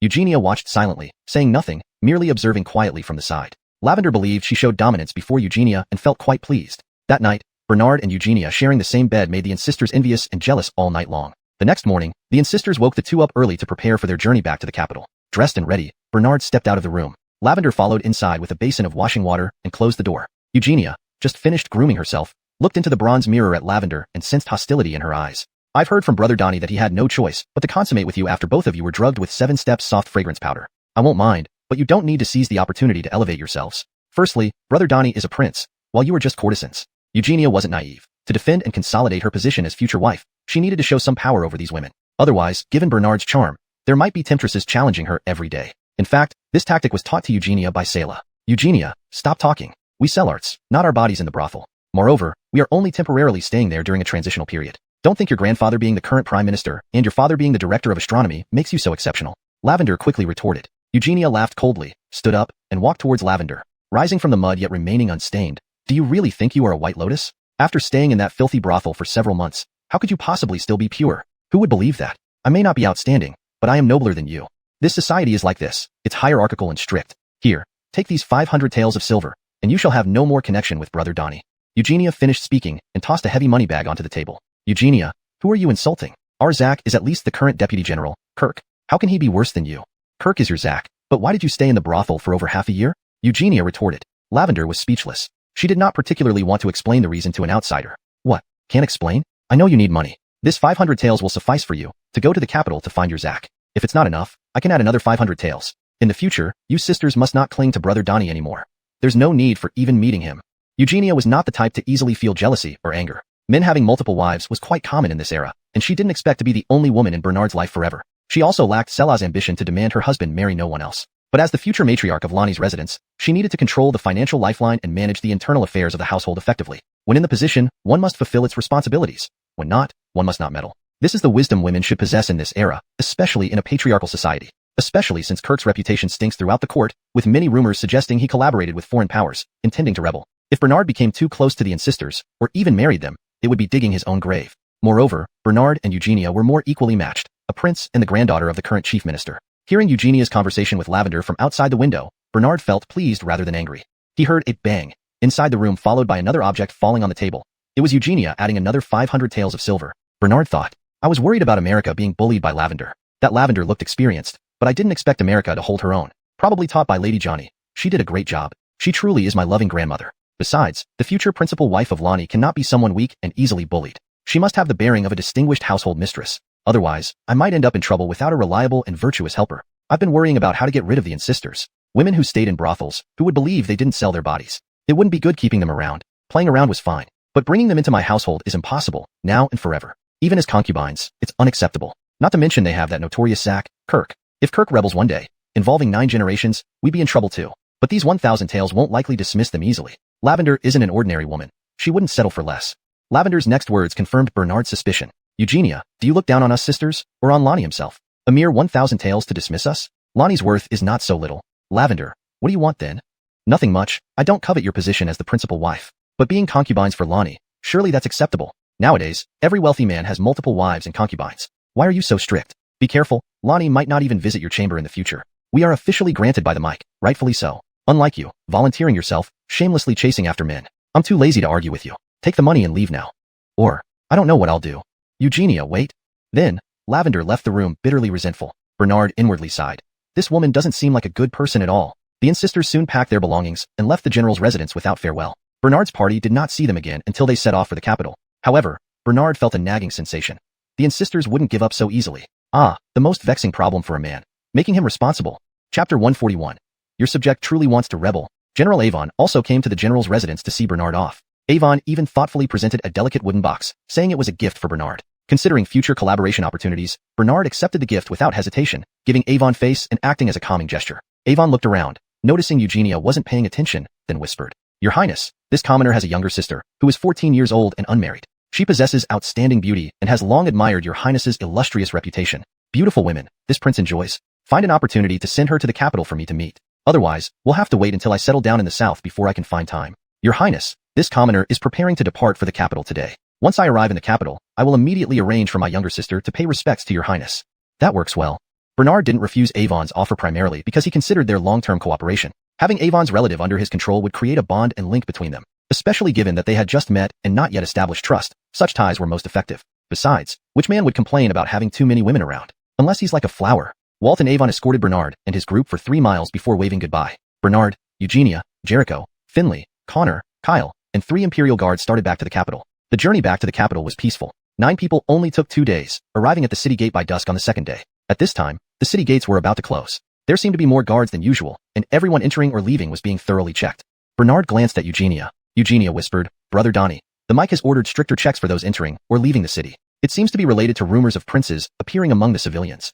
If it's relevant, let it be. I never wanted to be Baron, nor do I want to be Mike. America, after our wedding, let's develop in the south. I don't want to stay in the capital one moment longer. Eugenia nodded. Brother Donnie, everything depends on you. Wherever you go, be at the ends of the earth or through trials of fire, I will follow you. You're the most understanding, America. Don't worry, going to Nanjong isn't something to fear. Because Brother Donnie has the recipe for clear heat and remove dampness tea. Let's go into the city. After checking Bernard's party's documents, the guards were about to kneel and greet him. Bernard quickly stopped them, whispering, Be low-key. With so many princes being attacked in the city, are you worried I'm not exposed enough? Got it, Murphy. Please enter, Murphy. After passing through the city gate, Finley bid farewell to the group and returned to his residence. Having been away from home for some time, Finley couldn't wait to spend quality time with his wives tonight. Connor also went home. Jericho escorted Bernard while the other 3 guards escorted Eugenia back to the Johnny residence. Bernard and Jericho rode together under the cold moonlight towards the Aziowang Palace. Do you wish to follow this prince to Nanjong and become a prince? Bernard suddenly asked. Jericho was taken aback. After these past days, Jericho had developed a deep respect for Bernard. Confronted with Bernard's invitation, he was tempted but hesitated. The Mike had sent him to protect Bernard and monitor his actions at Shanhaiguan. If he switched sides now, Alexander might have concerns. Are you worried about the Mike? Jericho nodded. No problem. I can use the achievements of driving back the Gene soldiers and obtaining tributes to ask the Mike directly. As you wish, Murphy. This subject is quite willing to follow you. Indeed, serving Alexander felt like walking beside a tiger. Stressful. Following Bernard meant much more joy. And regardless of who he followed, his salary remained the same. During the journey to Shanhaiguan, you've grown stronger. I heard you were severely injured and ran a high fever for days, which worried me greatly. The Jurchen tribute has already been deposited in the treasury. This time, you've done a great service. Bring seats for the Murphy and guard Dongfang. After the three sat down, Bernard noticed that Alexander only inquired about the Shanhaiguan mission and avoided mentioning any rewards, so he decided to bring it up himself. Father, with this achievement, I would like to ask for some rewards. What reward do you want? Tell me. Alexander became cautious, especially when it came to matters of interest with Bernard. Who knew how much Bernard would ask for? I want guard Dongfang to follow me to Nanzhong to expand territory, unify China, and establish the eternal foundation of our great long dynasty. This, please father, fulfill my wish. Bernard knelt on both knees, resorting to relentless pleading. Alexander looked at Jericho unhappily, his eyes saying, I asked you to monitor the Murphy, and now you directly switched sides. I was considering giving you all the territories and businesses previously under Nalan Danyexing's control, but you insist on going to the hardships of Nanzhong. Why? Does something there really captivate you? Father, what captivates me in the south is the ambition for our country and people. I indeed want to deal with the southern barbarians and expand our territory in Nanzhong. Your ideals are grand, but why not consider taking over Nalan Danyexing's land and business? Seizing the opportunity, Bernard continued, Father, it's not a problem at all. Taking over Nalan Danyexing's territories won't stop me from becoming king in Nanzhong and taming the southern barbarians. Nonsense, you're just greedy. You want territories in both the north and south. Are you planning to rebel? Father, I do want to rebel. At this remark, Alexander's face turned grave, all smiles gone. Bernard was only teasing Alexander and quickly changed tone. But this world belongs to the Yun family already. What's the point of rebelling? I merely want to ease your worries by managing the unclaimed territories. Fine, then you will marry America the day after tomorrow. After the wedding, once America returns home for the first visit, you two should head south to Autrignan Province's Yuehai City. General Zhao Zilong recently seized this city from the southern barbarians, and it's now entrusted to you. If you fail, kneel from the gate of the capital to the entrance of the imperial city, and come back to Beijing to obediently be your prince. I will never disappoint you, father. Chapter 142. What did I do? Alexander made another exception, allowing Bernard to establish an army of no more than 1,000 people in the south for self-preservation. Jericho was also successfully recruited by Bernard as he wished. When Bernard left the Yangxin Palace, it was already Connor hour. Walking alone through the dimly lit imperial corridors, his acute hearing immediately detected someone trailing him. He stopped at a corner, and sure enough, a shadow soon flashed out. Why are you following me? Bernard asked, looking at the black-clad figure before him. Upon closer inspection, wasn't this the same black-clothed person who had guided him at Shanhaiguan? Your Uncle Andy? Bernard blurted out. The memories that surfaced during his days of serious injury and coma reappeared before his eyes. Finally, you've remembered your uncle. After saying this, Andy pulled off the black veil, revealing a face that resembled Alexander's, but with signs of weariness. It also bore a 2 or 3 tenths resemblance to Bernard. I thought practicing the Azielgi divine power would cause Jiadanxing Sri Yi, so you'd never remember me again. Don't play dumb with me. You promised to compete for the throne. Why are you still heading south? Hearing this, Bernard thought. No wonder in the Yangxin Palace earlier, I always felt like someone was watching me. But those were just Andy's ramblings when he was unconscious. He, Bernard, hadn't agreed to anything, so pretending not to know was wise. Uncle, when did I ever promise you? Don't act silly in front of me. Your uncle has also played the fool before. Your act doesn't work on me. I know you were conscious even when you were comatose and could hear what I said. Why don't you want to be emperor and insist on going south? What's so great about the southern border region? Not really, uncle, let me explain. No, it's not an excuse. The southern border belongs to the Great Dragon Dynasty. By subduing the territory, there will be less trouble when I become emperor later. Hee, see how smart I am. Smart? You'll lose your share in the throne if you keep this up? The sound of uniformed footsteps approached, indicating the imperial guards were patrolling nearby. Andy quickly said, enough talk for now. Be wary of Lady Aella from your household. She's Mickey's spy. With that, Andy slipped away down another corridor. When Bernard returned to Carson's mansion, it was midnight. As soon as he entered the room, footsteps sounded behind him. It was Lady Aella carrying a steaming basin of foot-washing water. When did you come to Carson's mansion? What did Manager Lee assign you to do? Bernard wanted to ask why she was here, then suddenly remembered his promise to provide her shelter and a job. Carson, Manager Lee, considering my hardships and that I have a child, arranged for me to perform cleaning and washing duties, replied Aella. Bernard sat down as Aella began to wash his feet. She knelt down, and whether intentionally or unintentionally, her collar was missing 2 buttons. A tantalizing glimpse was revealed. Bernard took the opportunity while Aella focused on washing his feet to examine her closely. Despite being a widow, Aella looked as youthful as an 18-year-old maiden. Without the signs of mourning attire, anyone would mistake her for an unmarried young lady. Recalling Andy's warning, Bernard glanced at Aella again. Was this a beauty trap? Should I use this against them? Suddenly, Bernard grabbed Aella's hand, feeling its smoothness. Such delicate hands, doing rough work in Carson's mansion is simply a waste. Why don't you become my concubine? Finishing his sentence, Bernard pulled Aella up and into his embrace. Aella fell into his arms, a subtle fragrance wafting toward him. A strange stir arose within him.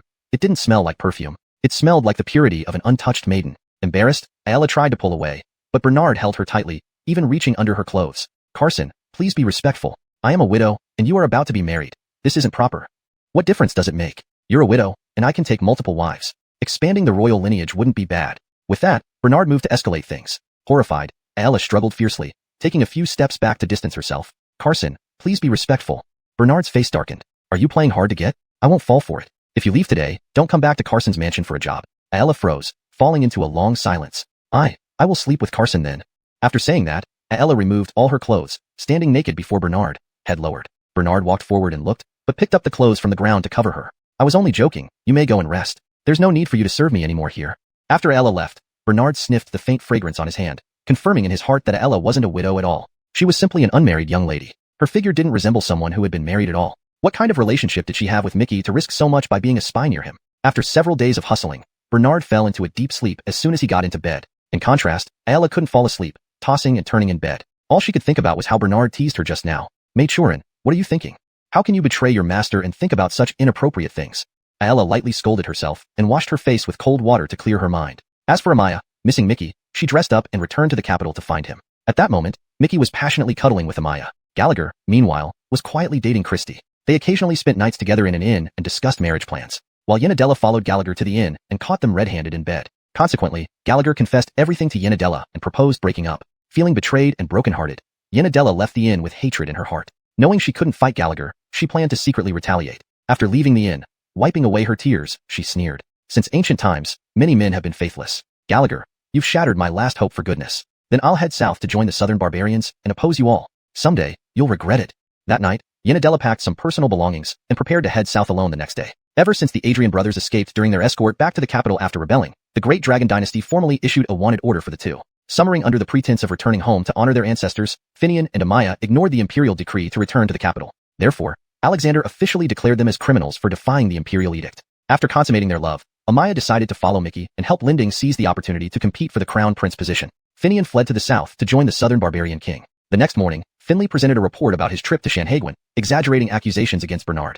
Your Majesty, Carson has misused public resources for private gain. After liquidating Xyler's assets, he pocketed a large part for himself, leaving only the remainder for the treasury. Moreover, in Shanhaking's brothel, Carson cavorted wildly with brothel patrons and prostitutes, singing songs about rebellion. Such a man with ambitious eyes on the throne and disdain for the court should be severely punished. Oh, is that so? Summon Carson. Forget it. He just returned to the capital after days of travel and even met with me last night. Let him rest well first. I'll question him later. Minister Wong, what did you do during this trip to Shanhaguan? Did you contribute anything? Finley froze upon hearing this. Indeed, what did he, as the Minister of Rights, actually accomplish? He hadn't even met with Austin, and yet had wasted government funds on travel expenses. Chapter 143. Wild princes emerge one after another. However, for Finley, an old hand in politics, he still has this level of adaptability. Your Majesty, I followed Xyler and found his residence. That's why Lonnie and the others could find Xyler's hideout so quickly and arrest him. Alexander nodded with a smile. In that case, Minister Wong has indeed made great contributions. Your Majesty, it is my duty. Even if I have to brave boiling water and fire for the court, I am willing. Well then, what rewards do you think you should receive?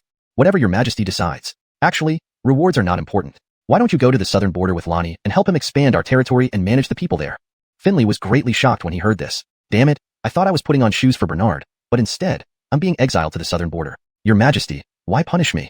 Finley pretended to be confused. Alexander continued smiling. In fact, I now quite agree with Lonnie's idea. Expanding the southern border will help our great dragon dynasty establish an unshakable foundation. Minister Wong, this is a great merit. Such a good opportunity, many people want it. How can you miss it? Your Majesty, give this chance to those who really want it. I am not competent enough for such a big responsibility. Alexander immediately rejected, saying seriously, you deserve this responsibility. Don't resist my imperial decree. Otherwise, beheading.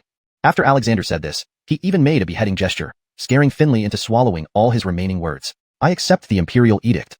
Now that's more like it. After speaking, Alexander suddenly realized that his actions and words seemed to resemble Bernard more and more. Last night after meeting with Bernard, Alexander had already heard about everything that happened at Shanhaguan from Bernard.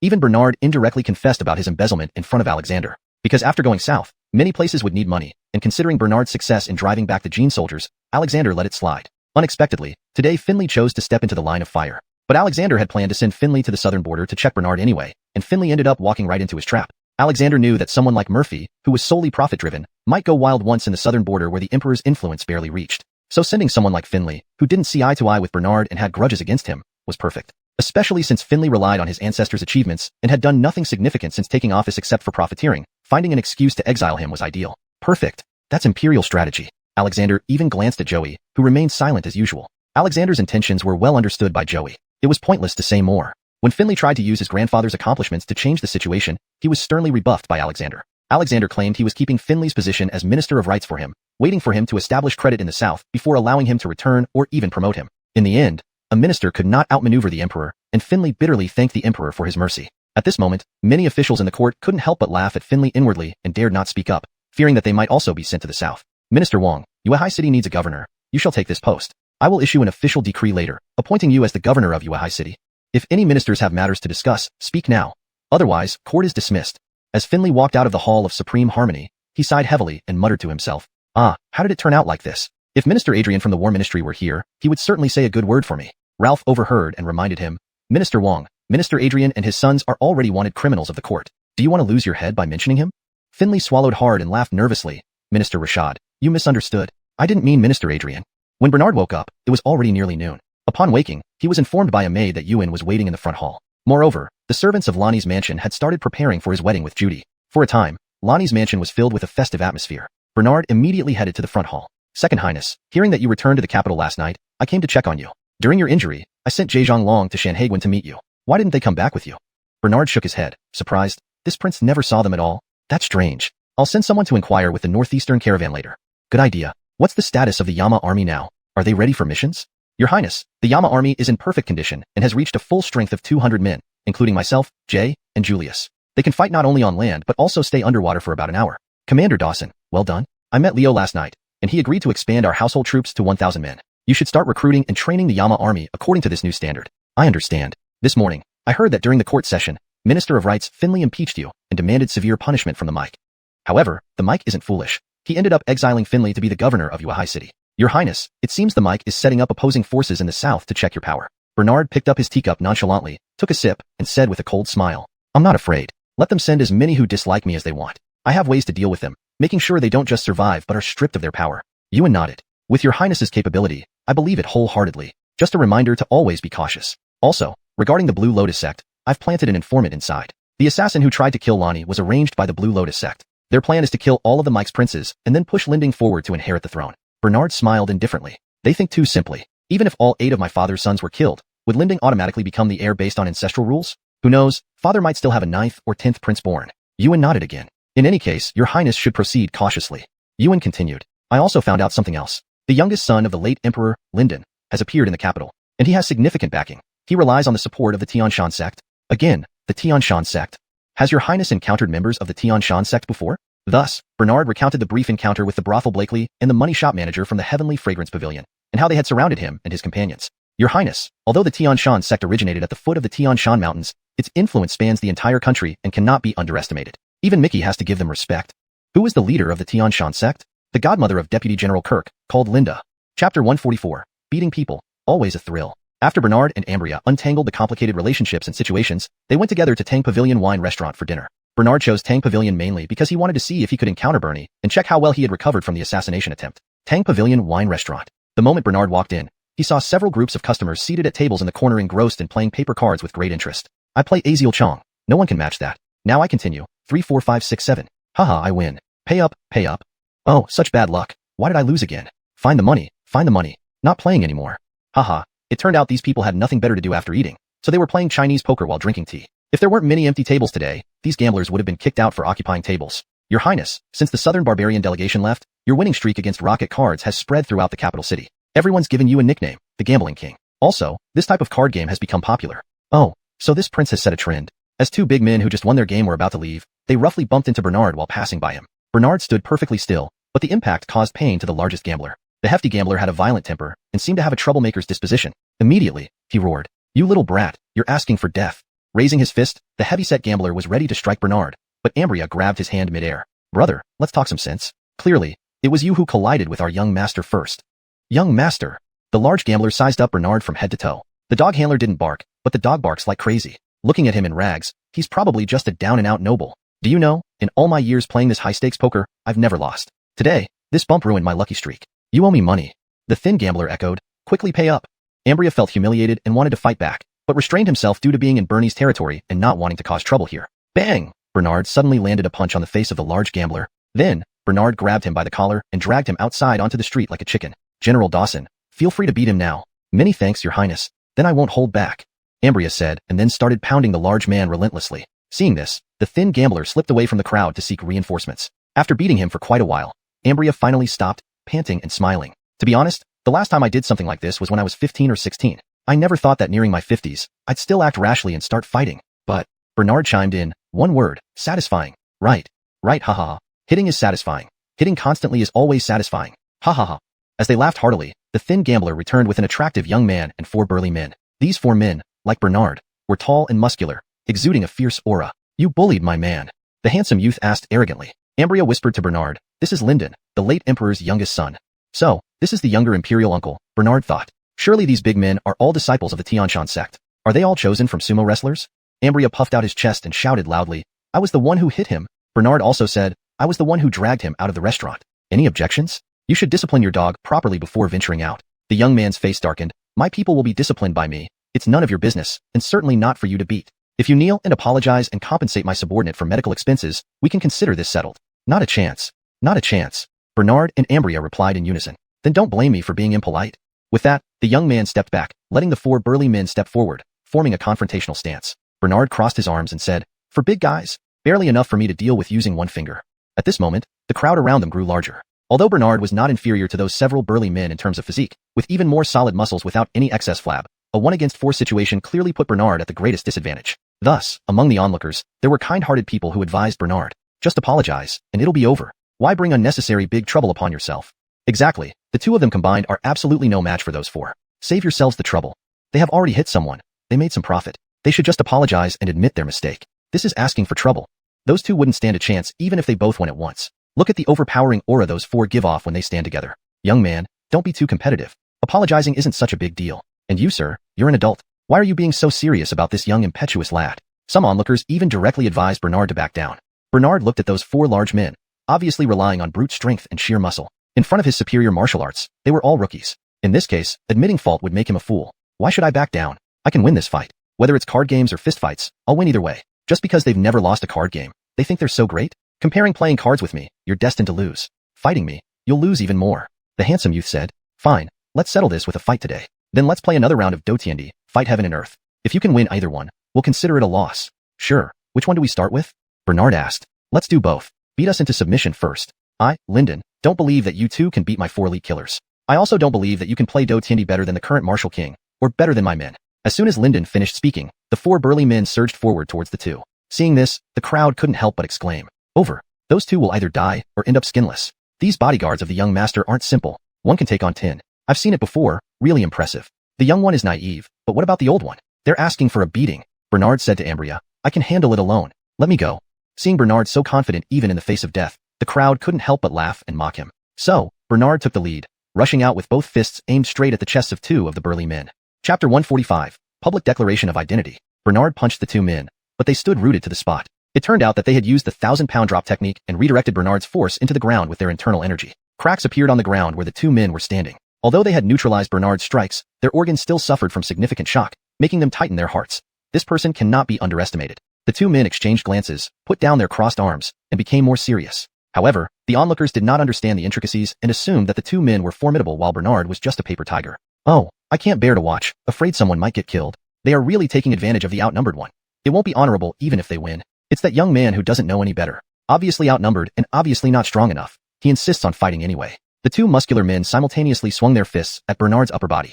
Bernard met their punches head-on with his own, each strike fast, accurate, and fierce. Seizing an opportunity, Bernard stomped forcefully on the ground, causing it to crack. The 2 men lost their footing and staggered, unable to use the 1,000-pound drop. 2 other muscular men attacked Bernard from behind, one aiming for the upper body and the other for the lower body. The crowd watched in terror, worrying about Bernard. Without turning around, Bernard sensed their movements and backflipped onto their backs, kicking their kneecaps. They knelt down, and Bernard grabbed each of their arms, easily dislocating their joints as they howled in pain. The 2 fallen men quickly got up and rushed at Bernard again. Bernard hooked one of the injured men with his foot, sending him flying into the others, knocking them all to the ground, spitting blood. Lyndon was shocked. This is impossible. How could there be such a powerful person? Initially stunned, the onlookers then burst into applause and exclamations. How is this possible? In my long life, I've never seen anyone so brave, facing 4 opponents alone. The most amazing part is that he wasn't hurt at all, while the 4 of them are injured. Yes, and all this happened in less than the time it takes to drink a cup of tea. We've underestimated the young people of today. It's not that the young people of today are all powerful, it's that exceptional talents have emerged among them. Seeing many people clapping, Lyndon felt awkward. No, another round of mahjong to win. Master Lyndon, given your special status, you dare to show off like this in public. You said earlier that winning just 1 round would count as our victory. Now I've won. Make your men kneel and apologize. But Lyndon shamelessly replied, whoever decides a match with just 1 round? If you dare, let's have another round of card playing. Let's play Heavenly Battle. 1 round to decide the winner. Ewan snickered, Truly shameless, cheating in front of so many people. Bernard waved his hand, saying seriously, Commander Dawson, it's fine. We can afford to gamble. Unlike certain people who think they're invincible with a couple of tricks. If we're gambling cards, let's do it. However, I want something interesting. Lyndon sneered at Bernard. Boy, don't talk trash like this. Just say what you find interesting. Bernard replied. The loser has to perform a strip dance here until they are completely undressed. Since your men are injured, just you do it. Hearing this, Lyndon laughed loudly. Boy, don't think just because you're tall and strong, you can show off by stripping in the street. Bet away, I want to see how you measure up. After saying this, Lyndon cast a malicious glance at Bernard's lower half. Bernard thought, although we both inherited treasures from the same old man, mine is definitely stronger. No need to look. Even using your toes, you'd know mine is better. Bernard finished by giving Lyndon the middle finger. Lyndon sneered coldly. Once you lose and strip, we'll know soon enough. Let's gamble right here on this stall. Lyndon walked to a small stall, intending to start the game right there. The stall owner stopped him. Sir, I still have business to run.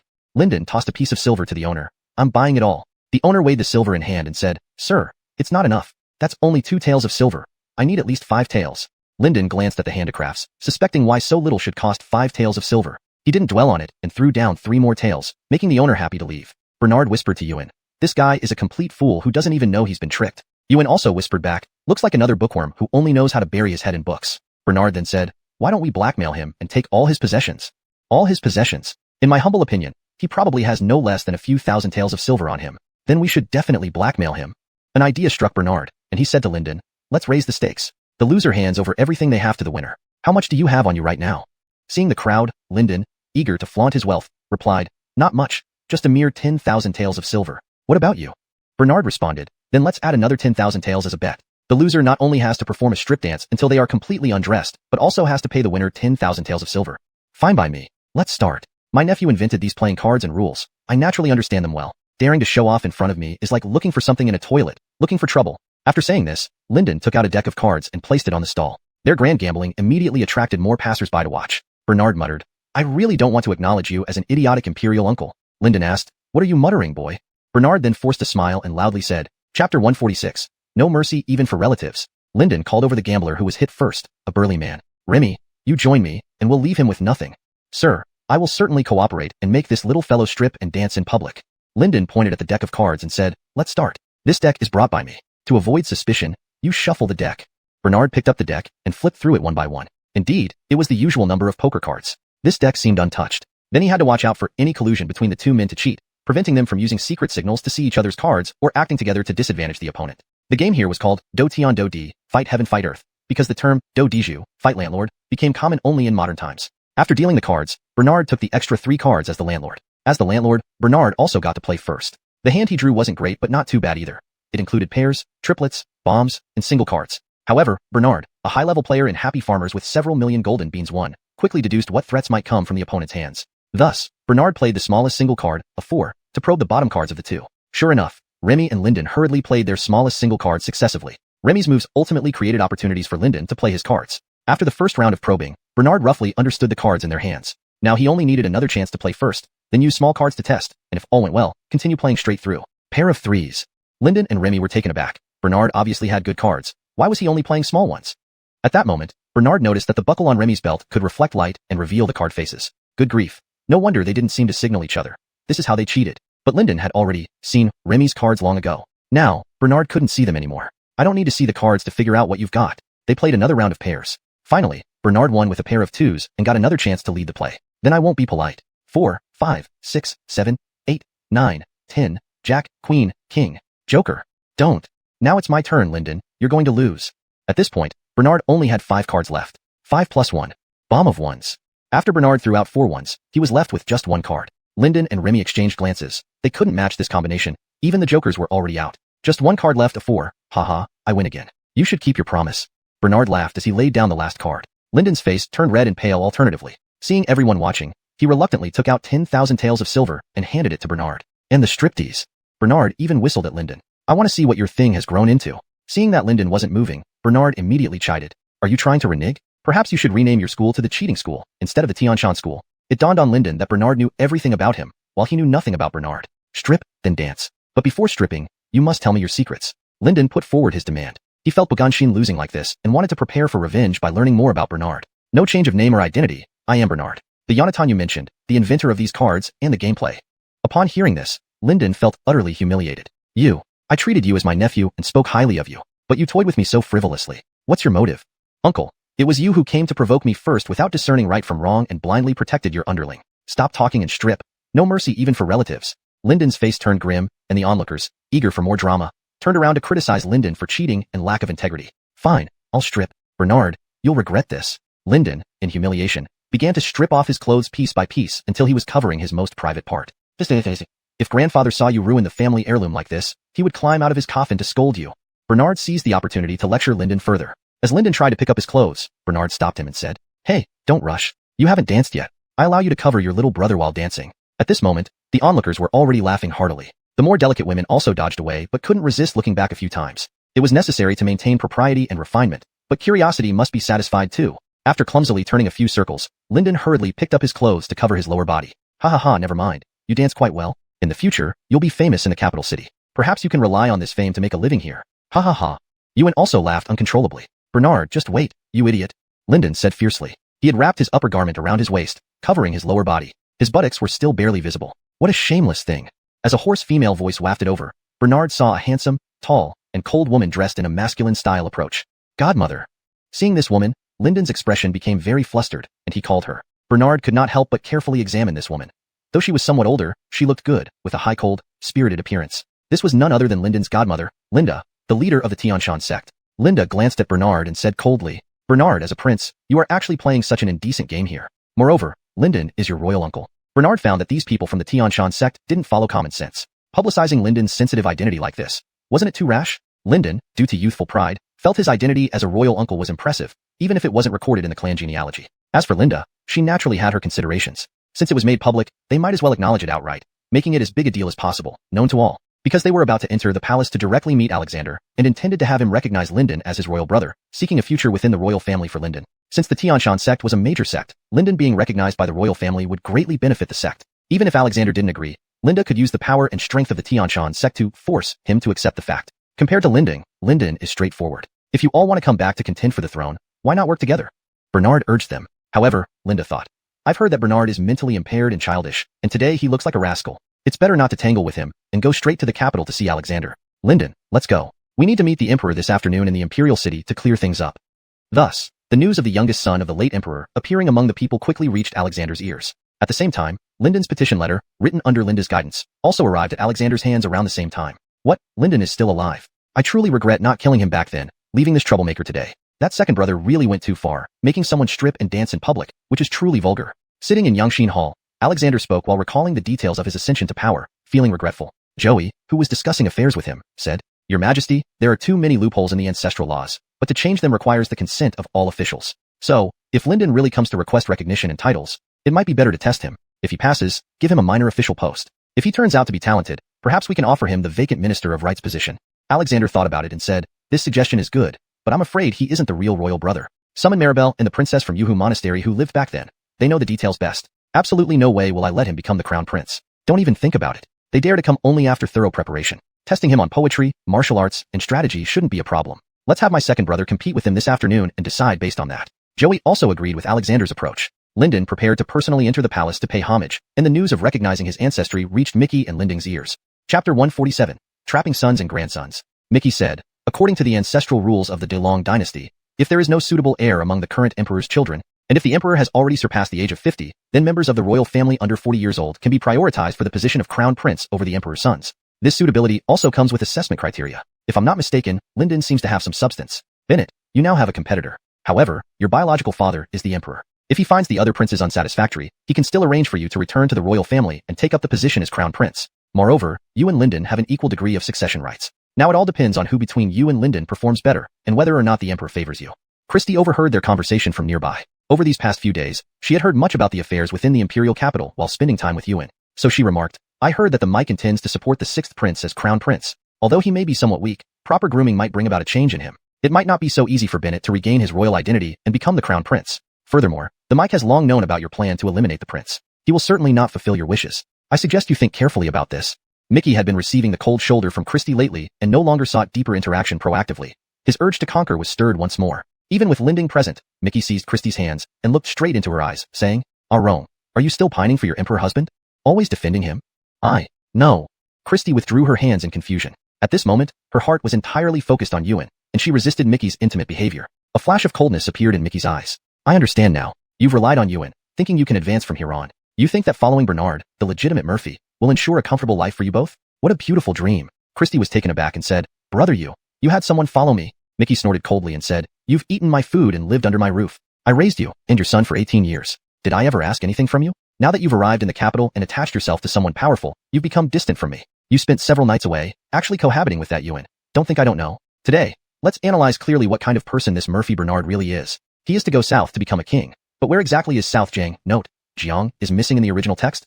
We all lived in South Jiang for over 10 years. Isn't the miasma there terrifying? How long could northerners survive there? Besides, Bernard is mentally weak, rash, and lacking strategy. With such a simple mind and strong body, do you really expect much success for him as a king? Especially in the backward South Jiang, even if there are development opportunities, how much hope does Bernard have being surrounded by hostility? Ewan will definitely not achieve anything following him. If you stick with Ewan, you will only live a modest life barely above poverty. If you want greater wealth and honor, you should consider helping Bennett return to the royal family of Ewan. His return would benefit both you and me. Think carefully where you should put your effort. Since knowing Mickey, this was the first time Christy had been reprimanded so harshly. Tears welled up in her eyes. Brother, thank you for your care all these years. I know what to do. In the future, I won't contact Ewan. I will assist you in verifying Bennett's royal identity before the mic. But after everything is settled, please release me and let me become a nun. After saying this, Christy left the scene gloomily. Mickey thought about the harshness of his words, but believed it necessary for the bigger picture. Everything was for the sake of enlightening Christy. Bennett, since Lyndon is eager to vie for the position of crown prince, we might as well advance our plans. I'll write a letter immediately and have it delivered to the mic. We'll visit your father this afternoon. Speak to your mother and prepare her for the palace visit.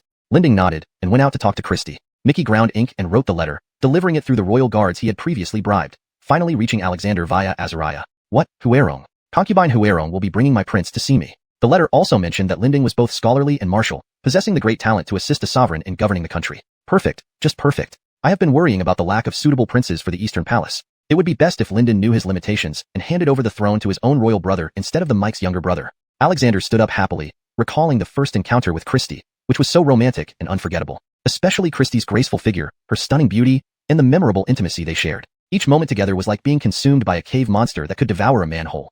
Unfortunately, at that time, he had just ascended the throne, and Leanne Bristler's family was at its peak. He had to consider everything carefully regarding Bristler. Even when Christy was pregnant and wanted to enter the palace as a concubine, Leanne Bristler consistently obstructed it. Eventually, Christy disappeared while pregnant. Alexander searched for her for a year, but then gave up. He never imagined that at this moment, Christy returned with a well-cultivated son. This felt even more delightful than Bai Sujin, who gave birth and was imprisoned under Leifeng Pagoda, only to find out her son became a top scholar right after she was freed. Now, the process of grooming a child is spared. Alexander couldn't wait to see Christy again and relive those intimate moments. As for Lyndon, he was conceived when the previous emperor favored an exceptionally beautiful woman to test a golden pill. Leanne Bristler sent assassins to kill her, but she was saved by Andy. Persuaded by Andy, the woman left the capital with her unborn child. She later died from childbirth bleeding, entrusting Andy to Linda, the leader of Tian Shan sect. Thus, due to the death of the Baron, several illegitimate princes emerged in the capital, coveting the Yun dynasty's empire. Alexander immediately ordered Azariah to arrange a banquet for the afternoon to welcome Lyndon and Linda. At the same time, Bernard also received an invitation. Sigh, my father and grandfather really know how to cause trouble. Others may say their fathers are pits, but mine are pitfalls for sons and grandsons. They create problems and expect me to fix them, Sigh. Bernard sighed helplessly after receiving the news while returning to Azielxi Wang Palace after dinner. Aelashi secretly reported to Mickey and was about to leave when she was stopped by Lindung. Maizeking, would you like to join me for dinner tonight? Aelashi's full name was Deanna, whom Lindung had been pursuing for some time. However, Deanna was picky and showed no interest in Lindung. So, she coldly replied, I'm busy. I have other matters to attend to. Watching Deanna walk away, Lindung's desire to conquer intensified. I will eventually win your heart and marry you. Chapter 148. I know your brother Brennan very well. After taking a nap, Bernard didn't even have time to try on the newly delivered wedding attire before he hurriedly left for the Imperial City. He just happened to bump into Deanna, who was returning. Bernard took the opportunity to touch Deanna's chest as he stumbled. Full and elastic. Deanna didn't know whether Bernard did it intentionally or not, and with a blushing face, she pulled herself back 2 steps. Lonnie, I'm sorry, did I hurt you? No problem. You can knock into me a few more times. This prince is happy to do so. Remember to prepare bathwater. This prince will need a bath when I return. All right, Lonnie. Whistling, Bernard left for the Imperial City. Deanna turned to look at Bernard's tall and elegant figure, losing herself in thought. If only Lonnie weren't someone the sect leader intended to deal with. Then I, Deanna, wouldn't have to infiltrate Lonnie's side or scheme against him. Sighing, Deanna shook her head and turned around to continue working. When she looked back, she saw servants Odessa and Agneta covering their mouths and laughing at her. The three often chatted and drank tea together during their free time, so they had a pretty good relationship. Ali nudged Deanna gently and teased her with a smile. Shauna, you're not developing feelings for Lonnie, are you? Yesterday night when you brought foot washing water to Lonnie, I saw you staying inside for quite a while. Agneta also chimed in, that's right. When I got up to use the restroom, I saw you too and even watched for a bit. Come on, what exactly did you do with Lonnie last night? Recalling how Bernard had toyed with her until she was forced to undress herself, Deanna couldn't bring herself to speak. Don't talk nonsense. I was just helping Lonnie wash his feet. Moreover, Lonnie's consort is coming tomorrow. I heard that Miss Johnny is quite formidable. Not only I, but you shouldn't think too much either. Go back to work, or you'll have no dinner tonight. Unhappy, Odessa replied. I think Lonnie has a thing for you too. Which prince doesn't have multiple wives? Don't waste your beauty, Deanna. Actually, you and Lonnie make a good-looking couple. Just get back to work. Manager Lee will deduct your wages if you don't. If the future consort hears this, you'll definitely be beaten with a stick. Smiling, Deanna pushed Odessa and Allie toward the backyard. But in her heart, Deanna felt genuinely happy. Odessa's words, you and Lonnie make a good-looking couple, kept echoing in her mind. A good match. A good match. Hee hee. Like a gentle breeze, Deanna happily went to wash clothes. Especially today, she was washing the clothes Bernard had changed out of after returning from Shanhaguan. The more she washed, the happier she felt, not finding it tiring at all. Speaking of Linding, he racked his brains trying to win over Deanna, as the weather grew colder and snow started to fall occasionally. As an undercover servant at Lonnie's residence, Deanna inevitably had to do some heavy lifting, so Linding bought her a pair of leather gloves as a gift. I, Linding, refuse to believe that you're so cold-hearted as to ignore me entirely. Once I am acknowledged by my ancestors and restore my identity as a prince, Deanna, you will surely come running to me. Then when I give you these gloves, everything will fall into place naturally. Talking to himself, Linding put away the gloves. Bennett, hurry up and let's go. We must set off for the Imperial City. Mickey urged Linding from outside the house. Together, Mickey, Linding, and Christy set out for the Imperial City to meet Andres. At the entrance of the Imperial City, Lyndon and Linda were being searched by more than 10 guards led by Xavier. You're clear, you may enter. After letting them pass, Xavier began to search Mickey and the other two. At this moment, Bernard arrived at the city gate with a leisurely gait. His Highness Lonnie, please proceed with the routine check, reminded Xavier. All three of them looked at Bernard simultaneously. Hi, hello, meeting again. You're Linding, yes, the same Linding who tried to assassinate me several times. If you want to be recognized by your ancestors and seek the Emperor's favor, just say so. Why all the roundabout tactics? You make me nervous. Mickey immediately scolded Bernard. Enough of your nonsense. Soon, Leo will see Bennett's talent, and you'll feel ashamed of yourself. Your 18 years as a prince were wasted. You're nowhere near Bennett, who never had a day as a prince. Alright, my 18 years as a prince were indeed wasted. At least I wasted 18 years, whereas you, Bennett, wish you could have such a chance. Hee hee hee. You. Mickey was speechless, choked up and lost for words. Bernard muttered, who doesn't know how to yap?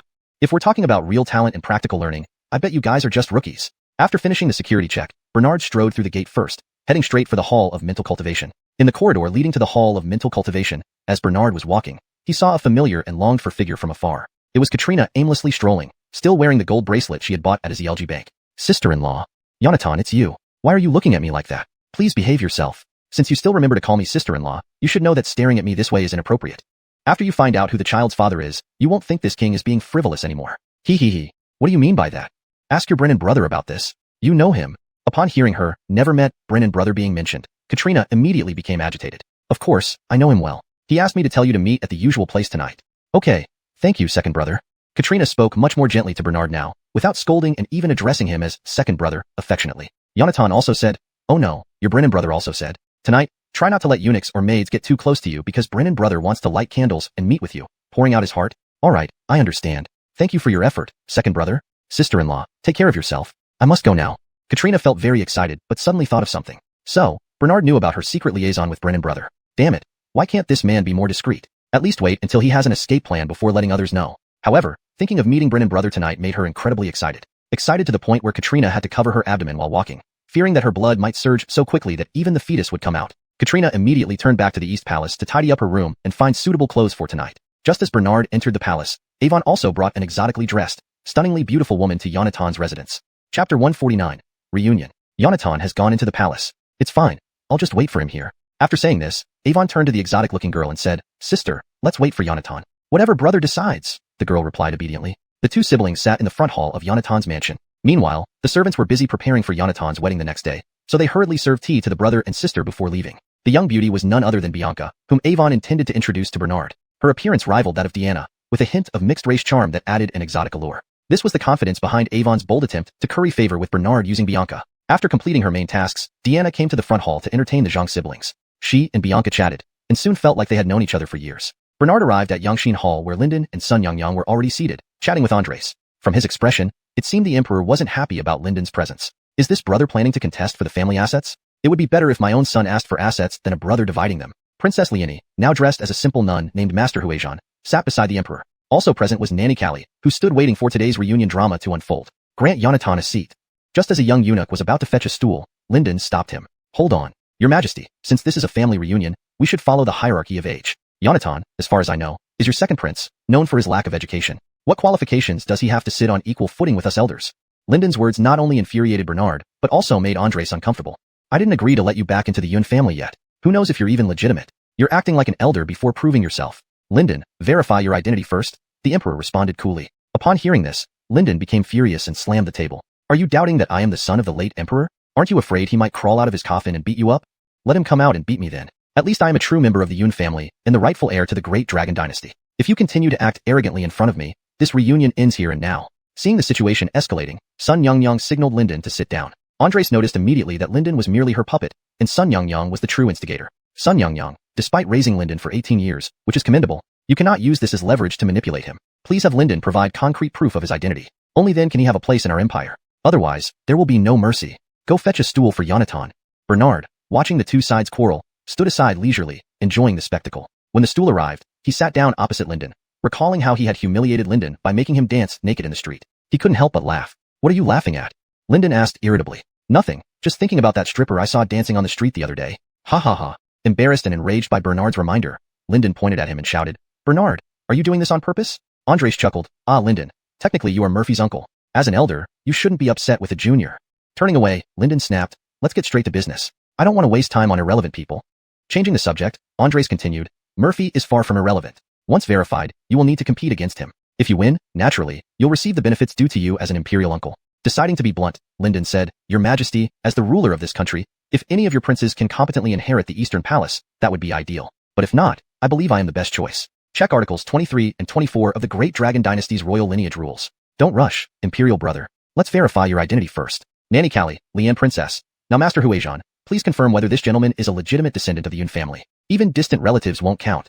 Nanny Callie immediately responded, Your Majesty, it's quite simple. First, look at his physique and appearance. Secondly, all legitimate descendants of the Yun family have the same birthmark in their private areas. It's a pity that Lyndon's mother is no longer alive.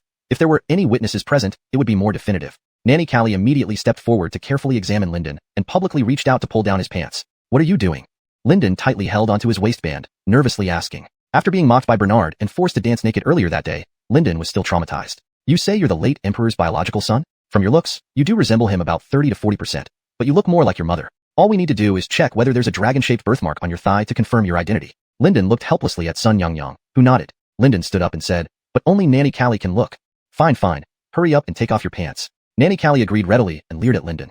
What a cute little pup. Let's go behind that screen to see. Before Lyndon could finish his sentence, Nanny Callie already forcefully yanked down his pants. Once again, Lyndon was exposed in front of everyone. Lyndon's face showed sheer despair as he closed his eyes. This is too hard. If I had known, I wouldn't have tried to recognize this ancestor. Everyone looked over curiously. Sun Yungyang glanced once then turned away. How awkward. Nanny Callie, however, was engrossed in examining him closely. Bernard was laughing so hard his whole body was shaking. Even after Lyndon put his pants back on, Bernard was still grinning. Lyndon glared at him fiercely. I heard you were born from a palace maid. Who knows if she had an affair with a guard or some other man. I think Bernard should also be examined.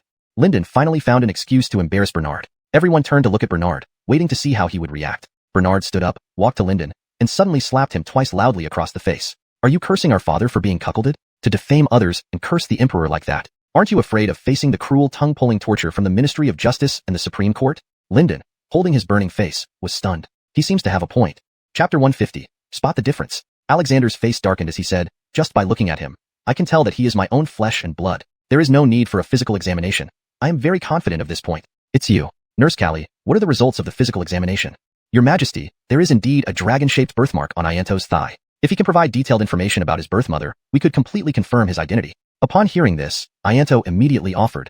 My mother's full name is Aaliyah. She is from Jinzhou and stands at 1.6 meters tall. After verifying the information with Lian Dowager and the elder princess, they confirmed it was correct. Your Majesty, Ianto is indeed the late emperor's biological son. Receiving this final verdict, Ianto and Kiera exchanged a victorious smile. Ianto felt that the humiliation he had just endured was worth it. Next came negotiations with Alexander to decide how much advantage he would receive. He might even claim the position of Baron based on ancestral laws. Otherwise, if Ianto revealed that Alexander did not let him trace his ancestry, the people would curse Alexander. They would call him jealous, disregarding family ties for personal gain. Your Majesty, since it has been confirmed that I am the late emperor's son, and given that I am only 18 years old, still young, now that your crown prince is dead, the second prince is a fool, and the third prince is in the imperial temple. The fourth prince, TSK, isn't he really not yours? Enough. Alexander interrupted Ianto harshly. How could Alexander enjoy hearing that none of his sons amounted to anything, and that the fourth prince who barely met standards wasn't even his biological child? From what I see, you're not here to trace your ancestry. You're here to cause trouble. Yes, you also insulted me openly in front of everyone. Do you think I'm a blockhead? To be scolded like this and not react? Why do you keep losing to me if I were a fool? Father, I request today's test to be a game of spot the difference. What is this spot the difference, old two? At that moment, Mickey and the other two arrived. Alexander glanced at them and then focused on Christy for a long time. Christy looked at Alexander, blushed, and lowered her head. Memories of their first meeting and intimate moments flooded back. Both felt mixed emotions and myriad thoughts. Greetings to your majesty. May your majesty live 10,000 years. Their greeting interrupted their reminiscence. Christy remembered to kneel and pay respects. Ian Tong completed the required physical examination to verify his royal identity. Ian Tong pays respect to father. Following Mickey's instructions, Ian Tong respectfully bowed to Alexander. Killing other princes was to secure his position, not to make enemies of Alexander. Thus, obediently calling him father was the best way to bridge the gap. Alexander personally helped Ian Tong up. After some pleasantries, Alexander offered seats to everyone. The two lost members of the Yun clan now had returned to their rightful places. However, Alexander was cautious about how to place them. Go gather all the main officials from the 3 provinces, 6 ministries, and the cabinet at Yangxin Hall. Today, I want to evaluate these 2 returning Yun family members in front of all ministers. Then, based on their virtues and talents, we will decide their futures. After Alexander gave the order, Hadafu hurriedly made the arrangements. While waiting, Alexander asked Bernard, Old 2, what is this spot the difference? Your Majesty, it involves 2 identical paintings with a few intentional differences. Whoever finds all the differences first wins. I see, this can serve as an appetizer before their assessment. Find a painter quickly. Soon, a painter arrived and drew 3 identical simple paintings with 5 differences. My eyes are not failing me. This test is easy. Ian Tong confidently declared. Alexander nodded approvingly, saying, Indeed, Bennett shows signs of being like me when I was young. Shameless. Ian Tong. Bernard laughed again, pointing at Ian Tong. Hey, that's you, shameless one. Alexander shot a glance at Bernard, saying, You're somewhere between shameless and not entirely so. Enough of being shameless. Bernard then seriously said, Father, I don't know what shame is, but I know following my heart and doing what I believe in, so I have no intentions or pretenses. Alexander nodded, appreciating Bernard's integrity. Ianto also chimed in, My eyesight is excellent. I can hit a target 100 steps away. Without such sharp eyes, I wouldn't be able to do it. Today, you're bound to lose. Alexander also said, You're even thicker skinned than your father. Ianto retorted with a roll of his eyes, My father is your father. Alexander coughed dryly and, just then, saw the painter hand over the paintings. He said, The paintings are ready. Each of you gets one. Just circle the differences with your pen. Bernard, Ianto, and Ian Tong each received a painting. On the painting were 2 seemingly identical images that actually had subtle differences in detail. Ian Tong took one look and immediately began circling the differences. Ianto did the same. But Bernard didn't pick up his pen for a long time. He only stared at the painting blankly. He was an expert at the game Spot the Difference. How could this painting stump him? Mickey and Kiera saw that Bernard hadn't moved to right and felt overjoyed. The second prince was going to come last.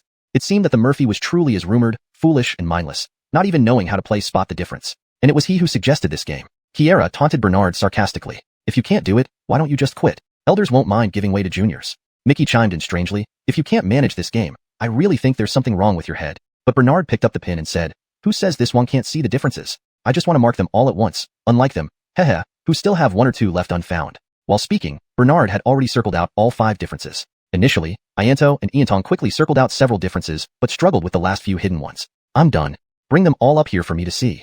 The 3 paintings were presented, and Alexander saw that Bernard had indeed circled all 5 details correctly. Both Ianto's and Ian Tong's drawings had 4 differences circled, with 1 remaining undiscovered. In games like Spot the Difference, it doesn't matter who starts first. What matters is finding all the differences in the end. Bernard seized the opportunity to boast a bit. The summoned civil and military officials had mostly arrived. Alexander announced Ianto and Ian Tong's true identities publicly and intended to reinstate them into the Yun family, register them in the clan genealogy, and grant them titles and rewards. However, they would need to undergo an evaluation to determine their rewards. It will still be a best-of-3 competition. The winner will have the right to succeed to the Eastern Palace. The first round will be based on who can compose a poem within 7 steps. The topic of the poem will be given by me. Understand? It's about to start. Wait, father, may I make a request? Bernard stood up and asked. Lonnie, what is it? Father, if I win, can I not take the position in the Eastern Palace? I have no interest in it. I just want to be a prince in the South. If I win, I only ask for all their current assets. Your wish is granted. Do Ian Tong and Ianto agree? Ian Tong and Ianto nodded. Confident in their talents, how could they fear losing? Hearing Bernard's request, the officials present laughed. Does the Murphy really think he can compose a poem in 7 steps? He couldn't possibly win the evaluation with just 1 poem. The biggest joke of the year, the dazed Murphy saying he can compose a poem in 7 steps. A fool being arrogant, it has nothing to do with us anymore. Silence. I am setting the topic. It was winter, and Alexander saw the dried grass outside and said, Compose a poem about grass within 7 steps. 3 colleagues from the cabinet will record each of your lines, then we will jointly evaluate and decide. The grass in the theme is the type outside in the flower bed. The poem must reflect some characteristic of the grass. Chapter 151. composing poetry in 7 steps. The cabinet official who was to record Bernard's poem seemed indifferent and made no haste to pick up his brush. On the contrary, the officials assigned to Linding and Linden quickly picked up their brushes, fearing they might miss the best moment for recording. You should take your pen now. I am about to compose a poem. The cabinet official paused in surprise, saying, Has Lewis composed the poem so quickly? Bernard did not respond but started walking his first step and completed the poem with one breath. Grasses on the plain grow thick, flourishing and fading each year. The wildfire cannot consume them all. The spring breeze revives them again. Bernard completed his poem before Linding and Linden, stunning everyone present. This poem is perfectly rhymed and reveals the tenacious spirit of grass. The crucial point is that Lewis has only taken 2 steps and has already come up with such an excellent line. He is truly a rare talent. Who would have thought that Nicholas, who was always perceived as foolish, actually hides such talent within him? One must look upon scholars anew after 3 days of absence. The cabinet official tasked with recording Bernard's poem stood dumbfounded. His first impression was that the poem rhymed well, but he had not clearly or completely remembered the content, causing him to break out in a cold sweat. Your Highness Lewis, could you please recite your poem again? Bernard gave the official a glance and said coldly, You are part of the cabinet, yet you seem so young, probably having passed the imperial examination. How did you study through those 10 years? Such a magnificent timeless masterpiece you cannot even remember. The cabinet official broke into a cold sweat, wiping his forehead and looking at Andres. Andres, with a stern face, said, I clearly saw Lewis reminding you earlier, yet you failed to make preparations in time. Such negligence and disrespect towards this contest shall be penalized by deducting a month's salary. Lewis, please recite your poem again. Thus, Bernard recited it once more, allowing the cabinet official to finally record it completely. The poems composed by the 3 were presented simultaneously on Andres's desk. Linden's poem. A gentleman on the roadside modestly performs grand courtesy. No matter snow, frost, or wind, he maintains elegance. Linding's poem. Within this garden lies a weed, continuously sprouting after being cut. Regardless of winds from any direction, it grows strong and resilient. Andres ordered the poems to be displayed immediately for the officials to evaluate. I think Lewis's is superior. I believe Linden's is also good. Still, Linding's is the most straightforward and easy to understand. However, Lewis's vision is greater, portraying a whole meadow scene. Linden only described the roadside, and Linding only within the garden. The emperor refers to the grass outside the garden, thus Linding's description of inside the garden fits perfectly. Therefore, I think Linding has the advantage. Linden's looks impressive, comparing the grass to a modest gentleman, which is ingenious. These high-ranking ministers debated passionately over the poems, but most carried personal biases while evaluating the 3. Andres clearly was not welcoming Linden back as the former emperor dividing the inheritance. As for his own son, Linding, it was different. He was expected to inherit his legacy. This stemmed from men's inherent desire for conquest and possession, driven further by the desire for continuity. Although Linden was related by blood, he was ultimately not his own child.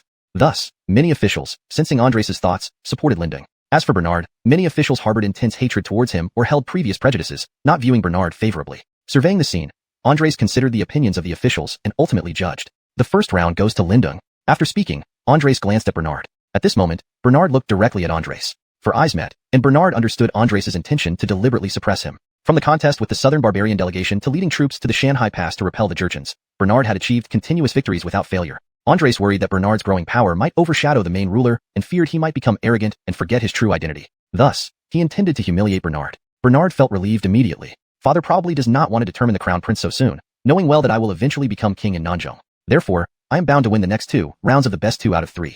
This defeat in the first round is merely father's way of giving me a warning. There is no way Linden can become the crown prince. It is just a delusion shared by him and Lady Linda. As for Linding, this rogue prince, who knows what he has been up to these past 18 years, how can we let him easily sit on the throne of the crown prince? Let us see what the contents of the remaining 2 contests are. Perhaps they will be something father knows I excel at. Sure enough, Andres announced the second round of competition, which was something Bernard was very skilled at. The second round of competition is to showcase a skill that can make everyone here happy and comfortable. It can be anything from music, chess, calligraphy, painting, singing, dancing, or acrobatics. Bernard immediately had an idea. I will perform, subject 3. Who wants to go first? Andres looked at the 3 of them, his eyes lingering on Bernard with deep affection. I'll go first. As your uncle, I should let the 2 youngsters prepare well. I will play a tune for everyone. Your Majesty, please have the zither prepared. Bring up the zither. The ancient zither was brought forward, and Linden sat down to play the melodious and gentle When Did the Moon Appear.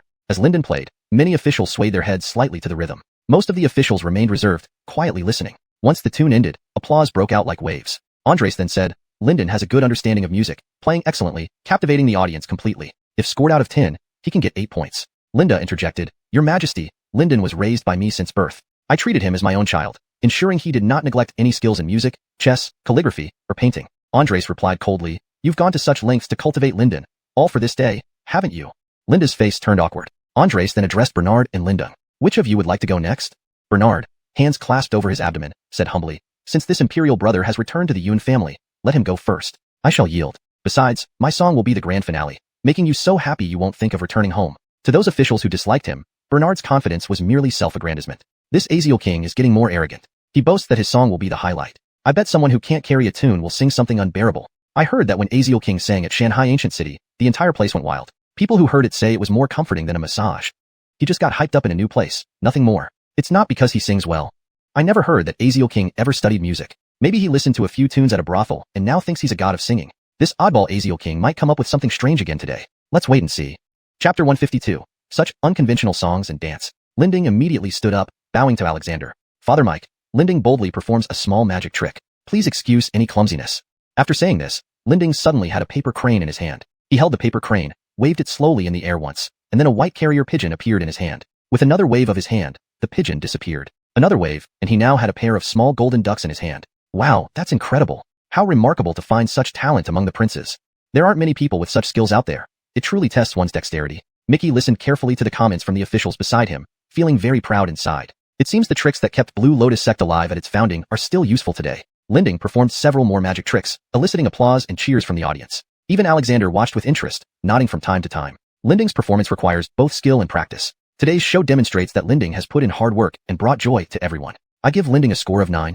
After Alexander gave his rating, Mickey looked arrogantly at Linda. See? The descendants of our Yun family far surpass yours. Linda felt a tightness in her chest. It was clear their side had lost this round. The only thing left to determine was who would be at the bottom after Bernard's performance. It's fine if we get second place. If Lyndon can't become Baron, at least he can be a prince. Joey saw no one speaking up for Bernard and took on the role of Bernard's agent. Lonnie hasn't performed yet. How do you know he won't get a perfect score and leave Lyndon at the bottom? Hearing this, Bernard was inwardly delighted. Prime Minister Johnny, you're my real grandpa. I will definitely treat you well in the future. Linda retorted irritably. Let's see how well he performs. Who doesn't know your daughter-in-law is rather foolish? Alexander's face darkened, saying, Lonnie, it's your turn to perform. Bernard stood up with a smile and said, Father Mike, let me sing Subject 3. Give me just a cup of tea's time, and I guarantee everyone will feel happy and involuntarily sing and dance along with me. Linda sneered, Kid, I've practiced martial arts all my life and have great self-control. One song can make me dance around? Nonsense. Mickey chimed in. You're right. None of us would lose our composure just because of one song. Other officials also agreed that Bernard was exaggerating. Smiling, Bernard walked over to Linding. Feeling uneasy under his gaze, Linding asked, Lonnie, what are you doing? We are brothers now. Father Mike is watching. Bernard jeered. You know Father Mike is watching, but didn't think of it when you tried to kill me back then. Moving closer to Linding, Bernard grabbed a pair of small golden ducks from Linding's person before returning to the center of the stage. Seeing this, Linding quickly searched his body, finding the golden ducks he used for his magic trick gone. Brother, borrowing your golden ducks for a moment. Bernard winked at Linding, shaking the golden ducks in his hand. Linding was embarrassed. The performance of Subject 3 begins now. Bernard then began singing Subject 3, using his powerful voice while using the golden ducks as percussion instruments. Laughter in the rivers of the martial world, forgetting all the red dust. All past things need not be mentioned. Laughter under the sky remains young. Emotions are understood. Drinking alone under the moon, loneliness. In just about a minute, the atmosphere in the hall changed. Some ministers started swaying their hips and moving their limbs to the rhythm. Even Linding and Lyndon were included. As the climax approached, Alexander stood up first and joined Bernard in dancing to Subject 3. With Alexander leading, the ministers also joined in. Linda and Mickey finally let go and danced freely as well. Lyndon gently swayed and asked Linding, should we join them? Linding stood up without hesitation and said, let's dance. Every inch of my body can't help but move. Soon, the solemn Yangxin Hall became a lively venue filled with joy. In less than a cup of tea's time, the 3-minute singing and dancing of Subject 3 ended. Turning around, Bernard saw everyone behind him smiling and still swaying with residual excitement. How does everyone feel? Bernard asked slyly. Linda and Mickey were the first to awkwardly return to their seats, silently protesting against Bernard with their actions. Then came Linding, who slapped his hands together hard and muttered, What did you do? How did you let your competitor lead you around by the nose? Lyndon shook his head and said, Shameful, I couldn't hold back after all.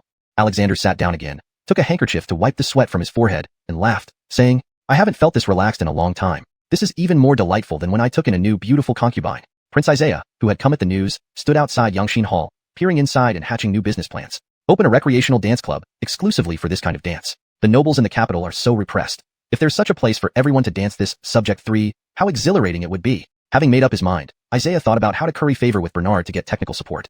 Panting excitedly, Alexander said, Lonnie's dance was marvelous. I am very pleased now. If time permitted, I'd like to dance several more. For Lonnie's performance, I give a perfect score of 10. Bernard snapped his fingers loudly, cheered, and returned to his seat happily. Only Father Mike knows how to appreciate. As the ministers calmed down, they began to ridicule Bernard like clowns. It's just a dance, not a strategy for governing the country. It seems one must have been foolish before to come up with such crazy songs and dances. You're right, we should keep our distance from him. There's still one more round of competition. He might not win. Hearing these whispers, Bernard ignored these insignificant people and urged Alexander. Father Mike, what will the third round of competition be? We need to finish soon as I still need to prepare for tomorrow's wedding.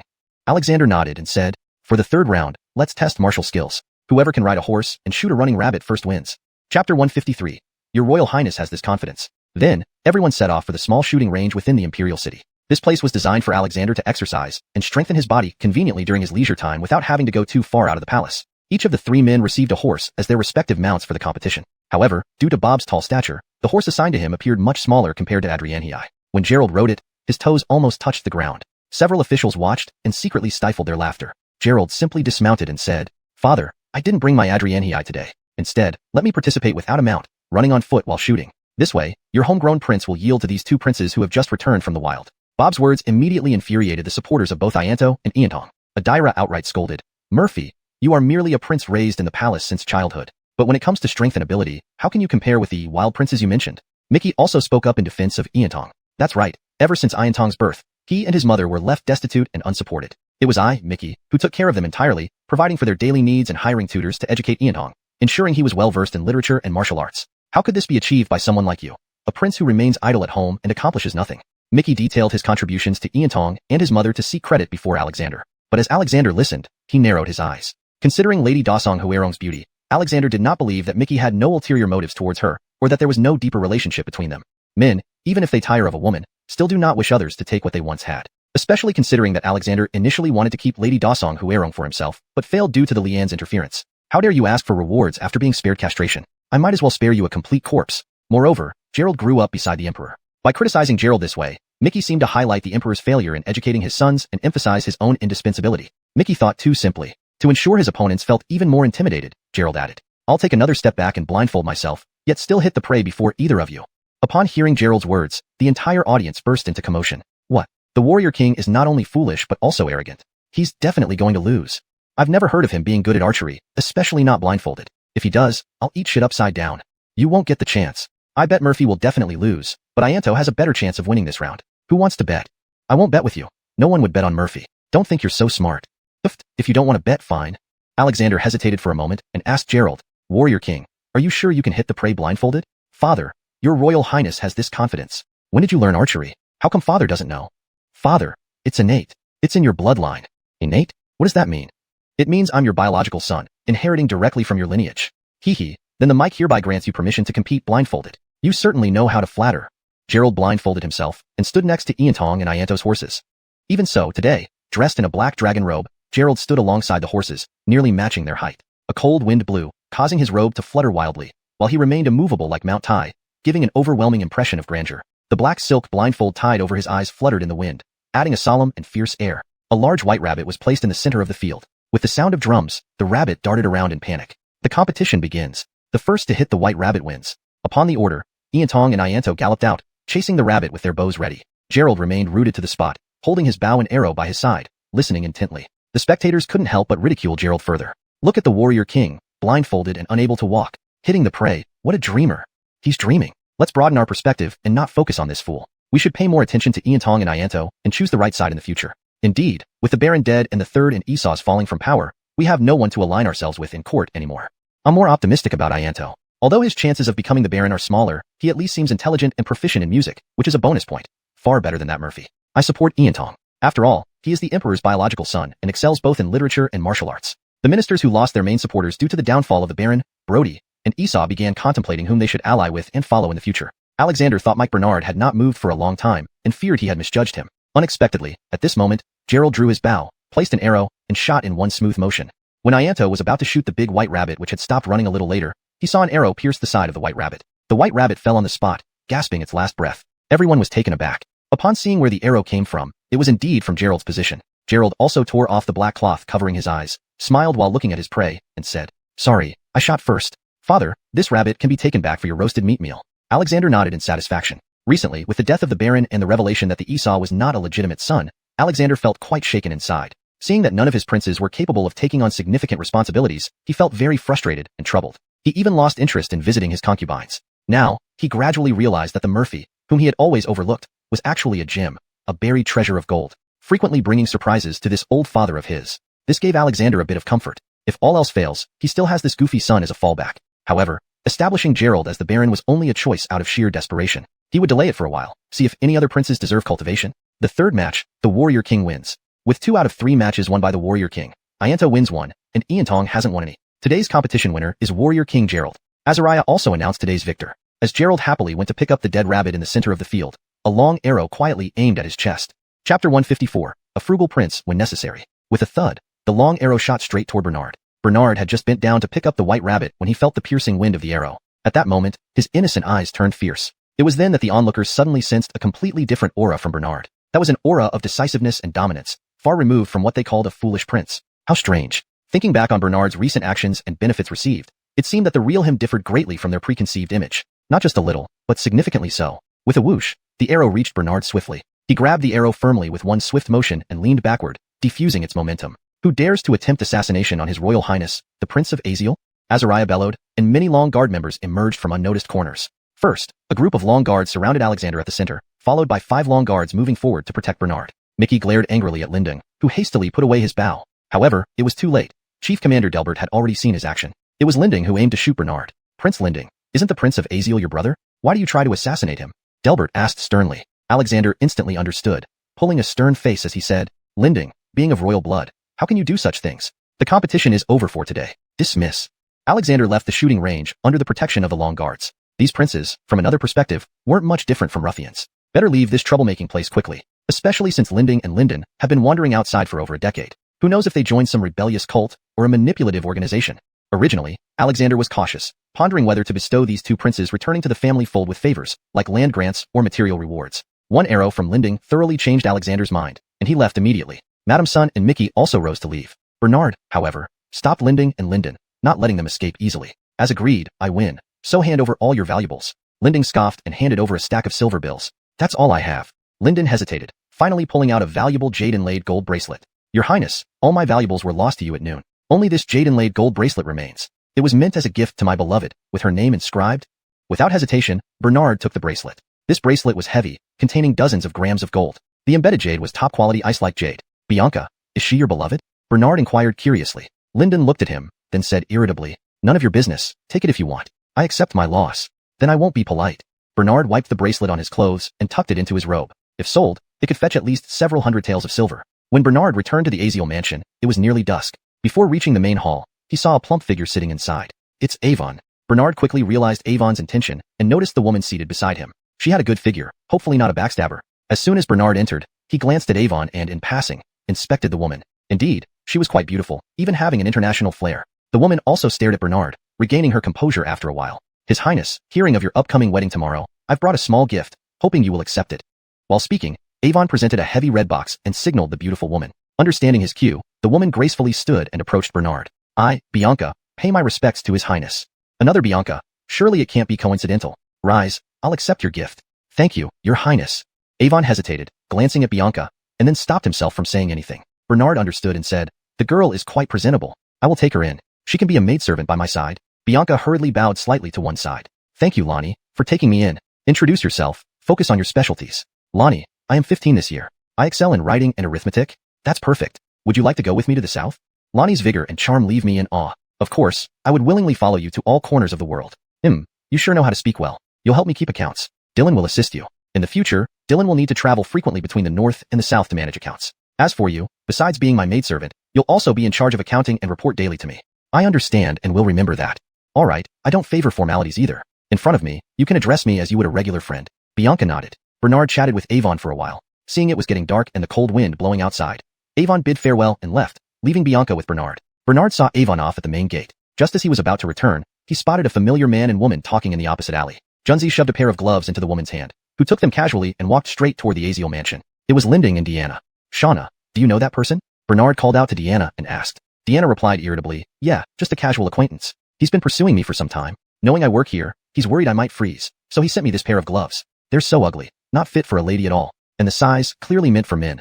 They're way too big for me. Bernard looked at the leather gloves. The color wasn't great, but they were lined with fur, which should be warm. Seeing Bernard rubbing his hands for warmth, Deanna said, Lonnie, these gloves suit you better. Why don't you wear them? If you don't mind, I know you're not short of such things. Deanna realized she had spoken out of turn and quickly corrected herself. No, it's just right. Though I'm a prince, I'm not overly wealthy. Where thrift is needed, I must be frugal. Bernard put on the gloves. Warm enough. If you like them, Lonnie, that's great. Then I'll get back to work. Deanna seemed lighthearted in front of Bernard, turning and leaving after speaking. Her attitude towards Bernard and Linding was completely different. Looking back into the alley, Bernard saw Linding still watching from afar. This kid hasn't left. Must be madly in love with Deanna. Just right, wearing these gloves, I'll confront him and settle the score for today's arrow incident. Chapter 155, Toy with Someone Else's Beloved. Just as Bernard stepped out of the main gate, heavy snow started falling from the sky outside. He put on that brand new pair of leather gloves. Though they were slightly tight, they were fuzzy and very warm. When Linding saw Bernard approach, he turned to leave. Hey, don't go, brother. Bernard called out to Linding. Linding stopped in his tracks and looked back. What do you want? By the way, I just wanted to warn you. Maisie Ching is a woman I've set my eyes on. You, who dared to flirt with an envoy, had better be polite to her. Otherwise, I won't be nice to you. You, who was defeated by me, what can you do to this king? But it seems this king's glorious deed of flirting with Coraline has become widely known. Anyway, you... Before Linding finished speaking, he saw the pair of leather gloves in Bernard's hand. The gloves I gave Ziqing. Why are they in your hands? She said she didn't like these leather gloves. They were given to her by a shameless man. It just so happened that it started snowing, and this king's hands were frozen, so she gave them to this king. Linding's face darkened upon hearing Bernard's words. It changed from red to white. Bernard noticed the look on Linding's face, but still felt unsatisfied, and added. This king originally didn't want to accept them because they weren't tailor-made and somewhat tight. But not wanting to dampen Maisie Ching's mood, this king reluctantly accepted them. When this king took the gloves, she couldn't have been happier. Come to think of it, how did you end up courting girls all the way to this king's mansion? Linding could no longer bear it. Suddenly drawing his sword to stab Bernard, a large palm pressed down on his sword-holding hand. Linding turned around and shouted, Godfather. The person who came was Mickey. Bennett, don't make a fool of yourself here. Can't you tell he deliberately came to humiliate you? If you stab him here with a sword, it will be considered an attempt to assassinate a prince. Wasn't today's ruckus at the Imperial shooting range big enough for you? After being scolded by Mickey, Linding angrily retracted his long sword, put it back into its sheath, and left. Leader Irma, it's a father's fault if a child isn't properly educated. You've done well. Bernard gave Mickey a thumbs up. Before Mickey could respond, Bernard continued. Linding is my real brother, and you're his godfather. Tomorrow this king will be getting married. Why don't you come over for a cup of wedding wine? Mickey replied coldly, Thank you for your kind invitation, Carson. If I'm free, I'll come. I have some matters to attend to, so I'll take my leave. Watching Mickey walk away, Bernard yelled after him. Leader Irma, if you really have no time, sending the gift money is fine. This king wouldn't mind you not coming to the ceremony. Mickey paused for a moment upon hearing this, then silently left without saying anything. With an evil smile, Bernard turned and returned to the Aziel Wangfu. After Linding angrily returned home, after much thought, he believed that it was because he wasn't wealthy and powerful enough that Deanna looked down on him. No way, how could Shauna possibly like Bernard, that playboy? The only thing I lost out on was that I haven't officially received the recognition of the Yun family or gotten in theft. Bernard, just you wait. Once father gives me land and titles, my influence won't be beneath yours. No, I must get Godfather to withdraw Shauna from Bernard's side. She can't continue to be an undercover agent in the Carson's mansion. Carson, your bathwater is ready, and charcoal is also prepared. You can go bathe and change clothes now. Deanna approached Bernard shyly and timidly. Bernard narrowed his eyes, recalling Linding's warning, which made him more eager to possess Deanna. Wait on this king while bathing and changing. Yes, Carson. Steam from the hot water filled the entire room, and the burning charcoal brought a cozy warmth indoors. Bernard felt very comfortable. Stretching lazily and keeping his arms open, he stayed in that posture. Understanding his intention, Deanna proactively helped remove Bernard's outerwear, leaving only his white undergarments. Taking the opportunity, Bernard appraised Deanna carefully. The more he looked, the more attractive she seemed. No wonder Linding had persistently pursued her. Shauna, help this king take off the remaining clothes too. Do you intend to disobey this king's orders? Not at all, your highness. You're of precious worth, while I'm just a servant. I'm afraid I'll desecrate your body. It's all right. Go ahead and desecrate and trample this king. Seeing no way out, Deanna proceeded to strip off everything Bernard had left on. Upon seeing Bernard fully exposed, Deanna immediately turned away, blushing. Bernard chuckled secretly. Bernard sat down in the bathtub, placed his hands on the rim of the tub, and said, Come over and help this king scrub my back. Deanna had no choice but to go over with a red face, taking the towel to scrub Bernard's back. Good, Carson. Now massage this king's shoulders. Yes, Carson. Come to the front and help this king remove the dead skin from the soles of my feet. Yes, Carson. Comfortable. And you haven't scrubbed this king's chest yet, do that too. Bernard only let Deanna go when the water temperature dropped slightly, leaving her utterly exhausted. Bernard stepped out of the bath, stood still, and stretched out his hands for Deanna to dress him personally. Carson, I've dressed you. Can I be excused now? Bernard turned to look at Deanna, walked up close until there was only half an inch between them. Why? Do you have somewhere else to go after work? Not at all, Carson. Why are you in such a hurry? This king was thinking of having you serve during tomorrow night's wedding night. Let's practice tonight. Practice, what? Deanna's heartbeat quickened and became more chaotic. How to serve this king on the wedding night? After saying that, Bernard moved another step closer, pressing tightly against Deanna. Carson, don't. Tears welled up in Deanna's eyes. Recalling that he still needed to prepare for his secret meeting with Katrina later, Bernard loosened his grip on Deanna. There's nothing for you here anymore. You may go. Rest early. By the way, these gloves are warm but a bit tight. It would be better if they were larger. Bernard indicated the leather gloves on the table with his eyes. Deanna hastily picked up the leather gloves and said, I'll measure these gloves and make you a bigger pair. Your Highness, I'll take my leave. Watching Deanna flee the room in disarray, Bernard couldn't help but smile. Bernard changed into simple and warm nightwear, exited through the back gate of the Azio Wangfu, and headed straight for the imperial capital city.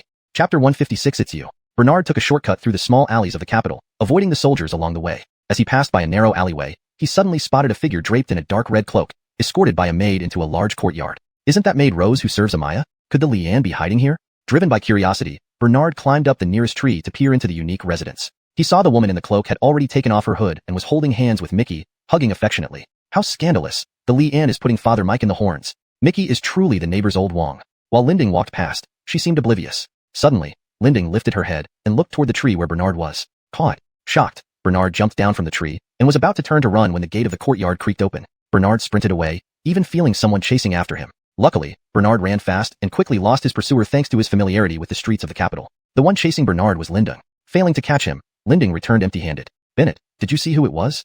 Mickey asked Lindung. I couldn't make out clearly, but based on the figure, it could be that boy Bernard. He's getting married tomorrow. Shouldn't he be at home preparing? Why would he run out on such a cold night? I'm not sure if it was him. Perhaps it was just a thief checking things out. However, we've already openly met the Emperor. Most likely, there are now Imperial informants around us. Chinger, you can no longer stay here.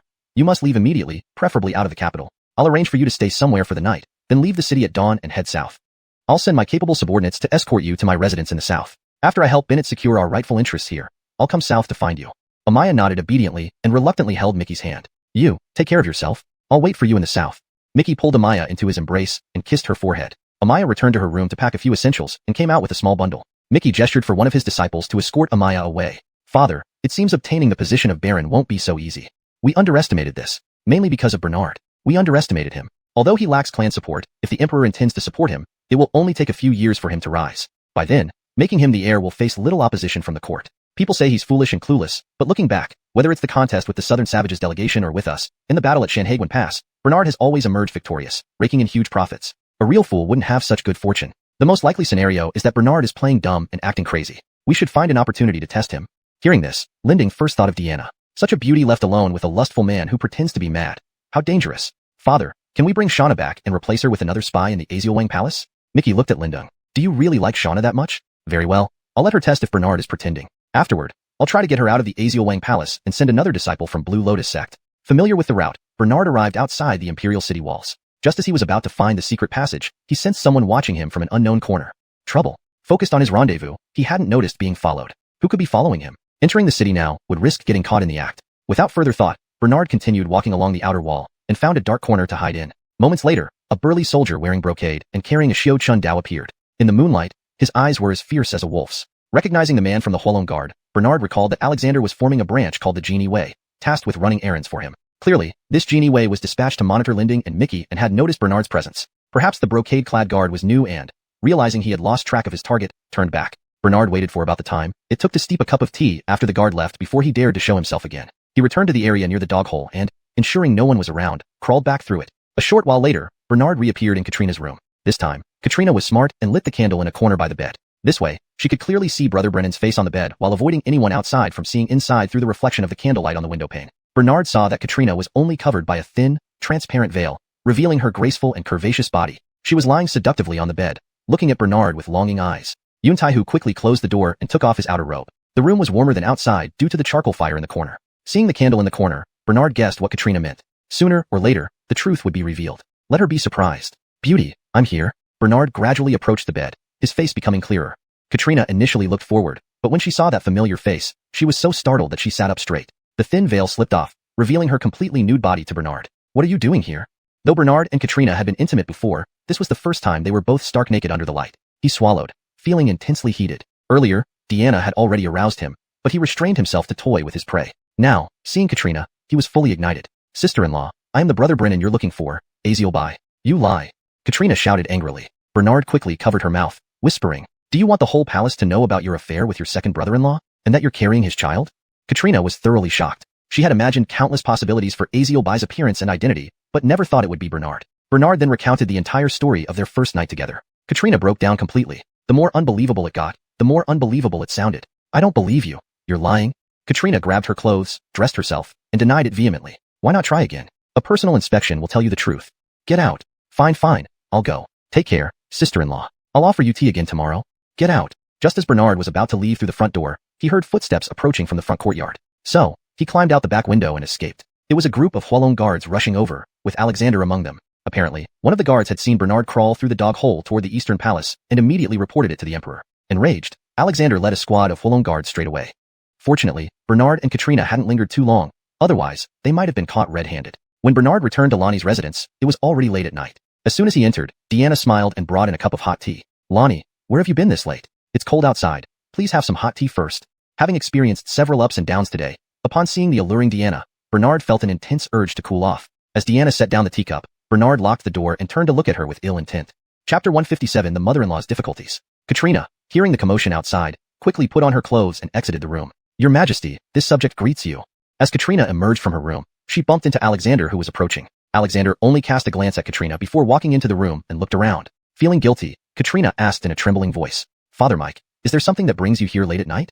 Your father heard of an assassin heading towards the East Palace and was worried about your safety. Thus, I brought people to check. Now seeing you unharmed, my heart can finally settle." After speaking, Alexander noticed the back window half open and walked over to examine it. Instantly, a cold wind blew in as he poked his head out to look down. He saw the grass flattened like a giant footprint below the window. "What a large foot that assassin has. He must be over 1.90 meters tall," Alexander said while turning back to Katrina calmly. Katrina was speechless for a moment.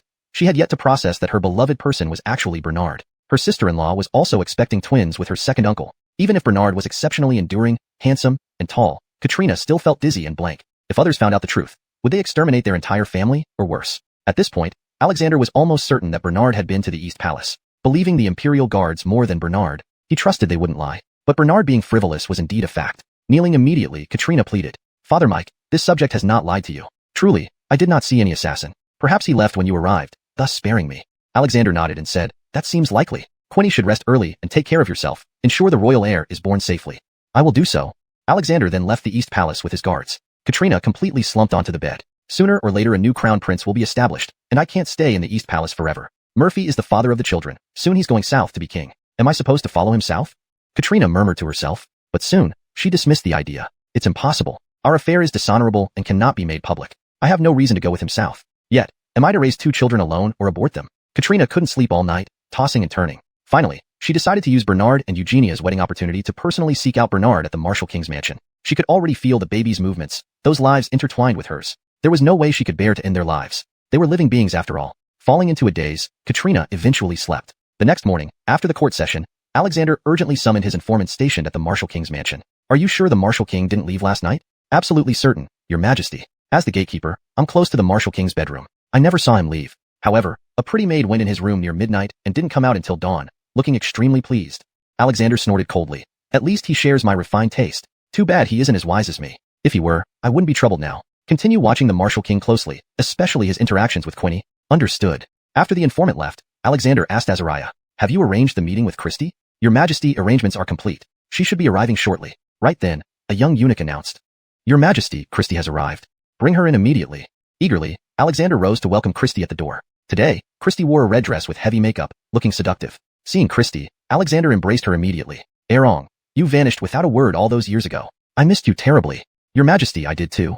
Christie wept while leaning into Alexander's embrace. Alexander immediately scooped up Christie in his arms and turned to the bed. Azariah quickly closed the doors and put down the curtains so Alexander could dote on Christie properly. Speaking of Bernard, after he got Maisie Ching to put out the fire with persistence, he slept soundly until dawn when Kyle woke him up to change into his wedding attire. "Right, I need to pick up America today." Bernard jumped up from the bed and let Kyle dress him. Finally, Deanna combed his hair and put on a new red headgear. "Carson, starting today, you will have your official wife. You won't forget me, will you?" Deanna asked while combing Bernard's hair. Their first time had been the night before. It was an unforgettable experience that she wished would happen again and again. That was where women's desire for forever came from. Seeing only Kyle nearby, Bernard pulled Deanna over, made her sit in his lap, and kissed her passionately. Kyle blushed deeply, hoping Eugenia wouldn't see this. After kissing, Bernard said, "What do you think?" Maisie Ching shyly pushed Bernard away and left the room. "Jamie, let's go receive the bride." Amidst firecracker sounds, Bernard rode his little black horse leading the wedding procession towards Johnny Mansion. Johnny Mansion was bustling, decorated with lanterns and ribbons. All household members were already waiting at the gate. After giving out red envelopes one by one, just as Bernard was about to enter, Kaylee stepped forward and said with a smile, "Good son-in-law, you've finally come. But to ensure my America doesn't get bullied hereafter, today, you need to face 3 challenges. If you win at least 2, you can easily take America home, and I'll give you a bonus envelope. Otherwise, you'll have to carry America from here to Marshal King's mansion non-stop." Bernard knew some teasing was inevitable during the bride reception. He expected high bride price or difficult tests, but not the old pattern of best 2 out of 3. "Mom, this again?" Every time I visit recently, it's always best 2 out of 3. Afraid? No, just wishing you try something new. New? Fine. Then we'll have a tongue twister match. Last time, I lost in riddles. This time won't be so easy for you. Tongue twisters, piece of cake. Carson, don't be too arrogant. If you can repeat the 3 tongue twisters I say perfectly, you win? Burke gave Bernard a look and shook his head. Joey stood solemnly, lightly coughed twice, revealing a worried expression. A tall and handsome young man who looked much like Eugenia reminded Bernard. Brother-in-law, don't say I didn't warn you. My mother's tongue twisters are invincible. She'll never admit second place to anyone. Bernard smiled. Understood. This mother-in-law has impressive eloquence. Otherwise, I wouldn't have had pickled fish, red bean buns, and erguotu at my first meal here. But I'm not bad either. Kaylee sneered. Carson, don't be too confident. The distance from Johnny Manor to Marshall King's palace is several miles. Carrying someone on foot will be tough. Mother-in-law, a moment's worth more than 1,000 pieces of gold. Don't delay my honeymoon night. Give me the challenge. Chapter 158. Did Lewis get angry? Kaylee immediately said. His Highness Lewis, please listen to the tongue twister. There was an old man surnamed Gu who went out to buy vinegar and cloth. After buying the cloth and vinegar, he saw an eagle catching a rabbit. He put down the cloth and vinegar and rushed forward to chase after the eagle and the rabbit. The eagle flew away, the rabbit ran off. He knocked over the vinegar, which soaked the cloth. Bernard repeated it word for word after just one hearing. Since regaining consciousness from his severe coma, Bernard not only unlocked his sealed memories but also found his hearing, memory, and other faculties had multiplied several times. In short, he could remember anything he saw or heard effortlessly. Kaylee and the others present were taken aback. They didn't expect Bernard to be so capable. But Kaylee remarked, tongue twisters are naturally widespread among the common folk. Many have heard and can recite what I just read. So, it's not surprising that His Highness Lewis memorized it so quickly. Bernard muttered inwardly, I knew you would intentionally make things difficult. Mom, hurry up and give your next question, lest we miss the auspicious time. Your daughters and my future days won't be easy otherwise. Green grapes, purple grapes. Green grapes aren't as purple as purple grapes. Eating grapes doesn't make you spit out grape skins. Not eating grapes makes you spit out grape skins. If you don't eat grapes, yet still spit out skins, then you must first eat grapes without spitting out skins. This is simple. Green grapes, purple grapes. Green grapes aren't as purple as purple grapes. Eating grapes doesn't make you spit out grape skins. Not eating grapes makes you spit out grape skins. If you don't eat grapes, yet still spit out skins, then you must first eat grapes without spitting out skins. This tongue twister was even simpler. In Bernard's previous life, this was well known and familiar. Kaylee's smile gradually faded. Eugenia's younger brother and Bernard's brother-in-law, Huxley, also stiffened. Impossible. Impossible. Those who can match mother's tongue twisters never exceed 3. Brother-in-law, just wait. Once mother gives the final tongue twister, you will surely carry sister out of the Johnny residence. Huxley confidently stated. Mom, hurry up. Huxley urged again. After pondering for a moment, Kaylee immediately said, listen carefully. This tongue twister is quite long, and no one has ever been able to match it. Hearing this, Huxley exclaimed in shock. Mom, could it be 66 cattle?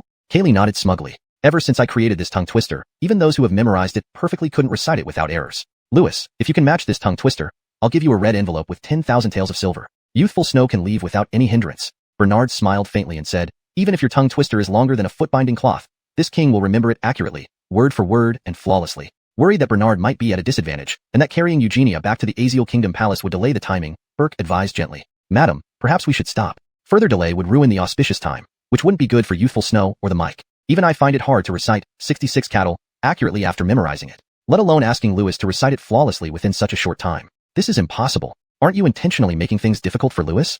Before Burke finished, Kaylee interrupted. Burke, you now favor Lewis over your own daughter. Do you want Youthful Snow to be bullied after marrying into the Aziel Kingdom? What a stubborn father. As she spoke, she tapped Burke on the forehead, showing her frustration. Bernard understood the family dynamics in the Johnny household. They feared their wives. Both Joey and Burke feared their spouses, while Selah and Kaylee were strong-willed women. He hoped that after Youthful Snow married into the Aziel Kingdom Palace, things wouldn't change dramatically. Amitabha, may Buddha protect us. Hoping there won't be much difference between before and after marriage, dear sister Youthful Snow. Lewis, we are practically family now. Today, I won't make the wedding too awkward. Here's the deal. I've written down this tongue twister. You have the time of 1 cup of tea to memorize it. After 1 cup of tea, if you can recite the tongue twister correctly and completely, you'll pass through without hindrance. Just as Kaylee was about to instruct her servants to fetch the written tongue twister, Bernard waved his hand and said, no need to waste time. You recite it accurately first, and I will naturally remember it. This king still needs to complete the wedding early and head south. How arrogant, Lewis. You can still back out now. Otherwise, once I recite the tongue twister, it will be too late to regret. Bernard pretended to look angry and said, are you annoying? If you want more dowry, just say it directly. Now, with your constant delays in giving tongue twisters, do we still proceed with the wedding? After saying this, Bernard leaned closer to Kaylee's ear and whispered softly, Mother-in-law, let me be honest. I've already tried out Youthful Snow. The new car on the road runs smoothly. Our connection is harmonious and beautiful, just like a narrow path leading to hidden delights. Hearing these lewd words from Bernard, Kaylee was immediately enraged and aimed a hand chop at Bernard's neck. Bernard nimbly jumped backward, putting his hands up one after another as if performing in a play, shouting, would mother-in-law bully her son-in-law? Kaylee then dropped all pretense of politeness. She had intended to give Bernard a chance so he wouldn't have to carry someone through the streets during the wedding procession looking defeated. But it seemed she had been too lenient. Listen carefully, His Highness Louis. There once was a 66-year-old man named Lou who built 66 towers, bought 66 barrels of oil, raised 66 oxen, and planted 66 willow trees. The 66 barrels of oil were stored in the 66 towers. The 66 oxen were tethered to the 66 willow trees. Suddenly, a strong wind blew down the 66 towers, overturned the 66 barrels of oil, broke the 66 willows, and killed the 66 oxen, greatly distressing the 66-year-old Mr. Lou. Bernard listened intently and memorized it after only one recitation. Kaylee thought that Bernard was stunned and ready to concede, so she said smugly, "Well, you're bound to lose this time. I doubt you even remember it." Bernard suddenly straightened up and shook his head, before reciting clearly. There once was a 66-year-old man named Lou, greatly distressing the 66-year-old Mr. Lou. As Bernard finished, there was an uproar in the room. Huxley, impossible. How could my brother-in-law remember it so quickly? But mother never leaked this tongue twister. How did he know? Burke, I worked on this tongue twister with Lady personally. Not many people know about it. Only some close friends know. Joey stared at Bernard in deep thought. This guy doesn't look like a fool at all. He has sharp hearing and profound thoughts. Is he feigning stupidity and playing dumb? Kaylee stood aside, defeated, making way for Bernard. His Highness Louis, you win. You may go inside and take youthful Snow away. Bernard strutted forward like a rooster, his head held high. You can throw 100 or even 1,000 more tongue twisters at me, and I'll find a way to handle them. Just as Bernard was about to cross the threshold, he suddenly stopped, turned swiftly, and fixed a piercing gaze on Kaylee. This aggressive stare made everyone in the Johnny household shiver involuntarily. Has Louis gotten angry? Things are getting out of hand. Burke even wiped the cold sweat that suddenly appeared on his forehead. Chapter 159. Earth covers heaven. Bernard observed the nervous expressions on the Johnny family members' faces, inwardly amused. So they're all paper tigers after all. It seems they don't completely disregard this king. Suddenly, Bernard walked up to Kaylee with a grin, stretching out his hand and saying, "Mother-in-law, please fulfill your promise." Kaylee knew what Bernard was thinking. She shot him a glare and said, "You have the audacity to ask for mother-in-law's money?" Despite himself, Bernard still wore a silly grin, acting very naively. In gambling, there's no such thing as father or son, let alone just a mother-in-law. Losers must accept their loss, hee hee. Joey guessed that Andres had already arrived at Lonnie's residence. Worried about being blamed, he sternly told Kaylee, "Ruri, just give it to him. The Mike is likely already at Lonnie's residence." He didn't want to finish his sentence. Kaylee gave Bernard a hard look before reluctantly pulling out a promissory note for 10,000 taels from her pocket, placing it in a red envelope and handing it over. It seemed Kaylee had been confident of victory. Otherwise, she wouldn't have prepared the red envelope beforehand. Caught off guard now, wasn't she? Without any courtesy, Bernard reached for the envelope but was held back by Kaylee, who clung tightly to it. "You'd better treat America well. If you ever hurt her, I'll be the first to castrate you." After saying this, Kaylee finally released her grip. Bernard tucked away the envelope and whispered, "If you dare castrate this king, do you think my father would hesitate to castrate your son, or even all the men in your Johnny family?" Kaylee felt as if her lungs would burst. "Who's the mother-in-law here? Or am I the mother-in-law? You're really pushing your luck." Imitating Kaylee, Bernard replied, "Who's the prince here? Or am I the prince? You're quite disrespectful, mother-in-law." Kaylee realized that Bernard was about to address the issue of being the mother-in-law, welcoming the bride, and setting the dowry. Then Bernard loudly shouted, "Let's go fetch the bride," and laughed heartily as he entered the Johnny residence, acting as if he owned the place. Eugenia, covered in a red veil and dressed in a red silk gown, was smoothly taken away, got into the sedan chair, and Bernard rode Little Black while merrily heading back to Lonnie's residence. After some intimate moments with Leanne Christie, Andres changed into his attire and set off for Lonnie's residence. Taking advantage of pillow talk after sleep, Leanne Christie successfully secured part of the cities recently won from the southern barbarians for Linding, making him a regional king with the title Prince Ing. Linding's name was officially corrected to Butler. Regarding recording Linding's name in the imperial genealogy, Andres feared opposition from civil and military officials, so he temporarily postponed it, looking for an opportunity to raise the matter publicly. By having Linding take charge of these newly acquired territories, it was mainly because Linding spent most of his time in the south and understood the situation there, making it easier for him to manage. Why hasn't second brother returned from fetching the bride? Quick, find out what's going on. Just as Andres finished speaking, a guard reported, "Your Majesty, Lonnie has been obstructed at the Johnny residence's gate by Lady Johnny, who demands he recite a tongue twister. If he fails, he must carry Princess Aziel back to Lonnie's residence." Andres's face darkened. Lady Kaylee is not showing me enough respect. On Lonnie's wedding day, how could she make things so difficult for him? Everyone knows the lady of the Imperial Astronomer's family is known for her sharp tongue, especially with tongue twisters. If Lonnie carries Princess Aziel from the Johnny residence to Lonnie's residence, they won't be able to hold the wedding ceremony until afternoon. Missing the auspicious time, what punishment should the Johnnies face? Spread my imperial decree. Kaylee is forbidden to act foolishly, or she will lose 6 months, no 1 year, of her salary. Eunuch Pierce, you go personally. With you there, the Johnny family will surely behave. Yes, Your Majesty. Azariah accepted the order and immediately headed for Lonnie's residence. Meanwhile, Jay and Julius were dispatched to Shanghai Pass to meet Bernard but missed them due to delays. Instead, along their route, they discovered many assets and shops under Zyler's name. Deciding to adopt Bernard's style, they employed a mix of kindness and authority, collaborating with local governors and magistrates to seize or sell these properties. Before long, they amassed several 100,000 taels of silver for Bernard. Upon returning to the capital, they coincided with Bernard's wedding. Excited, they brought their loot to Ewan, explaining the entire incident. Overjoyed, Ewan joined them with the loot for Bernard's wedding feast. Azariah, carrying the imperial edict, hurried straight to the Johnny residence, opting for a shortcut to gain speed, and thus missed the returning bridal procession led by Bernard. By the time Azariah arrived at the Johnny residence, all the family members, young and old, had already set off to send the bride away. What? Lonnie actually accepted Madame Johnny's tongue twister challenge? Yes, Lord Eunuch Pierce. He even took on 3 tongue twisters. 3 tongue twisters. One of them was the most difficult one from her repertoire, 66 oxen. What? Even the most challenging tongue twister was completed by Lonnie after just 1 recitation. Truly. It's like seeing the sun rise in the west. Well, my trip here is for nothing then. Leo sent me here with an order to assist Lonnie out of trouble, warning Madame Johnny not to make a scene. Yet it seems that Lonnie has already cleverly resolved everything himself. Satisfied there was no issue, Azariah rushed back to Lonnie's residence. Not long after Azariah left, Bernard's wedding procession, accompanied by drums and gongs, returned to Lonnie's residence. Andres, hardly believing his eyes, asked in a low voice. Older brother too, tell Father Mike how the Johnny family tested you. Father Mike only just dispatched Lord Eunuch Pierce with orders to intervene, and he hasn't even reached the Johnny residence yet. How did you return so quickly? Did you bring an empty palanquin? Bernard briefly explained and pointed to several palanquins behind him.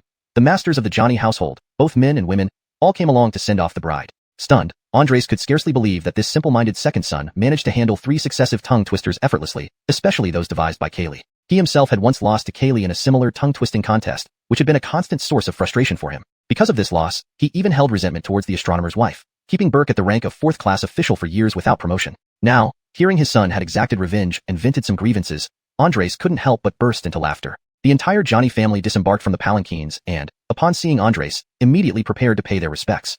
However, Andres laughed loudly and said, "All rituals are waived today. This is the day our 2 families unite through marriage. Let us treat each other as kin and leave formal court etiquette aside. Also, Lord Johnny, your astronomer's position is promoted from 4th class to 3rd class. Ha ha ha."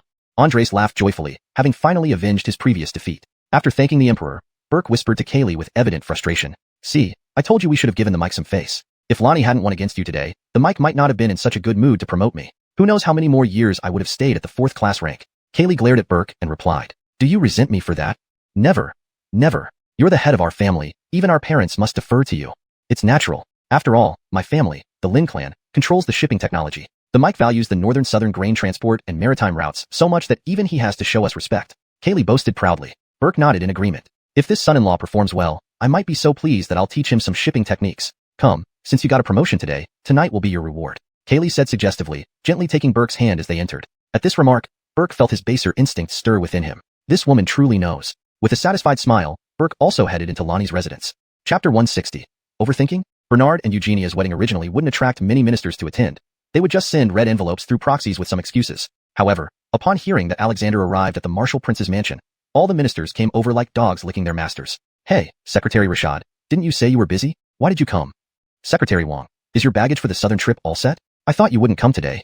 Bernard had expected fewer guests for the banquet, but unexpectedly, so many ministers turned up. They had already sent red envelopes. Bernard saw right through their intentions. They merely wanted to be closer to the Emperor and respect him sufficiently. With a glance, he realized that all the attendees were practically the same people who attended the morning court. Suddenly, Bernard saw a familiar graceful figure walking gracefully towards him. "Sister-in-law, you've come. You are pregnant. You must be careful. Please come in and sit down." Bernard warmly greeted Katrina, whose resentful and indignant gaze gradually softened. "Just a small token from me." Katrina handed Bernard a red envelope and exchanged some pleasantries. As Bernard took the envelope, he casually touched Katrina's fair hand, giving her an unscrupulous look. Katrina blushed, lowered her head slightly and whispered, "After you're done, let's find an opportunity to talk privately." Bernard scratched his head and asked, "Have an in-depth chat?"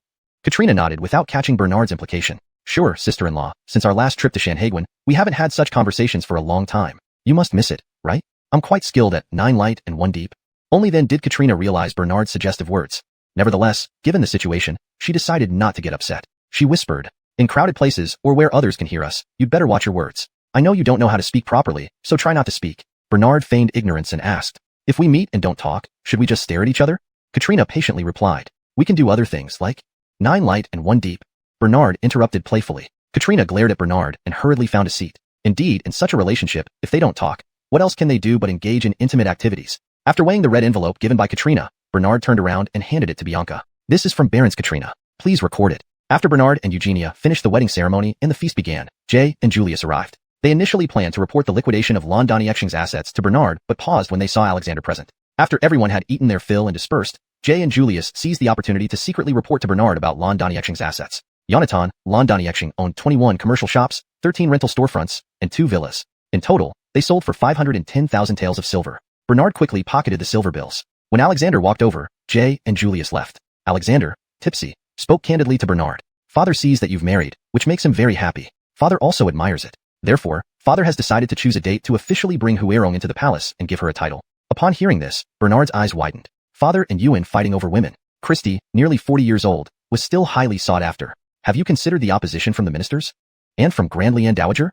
Alexander scoffed. If I want to add someone to my harem, must I get approval from civil and military officials? Or from your grandmother? Then why am I the emperor? If it weren't for the empress's intervention back then, Huerong might have been bored as a consort for a long time. In any case, Father is determined to marry Huerong. But I inform you in advance to avoid upsetting you. Of the 300 miles of territory ceded by the Nanjing tribe, Father has already given 2/3 to Lindung, and conferred on him the title of Prince Ing, equal in status to Yonatan. The assassination attempt by Linding against you will be ignored, and you shall not cause trouble for him. Hearing this, Bernard inwardly seethed. What a pain. The territories I worked so hard to gain are being given away like this to Lindung. We'll see, once we're in the south, I'll deal with Linding properly. After all, far from the emperor, the influence of authority wanes. What are you thinking about, boy? Alexander asked, looking at Bernard's flickering eyes. In truth, he had already guessed Bernard's thoughts. If anything happens to Linding when he returns to the south, I will hold you accountable first. Bernard. If you think I'm favoring him, the remaining 1/3 of the city can also be under your governance. And Lon Daniexing's former fief can also be given to you. I just fear you don't have the ability to manage both the southern and northern territories. Also, don't think I don't know that Lon Daniexing's assets have mostly been cleared by you and your men. You didn't gain a little from it, did you? Bernard felt a thump in his heart, unsure which part had gone wrong. He had only confessed to the assets of Shanhaiguan, so what did cleared by this king mean? Could it be that Jay and Julius's actions regarding Lon Daniexing's assets were reported to the old man? There must be a spy. However, it was certain that Jay and Julius's loyalties were towards him. Otherwise, they wouldn't have given him most of the cleared assets. They could have directly given them to Alexander. Alexander patted Bernard on the shoulder again and said, you needn't be afraid. Among all the officials, how many have clean hands? Even your father-in-law and Ted aren't entirely clean. I turn a blind eye as long as they don't go too far like Becker. Alright, Father's advice ends here. Your imperial decree for heading south will soon be delivered to your residence. Prepare for your southern journey. After saying this, Alexander turned and left. Katrina had been standing nearby without moving. As Alexander passed her, he deliberately paused, glanced at her slightly protruding belly, and said meaningfully, the Baroness is pregnant and needs to rest more. Now that the Baron is gone, I know you've had a tough time, but be careful with whom you associate, for it may affect you. I shall heed Father's teachings. As Alexander walked away, Katrina's mind became disordered. Father seemed to have hinted at something, perhaps guessing that there was something inappropriate between her and Bernard. Was he intentionally warning her? Or was she simply guilty and overthinking it? Chapter 161. Preparations before heading south. Have a deep talk? Bernard said with a grin on his face, looking rather unserious. Katrina shot him a glance and replied, let's find a less crowded place to talk. Follow me. So, Katrina followed Bernard to an isolated guest room that was rarely used. Bernard closed the door and approached Katrina in a brazen manner. Big sister, little brother misses you so much. Katrina instinctively took 2 steps back. Please act appropriately, uncle. You're already carrying my child, yet you still talk about acting appropriately.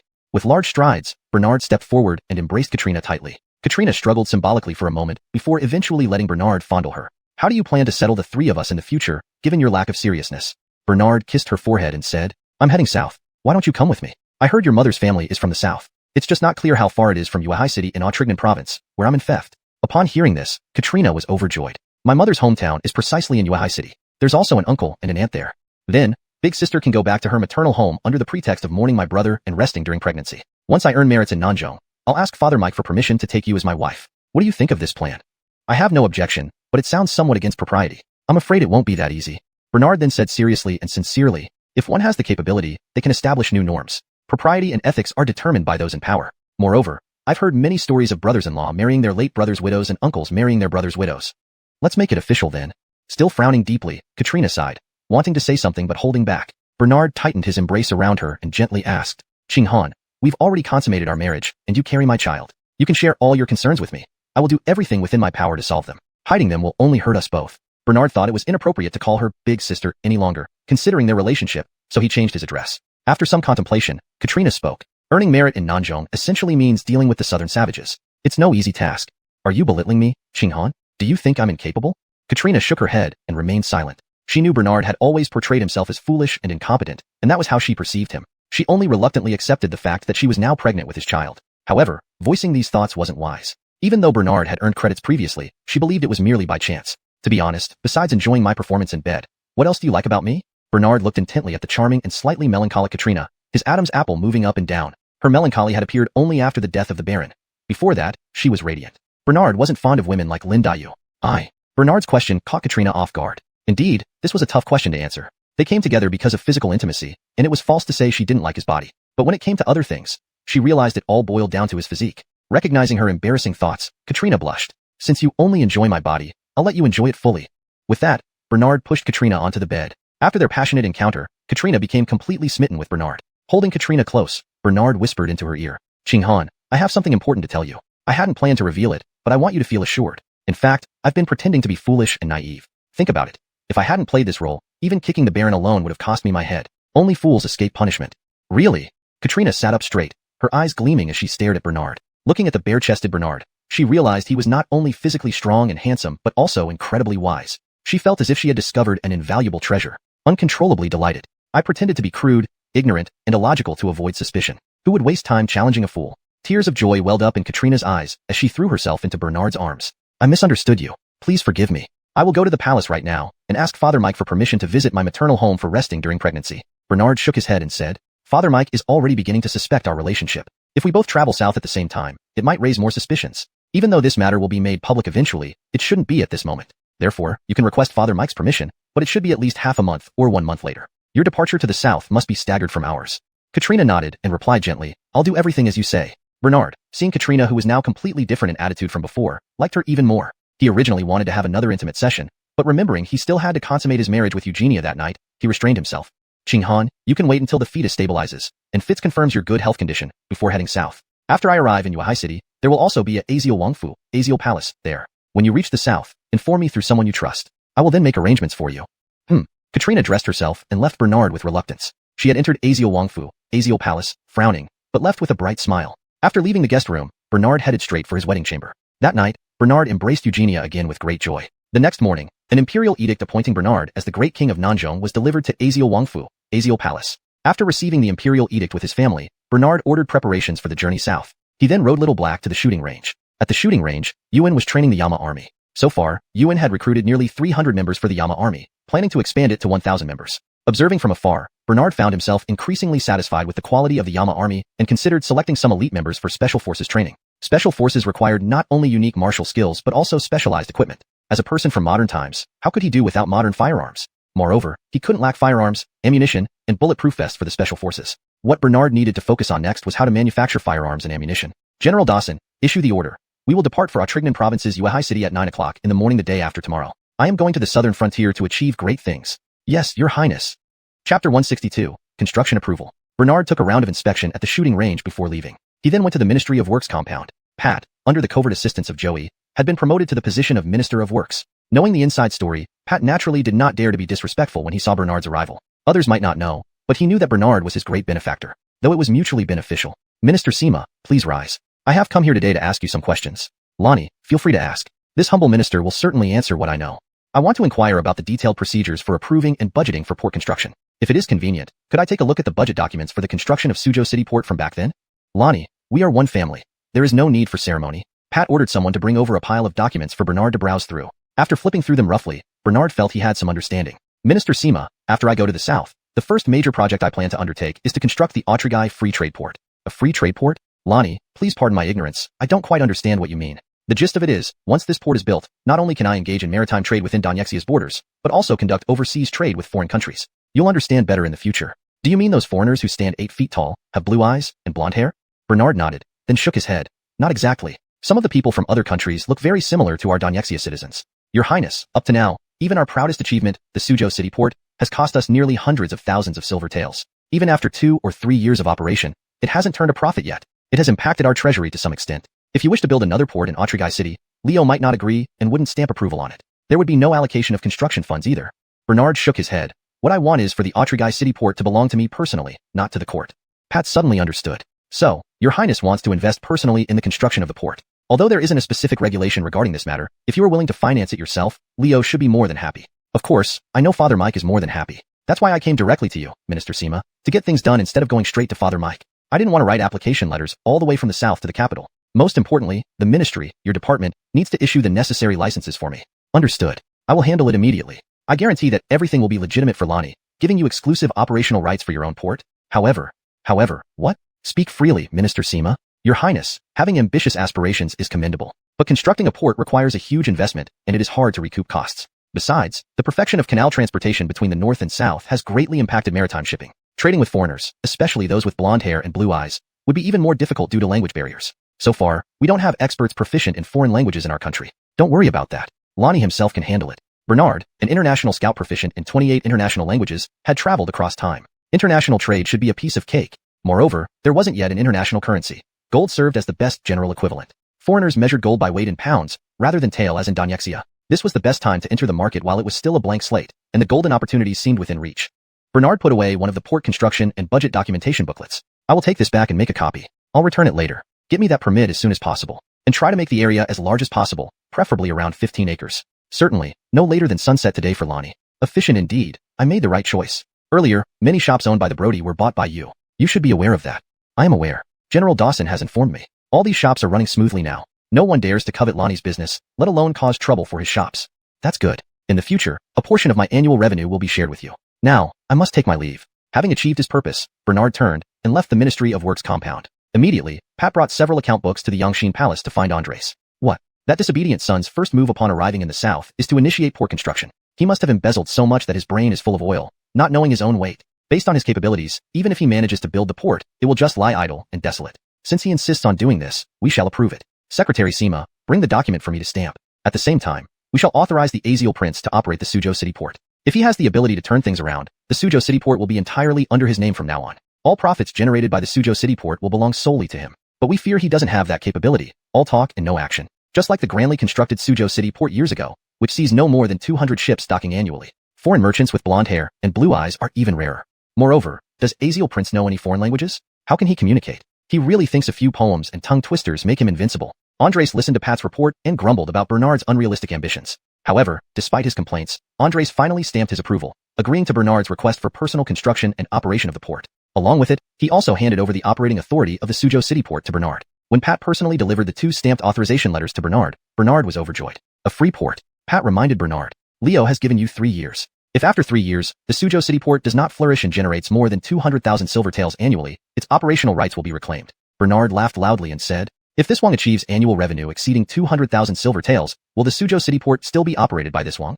Leo said if you meet his requirements, the Suzhou City Port will be your private property, and the court will not reclaim it. Good, let's make it official. Sima Secretary, be our witness. This Wang needs only 3 months, not 3 years, to make the Suzhou City Port earn at least 200,000 silver taels. Pat was stunned for a moment before saying, Aziel Prince, it's best if you visit the Suzhou City Port first. Here is the approval document for constructing the port in Aotrigai City. The seal is stamped, and the land covers 20 acres. As for the specific location, Leo allows you to choose and write it down after you arrive, as a sign of support and favor.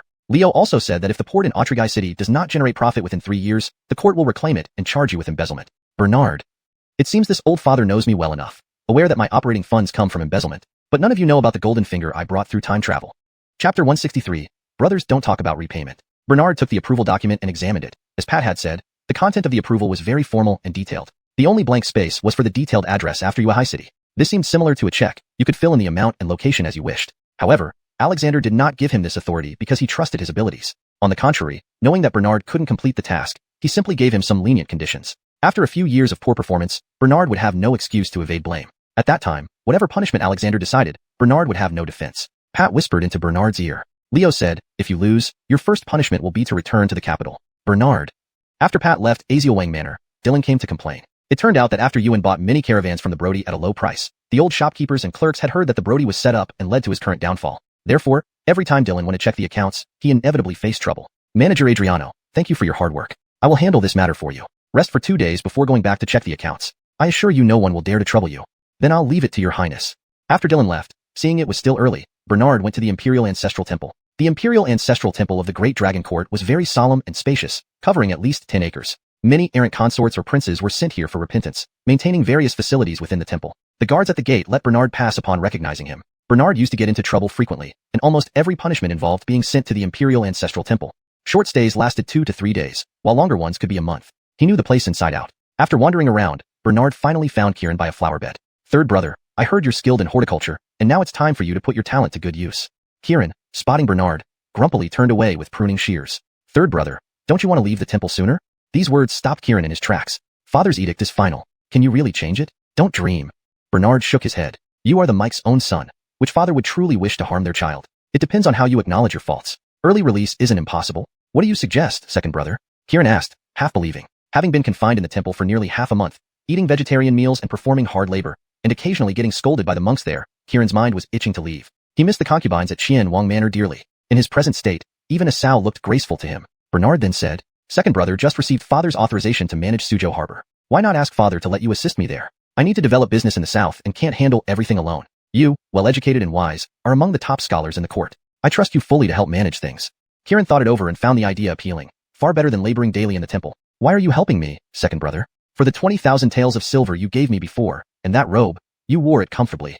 Kieran chuckled but remained skeptical. Let me be clear. I've bought several of your businesses recently, but those people are loyal to you even if you're in the temple. Kieran suddenly understood, realizing Bernard must have orchestrated his downfall. Initially, he suspected Bernard, but dismissed it later, thinking he was too foolish to devise such a plan. Maybe it was just a coincidence that Bernard bought his businesses. Lately, Bernard had been gaining favor and expanding his holdings, which was nothing unusual. Finding bargains for land and shops was perfectly normal. Fine, second brother, rest assured. I'll send word to them to cooperate with your people. Bernard patted Kieran's shoulder with a grin. Still thoughtful as always, third brother. Looking at Bernard's harmless smile, Kieran no longer felt repulsed. Instead, he felt a bit closer to him. Second brother, there's something I want to tell you. About the incident where you attacked the Baron, the mastermind was Xyler. Bernard waved his hand. Oh, let's not dwell on old matters. Xyler is a bastard. We are true princes, blood brothers. We were just estranged by others at that time. Hearing this, Kieran's good impression of Bernard increased. Second brother, if third brother gets out of the Imperial Ancestral Temple, how can I repay you?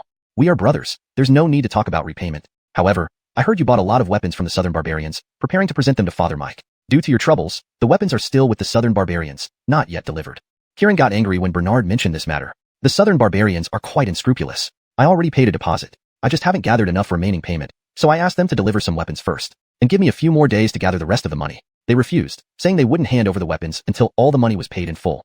Who knew I would be caught by the Imperial Guards during those days? I was trying to gather the money. I secretly sent someone to fetch the weapons, wanting to sell them for cash. The consorts and concubines in Prince Modesty Manor always need food and clothing. Now Bernard understood, thinking he might still get some ready weapons. Well then, second brother knows how to deal with the Southern Barbarians. Do you still have the purchase agreement for the weapons? Yes. Kieran looked around before pulling out a folded paper from under his shoe. Second brother, it's right here. If you can get back the money or the weapons from the Southern Barbarians, let's split them 60-40 between us brothers. You take 40 and I take 60? It's you take 40 and I take 60. Well, forget it, second brother. Let's give you 60 and I'll take 40. Bernard reluctantly accepted the agreement, which smelled like old pickle, wrinkling his nose. Just because of this smell, it should be 80-20. Bernard haggled. Deal. Bernard looked at Kieran in disbelief, as if looking at a foolish son of a landlord. What a fool with plenty of money. Bernard wrapped the agreement in a dry banana leaf and put it in his bosom. After second brother goes south, I'll settle accounts with the Southern Barbarian King. And that thief-like county princess, I'll help you get justice. Mentioning Brandy infuriated Kieran again. That bitch, when I catch her, I will definitely make her beg for mercy. Cough cough. If there's nothing else, second brother will take his leave now. Just wait for news here. You should also go check on Prince Modesty Manor as soon as possible. Who knows how many green hats your consorts have given you? Green hat? What green hat? This was a modern internet term. Ancient people wouldn't understand it. Bernard changed the subject. Third brother, do you remember our bet? If second brother can subdue the Southern Barbarians within 3 years, you will become my servant forever. Learn well how to be my servant. Third brother remembers, but third brother isn't afraid? He. Kieran no longer flattered Bernard, only using laughter to express everything. This was the last bit of stubbornness left in him as a spoiled prince. Forget 3 years, even 30 years. You Bernard might never subdue the Southern Barbarians. Who's afraid? Bernard left the Imperial Ancestral Temple with the weapons purchase agreement, planning to see Alexander at the palace tomorrow. As soon as Bernard returned to Azio Wang Manor, Bianca brought hot tea and Deanna handed over a brand new pair of leather gloves to find him. Chapter 164. Do you know how to moan? Bernard turned around and saw the two women, both looking at him with watery eyes. Bernard hugged Bianca into his arms but left Deanna aside. Feeling both angry and embarrassed, Deanna turned to leave. Shauna, wait a moment. Hearing this, Deanna was overjoyed, turning to look at Bernard, expecting his embrace. Put your gloves on the table. I'll know if they fit after I try them on later. You can leave now. By the way, please close the door. Then, Bernard hooked Bianca's chin teasingly and said, Don't worry, the queen consort is chatting with General's wife at Adriano's residence nearby. She won't be back for a while. Bernard deliberately said this for Deanna to hear and paid attention to her reaction. Bianca was half resisting and half consenting. From the moment she was arranged to be by Bernard's side, she knew that she would belong entirely to him. Deanna unhappily put down the gloves and left Bernard's room. Feeling both furious and heartbroken, Deanna kicked a stone post in the corridor. What does this unfaithful man want to do? Humiliate me like this in front of everyone. After Deanna left, Bernard quickly let go of her and peeked out the window slit, observing her demeanor and actions. He wanted to intentionally infuriate and probe Deanna. She was an undercover agent sent by Mickey. Even having intimate relations did not guarantee that Deanna wouldn't betray him. Curious, Bianca came over and asked softly, My lord, if there's anything you need help with, just say it. Bernard pinched Bianca's upturned, fair nose and said, You're smart. My king indeed needs your help. Do you know how to moan? Upon hearing this, Bianca blushed and lowered her head, saying softly, how shameful. No worries, you'll have to learn this eventually to capture a man's heart. My king will teach you. Before he finished speaking, Bernard pinched Bianca's upturned buttocks, causing her to cry out ah in pain. Her scream only intensified the jealousy outside as Deanna seethed with envy. This king has gone too far, just married to the king's consort, and he starts acting irresponsibly. The king's consort is at the town west general's residence right now. Judging by the time, it would still be a while before she returns. Only then would the king dare to be so audacious. However, the town west general's residence isn't far from the king's palace. If Deanna went there now to find Emily, she could catch Bernard and Bianca in the act. Driven by jealousy, Deanna struggled internally over whether to go find Emily. Came two more embarrassing moans from inside. Bianca, this tramp, pretends to be so innocent, but her cries sound like she's come from a brothel. Deanna shouted at Bernard's room. Inside, Bernard watched Bianca's performance, trying hard not to laugh. He feared that laughing might make Bianca unwilling to continue the act with him. Seeing Deanna still lingering outside, torn between anger and hesitation, Bernard walked to the bed, grabbed the bedpost, and started shaking it vigorously. Creak, creak. The wooden bed made groaning sounds due to his violent shaking, stirring all kinds of thoughts. Creak, creak. Two types of sounds were interweaving inside the room. Since Bernard's cottage was in a secluded area, servants rarely came without permission. Otherwise, Bernard wouldn't have acted so freely. Recalling her night with Bernard, Deanna felt even more jealousy and imagination as if she could see everything happening live in front of her. With anger, Zikia turned and left Bernard's bedroom quickly. We'll see. I'm going to find the king's consort now. After hearing the footsteps fade away, Bernard peered out the window again. If the king's consort really comes back to catch us, you can go back to Mickey, Bernard muttered. At the town west general's residence, Mitchell returned once because of Katrina's affairs and then hurried back to the western border. However, Mitchell's first wife, Zhao Nushing, feeling sorry for her daughter who had lost her husband and was pregnant, decided to stay in the capital until Katrina gave birth safely. Speaking of Zhao Nushing, she was distantly related to Kaylee, so the two families often interacted closely. By seniority, Emily should call Katrina her elder cousin. Elder aunt, Yushu will accompany Louis to the south in a few days. I heard that elder aunt's maternal family is also from Otradong province. So, America specially came to chat with her aunt about the living customs and dietary habits in the south, preparing herself thoroughly. America, with an air of a lady-in-waiting, was talking amicably with Zhao Nushing. Zhao Nushing then gave her a few pointers. To be honest, I haven't visited my brothers for quite some time. I do miss them. Why don't you join us on our trip south? That's also possible. I wish I could, but I can't put Qin Han out of mind. Perhaps the Barents might want to go south to relax as well. When America said this, her eyes carried a deep meaning. As the lady of the house, she had wisdom and awareness. Only she truly understood the underlying significance of her visit. She aimed to encourage Katrina to move south. America realized the relationship between Bernard and Katrina early on, when she appeared before Katrina wearing a gold bracelet. After some deliberation, America decided to act for the best interests of Bernard's offspring, even though they were not her own children. The tradition of helping one's husband arrange multiple wives and ensure many descendants was exemplified perfectly in America. Before Zhao Nushing could respond, a maid from the town west general's residence came with a message. Princess Aziel, a maid from your mansion is looking for you urgently. America bid farewell to Zhao Nushing and went to the main gate. Shauna, what has happened at home? This servant saw Lonnie and the new female accountant enter the room. Then we heard sounds and the squeaking of the bed. What if they are? Slap yourself. Deanna was stunned. Following the usual script, shouldn't Eugenia have rushed back to the Aziel Wangfu to catch them? Slap. If you don't slap yourself, I will do it for you. Lonnie is of noble rank. How dare you pry into his privacy? Even if they are being intimate, it's for the sake of continuing the Yun family lineage. If that accountant can bear Lonnie's child, I can arrange for her marriage into the family. Are you saying you have too little work to do in the mansion? I'll have the steward assign you more tasks. After speaking, America turned to her personal maid. Pink, let's go. Shauna, what are you standing there for? Hurry up and follow me. Coming here late at night just for this? How embarrassing. America maintained her authority in front of the servants while inwardly feeling uncomfortable. Wouldn't she feel heartache over giving her husband away? America and her two maids returned to Aziel Wangfu and headed straight for Bernard's bedroom. The sounds inside continued. Only now they were male. America clenched her fingers tightly, jealousy surging within her. Donnie never sounded so happy with me. What technique did Bianca learn to be so good? Deanna followed behind America, feeling a strange satisfaction. We'll see. Princess Aziel pretended in front of me, but now seeing this scene, she won't be able to hold back. America pushed open the bedroom door personally. Chapter 165, Reform Proposal. What met Eugenia, Deanna, and the others' eyes was not what they had imagined. Instead, Bernard was lying naked on the bed, while Bianca, sleeves rolled up, was riding on his back, using a rolling pin to give Bernard a massage. So comfortable. Bernard shouted, grabbing the bedposts and swinging excitedly, causing a creaking sound. Just this? Deanna was stunned. Eugenia turned around and glared at Deanna fiercely. Deanna shrank back in fear. Well, America, you're back? Z says she knows massage techniques. Indeed, this trial feels quite good. It's even more professional than those outside. Eugenia coughed, and Bianca hurriedly jumped off Bernard and onto the ground, hastily straightening her clothes before bowing to Eugenia. This subject pays respects. That's enough, there's nothing for you here. Both of you may leave. Once Bianca left the bedroom, Bernard stood up and looked seriously at Deanna standing outside the door. Eye contact made, Deanna, feeling guilty like a thief, quickly lowered her head to avoid Bernard's gaze. You all go back. This king and the queen consort need rest. At this moment, Bernard had made up his mind. He would not bring Deanna south but keep her at the Lonnie mansion. Once Mickey realized that she wasn't of much use here, he would naturally find a way to remove this spy from Lonnie's side. After Eugenia closed the door, she walked tenderly towards Bernard. The next morning, during the early court session, Bernard mentioned to Andres that the Brody should be removed from the Temple of Sacrifice. He offered to let Kieran manage the port of Suzhou as a way to make amends. Lonnie, are you admitting that you can't manage the port of Suzhou? Is this your attempt to pass the buck? Andres asked sharply. The civil and military officials all looked at Bernard, their eyes full of doubt. Word of Bernard's plan to establish ports in the south and take over the port of Suzhou was known by some officials. Andres clearly threw Bernard a hot potato. Everyone waited for Bernard to make a fool of himself. Now, mentioning this in public again, the other officials couldn't help but enjoy the spectacle. Worried that after his departure southward, someone in the court might sabotage his reforms, Bernard decided to speak openly now to avoid trouble later. Your Majesty, I feel for my brother and don't want him to waste his youth in seclusion at the temple, neglecting his talents. Therefore, I want to help my third brother make amends. If he follows my methods for managing the port of Suzhou, he will surely meet the performance targets. Slipping into modern terms, Bernard caught himself. These ancient people wouldn't understand KPIs. Andres then turned to Bernard with interest, asking, "Oh, so you have confidence in managing the port of Suzhou well, and you already have a method?" "Yes. Could you share it, so I and the officials can consider it?" "It's actually simple. Establish an international free trade zone in Suzhou port. Enable trade with nearby maritime nations, then extend to the world. By collecting rents from the free trade zone, we'll recover costs quickly. Your Majesty, collecting rent is the fastest way to turn a profit, unlike waiting for ships to dock and charge tolls, which is too passive. Additionally, we must offer them maximum incentives, whether it's for merchants entering the international free trade zone or foreign merchants trading with us." Andres turned to the ministers and asked, "What do you think of Lonnie's proposal?" Immediately, many officials voiced opposition.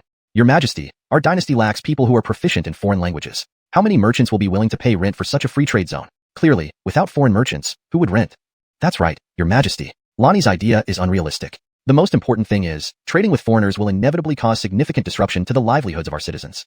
Your Majesty, even if our goods can be sold abroad, our shipping technology is backward. Rash ships sailing overseas risk near certain death." Bernard looked at the opposing officials, most of whom were at least 40 years old, members of the conservative faction. These people, past their prime, lacked youthful vigor, preferring peace and stability. Especially large-scale national trade reforms inevitably threatened their existing interests. With more people opposing, it became difficult for Bernard to implement his proposal. Bernard immediately looked at Pat and Drew. The two instantly understood his intention. Pat stepped forward first. "Your Majesty, this minister believes Lonnie's suggestion is excellent. Firstly, the Brody is a prince, a heavenly son. Why not give him a chance to redeem himself through merit? Secondly, trade involves making profits from circulating goods. We can import foreign goods as well as sell our own products abroad to earn profits. Mutual benefits, how good is that? As for language and navigation issues, we must of course find ways to solve them." Drew also stepped forward and said, "Your Majesty, governing the country means steady change. Our dynasty has been stable for over a decade. This is a great time for substantial development. Besides, now that the Jin troops have retreated and promised never to invade as long as Lonnie reigns, there should be at least 100 years without conflict." Bernard inwardly sighed. Drew excelled in impeachment and flattery alike. He made it sound like Bernard could really live over 100 years. Drew continued, "In the western regions, we have General Diego. In the northwest border, General Theo. At Shanhaiguan, General Walt. With these loyal and courageous generals guarding us, stability prevails from central plains to the north. This is an opportune moment with favorable time, place, and people. If our dynasty doesn't strive for progress, how can we justify their defense of the cold frontier and loyalty to the borders?" Drew spoke passionately, stirring up feelings of inferiority among the opposition. How short-sighted they were. Andres nodded and pondered for a moment before looking at Bernard and saying, "Lonnie, this afternoon there will be envoys from donghua country. They have their own translator, but we don't yet have one. We can't fully trust the translators they bring. We must have our own translator. If you can solve this problem for me, the reforms in Suzhou port and the establishment of the Southern Free Trade Zone will be entirely under your control." This issue was no big deal. Bernard confidently declared, "Father Mike, I will personally act as your translator and assist you in receiving the envoys from donghua country, ensuring you won't suffer any losses." Upon hearing this, the civil and military officials exploded into chatter again. Lonnie grew up in the capital and seldom leaves the palace. When did he learn a foreign language? Does Lonnie know a foreign language? Is he joking about matters of state between two countries? Has Lonnie fallen ill and become foolish again? How absurd. He shouldn't joke like this regardless of the occasion. I think Lonnie is getting arrogant after some recent achievements, unable to distinguish directions or weigh his own worth. Chapter 166 Blatant Provocation. Bernard cast a sharp glance at the ministers who opposed them. "All right, you do it then." The dissenting ministers were instantly left speechless. "Good, it's settled. Prepare yourself, Lonnie. Meet the envoy from donghua at the Imperial Garden at noon. All loyal officials, present your matters or dismiss yourselves if there are none." After most of the civil and military officials had dispersed, Bernard noticed that Butler had also attended the early morning court session in Taiha Palace. "Lindung. Hold on. I am now known as Butler, having been ennobled by Leo as Prince Ing. From now on, our status is equal," Butler said with an air of satisfaction. "And Leo has assigned 2/3 of the cities ceded from the Numun tribe to me. I must thank you, Lonnie, for this arrangement. Heh.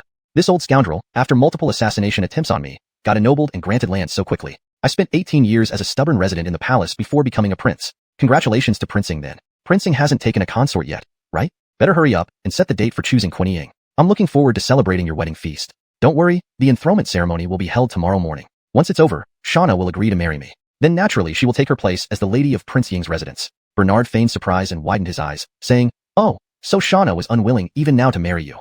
Butler felt choked. This idiot killed the conversation mood. "I don't want to talk to you. Although Shauna is a servant in your Aziel house, she is not a slave. She did not sell herself to you. You'd better be nice to her. Farewell." Bernard sneered and said, "Do you really think this prince would dishonor the woman you love?" Hearing this, Butler angrily turned around and tried to punch Bernard, but he underestimated his own strength. Bernard easily caught his wrist and pinned it behind him. "Gentle. It hurts. Gentle. How come your kung fu became stronger than before?" Bernard patted Butler's cheek gently and whispered, "This prince will only get stronger. You'd better not provoke me. Mind your own business, and this prince might allow you to live in peace. As for Deanna, this prince has no interest in her either. Enjoy her all you like." Having said that, Bernard gave Butler a gentle push forward and walked out of the Taiha palace, patting his hands clean. Watching Bernard strut away arrogantly like a cock, Butler felt the anger in his heart gradually turning into hatred. "Bernard, we'll see about that. Don't think I don't know you fancy Shauna. I'll propose to her right now. Let you suffer and regret it." Thinking of Deanna, Butler imagined her beautiful face and curvaceous figure, feeling warmth rise in his heart. "Shauna, I'll go bring the dowry to formally ask for your hand and make Bernard jealous." Butler left Taiha Palace joyfully. The on-duty eunuch immediately reported this scene to Andres. Andres glanced sideways towards the bedroom where Christy was currently dressing. Christy had stayed overnight in Taiha Palace last night. Andres wanted to assign her a courtyard in the harem, but because of the lack of proper pretext, he had to temporarily hold off. Every time they met, their passionate moments always took place in the bedroom of Yangshin Hall. After the little eunuch left, Christy came to Andres dressed magnificently, leaning against him softly. "Your Majesty, being favored by you and having Prince Ing officially recognized, we are very satisfied and dare not ask for more. The Murphy is congenitally simple-minded, acting without logic. Let's not mind him. Neither Prince Ing nor I will harbor resentment or make things difficult for him due to his deliberate harm earlier."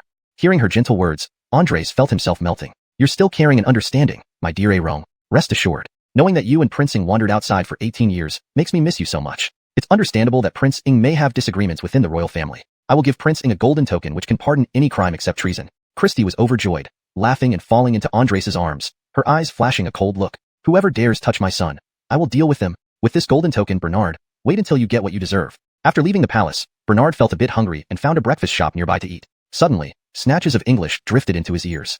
"Mr. Dax, this afternoon we will meet the Mike of the Dalong dynasty. When we talk about trade relations, we'll give them an English contract they can't understand. Then we'll make some changes to it, ensuring they'll suffer greatly. Mr. Kai, you're the most shameless translator I've ever met, but I like it because it benefits us. Ha ha ha, Mr. Dax, you're so humorous. This is mutual benefit and win-win cooperation. Ha ha ha, cheers." Bernard turned his head and saw a Chinese man and a tall, blonde-eyed foreign soldier discussing their fraudulent collaboration in English, laughing as co-conspirators. The foreign soldier was embracing a big-chested blonde woman. "These three actually think no one in our Dalong dynasty understands English," openly discussing how to deceive the emperor in public. Seeing Bernard looking at her, the big-chested blonde winked at him, acting flirtatiously and promiscuously. Bernard gave her a faint smile. He had heard that foreign women were spicy, energetic, and very open-minded. It seems these rumors were true. After sending out his flirtatious signals, Bernard began eating his breakfast while eavesdropping on their conversation. As an expert with a level 8 English certification and proficiency in over 20 other languages, it was time for him to show his talents. Moreover, Bernard now possessed various strengths, and the incident involving Lonnie being kicked had already calmed down, allowing him to stop pretending to be foolish. Time to unleash his full potential. Before finishing his meal, the trio left first. As the big-chested foreign girl passed by Bernard, a strong fragrance hit him, nearly making him dizzy. Then, Bernard felt a soft touch in his palm. Looking down, he found a piece of paper slipped into his hand by the foreign girl. The foreign girl, holding the man called Mr. Dax, didn't forget to send him a flying kiss as she walked away. Blatant provocation. With a sly smile, Bernard opened the note while still chewing on his dumpling, his demeanor exuding both elegance and a hint of rascality, making the foreign girl even more infatuated. "Yunlai Inn, Water Cloud Room. The room's booked, waiting for you." This foreign woman is really direct and open. Unconcerned, Bernard crumpled up the note and threw it away, continuing to eat his breakfast. At this moment, Dawson Mayu entered with a gloomy expression and sat next to Bernard. "Commander Dawson, who upset you?" Actually, Bernard was intentionally asking a question he already knew the answer to. Chapter 167. Louis is boasting. "It's all because of your emperor father. Hui Rong has been summoned into the palace multiple times by him, and even spent nights there. Tell me, how can I feel at ease?" Edison had grown so close to Bernard that he didn't bother with etiquette anymore, spilling out his grievances. Bernard patted his shoulder in sympathy. He really underestimated Christy, this woman, juggling between two men. This was precisely what Bernard wanted to see. In the future, Edison wouldn't sell himself out for a beauty, pouring his heart and soul into serving Linding and her son. Meanwhile, it would also make Edison serve him more loyally. Brothers are like limbs, women are like clothes. Turn around, and this king will find you a younger one with a big bottom to bear you 8 or 10 sons. This king will help raise them together. Louis is right. I'll follow you from now on. No need to worry about glory and wealth. The two exchanged glances and smiled, coming to an agreement. Then, Bernard instructed Edison to investigate the background of Dax and Mr. Kai whom they just met. After receiving the order, Edison promptly carried it out. By lunchtime, Edison arrived at Lewis's mansion with news for Bernard. Your Majesty, this Mr. Dax is indeed an assistant to the sovereign of Huachi, America. This time he came to donghua, China, upon the instruction of Huachi's sovereign to establish trade relations between the two countries. However, his translator Seamus isn't any good. Relying on his few years of residence in Huachi and knowledge of the local language, he works as a translator. And he often engages in double dealing. Bernard nodded and asked, what about the woman they brought? You're talking about Miss Barbara, merely Dax's mistress. But she worked as a clerk for Huachi's sovereign, and this woman doesn't seem decent either. Traveling with them is a Huachi scientist named Edsel. It's heard that he invented many things and intends to use these new products to cooperate with our court. Upon hearing Edison's narration, Bernard instantly understood the details about Huachi's envoys. Now only Edsel remained unseen. Know yourself and know your enemy, and you shall win every battle. In the afternoon, Bernard went to the Imperial Garden. By that time, Alexander and the ministers were already there waiting, but the guards who went to welcome Huachi's envoys hadn't returned. Eunuch Pierce, send someone to check why it's taking so long. Yes, Your Majesty. Before Pierce Adafu could take 2 steps, a guard rushed over. Your Majesty, the Huachi envoy deliberately delayed their departure, complaining about the lack of grandeur in our welcoming party. They wondered if we looked down on them. But now, they're finally on their way, although there's sightseeing along the way. Alexander was furious. How unreasonable. I've shown them respect, yet they act so arrogantly even before meeting us. What kind of cooperation is this supposed to be? Just as Alexander was about to leave and cancel the meeting, Bernard stopped him. Father, if they're being so arrogant, let's play along for now. When we meet later, we'll properly teach them a lesson then. Isn't that better? Besides, we have prepared this banquet all day. We must get some benefits from the Huachi visitors to cover the costs. Alexander thought it made sense. Does Lewis have a plan? Bernard clicked his tongue and said, naturally, otherwise I wouldn't say such words. Please don't worry, father. Wang Jiong, harboring resentment towards Bernard, mocked. Does Lewis think no one here understands English, planning to bluff everyone? Chad, the head of internal affairs who had been beaten by Bernard and forced to repay withheld wages for 10 years, added. Your Majesty, Minister Wang speaks the truth. If we let Lewis do as he pleases, it might escalate tensions between the two countries and even lead to war. Our great Long dynasty is facing both internal and external troubles and cannot afford to deal with these Westerners. Ralph chimed in. Your Majesty, I believe it's unnecessary to meet those Western envoys now. We don't need to trade with them. Our own domestic business is booming. Only by standing firm will we prevent them from bullying us in the future.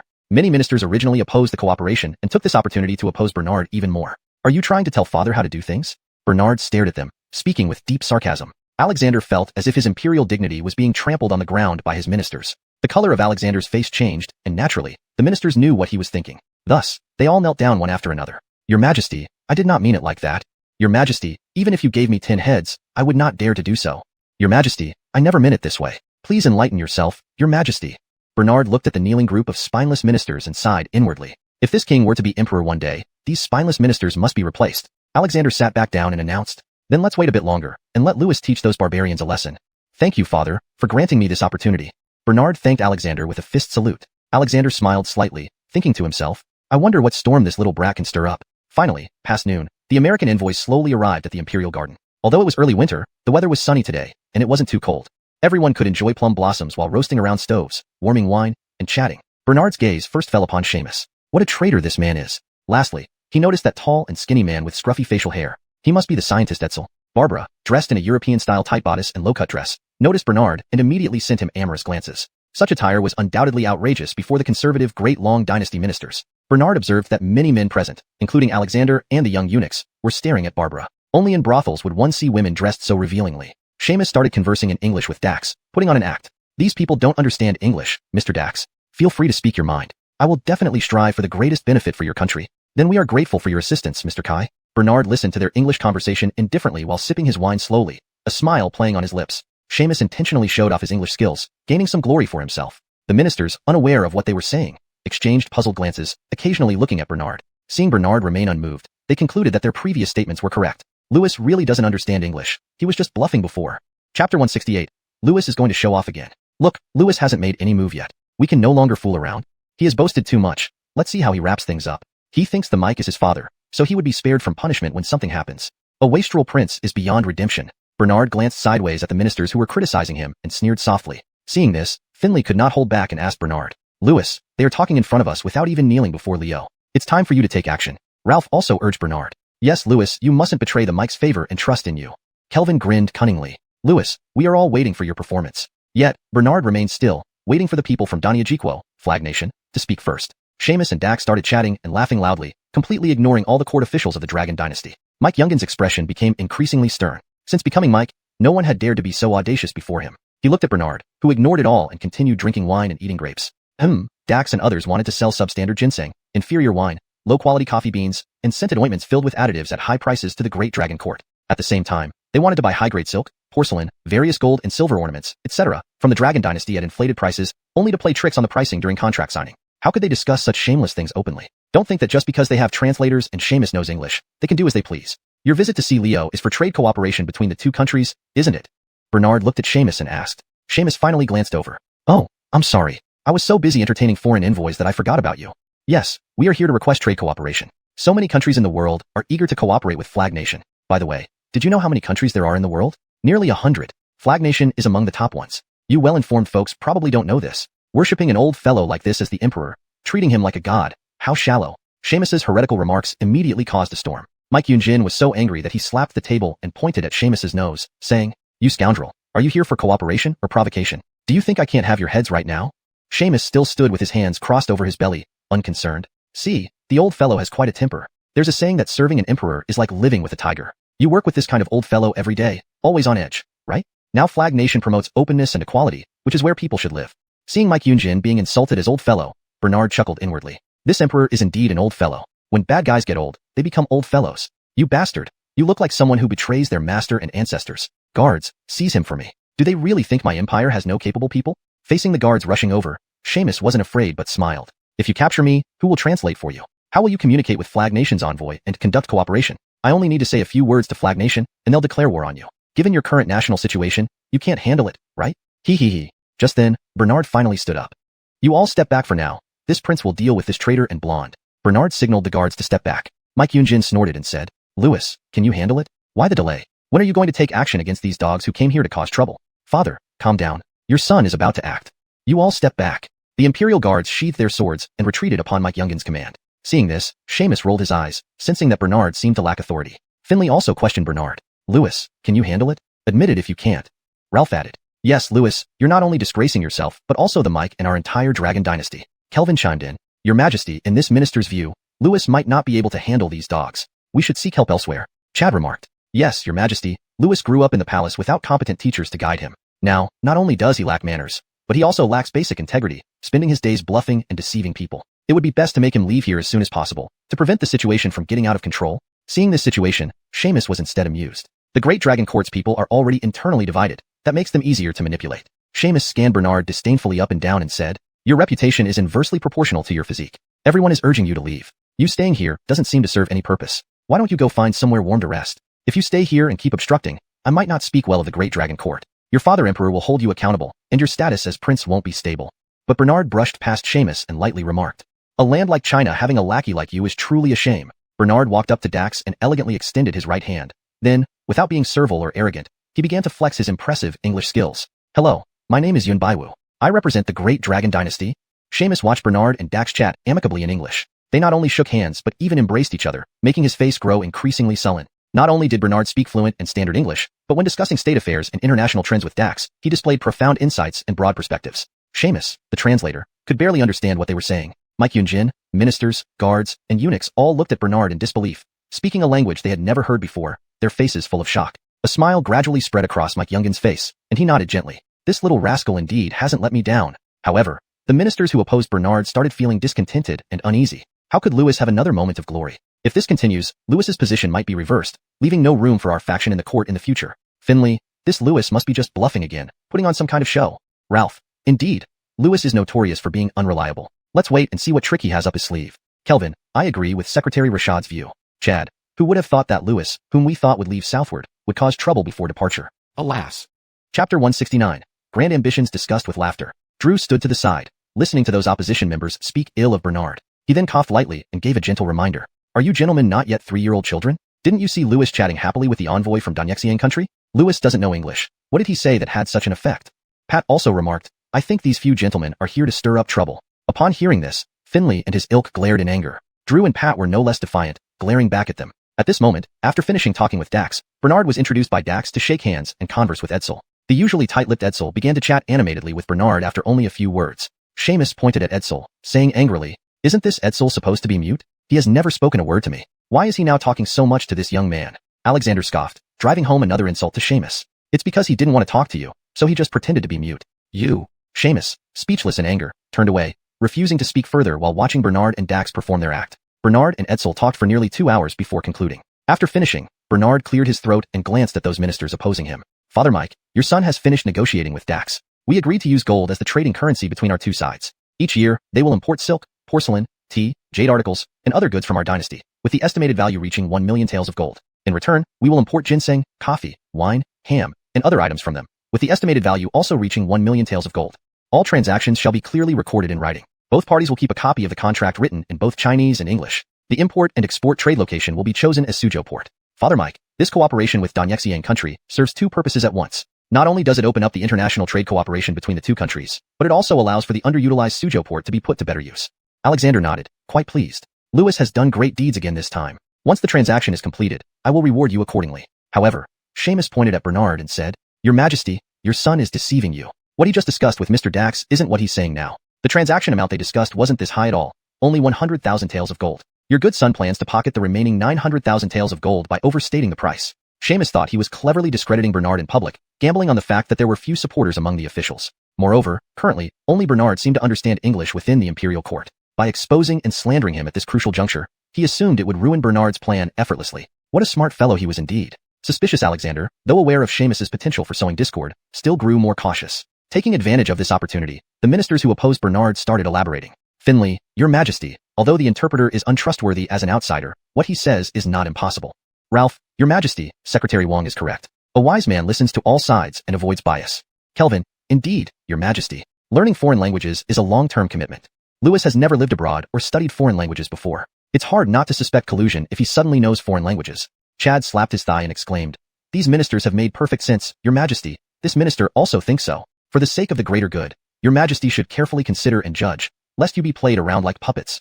Facing opposition from the ministers, Alexander frowned and asked, How do you think we can determine whether Lewis's statement is true? Finley then suggested, When signing the trade agreement, we can review the Chinese version before stamping it. As for the foreign language version, we should consult several scholars familiar with foreign scripts and confirm it thoroughly before stamping it. Otherwise, once the contract is stamped, even if Lewis has deceived us, it will become an irrevocable fact. Kelvin added, This minister has a friend who once stayed in donghua country for a few years and understands some of their language and script. We can invite him to verify the authenticity of the contract and see if Lewis has been dishonest. Chad concurred, Your Majesty, this minister agrees with Secretary Lie's proposal. Seeing through these ministers' hypocritical pretenses, Bernard couldn't help but sigh. Our great long court has pests like you, which is indeed a disaster. Go ahead and invite a judge for your so-called fairness. Real gold fears no fire. But what's your true intention when you keep obstructing my plans? Finley was in no way inferior. Anyway, his position as the Minister of Rights was almost nominal now. Once he left the capital to go south, there would naturally be someone to replace him as Minister of Rights. The next time he returned to the capital, the position would most likely have nothing to do with him anymore.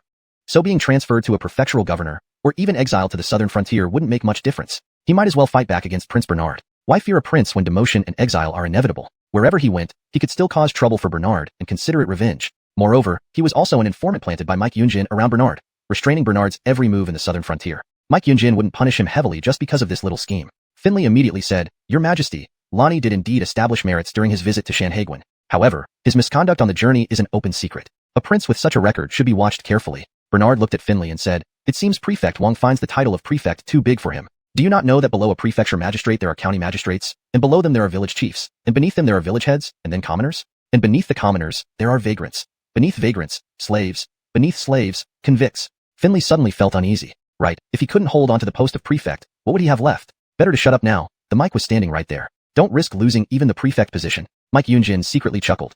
This little rascal had an unusual mind and quick wit. He seemed capable of protecting himself now, no longer needing his father's constant protection, no longer needing shelter under the wings of a parent eagle. Let him go to the southern frontier then. After experiencing the harsh environment and perilous situation there, if he wanted to return to the capital, give him a chance to come back. With these thoughts, Mike Yunjin said, Lonnie, if everything goes smoothly with this cooperation with donghua country, your father emperor will give you an additional reward. If you find the conditions unbearable in the south, you can return to the capital anytime. I will grant you another territory or the area previously under Xyler. However, Bernard waved his hand. Father Mike is underestimating your son. I am heading south with great ambitions.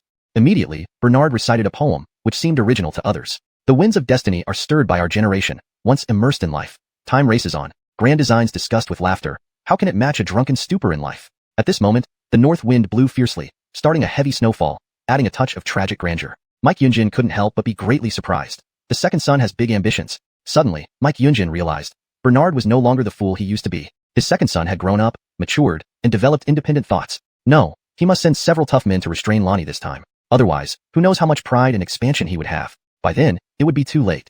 Chapter 170. Lonnie must not act rashly. Subsequently, Alexander looked at Kelvin and said, Minister Lai, could you please ask your friend who has settled in Donichiguo for a few years to come over and offer some advice when we are signing the agreement with Donichiguo?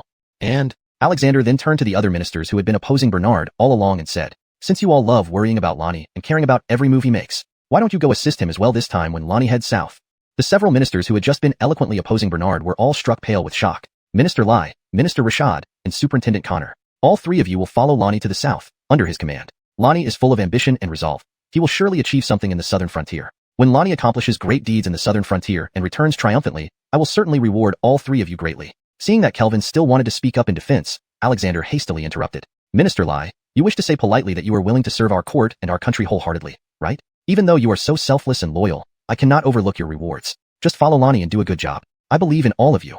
These three now realized that Alexander was making an example out of them. They had repeatedly defamed Bernard in front of the Donichiguo envoy, and Alexander himself had said that if Bernard achieved nothing in the southern frontier, he would be allowed to return to the capital. The emperor didn't even believe that Bernard could accomplish anything in the southern frontier, yet sent them to achieve something. It was clear that he was teasing them, exiling them to the southern frontier to endure hardships. By the time they returned to the capital, their original positions would likely have been replaced by others. They had truly run into an immovable object. Hendrix finally felt psychologically balanced. There were finally people being exiled to the southern frontier just like him. At least he had the position of a magistrate, while the other three were to be led around by Bernard. Hendrix couldn't help but smirk. If there weren't so many people present, he would have laughed heartily. Sometimes happiness isn't about having more, but knowing that someone else is worse off. He. Bernard, on the other hand, wasn't hesitant to laugh heartily, even holding his belly. Ha ha, thank you, father. Sending my most capable subordinates to me, I shall not disappoint father's expectations. With these pillars of the court, I will make achievements in the southern frontier, and will not return until we have established great deeds. Upon hearing this, Alexander secretly thought, that means you might never return to the capital in this lifetime. The three officials who were indirectly demoted glared at Bernard and his father's performance, accepting the great imperial favor unwillingly. Father, if there's nothing else, let us take a short rest. This afternoon, we'll finalize the trade contract, and tomorrow, your majesty and I will visit Lord Johnny's residence before heading south. When I pass through Suzhou on the way south, I will stop by the Suzhou port and arrange for my third brother to take over its operations. Alexander nodded and instructed Kelvin to leave immediately to invite his friend. While waiting, Alexander asked Bernard, what did you talk about with the scientist Carver just now? What does a scientist do?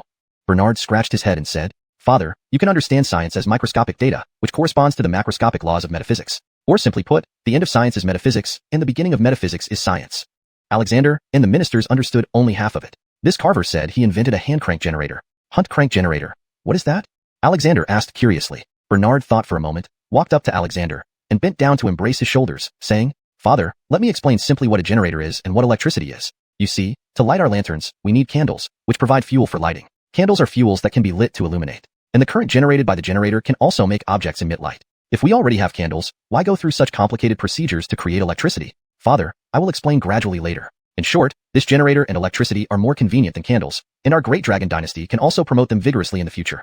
Elder brother, did you discuss purchasing these generators for trade with Carver and promoting generators and electricity within our borders? Father, no need for imports. It's just a technology. I can manufacture generators too, and we can generate electricity ourselves, better than their primitive hand-cranked versions. It can produce more current at once than theirs. Your humble son was just discussing the technology of generators and other inventions with Carver. Their inventions are child's play. Bernard's arrogant remarks displeased those ministers who opposed him again. However, after Alexander publicly punished Kelvin and the others, they only dared to show their dissatisfaction on their faces but did not dare to speak out. Seamus laughed loudly when he heard this. I didn't expect that the court is now full of nonsense and arrogance. Then, Seamus translated Bernard's arrogant words into English for Dax, adding his own embellishments.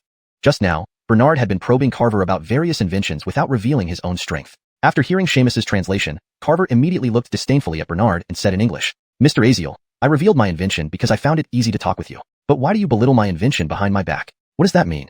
Bernard immediately replied in English. Mr. Carver, first of all, I am surnamed Yun, so you should call me Mr. Yun. Secondly, your invention really is very low-level and primitive. I can soon come up with a more advanced generator than what you have, not hand-cranked but wind-powered. Using wind power is much easier. It generates electricity faster and more efficiently, several times more powerful than manually cranked ones. Seamus understood Bernard's English meaning and, seeing the puzzled ministers, took the opportunity to stir up trouble again, coldly saying in Chinese, Your Prince Lonnie dares to directly challenge the authority of a flag country scientist. Mr. Carver is the chief national economic development advisor to the royal family of flag country. Even the king of flag country shows great respect to him. His inventions are unparalleled in the world, and your prince boasts that he can create better inventions and more powerful generators. He even claims he can use the northern wind to generate electricity. What utter fantasy and unfounded bragging. Bernard turned his head to look at Seamus pensively, stroking his chin, then walked up to him, towering over him menacingly. Seamus felt uncomfortable under his gaze, stepped back, and asked tremulously, "What are you going to do? I'm just a translator. If you disrespect me, be careful of the flag country envoy." Unexpectedly, before Seamus could finish, Bernard suddenly punched him in the right cheek. Instantly, a mouthful of blood mixed with 2 teeth spewed onto the ground. "I've tolerated you for too long, letting you babble on our territory. Can't you see that we don't need your translation here anymore? I can communicate directly with Dax and Carver. Today, I'll teach you this running dog a lesson. I've investigated thoroughly. You're from Suzhou City in Donghua. You think you've become golden just by staying in flag country for a few years. I hate running dogs like you who fawn on foreigners." Finished speaking, Bernard pinned down Seamus, sat on him, and punched him repeatedly. The entire Imperial Garden was filled with Seamus's screams. Dax and Carver pretended not to notice. Alexander deliberately raised his voice and said, "Oh, Lonnie, don't act rashly. At least our guests should be treated well." When the commander of the Imperial Guards, Hassan, was about to intervene, Alexander signaled him to stand aside. Understanding, Hassan returned to his original position. Many officials felt relieved yet repelled by such bloody violence, covering their eyes or turning away, pretending not to see. Facing internal conflicts, everyone acted for themselves, but when it came to foreigners and running dogs, everyone was equally disgusted. Who would sympathize with Seamus? Chapter 171. Confirming trade cooperation. Seeing that the beating was almost over, Bernard stopped himself. Huff, huff. If this king sees you wreaking havoc on Chinese soil again, it won't be just a few punches next time. Looking at Seamus now, he was already bruised and swollen, unrecognizable with a face like a pig's head. Kelvin returned with a well-built soldier dressed in a black suit. Seamus quickly moved to the side corner to catch his breath, not daring to act recklessly for the moment, but all the anger in his heart turned into deep hatred. "Wait and see. A gentleman's revenge can wait 10 years. Your Majesty, this is my old friend Vance. He lived in flag country for 5 years and returned to Donghua at the beginning of this year. Brother Wei knows English quite well." Mike Yunshin looked at Vance. "Vance, soon our kingdom will sign next year's trade cooperation agreement with flag country. This is the first major trade cooperation between our kingdom and a foreign country, so it is very important. However, we have few people who understand English, and I'm worried Lonnie might not handle it alone. So I asked you to assist him with reviewing the English agreement." Vance glanced at Bernard, whose eyes were filled with suspicion. Bernard looked back at him, vaguely sensing that Vance had conspired with Kelvin, preparing to set a trap for him. "What's your English level, Brother Wei?" Bernard cleared his throat and asked. "Level? Is there such a thing as levels in English? Anyway, during those years in flag country, I drank afternoon tea and coffee with friends there daily, chatting in English about everything under the sun. Let me tell you, I even dated 2 girls prettier than Miss Flag Country, and our communication was never an issue." The pretty girls Vance referred to clearly meant Barbara. Barbara flirted with Bernard again at the right moment. Bernard sneered and asked, "Did you communicate with your mouth, or with your body?" This comment made several ministers snicker while Vance turned pale. "I naturally mean verbal communication. Is your verbal communication audible or inaudible?" Verbal communication being audible or inaudible. Vance suddenly realized that Bernard was playing with him. Ha ha ha. The ministers couldn't hold back their laughter, which spread around. Even Mike Yunshin smiled. "That's enough, second brother. Let's get back to business. Bring out the drafted contracts." Then, 4 contracts appeared, 2 identical Chinese versions and 2 identical English versions. Lonnie, discuss the Chinese version of the contract with Mr. Dax. As for the 2 English contracts, review them together with Vance. Bernard spoke to Dax in English, and Dax immediately picked up the Chinese contract to discuss it with Seamus. Bernard and Vance took turns reviewing the English contracts. Bernard carefully examined both English contracts and found no issues. Perhaps Dax knew that Bernard's English wasn't bad and didn't dare tamper with anything. The English template was also provided by Dax. Vance's gaze wandered as he reviewed the contract, glancing around distractedly. Obviously, Vance was bluffing earlier. Speaking English and writing it are sometimes entirely different matters. Vance didn't understand the English contract at all. "Father, let Brother Wei speak first and see what problems he finds." "Vance, give us your opinion. Are there any issues with the English contract?" "Your Majesty, this English agreement should have no problems," Vance replied hesitantly. Bernard coldly retorted, "The word should is too vague. Yes is yes, no is no." Yes, there are no problems." Vance nervously wiped the sweat from his forehead. Bernard turned to Kelvin and said, "Minister Lai, may I ask if many citizens in our long dynasty can speak Chinese or various dialects but can't read or write?" Kelvin froze, realizing there was some truth in that statement. "So, it's likely that Brother Wei can't even write simple English?" Bernard coldly stared at Vance. Vance was drenched in sweat, trembling. Bernard suddenly shouted, "Be honest. What did you come here to deceive Leo for?" Vance, startled by the thunderous shout, fell to his knees before Mike Yunshin. "Your Majesty, this commoner truly doesn't understand English writing, but I do know a few phrases. When I lived in flag country, I mostly stayed in a place called China Street. There, a community of people from Donghua had settled. During my few years in flag country, I was always at a loss and eventually returned to our country. Your Majesty, this commoner truly had no intention of deceiving you. It's just that Secretary Lai asked me to deliberately find faults in the agreement to frame Lonnie. But, this commoner really can't understand the contract?" Kelvin, hearing this, angrily pointed at Vance and shouted, "A pack of lies. You clearly agreed to assist Lonnie in reviewing the English agreement. How could I have asked you to frame him?" Mike Yunshin ordered, "Take both of them down for 20 heavy strokes." Then Mike Yunshin said, "Lonnie, everything now depends on you." Bernard clasped his hands and said, "Father, rest assured, even if you can't read the agreement, you can still recognize gold and silver. Just focus on collecting the payment." Mike Yunshin pondered for a moment, then with great determination, he said, I entrust this matter of handling the English contract entirely to you. I'll be watching your performance. Your servant obeys. Ralph wanted to step forward and say something but was pulled back by Xander, who motioned for him to wait. Secretary Rashad, do you have anything to say? Since this concerns the contract, it is a serious matter and should be weighed carefully. Speak your mind. I absolve you of any crime. Ralph immediately responded, Your Majesty, a contract worth 1 million taels of gold. Can you really trust Lonnie not to make a mistake? Once the seal is affixed, there's no going back. Wang Dong saw this as an opportunity. Your Majesty, this minister also shares this concern. Chad added, I concur. I concur. I concur. At this point, all the ministers except Pat and Drew opposed hastily entrusting Bernard with handling the English contract alone. Dax had already confirmed that there were no issues with the donghua version of the contract. He was growing impatient waiting for confirmation of the English contract, so he asked Bernard, Mr. Yun, are you ready? We have no issues from our side. Bernard shrugged and replied in English, They doubt my English literacy skills and fear I might be deceived by you. What should we do? Is that so? Fine. We came empty-handed this time without bringing any goods. But I can take some of your goods back first, paying you in gold.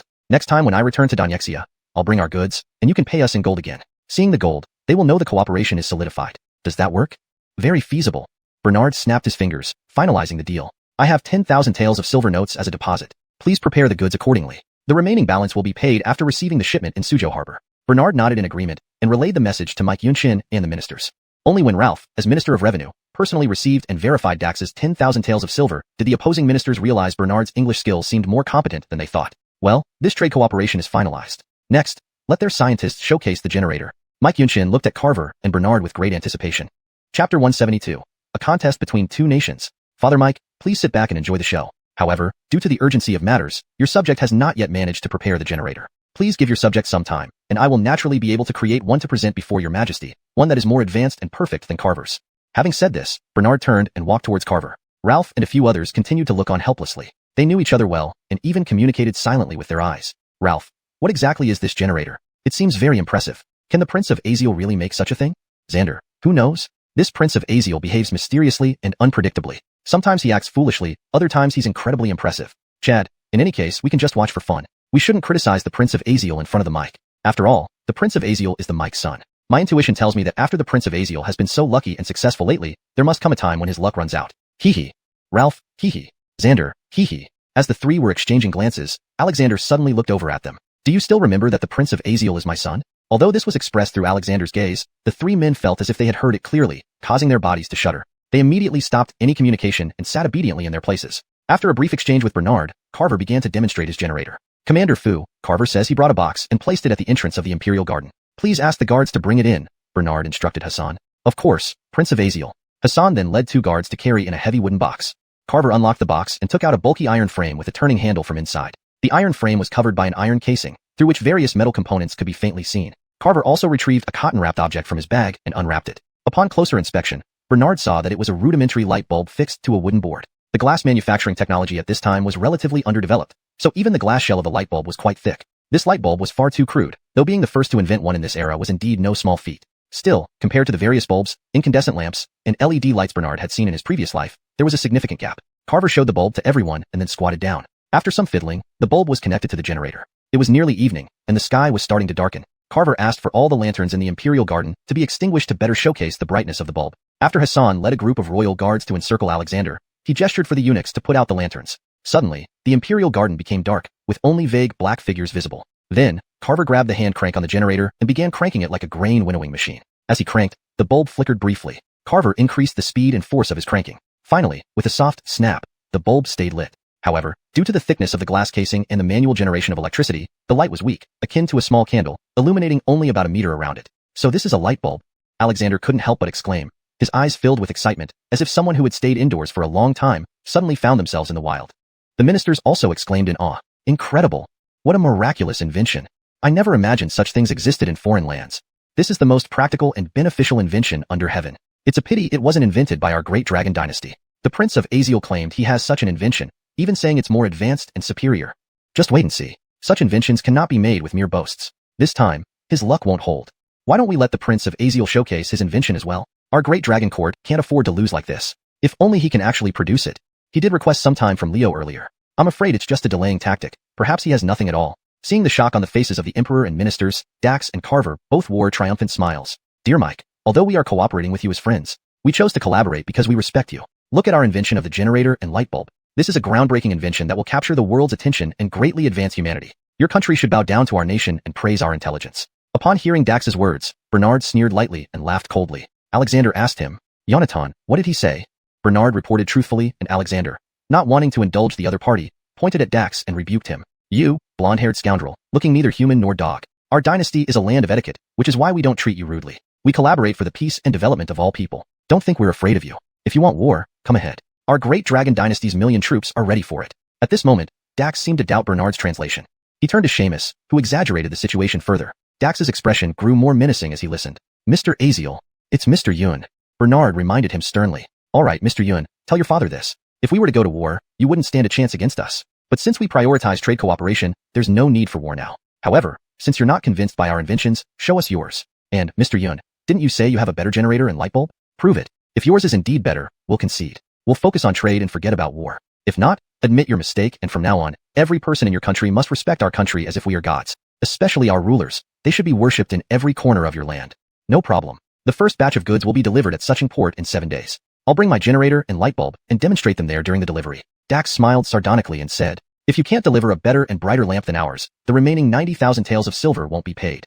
Bernard stepped forward 2 paces, approached Dax closely, and looked straight into his eyes. "If my generator is more efficient and convenient, and my lamp brighter, all ports in your entire country must be opened unconditionally to our great dragon dynasty, especially my merchant fleet, with no fees charged, allowing our ships to dock freely for as long as they need. Do you agree?" Dax nodded solemnly. "I just hope you have the capability. Give me 7 days. On the day of delivery at Suchong Port, I'll show you my generator and light bulb." "No problem."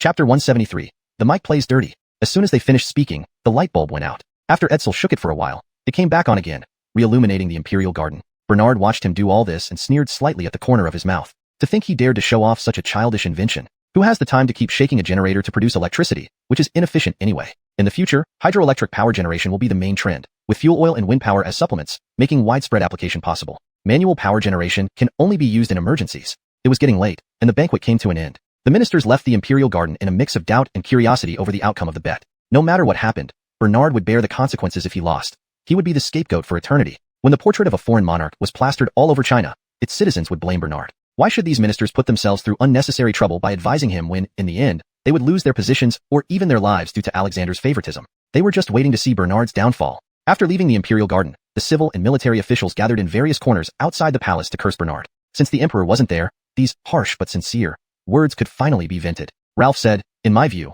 Lonnie will not only have to pay nearly 90,000 taels of silver, but also shoulder a timeless disgrace." Xander rolled his eyes and retorted, "A timeless disgrace in China, but in America, it would mean everlasting fame. Because of his foolishness, it is ultimately the Chinese people and the Long dynasty who bear the brunt of his mistakes." Chad shrugged and said, "Who doesn't have an emperor as a father?"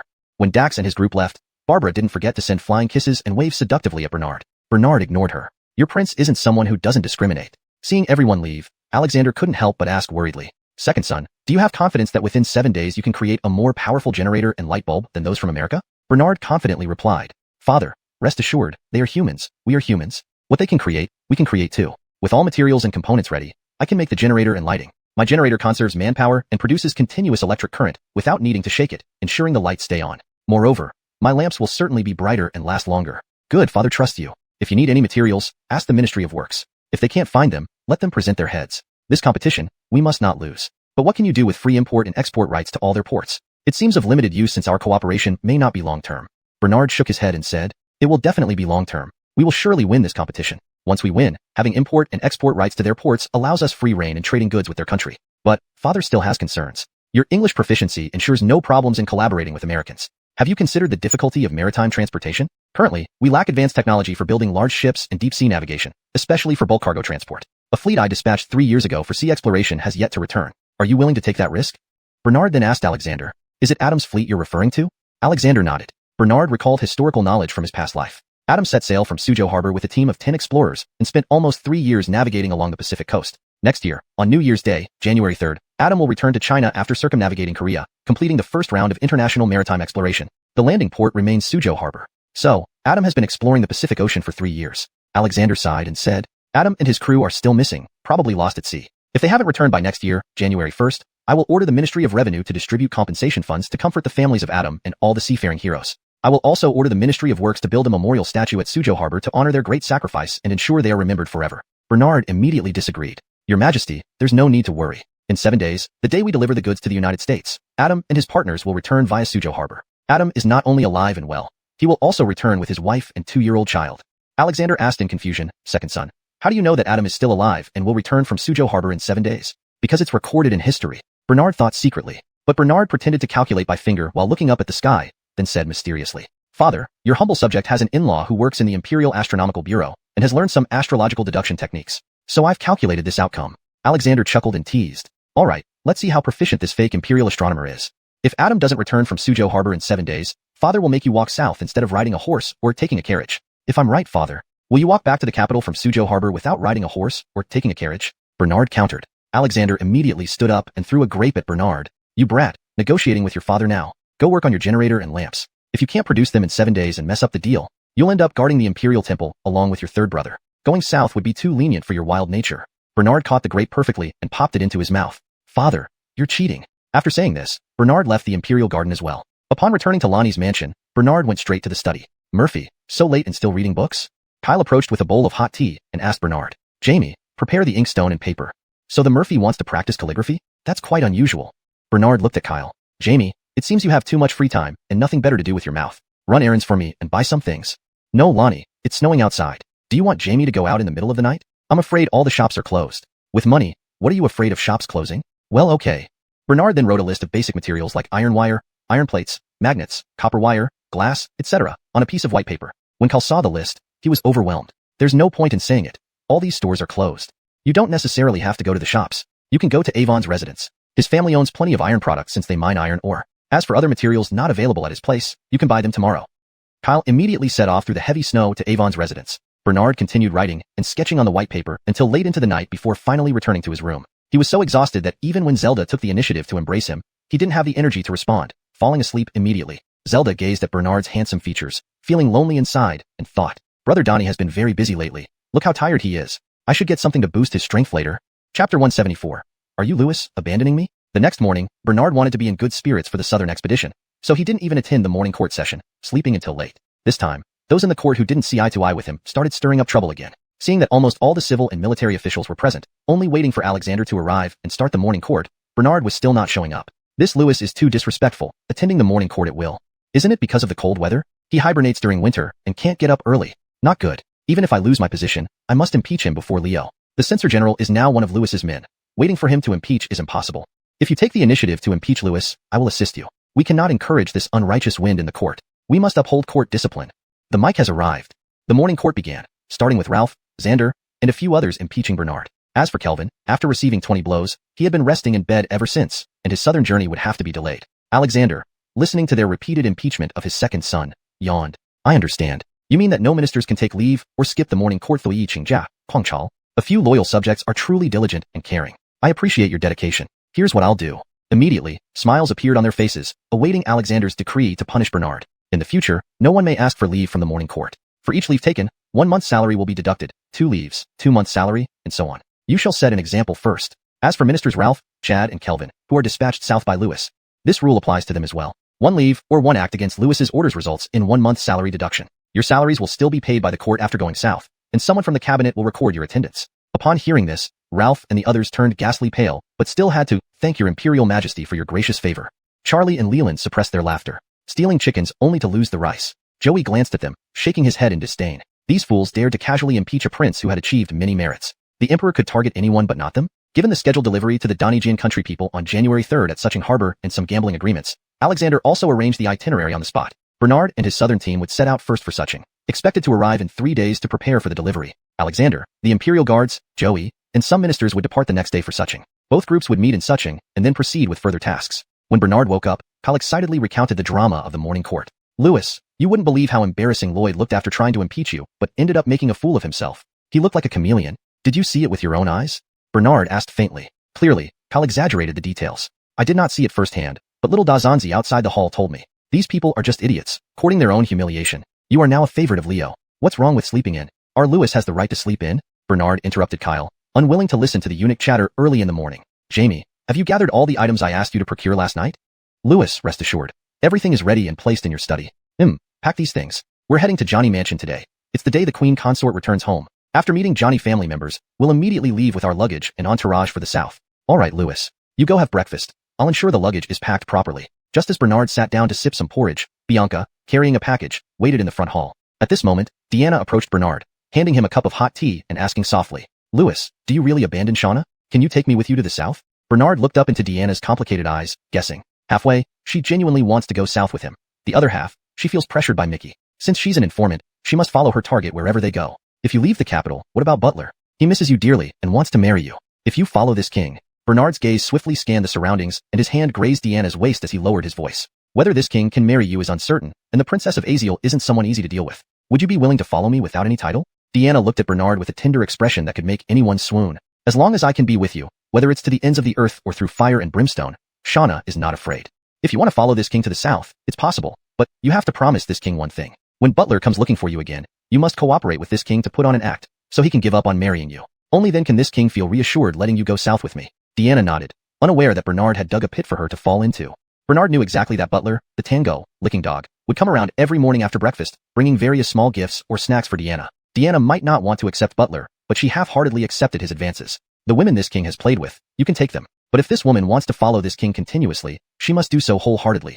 Otherwise, don't come crawling back. Besides, Butler, his half-brother who always went against him, was someone Bernard wanted to teach a lesson to. For instance, the woman you can't have is actually my licking dog. It's quite satisfying. After having breakfast, when Bernard came to the front hall, he saw a familiar figure standing opposite the gate from afar. Hee. Here comes the licking dog male supporting character X. Bernard beckoned to Deanna, and she walked over. Deanna glanced towards the gate, and then panicked as she looked back at Bernard. Bernard smiled and said, Don't be nervous. Your licking dog has arrived. Let this king see how you perform. Deanna nodded. Bernard whispered something in Deanna's ear, and then walked towards the gate. Seeing this, Butler quickly slipped to the corner and peeked out. What he saw made his blood boil. Bernard was hugging Deanna and kissing her. Instantly, Butler felt a surge of boiling blood rush to his head, and he drew a dagger, charging forward. Chapter 175, Departure. When Butler rushed to the front gate of the Prince of Aziel's residence, he was immediately stopped by two guards who brandished their knives. Butler then saw clearly that Bernard was not kissing Deanna, but merely brushing something off her collar with his face turned sideways. Due to the skewed angle, it had appeared as if they were kissing. Lyndon, you're here. Deanna greeted Butler with a smile. Given that Deanna usually did not treat Butler kindly, Butler thought that now, having legitimized his status as a prince and receiving the title of prince, Deanna was finally showing him some respect. Yes, Ziqing, I dreamed of you last night, dreamed of us getting married. Now that I have been titled a prince, and am about to be stationed in Adriangsheng as a prince, will you marry me? I'll go ask the emperor for your hand today. Butler shouted to Deanna from across the two guards. Bernard signaled the guards to let Butler in Deanna. With Montague's current abilities, there was no fear of Butler causing trouble. Without obstruction, Butler eagerly rushed over. Seeing Bernard standing close to Deanna, Butler pulled Deanna aside and glared at Bernard. Bernard, we are both princes now, equals in rank. Ziqing was just a maid in your household because of external reasons. Now she wants to leave and come with me, not serve in your household anymore. Bernard slowly folded his arms and shrugged. Sure, a maid is different from a servant. It's purely an employment relationship. Take her away anytime. Butler shot Bernard a hateful glance and began pulling Deanna away. However, Deanna forcefully shook off Butler's hand and whispered, Master instructed me to stay here as an undercover agent and find ways to move south. How can I explain this to Master if I just leave? Deanna took a step back, putting distance between herself and Butler. Prince Ing, I know you've become a prince, and it's quite remarkable, but I already belong to the Prince of Aziel, and I can't leave him. Please leave. Don't come to find me unless necessary. Butler felt a mix of anger and frustration. What do you mean you belong to him? Ziqing, you're just a maid, not a slave. You didn't sign a contract with him. I. Publicly admitting her relationship with Bernard made Deanna blush, so she stuttered for a while. Bernard then clarified. Thank you for sending such beautiful women, which this prince thoroughly enjoyed. Prince Ing, let me tell you what belonging to Lani means. It means this prince has already tried her, and found Deanna to be a woman with an excellent figure and skills, extremely enjoyable. Hee.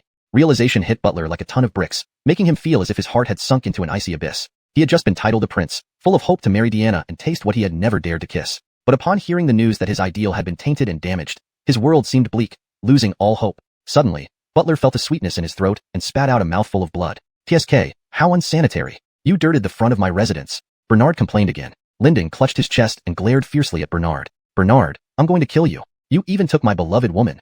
Before Butler could make a move, Bernard slapped him hard. Shocked, Butler stood still, holding his burning cheek and staring dumbfounded at Bernard. You're too naive when it comes to women. You can't win a fight against this prince, and you're too impulsive to outmaneuver this prince. Tell me, who else would fail but you? Even your princely title came from your mother's pleading to the emperor. Leave my residence immediately. Struck by Bernard's stern rebuke, Butler suffered another devastating blow to his heart. Finally, Butler left the residence in a daze. Turning to Deanna, Bernard said softly, pack up quickly and prepare to follow this prince south soon. Deanna complied, but her heart was torn. On one side was her master who raised her, on the other side was the man she shared an intimate bond with. Such a dilemma. Standing in the corner of the street, Lyndon witnessed the conflict between Bernard and Butler, smirking coldly and murmuring, "Old man Hiram, since you settled things with just a few acres of land. As the senior disciple of Tianshan sect, the lands under my management span hundreds of acres. Don't blame me for being unfriendly. Then I'll start with your prince and make sure you have no successor in time." Lyndon finished speaking and left. An incense stick later, Bernard had already gathered his family and subordinates at the entrance of Azio Wangfu. Azio Wangfu should be translated as Azio Wangfu Palace, but without further context on this specific term, it will be kept as Azio Wangfu for accuracy. A large group of people, including 108 elite members drawn from Yanwang Army, along with talents like Ambria, Jay, Julius, Jericho, Dylan, and many others, and a large amount of luggage was pulled by tin carts. The scene was spectacular, drawing many citizens of the capital to stop and watch. I heard that Lonnie voluntarily asked to go south, vowing to pacify the southern barbarians or never return to court. Well, I think he'll most likely spend his old age in the south, hee. The southern barbarians are not easy to deal with. I heard their weapons are among the best in the country. Moreover, their strongholds are either on islands or high mountains. They also have quite a few naval forces skilled in water and underwater combat, making them hard to conquer. Besides, Lonnie has only these estate troops. How can they match the southern barbarians? Quite reasonable. Besides, Lonnie isn't good at leading troops into battle. Maybe he could win by just talking, but if it comes down to real fighting, it's definitely not going to work. I heard Lonnie is naturally somewhat simple-minded. Why would the emperor dare let him go south to be a prince, especially in a place surrounded by enemies? Yeah, just because Lonnie wrote a few poems and knows how to play cards, does that mean he gets to go south? Besides, the southern region is full of miasma. Us northerners might as well be walking into death there. The news of Bernard's departure to the south had been circulating in the capital city before, but today it really exploded, spreading through every street and alley. Bernard ordered Ambria to take the large group of people to wait outside the capital city, while he set off with Judy and 3 estate soldiers to visit the Johnny residence. After arriving at the Johnny residence and sitting for an incense stick's time, Judy hugged Kaylee and cried her farewells. Sayla patted Bernard's shoulder solemnly and said, "Grandma believes you're serious about conquering the southern barbarians. But this is not an easy task. Remember, forget it, Grandma's words would be superfluous anyway. Don't look foolish on the surface. You're crafty and devious, more so than even your father the emperor." Cough, cough. Joey deliberately cleared his throat, interrupting Sayla. "I've criticized the emperor behind his back plenty of times. His spies probably know all about it. A few more words won't matter." Sayla rolled her eyes at Joey. Joey sighed heavily and turned away, pretending not to hear. "Baiwu, remember to send letters often, telling Grandma how things are going over there so we don't worry." As she watched Bernard mount his horse, Sayla couldn't help but add another reminder. Judy looked back repeatedly as she bid farewell to her parents and left the city with Bernard for the south. At the same time, Christy was busy preparing for her marriage to Alexander, which was scheduled for that day. However, due to opposition from many officials, Alexander had some concerns and only arranged a small banquet. Although Mickey failed to make Butler the crown prince, having him become the prince of over a dozen cities was still a considerable achievement, so he also prepared for the southern journey. Butler sat at the table, lost in thought for a long time. What is love that makes people die for each other? As Bernard rode Little Black toward the city gate, he always felt someone was watching him. He suddenly turned his head and saw that face, feeling an instant sense of familiarity. Chapter 176, Inspecting the Shop. "Uncle Andy," Bernard softly called out, just about to pull back his horse and bid farewell to Andy. Andy, however, raised his finger, shaking his head to signal him not to stop. "The journey south is fraught with danger. Many wish you harm. You must be extra cautious." Using the technique of Chanli Chanyin, voice transmission over a great distance, Andy delivered these words into Bernard's ears without anyone else hearing. Bernard nodded at Andy. "Don't be stubborn, boy. I'll let you play in the south for a few years. When you return, you can become emperor. I want to see with my own eyes the young man I've cultivated become emperor within my lifetime. Even if Andres refuses to pass the throne to you, I have ways to force him." Andy's voice came again, and Bernard reluctantly nodded. "It's only an imperial throne. Who knows? I might find more prospects as a local lord in the south." Then, Andy waved his hand and disappeared. Bernard glanced around. Only a few passers-by who had no connection to them were nearby, so it was unlikely anyone noticed their conversation. Only Andy and he knew about the secret of Andy's feigned madness. Recalling his lonely childhood, Bernard remembered that Andy spent most of those days accompanying him in the deserted fake manor. Even Kyle never realized that his master was being nurtured by this seemingly deranged uncle. This was also why Bernard had such immense strength, though others believed it was natural. "Bennett, why haven't you packed yet? The imperial decree appointing you has been here for several days. You should prepare for your duties. Your godfather noticed you seemed distracted ever since you returned home this morning. Did Ziqing treat you poorly again?" Mickey looked at Butler with some frustration. He had painstakingly cultivated Butler for 18 years and developed the Blue Lotus sect all for a greater future. Yet, Butler remained short-sighted, ensnared by love. How could Mickey not feel heartache? Butler merely glanced at Mickey, then remained silent. "Bennett, once you're infeft as a prince, your godfather will assist you in planning and strategizing for expansion. With the support of our thousands of disciples, what could go wrong? Once you rise to prominence, what woman would not be at your feet? At that time, women will beg for your attention, not the other way around." With complicated thoughts, Butler said, "Godfather, Deanna has already given herself to Bernard before they were even married. I can't swallow this humiliation." Hearing this, Mickey squinted his eyes and muttered, "That damn girl, truly beyond control when grown up. I sent her as a spy to monitor Bernard's every move. Instead, she gave herself to him completely." Frowning, Mickey added, "This isn't bad either. It will help you let go of Deanna, that old shoe. Focus on your southern mission as prince. Besides, you and Shauna are not compatible. She acts on impulse, and so do you. You cannot tame her. People like you often end up friends, not spouses. Though my words may sound harsh, they are meant to awaken you. Think about it yourself. Mickey dropped the luggage he had just packed and left the room. Suddenly shaken, Butler muttered, "You're right. The only way now is to go south, challenge Bernard, and avenge my humiliation." In this moment, Butler distorted Mickey's guidance, turning all his anger into hatred, deciding to confront Bernard in the south. So, Butler began packing his valuables, preparing for his southern mission. At this time, the grand red carriage to pick up Christie had arrived outside the mansion, and both Mickey and Butler personally escorted her onto the carriage. The reason Mickey didn't obstruct Christie's marriage to Andres was mainly to maintain a foothold for himself and Butler in the capital.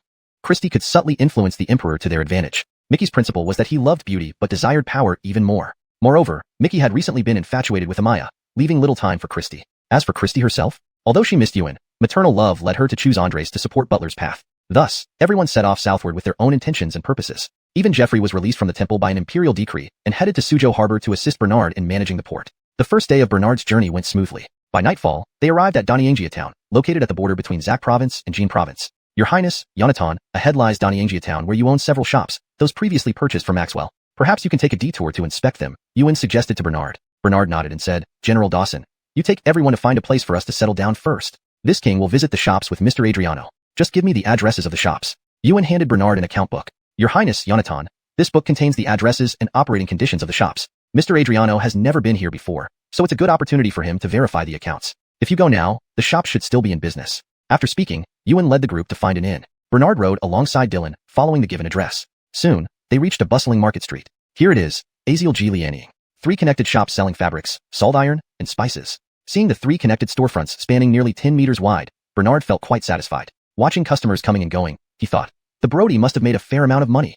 What a pity that these shops are now in my hands. How wasteful of the Brody. Dylan also remarked, "Yonatan, your 3 connected shops make it really convenient for verifying accounts." Nodding, Bernard dismounted with Dylan. They tied their horses to a nearby tree and headed straight into the Aziel G. Lianying shop. They entered through the fabric store first. A man with a mole on his left lip, which had a single hair sprouting from it, was hunched over writing in the ledger, occasionally showing a sly smile. At the shelves, 2 clerks were sweating profusely while assisting customers in measuring or cutting fabrics. Seeing the busy scene inside, Bernard didn't interrupt but stood quietly at the counter. The mole-faced man, engrossed in his calculations, failed to notice Bernard standing right beside him, just a counter away. "With this order, I can pocket 2 silver coins. Going to get rich? Going to get rich? Later, I'll add 50 coins per meter to the price for that poor sap. 50 coins times 10 meters is 500 coins. Although the mole-faced man spoke softly, Bernard, with his excellent hearing, caught every word clearly. His face turned grim immediately. He hadn't expected someone under him would secretly skim profits, taking advantage of their position while earning their salary. How outrageous. As the mole-faced man continued calculating with growing confidence, he gradually felt a chill envelop his entire body. Suddenly lifting his head, he met Bernard's piercing gaze, making him shudder. "Damn it. If you're not buying anything, what are you standing here for? Get lost. Don't interfere with our business." Seeing Bernard in old cotton clothes, the mole-faced man concluded he wouldn't spend any money in the store and rudely ordered him to leave. Chapter 177. Finding someone. Bernard kept his old clothes, all handmade by Andy in the past. The fabrics were rough but full of deep affection from his uncle Andy, so Bernard could never bear to throw them away. Only on significant occasions would Bernard wear the exclusive dragon robe bestowed by Alexander for the princes. Chill had filled Bernard's eyes. "Adolf, do you know what you're doing is fraud? If the Prince of Marshall knows about this, not only will he dismiss you from your post, but he might also cost you half your life." Before entering the shop, Bernard had reviewed the ledger and knew the names of the relevant shopkeepers, which is why he could call out the name of the man with the mole. Upon hearing this, Adolf immediately flew into a rage. "Go fuck your ancestors for 18 generations. Where did you come from, you poor bastard, daring to meddle in my business? Does your family live by the seaside or something? What's it got to do with you?" "Because I have the right to." Bernard shouted loudly. "Haha, you have the right. Do you think you're an official, a prince, or even the emperor? Someone, what are you waiting for? Quickly seize this busybody." At Adolf's order, 2 burly men immediately rushed forward from the back. In the face of such a situation, bystanders scattered, some dodging, some fleeing out of the store. None wanted to get involved. "Beat this busybody up and throw him out." Dylan couldn't stand it anymore. He stepped forward, standing in front of Bernard, and pointed at Adolf's nose, scolding, "You blind fool. You dare to strike someone without first finding out who he is. I see you're tired of living." Adolf's face darkened, and he chuckled, walking out from behind the counter with his belly swollen, as if pregnant for 5 or 6 months, strolling leisurely toward them. "I don't care who he is. It definitely won't be the Murphy, the Prince of Marshall, my big boss, or the Emperor. Under heaven, before this, the Brody was my boss, my immediate superior. But now that this shop has been sold to the Prince of Marshall, I only recognize him as my boss. So if I need to beat him, I'll do it." Dylan stared menacingly at Adolf and asked, "Then did you ever think that this young master standing before you could be the Prince of Marshall, your boss?" Adolf laughed madly. "Bind these 2, gag them, and put them in the back shed. Later, I'll take them to the next town to claim credit with the Prince of Marshall. I've got insider information that the Prince of Marshall's route south passes through Adriangio town nearby." Hunting over these imposters to the Prince of Marshall personally will surely earn me rewards and promotions. There will be plenty for you all too. Adolph's promises thoroughly stirred the malicious intent of the two burly men and a few shop assistants. They all advanced with grim faces, working together to bind Bernard and Dylan tightly, stuffing their mouths with cloth, and throwing them into the backyard's woodshed, then locking the door. After completing the task, they returned to the shop. Adolph looked at them and asked, "Who can go to Adriangio Town tonight to find out where the Prince of Marshall is staying? Tomorrow I will personally escort these dogs to meet the Prince of Marshall and let him punish them." "Mr. Donnying, I'll go." One of the skinny, monkey-like soldiers stepped forward bravely to volunteer. This was a once-in-a-lifetime opportunity for advancement. Assisting in capturing the imposters who pretended to be the prince, even if it didn't earn him an official post, he might still gain considerable benefits. "Good, you go. You're destined for a bright future. Be quick about it." Adolph insincerely praised the skinny soldier, who immediately felt elated and excitedly rushed out of the shop straight to Adriangio Town. At this moment, outside in the dark corner, Lyndon, wearing a black fur-lined cloak, had been watching the entire scene play out inside the shop, a cold smile appearing at the corner of his mouth. The information about Bernard's route south was deliberately leaked by Lyndon himself as false intelligence. When the Prince of Marshall visits, you all, his subordinates, believe that he won't come because of the fake news, making things interesting. Lyndon hadn't anticipated that this charade would turn out so real and even to his liking, with Bernard being drugged and bound. Even better would be to use someone else's hand to kill Bernard, thereby causing Alexander to lose another son, eliminating one more line. Wouldn't that be delightful? Taking advantage of Adolph and his men waiting for news in the shop, Lyndon quietly sneaked into the woodshed where Bernard and Dylan were confined. In the dim light, he saw the two lying on a pile of straw. Indeed, they were Bernard and Dylan. Lyndon drew a dagger that glinted menacingly and slowly approached the two. "If I kill Bernard here, even if Alexander finds out, he will only think Adolph did it. Who would suspect me, Lyndon? Adolph wouldn't be able to clear his name even if he jumped into the Yellow River. Sorry, Mr. Donnying, but you'll have to take the blame for my crime. After you're executed by the old tyrant Castor, I'll burn plenty of paper money to send you off properly, and you can go join your real target, Bernard, in the afterlife." As Lyndon thought, an ugly grin spread across his face. He slowly raised his hand, aiming for Bernard's heart, and stabbed down swiftly. Ewan settled his troops in a decent inn and sent someone to inform Bernard. But despite waiting anxiously, he only received word from the servant that Bernard wasn't found, and the fabric shop had closed early. Feeling uneasy, Ewan called 5 of his best Joaquin to head for the fabric shop to find Bernard. Just as they were leaving the inn's main door, Ewan collided with a man shaped like a meatball. "Commander Dawson." "Boone." It was none other than Bernie, Bernard's favorite chubby brother, the Boone. "Where are you in such a hurry to go?" "I just came here today on some business. I heard that the second brother's southern convoy arrived at my inn, so I rushed over." Ewan briefly explained what had happened. Bernie immediately offered to lead the way, saying he knew the streets well and could get there faster. So together, they headed to the Azielgi fabric shop. Thus, Bernie brought along his own dozen guards and joined Ewan and the 5 Inwang army members, all rushing straight to the Azielgi fabric shop. Chapter 178, A Bunch of Cowards. Adolph was daydreaming about his imminent promotion and wealth. He also instructed the waiter to prepare him a pot of high-quality Tiguanyin tea. This Tiguanyin from the south only has a yield of 100 pounds per year. Even the palace tribute gets only 20 pounds, and I have managed to get 30 pounds. Ah, how fragrant. You guys. Adolph paused in his tea sipping, looked at his subordinates, and continued. "As long as you follow my orders, I guarantee that you'll live luxuriously and rise rapidly." Everyone believed Adolph's promises, nodding greedily and echoing his words with smiles. Manager Donnying is truly a good man. He's not one to monopolize wealth. Not just that, following Manager Donnying will surely elevate us to nobility soon enough. Manager Donnying, let's wait for Callan to return and confirm which inn Lewis stayed at. Then we can transport the imposter overnight to earn credit with Lewis. Why rush? Lewis has been traveling all day by carriage. Shouldn't he rest first? We already have them under control, tied up tightly. Do you think they could escape? As everyone exchanged their opinions, a sudden unusual sound came from the back courtyard. Go check it out quickly. Don't let the prisoners escape. Adolph got up and hurriedly walked towards the back courtyard. Manager Donnying, don't worry. You can trust us. Those 2 dogs are bound securely. There's no way they could escape. A waiter emphasized his reliability, boasting nonstop. As they spoke, they had already reached the back courtyard. The back door was closed and bolted, but a short wooden post near the wall moved slightly. Adolph looked up at the nearly 5-foot-high wall, deep in thought. Meow, meow. Suddenly, a cat's meowing caught everyone's attention. It was a large tabby sitting on the wall, meowing while cautiously glancing outside before turning to look at Adolph and the others. "Hey, Manager Donnying, it's just a big tabby cat. It belongs to the noodle shop next door. The owner is stingy, so this cat often comes to our yard to rummage through the garbage for food. I've seen it several times." The waiter explained casually. Adolph dismissed his worries and, to avoid any mishaps, he went into the shed to check. Sure enough, the 2 men were still tied up and sleeping on the straw. "2 of you stay here tonight. Tomorrow morning come with me to Adrianoyo Town to take them to see Lewis." "Who wants to do it?" Adolph asked, and everyone volunteered eagerly. Adolph squinted at the 4 men in front of him and said, "All of you should stay on watch tonight. Since these are serious offenders impersonating a prince, we can't be careless. Decide among yourselves who will guard the first half of the night, and who will take the second half." The 4 men nodded happily in agreement. "Leaving it to you then. Since this incident happened today, the store will close early. I'll go rest now and come back early tomorrow. When Callan returns, remember to ask him where Lewis stayed." After speaking, Adolph walked back to the shop with his hands behind his back, whistling. He took out the cash from the drawer, then left Azielgi cloth shop. Just as Adolph left, Callan returned. But instead of the expected happiness, his face was filled with disappointment and dejection. Khan, why did it take you so long to come back from Adrianoyo town? Did you find out where Lewis is staying? The show-off waiter from his ELG cloth shop grabbed Callan and asked. Khan scratched his head and said, No. I asked several inns, and none of them said Lewis had stayed there. The show-off waiter slapped Khan on the back of the head, scolding him. You fool. Lewis is the Emperor's son. How could he announce his presence openly when traveling? Maybe he didn't reveal his identity when checking in? Did you notice any grand procession staying at any inn in Adrianoyo town? Khan, dazed from the slap, rubbed his sore head and shook his head pitifully. No. Well, perhaps a local official or wealthy person might have offered him lodging privately. Forget it, let's get through tonight and set out again tomorrow to Adrianoyo town to inquire about Lewis's whereabouts. Just as he finished speaking, loud footsteps were heard outside the store. It was late at night, and the neighboring shops had all closed. The sudden noise outside startled everyone. Khan walked to the gap in the window to take a look, seeing a group of men dressed as guards and some martial artists holding torches standing outside on the street. Two men were leading them, one fat and one thin, one tall and one short, who were talking something in low voices with their heads down. What's happening? I have a bad feeling that something terrible might happen. Should we open the door and check? Why is Donnying Jiazan, which is usually so peaceful, suddenly so lively today? First, someone came to our shop pretending to be Lewis, and now it seems another group of people are here for some unknown reason? Should we inform manager Donnying? Oh no, they are heading towards our shop. Khan backed away from the window nervously. In the next moment, the shop door was knocked on loudly with bang-bang sounds. All five were startled. The show-off waiter calmed down first, whispering to the others. There's nothing to fear. We haven't done anything illegal. We only caught someone impersonating Lewis. We mustn't let them know. Otherwise, if they catch those two and report to Lewis for rewards, all our efforts will be wasted. The other four nodded in agreement. Open the door. We saw lights inside, so we know someone is here. Open up quickly. Coming.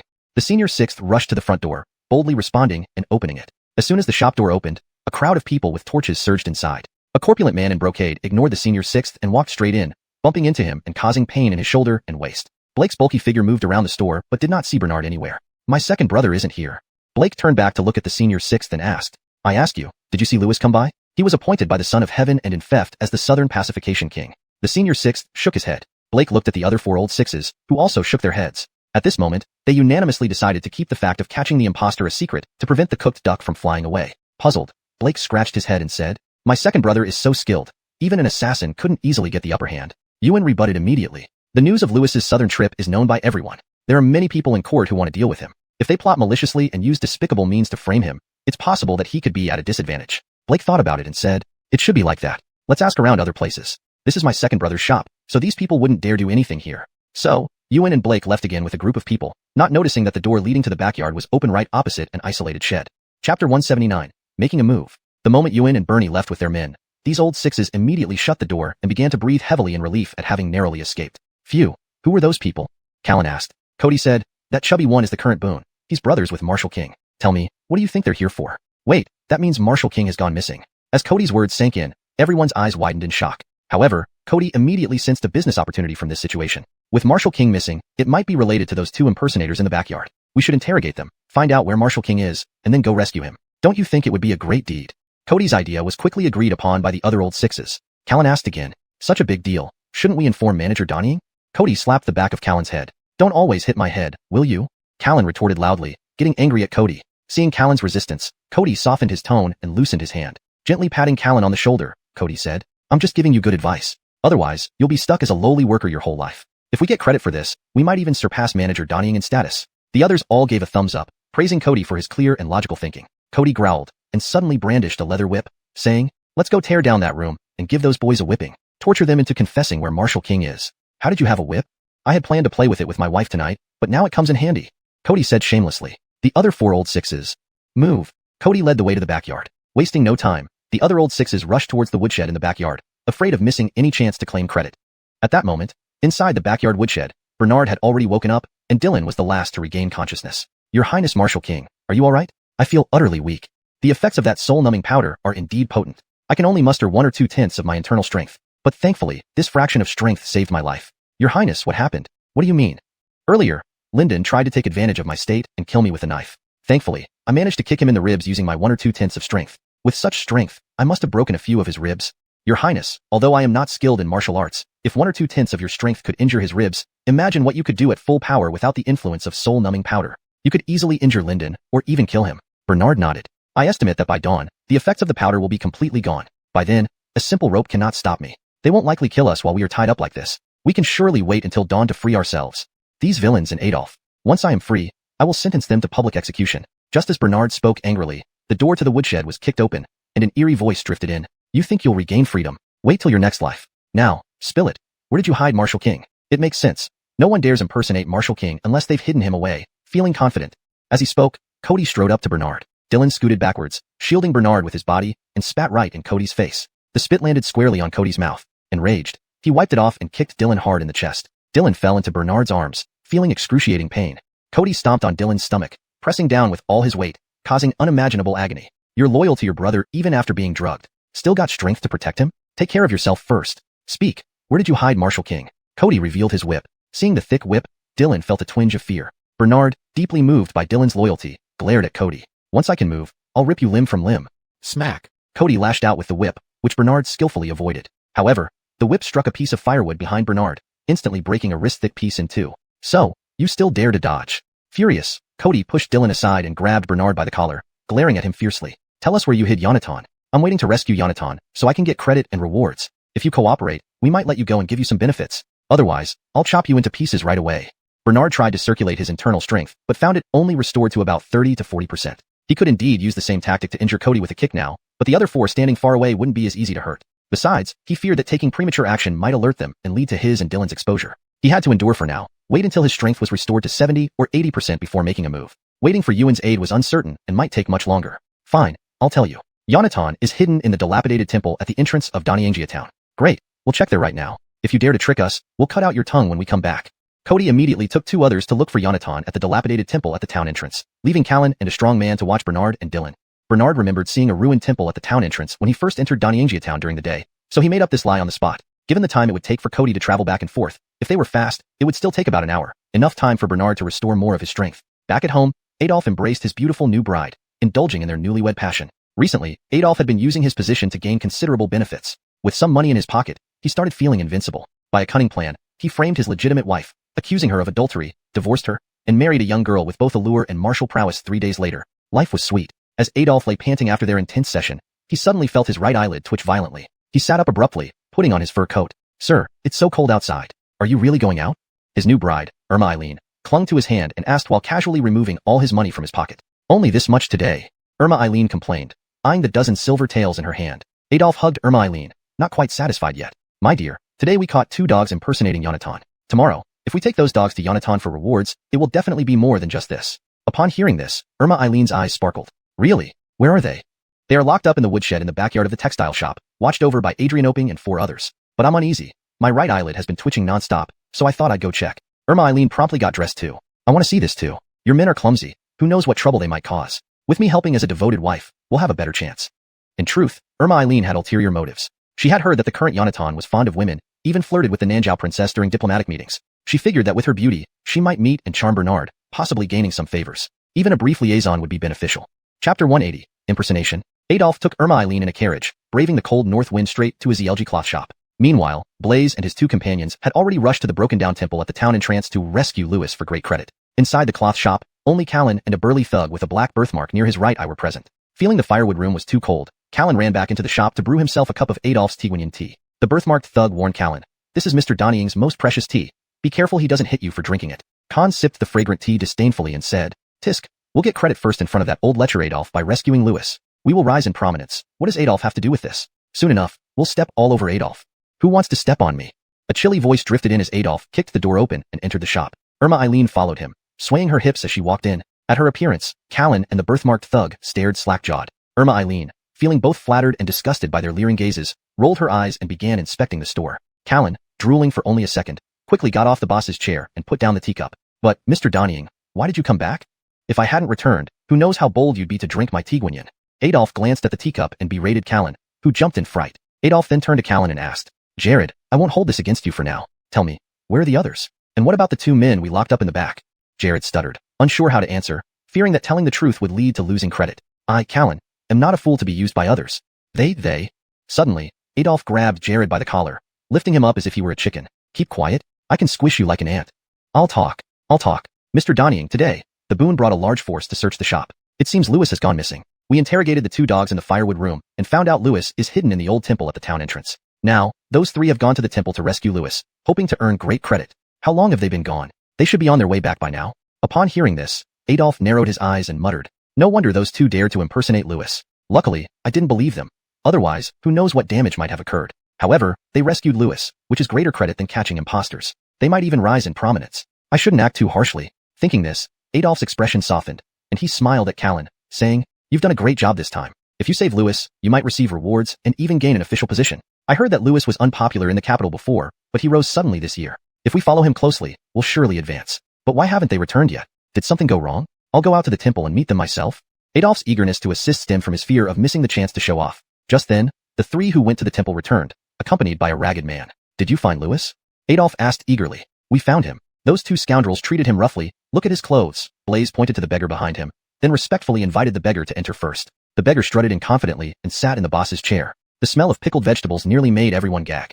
Irma Eileen shuddered at the thought of seducing such a beggar. Guess who this beggar is? He's none other than Becker's son, Cody, the wastrel who lost a competition with Bernard at the tavern. Speaking of Cody, since his family's property was confiscated, he couldn't handle manual labor. He tried teaching but argued with rich students and taught them gambling instead, leading to his dismissal. He barely managed to work as an accountant but ended up getting beaten and thrown out for embezzlement. His mother died of grief on the same day as Becker. Abandoned by all his relatives, Cody wandered homeless and penniless. Finally, Cody became a beggar. Since he was begging in Donghua town, he stayed in the dilapidated temple at the town entrance. Today, he happened to see Bernard's entourage heading south and encountered Blaze and his two companions who had rushed to the broken-down temple to rescue Louis. Seizing the opportunity, Cody pretended to be Louis. Unaware of the deception, Blaze and his companions joyfully brought Cody back to the cloth shop. "Anything delicious, bring it to this king immediately. Once I return to the ranks, I will repay you all generously," Cody said with great airs. "Certainly, certainly."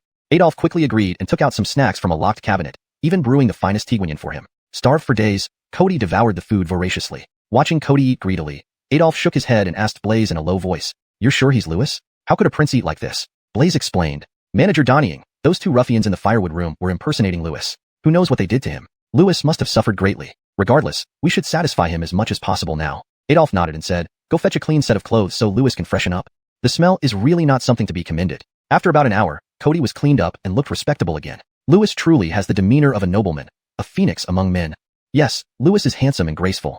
Everyone lavished Cody with compliments, fluffing up his ego until he truly believed he was Louis. "Louis, do you have any more requests?" Adolph offered further obsequious service. As the saying goes, once well-fed, thoughts turn to lust. Satiated, Cody's eyes roamed over Irma Eileen, the only woman present, who caught his gaze after several months without female company. His wife had disappeared with the family's wealth after their misfortune. Seeing Cody cleaned up, Irma Eileen had been sending flirtatious glances. "This girl seems fine. Would you consent to become close with this king?" Cody asked, advancing towards Irma Eileen with a predatory gaze. Adolph displayed complete shamelessness by immediately saying, "As long as Louis likes her, take her away as you please. When I rise to prominence, women far more beautiful than Irma Eileen will fall into my hands easily." This act of personally offering his wife elevated the atmosphere and expanded everyone else's mindset. Cody, probably having pent up his desires for too long, immediately embraced Irma Eileen without any hesitation. Irma Eileen half-heartedly resisted but inwardly rejoiced. "My chance to become a concubine has arrived. Is there a restroom here? This king is tired and wants to rest with Eileen." Cody asked. Yes, Louis, there's a small room I usually use for rest. If you don't mind, rest with Eileen there." Adolph led them to a small room in the back. As soon as the door closed, Cody embraced Irma Eileen, releasing his pent-up passion. Chapter 181. Indeed, this king prefers mature women. After about the time it takes to finish a cup of tea, Cody straightened his clothes and emerged from the small room, thoroughly satisfied. "You all did well today, especially Eileen. Later, this king will reward each of you accordingly. The men can become officials, and as for Eileen, she will marry me as my queen." At this, the old Ermish cheered immediately. However, Adolph felt that this wealth and status had come too suddenly, making him somewhat uneasy. He suddenly remembered something and pointed towards the direction of the back courtyard's firewood shed, asking Cody, "Louis, the two people who impersonated you have been tied up in the backyard. What do you want to do with them? If they are to be killed, I can do it for you." Cody looked nervously towards the back courtyard, then said with a dark expression, "How dare they impersonate this king? Let's go, take this king there to see." Cody didn't understand the details and really thought someone had been caught impersonating Bernard, so he wanted to go and check. Unexpectedly, when Cody saw clearly under the lantern the faces of the two people in the shed, he was instantly terrified. However, Cody soon regained his composure, thinking, in any case, these people don't know he is the one impersonating Louis. Why not take this opportunity to kill Bernard? Not only would it prevent him from being discovered, but it would also serve as revenge for past grievances. Benjamin recognized Cody at once and began to shout, "Cody, it's you, I recognize you. You're the son of the former Minister of Works. You later became a beggar in the capital." Worried about being exposed, Cody quickly gave Benjamin 2 slaps and grabbed his hair, saying, "This king sees that you're addicted to impersonating others. You even dared to alter this king's identity. This king will kill you now to eliminate future trouble." Having said this, Cody reached out to ask Adolph for a knife. Adolph hurried off to fetch the knife. Unfazed, Benjamin glared at Cody. "You know very well that this person beside me is Louis. Yet you still plan to silence us, so you can continue your misdeeds under Louis's name, don't you?" Panicked, Cody hastily covered Benjamin's mouth, trying to suffocate him. Dalao Irma, seeing this, whispered to the Callan beside him. I somehow feel that the bound one who isn't speaking has a more princely demeanor, whereas this Lewis seems even more vulgar than we are. Callan whispered back, let's wait and see. That big guy probably isn't Lewis. Which prince dresses so poorly? He should be the son of heaven after all. Shortly afterward, Adolf returned with a knife. Hunt over the knife quickly. Furious, Cody shoved Benjamin hard, causing him to greedily inhale fresh air as his chest heaved. Taking the knife, Cody, thinking of all past grudges, stared fiercely at Bernard and slowly approached, a grim smile on his lips. Bernard remained seated calmly. So you aren't afraid of death? How dare you impersonate this king? Facing certain death, you're still putting on airs as a prince. Cody found Bernard's composed demeanor unbearable because he couldn't match it. Now this king will kill. Thinking about the misfortunes he'd faced, Cody blamed everything on Bernard's machinations. In this moment, he focused all his hatred into the tip of the blade, aiming straight for Bernard's heart. Suddenly, a sharp knife flew in from the side, piercing Cody's right forearm. Cody let out a blood-curdling scream. Everyone followed the trajectory of the flying knife to see a middle-aged soldier standing at the door of the firewood shed, looking spirited. Truly bold, daring to harm Lonnie. Lonnie, I am late in rescuing your highness. Ewan burst in with his troops and guards, arresting everyone present. Before Cody could react, Bernard kicked him in the abdomen, forcing him to kneel, hunched like a shrimp. 2 guards took hold of Cody as well. Sharp knives were now pressed against the necks of each old Irma. Even the plump figure of Yun Boizhou squeezed into the narrow shed. Second brother, are you alright? Reese has come to save you too. Ewan had already freed Bernard from his bonds and helped him up. Bernard swayed weakly, shook his head, and smiled at Yun Boizhou and Ewan. Why didn't you come earlier? I'm already 50 to 60% recovered. Seeing this, Ewan angrily berated Adolf. What did you do to Lonnie? Now terrified, the group of old Irmis all knelt on the ground, trembling in fear, regretting their blindness. Adolf cried out, Lonnie, please spare my life. I truly didn't know you were the Murphy. If I had known, I wouldn't have dared to bind you even if given 10 gallbladders. I used a Ma-Bi-San, paralyzing powder, and in another hour, Lewis will be fully recovered. Dalao Irma also wiped his nose and said, sob sob sob. Lewis, please consider my family that depends on me, and give me a chance to live. I can serve you as your ox or horse to atone for my sins, but please don't kill me. The Callan was too scared to speak, just banging his head on the ground with a thud thud thud, until his scalp bled. The other old Irmis were terrified beyond recognition. Irma Eileen, mixed among them, stood there dazed for a long time before realizing that the man she had been intimate with wasn't really Lewis. Adolf felt particularly wronged, truly losing both wife and soldier in this debacle. Ewan supported Bernard and asked, Your Highness, what should we do with these villains? Before Bernard could respond, Irma Eileen knelt down and walked to Bernard, pulling down her shoulder garment to expose half of her shoulder, saying anxiously, Lewis, I can use my body to atone for my sins. Come, hurt me. I have no complaints. Please don't blame us for our ignorance. Bernard looked down at Irma Eileen disdainfully, feeling that she was even more despicable than the ancestors. Lewis, we made the divorce decision this afternoon. We can write the divorce decree right away. Seeing that he couldn't escape responsibility, and that Irma Eileen wanted to remarry Bernard, Adolf was furious. Ignoring the knife on his neck, he cursed and rolled up his sleeves to rush towards Irma Eileen. You cheap bitch, I shouldn't have redeemed you from the brothel and married you. I didn't agree to divorce you. It's your own fault for trying to attach yourself to Lewis. Please see through her lies, Lewis. Slap slap slap. Adolf slapped Irma Eileen 3 times. Her cheeks turned red and swollen instantly. Adolf, you useless man. You can't perform in bed, so you learn to beat your wife. Old lady will fight you to the end. Irma Eileen then lunged forward and fought with Adolf. Bernard rose and coldly laughed, walking out of the shed. Reese, Dawson Commander. It seems I need to stay in Donnying Family Town tomorrow and clean up my household. Chapter 182. Leo shall also enjoy. Due to the unexpected events in Donnying Jiazhen, Bernard lingered here for a day. Not only did he replace all the people from Aziel's cloth shop, but also thoroughly investigated the accounts and personnel of Donnying Jiazhen and its surrounding towns. Only after ensuring everything was correct did he continue his journey south on the next morning and quicken his pace towards Suzhou City. Fortunately, despite the cold weather these few days, the snow wasn't heavy, and Bernard's party arrived in Suzhou City on the afternoon of January 2nd. During these days, Bernard alternated between riding his little black horse with full concentration on the road and sitting in the carriage where he fiddled with his inventions while traveling. The generator and lamps he designed himself had finally succeeded in completing the last experiment upon arriving in Suzhou City. Just as Bernard reached the entrance of Yunlai Inn, he overheard 2 passers-by chatting. Passerby A, have you heard? A talented woman who excels in various inventions has come to Dark Fragrance Tower. Passerby B, it's said that she invented a lamp which lights up when powered. Passerby, so amazing. With such talent, why would she sell herself in a place like that just to survive? It's really confusing. Though it was merely conversation among passers-by, Bernard gleaned a lot of information from it. He grabbed the waiter and asked, how do I get to Dark Fragrance Tower? Hearing that he was going to Dark Fragrance Tower, the waiter instantly had a sleazy look in his eyes. Brother, it looks like you were someone who values life. Looking at your group covered in dust, you must have been on the road for quite some time without any fun. Upon arriving here, you already know about Dark Fragrance Tower? Enough nonsense. Bernard glared at the waiter with an air of authority. Turn right out of the gate and walk straight for about 1,000 meters. There will be a crossroads, then turn left and keep walking, and you'll see it. Having obtained the information, Bernard instructed a few words to Ambria and followed the route to Dark Fragrance Tower. Alexander and his entourage of high officials also arrived in Suzhou City around the same time under the protection of the Imperial Guards, staying at Yunlai Inn. General Commander Fu, go and check on Carson's generator project. We can't afford any mishaps tomorrow. Our court not only invested tens of thousands of silver taels, but also put our reputation on the line. Yes, Your Majesty. This subject will inquire immediately. A moment later, Hassan returned quickly. Your Majesty, this subject did not see Carson. But the waiter mentioned that Carson seems to have what? Speak up. Alexander urged impatiently. Carson came to the inn and inquired about the location of a brothel before heading there. What nonsense. This fool just got married, yet is so eager to visit a brothel. At least wait a few months until the honeymoon heat cools down. With his attitude, how can anything substantial be accomplished? I really doubt he can complete the task on time. General Commander Fu, we should also visit that brothel, so Leo shall also enjoy. Hassan.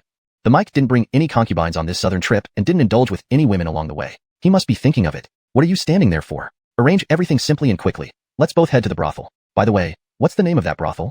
Dark Fragrance Tower. Good, let's go to Dark Fragrance Tower now.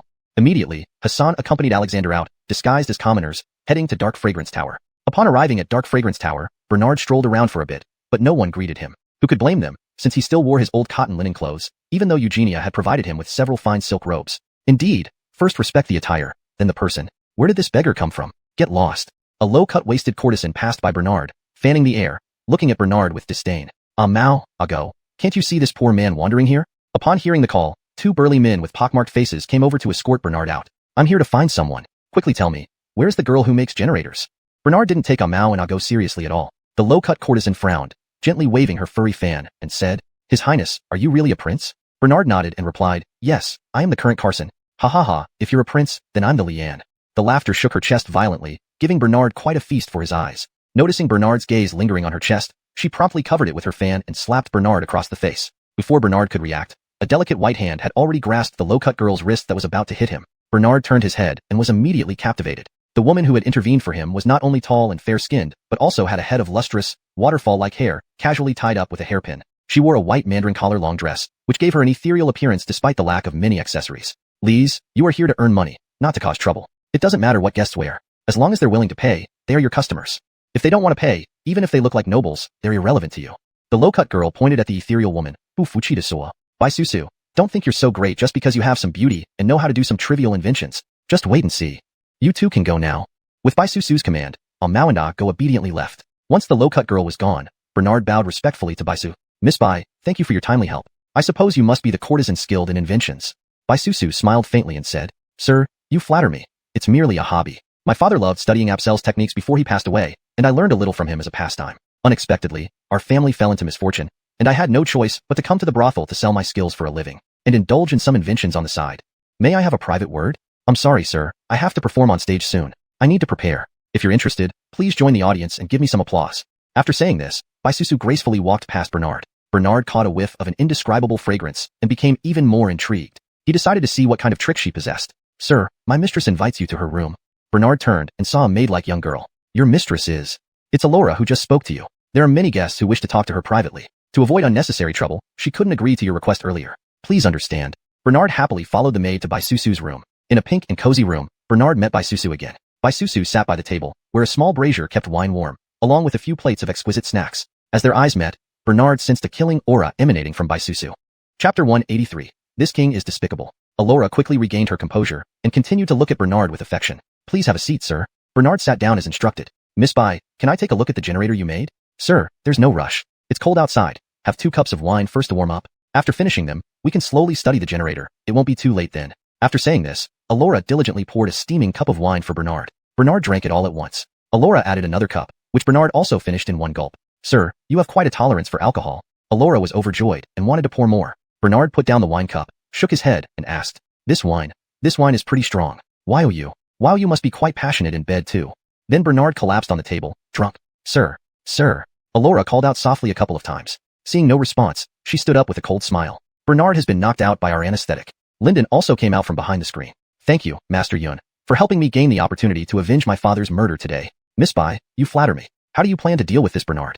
I want him to be ridiculed by everyone, to suffer mental torture first, and then be killed. I will imprison him first. Tomorrow, when he misses the invention competition with the United States, he will surely fall into disrepute. Regardless of how much credit he has earned before, Leo won't regard him highly anymore in such an important occasion tomorrow. Tonight you can steal his invention. When the court is helpless tomorrow, Master Yun can use his invention to respond to the people from the United States, ensuring victory. It will earn you a good impression in front of Leo.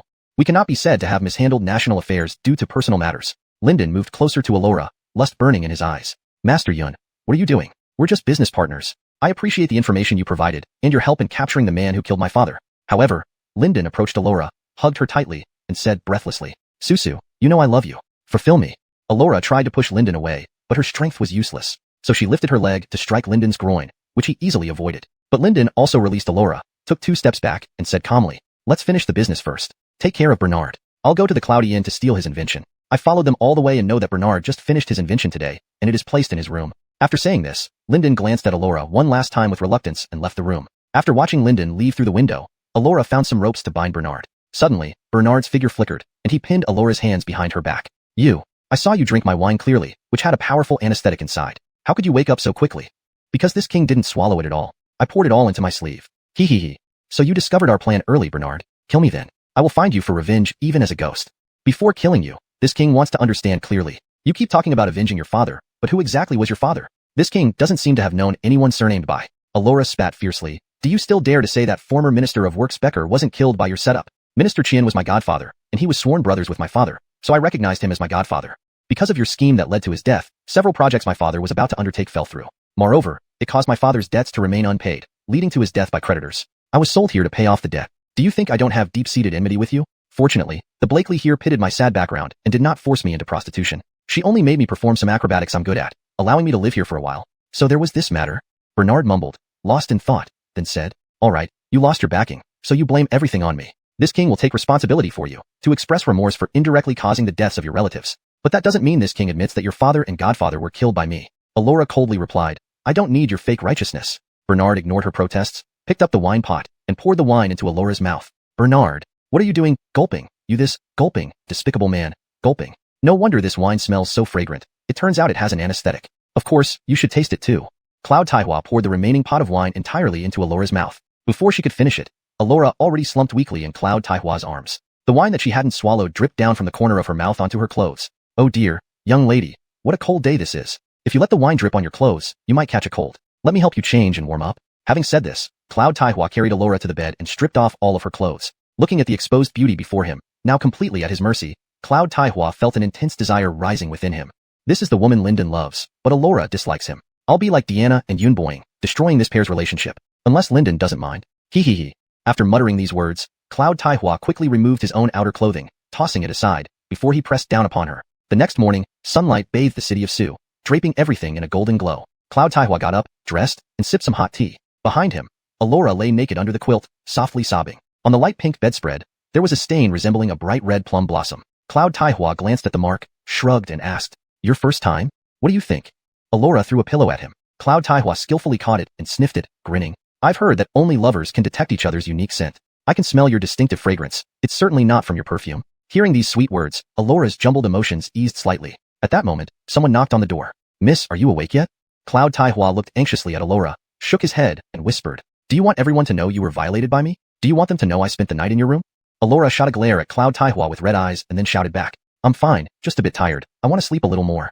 Okay, miss, take your rest. Lise wanted to ask if you'd like to go see the commotion at Sioux City Port. There's supposed to be a competition between the court and the United States today. After Lisa's footsteps faded away, Cloud Taihua continued, Since it's your first time, I'll take responsibility. Who needs a fool like you to be responsible? Allura shakily got out of bed, trembling as she tried to put on her clothes. But after last night's stormy encounter, even putting on clothes made her hands tremble. Are you some kind of stud? You took me 3 times in one night. Now I can barely walk without my legs shaking. Allura choked back tears and hurled another insult at Cloud Taihua. Unable to stand it, Cloud Taihua forcefully dressed her himself. This action slightly improved Allura's impression of Cloud Taihua. Why aren't you leaving? Want to stay and watch me make a fool of myself? Seeing that Cloud Taihua had no intention of leaving, Allura gave him an ultimatum. Not yet. It would be so much fun for me to appear when things get serious at Suport. Allura remembered the matter and laughed. Linden has taken your invention. Aren't you afraid he'll steal your credit? Cloud Taihua shook his head. Do you really think I'm that foolish? My finished product is hidden where no one can find it. What Linden stole is just a prototype for my experiments. Its quality is probably worse than the United States inventions. Linden is about to make a fool of himself. I'm staying here to ensure that Linden and his spies don't know that you failed long ago. Meanwhile, I'm playing along with you, ultimately causing him to fail. Cloud Taihua, you're despicable and shameless. Am I low class? Yes, I am low class. Let me show you how lower class I can get. With that, Cloud Taihua embraced Allura again, groping her as she closed her eyes in despair, powerless. Chapter 184. Linden Lai comes to the rescue. At Su Gang Port, it was time for the delivery between the De Long dynasty and the United States of America. The The winter sun was unusually warm, and there was no sign of a sea breeze in the air. The waves at the port relentlessly crashed against the shore, bringing with them briny scents of seawater. Neither party involved in the transaction had arrived yet, but the crowd that gathered to watch had already filled up the edges of the port. Do you think Lonnie can really complete his task on time? It's an invention never heard of before. I'm also curious, which is why I came over to see. But I heard that Lonnie is nothing but a pampered prince, so he might just be boasting. If he's boasting, we're here today to see him make a fool of himself. Today we're watching the whole country make a fool of itself. Don't stir things up unnecessarily. Our country has such a misfit. It's truly unfortunate. Doesn't he fear that the Mike will punish him? With his past achievements and being the Mike's son, what does he have to fear? While the civilians were still actively discussing this topic, both sides, led by Andres and Dax respectively, arrived one after another, taking their seats in the temporary tents erected at the port.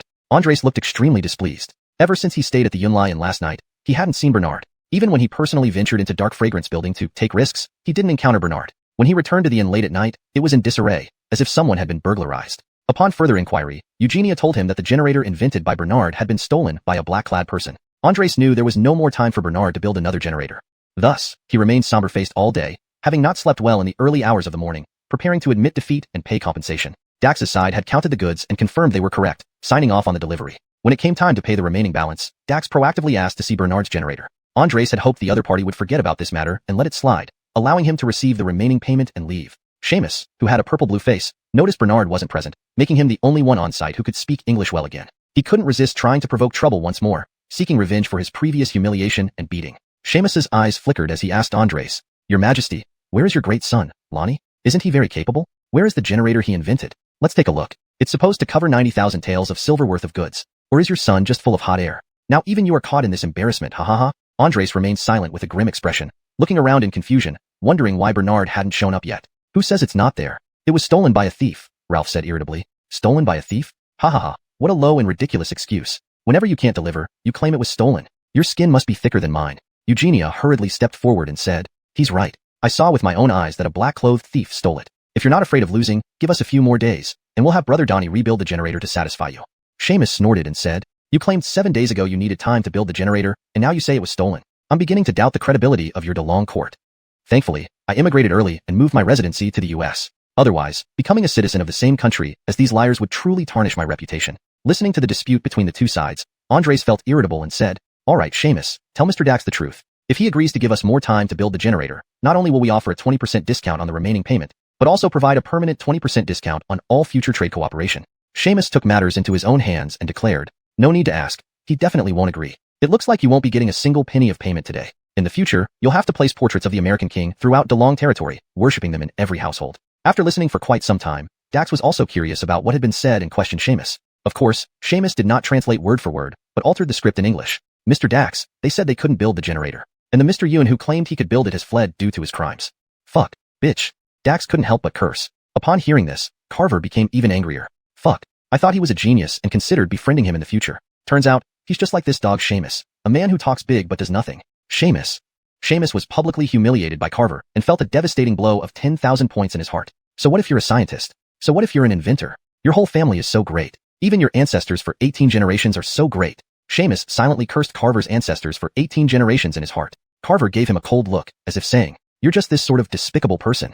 Dax then said, "Since that's the case, we'll load the goods onto the ship now and set sail back to the United States this afternoon. According to the agreement, we don't need to give them the remaining payment." "Of course," Seamus replied with a smile, looking at Andres triumphantly, his eyes squinting as he gloated. "Mr. Dax said he won't accept any further delays. Today's invention competition, you lost. He won't give the rest of the payment. You can all scram." Seamus's rudeness immediately provoked the crowd's anger and caused unrest among those present. Andres slapped the table, stood up, and pointed at Seamus, cursing, "You traitor, I don't care about your citizenship. Since you're on my land and dare to insult our dynasty, you won't leave for the United States today." After speaking, Andres drew the sword from Hassan's waist and lunged it straight at Seamus's chest. Seamus was terrified, but fortunately, his fear of death made him quickly hide behind Dax. Daxer, help me, Daxer." Dax frowned, never expecting Andres to be so out of control, wanting to kill their interpreter after losing the competition. He also unsheathed his English longsword without hesitation and engaged in a fencing duel with Andres. Andres had once been a hero on the battlefield, and his swordsmanship remained skilled and seasoned. In just a few moves, he disarmed Dax's longsword. With a clang, the English sword fell and stabbed into the sand. "You lose." Andres finally felt a sense of relief. "Your Majesty, Lyndon has brought his newly invented generator and lamps to assist us." Finley hurriedly ran over to report the good news, while Lyndon followed closely behind him. Behind Lyndon, 2 disciples of the Tianshan sect carried a large wooden box. The wooden box looked very heavy, and when placed on the sand, it sank nearly 1 centimeter deep. Lyndon, did you invent the generator and lamps? Andres asked with a hint of hope. Eldest brother, of course I can. Lyndon confidently answered and personally opened the wooden box. Inside was indeed a generator larger and more complex than Carver's. Chapter 185 Who Can Save Me? Accompanying Lyndon was also Linda. Linda said to Alexander rather proudly, Your Majesty, these past years Ianto has indeed been a master craftsman while with me. Though he may not be the equal of Apsel in skill, he is certainly ingenious and dexterous. Even though he has never seen the generator demonstrated by American scientists in the Imperial Garden, he managed to replicate it after just hearing someone describe it. Since Lewis can't change the situation anyway, why not let him give it a try? Hearing someone describe? Alexander murmured and glanced at Finley. Finley had brought Lyndon and the others, so this someone who gave the description must undoubtedly have been Finley. Feeling guilty, Finley had originally planned to, now that he no longer had the support of Kate and the Leanne, involve himself with the royal brother Lyndon to stir up trouble as an antagonist to get rid of the main character and secure a bright future for himself. Lyndon asked Alexander disdainfully, Could elder brother possibly find anyone else who can manufacture a generator on the spot? Fine, then show us your generator. If you can surpass the American invention and make the lights even brighter, should our Dalong court win, I will grant you the title of prince, overseeing a region. Elder brother must remember what you say. After Lyndon finished speaking with a cunning smile, he and the Tianshan disciples took out the generator from the wooden box to show their talent. It was also a hand-crank generator, quite similar to Carver's invention. However, it was merely something Yun Taifu casually invented for play and experimentation, far from being presentable in formal settings. Lyndon took out a rough bulb without a lampshade, following the pre-practice procedures to install the bulb on the generator. Then, as he cranked the handle, the bulb emitted a faint light immediately, and the spectators all burst into praise. This prince is really extraordinary. I heard he is the late emperor's lost son, who only recently returned to the palace to claim his lineage.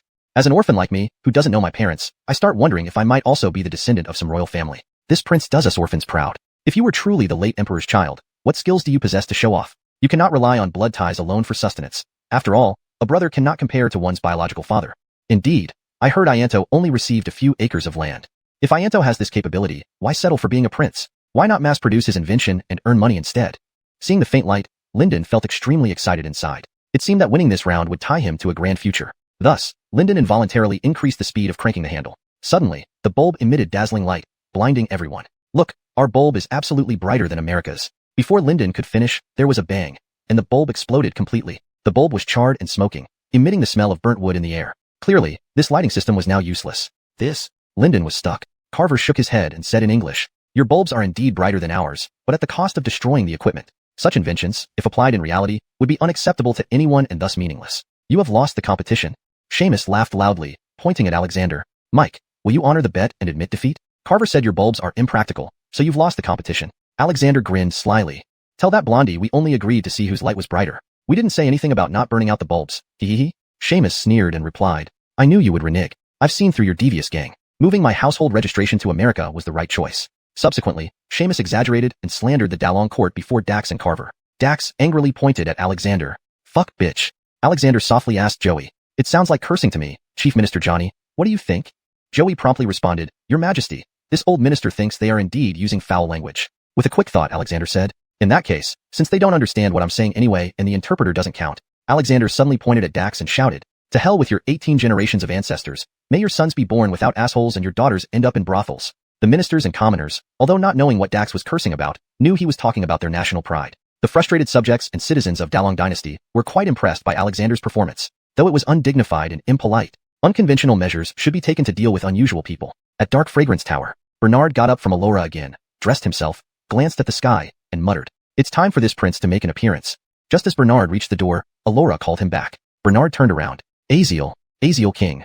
Bernard said coldly, Speak quickly. I'm in a hurry to salvage the situation. With your chaos, something is bound to go wrong in the middle. Nothing, just be careful. Alora condensed all her words into a simple warning. A cunning smile flashed across Bernard's lips, then he left the room without looking back, heading straight for Suzhou Harbor.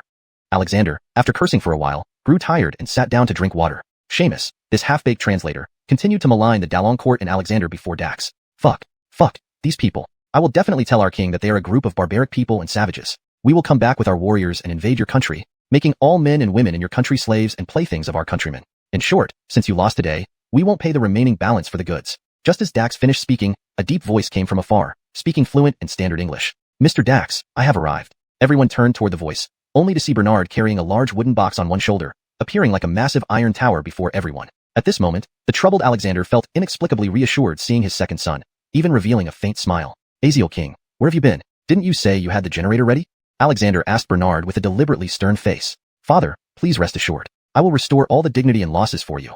Bernard smiled lightly and said. Seamus laughed again, so much that he could hardly stand straight. Oh, Bernard, Aziel King, why do you brag so much? At such a critical time, you still have the mood to joke. Now Dax doesn't want to cooperate with you anymore. He will ask King of donghua to lead his warriors across the sea to subdue you. Before Seamus finished, Bernard kicked him directly into the sea, saying impatiently, Stop buzzing. This guy is annoying like a fly. More troublesome than Tangsung. Seamus fell into the shallow part where the shallow and deep sea met, choking on several mouthfuls of salty seawater immediately. Help, I can't swim.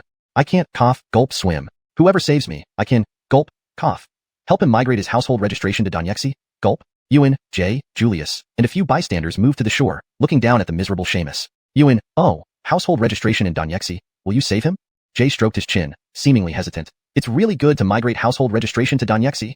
Seamus immediately scolded Jay. Boy, if you don't save me now, no one will help you migrate your household registration to donghua anymore. Jay spread his hands helplessly. I can't swim. Julius, can you swim? Julius nodded and shook his head. Do you actually know how to swim or not?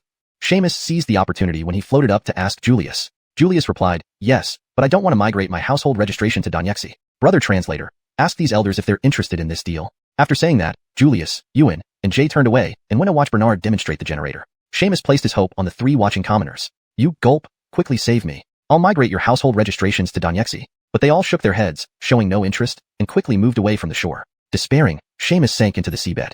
Chapter 186, Miraculous like Epsel. When Brandon saw Bernard tinkering with his generator, he curiously squatted down to inspect it. Dax asked Brandon, do you think their generator can be as powerful as ours? Brandon was non-committal but said, their generator doesn't have a hand crank.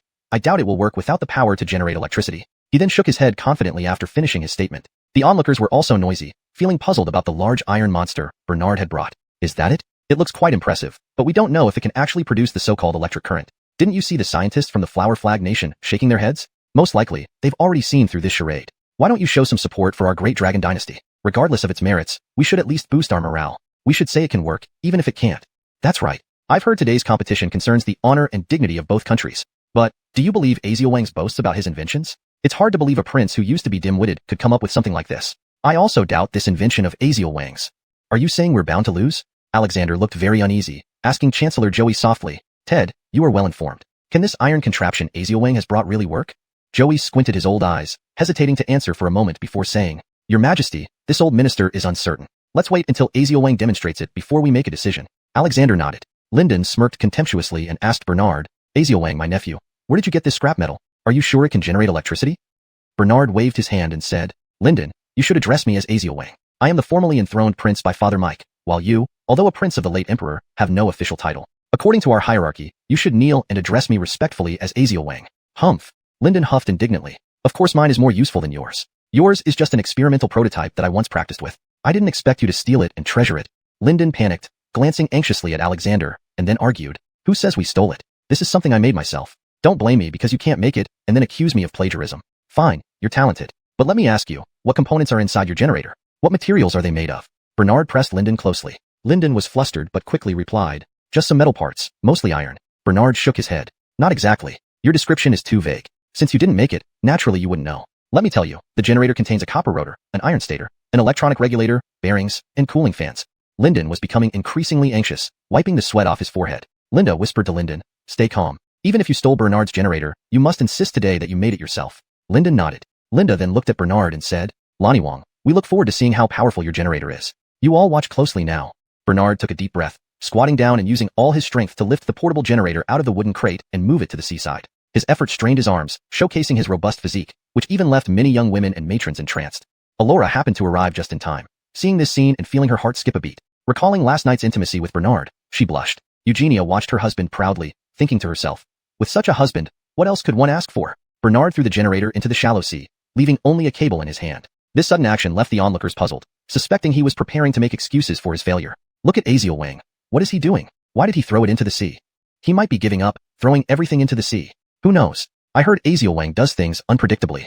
I thought there might be a turn of events, but maybe I hoped for too much. It seems our homes will soon be adorned with portraits of their Flower Flag Nation king, signaling our complete surrender. At the end of the wire in Bernard's hand was a small wooden board. On the board were not only a pull-type switch, but also an exposed light bulb without a lampshade. Gentlemen and ladies, this is a hydroelectric generator of mine. Normally, it would use the potential energy of water falling from a height to generate electricity. But since there's no running water here, fortunately, we have sea waves whose force can be just as effective as the potential energy from falling water. Now, if I move this switch to the right, it will start generating electricity, and the light will turn on.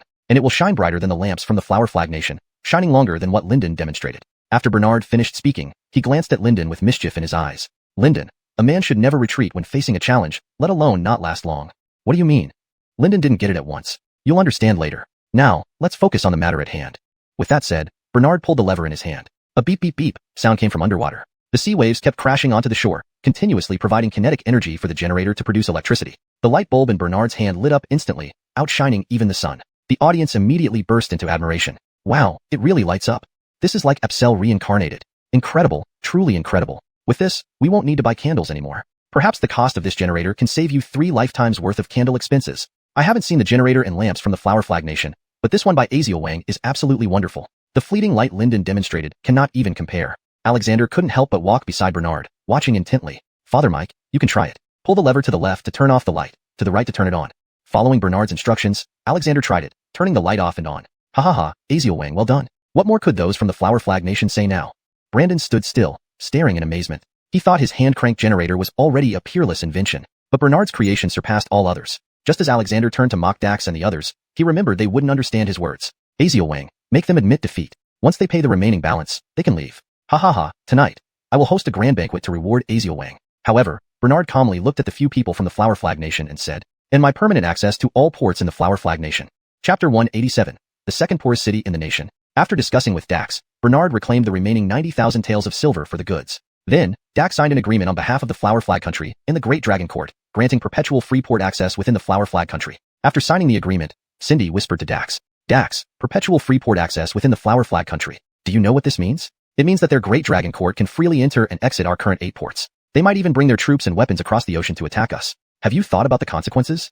Dax smiled slyly and replied, I have investigated. The Great Dragon Empire, as well as the entire Donghua nation, does not have a developed maritime industry. Especially in terms of international trade and shipping technology, they are completely inexperienced. Even if we open up the entire territory of the Flower Flag Country to them, they probably lack the capability to open up international trade with us. Without our leading trade cooperation, what could they possibly cooperate with us on? They only have this one port which is barely functional. So, Barbara, you don't need to worry at all. At this moment, Barbara's tense face finally relaxed into a smile. You're smart, Barbara said, holding Dax's hand. She sneakily glanced at Bernard, finding him increasingly handsome and strong, younger and more energetic than Dax. But Bernard seemed indifferent towards her. Eugenia gently reminded Bernard, Brother Donnie, that woman from the Flower Flag Country has been looking at you. Bernard looked at Barbara and smirked, then said, I know, she's been drooling over me for a long time. But don't worry, I'm not interested in her.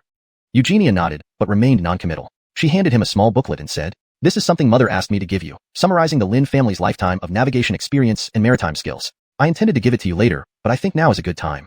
Bernard opened the booklet and saw detailed maps of the Pacific Ocean along with seasonal navigation tips and precautions. This was akin to a complete modern international navigation theory manual. Everything settled, Dax began arranging for the cargo to be loaded onto the ships. Edsel also conceded gracefully, sitting on the beach studying Bernard's generator for a long time. Brother Donnie, aren't you afraid he will learn your invention? Eugenia asked again. Bernard shook his head with a smile. What's this generator? It's very basic. Moreover, real hydropower generation uses much larger and more complex generators. If he can learn from it, he wouldn't have only made a hand-crank generator. Consider it a gift.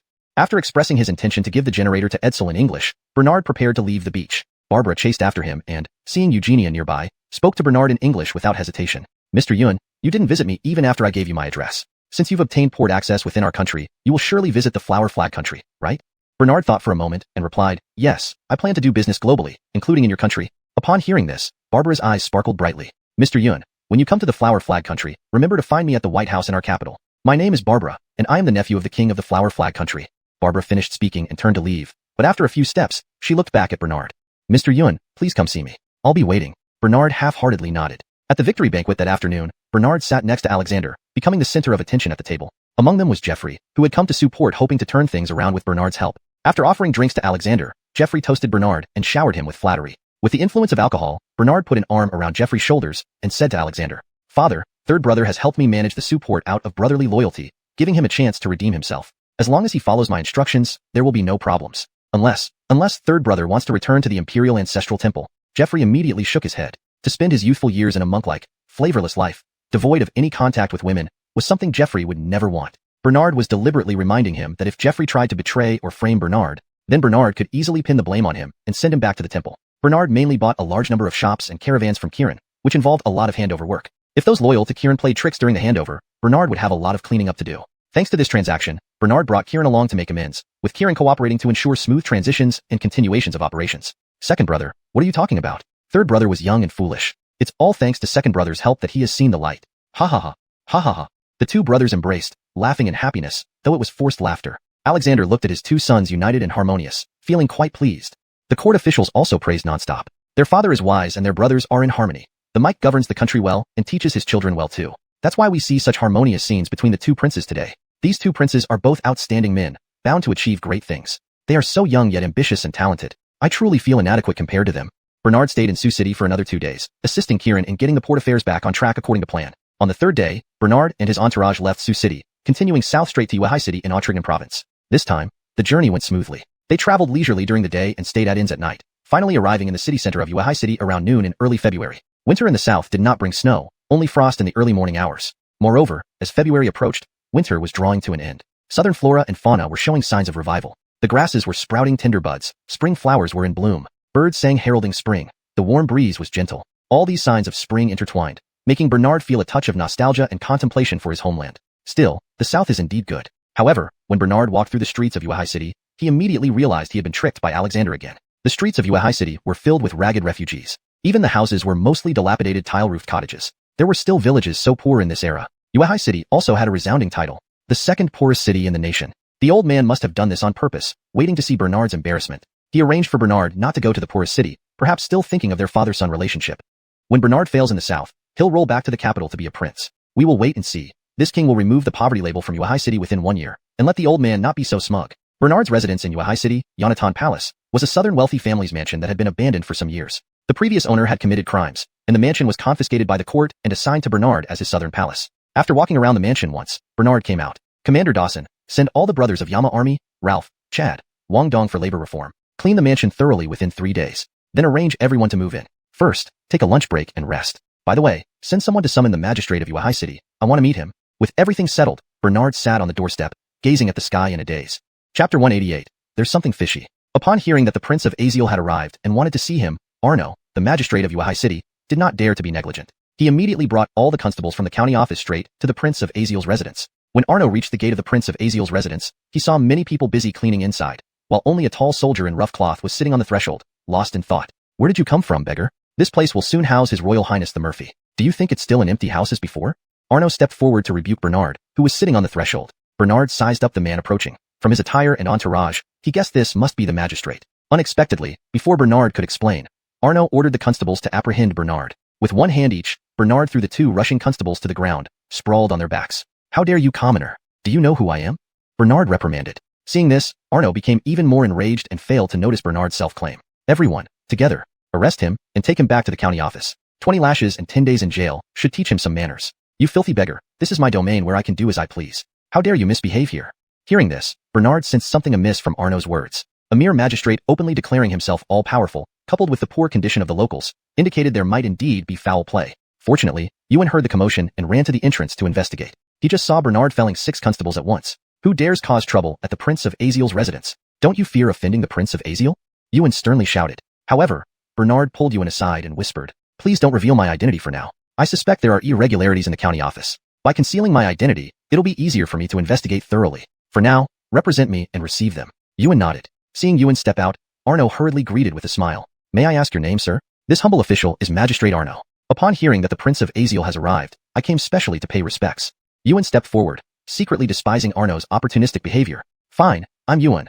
Just as Bernard suspected, there's likely some underhanded dealings here. Seeing Bernard still standing nearby listening, Arno became visibly irate. You scoundrel, this is the residence of the Prince of Aziel, the current second imperial prince. Not a refuge for beggars like you. Get lost now. Ewan and Bernard exchanged glances. Bernard's expression was resolute. Suddenly, he grabbed Ewan's leg and cried, Oh, your highness, I haven't eaten for days. Please save me. My family is starving to death. Since the flood, our city has become even poorer. There are corrupt officials here who collude with each other. We commoners have no way out. Sob, sob. Ewan watched Bernard's performance, inwardly admiring. Our prince is truly an extraordinary hero, adaptable and skilled at acting. No wonder he deceived so many people with his antics before and avoided severe punishment for injuring the Baron. Seeing Bernard go off topic, Arno felt uneasy. He signaled to the constables and shouted, A rogue like this appearing at the Prince of Aziel's residence disgraces his highness. He may even offend the prince. How unlucky. Drag him back to the county office for punishment. I don't. Prince of Aziel, save me. If they capture me, I'm as good as dead. What about my wife and children? Who will take care of them? Bernard clung tightly to Yuan's leg, pitifully pleading. Yuan waved his hand, signaling the constables to step back. The constables were already wary of Bernard after getting beaten by him. Following Yuan's gesture, they ignored Arno's command and retreated several steps. Yuan looked at Bernard earnestly and asked, "The prince just arrived here and is not familiar with the situation. Please tell us everything in detail so that the prince can help you." Arno quickly stepped forward to stop him, smilingly saying, "Lord Dawson, this is just a troublemaker seeking food under the pretense of complaining. I'll take him back to the county office for 2 bowls of rice first. No need for you to interrogate him personally. Moreover, you just got here with lots of things still unsorted out. How about this? I'll prepare a banquet for you, the prince, and your entourage at the local inn. Whenever it's convenient for you, I'm always available." Yuan rolled his eyes at Arno. "How idle must you be as a magistrate to have time to entertain higher-ups like the prince whenever they want?" Arno immediately shook his head, denying, "The prince is invaluable, and you are powerful. No matter how busy I am, I'll make time to accompany you properly." Yuan shook his head. "There's no need. First, ensure the displaced people here are properly settled. We have plenty of time to eat and drink later." With that, Yuan turned around and went back into the residence. Before going in, he glanced at Bernard intentionally. Bernard nodded slightly. Seeing Yuan leave, Bernard also hunched over, wandering on the street like a beggar. Arno's smile faded, his face turning grim. Then he turned to look at Bernard's retreating figure. "You 6 follow him. When there's no one around, knock him out and bring him back to the county office. I need to question him personally to find out how much he knows about me." "Yes, Lord Hu." 6 constables quietly trailed behind Bernard while Arno lagged behind. A sly smile flickered across Bernard's lips as he darted into a secluded alley. Noticing the quiet location, perfect for their intentions, the constables snarled and followed into the alley. Chapter 189. Striking the ox behind the mountain hit his junior. Arno was passing on the other side of the alley wall, and feeling an urgent need to urinate and seeing no one around, he pulled out his privates to relieve himself against the wall. A constable swung a stick, landing a blow squarely on Bernard's back. Bernard had already braced himself, pressing one hand against the wall while the force of striking the ox behind the mountain coursed through his body. The impact of that blow immediately transmitted through the wall and landed on Arno, who was in the middle of whistling and relieving himself. "Damn, what's happening? It hurts." Clutching his injured parts, Arno curled up like a shrimp, kneeling right in the puddle of liquid gold he had just produced. Arno felt waves of despair as the pain spread throughout his body. 2 young women happened to be passing by. Seeing Arno with his pants down around his knees, buttocks exposed and kneeling there, they assumed he was engaged in something unspeakable. Passerby A, female, how disgusting. He just finished with his own sister-in-law, and now he's doing this here by himself. Shameless. Passerby B, female, hush. I think that's the county magistrate. Let's go. The 2 girls quickly left, hand in hand. But news of Arno's solitary pleasure in the alley soon spread across Yuehai City, from streets to narrow lanes. Meanwhile, Bernard fainted on the ground, or rather, pretended to faint. No risk, no gain. Hurry up and carry this big guy back to the county office. Hunt him over to the county magistrate for a good lesson. We've made plenty of money with the county magistrate. If this kid spills the beans to the king, we'll all be in deep trouble. Several people scrambled about, taking shortcuts to carry Bernard back to the county office. As for Bernard, he got a free ride piggyback. County office, Yuehai County. With legs wide apart, Arno struggled dramatically back to the county office, wincing in pain as he walked. The moment he sat down, another twinge shot up from below. How can peeing cause injuries? That's bizarre. I have to go burn some incense at the temple later. If anything happens to me, won't my 2 wives give me horns? Ouch, it feels like being hit by a stick. Help. In the main hall, Arno groaned and called for help while sitting on a chair. Seeing this, the maid Ermerer didn't dare to ask questions, but went to the rear courtyard to find Arno's chief wife, Perry. "Madam, something bad has happened. It looks like the Lord is hurt down there and is groaning in agony in the front hall." "What?" Perry, who had been chanting scriptures and counting prayer beads, dropped them and stood up. "I'm only 30. I don't want to live like a widow. I must check." Grabbing a bottle of bruise medicine, she hurried to the front hall. Sure enough, she saw Arno leaning back in his chair, occasionally massaging his injured spot, gasping and moaning as if in great pain. "Lord, who did this to you? I'll teach them a lesson." Approaching, Perry pulled down Arno's pants to apply the medicine. Instantly, a pig-like squeal echoed through the air. "Ouch, it hurts. You wicked woman, why not castrate me directly? Why did you deserve this? Stopping in your tracks every time you see a beauty. You definitely slept with someone else's wife and got kicked in the groin." "Heaven knows, madam, I only relieved myself against a wall. Who knew this would violate heavenly law and cause mysterious injury?" "Stop making ridiculous excuses, Arno. Do you think I'm a fool? Why would I believe you? Endure it. If it gets worse, get it cut off. I and second wife can still remarry while young, better than staying with you. A man with only so much vigor." This struck Arno both physically and mentally, sending him into extreme agony. Does any wife curse her husband like this? Heaven protect me, or I'll be busy with graves later. Ermeter peeked in, blushing, and turned away. Arno's pants were already down to his ankles as Perry knelt before him, carefully applying medicine. The 6 constables carried Bernard to the main hall of the county office and laid him down. "Go inform the county magistrate." One constable rushed to the front hall to find Arno. Just as he arrived at the door, he was stunned by the suggestive scene inside. Then, he smiled lecherously, backing away discreetly. The county magistrate works hard even in daylight. Returning to the hall, this constable, Halston, reported. "Let's wait. The county magistrate is unavailable at the moment. It's inconvenient. There are more important matters to attend to than dealing with this guy." "Of course there is," Halston said in a serious tone. "He's busy with madam in the front hall right now." "Busy? Busy doing what? TSK, how dense can you be? What else could a couple do? They're just doing what couples love to do. Hee hee hee. Ha ha ha. Ha ha ha. The laughter from the main hall reached the front hall. Feeling somewhat better, Arno straightened up and put on his pants, saying, Halston has returned. I need to check on it. Perry stood up impatiently, wiping her hands, and said, They're back. So what? Just some idle constables. Every day, they roam around the streets, freeloaders who eat, drink, and take for free. You should tend to your own injury first. But Arno's expression turned serious as he said, Not exactly, my dear. Lewis has already arrived in Unify City. There's a beggar who wants to report me to Lewis today. He accuses me of embezzlement, bribery, and poor governance in the past.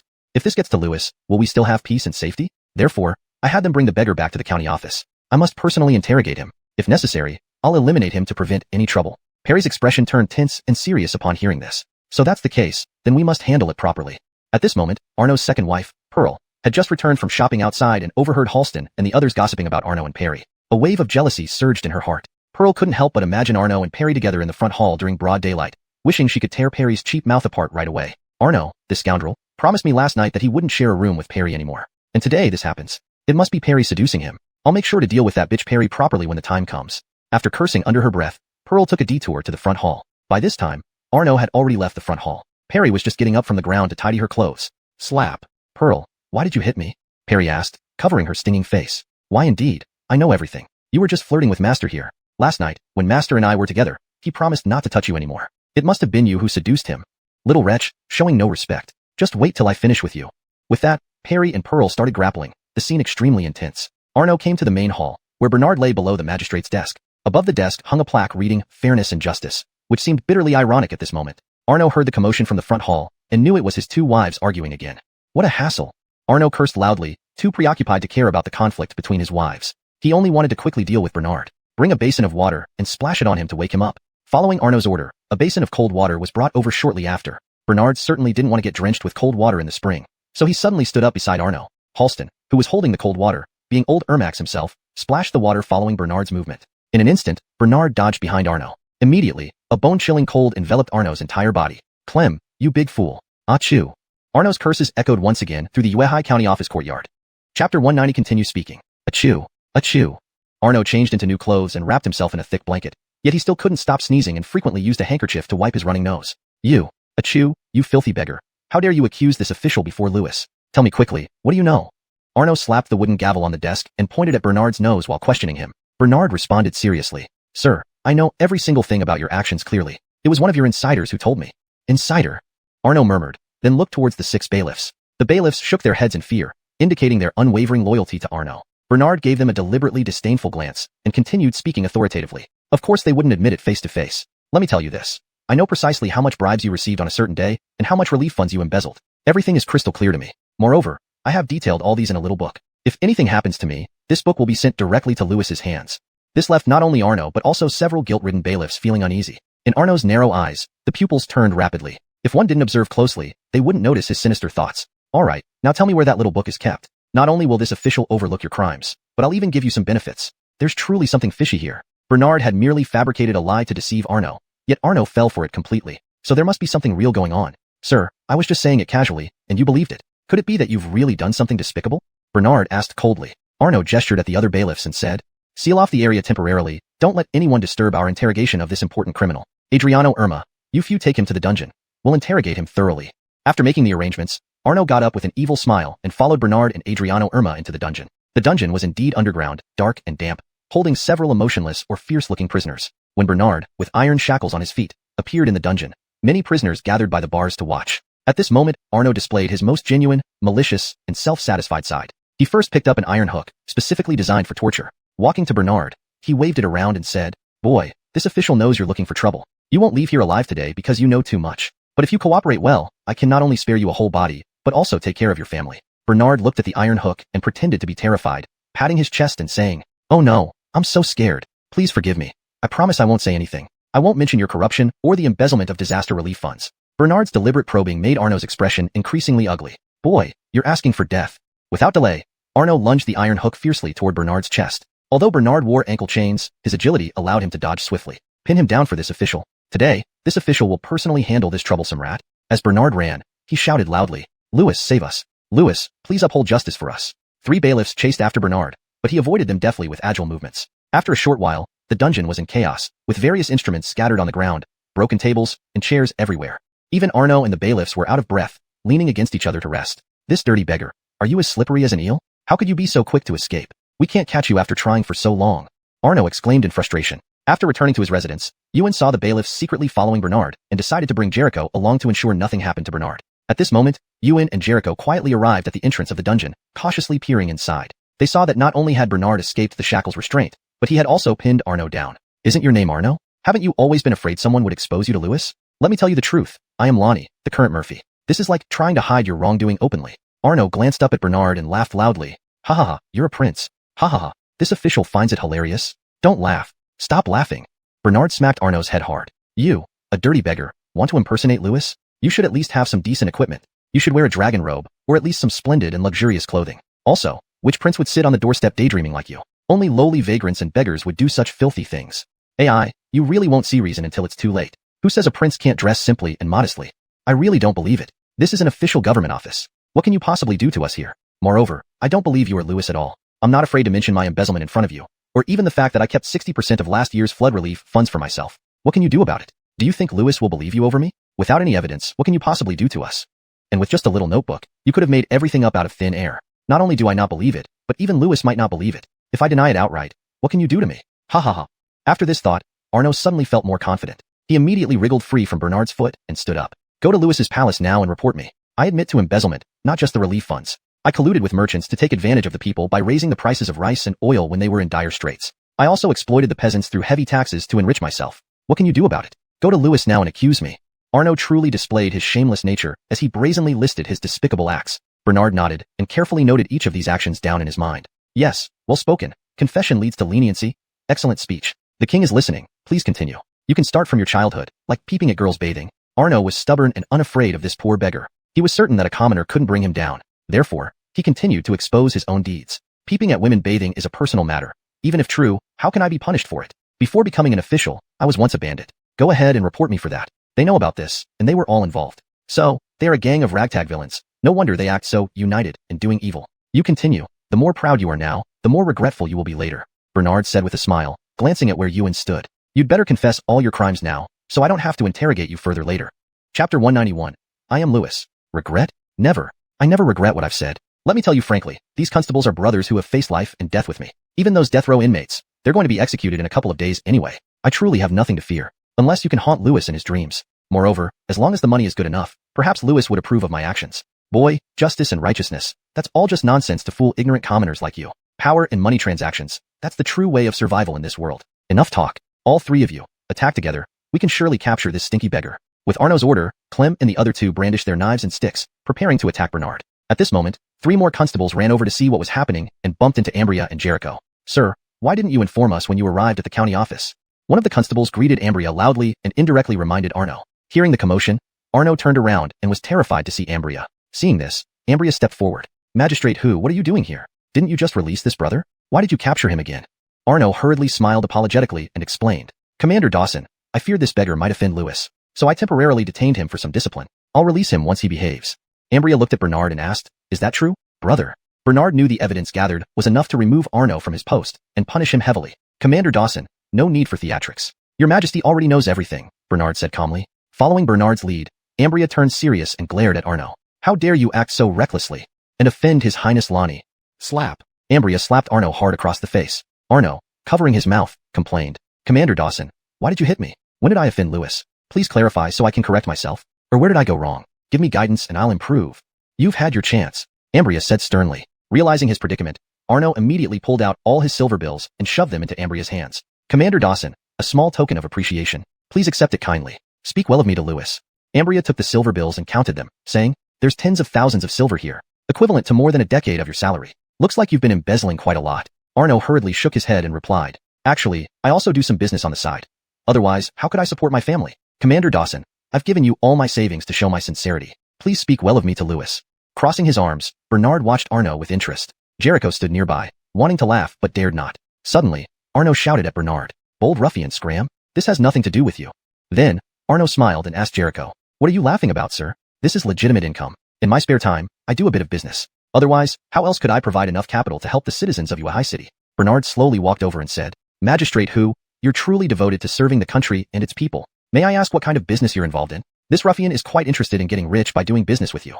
Facing Ambria, Arno dared not erupt in anger, only replying irritably, if you behave and don't cause trouble for Lewis, I won't mind taking you into business and making you wealthy. Even bringing all the citizens of Unify City along to get rich isn't impossible. Just fear that with a little wealth, these ruffians will become arrogant.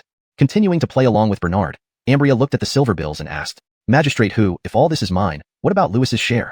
Arno promptly responded, Lewis naturally has other financial benefits. I own several orchards high up in Longtu Mountain, south of Unify City. Last year's flood didn't affect them. Lewis can take them and manage them directly, earning revenue from fruit sales. These are premium fruits loved by nobles nationwide, such as lychees, eagle beak peaches, and mandarin oranges. Bernard nodded and remarked, that sounds excellent. Annual income from fruit sales. Arno then scolded Bernard. You ruffian, what are you interrupting for? Fine, I won't interrupt, Bernard hurriedly said. Jericho couldn't hold back his laughter any longer and burst out laughing. This official, why are you laughing? Arno asked in confusion. Ambria coldly said, official who? Is there anything else you wish to offer to Lonnie? Speak up so we can let you meet Lonnie.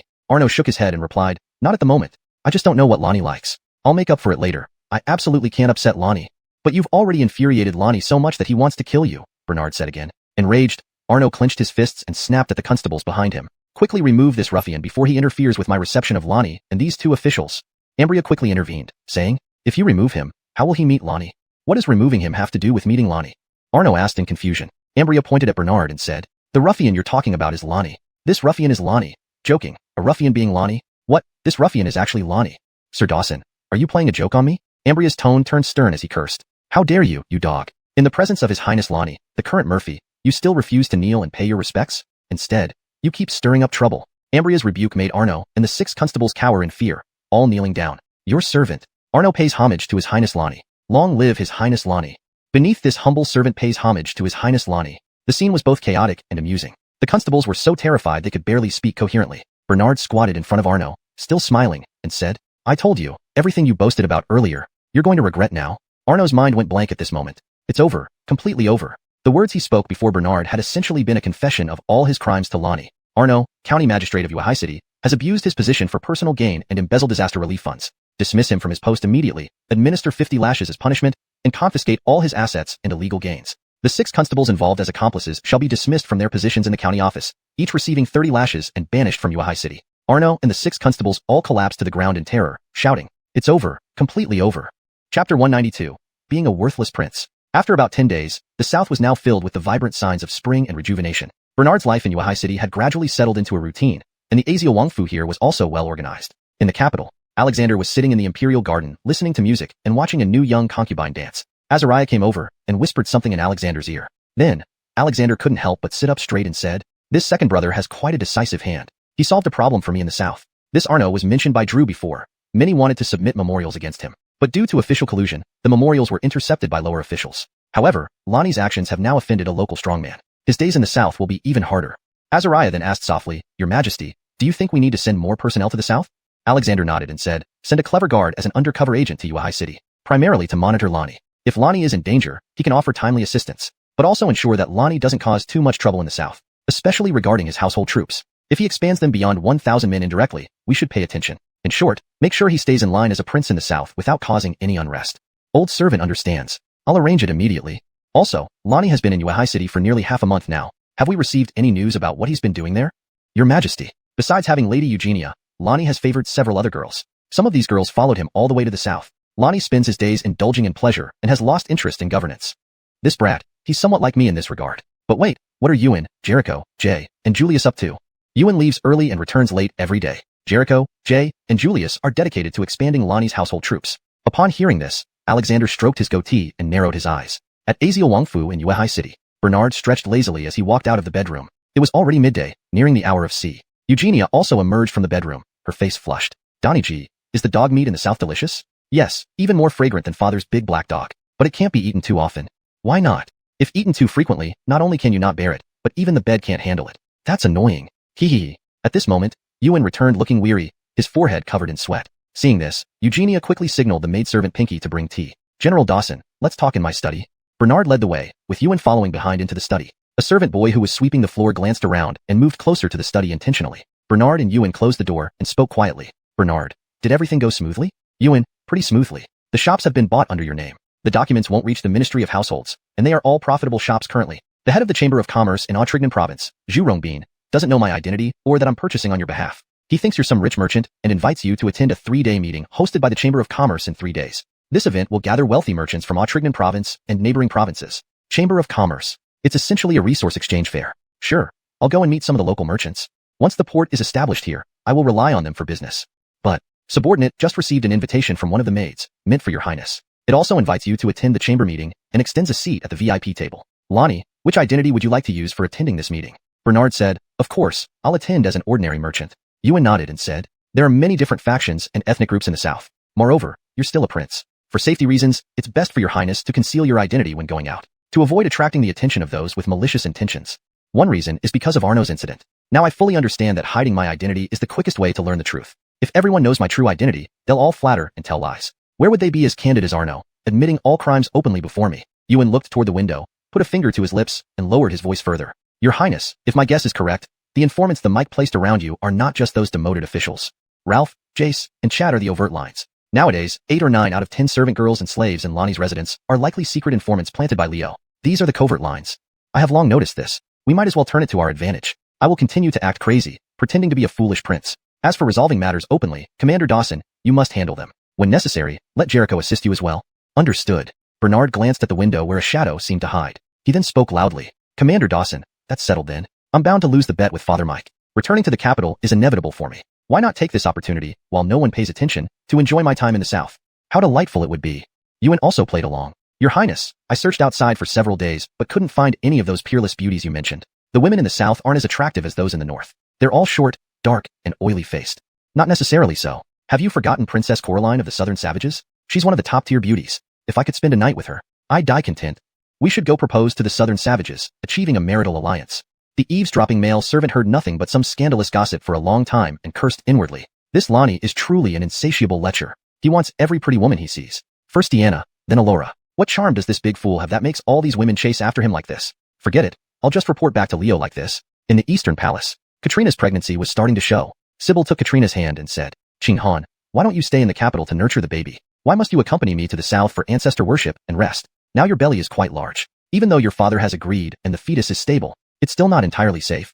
Katrina clenched a handkerchief for a long time before finally dismissing the maids and eunuchs, revealing the truth to Sybil. Mother, this is the truth. The child in my womb is actually Lonnie's offspring. I wanted to go south to follow Lonnie, even if I can't do it openly. Smack. Sybil angrily slapped her daughter, but after striking her, she felt a stabbing pain in her heart, tears brimming in her eyes. Qing Han, have you thought about the consequences? You two are aunt and nephew, committing adultery which warrants extermination of 9 generations. How could you be so foolish? Sybil finished speaking and wept sorrowfully, hugging her daughter. I really didn't want to hit you, but seeing you like this, I'm deeply worried. My poor daughter. Mother, sniffling, please fulfill my wish. Let's keep this secret in our hearts. Until both children grow up, until I carry this secret into my grave. Chapter 193. Hinting to establish him as the new Baron, Katrina finally boarded the carriage heading south, accompanied by Sybil. Liana, I've come south with our child. Katrina, holding her swollen belly, said silently in her heart, and lifted the curtain of the carriage, taking a last look at the capital city where she had lived for many years. Zheng Wangfu. Brinley knelt facing the wall, his skinny face full of resentment, anger, and weichi. Why does mother always want me to be the Baron and make me read those boring books day and night? Just because I peeked at the prohibited Spring Palace pictures to release my youthful desires, I have to kneel here for half a day? Is it a sin to face one's youthful desires honestly? The innocent Brinley felt extremely aggrieved. On one hand, it was due to the suppressed desires of adolescence, and on the other, it was from the strict family discipline and parental surveillance that suffocated him. Boizheng, your uncle has been through this and understands your needs. However, if a man wants to achieve great things, he must first learn to control himself. Well, you're about at the age when you can get married. I will ask your Empress Mother to petition the Emperor for your marriage. A real woman can bring you true happiness, understand? Besides, if you become the Baron and then the Mike, you can have any woman you desire. Even if she belongs to someone else, you can take her. That is the beauty of power. Brinley's uncle, Abdur, came over to give Brinley an ideological education. Upon receiving news from Abdur in the palace, Aline hurried to Zheng Wangfu. Brother, what did Boizheng do wrong this time? Aline asked Abdur as soon as she arrived. Abdur told her the truth and added, Sister, the new Baron is not yet decided. None of us can afford to be careless. Moreover, Boizheng has a high chance of becoming the new Baron. The Mike also admires his talent. We must help him reach for the position. Aline was soft-natured and indecisive. Believing what Abdur said, although she pitied her son, she hoped more for his success. Brother, I will try to get closer to the Mike and assist Boizheng. Sister, after all these years with the Mike, you still don't understand men. I've already thought it through for you. Come over. At Abdur's call, a sensually attractive young woman walked out from inside. Holding the flirtatious woman, Abdur wore a lecherous smile. Brother, Aren't you afraid your wife will scold you? Aline asked. What's there to fear? I wish I could divorce that yellow-faced hack. She's no good at anything. Adela isn't like that. She understands men and knows what pleases them. With her, I wouldn't want any other women in this world. Brother brought her to teach you a few tricks to win the Mike's heart. Aline blushed. But loneliness in the cold palace made her eager to regain the emperor's favor. Tricks? What tricks? Let's talk in the room. Boazheng is nearby. Jia, take sister into the room and teach her well. Jia smiled enticingly, led Aline into the room, and began speaking intimately. Looking at sister, you're clearly a devoted wife and mother who hasn't enjoyed herself. Let me teach you a few moves. They'll not only make you happy but also please the Mike, greatly benefiting your son family. They entered a guest room. Jia closed the door with a laugh, pulled Aline to sit by the bed, and drew the curtains. An hour later, Aline emerged from the guest room with flushed cheeks and heavy breathing. Before entering, she looked gloomy, but now she radiated warmth and light. Sister, follow what I taught you, and the Mike will surely want you every day. Recalling the embarrassing scenes, Aline still felt uneasy. But indeed, that was the essence of being a wife. Aline left Zhongwangfu with a different mindset and returned to the imperial city. What? Aline went to Zhongwangfu and stayed in a room with another woman for a long time. I have to see what she's up to. Alexander placed spies around all his consorts, including Aline. Learning that Aline and Adela spent so much time together in a room, he planned to visit Aline's quarters to investigate. Sweating, Aline took a bath immediately upon returning. Just as she finished dressing and turned around, she saw Alexander standing behind her. Long may the Mike live. Faye was startled and hurriedly bowed in greeting, then resumed her usual timid demeanor. Recalling Adela's thorough instructions, Faye mustered up the courage to lock eyes passionately with Alexander. Alexander immediately felt a spark and carried Faye to the bed. Faye applied what she had just learned and made Alexander incredibly satisfied. It wasn't until late evening that Alexander finally climbed out of Faye's bed, feeling unsatiated, and for the first time ever, he dined in Faye's quarters. Faye, it has been so long since our family of three had a meal together. Tomorrow at noon, ask Zheng'er to come to the palace. Let's have lunch as a family. During dinner, Alexander gave another order. Faye was overjoyed, inwardly grateful for Adela's effective teaching. It has been a while since I last checked on Zheng'er's studies. Ask him to prepare well. Tomorrow, I will test his strategies for governing the country. Yes, your majesty, I will make sure it's done, Faye replied. At this moment, Faye was so happy her hands were trembling. This overwhelming wealth and happiness had come unexpectedly. Testing Brinley's strategies for governing implied that Alexander intended to establish him as the new baron. Faye felt like she had discovered a new world, gaining a deeper and more grounded understanding of this reality. After walking a crooked path for more than 10 years, she finally realized that the road to riches and power lay only between the sheets. That night, Alexander did not call for any concubine. He stayed alone in Taihe Palace. Because, having been thoroughly drained by Faye in the afternoon, he lacked the energy to deal with other consorts. In Yuehai City's Marshal Wangfu, Bernard instructed Corey, who rushed out of Marshal Wangfu soon after. Standing behind a corridor pillar, Bernard saw a male servant from the household stealthily following Corey. Bernard immediately stopped the servant. Go fetch Maiziking. I have something to instruct her. The male servant had to give up tracking Corey and instead went to find Maiziking. Wang, you summoned me? Bernard noticed that the servant hadn't left but was observing from the shadows. He immediately pulled Maiziking into his arms and began touching her. Maiziking half-heartedly cooperated. Bernard then pushed Maiziking into the bedroom, closing the door but leaving a small crack open. Wang, the door isn't closed properly, Maiziking whispered. Don't worry. You are so beautiful and so loyal to me. I wish everyone in the world knew that you belong to me. Having you is my pride. As Bernard spoke, his gaze shifted toward the door, catching sight of someone peeking. Suddenly, Bernard slammed into Maiziking, making her scream. Come, enjoy with me. Bernard blocked Maiziking with his body, allowing the spy to see only his broad back. Half an hour later, Maiziking emerged from Bernard's room. The male servant, acting as a spy, quickly fled, realizing he had been distracted by the spectacle and forgotten about tracking Corey. Without comparison, there would be no injury. Contrasted with Bernard, feelings of inferiority welled up within him. Envy, jealousy, and hatred towards Bernard also surfaced. Wang is a real man. Chapter 194, a small episode. After 2 days, it was the day of the Autrignan Province Chamber of Commerce. Gallagher Nandura took a rest and accompanied Bernard to attend the chamber meeting. The two rode horses together through mountains and across rivers, arriving at a luxurious villa halfway up a mountain. Along the way, they encountered many luxury carriages climbing uphill, presumably carrying wealthy merchants attending the conference. Adrianohai carried Bernard with ease despite the incline, as if walking on flat ground. Indeed, fine saddles match fine horses, and fine horses match heroes. Adrianohai was noticeably larger than ordinary horses, immediately startling a carriage horse that passed by closely. The carriage horse was frightened, lifting its front hooves and causing the carriage to sway unsteadily. What's going on? Why is a perfectly fine horse startled? A dandy with greasy hair lifted the carriage curtain and shouted in anger. The driver quickly calmed the horse down and then turned to the dandy, saying, Master, just now a very large horse passed by, scaring our horse. It's good that nothing happened to you. Sit tight. We're almost at Yunding Villa. Is it that horse? The dandy pointed at Adrianohai, which was carrying Bernard. Yes, master. Go after them. This master will teach that wanderer a lesson. Master, that person seems to be heading to Yunding Villa too. We might have business dealings with him in the future. It's better to keep things harmonious. Bullshit. Hurry up and chase after them. Judging by how he's dressed, he's either a low-life street performer or some poor guy trying to rub shoulders with rich merchants to make a fortune. The driver shook his head helplessly and urged the horses to chase after Adrianohai. However, 1 step for Adrianohai equaled 3 to 4 steps for an ordinary horse. Moreover, the ordinary horse was pulling a carriage. By the time they caught up, they had already reached the plateau atop the mountain, where the gates of Yunding Villa were visible. The dandy immediately jumped off the carriage, grabbing Bernard's sleeve and swinging his fist toward Bernard's face. Gallagher reacted swiftly, decisively grabbing the fist and shouting sternly, "Kid, what are you doing? Do you know who he is?"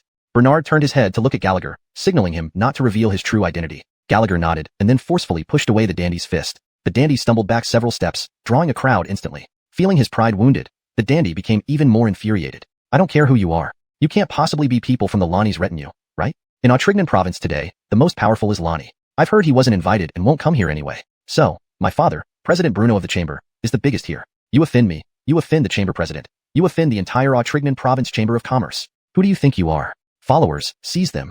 Germain gave the order, and 5 burly men rushed over. "So you are Bruno's son. Didn't he teach you how to behave?"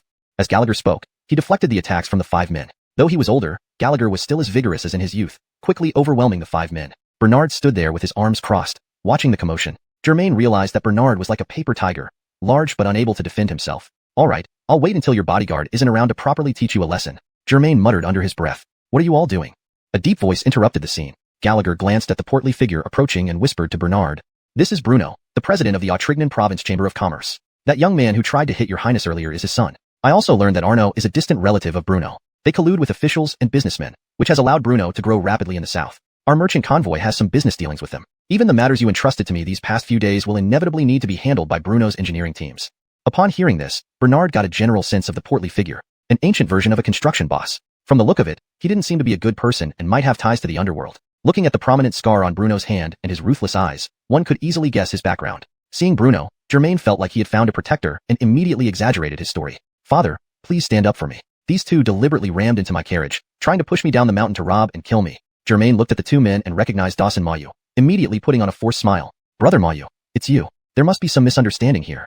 I'm not unreasonable. Let's just drop this matter if your subordinate apologizes to my son. You want him to apologize to your son?" Dawson Mayu pointed at Bernard, and then at Germain in disbelief. Bruno still wore his usual business smile. "Yes, just an apology. It's not a big deal. Let's put this behind us. We have more important matters to attend to." But Dawson Mayu firmly said, "Anyone can apologize except him." Bruno was stunned, and his smile vanished. "Does he have some special background? Apologizing to my son won't take a piece of flesh from him. Or could he be Yonatan?" Bruno asked coldly. Dawson Mayu glanced at Bernard and continued, "He is not Yonatan but—" Bruno immediately interrupted. "If he's not Yonatan, that's fine. Nowadays, in Autrignan province, Yonatan holds the highest power. Apart from Yonatan, whoever harms my son must apologize. Brother Mayu, even if it were you who hurt my son, I would still ask for an apology. Not to mention just one of your followers. If it weren't for the fact that you helped me smooth out some political relationships, how could I sell you those profitable shops? In normal times, anyone who offends my people would have their limbs broken and be thrown out. Considering you, I've already been very polite." Dawson Mayu wanted to argue further, but Bernard pressed his chest, signaling him to calm down. "The apology issue is no problem. It was just that my horse was too spirited and frightened their frail sick horse. Our mistake first. Sorry, Master Liu." Listening to Bernard's apology, Germain felt uncomfortable. It sounded like an apology but wasn't quite one. "Boy, who did you call a sick horse? This is a fine breed of blood-sweating horse." Germain immediately defended himself. Bernard glanced at him coldly and said, "Master Liu, there's no need to explain to me. Let's go." With that, Bernard turned around and walked into Yunding Villa. Germain, furious, wanted to grab Bernard and give him a lesson. Bruno stopped him and said quietly, "Let's drop this for now. We need to focus on important business. Besides, there are many people watching today. You should also consider the impact on my image. As for that arrogant boy, we can teach him a lesson after the chamber meeting ends and most people have left." Germain nodded, but a new idea emerged in his mind to properly discipline Bernard.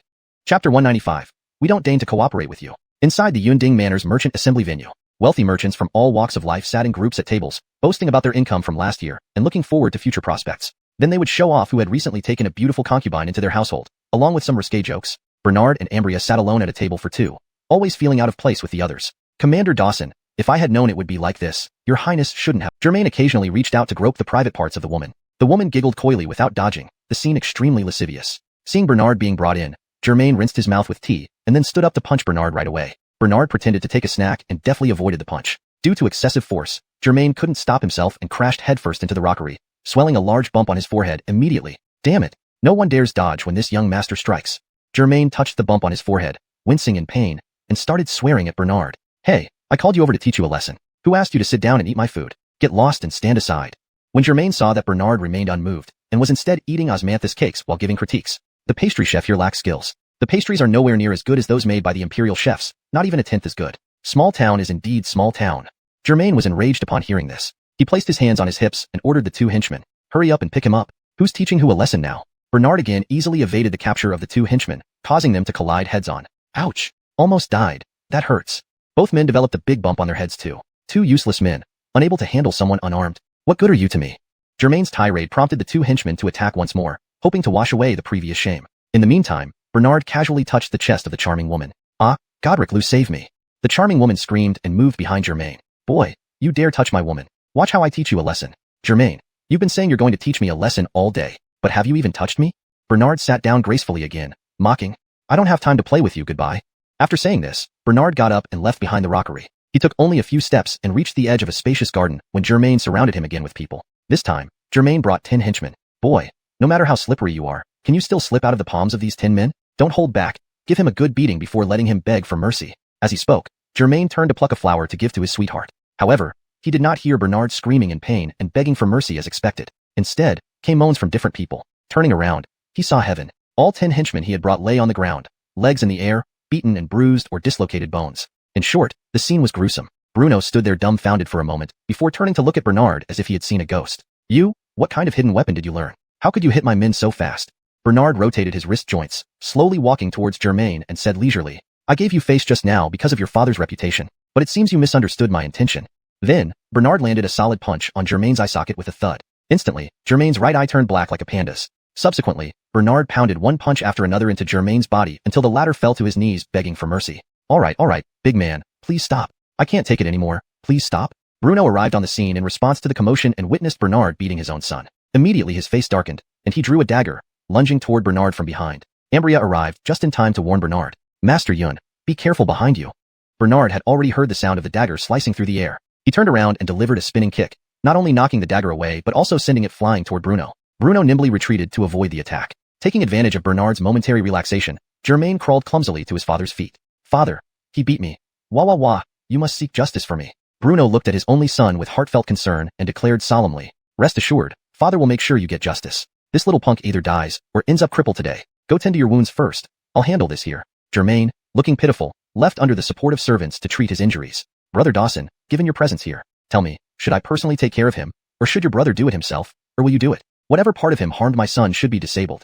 Bruno glared menacingly at Ambria. However, Ambria replied, we cannot harm him today. Even if he kills your son, he would still be innocent. Bruno coldly remarked, so it seems you are determined to favor your subordinate. Ambria, who had learned about the incident from Bernard, retorted firmly, it's not favoritism. My brother did nothing wrong. Your son kept causing trouble for my brother. My brother was merely defending himself. Bruno then said, if that's the case, our cooperation is no longer necessary. Let's see how you explain this to your master. Ambria shrugged and responded, my master doesn't care about cooperating with you anymore. There are plenty who beg to work with him. Humph, your master certainly has influence. Now you're willing to tear things apart for a subordinate. Well, let's see who in Autrignan province would dare cooperate with you? Who would still sell materials to you? Even if your orders bring in huge profits, we have no interest in cooperating with you. Without your orders, we still have Lonnie's orders. Everyone knows Lonnie made a bet with the Mike to build the most advanced port in Yuehai City. Lonnie has already arrived in Yuehai City. I'll go meet him and cooperate with him. And I can save the materials meant for you and sell them to Lonnie. Bernard and Ambria exchanged glances. Fine, go ahead and cooperate with Lonnie. We don't need to buy your wood or bricks anymore. Just wait until you end up on your knees, begging us to cooperate. Bernard scoffed lightly. Chapter 196, Foresight and Planning. Bruno burst into laughter at the words. I've investigated you all. You're just a bunch of petty merchants who recently came from the north. In terms of familiarity with the southern market, you can't match me. Regarding connections in the south, you don't stand a chance either. What do you have to compete with me? My son got beaten by you this time. It's no big deal if he's fine. But if anything happens to him, you won't be able to stay in the south. Nor will you escape back to the north intact. You think you can buy bricks and tiles for me to build houses and collect rent? Dream on. Ask for my permission first. Thinking I would beg you to do business. In the south, you should know that whoever catches the eye of Bruno will be pursued eagerly by everyone. Bernard glanced at Ewan and said, who would have thought there are really such influential figures in the south? A mere merchant dares to act so outrageously. No wonder Arno is so bold. Bernard then lowered his voice. Fortunately, when I arrived in the south, I intentionally spread some confusion. They don't know my true identity, nor do they realize those petty merchants are actually me. Bruno's eyes flickered, and dozens of burly men dressed in practice clothes surrounded them. Bare-armed, these men sported dragon and tiger tattoos on their left and right arms. Prominent veins coiled like dragons around their bulging muscles, exuding an overwhelming aura of aggression. Ewan whispered to Bernard, it's too bad we didn't bring the Yama army over. Otherwise, dealing with these lackeys would be child's play. The spring air revives everything. It's also time for me to stretch my limbs. No need for lengthy speeches, let's get into action. As soon as Bernard finished speaking, he launched an attack, using both fists to simultaneously dispatch 4 men. Bruno's smile froze. With a fierce look, he gestured for the men to split into 2 groups, one attacking Bernard and the other going after Ewan. Hurry up and finish this. I'm hungry and want to eat. Moments later, Bernard clapped his hands and looked at Ewan. His enemies were either thrown into trees, tossed into the lake, or shoved into dog holes. Ewan still had half of his opponents to deal with. Bruno's expression darkened even more. He was once a martial artist himself, starting off as a vagrant during turbulent times. After the establishment of the Great Long Dynasty brought peace, he led his men into business. Being from the underworld, it goes without saying that integrity and righteousness weren't exactly high priorities. Bruno amassed wealth through sheer force. If he wanted your business, he'd use his henchmen to intimidate or even harm you until you agreed. With such methods, nobody dared to delay payments. Therefore, Bruno grew rich quickly, and he nurtured more thugs and disciples to clear obstacles on his path to wealth. Recently, Ewan had been running errands for Bernard, trying to secure several shops and caravans from Bruno. This would help connect with the northern caravan routes and promote development. Moreover, much of the building material supply in the south came from Bruno's Liu family business. Hence, Ewan had been trying to negotiate with Bruno. Using connections in the capital, Ewan facilitated business opportunities for Bruno in the north. Thus, Bruno sold several shops to Bernard. These shops had already reached their limits under their current management but found new potential under Bernard's innovative approach. Additionally, Ewan negotiated the procurement of construction materials for the port. Throughout, Ewan dealt with Bruno under the guise of a northern merchant steward, never revealing his true identity. But today's events made the arrogant Bruno unwilling to deal with petty traders like Ewan anymore. Knowing the martial king was in Autrignan province, Bruno now saw opportunities to cultivate deeper ties within the court. Why bother with someone like Ewan's boss when he could gain more from a partnership with the martial king? Seeing Ewan struggle, Bernard swiftly dispatched the remaining men. Only then did they happily leave Yunding Mountain Villa. Some of Bruno's elite subordinates wanted to stop them, but Bruno waved them off. Let them go. Especially that servant of Ewan, the poorly dressed young man. His skills are on par with ours. There's no point in causing unnecessary trouble. Thus, Bernard and Ewan smoothly left Yunding Mountain Villa. The other merchants who were watching murmured among themselves, expressing sympathy for Bruno. These two have real guts. Don't they fear losing all their standing in the south? Offending Boss Liu doesn't just mean losing a foothold in the south. It's questionable if they can even keep their limbs intact. But their skills aren't bad either from what we saw just now. So what if their skills aren't bad? Don't forget that Boss Liu has hundreds of powerful disciples who haven't shown up yet. Just sending out a few dozen of them would be more than enough to deal with these two. How foolish of them. Why did they have to offend Godric Liu and Boss Liu? Bruno watched as Bernard and Ewan walked away, the coldness and killing intent in his eyes intensifying.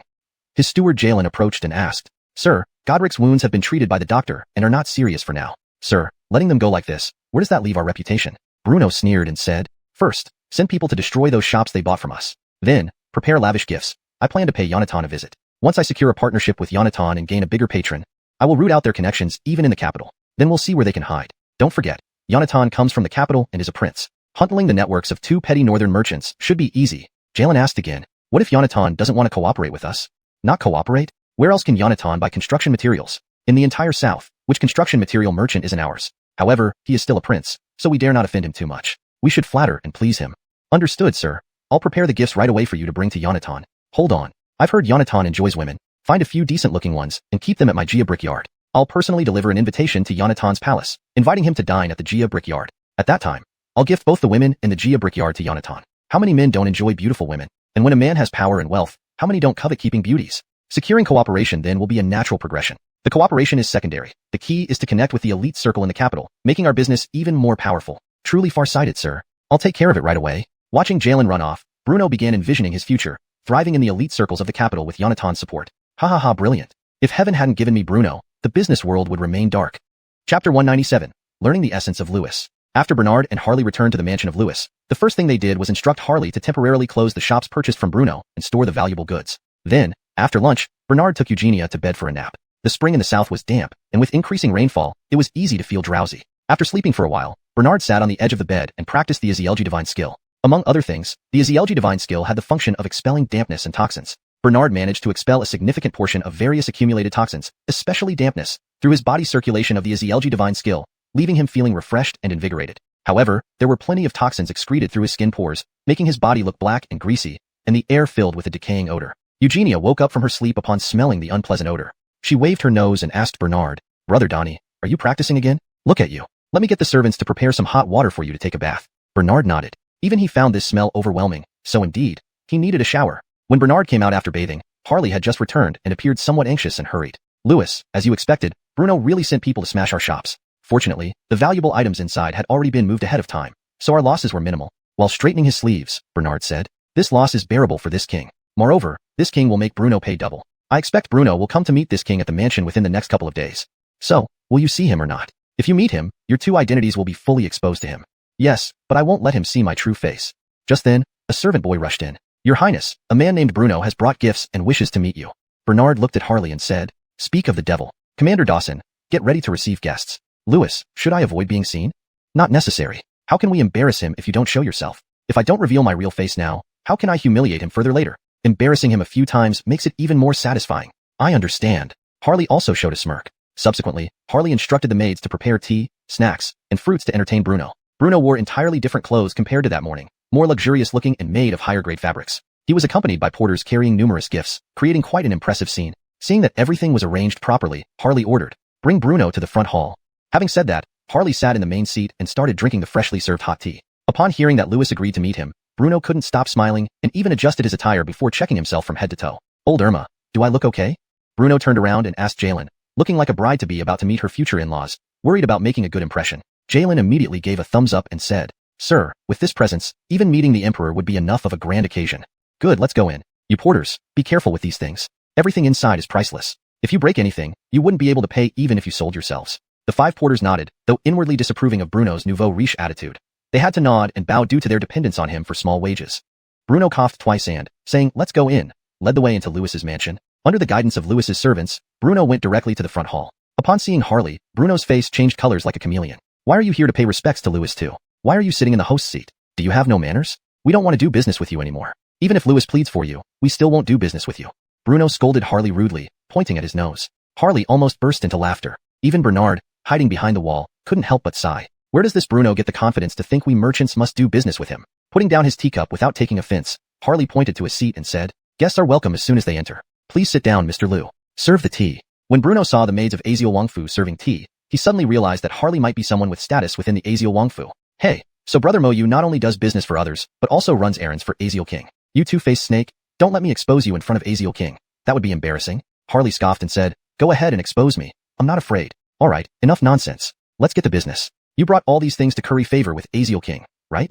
"That's correct. Please let His Highness Aziel King appear, so I can present these priceless treasures." "Aziel King is busy at the moment. He asked me to entertain you first. These priceless treasures will be temporarily received by me on his behalf. Get Adriano Kitfong over here." Britt was quickly summoned, along with Bianca. "Adriano Kitfong, these are gifts from Boss Liu to Aziel King. Take inventory and store them. Then report back to Aziel King." Britt nodded and did as instructed. Bruno stared at Bianca for a while, feeling that she looked familiar, yet couldn't recall where he had seen her before. As Britt and Bianca had the servants carry away the gifts for inventory, Bruno realized he might have underestimated Harley's position in the Aziel Wangfu, seemingly higher than even the steward. Thus, Bruno no longer dared to be rude to Harley and softened his tone. "Brother Mo Yu, when will Aziel King be willing to receive me?" Harley stood up as if just remembering something and said, "Oh, right, Aziel King went out today and won't be back soon. If you need to speak with him, I can relay your message. I also have matters to attend to elsewhere." Bruno hadn't endured such humiliation in a long time, inwardly cursing. "Slave to 2 masters." Still holding in his anger, he politely said, "Then please inform His Highness Aziel King that Bruno has set up a banquet at the Gia Brick Workshop in the northern part of the city tonight to honor Aziel King. I sincerely hope both Aziel King and Brother Mo, you can grace us with your presence." Harley nodded. "Alright, I'll pass on the message to Aziel King. By the way, one of the shops I recently acquired on behalf of my other employer was vandalized this afternoon. Do you know who did it? Our losses were significant. It will take at least a month to recover and reopen. That's quite a hefty sum lost." After saying this, Harley sighed deliberately. Of course, Bruno understood Harley's implication and knew that he had sent people to do this. Since he hadn't even met Aziel King, he had to swallow his pride and ask Harley to convey a message to Aziel King. "Forget it. Let's settle this peacefully. Brother Mo Yu, rest assured. I'll send people to investigate and have them apologize and compensate for all the damages."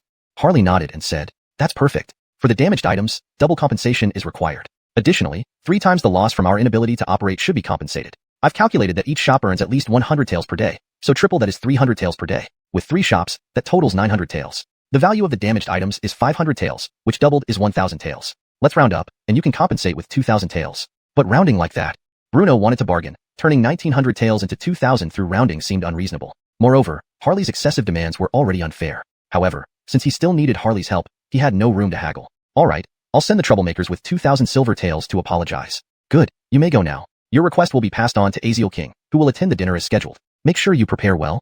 "Of course." After Bruno left, Bernard came forward from behind. "Commander Dawson did a good job, even blacker-hearted than this king, to dare ask for such a price. Aziel King, after following you for so long, if I didn't learn from you, wouldn't all this time be wasted?" Cough, cough, cough. Chapter 198. I have seen through your tricks. It was mentioned that Lian Rue arranged a lunch for Arvid and Alexander's family of 3. During the meal, Alexander took the opportunity to test Arvid on poetry and statecraft. Arvid did not disappoint either Alexander or Lian Rue, delivering his responses fluently and brilliantly. This single meal secretly kindled in Alexander the intention to support Arvid as the new crown prince. In the Grand Harmony Hall during court, Arvid's presence had also become more frequent.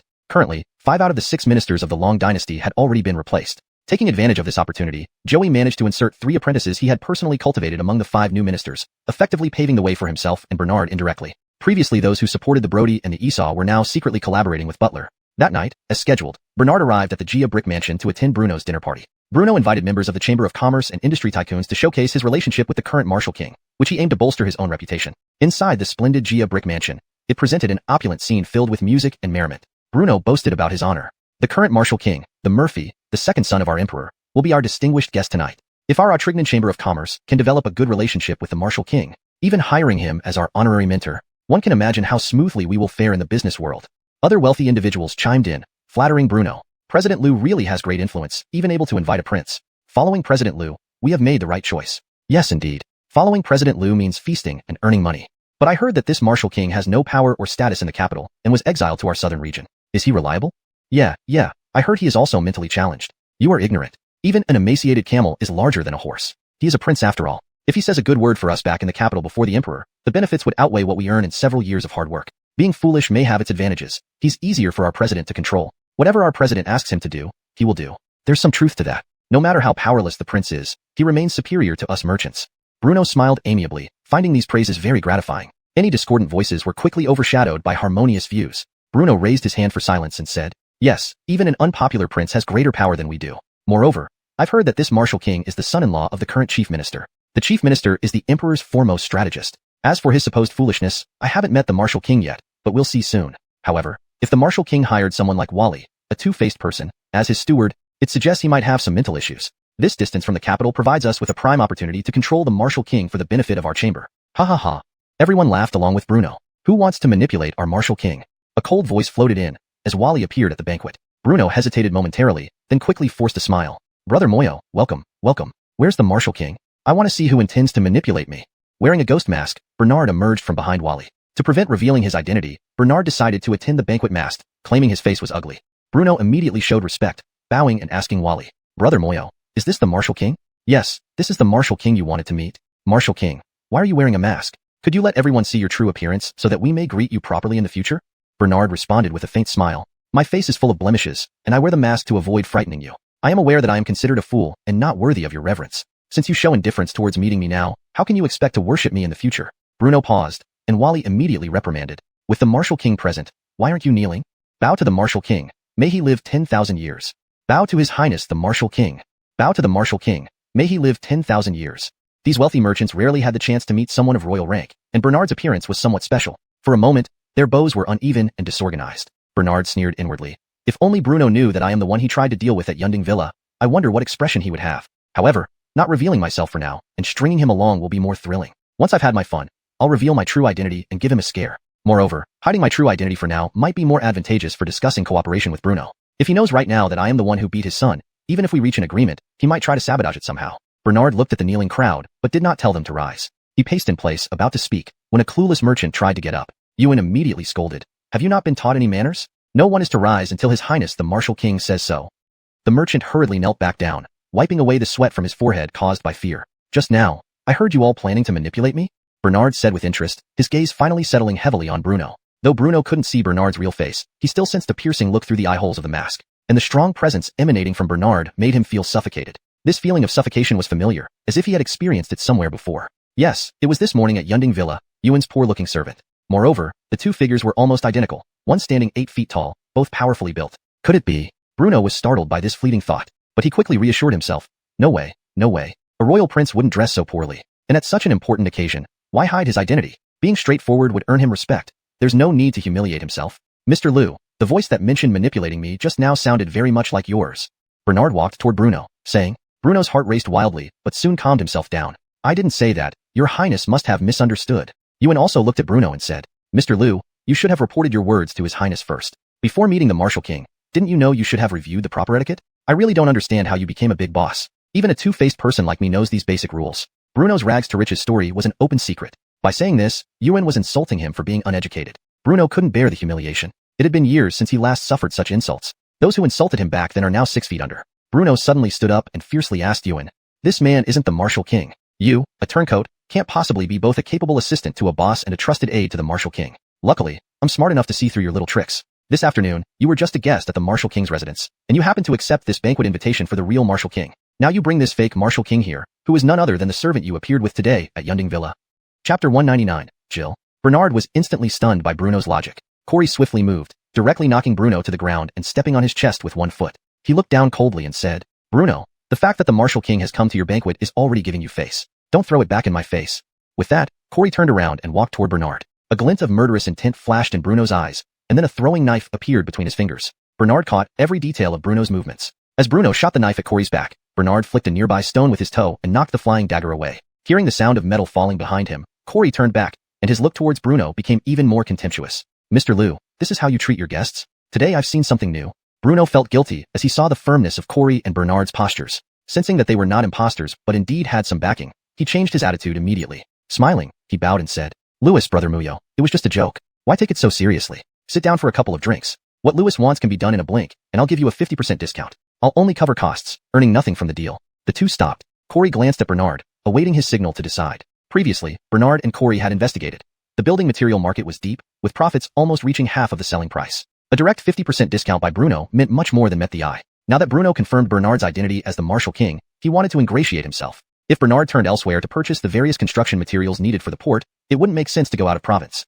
Yet within Autrignan province, the goods likely still originated from Bruno through intermediaries, who would naturally raise their prices. One mustn't go against money, no matter what. Besides, to accumulate initial capital, Bernard had spared no effort, all to amass enough funds to invest in the south after traveling from the capital to Shanhaiguan and back southward. Now, with such a sweet offer right before him, how could he refuse? But Bernard's greed didn't stop at 50% off. What if he didn't have to pay anything at all? I'm not petty. Let's put business first. Let's sit down and get straight to the point. We'll set aside any other matters for now.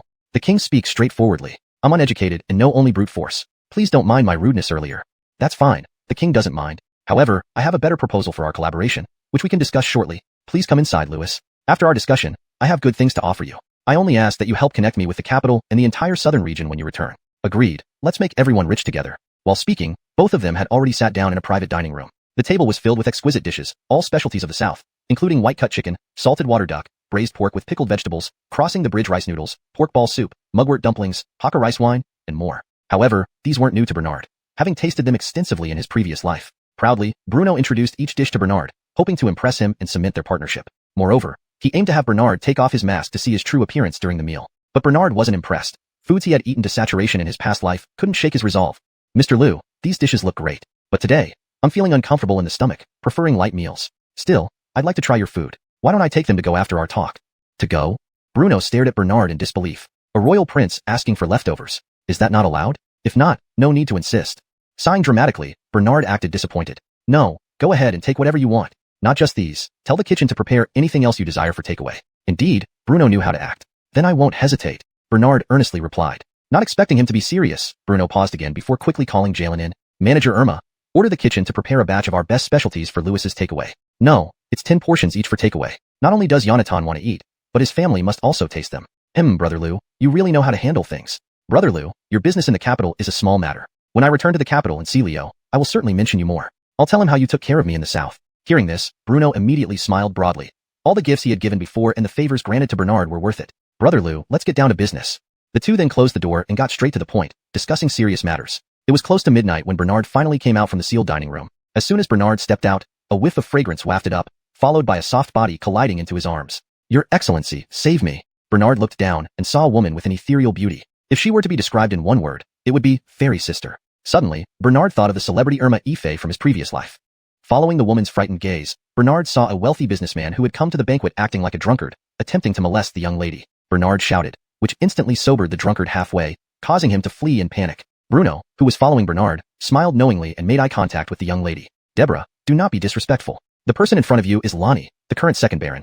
Upon hearing this, the young girl hurriedly stood up and bowed to Bernard. Commoner Jill pays respects to Lonnie. Seizing the opportunity to help Jill up, Bernard felt her tender skin, confirming that this was indeed part of Bruno's plan. Daddy, Lonnie is so tall and mighty.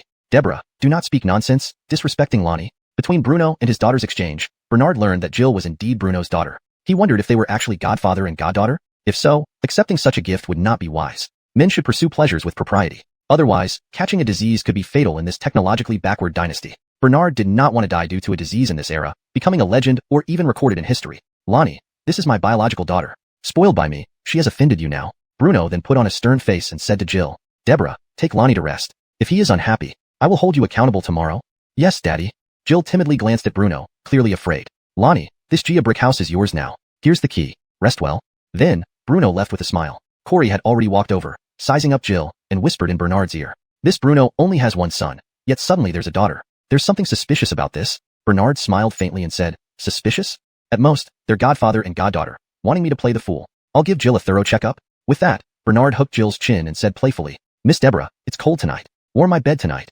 Jill nervously nodded and led the way. Chapter 200, The Best Choice. Jill led Bernard to an elegant and spacious bedroom. The decorations inside were predominantly in deep red, featuring fresh flowers, red candles, red bedding. How skillful Bruno was. Wasn't this a standard honeymoon suite? Bernard knew the situation wasn't as simple as it seemed. He wouldn't let lust cloud his mind. Jill closed the door on her own initiative, standing beside it, nervously fidgeting with the edge of her clothes for a while. This bed is so comfortable. Come over and give me a leg massage. Sitting down on the bed, Bernard leaned back lazily, propped up by his elbows and watched Jill with a playful expression. Jill nodded but approached slowly, seemingly conflicted. When Jill got closer, Bernard pulled her into his arms abruptly and whispered, Your father has given you a task, hasn't he? He's peeking through the window right now. If you don't cooperate and upset me, won't you be afraid of him punishing you tomorrow?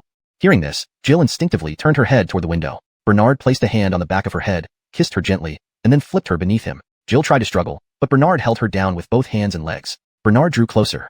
Thinking Bernard wanted to force himself upon her again, Jill attempted to resist. Pressing her down firmly, Bernard growled softly, If you don't want me to do this, then cooperate. Your father is watching your performance. Only then did Jill quiet down. Bernard reached for his belt, removing his outer robe. Seeing the strong figure close at hand and the breath emanating from it, Jill felt momentarily mesmerized and breathless. Bernard pulled the quilt over their backs. From Bruno's vantage point, only their heads could be seen above the blanket. Bernard pretended to take off Jill's clothes. Then, he moved his hips occasionally as if doing push-ups. You need to cooperate and make some sounds. Only then will your father believe it, Bernard murmured. Jill was indeed very beautiful, capable of stirring a man's desire. Moreover, Bernard was somewhat desperate. But he knew that a daughter of someone like Bruno wasn't easy prey and was willingly cooperating. He wasn't short of women and certainly wasn't promiscuous. Why put himself in such a compromising position? Jill started playing along with Bernard's act. Listening to her alluring voice and looking at her beautiful face just inches away, Bernard swallowed hard and turned his gaze towards the door to distract himself. If he kept staring at Jill, he might really lose control. At the same time, he kept an eye out for any sign of Bruno leaving. Seeing Bernard and Jill together, Bruno felt reassured and finally left. Once Bruno was gone, Bernard climbed off Jill, walked to the window, took a cool breath to calm down. After feeling refreshed, he shut the window and dressed properly. Jill blushed, tidied her clothes, and sat timidly at the edge of the bed. Why aren't you sleeping yet? Noticing Jill still sitting motionless on the bed, Bernard asked. Lonnie, you are a good person. Let me be honest with you. You must escape immediately. Suddenly tense, Jill knelt next to Bernard, looked around cautiously, then lowered her voice. My father frequently corresponds with the Southern Barbarian King. He knows about your feud with the Southern Barbarians. Many Southern Barbarians may be lying in wait within these brick walls. I am my father's legitimate daughter who was lost during a war and found later. I'm not very close with my father or his current wife, so they plan to use me to seduce you and lower your guard. The Southern Barbarian King's men are probably almost here. You can still escape if you leave now, so that's how it is. At this moment, Bernard detected distant footsteps approaching the brick house from 100 meters away. No wonder Bruno changed his attitude so quickly. Outside the compound walls, Coraline, dressed in military white, held a fan in one hand and a sword in the other. Behind her stood hundreds of burly men wielding torches and knives. Bruno rushed out to greet her upon hearing the commotion. Little Chief, you finally arrived. Have you seen Lonnie? Please go in and confirm it. I've tested him, and I believe it's indeed Lonnie. But collaborating with you is far better than working with them. Coraline nodded with a smile, yet her eyes conveyed disdain for Bruno. Mr. Liu has done well. When I went to the Dalong court to seek supplies, I was repeatedly insulted by that Lonnie. This time, since he has come to our southern territory, he shouldn't expect to leave here unscathed. We will cooperate with you on establishing ports in the south. Upon hearing this, Bruno instantly beamed with joy. At the same time, a regret stirred in his heart. If only he had known earlier how easy it was to cooperate with the southern barbarians, why would he have gone through such lengths to ingratiate himself with Lonnie? Other than having some strength of his own, Lonnie reportedly had very limited connections and influence in the capital. That was why he had come to develop in the south. If he could gain favor with the southern barbarians, when they eventually advanced north and dominated the land, Bruno would also be credited as one of the founding heroes. The title of a founding hero was indeed an immense honor. Torn between Bernard and the southern barbarians, Bruno now firmly believed that the southern barbarians were the best choice for his long-term interests. Just as Coraline was about to lead her troops to rush in and capture Bernard, a sudden whistle sounded from overhead. Coraline looked up and saw a tall, muscular soldier wearing a ghost mask standing on the wall. He crossed his arms and looked down at everyone. Coraline paused for a moment, and after a closer look, she was almost certain that this was Bernard. Bernard, you really dare much. In the capital, you kept being disrespectful to me, yet you dared to request to become a prince in the south from your father. I think you are tired of living. After saying this, Coraline drew her sword, leaped onto the wall, and engaged in battle with Bernard. Bernard stood with one hand behind his back and used only one hand to fight against Coraline's sword. while teasing her. Always dressing ambiguously, you better not end up unmarried. Why don't you stay and be my concubine? Don't talk nonsense. Watch me stab you to death. Coraline made a faint move and changed direction, aiming at Bernard's heart. A petty trick like this and you dare show off. One day, I will make it big in the south, and you'll kneel at my feet. Bernard easily avoided the sword and kicked Coraline off the wall. Coraline hit the ground, knocked unconscious immediately upon landing. Not good, Lady Ming is out cold. Hurry, help her. Among those who accompanied Coraline, a young man rushed forward anxiously to support Coraline, a glint of ill intent flashing in his eyes. Seeing the change in the young man's eyes, Bernard felt moved and decided to take Coraline away first. Chapter 201. Troublemaking by the displaced people. Bernard immediately leaped down from the wall, landing right in front of Bruno. Bernard glanced back at Bruno. Bruno was stunned for a moment, but soon smiled and said, Your Highness Yonatan, these people often come to harass us. It's quite troubling for us. You injured their leader upon your arrival today, truly admirable. Now that we have captured their leader, our cooperation can be more worry-free. If not for Lou Adrianer's reminder, Bernard might have almost believed Bruno's words. Are you teaching this king how to handle things? Bernard said solemnly. I wouldn't dare. Bruno promptly shut his mouth. The young man had already picked up Coraline and was about to leave when Bernard blocked his way. Leave her behind if you want to go. Who do you think you are? You want her to stay. She stays. This is Lady of the Southern Barbarians tribe. Fine. As Bernard spoke, he instantly vanished. By the time the young man noticed, his hands were empty and Coraline had disappeared. Cousin, where did you go? The young man looked down at his empty hands anxiously, glancing around until he saw a tall figure disappearing into the distance. Ambria followed that tall figure and left as well. Once Bernard and Ambria were gone, Bruno's expression changed again, and he asked the young man with a grin. Sir Fong, since King Nanman is your maternal uncle and values you so much, you and the little lady are a perfect match. That Yonatan is just delusional. This young man was Knox, son of Coraline's aunt, who had long admired Coraline. However, it was a case of one-sided affection. Knox gave Bruno a disdainful look, said nothing, and led his men to chase after Bernard. After walking for some time with Coraline in his arms, Bernard noticed her breathing becoming labored. Ambria, who had caught up, immediately said, She seems to be having an asthma attack. Generally, those who know they have asthma carry emergency medication with them. Search, you owe me for that slap. Otherwise, this king won't let you off easily. Ambria also came to Bernard's defense. Miss, please understand, Yonatan was trying to find your asthma medication. When your cousin arrived, he attacked Yonatan without understanding what was happening. You didn't even ask before hitting Yonatan. Coraline immediately turned around and interrupted Ambria. Why don't you ask Yonatan how many times he has disrespected me? With that, Coraline left with her group. Hearing that Bernard had disrespected Coraline multiple times, Knox felt his heart sink. No. The snowflakes drift, the north wind blows. The world is desolate, a single plum blossom. Bernard looked at Knox, who was crying and shouting in front of him. He suddenly visualized a scene from the movie Shallow Tirafannal that he had seen in his previous life, a classic shot. Cut. Hurry up and chase after your cousin. It seems she doesn't want to talk to you. Bernard timely reminded Knox, who glanced at Bernard with a resentful look before hurriedly chasing after his large group. When Bernard and Ambria returned to Yonatan's mansion, it was already daylight. Bernard slept until nearly noon before getting up. Yonatan, your highness, something is wrong. Hurry up and get up. There are many displaced people causing trouble outside. Just as Bernard finished dressing, Kyle knocked on the door urgently to deliver the message. Bernard opened the door and asked, What do you mean by displaced people causing trouble? After the flood last year, many people were displaced and became refugees. Originally, everyone hoped your arrival could bring some benefits, but many refugees say that for more than half a month since your arrival, you've only indulged yourself without caring about the lives of the people. What kind of prince you are? Bernard frowned and said, Before this, I instructed Chief Dawson to allocate funds to temporarily settle these displaced people. Once my Uehai City port starts construction, I plan to arrange jobs for those refugees. Why are they causing trouble now? Let's go. Take me to see. Kyle led Bernard to the front gate of Yonatan's mansion, where hundreds of displaced people were gathered. There were mud and vegetable leaves thrown at the gate. Hurry up and call out your Yonatan. He eats, drinks, and plays around while we can't even afford a meal. Yes, the South doesn't need such a prince. Go back north.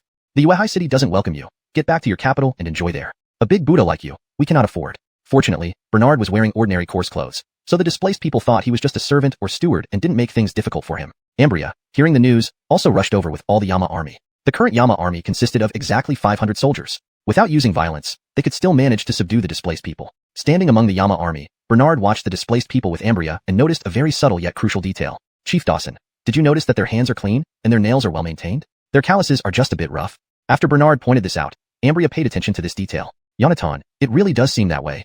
Chapter 202. Killing these obstinate commoners. So, they are not actually displaced people. They have a martial arts background, which means someone deliberately sent people to impersonate displaced people to cause trouble at the Lonnie's residence. After Ewan finished speaking, Bernard nodded. Commander Dawson, it seems unnecessary now to reason with them. Why don't we push them hard and force their hand? This way, exposing them in front of everyone will convince the common people. I understand. I'll order the Yenwang army to act and force them to show their true colors. Bernard nodded in agreement and stood aside to watch the events unfold. At this moment, the Yenwang army had formed a human barricade, blocking those who tried to rush into Lonnie's mansion and preventing the so-called displaced people from throwing vegetable leaves and eggs. However, because the Yinhuang army did not dare to rough up the so-called displaced people, they would still protect themselves but dared not retaliate even if they were scratched or beaten. Seeing this, Yuan immediately drew his sword toward the sky and shouted to the Yinhuang army, "Yinhuang soldiers, listen to my command. Pick up your weapons and fight these so-called displaced people to the death.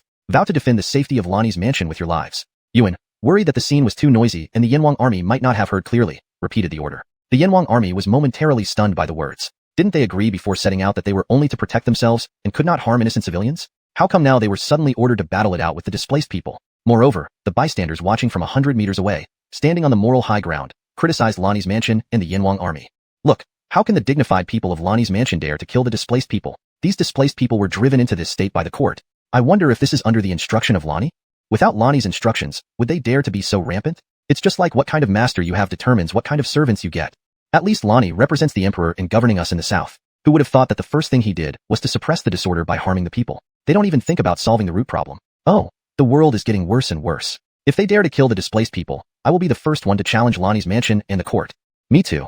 Those displaced people are already so pitiful. It's inhumane to kill them. Jonah disguised himself as a destitute displaced person, mingling among them. Moreover, he was the mastermind behind today's turmoil. Seeing Yuan and the Yinhuang army preparing to take action, Jonah, to stabilize morale, immediately called out to all the displaced people. Don't be afraid, the barefoot aren't afraid of the shoot. If they dare to harm us, wouldn't the whole world rebel against the court? The displaced people calmed down and continued to riot, forcing the Yinhuang human wall to retreat another half-meter. Seeing that the Yinhuang army hadn't yet grasped his new orders, and recognizing Jonah as the obvious leader, Yuan aimed straight for him and stabbed with his sword. Facing the fierce attack from Yuan, Jonah hurriedly pulled out his short knife and fought back. With Yuan leading the charge, the other Yinhuang soldiers instantly sprang into action, brandishing their weapons and fighting the displaced people. On the side of the Yinhuang army, 3 displaced people were injured right from the start. Seeing blood splattered everywhere, the displaced people realized this was a life-or-death situation and quickly retreated in fear. During the fight, Jonah didn't forget to incite the crowd. Fellow villagers, look at what our government is doing. We merely expressed our dissatisfaction, not really intending to kill anyone. Yet, the government is killing ruthlessly. Hearing Jonah's shout, all the displaced people sat on the ground, crying and rolling around, looking just like street scoundrels. Heaven, the government not only does nothing to save us, but also tries to silence us by killing. I believe that even if we die at the door of Lani's mansion today, thousands upon thousands of righteous people will rise up. You see, this is how our emperor treats the common folk. How disheartening. Bernard remained unmoved, standing by the wall with his arms crossed, watching the displaced people's performance with interest. Moreover, he recognized the disguised Jonah fighting Yuan. Jonah was no match for Yuan.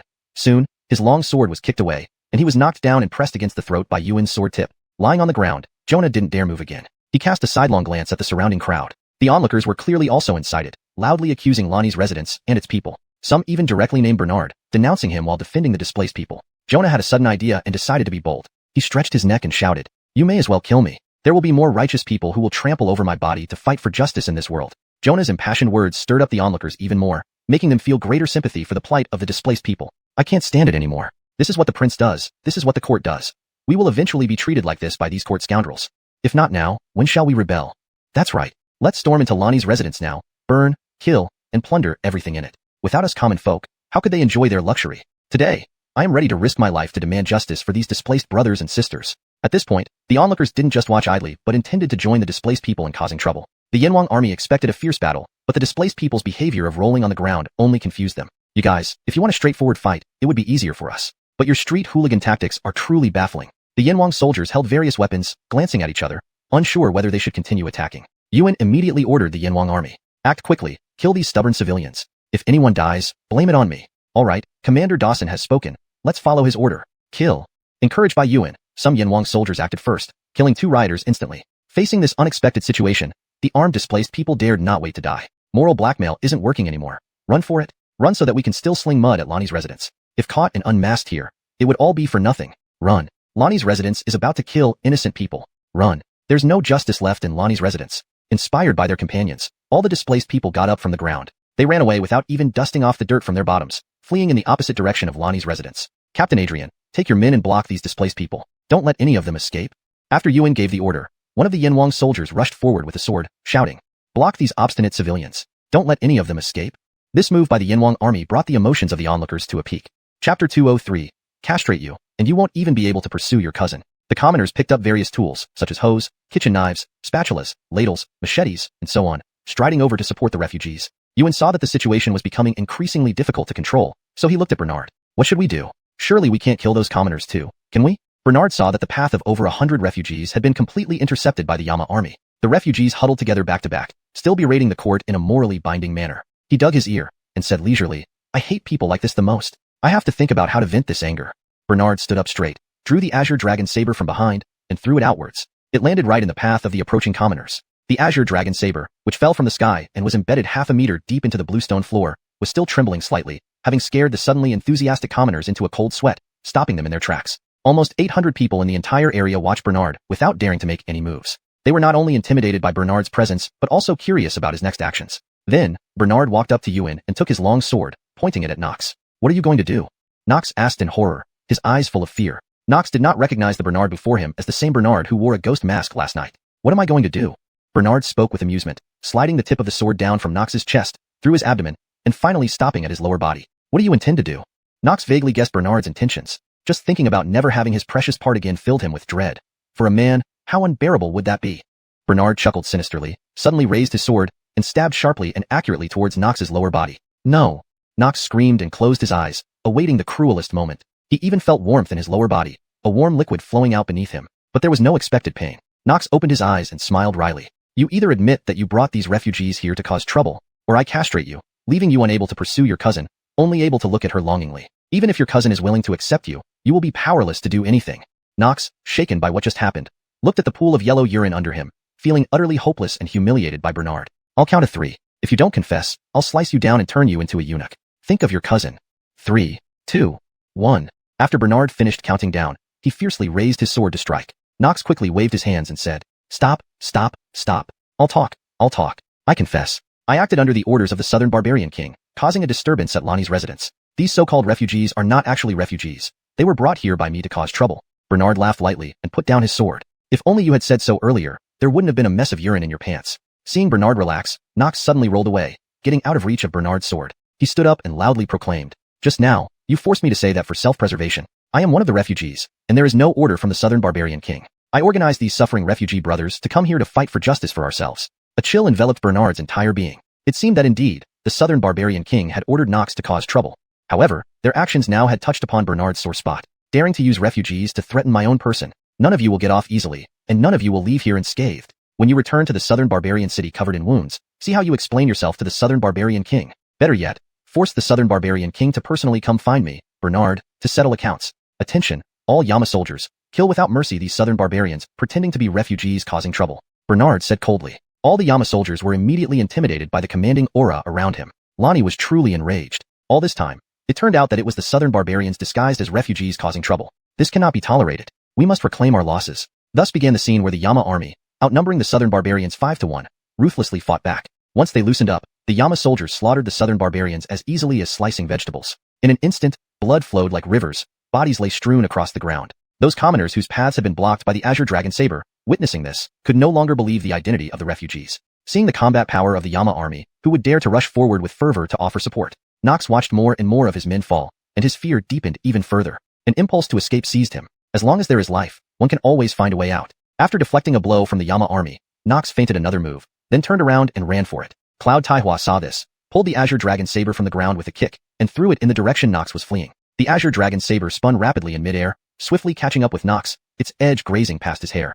It finally struck and embedded itself about half a meter deep into the bluestone floor 10 meters ahead of Knox. The shaking of the azure dragon saber emitted a low dragon's roar. With his top knot severed, Knox's hair disheveled wildly, making a pitiful sight. His legs gave way beneath him, and he knelt down in fright, his chest heaving dramatically. I didn't let you leave. You must give an account and clear the Aziel Wangfu's name before you can leave today. Moreover, I don't want to spend resources cleaning up the corpses of the people you brought here. Clear the scene before you go. And for the disturbance you've caused today, you should compensate us for our losses. How do you want me to compensate? Asked Knox. Cloud Taihua thought for a moment and said, Convert everything into money. It's easiest that way. Just give my kingdom 100,000 taels of silver and 50,000 taels of gold. Hearing Cloud Taihua's exorbitant demand, Knox panicked. Why are you asking for so much? Besides, we haven't broken anything of yours. Cloud Taihua frowned and said, Do you think you still have the right to negotiate terms with me now? You don't, but your cousin's father-in-law, the Southern Barbarian King, has money. Quickly, write a letter yourself, and choose a live refugee from among those you brought to deliver it to the Southern Barbarian city. I believe the Southern Barbarian King will bring real gold and silver to redeem you when he receives your personal letter. Helpless, Knox finally wrote a rescue letter to the Southern Barbarian King Gillis on the street under the coercion of Yuan. The truth revealed. The commoners all put down their makeshift weapons and began to curse Knox and the Southern Barbarians, especially the Southern Barbarian King. This Southern Barbarian clan is truly insidious and deceitful, daring to use such treacherous tactics. No matter how low we refugees are, we're not as low as they are. Truly outrageous. In the future, whenever we encounter southern barbarians, we'll attack them without mercy. We swear never-ending enmity against the southern barbarians. People like these barbarians are truly treacherous and hard to deal with. Chapter 204. A crowd of women makes a drama. After Bernard dealt with the riot caused by refugees, he rubbed his temples and turned to head back to the Marshal King's mansion. All right, I will not kill you, these southern barbarians. You must quickly take your companions' bodies away from here. Also, you are responsible for cleaning up the blood on the ground. Ambria spared the lives of more than 30 southern barbarians and ordered them to handle the dead bodies and bloodstains on site. He left some of the Yama army soldiers to supervise on site. He himself escorted Knox into the Marshal King's mansion. After tying Knox up like a big dumpling, Ambria threw him onto a pile of straw used for dismantling houses and arranged for 5 Yama army soldiers to take turns guarding him. Next, they would just wait for the southern barbarian king to send someone with ransom money to redeem Knox. Just as Bernard sat down and had 2 sips of tea, Dylan ran in excitedly. Your Majesty, news came from Sudasong. Adam's seafaring expedition fleet really landed in Suzhou port on January 3rd, completing an oceanic circumnavigation. He also brought back specialties from various places and a preliminary world map. A few days after Adam landed, he returned to the capital to see Leo. When the Mike knew that the landing time was exactly as you predicted, it is said that he got so angry that his face turned green. He also said that this son of yours is too mystical, even better at foretelling events than the Imperial Astronomical Bureau. Bernard lightly smiled and said while drinking another sip of tea, not only does this king understand Epsel's divine skills, but I also know astronomy and geography. It's fitting that I can foresee things accurately. Did father mention what rewards he would give this king? Dylan shook his head and then whispered, the Mike is now worried that with this king being so powerful, if there were no restraints in the south, you might become unruly. So, the Mike has assigned more spies around you. TSK, this king already knew that there were spies around me. Wait, sending more spies. How many spies does this king have around me? He might as well put this king under house arrest. Dylan looked around and then whispered again. All the maidservants and male servants in this Marshal King's mansion are people the Mike planted. As for how many female attendants who applied without selling themselves, maybe spies planted by other forces, we cannot say. Fine, this king knows. What about the Brody? And, are those people from his previous shops willing to cooperate with you in accounting? Reporting to your Majesty, the Brody gets up early and goes to bed late every day, all according to your plan to manage Suport. It's heard that the free trade zone he set up in Suport has already attracted quite a number of resource merchants who used to do business with him. Hearing this, Bernard curled the corner of his mouth into a smile, thinking to himself, this move of mine was indeed effective. Although the Brody isn't what he used to be, he still retains some former connections and resources. Once the free trade zone is established, not only can domestic merchants concentrate their purchases, foreign merchants can also make concentrated purchases, saving them from traveling everywhere. Additionally, it could drive related industries nearby such as catering and accommodation. Isn't the Boon planning to expand his catering and accommodation business? Has he established an integrated hotel near Suport? Yes, after you left Suport, the Boon bought a large building and began renovations. It should be ready to open soon. This old 5, indeed has a good business sense. Just then, a male servant handed over a letter to Bernard. Opening it, he found it was an invitation from Yun Botao, inviting him to the opening of the newly established inn in Suport. Bernard put down the letter and only instructed Dylan. The Boon wrote that in 7 days, his new inn in Suport will be opening. Remember to arrange for people to send a red envelope and gifts. Congratulate my 5th brother on thriving guests and prosperous wealth. This king is very busy in the south these days and can't personally go to congratulate him in Sudasong. Understood, Marshal King. This subordinate will make proper arrangements. Just as Dylan left, a maid informed Bernard that someone named Jill was waiting outside and requested an audience. Bring her in quickly. When Jill appeared before Bernard in her white robe, like a celestial maiden descending from heaven, she made Bernard lose focus for a moment. Oh, Miss Deborah, please sit down. Someone, serve Miss Deborah some tea. Just as Jill settled in, Bianca arrived with a stack of thick account books. Marshal King, these are last month's expenses for the entire Marshal King's mansion. Please review them. Bernard took the account book and asked Bianca to sit down and wait. Sitting beside Jill, both women smiled at each other, yet sparks and lightning seemed to flash between their eyes. Deanna served the tea, and upon seeing it was Jill and Bianca, a tinge of jealousy arose in her heart. In the end, Deanna only served tea to Bernard, leaving an extra cup of tea placed nearby. While Bernard was looking down at the account book, the 3 women exchanged glances, and in that moment, their gazes seemed to foreshadow a grand confrontation. Z. Reduce the salaries of all the externally hired maids by 200 cash. As Bernard looked up, he saw the 3 women staring at each other, the atmosphere tense. Cough, cough. Bernard gave a dry cough, breaking the silence. Just as he was about to speak, Alora came over too. Alora's expression appeared somewhat weary, as if she had something to say to Bernard. Unexpectedly, Eugenia's personal maid, Pinky, hurried over with a mix of joy and urgency on her face. Congratulations to his Marshal King. Congratulations to his Marshal King. The Marshal Queen is pregnant. The doctor just confirmed this after examining her. Pinky happily reported the news to Bernard. Really? Bernard dropped the account book and sprang up from his seat like there was a spring under him, unable to hide his smile. Where is America now? In your bedroom. Without considering the other women present, Bernard turned and rushed toward the back courtyard. Upon hearing that Eugenia was pregnant, Deanna, thinking of her own situation with Bernard, wondered, could I have the honor of carrying the child of the Marshal King? If I do, how will I explain it to my master? Alora, however, pulled a long face and turned to leave. Although Alora had followed Bernard to Yuhai City, she stayed alone in a house outside. Bernard had been busy recently and hadn't thought much about taking another concubine. As for Bianca, who was now Bernard's personal accountant and half-housekeeper, she had long harbored affection for him. Though nothing had happened between them, Bianca felt her heart flutter every time she saw Bernard. Jill, after spending a night alone with Bernard in the Gia brick workshop, had developed even stronger feelings for him. Today, she had come specially to thank Bernard. She didn't expect to find a crowd of women here today. Bernard arrived at the bedroom and saw Eugenia lying on the bed, resting her eyes. Occasionally, she would press her hand to her mouth, looking cute when she winced as if trying to suppress nausea. He gently approached and kissed her forehead. Eugenia opened her eyes. Donnie G, I'm pregnant. From now on, I might not be able to serve you. Maybe you should take a concubine. Sure. No, Donnie G can't. Hearing this, Bernard was delighted but quickly realized it wasn't appropriate, so he corrected himself. The idea of a wife suggesting her husband take a concubine, this excellent traditional culture, had indeed happened to me, Bernard. I think Z likes you very much. Why don't we arrange a time to bring her into the family? Donnie G has a suggestion. Go ahead. I'll follow your wishes.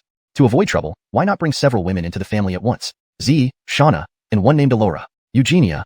Donnie G, you're really not shy. Chapter 205. Playing the long game in romance. This matter is settled then. Brother Donnie will arrange for 2 more maids to serve you. Take good care of yourself and your pregnancy. I'll have someone bring you a bowl of bird's nest soup later. You should get some rest now. Bernard kissed Johnny Yakshu again before leaving her alone to rest in the room. When Bernard returned to the front hall, only Bianca and Jill were there. Why did Sosa leave? Bernard scratched his head in confusion. Z, you can go about your business. This king will find you later. After dismissing Bianca, only Bernard and Jill remained in the front hall. Is there something you need, Miss Deborah? I came here with a purpose. Last night, my father forced me to serve Carson, but he did not force himself on me. I am very grateful. And how do you plan to repay Carson? This king isn't a hypocrite. He's an honest villain. I didn't touch you not because of moral principles, but because I know it would be inappropriate. In truth, this king wishes to have you right here and now. As Bernard finished speaking, he leaned forward with his elbow on his thigh, looking at Jill lecherously. Jill blushed but then said, since that's the case, let's be straightforward. If Carson wants me, I'm willing to offer myself at any time. Indeed, quite direct. However, you might have to wait your turn as many women are already waiting for the prince's favor. Jill didn't seem upset and smiled instead. I've heard that Carson is simple-minded and straightforward, and today confirms it. This actually makes me like you even more. I will always keep a place for you in my heart. Also, I'd like to remind you that my father has been playing both sides. He's befriending you while also aligning with the Southern Barbarian King. Moreover, he favors the Southern Barbarian King more. Though he gave you the Gia brick house, he installed secret passages in every room. Once he knows things are going badly for you, he will send assassins through these passages. Bernard stood up and approached Jill, leaning down to ask slowly, you're helping this king so much, there must be more than just gratitude behind it, right? Jill looked at Bernard's suggestive movements and the close proximity of his breath, blushing again. Deborah really has no other intentions. It's purely out of gratitude towards Carson. Besides, you are exceptionally brave and handsome, which naturally attracts admiration from any woman. Fine, this king believes you. My consort is pregnant and can't serve me. Tonight, I'll visit you at the Gia brick house, and you can serve me. Jill nodded shyly and took her leave. Bernard squinted his eyes, watching Jill's retreating figure, feeling a sense of satisfaction in having control over her. Southwest City, a small fortress-like city built halfway up a mountain. The Southern Barbarian King and his tens of thousands of troops, along with the ruling class, lived within Southwest City. What? Nox was captured by the martial prince of the Great Long Kingdom, and they demand 10,000 taels of silver and 5,000 taels of gold for ransom. How outrageous. What kind of job does Nox do, being caught after revealing his identity? He should have committed suicide. King Gillis was furious upon hearing that Nox had been captured, pacing back and forth in his palace. Coraline, now dressed as a woman, exuded a delicate yet wild charm, resembling a beautiful, untamed flower. Seeing her father's distress, she said, Father, we should think about rescuing Cousin Fong. Auntie and Uncle only have him. If anything happens to him, we'll have a hard time explaining it to them. Although we can afford the 10,000 taels of silver and 5,000 taels of gold, it's still a significant amount, enough to build another city. Perhaps we can negotiate the price with Bernard. Hearing this, Gillis stopped pacing and fell into thought. At this moment, a minister who had remained silent spoke up. Your Majesty, when I was the Minister of War in the Great Long Kingdom, I knew Bernard to be a simple-minded fool, easy to deceive. Moreover, he's young and couldn't control himself enough to molest the princess in public multiple times, showing poor self-restraint. Therefore, I suggest using the beauty trap against Bernard. This minister was Finian, who had fled south. The beauty trap sounds promising, but we need a very attractive and intelligent woman who can think on her feet. As Gillis pondered, searching his mind for suitable candidates, Finian continued with his suggestions. The young princess is not only as beautiful as a celestial fairy but also smart and alert, making her the most suitable candidate. King Gillis's face turned angry immediately, and he rebuked. What kind of ridiculous idea is this? How can this king possibly send his own daughter to be the bait in a beauty trap? Absolutely not. Finian continued. The young princess is incredibly intelligent. Even 10 Bernards couldn't match her wit. King Gillis still shook his head. Unexpectedly, Coraline stood up, smiling sardonically and said, Father, I believe this idea can work. I have been repeatedly humiliated by Bernard and have met him several times. I think if I use a beauty trap to seduce him, he will easily fall for it. Then I can use some drugs to knock him out and rescue Cousin Fong effortlessly. We should be able to achieve our goal without much trouble. Daughter, are you sure you want to do this? King Gillis asked Coraline again, trying to confirm her true intentions. Coraline nodded. Finian continued to incite. Your Majesty, rest assured, The young princess is so intelligent that nothing will go wrong. King Gillis looked at Finian with suspicion, cursing him silently as an opportunist, but nodded on the surface. Daughter, you shall take the initiative to contact Bernard. The Gia Brick House has temporarily been handed over to Bernard, as told by Bruno. You might as well invite him to meet at the Gia Brick House tonight and ask him to bring your cousin along. Pretend to offer yourself to him, and then ask him to release Nox. At that time, Father will send a few skilled warriors through the secret passages to back you up. Coraline nodded and said, Father, we shouldn't delay. I'll go to the Marshal Prince's residence now to arrange the meeting at the Gia Brick House tonight. King Gillis nodded. As soon as Jill left the Marshal Prince's residence, Bernard sought out Bianca and directly proposed to make her his concubine. Bianca hesitated for just a moment before decisively agreeing. Bernard knew that between him and Bianca, there was both a partnership based on mutual benefit and genuine affection. Although it lacked the passion of chasing other women, their relationship was stable and could strengthen his cooperation with Avon. Bernard gently embraced Bianca and said, The wedding will be finalized after a proper date is chosen. I've reviewed the accounts. However, I suspect many of the hired maids are spies planted by others. Therefore, reduce their salaries by 200 coins. If they still stay, most likely they are undercover agents from other factions. Bianca nodded. Bernard then playfully patted Bianca's shapely bottom and said, You're so beautiful, Z. I can't help but feel aching with desire. But I want to keep the most memorable moments for our wedding night. Bianca blushed and nodded. Carson makes sense. I'll organize the accounts and notify the maids about their reduced salaries. Bianca was a reserved woman, and Bernard knew that to completely win her heart, he had to cultivate their feelings slowly and steadily. Once Bianca left, a maid came to report. Your Highness, there's a lady named Coraline outside who wishes to see you. Chapter 206, Teasing. Upon hearing this, Bernard thought Coraline had come with ransom to exchange for Nox. He immediately instructed the maids to prepare tea and receive guests. When he arrived in the front hall, seeing Coraline in a red dress, he was instantly captivated. Princess, every time I see you, you always make my heart flutter. Bernard assumed that Coraline would be greatly enraged by such shallow words. To his surprise, Coraline did not become angry but instead walked towards him with a smile. Marshal King, Southern Princess Coraline greets you respectfully. Princess, are you up to something? Your attitude now makes me feel very uneasy. Marshal King, it is serious business. Since I've come to negotiate a ransom, naturally, I have to show some politeness. After speaking, Coraline even pointed at Bernard's chest with her finger, hinting at provocation. Especially her eyes were filled with an alluring look. Bernard took a step back and waved his hand. Princess, we need to be businesslike. No matter what beauty strategy you use, the price is non-negotiable. 100,000 taels of silver and 50,000 taels of gold, not a single coin less. However, what? However, if you add yourself into the deal, I might consider. You. Coraline raised her hand to strike Bernard. Bernard pretended to be frightened, shouting and jumping around. Murder! Murder! Realizing her own loss of composure, Coraline quickly changed her expression into a smile. Marshal King, we truly want to ransom Nox. But as you know, there was a large-scale flood in the south last year. Our southern people suffered a lot. We even went to your court to ask for grain last year. Why don't I spend a night with you tonight, and you let my cousin go? Having said this, Coraline stepped closer to Bernard. A fleeting smile crossed Bernard's lips. He suddenly moved forward, cornering Coraline and blocking her only escape route with one hand. Princess, every woman has a price. How many boyfriends have you had before? Despite being prepared mentally, Coraline felt her heart pounding nervously. None. I never had any boyfriend before. Why do you ask? Naturally, to evaluate you. If I evaluate correctly, maybe I can give you a discount on the ransom. So, you're still a virgin? Coraline blushed and nodded, cursing Bernard silently. Cloud Taihua, you filthy dog, when I rescue my cousin, I will surely tear you apart. You cursed me in your mind. How did you know? Haha, you admitted it. In that case, no discount. But if you please me, maybe the ransom can be cheaper. Coraline had never endured such humiliation. She was suppressing her anger to the extreme, ready to stab Bernard to death. Still, Coraline forced a smile. Marshal King, didn't Bruno give you the villa in Gia Brick Lane? I like it too. Let's meet there tonight. Leaving it hanging there, Coraline just looked suggestively at Bernard. Bernard remembered he had a date with Jill at Gia Brick Lane tonight. These women, either none or all choose the same time. Alright, you arrive at Gia Brick Lane at the hour of pig tonight, and I'll pick you up at the back door. Then, hee. Seeing Bernard's lecherous smile and his eager demeanor, Coraline felt chills run down her spine. Hope everything goes smoothly tonight. Otherwise I'll lose both myself and my cousin. Sure, Marshal King. See you tonight. Coraline winked at Bernard and then turned to leave. Once out of the Marshal King's mansion, Coraline leaned against the wall and retched. How could I, Coraline, princess of the southern tribe, say such disgusting things and do such despicable deeds? Ugh. Thinking about facing Bernard's sleazy face again tonight, she really vomited bile. If you make any improper moves on me tonight, Cloud Taihua, I will castrate you for sure. Coraline suddenly drew her dagger and stared fiercely at the direction of the Marshal King's mansion. Speaking of Finley, after arriving in Unify City as magistrate, he spent his days reviewing documents and dealing with cases from the county level that couldn't be resolved locally. Meanwhile, Lyndon followed Alora here when she came to Unify City.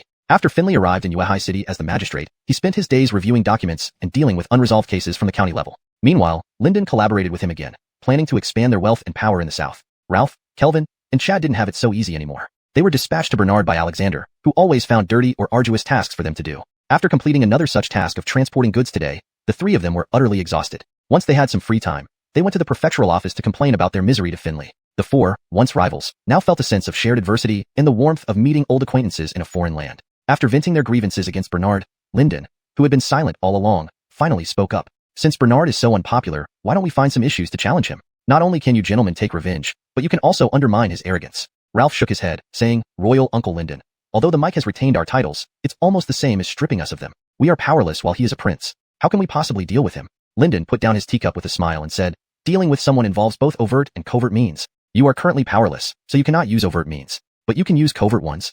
Kelvin sensed the meaning behind Lyndon's words and asked, what do you suggest, Royal Uncle Lyndon? If we can make the Martial King untenable in the south sooner and get him to admit defeat and return to the capital, then our opportunity to return will come. Back in the capital, with our past connections, even if we can't regain our former positions, we can still secure a profitable post near the capital. Now I understand what it means to serve an emperor like taming a tiger. It might be more pleasant to serve away from court. Lyndon's eyes gleamed mischievously as he said, spring is coming soon in the south, which means lots of rain. The south is already full of miasma, which gets worse in spring. Northern people newly arrived in the south often suffer various discomforts and even feel weak. By tampering with the food at the Martial King's residence, we can exacerbate their dampness and toxins, making it unbearable for them until they leave. With the chef on our side, choosing ingredients that increase wetness and toxins, how long do you think they can last? This plan immediately gained everyone's approval. After Bernard saw off Coraline, he looked outside and saw the gray sky threatening rain. The dampness here in the south is especially severe in spring. In winter, it's slightly better as the dampness eases somewhat. Without knowledge or methods to counteract it, life would be hard year-round. Immediately, Bernard went to Yuan and ordered the Yama army to take the anti-dampness herbal packs daily. However, Bernard didn't foresee that while he was combating dampness on one front, others were creating it on another. Chapter 207, Snowflakes Drift and the North Wind Howls. That evening, Bernard arrived at the Gia Brick Workshop early. The Gia Brick Workshop now belonged to Bernard. He had not assigned any personnel here, so at this moment, he was the only one in the entire workshop. Where did Jill go? Bernard searched around the gate area for a while before a whiff of fragrance suddenly wafted over. Turning around, he saw Jill standing in front of him with her usual allure. However, Jill looked unhappy, and there was a neat red mark on her neck, as if she had been whipped. Did Bruno hit you? Bernard asked, looking at the startling wound. Seeing Bernard's gaze fixed on her neck, Jill nodded. How could he do such a thing? Deborah, why don't you become my concubine? I will take care of you. Really? Jill's lost expression instantly lit up with a glimmer of hope as she asked hesitantly. How can that be false? You just need to help me bear more children and take care of the household in the Azio Wangfu, Yonatan Fu. Would the Yonatan Fei agree? She is newly pregnant and has even encouraged me to take concubines. Let's get you and Lana married together. Jill. Deborah, it's settled then. Go inside and wait for me in the same room where we met last time. Regarding the marriage proposal, I'll arrange a time to visit your father later. After sending Jill away into the Gia Brick Workshop, Bernard looked up and saw Alora standing far off, watching him. It seemed Alora also wanted to talk to him but didn't approach because Jill was present. Bernard took the initiative to walk towards Alora. Recalling the afternoon when Alora had come to see him, he hadn't had much time to speak with her before she left abruptly. Yonatan, I am carrying your child, Alora said straightforwardly. However, she worried Bernard wouldn't accept the child, so her voice was low and hesitant. My success rate is so high. Why don't you join Lana and Deborah in marrying me? Alora nodded. Just as Bernard was about to embrace Alora, someone suddenly darted over and pushed him aside. It was Lyndon. Bernard, keep your dirty hands off Susu. Lyndon blocked Alora, preventing Bernard from getting close. Bernard remembered how Lyndon had tried to force himself on Alora during his fake fainting spell the last time. Clearly, it was a case of unrequited love. Royal Uncle Lyndon, shouldn't you ask Susu first? Does she prefer you or me? Lyndon was taken aback, but quickly regained confidence. I believe Susu likes me. Women are just more reserved. Besides, I have recently been appointed deputy chief of the Tian Shan sect and have expanded my influence in the south. In the future, I will definitely be more accomplished than you in the south. Tell me, who would Susu choose? Of course, it would be me. Bernard remained silent as Lyndon finished speaking. Also, Adam has returned. Adam plans to use his maritime resources to collaborate with me in business. Brother the Mike has granted me special privileges. In the future, our Tian Shan sect's influence will spread worldwide. As for you, you will slink back to the north and continue being a useless prince. Done talking? Everything you've mentioned is in the future. It's just pie in the sky, something only to look at, not to eat. To sum up, you are not as capable as I am right now. So, guess who Susu will choose? Lyndon remained confident. In the past, every time I invited Susu out for dinner or shopping, she never refused. Do you think Susu isn't interested in me? You've already married Emilio and are about to take more concubines. So, leave Susu alone. Susu, tell me I'm right. Okay? After saying this, Lyndon eagerly looked at Alora, hoping for her agreement. But seeing Alora remain silent with an unreadable expression, Lyndon had no choice but to say, Susu, I admit I was too hasty last time and upset you. Please don't resent me. I promise I won't touch you unless you agree. Who can resist someone as beautiful as you, making me unable to control myself? Bernard immediately clapped, sarcastically remarking, never thought anyone could boast about their beastly behavior so proudly. Your face is thicker than mine. Susu, today, make your choice here. Between him and me, who do you choose?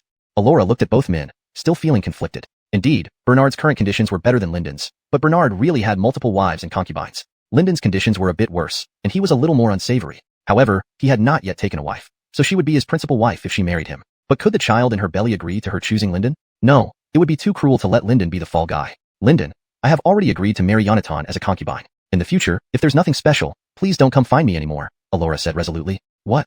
Linden felt as if he had fallen into an ice cellar. He worked so hard just to one day be able to marry Alora. Susu, you must have misunderstood something about me. As Linden spoke, he reached out to grab Alora's hand but was stopped by Bernard. Royal uncle, are you trying to snatch your nephew's wife? That is a serious act of disloyalty. You should ask if our ancestors approve. Bullshit. Susu hasn't married you yet. Who knows who will end up with whom? The one committing high treason is you. Susu will be your aunt in the future. Would you dominate your aunt? You're the one defying the natural order. Linden, stop talking. I am carrying Yonatan's child, Alora said. Hearing this, Linden felt even more devastated, like a bolt from the blue. No. Linden felt utterly hopeless. Seeing this, Bernard couldn't help but hum a little tune. Snowflakes drift, the north wind howls. The world is vast and desolate. Finally, Bernard watched as Linden left the Gia brick workshop with a look of resentment and malice. Royal uncle, you misunderstand women. If you hadn't changed your mind at the last moment that day, the child in Susu's belly would be yours. However, we are close relatives by blood. My child is also your child. Come see the child often in the future. Upon hearing Bernard's shout from behind, Linden felt as though his heart had been ripped out and trampled until it was shattered and bloody. Bernard found a room within the Gia brick workshop and temporarily settled Alora there. He cuddled with Alora for a while and, seeing her asleep, quietly got up to look for Jill's room. Just then, Coraline, who had prepared everything, arrived at the back door. As Bernard neared Jill's room, he realized it was time to meet Coraline at the back door, so he hurried over. Coraline wore a purple-red mandarin collar dress, which added a unique charm. After bringing Coraline into the courtyard, Bernard began thinking about which room to arrange for her, preferably one far from Jill and Alora to avoid awkwardness. Moreover, Coraline didn't know he had also arranged to meet Jill here. Suddenly, Corey appeared as if with urgent matters to discuss with Bernard. Princess, please wait here a moment. This king has to chat with Commander Dawson. Bernard was pulled aside by Corey to speak privately. Lonnie, news from the capital says the Mike plans to establish the 6th prince as the new crown prince. With the rise of the 6th prince, Leanne Rouet and that Adam are cousins, so the entire court may soon change. I heard that Bruno has some connections with Adam and plans to align with the 6th prince through him.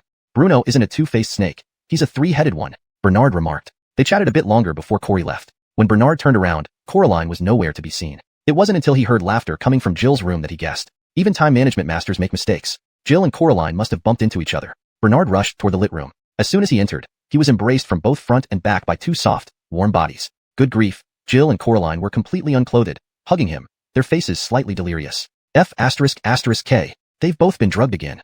Because Bernard smelled the familiar aroma once more in the air. Chapter 208 Taming Women. Bernard hurriedly circulated his inner strength to resist the pervasive effects of the drug spreading within the room, eventually discovering that the source of the drug was from the incense still burning in the censer. He promptly extinguished half of the incense. Then, he pushed both women back onto the bed and covered them with a blanket. Two at once, this will wear out my kidneys. Can't they at least be spaced out a little? Who put this incense here? Bernard complained while guessing if Bruno might have tampered with it, considering he took over this courtyard from him. Coraline used what remained of her sanity to look at Bernard and weakly said, Warlord, as long as you don't touch me, I'll immediately get my father to send money. Choices are for kids. Adults get everything. I, Bernard, am an adult now. Alright, this warlord won't touch you. Write a letter right now, and I'll send someone to deliver it to your father. However, since we're redeeming you and your cousin, 2 people, it's going to cost double. 200,000 silver taels and 50,000 gold taels. Bernard quickly found writing materials, but saw that Coraline struggled to stand, so he said, I'll write it for you. As Bernard started writing rapidly, Lou Adrianer, under the influence of the drug, began giggling uncontrollably. Hee hee hee. Ha ha ha. In her heart, Coraline was praying that the men secretly sent by Gillis would arrive to save her soon. When Bernard finished the letter, he suddenly sensed something. Since someone deliberately drugged this place, it seems like they were well prepared. And Coraline's deliberate allure must have had ulterior motives too. At this moment, Bernard's keen hearing detected faint footsteps from beneath the floorboards. He remembered Lou Adrianer's warning that every room in this brick house has secret passages. Bernard's eyes rolled, and he plucked a phoenix hairpin from Coraline's head, placing it alongside the letter. He immediately bundled the 2 women in separate blankets and bolted out the door, rushing straight back to the warlord's mansion. No sooner had Bernard left when a board behind the screen was pushed up from below, gradually revealing a pair of eyes, then a head. Finian's entire face emerged from underground. He looked around, seeing only the candlelight illuminating the room with no one inside, and the door slightly ajar. Why is no one here? I clearly saw Princess Adriano and Bernard enter this room.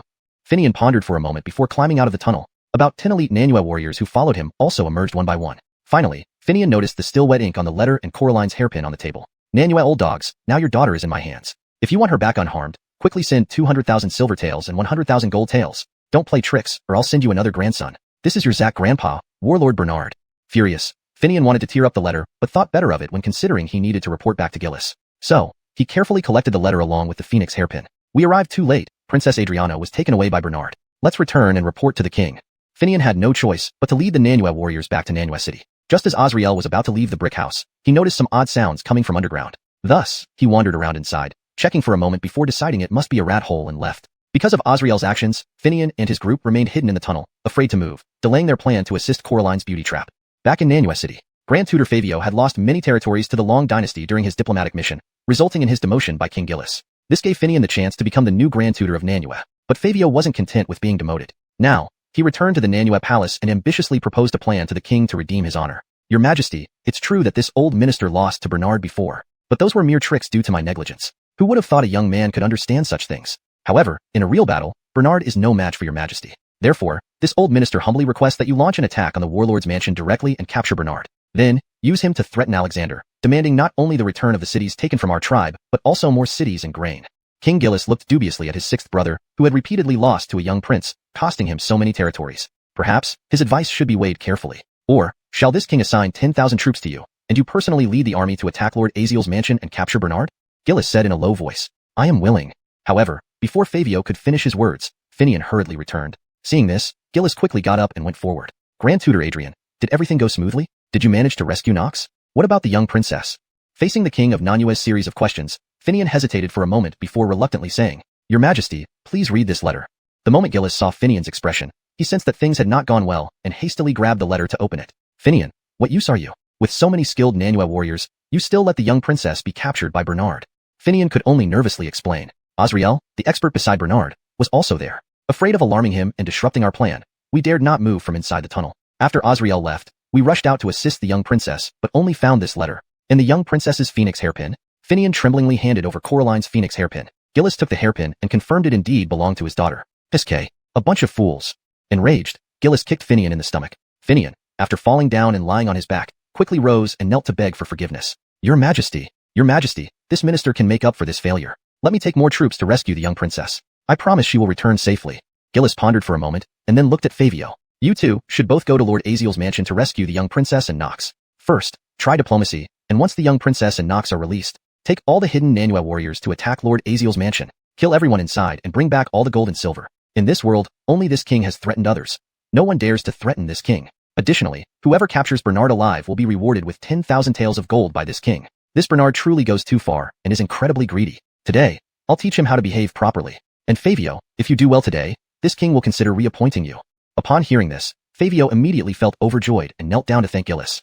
Finian glanced at Favio, sensing a hint of crisis. Gillis immediately instructed the internal supervisor to tally the gold and silver and ordered Finian and Favio to head to Lord Aziel's mansion at dawn the next day to ransom the captives. Then, he ordered another 10,000 Nanua warriors to prepare an ambush to attack Lord Aziel's mansion. Bernard rushed back to Yonatan's mansion with the two women, intending to return to his bedroom. But remembering that Emilio was pregnant and would be inconvenienced, he headed straight for Bianca's room instead. Knock knock. Who is it? It's this king. Open the door quickly. I need to borrow your room to hide two people. Bianca, wrapped in a coat, hurriedly opened the door. As soon as the door opened, Bernard darted inside with the two women and laid them on the bed. Bianca held the candlestick and, looking at the two naked women, asked Bernard curiously, Lord Aziel, what happened? Hurry up and find some of your clothes and a rope. First, dress Coraline and then tie her up. She's my cash cow. Without asking more, Bianca complied. Shortly after, Lou Adrianer recovered from the drug's effects and dressed herself. Meanwhile, Coraline, now clothed and tied up tightly, glared angrily at Bernard. Rogue, what do you want? Nothing much, just marrying you as this king's concubine. These two are my second and third wives. You can be the fourth wife. Bernard held Bianca with one arm and Lou Adrianer with the other, leering at Coraline. You're dreaming. Rather than marrying you, I'd rather kill myself by banging my head against the wall. Indeed, Coraline fiercely tried to bang her head against the wall, but Bianca swiftly stopped her. My lord, perhaps I can help tame this woman. I have a way with unruly little wildcats. Bernard nodded and watched with interest as Bianca tamed the fierce Coraline. Chapter 209, Siege of Marshal King's Mansion. Following this, the room echoed with Coraline's alternating laughter and crying. Tickles, big sister, stop tickling. Bernard yawned, feeling drowsy. Knowing that he would have to deal with the southern barbarians after dawn, he returned to his room to sleep. Lou Adrianer and Bianca spent the night on the same bed while Coraline was tied to a chair and left in a corner. The next morning just before sunrise, Bernard was woken up from his slumber by Kyle. Marshal King, please wake up quickly. The southern barbarians have sent people with gold and silver to ransom Coraline and Nox. Dunk saw among them the previous Minister of War, also known as the Lian Zakgu, Finian. Bernard smacked his lips twice, intending to turn over and continue sleeping but suddenly opened his eyes wide awake. He immediately got up from the bed and muttered to himself, that's not right. They want to ransom their people, which means they should be coming to plead with this king. Why should I be nervous? They're the ones who should be worried. Dunk, tell the maids to prepare tea. Send someone to inform Commander Dawson. As for Finian, being wanted by the court, He ended up becoming a lackey of the southern barbarians. Bernard commented disdainfully. Eugenia also got up and helped dress Bernard. My lady, you should rest well. This king is going out to earn our living. Fengmian, what is Fengmian? Fengmian is milk powder. For babies to drink. Go back to sleep, take good care of yourself. Before Eugenia could respond further, Bernard had already left the room. Deliberately delaying his steps to the front hall, he immediately spotted Fabio, followed by Finian. Ah, my old friends. It has been a long time indeed. Bernard smiled and sat down in the main seat, starting a conversation with the two. Grand Tutor Chin, how many cities are you planning to offer this king this time? And Secretary Adrian, did you bring the gold and silver? This was a deliberate question since Bernard had already seen several wooden boxes placed outside the gate, guarded by several southern barbarian warriors, clearly containing the ransom. Fabio coldly replied first. Your Highness, Martial King, I admit defeat from the last match. Please bring the captives over so we can make the transaction. Bernard chuckled inside but was quickly thinking. After such a major mishap by Fabio, why does the southern barbarian king still keep him? Nevertheless, he ordered his men to bring Nox and Coraline over. Nox, having been confined for days without proper facilities, smelled strongly of filth and sourness. Coraline appeared haggard, her eyes showing signs of confusion. Fabio immediately asked Coraline, Princess, were you harmed by them? Coraline shook her head. Not really. Yesterday evening, a woman came and tickled me first. Later she made me unconscious. When I woke up, it was already morning. I didn't know what happened. Fabio immediately glared at Bernard and shouted angrily, Martial King, you are still a prince. When two countries negotiate, protocol must be observed. Be honest, did you do anything to our princess? Bernard gave a sinister smile. Why don't you ask your princess if she feels sore all over? Princess, is it true? Fabio promptly asked Coraline. Coraline nodded. Fabio instantly realized something and pointed at Bernard's nose, cursing furiously. Bernard, how dare you molest our princess? Our king values her more than a pearl in his palm. Yet now you are extorting us for a huge ransom. Bernard grabbed Fabio's 3 fingers and squeezed tightly. Didn't your mother teach you that pointing at others' noses is very impolite? Unfortunately, it can't be helped because this king is powerful and enduring. Who knew that such a wild woman would turn out to be so frail? It's your princess's misfortune to not enjoy this king's grace. At this moment, Coraline was stunned. So she really was violated by Bernard last night. No wonder her waist felt sore and her legs weak this morning. Bernard, even if I die, I will never let you off. You promised to release me once you receive the money. Why did you still violate me? Coraline cried and cursed Bernard. Princess, Martial King is only joking with you. He did not violate you last night. We used some tranquilizer to keep you quiet during our rest to prevent you from escaping. The side effect of this drug would cause aching limbs. Bianca's voice came from behind, clarifying the facts as she entered the front hall. After hearing the clarification, Coraline's emotions finally eased. She gave Bernard an intense glare, but saw him smirking slyly. Bernard, this princess doesn't appreciate your jokes. Quickly take the ransom and let me leave this filthy place as soon as possible. Fabio then said, Martial King, please send someone to count the gold and silver. We can then take young princess back and complete our mission. Bernard asked Kyle, has someone been sent to inform Commander Dawson? Kyle nodded and said, without your orders, Dunk has already sent someone to notify Commander Dawson. He should be here by now. Bernard's eyes flickered as he noticed Fabio and Finian exchanging glances, seemingly sharing some information. Fabio also reached out to untie Coraline's ropes. Let's untie young princess first. A lady like her has never endured such hardship. If she gets hurt, we won't be able to explain it to the king. But Bernard pulled Coraline into his arms, looking at Fabio with a wicked smile. First, count the ransom. Once it is brought into Martial King's mansion, then we'll release the captives. My fourth wife, if you go back so soon, how will I miss you?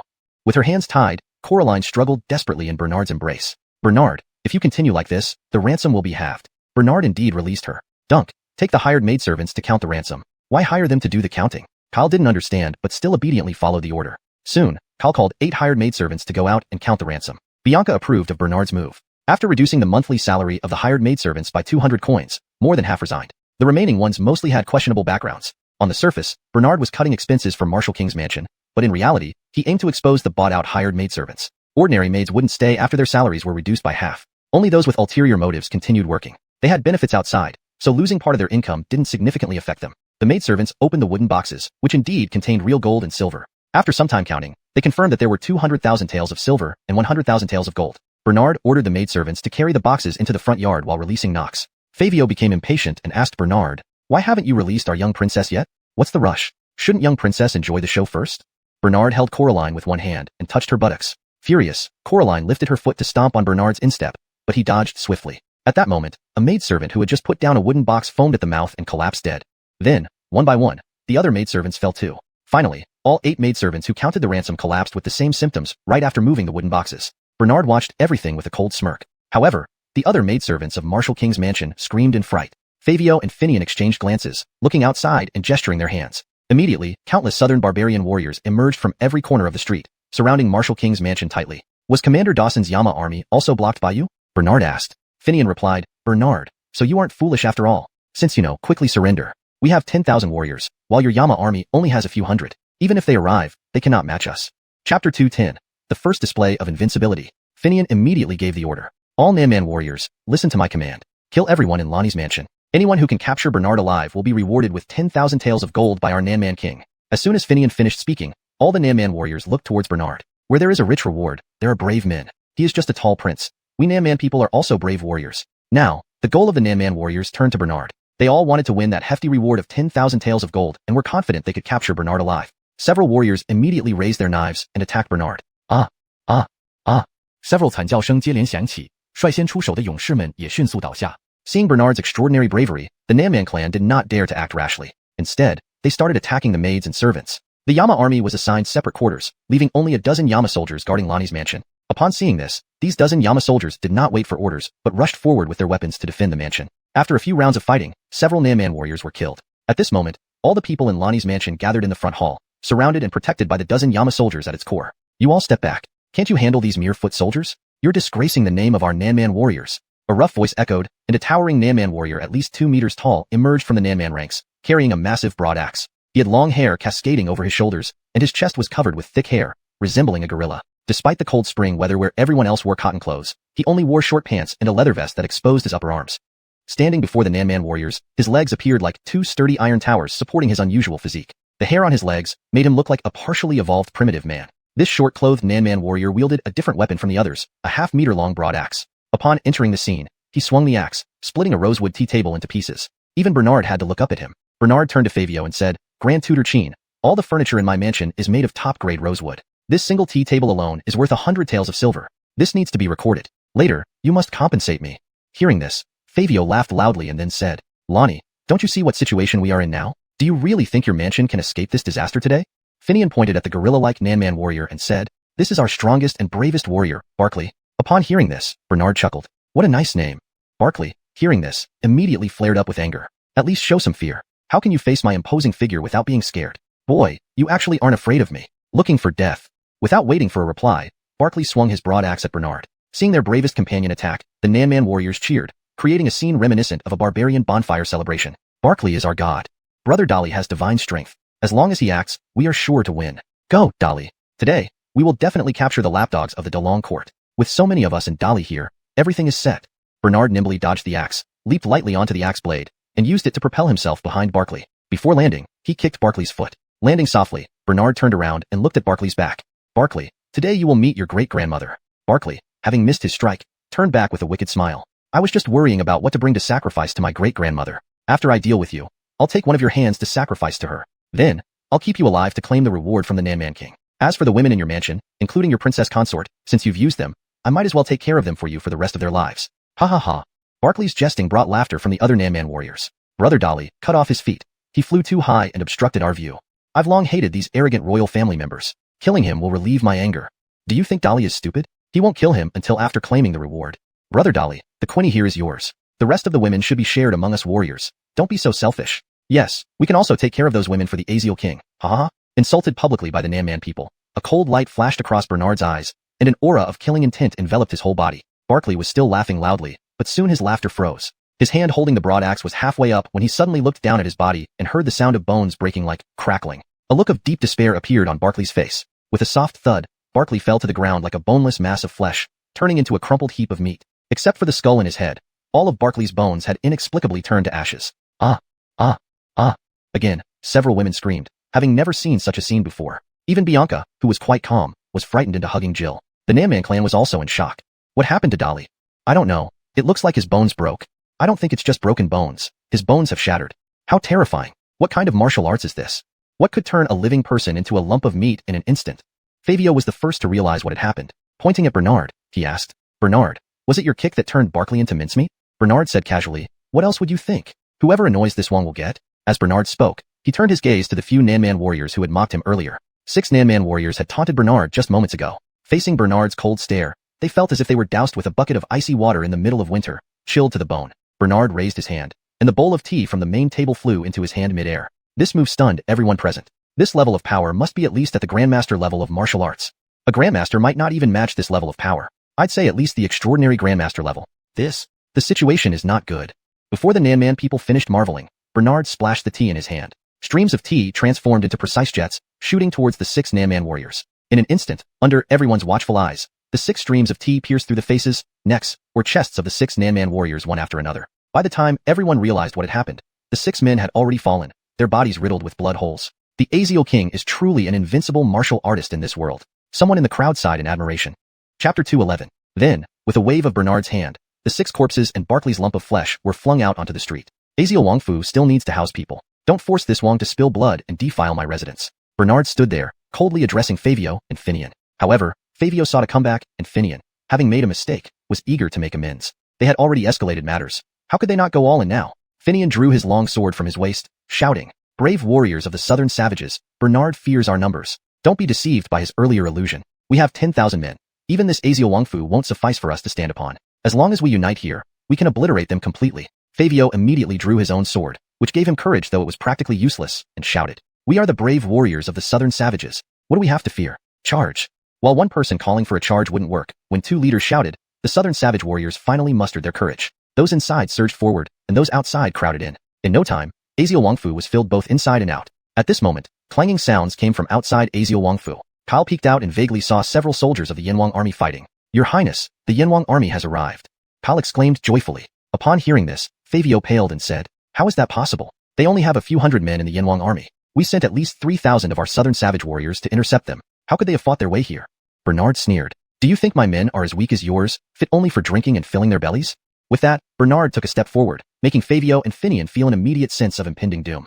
Bernard, expressionless, said, "Today, it will not be you wiping out every last one of us in Aziel Wangfu. Instead, it will be my Aziel Wangfu that ensures none of you return alive." Suddenly, Bernard raised his right hand and roared, "Qinglong saber, prepare." Following his thunderous command, the Qinglong saber hanging on the wall flew through the air, spinning rapidly as it moved toward the front hall. Before Fabio and Finian knew it, a gust of wind swept past like a blade slicing through flesh, and Bernard now held an ancient green dragon-headed saber. Today, this Wang will let loose a massacre. Roaring, Bernard flashed into the crowd of southern savage warriors, merging into their midst without a trace. Wherever he passed, the southern savage warriors were thrown high into the air, soaring over the walls of Aziel Wangfu and landing on the streets outside. Once they landed, their bodies lay mangled and lifeless. Kal then commented, "It's considerate of His Highness to spare us servants the trouble of cleaning up. He even made sure no blood was spilled within Aziel Wangfu, ensuring no one dies inside."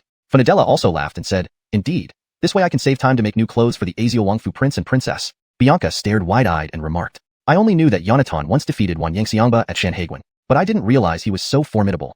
At this moment, Bianca felt even more fortunate to marry Bernard as a concubine. If her fate wasn't good enough, she might not even qualify to be his concubine. Jill looked at him dreamily and exclaimed, "So handsome, so fierce, I really love Yonatan." Judy proudly raised her head and said, "The man I chose naturally is the invincible hero of the world. Sisters, our men can crush these insulting southern savages as easily as crushing ants." While Bernard was wreaking havoc, the southern savages were not idle. Fabio waved his sword in the air, pointing at the Aziel Wangfu defenders surrounded by the Yanwang army, and shouted, "What are you waiting for? Charge!"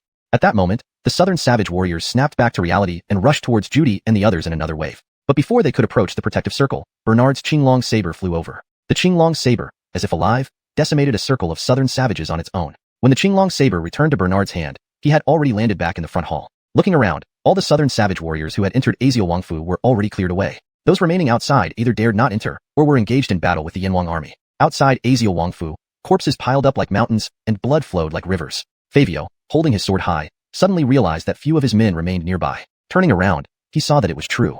Apart from Finian, Coraline, and Nox, all the southern savage warriors had been cleared out by Bernard. But wait, there were still a few corpses of southern savages that hadn't been cleared away. Seeing these corpses, Bernard kicked them outside the gate one by one with displeasure. "In the end, my residence is still dirted." Fabio awkwardly lowered his sword, while Finian also felt embarrassed and quickly sheathed his sword. "Misunderstanding, it's all misunderstanding."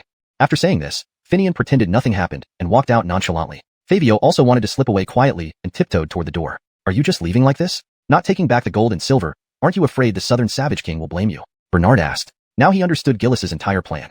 The two men stopped. Fabio didn't dare turn around but laughed nervously. "Yonatan, the new year is coming soon. You can keep the gold and silver for the celebration. This year's preserved pork in the south tastes great. You should buy some to try." After saying this, Fabio tried to leave again, but the Qinglong saber suddenly dropped from the sky, embedding itself into the ground between them and the entrance. Finian was terrified and immediately knelt down, sobbing uncontrollably. "Yonatan, spare me, I didn't want it to be this way, it's just to get a bowl of rice. I was also under orders from the southern savage king Whale." Fabio whispered behind Finian, "You traitor! Have some backbone. What's a man crying for?"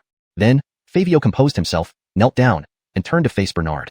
"Yonatan, Fabio, have been defeated by you time and again, and I acknowledge your superiority. Do whatever you want with me. Bernard glanced at the sky and said, you said the preserved pork from the south is delicious this year. How about I make you into preserved pork? Yonatan, don't joke. My meat doesn't taste good. It's sour and stinky. Why don't you eat Finian? He has been well fed by your court. He must taste better. Bernard paused, then said seriously, I don't have time to play with you anymore. Tie them up. A few men from the Yanwang army came forward and bound Finian and Fabio. Seeing that Bernard had captured both of them, Coraline remained defiant, arrogantly saying, Your Highness Yonatan, since we've delivered the money, my cousin and I will take our leave now. I believe your Highness is a man of your word. Saying this, Coraline tried to pull Knox away, but Corey arrived and blocked their path. Corey pointed his sword at them, but Bernard said, Commander Dawson, ask what they did to the ransom. They can only leave after confessing. Coraline glanced at the poisoned servant and replied, This is a special poison used by our southern savage tribe. Just soak the gold and silver in soapberry water for a day, and the toxins will be thoroughly removed. Now can my cousin and I leave, your Highness? Bernard nodded contentedly. You may leave. However, young princess.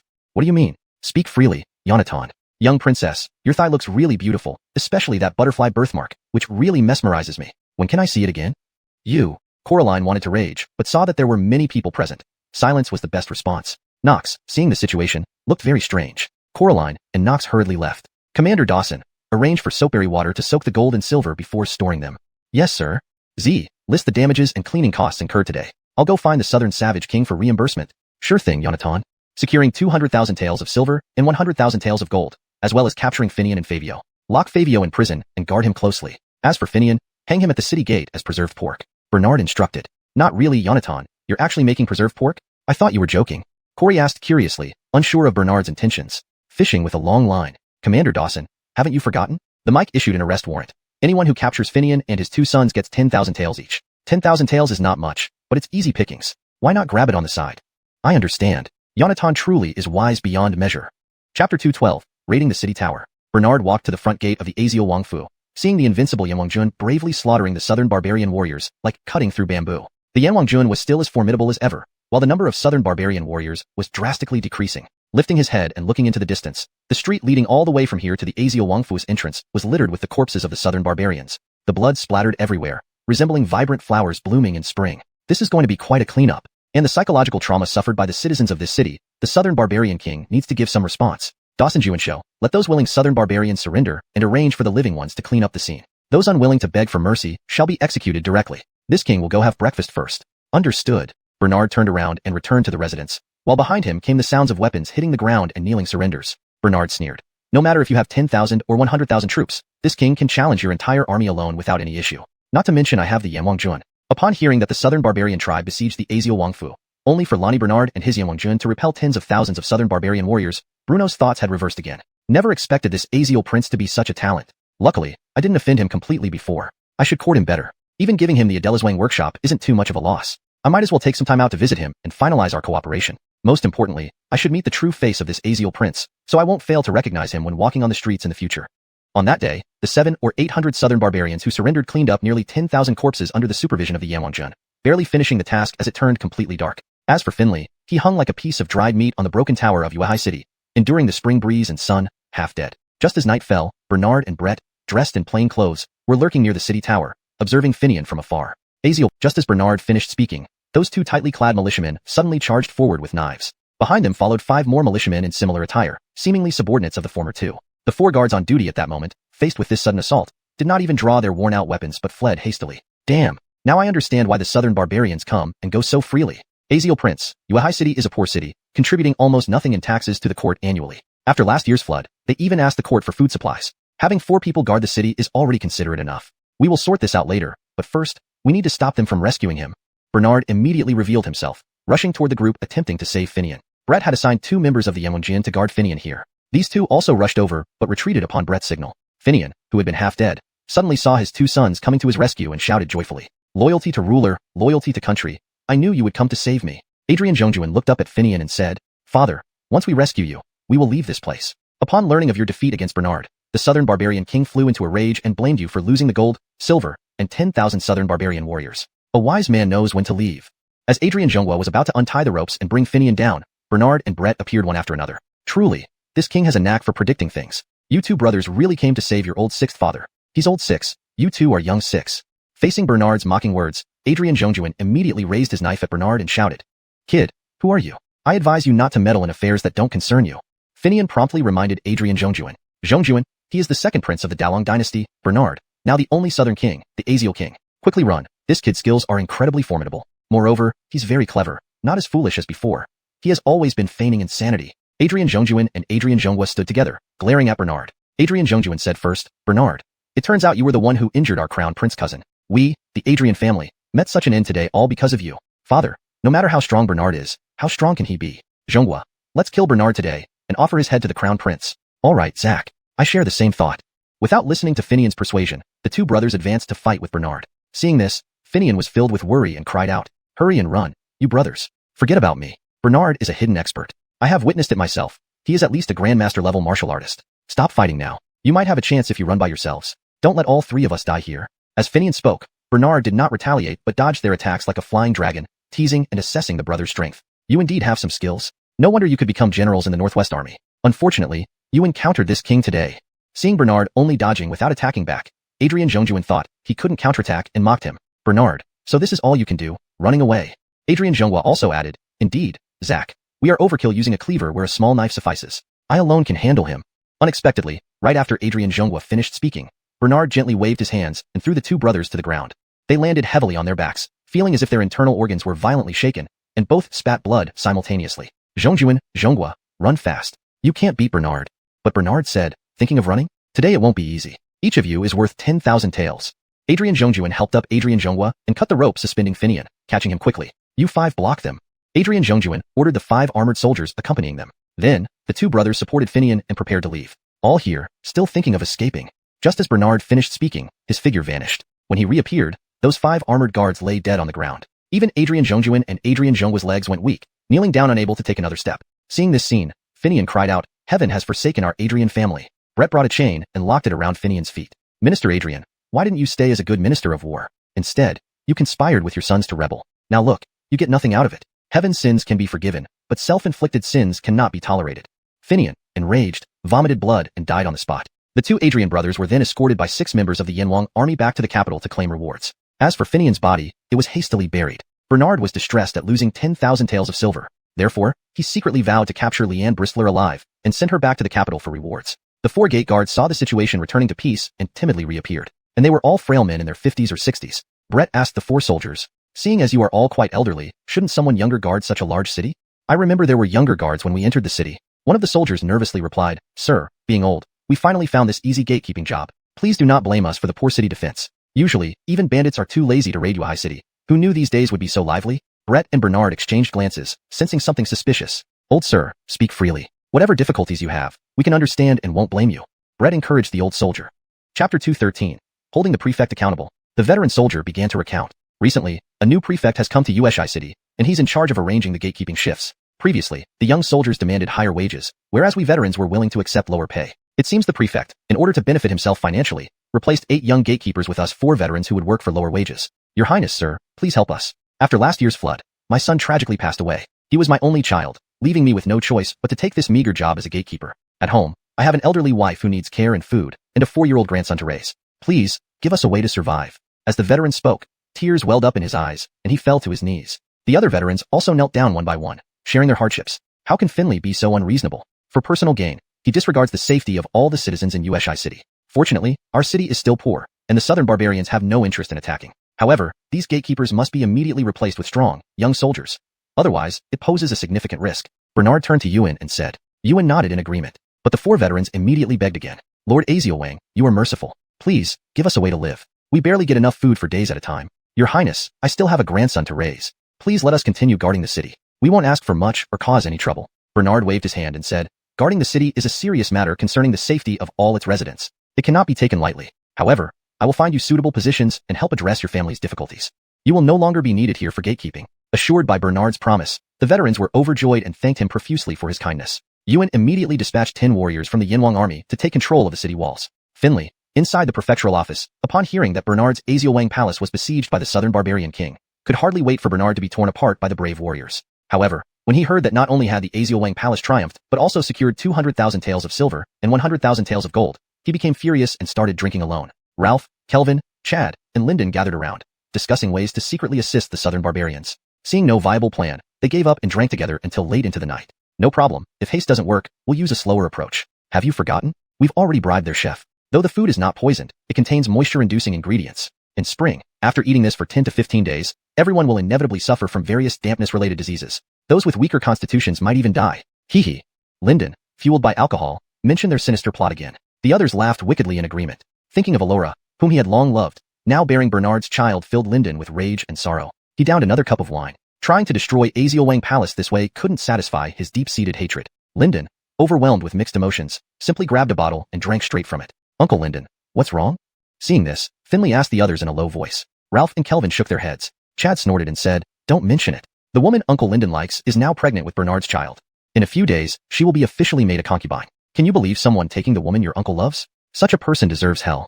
Everyone agreed, cursing Bernard vehemently. 1. Because they truly despised Bernard. 2. Because they shared a common enemy, making them allies against a common foe. Amidst their drunken curses, a voice interrupted. You all seem quite happy, enjoying yourselves while criticizing me. Finley, holding his wine cup, paused, his blurry vision trying to focus. Who's there? This voice sounds so familiar. Ralph added. Who else? It must be that fool Bernard. Kelvin, wait. Bernard. No, it's Lord Azielwang. Chad, oh no. Lord Azielwang, we? All four hurriedly knelt before Bernard. Bernard stood firm, while Ewan followed closely behind. Only Lyndon remained seated, glaring at Bernard with hostility. Uncle Lyndon is here too. Uncle Lyndon, Susu in bed is as caring as she can be towards me. Bernard smiled mischievously, intentionally stirring up Lyndon's anger. I just love the look on your face. You can't stand me but can't do anything about it. Hee hee. And Susu's body is really something. Just one time and she was pregnant. Uncle Lyndon, you probably even thought of a name for the child Susu would have with you. But now, you won't get that chance. Bernard, don't be so arrogant. Infuriated, Lyndon threw his wine cup at Bernard. However, Bernard caught it easily and crushed it into ceramic powder before tossing it away carelessly. Finley, I came here tonight to ask you why you replaced all the guards with veterans. You surely didn't do this just for financial gain, right? Faced with Bernard's aggressive questioning, Finley felt flustered and his heart raced. Lonnie Wong, I merely intended to cut expenses for the national treasury. Yuehai City yields 0 annual tax revenue but still requires disbursement of salaries for the prefectural administration. Therefore, I decided on my own to replace the guards with cheaper veteran soldiers. Nonsense. Clearly, you received bribes from the southern barbarians and deliberately did this. Ewan accused Finley directly. Your Highness, I absolutely did not do such things. Please investigate clearly.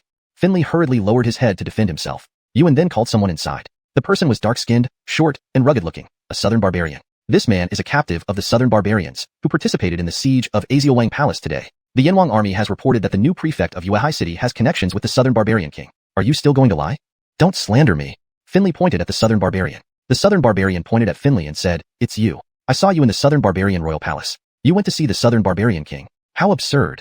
Finley abruptly pulled a sword from the wall and aimed it at the southern barbarian to kill him. Bernard kicked Finley to the ground. Finley, you want to eliminate the witness. Take this southern barbarian away first. Then 2 soldiers of the Yanwang army entered and escorted the southern barbarian away. I'm very busy now and don't have time to play with you. Starting today, personnel from the Yanwang army will take over your position as prefect. If you continue this way, Yuehai City might not even have a single tile left. Bernard then looked at Ralph, Kelvin, and Chad and said, as for you 3, it seems you are too idle. Not enough heavy work in the shop makes you idle enough to come here for enjoyment and collusion. Starting tomorrow, you will go to the coastline and dig the land along with other workers. Hearing Bernard's final verdict, the 4 collapsed on the ground like the end of the world had arrived, complaining endlessly. Finally, Bernard looked at Lyndon and said, as for Uncle Lyndon, you are my elder. If you are dissatisfied with the land grant given by Father Mike, you can always strive for it on merit. If you resort to despicable means, don't blame me for being merciless. Lyndon lifted a cup of wine, slowly tasted it twice, and then said, come on, bring it on. I just don't like your father becoming emperor and putting on heirs. Back then, he harmed countless brothers for this throne. If Andy hadn't gone crazy, this imperial throne should belong to him. Uncle Andy doesn't need you to speak up for him. Take care of yourself. Goodbye. That night, the temporary replacement for the prefect of Yuehai City was Dylan. Finley's official robes were taken off and replaced with rough cloth clothes. He was assigned to join Ralph and others in the harbor construction team, living in sheds and swinging hoes. The next day, after hearing about Bernard's significant actions the previous night, Bruno dared not underestimate him anymore and prepared lavish gifts to visit Azielwang Palace. Just as he reached the gate of Azielwang Palace, Bruno encountered Bernard returning from outside. It's you. Why do you show up everywhere? Bruno looked down on Bernard disdainfully. Chapter 2:14. Just tremble happily. Ewan, who was following Bernard, hurriedly stepped forward to warn Bruno. Bruno, show some respect when you speak. No matter who this person is, you have no grievances with them, so can't you talk properly? Bruno became even more animated upon hearing this. Oh, you're getting worked up now. Brother Mayo, I treat you politely because I respect you as someone serving half a post by the Prince of Aziel. Oh, make that half a post? As for this person beside you, he's another employer's servant, right? Why should I give him any face? Come on, clean my shoes, and I'll offer him a better paying position in my entourage. By the way, how much do you get paid there per month?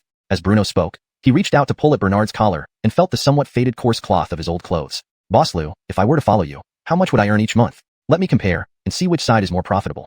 Bernard not only wasn't angry but also countered sarcastically. Bruno sized up Bernard, patted him on the shoulder, and said, "You're pretty sturdy. My mansion is short of a stable boy. How about you take the job? By the way, this position has another name?" Bruno stopped mid-sentence, looking at the steward Jalen with ill intent. Jalen got the hint and promptly cooperated. Bimowin. Ha ha ha. Bruno joined in with laughter. Ha ha ha. Upon hearing this, Ewan was about to draw his sword to defend Bernard, but Bernard raised his hand to stop him. "Yes, I am Bimowin, or even son is Ilkong. So, you must be Zhu Beiji, second elder brother. Haven't seen you in a while."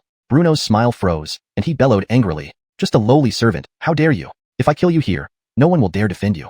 Bernard raised an eyebrow and retorted, "What if Lonnie wanted to defend me?" Bruno hesitated for a moment before sneered, "As just an outside servant, what benefits can you bring to Lonnie? Send him mansions and lands, gold and jewels, or help him with his duties? If I kill you here, Lonnie wouldn't bat an eye." Bernard shook his head. Lonnie dislikes killings within his own residence. Otherwise, it might turn into a haunted house. Don't know until you try. Bruno finished, revealing his ferocity and abruptly pulled out a dagger from his sleeve, aiming to stab Bernard. Just as Bruno made his move, Ewan slashed with the back of his blade to knock away the dagger. "Ewan, what do you mean? Lonnie isn't here. What act are you putting on? Once I establish a relationship with Lonnie, if you cooperate with me, there will be plenty of rewards for you." Ewan sheathed his sword and coldly replied, "I don't need your rewards. The kindness Lonnie has shown me surpasses yours 100-fold, 1,000-fold. If you dare to insult Lonnie again, my sword won't just use the back of its blade against you." "Insult Lonnie? When did I ever insult Lonnie? Calling yourself Zhu Beiji, you really are stupid. The poor man you've been looking down on all along is our Lonnie, the current Murphy." Bruno looked at Bernard in disbelief, exclaiming, "It's impossible. Brother Mayo, how could a poor man like him possibly be a prince? Princes should be dignified. It's impossible. Brother Mayo, you're playing a joke on me, right? Who has time to joke around with you?" Ewan shot him a disdainful glance. Bernard took out the ghost mask he had worn when meeting Bruno as a prince in a Delazwanfang and slowly put it on. "This ghost mask is fun. Commander Dawson, let's go inside. I'm tired." Wearing the ghost mask, Bernard walked towards the interior of the prince's residence. Passing by Bruno, he even stuck out his tongue at him. Hee hee hee. Bruno was terrified, collapsing onto the ground. So, that poor man. That person was Lonnie. Lonnie was him. "Lonnie, I truly didn't recognize you. Lonnie, if you had revealed your true identity earlier, I wouldn't have dared be disrespectful no matter how many lives I had. Lonnie, please forgive my ignorance." Bernard stopped, turning around and said, "So you're blaming me then?" After saying this, Bernard entered as if nothing happened. Bruno immediately knelt down, wailing, "I dare not. I didn't mean it like that. Lonnie, today I brought heavy gifts to seek friendship. Brother Mayo, you know I didn't mean it." Bruno grabbed Ewan's trouser leg, pitifully as he passed by. "You help me beg Lonnie for mercy, and we will continue to cooperate well in the future." Ewan glanced at Bernard's back and said, "You should crawl in there and plead." "All right, certainly." Bruno changed his arrogant attitude from the beginning and awkwardly knelt from the entrance of Lonnie's mansion all the way to the front hall. Bernard removed the mask, took a sip of tea served by a maid, frowned and said, "Why does my tea have a watermelon flavor now?" The maid explained immediately, "Recently, the kitchen has been making watermelon juice every day. They say it helps remove the poisonous miasma prevalent in the south." "Ridiculous. Commander Dawson, you investigate our chefs, even the cooks from Yama's army." "I'll do it right away." Ewan left immediately, leaving only Bernard and Bruno in the front hall. "By the way, your son, what was his name?" Bernard asked, looking at the kneeling Bruno. "Germain." "Yes, Germain. Is his wound any better?" "Thank you, Lonnie, for disciplining him. My son has learned his lesson and stays home every day reading and studying how to be a better person." "That's good. Speaking of which, I'll call you father-in-law and address Germain as brother-in-law from now on. I am planning to marry Deborah, and you have no objections, right?" Bruno was overjoyed. 3 generations of accumulated virtue, 2 lifetimes as peasants, this generation making some money through business. Yet never had they associated with nobility. Now, his daughter could marry a prince, ascending into power, truly a sign of prosperity. "I am more than honored, Lonnie. Your wedding banquet will be handled by me, and I will ensure it is grand and respectable. It's settled. I intend to marry 3 women at once, one of whom is Deborah, your daughter." "No problem. What amount of dowry would be appropriate?" Bernard muttered, tapping his fingers on the table as if deep in thought. Tap, tap, tap. To Bruno, that tapping sound was unusually sensitive. Lonnie was testing him. In fact, Bernard was genuinely considering the appropriate gift money. Marrying 3 women at once required balance. Neither too much nor too little would do. Fairness was paramount. "Lonnie's marriage is like my own marriage. I will handle everything for you. As for Deborah's dowry, consider it waived. For the other 2 families, I can arrange the proposals for you without needing you to pay a single coin." "How thoughtful of you." Alora and Bianca. Alora is the disciple of Sun Ergu, the leader of Tianshan sect, and Bianca is the younger sister of Avon, the iron merchant. "I know both of them. I will take care of it immediately. As for the date, I haven't consulted a fortune teller yet. Don't worry, I will find a master to pick an auspicious day for you. You just lie on your bed, waiting to cherish your new consorts happily." "Tisk, why are you so vulgar? After all, I am a prince. What does happily shivering mean?" Forgive me, I made a mistake. It should be continuing the lineage." "Enough talk. Go ahead and arrange it. I am eager to embrace them." "Wait, what did you bring today?" "Some gold, jewelry, and health supplements. All to honor you, Lonnie. In that case, thank you, father-in-law. Certainly, certainly. Watching Bruno scurry away obediently, Bernard felt an unprecedented sense of satisfaction. This scenario of humiliating someone while receiving benefits afterward gave him immense pleasure. Chapter 2:15 Impersonating a prince is a major offense. Bruno was efficient. That afternoon, he finalized the betrothal gift with Gracie and had 3 sets of bridal wear delivered to the Lonnie's mansion. The wedding date was set for Lantern Festival after the new year. It was just past the new year. Everything felt fresh and promising. The preliminary excavation work for the port construction project, prepared before the new year, was completed. Next, materials would be transported in for the start of construction. At Lou Manor, Germain, who had just returned from a brothel where he indulged himself overnight, saw his father sitting in the courtyard drinking tea and humming songs, knowing immediately that Bruno must have something joyful going on. Father, you are so happy. Have you made another big deal? I'm even happier than that. Lonnie has officially proposed to take your sister as his bride. I will personally handle the wedding arrangements. Alas, our family has been poor for several generations. In my time, all we've become is a group of merchants with a coppery stench. We've never had an official among us. Now that our own daughter is marrying a prince, we can at least count ourselves among the nobility. Our Lou family has finally made some progress. Upon hearing this, Bruno became worried. Father, aren't you making Adrienne a concubine by marrying her off to Lonnie? I disagree with this. Bruno snorted coldly and said, You don't need to agree. I am the master of this house. Don't think I don't know what you're thinking. Although Deborah didn't grow up with you, she shares the same blood as you do. If you're coveting your own flesh and blood sister, did the courtesans not satisfy you enough? Father advises you to set your mind straight and marry a proper girl to start a legitimate family. Stop lingering around brothels, or you might catch some dirty diseases. Germain said nonchalantly, If I am to marry, it will be to a talented and beautiful girl. Even when I visit brothels, I only choose the top courtesans, who are cleaner and more comfortable than those cheap girls. On this point, I don't doubt you. Go groom yourself well. Father will introduce you to Lonnie, so you can get acquainted. Cultivate a close relationship with him, and there will be a bright future awaiting you. Germain nodded happily and asked, Father, it seems like you're firmly siding with Lonnie this time. You won't try to make further contact with the southern barbarians, right? Bruno nodded and said, Bernard indeed has potential. Before, I heard he was somewhat simple-minded, which wasn't appealing, though the southern barbarians seemed promising, thus attracting me. However, now seeing how the conflict between them and Lonnie plays out, I realize Bernard's future cannot be underestimated. Many people say Lonnie was previously pretending to be crazy. Such a person should indeed be befriended. With the southern barbarians and Lonnie openly clashing, maintaining good relations with both sides is no longer possible. So, son, in the future, we will ally firmly with Lonnie and ignore the southern barbarians. Otherwise, we might end up pleasing neither side, especially since they are both powerful factions. Any small moves we make will be under their scrutiny. Germain nodded again. Father, have you concluded your collaboration with Lonnie? That's naturally sorted. Who else could Lonnie collaborate with besides me? Why don't we book a table at Yunlai for lunch today and invite Lonnie along? It will be just you and me accompanying him. By the way, you'll send an invitation letter on my behalf to Lonnie. Speaking of which, remember that carriage incident? Just then, Jalen hurried over. Sir, there was an accident at the lumber mill. A worker got injured by a piece of wood, quite seriously. What? Why were they so careless? Investigate whether the worker intended to scam compensation. The chances of it being an accident are higher. As Bruno and Jalen walked to the front gate while talking, Bruno recalled the dinner arrangement with Bernard and reminded Germain. Treat Lonnie well. Don't offend him recklessly. Germain responded impatiently. Father, I know. Don't nag so much. Go deal with your business at the lumber mill. I'll write the letter now and send it to Lonnie. Bruno rushed away, forgetting to remind Germain about the servant who had collided with his carriage, who was actually Lonnie. Jalen's arrival conveniently interrupted Bruno's next words. Life sometimes is filled with coincidences, and these coincidences lead to series of misunderstandings. Bruno wrote a letter with his signature flourish and sent it to Lonnie's mansion. When the messenger returned, he informed Germain that Bernard confirmed his attendance at the luncheon. At Aziel Wangfu, Bernard thought that with the spring coming, construction would begin soon, and it was best for Bruno to arrange all infrastructure materials as soon as possible. So, he did not refuse today's lunch invitation, and upon Eugenia's reminder, he still changed into a silk brocade robe, completely changing his previous shabby appearance. When it was time, Bernard arrived at Yunlai a little earlier than scheduled. Just then, he bumped into Germain right at the inn's entrance. The spring coldness was still strong, and Germain, knowing he was to accompany the prince for lunch, had especially worn an ostentatious fox fur coat. Hey, you're eating here too? Germain looked at Bernard sarcastically, noticing that he was dressed very expensively today. What? Dressed up like this to eat in such a fancy restaurant? Do you really think you're master's act? One meal here will cost you several months' salary. No, probably your whole year's salary. Be practical. If you serve me tea and apologize, I'll pay for your meal. Bernard looked at the irritating man in front of him and said coolly, Today, it's naturally my treat since I'm having lunch here. Hearing this, Germain immediately became unhappy. What do you mean it's our treat?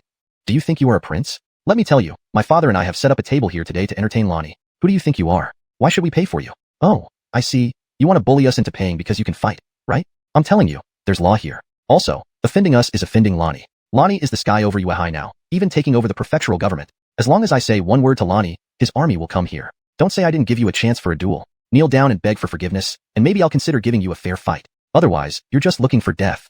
Bernard laughed in anger. Germain, you are truly an extremely foolish rich boy. Why don't you ask your father what you've been saying to me today? Didn't your father tell you how you've been offending me constantly? Germain thought for a moment, and then seemed to recall something. Wait, you keep calling yourself this king. Only princes can call themselves like that. Could it be that you? What do you think? I got it, you poor kid. You're not only poor but also impersonating a prince. Do you think dressing up nicely makes you a prince? If that were true, wouldn't I be an emperor with my luxurious lifestyle? Impersonating a prince is a major offense. I'll report you to Lonnie right away. Chapter 216. Return of the South. Bernard laughed in spite of his anger. Good.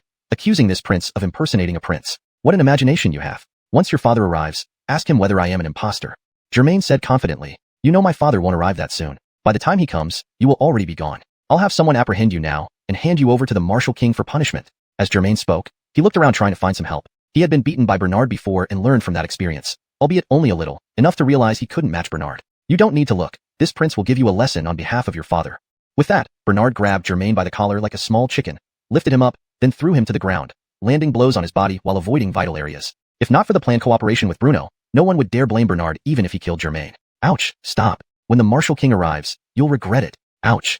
Germain was being held down by Bernard right on the street outside the tavern, enduring punches. His old injuries were still unhealed, and now he had new ones, leaving him crying out in pain. More and more people gathered to watch, surrounding them, some laughing, others cursing. Especially those who had been bullied by Germain or his family's wealth clapped and cheered loudly. After dealing with the accident at the lumber mill, Bruno and Jalen headed toward Unify Pavilion by carriage. From a few hundred meters away from Unify Pavilion, they saw a crowd gathered on the street watching something, with occasional screams and cries coming from within. That voice sounds so familiar.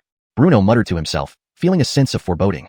Lao Irma, let's hurry and see what's going on. Following Bruno's urging, they quickly spurred their horses to catch up, stopping just at the edge of the crowd. Bruno pushed through the throngs of people, seeing a scene that looked all too familiar. Bernard riding on Germain, punching and kicking him. Ouch, what misfortune. You're trying to ruin the Liu family, aren't you? Daring not to intervene, Bruno worried his only son might be seriously hurt by Bernard, pacing nervously like an ant on a hot pan.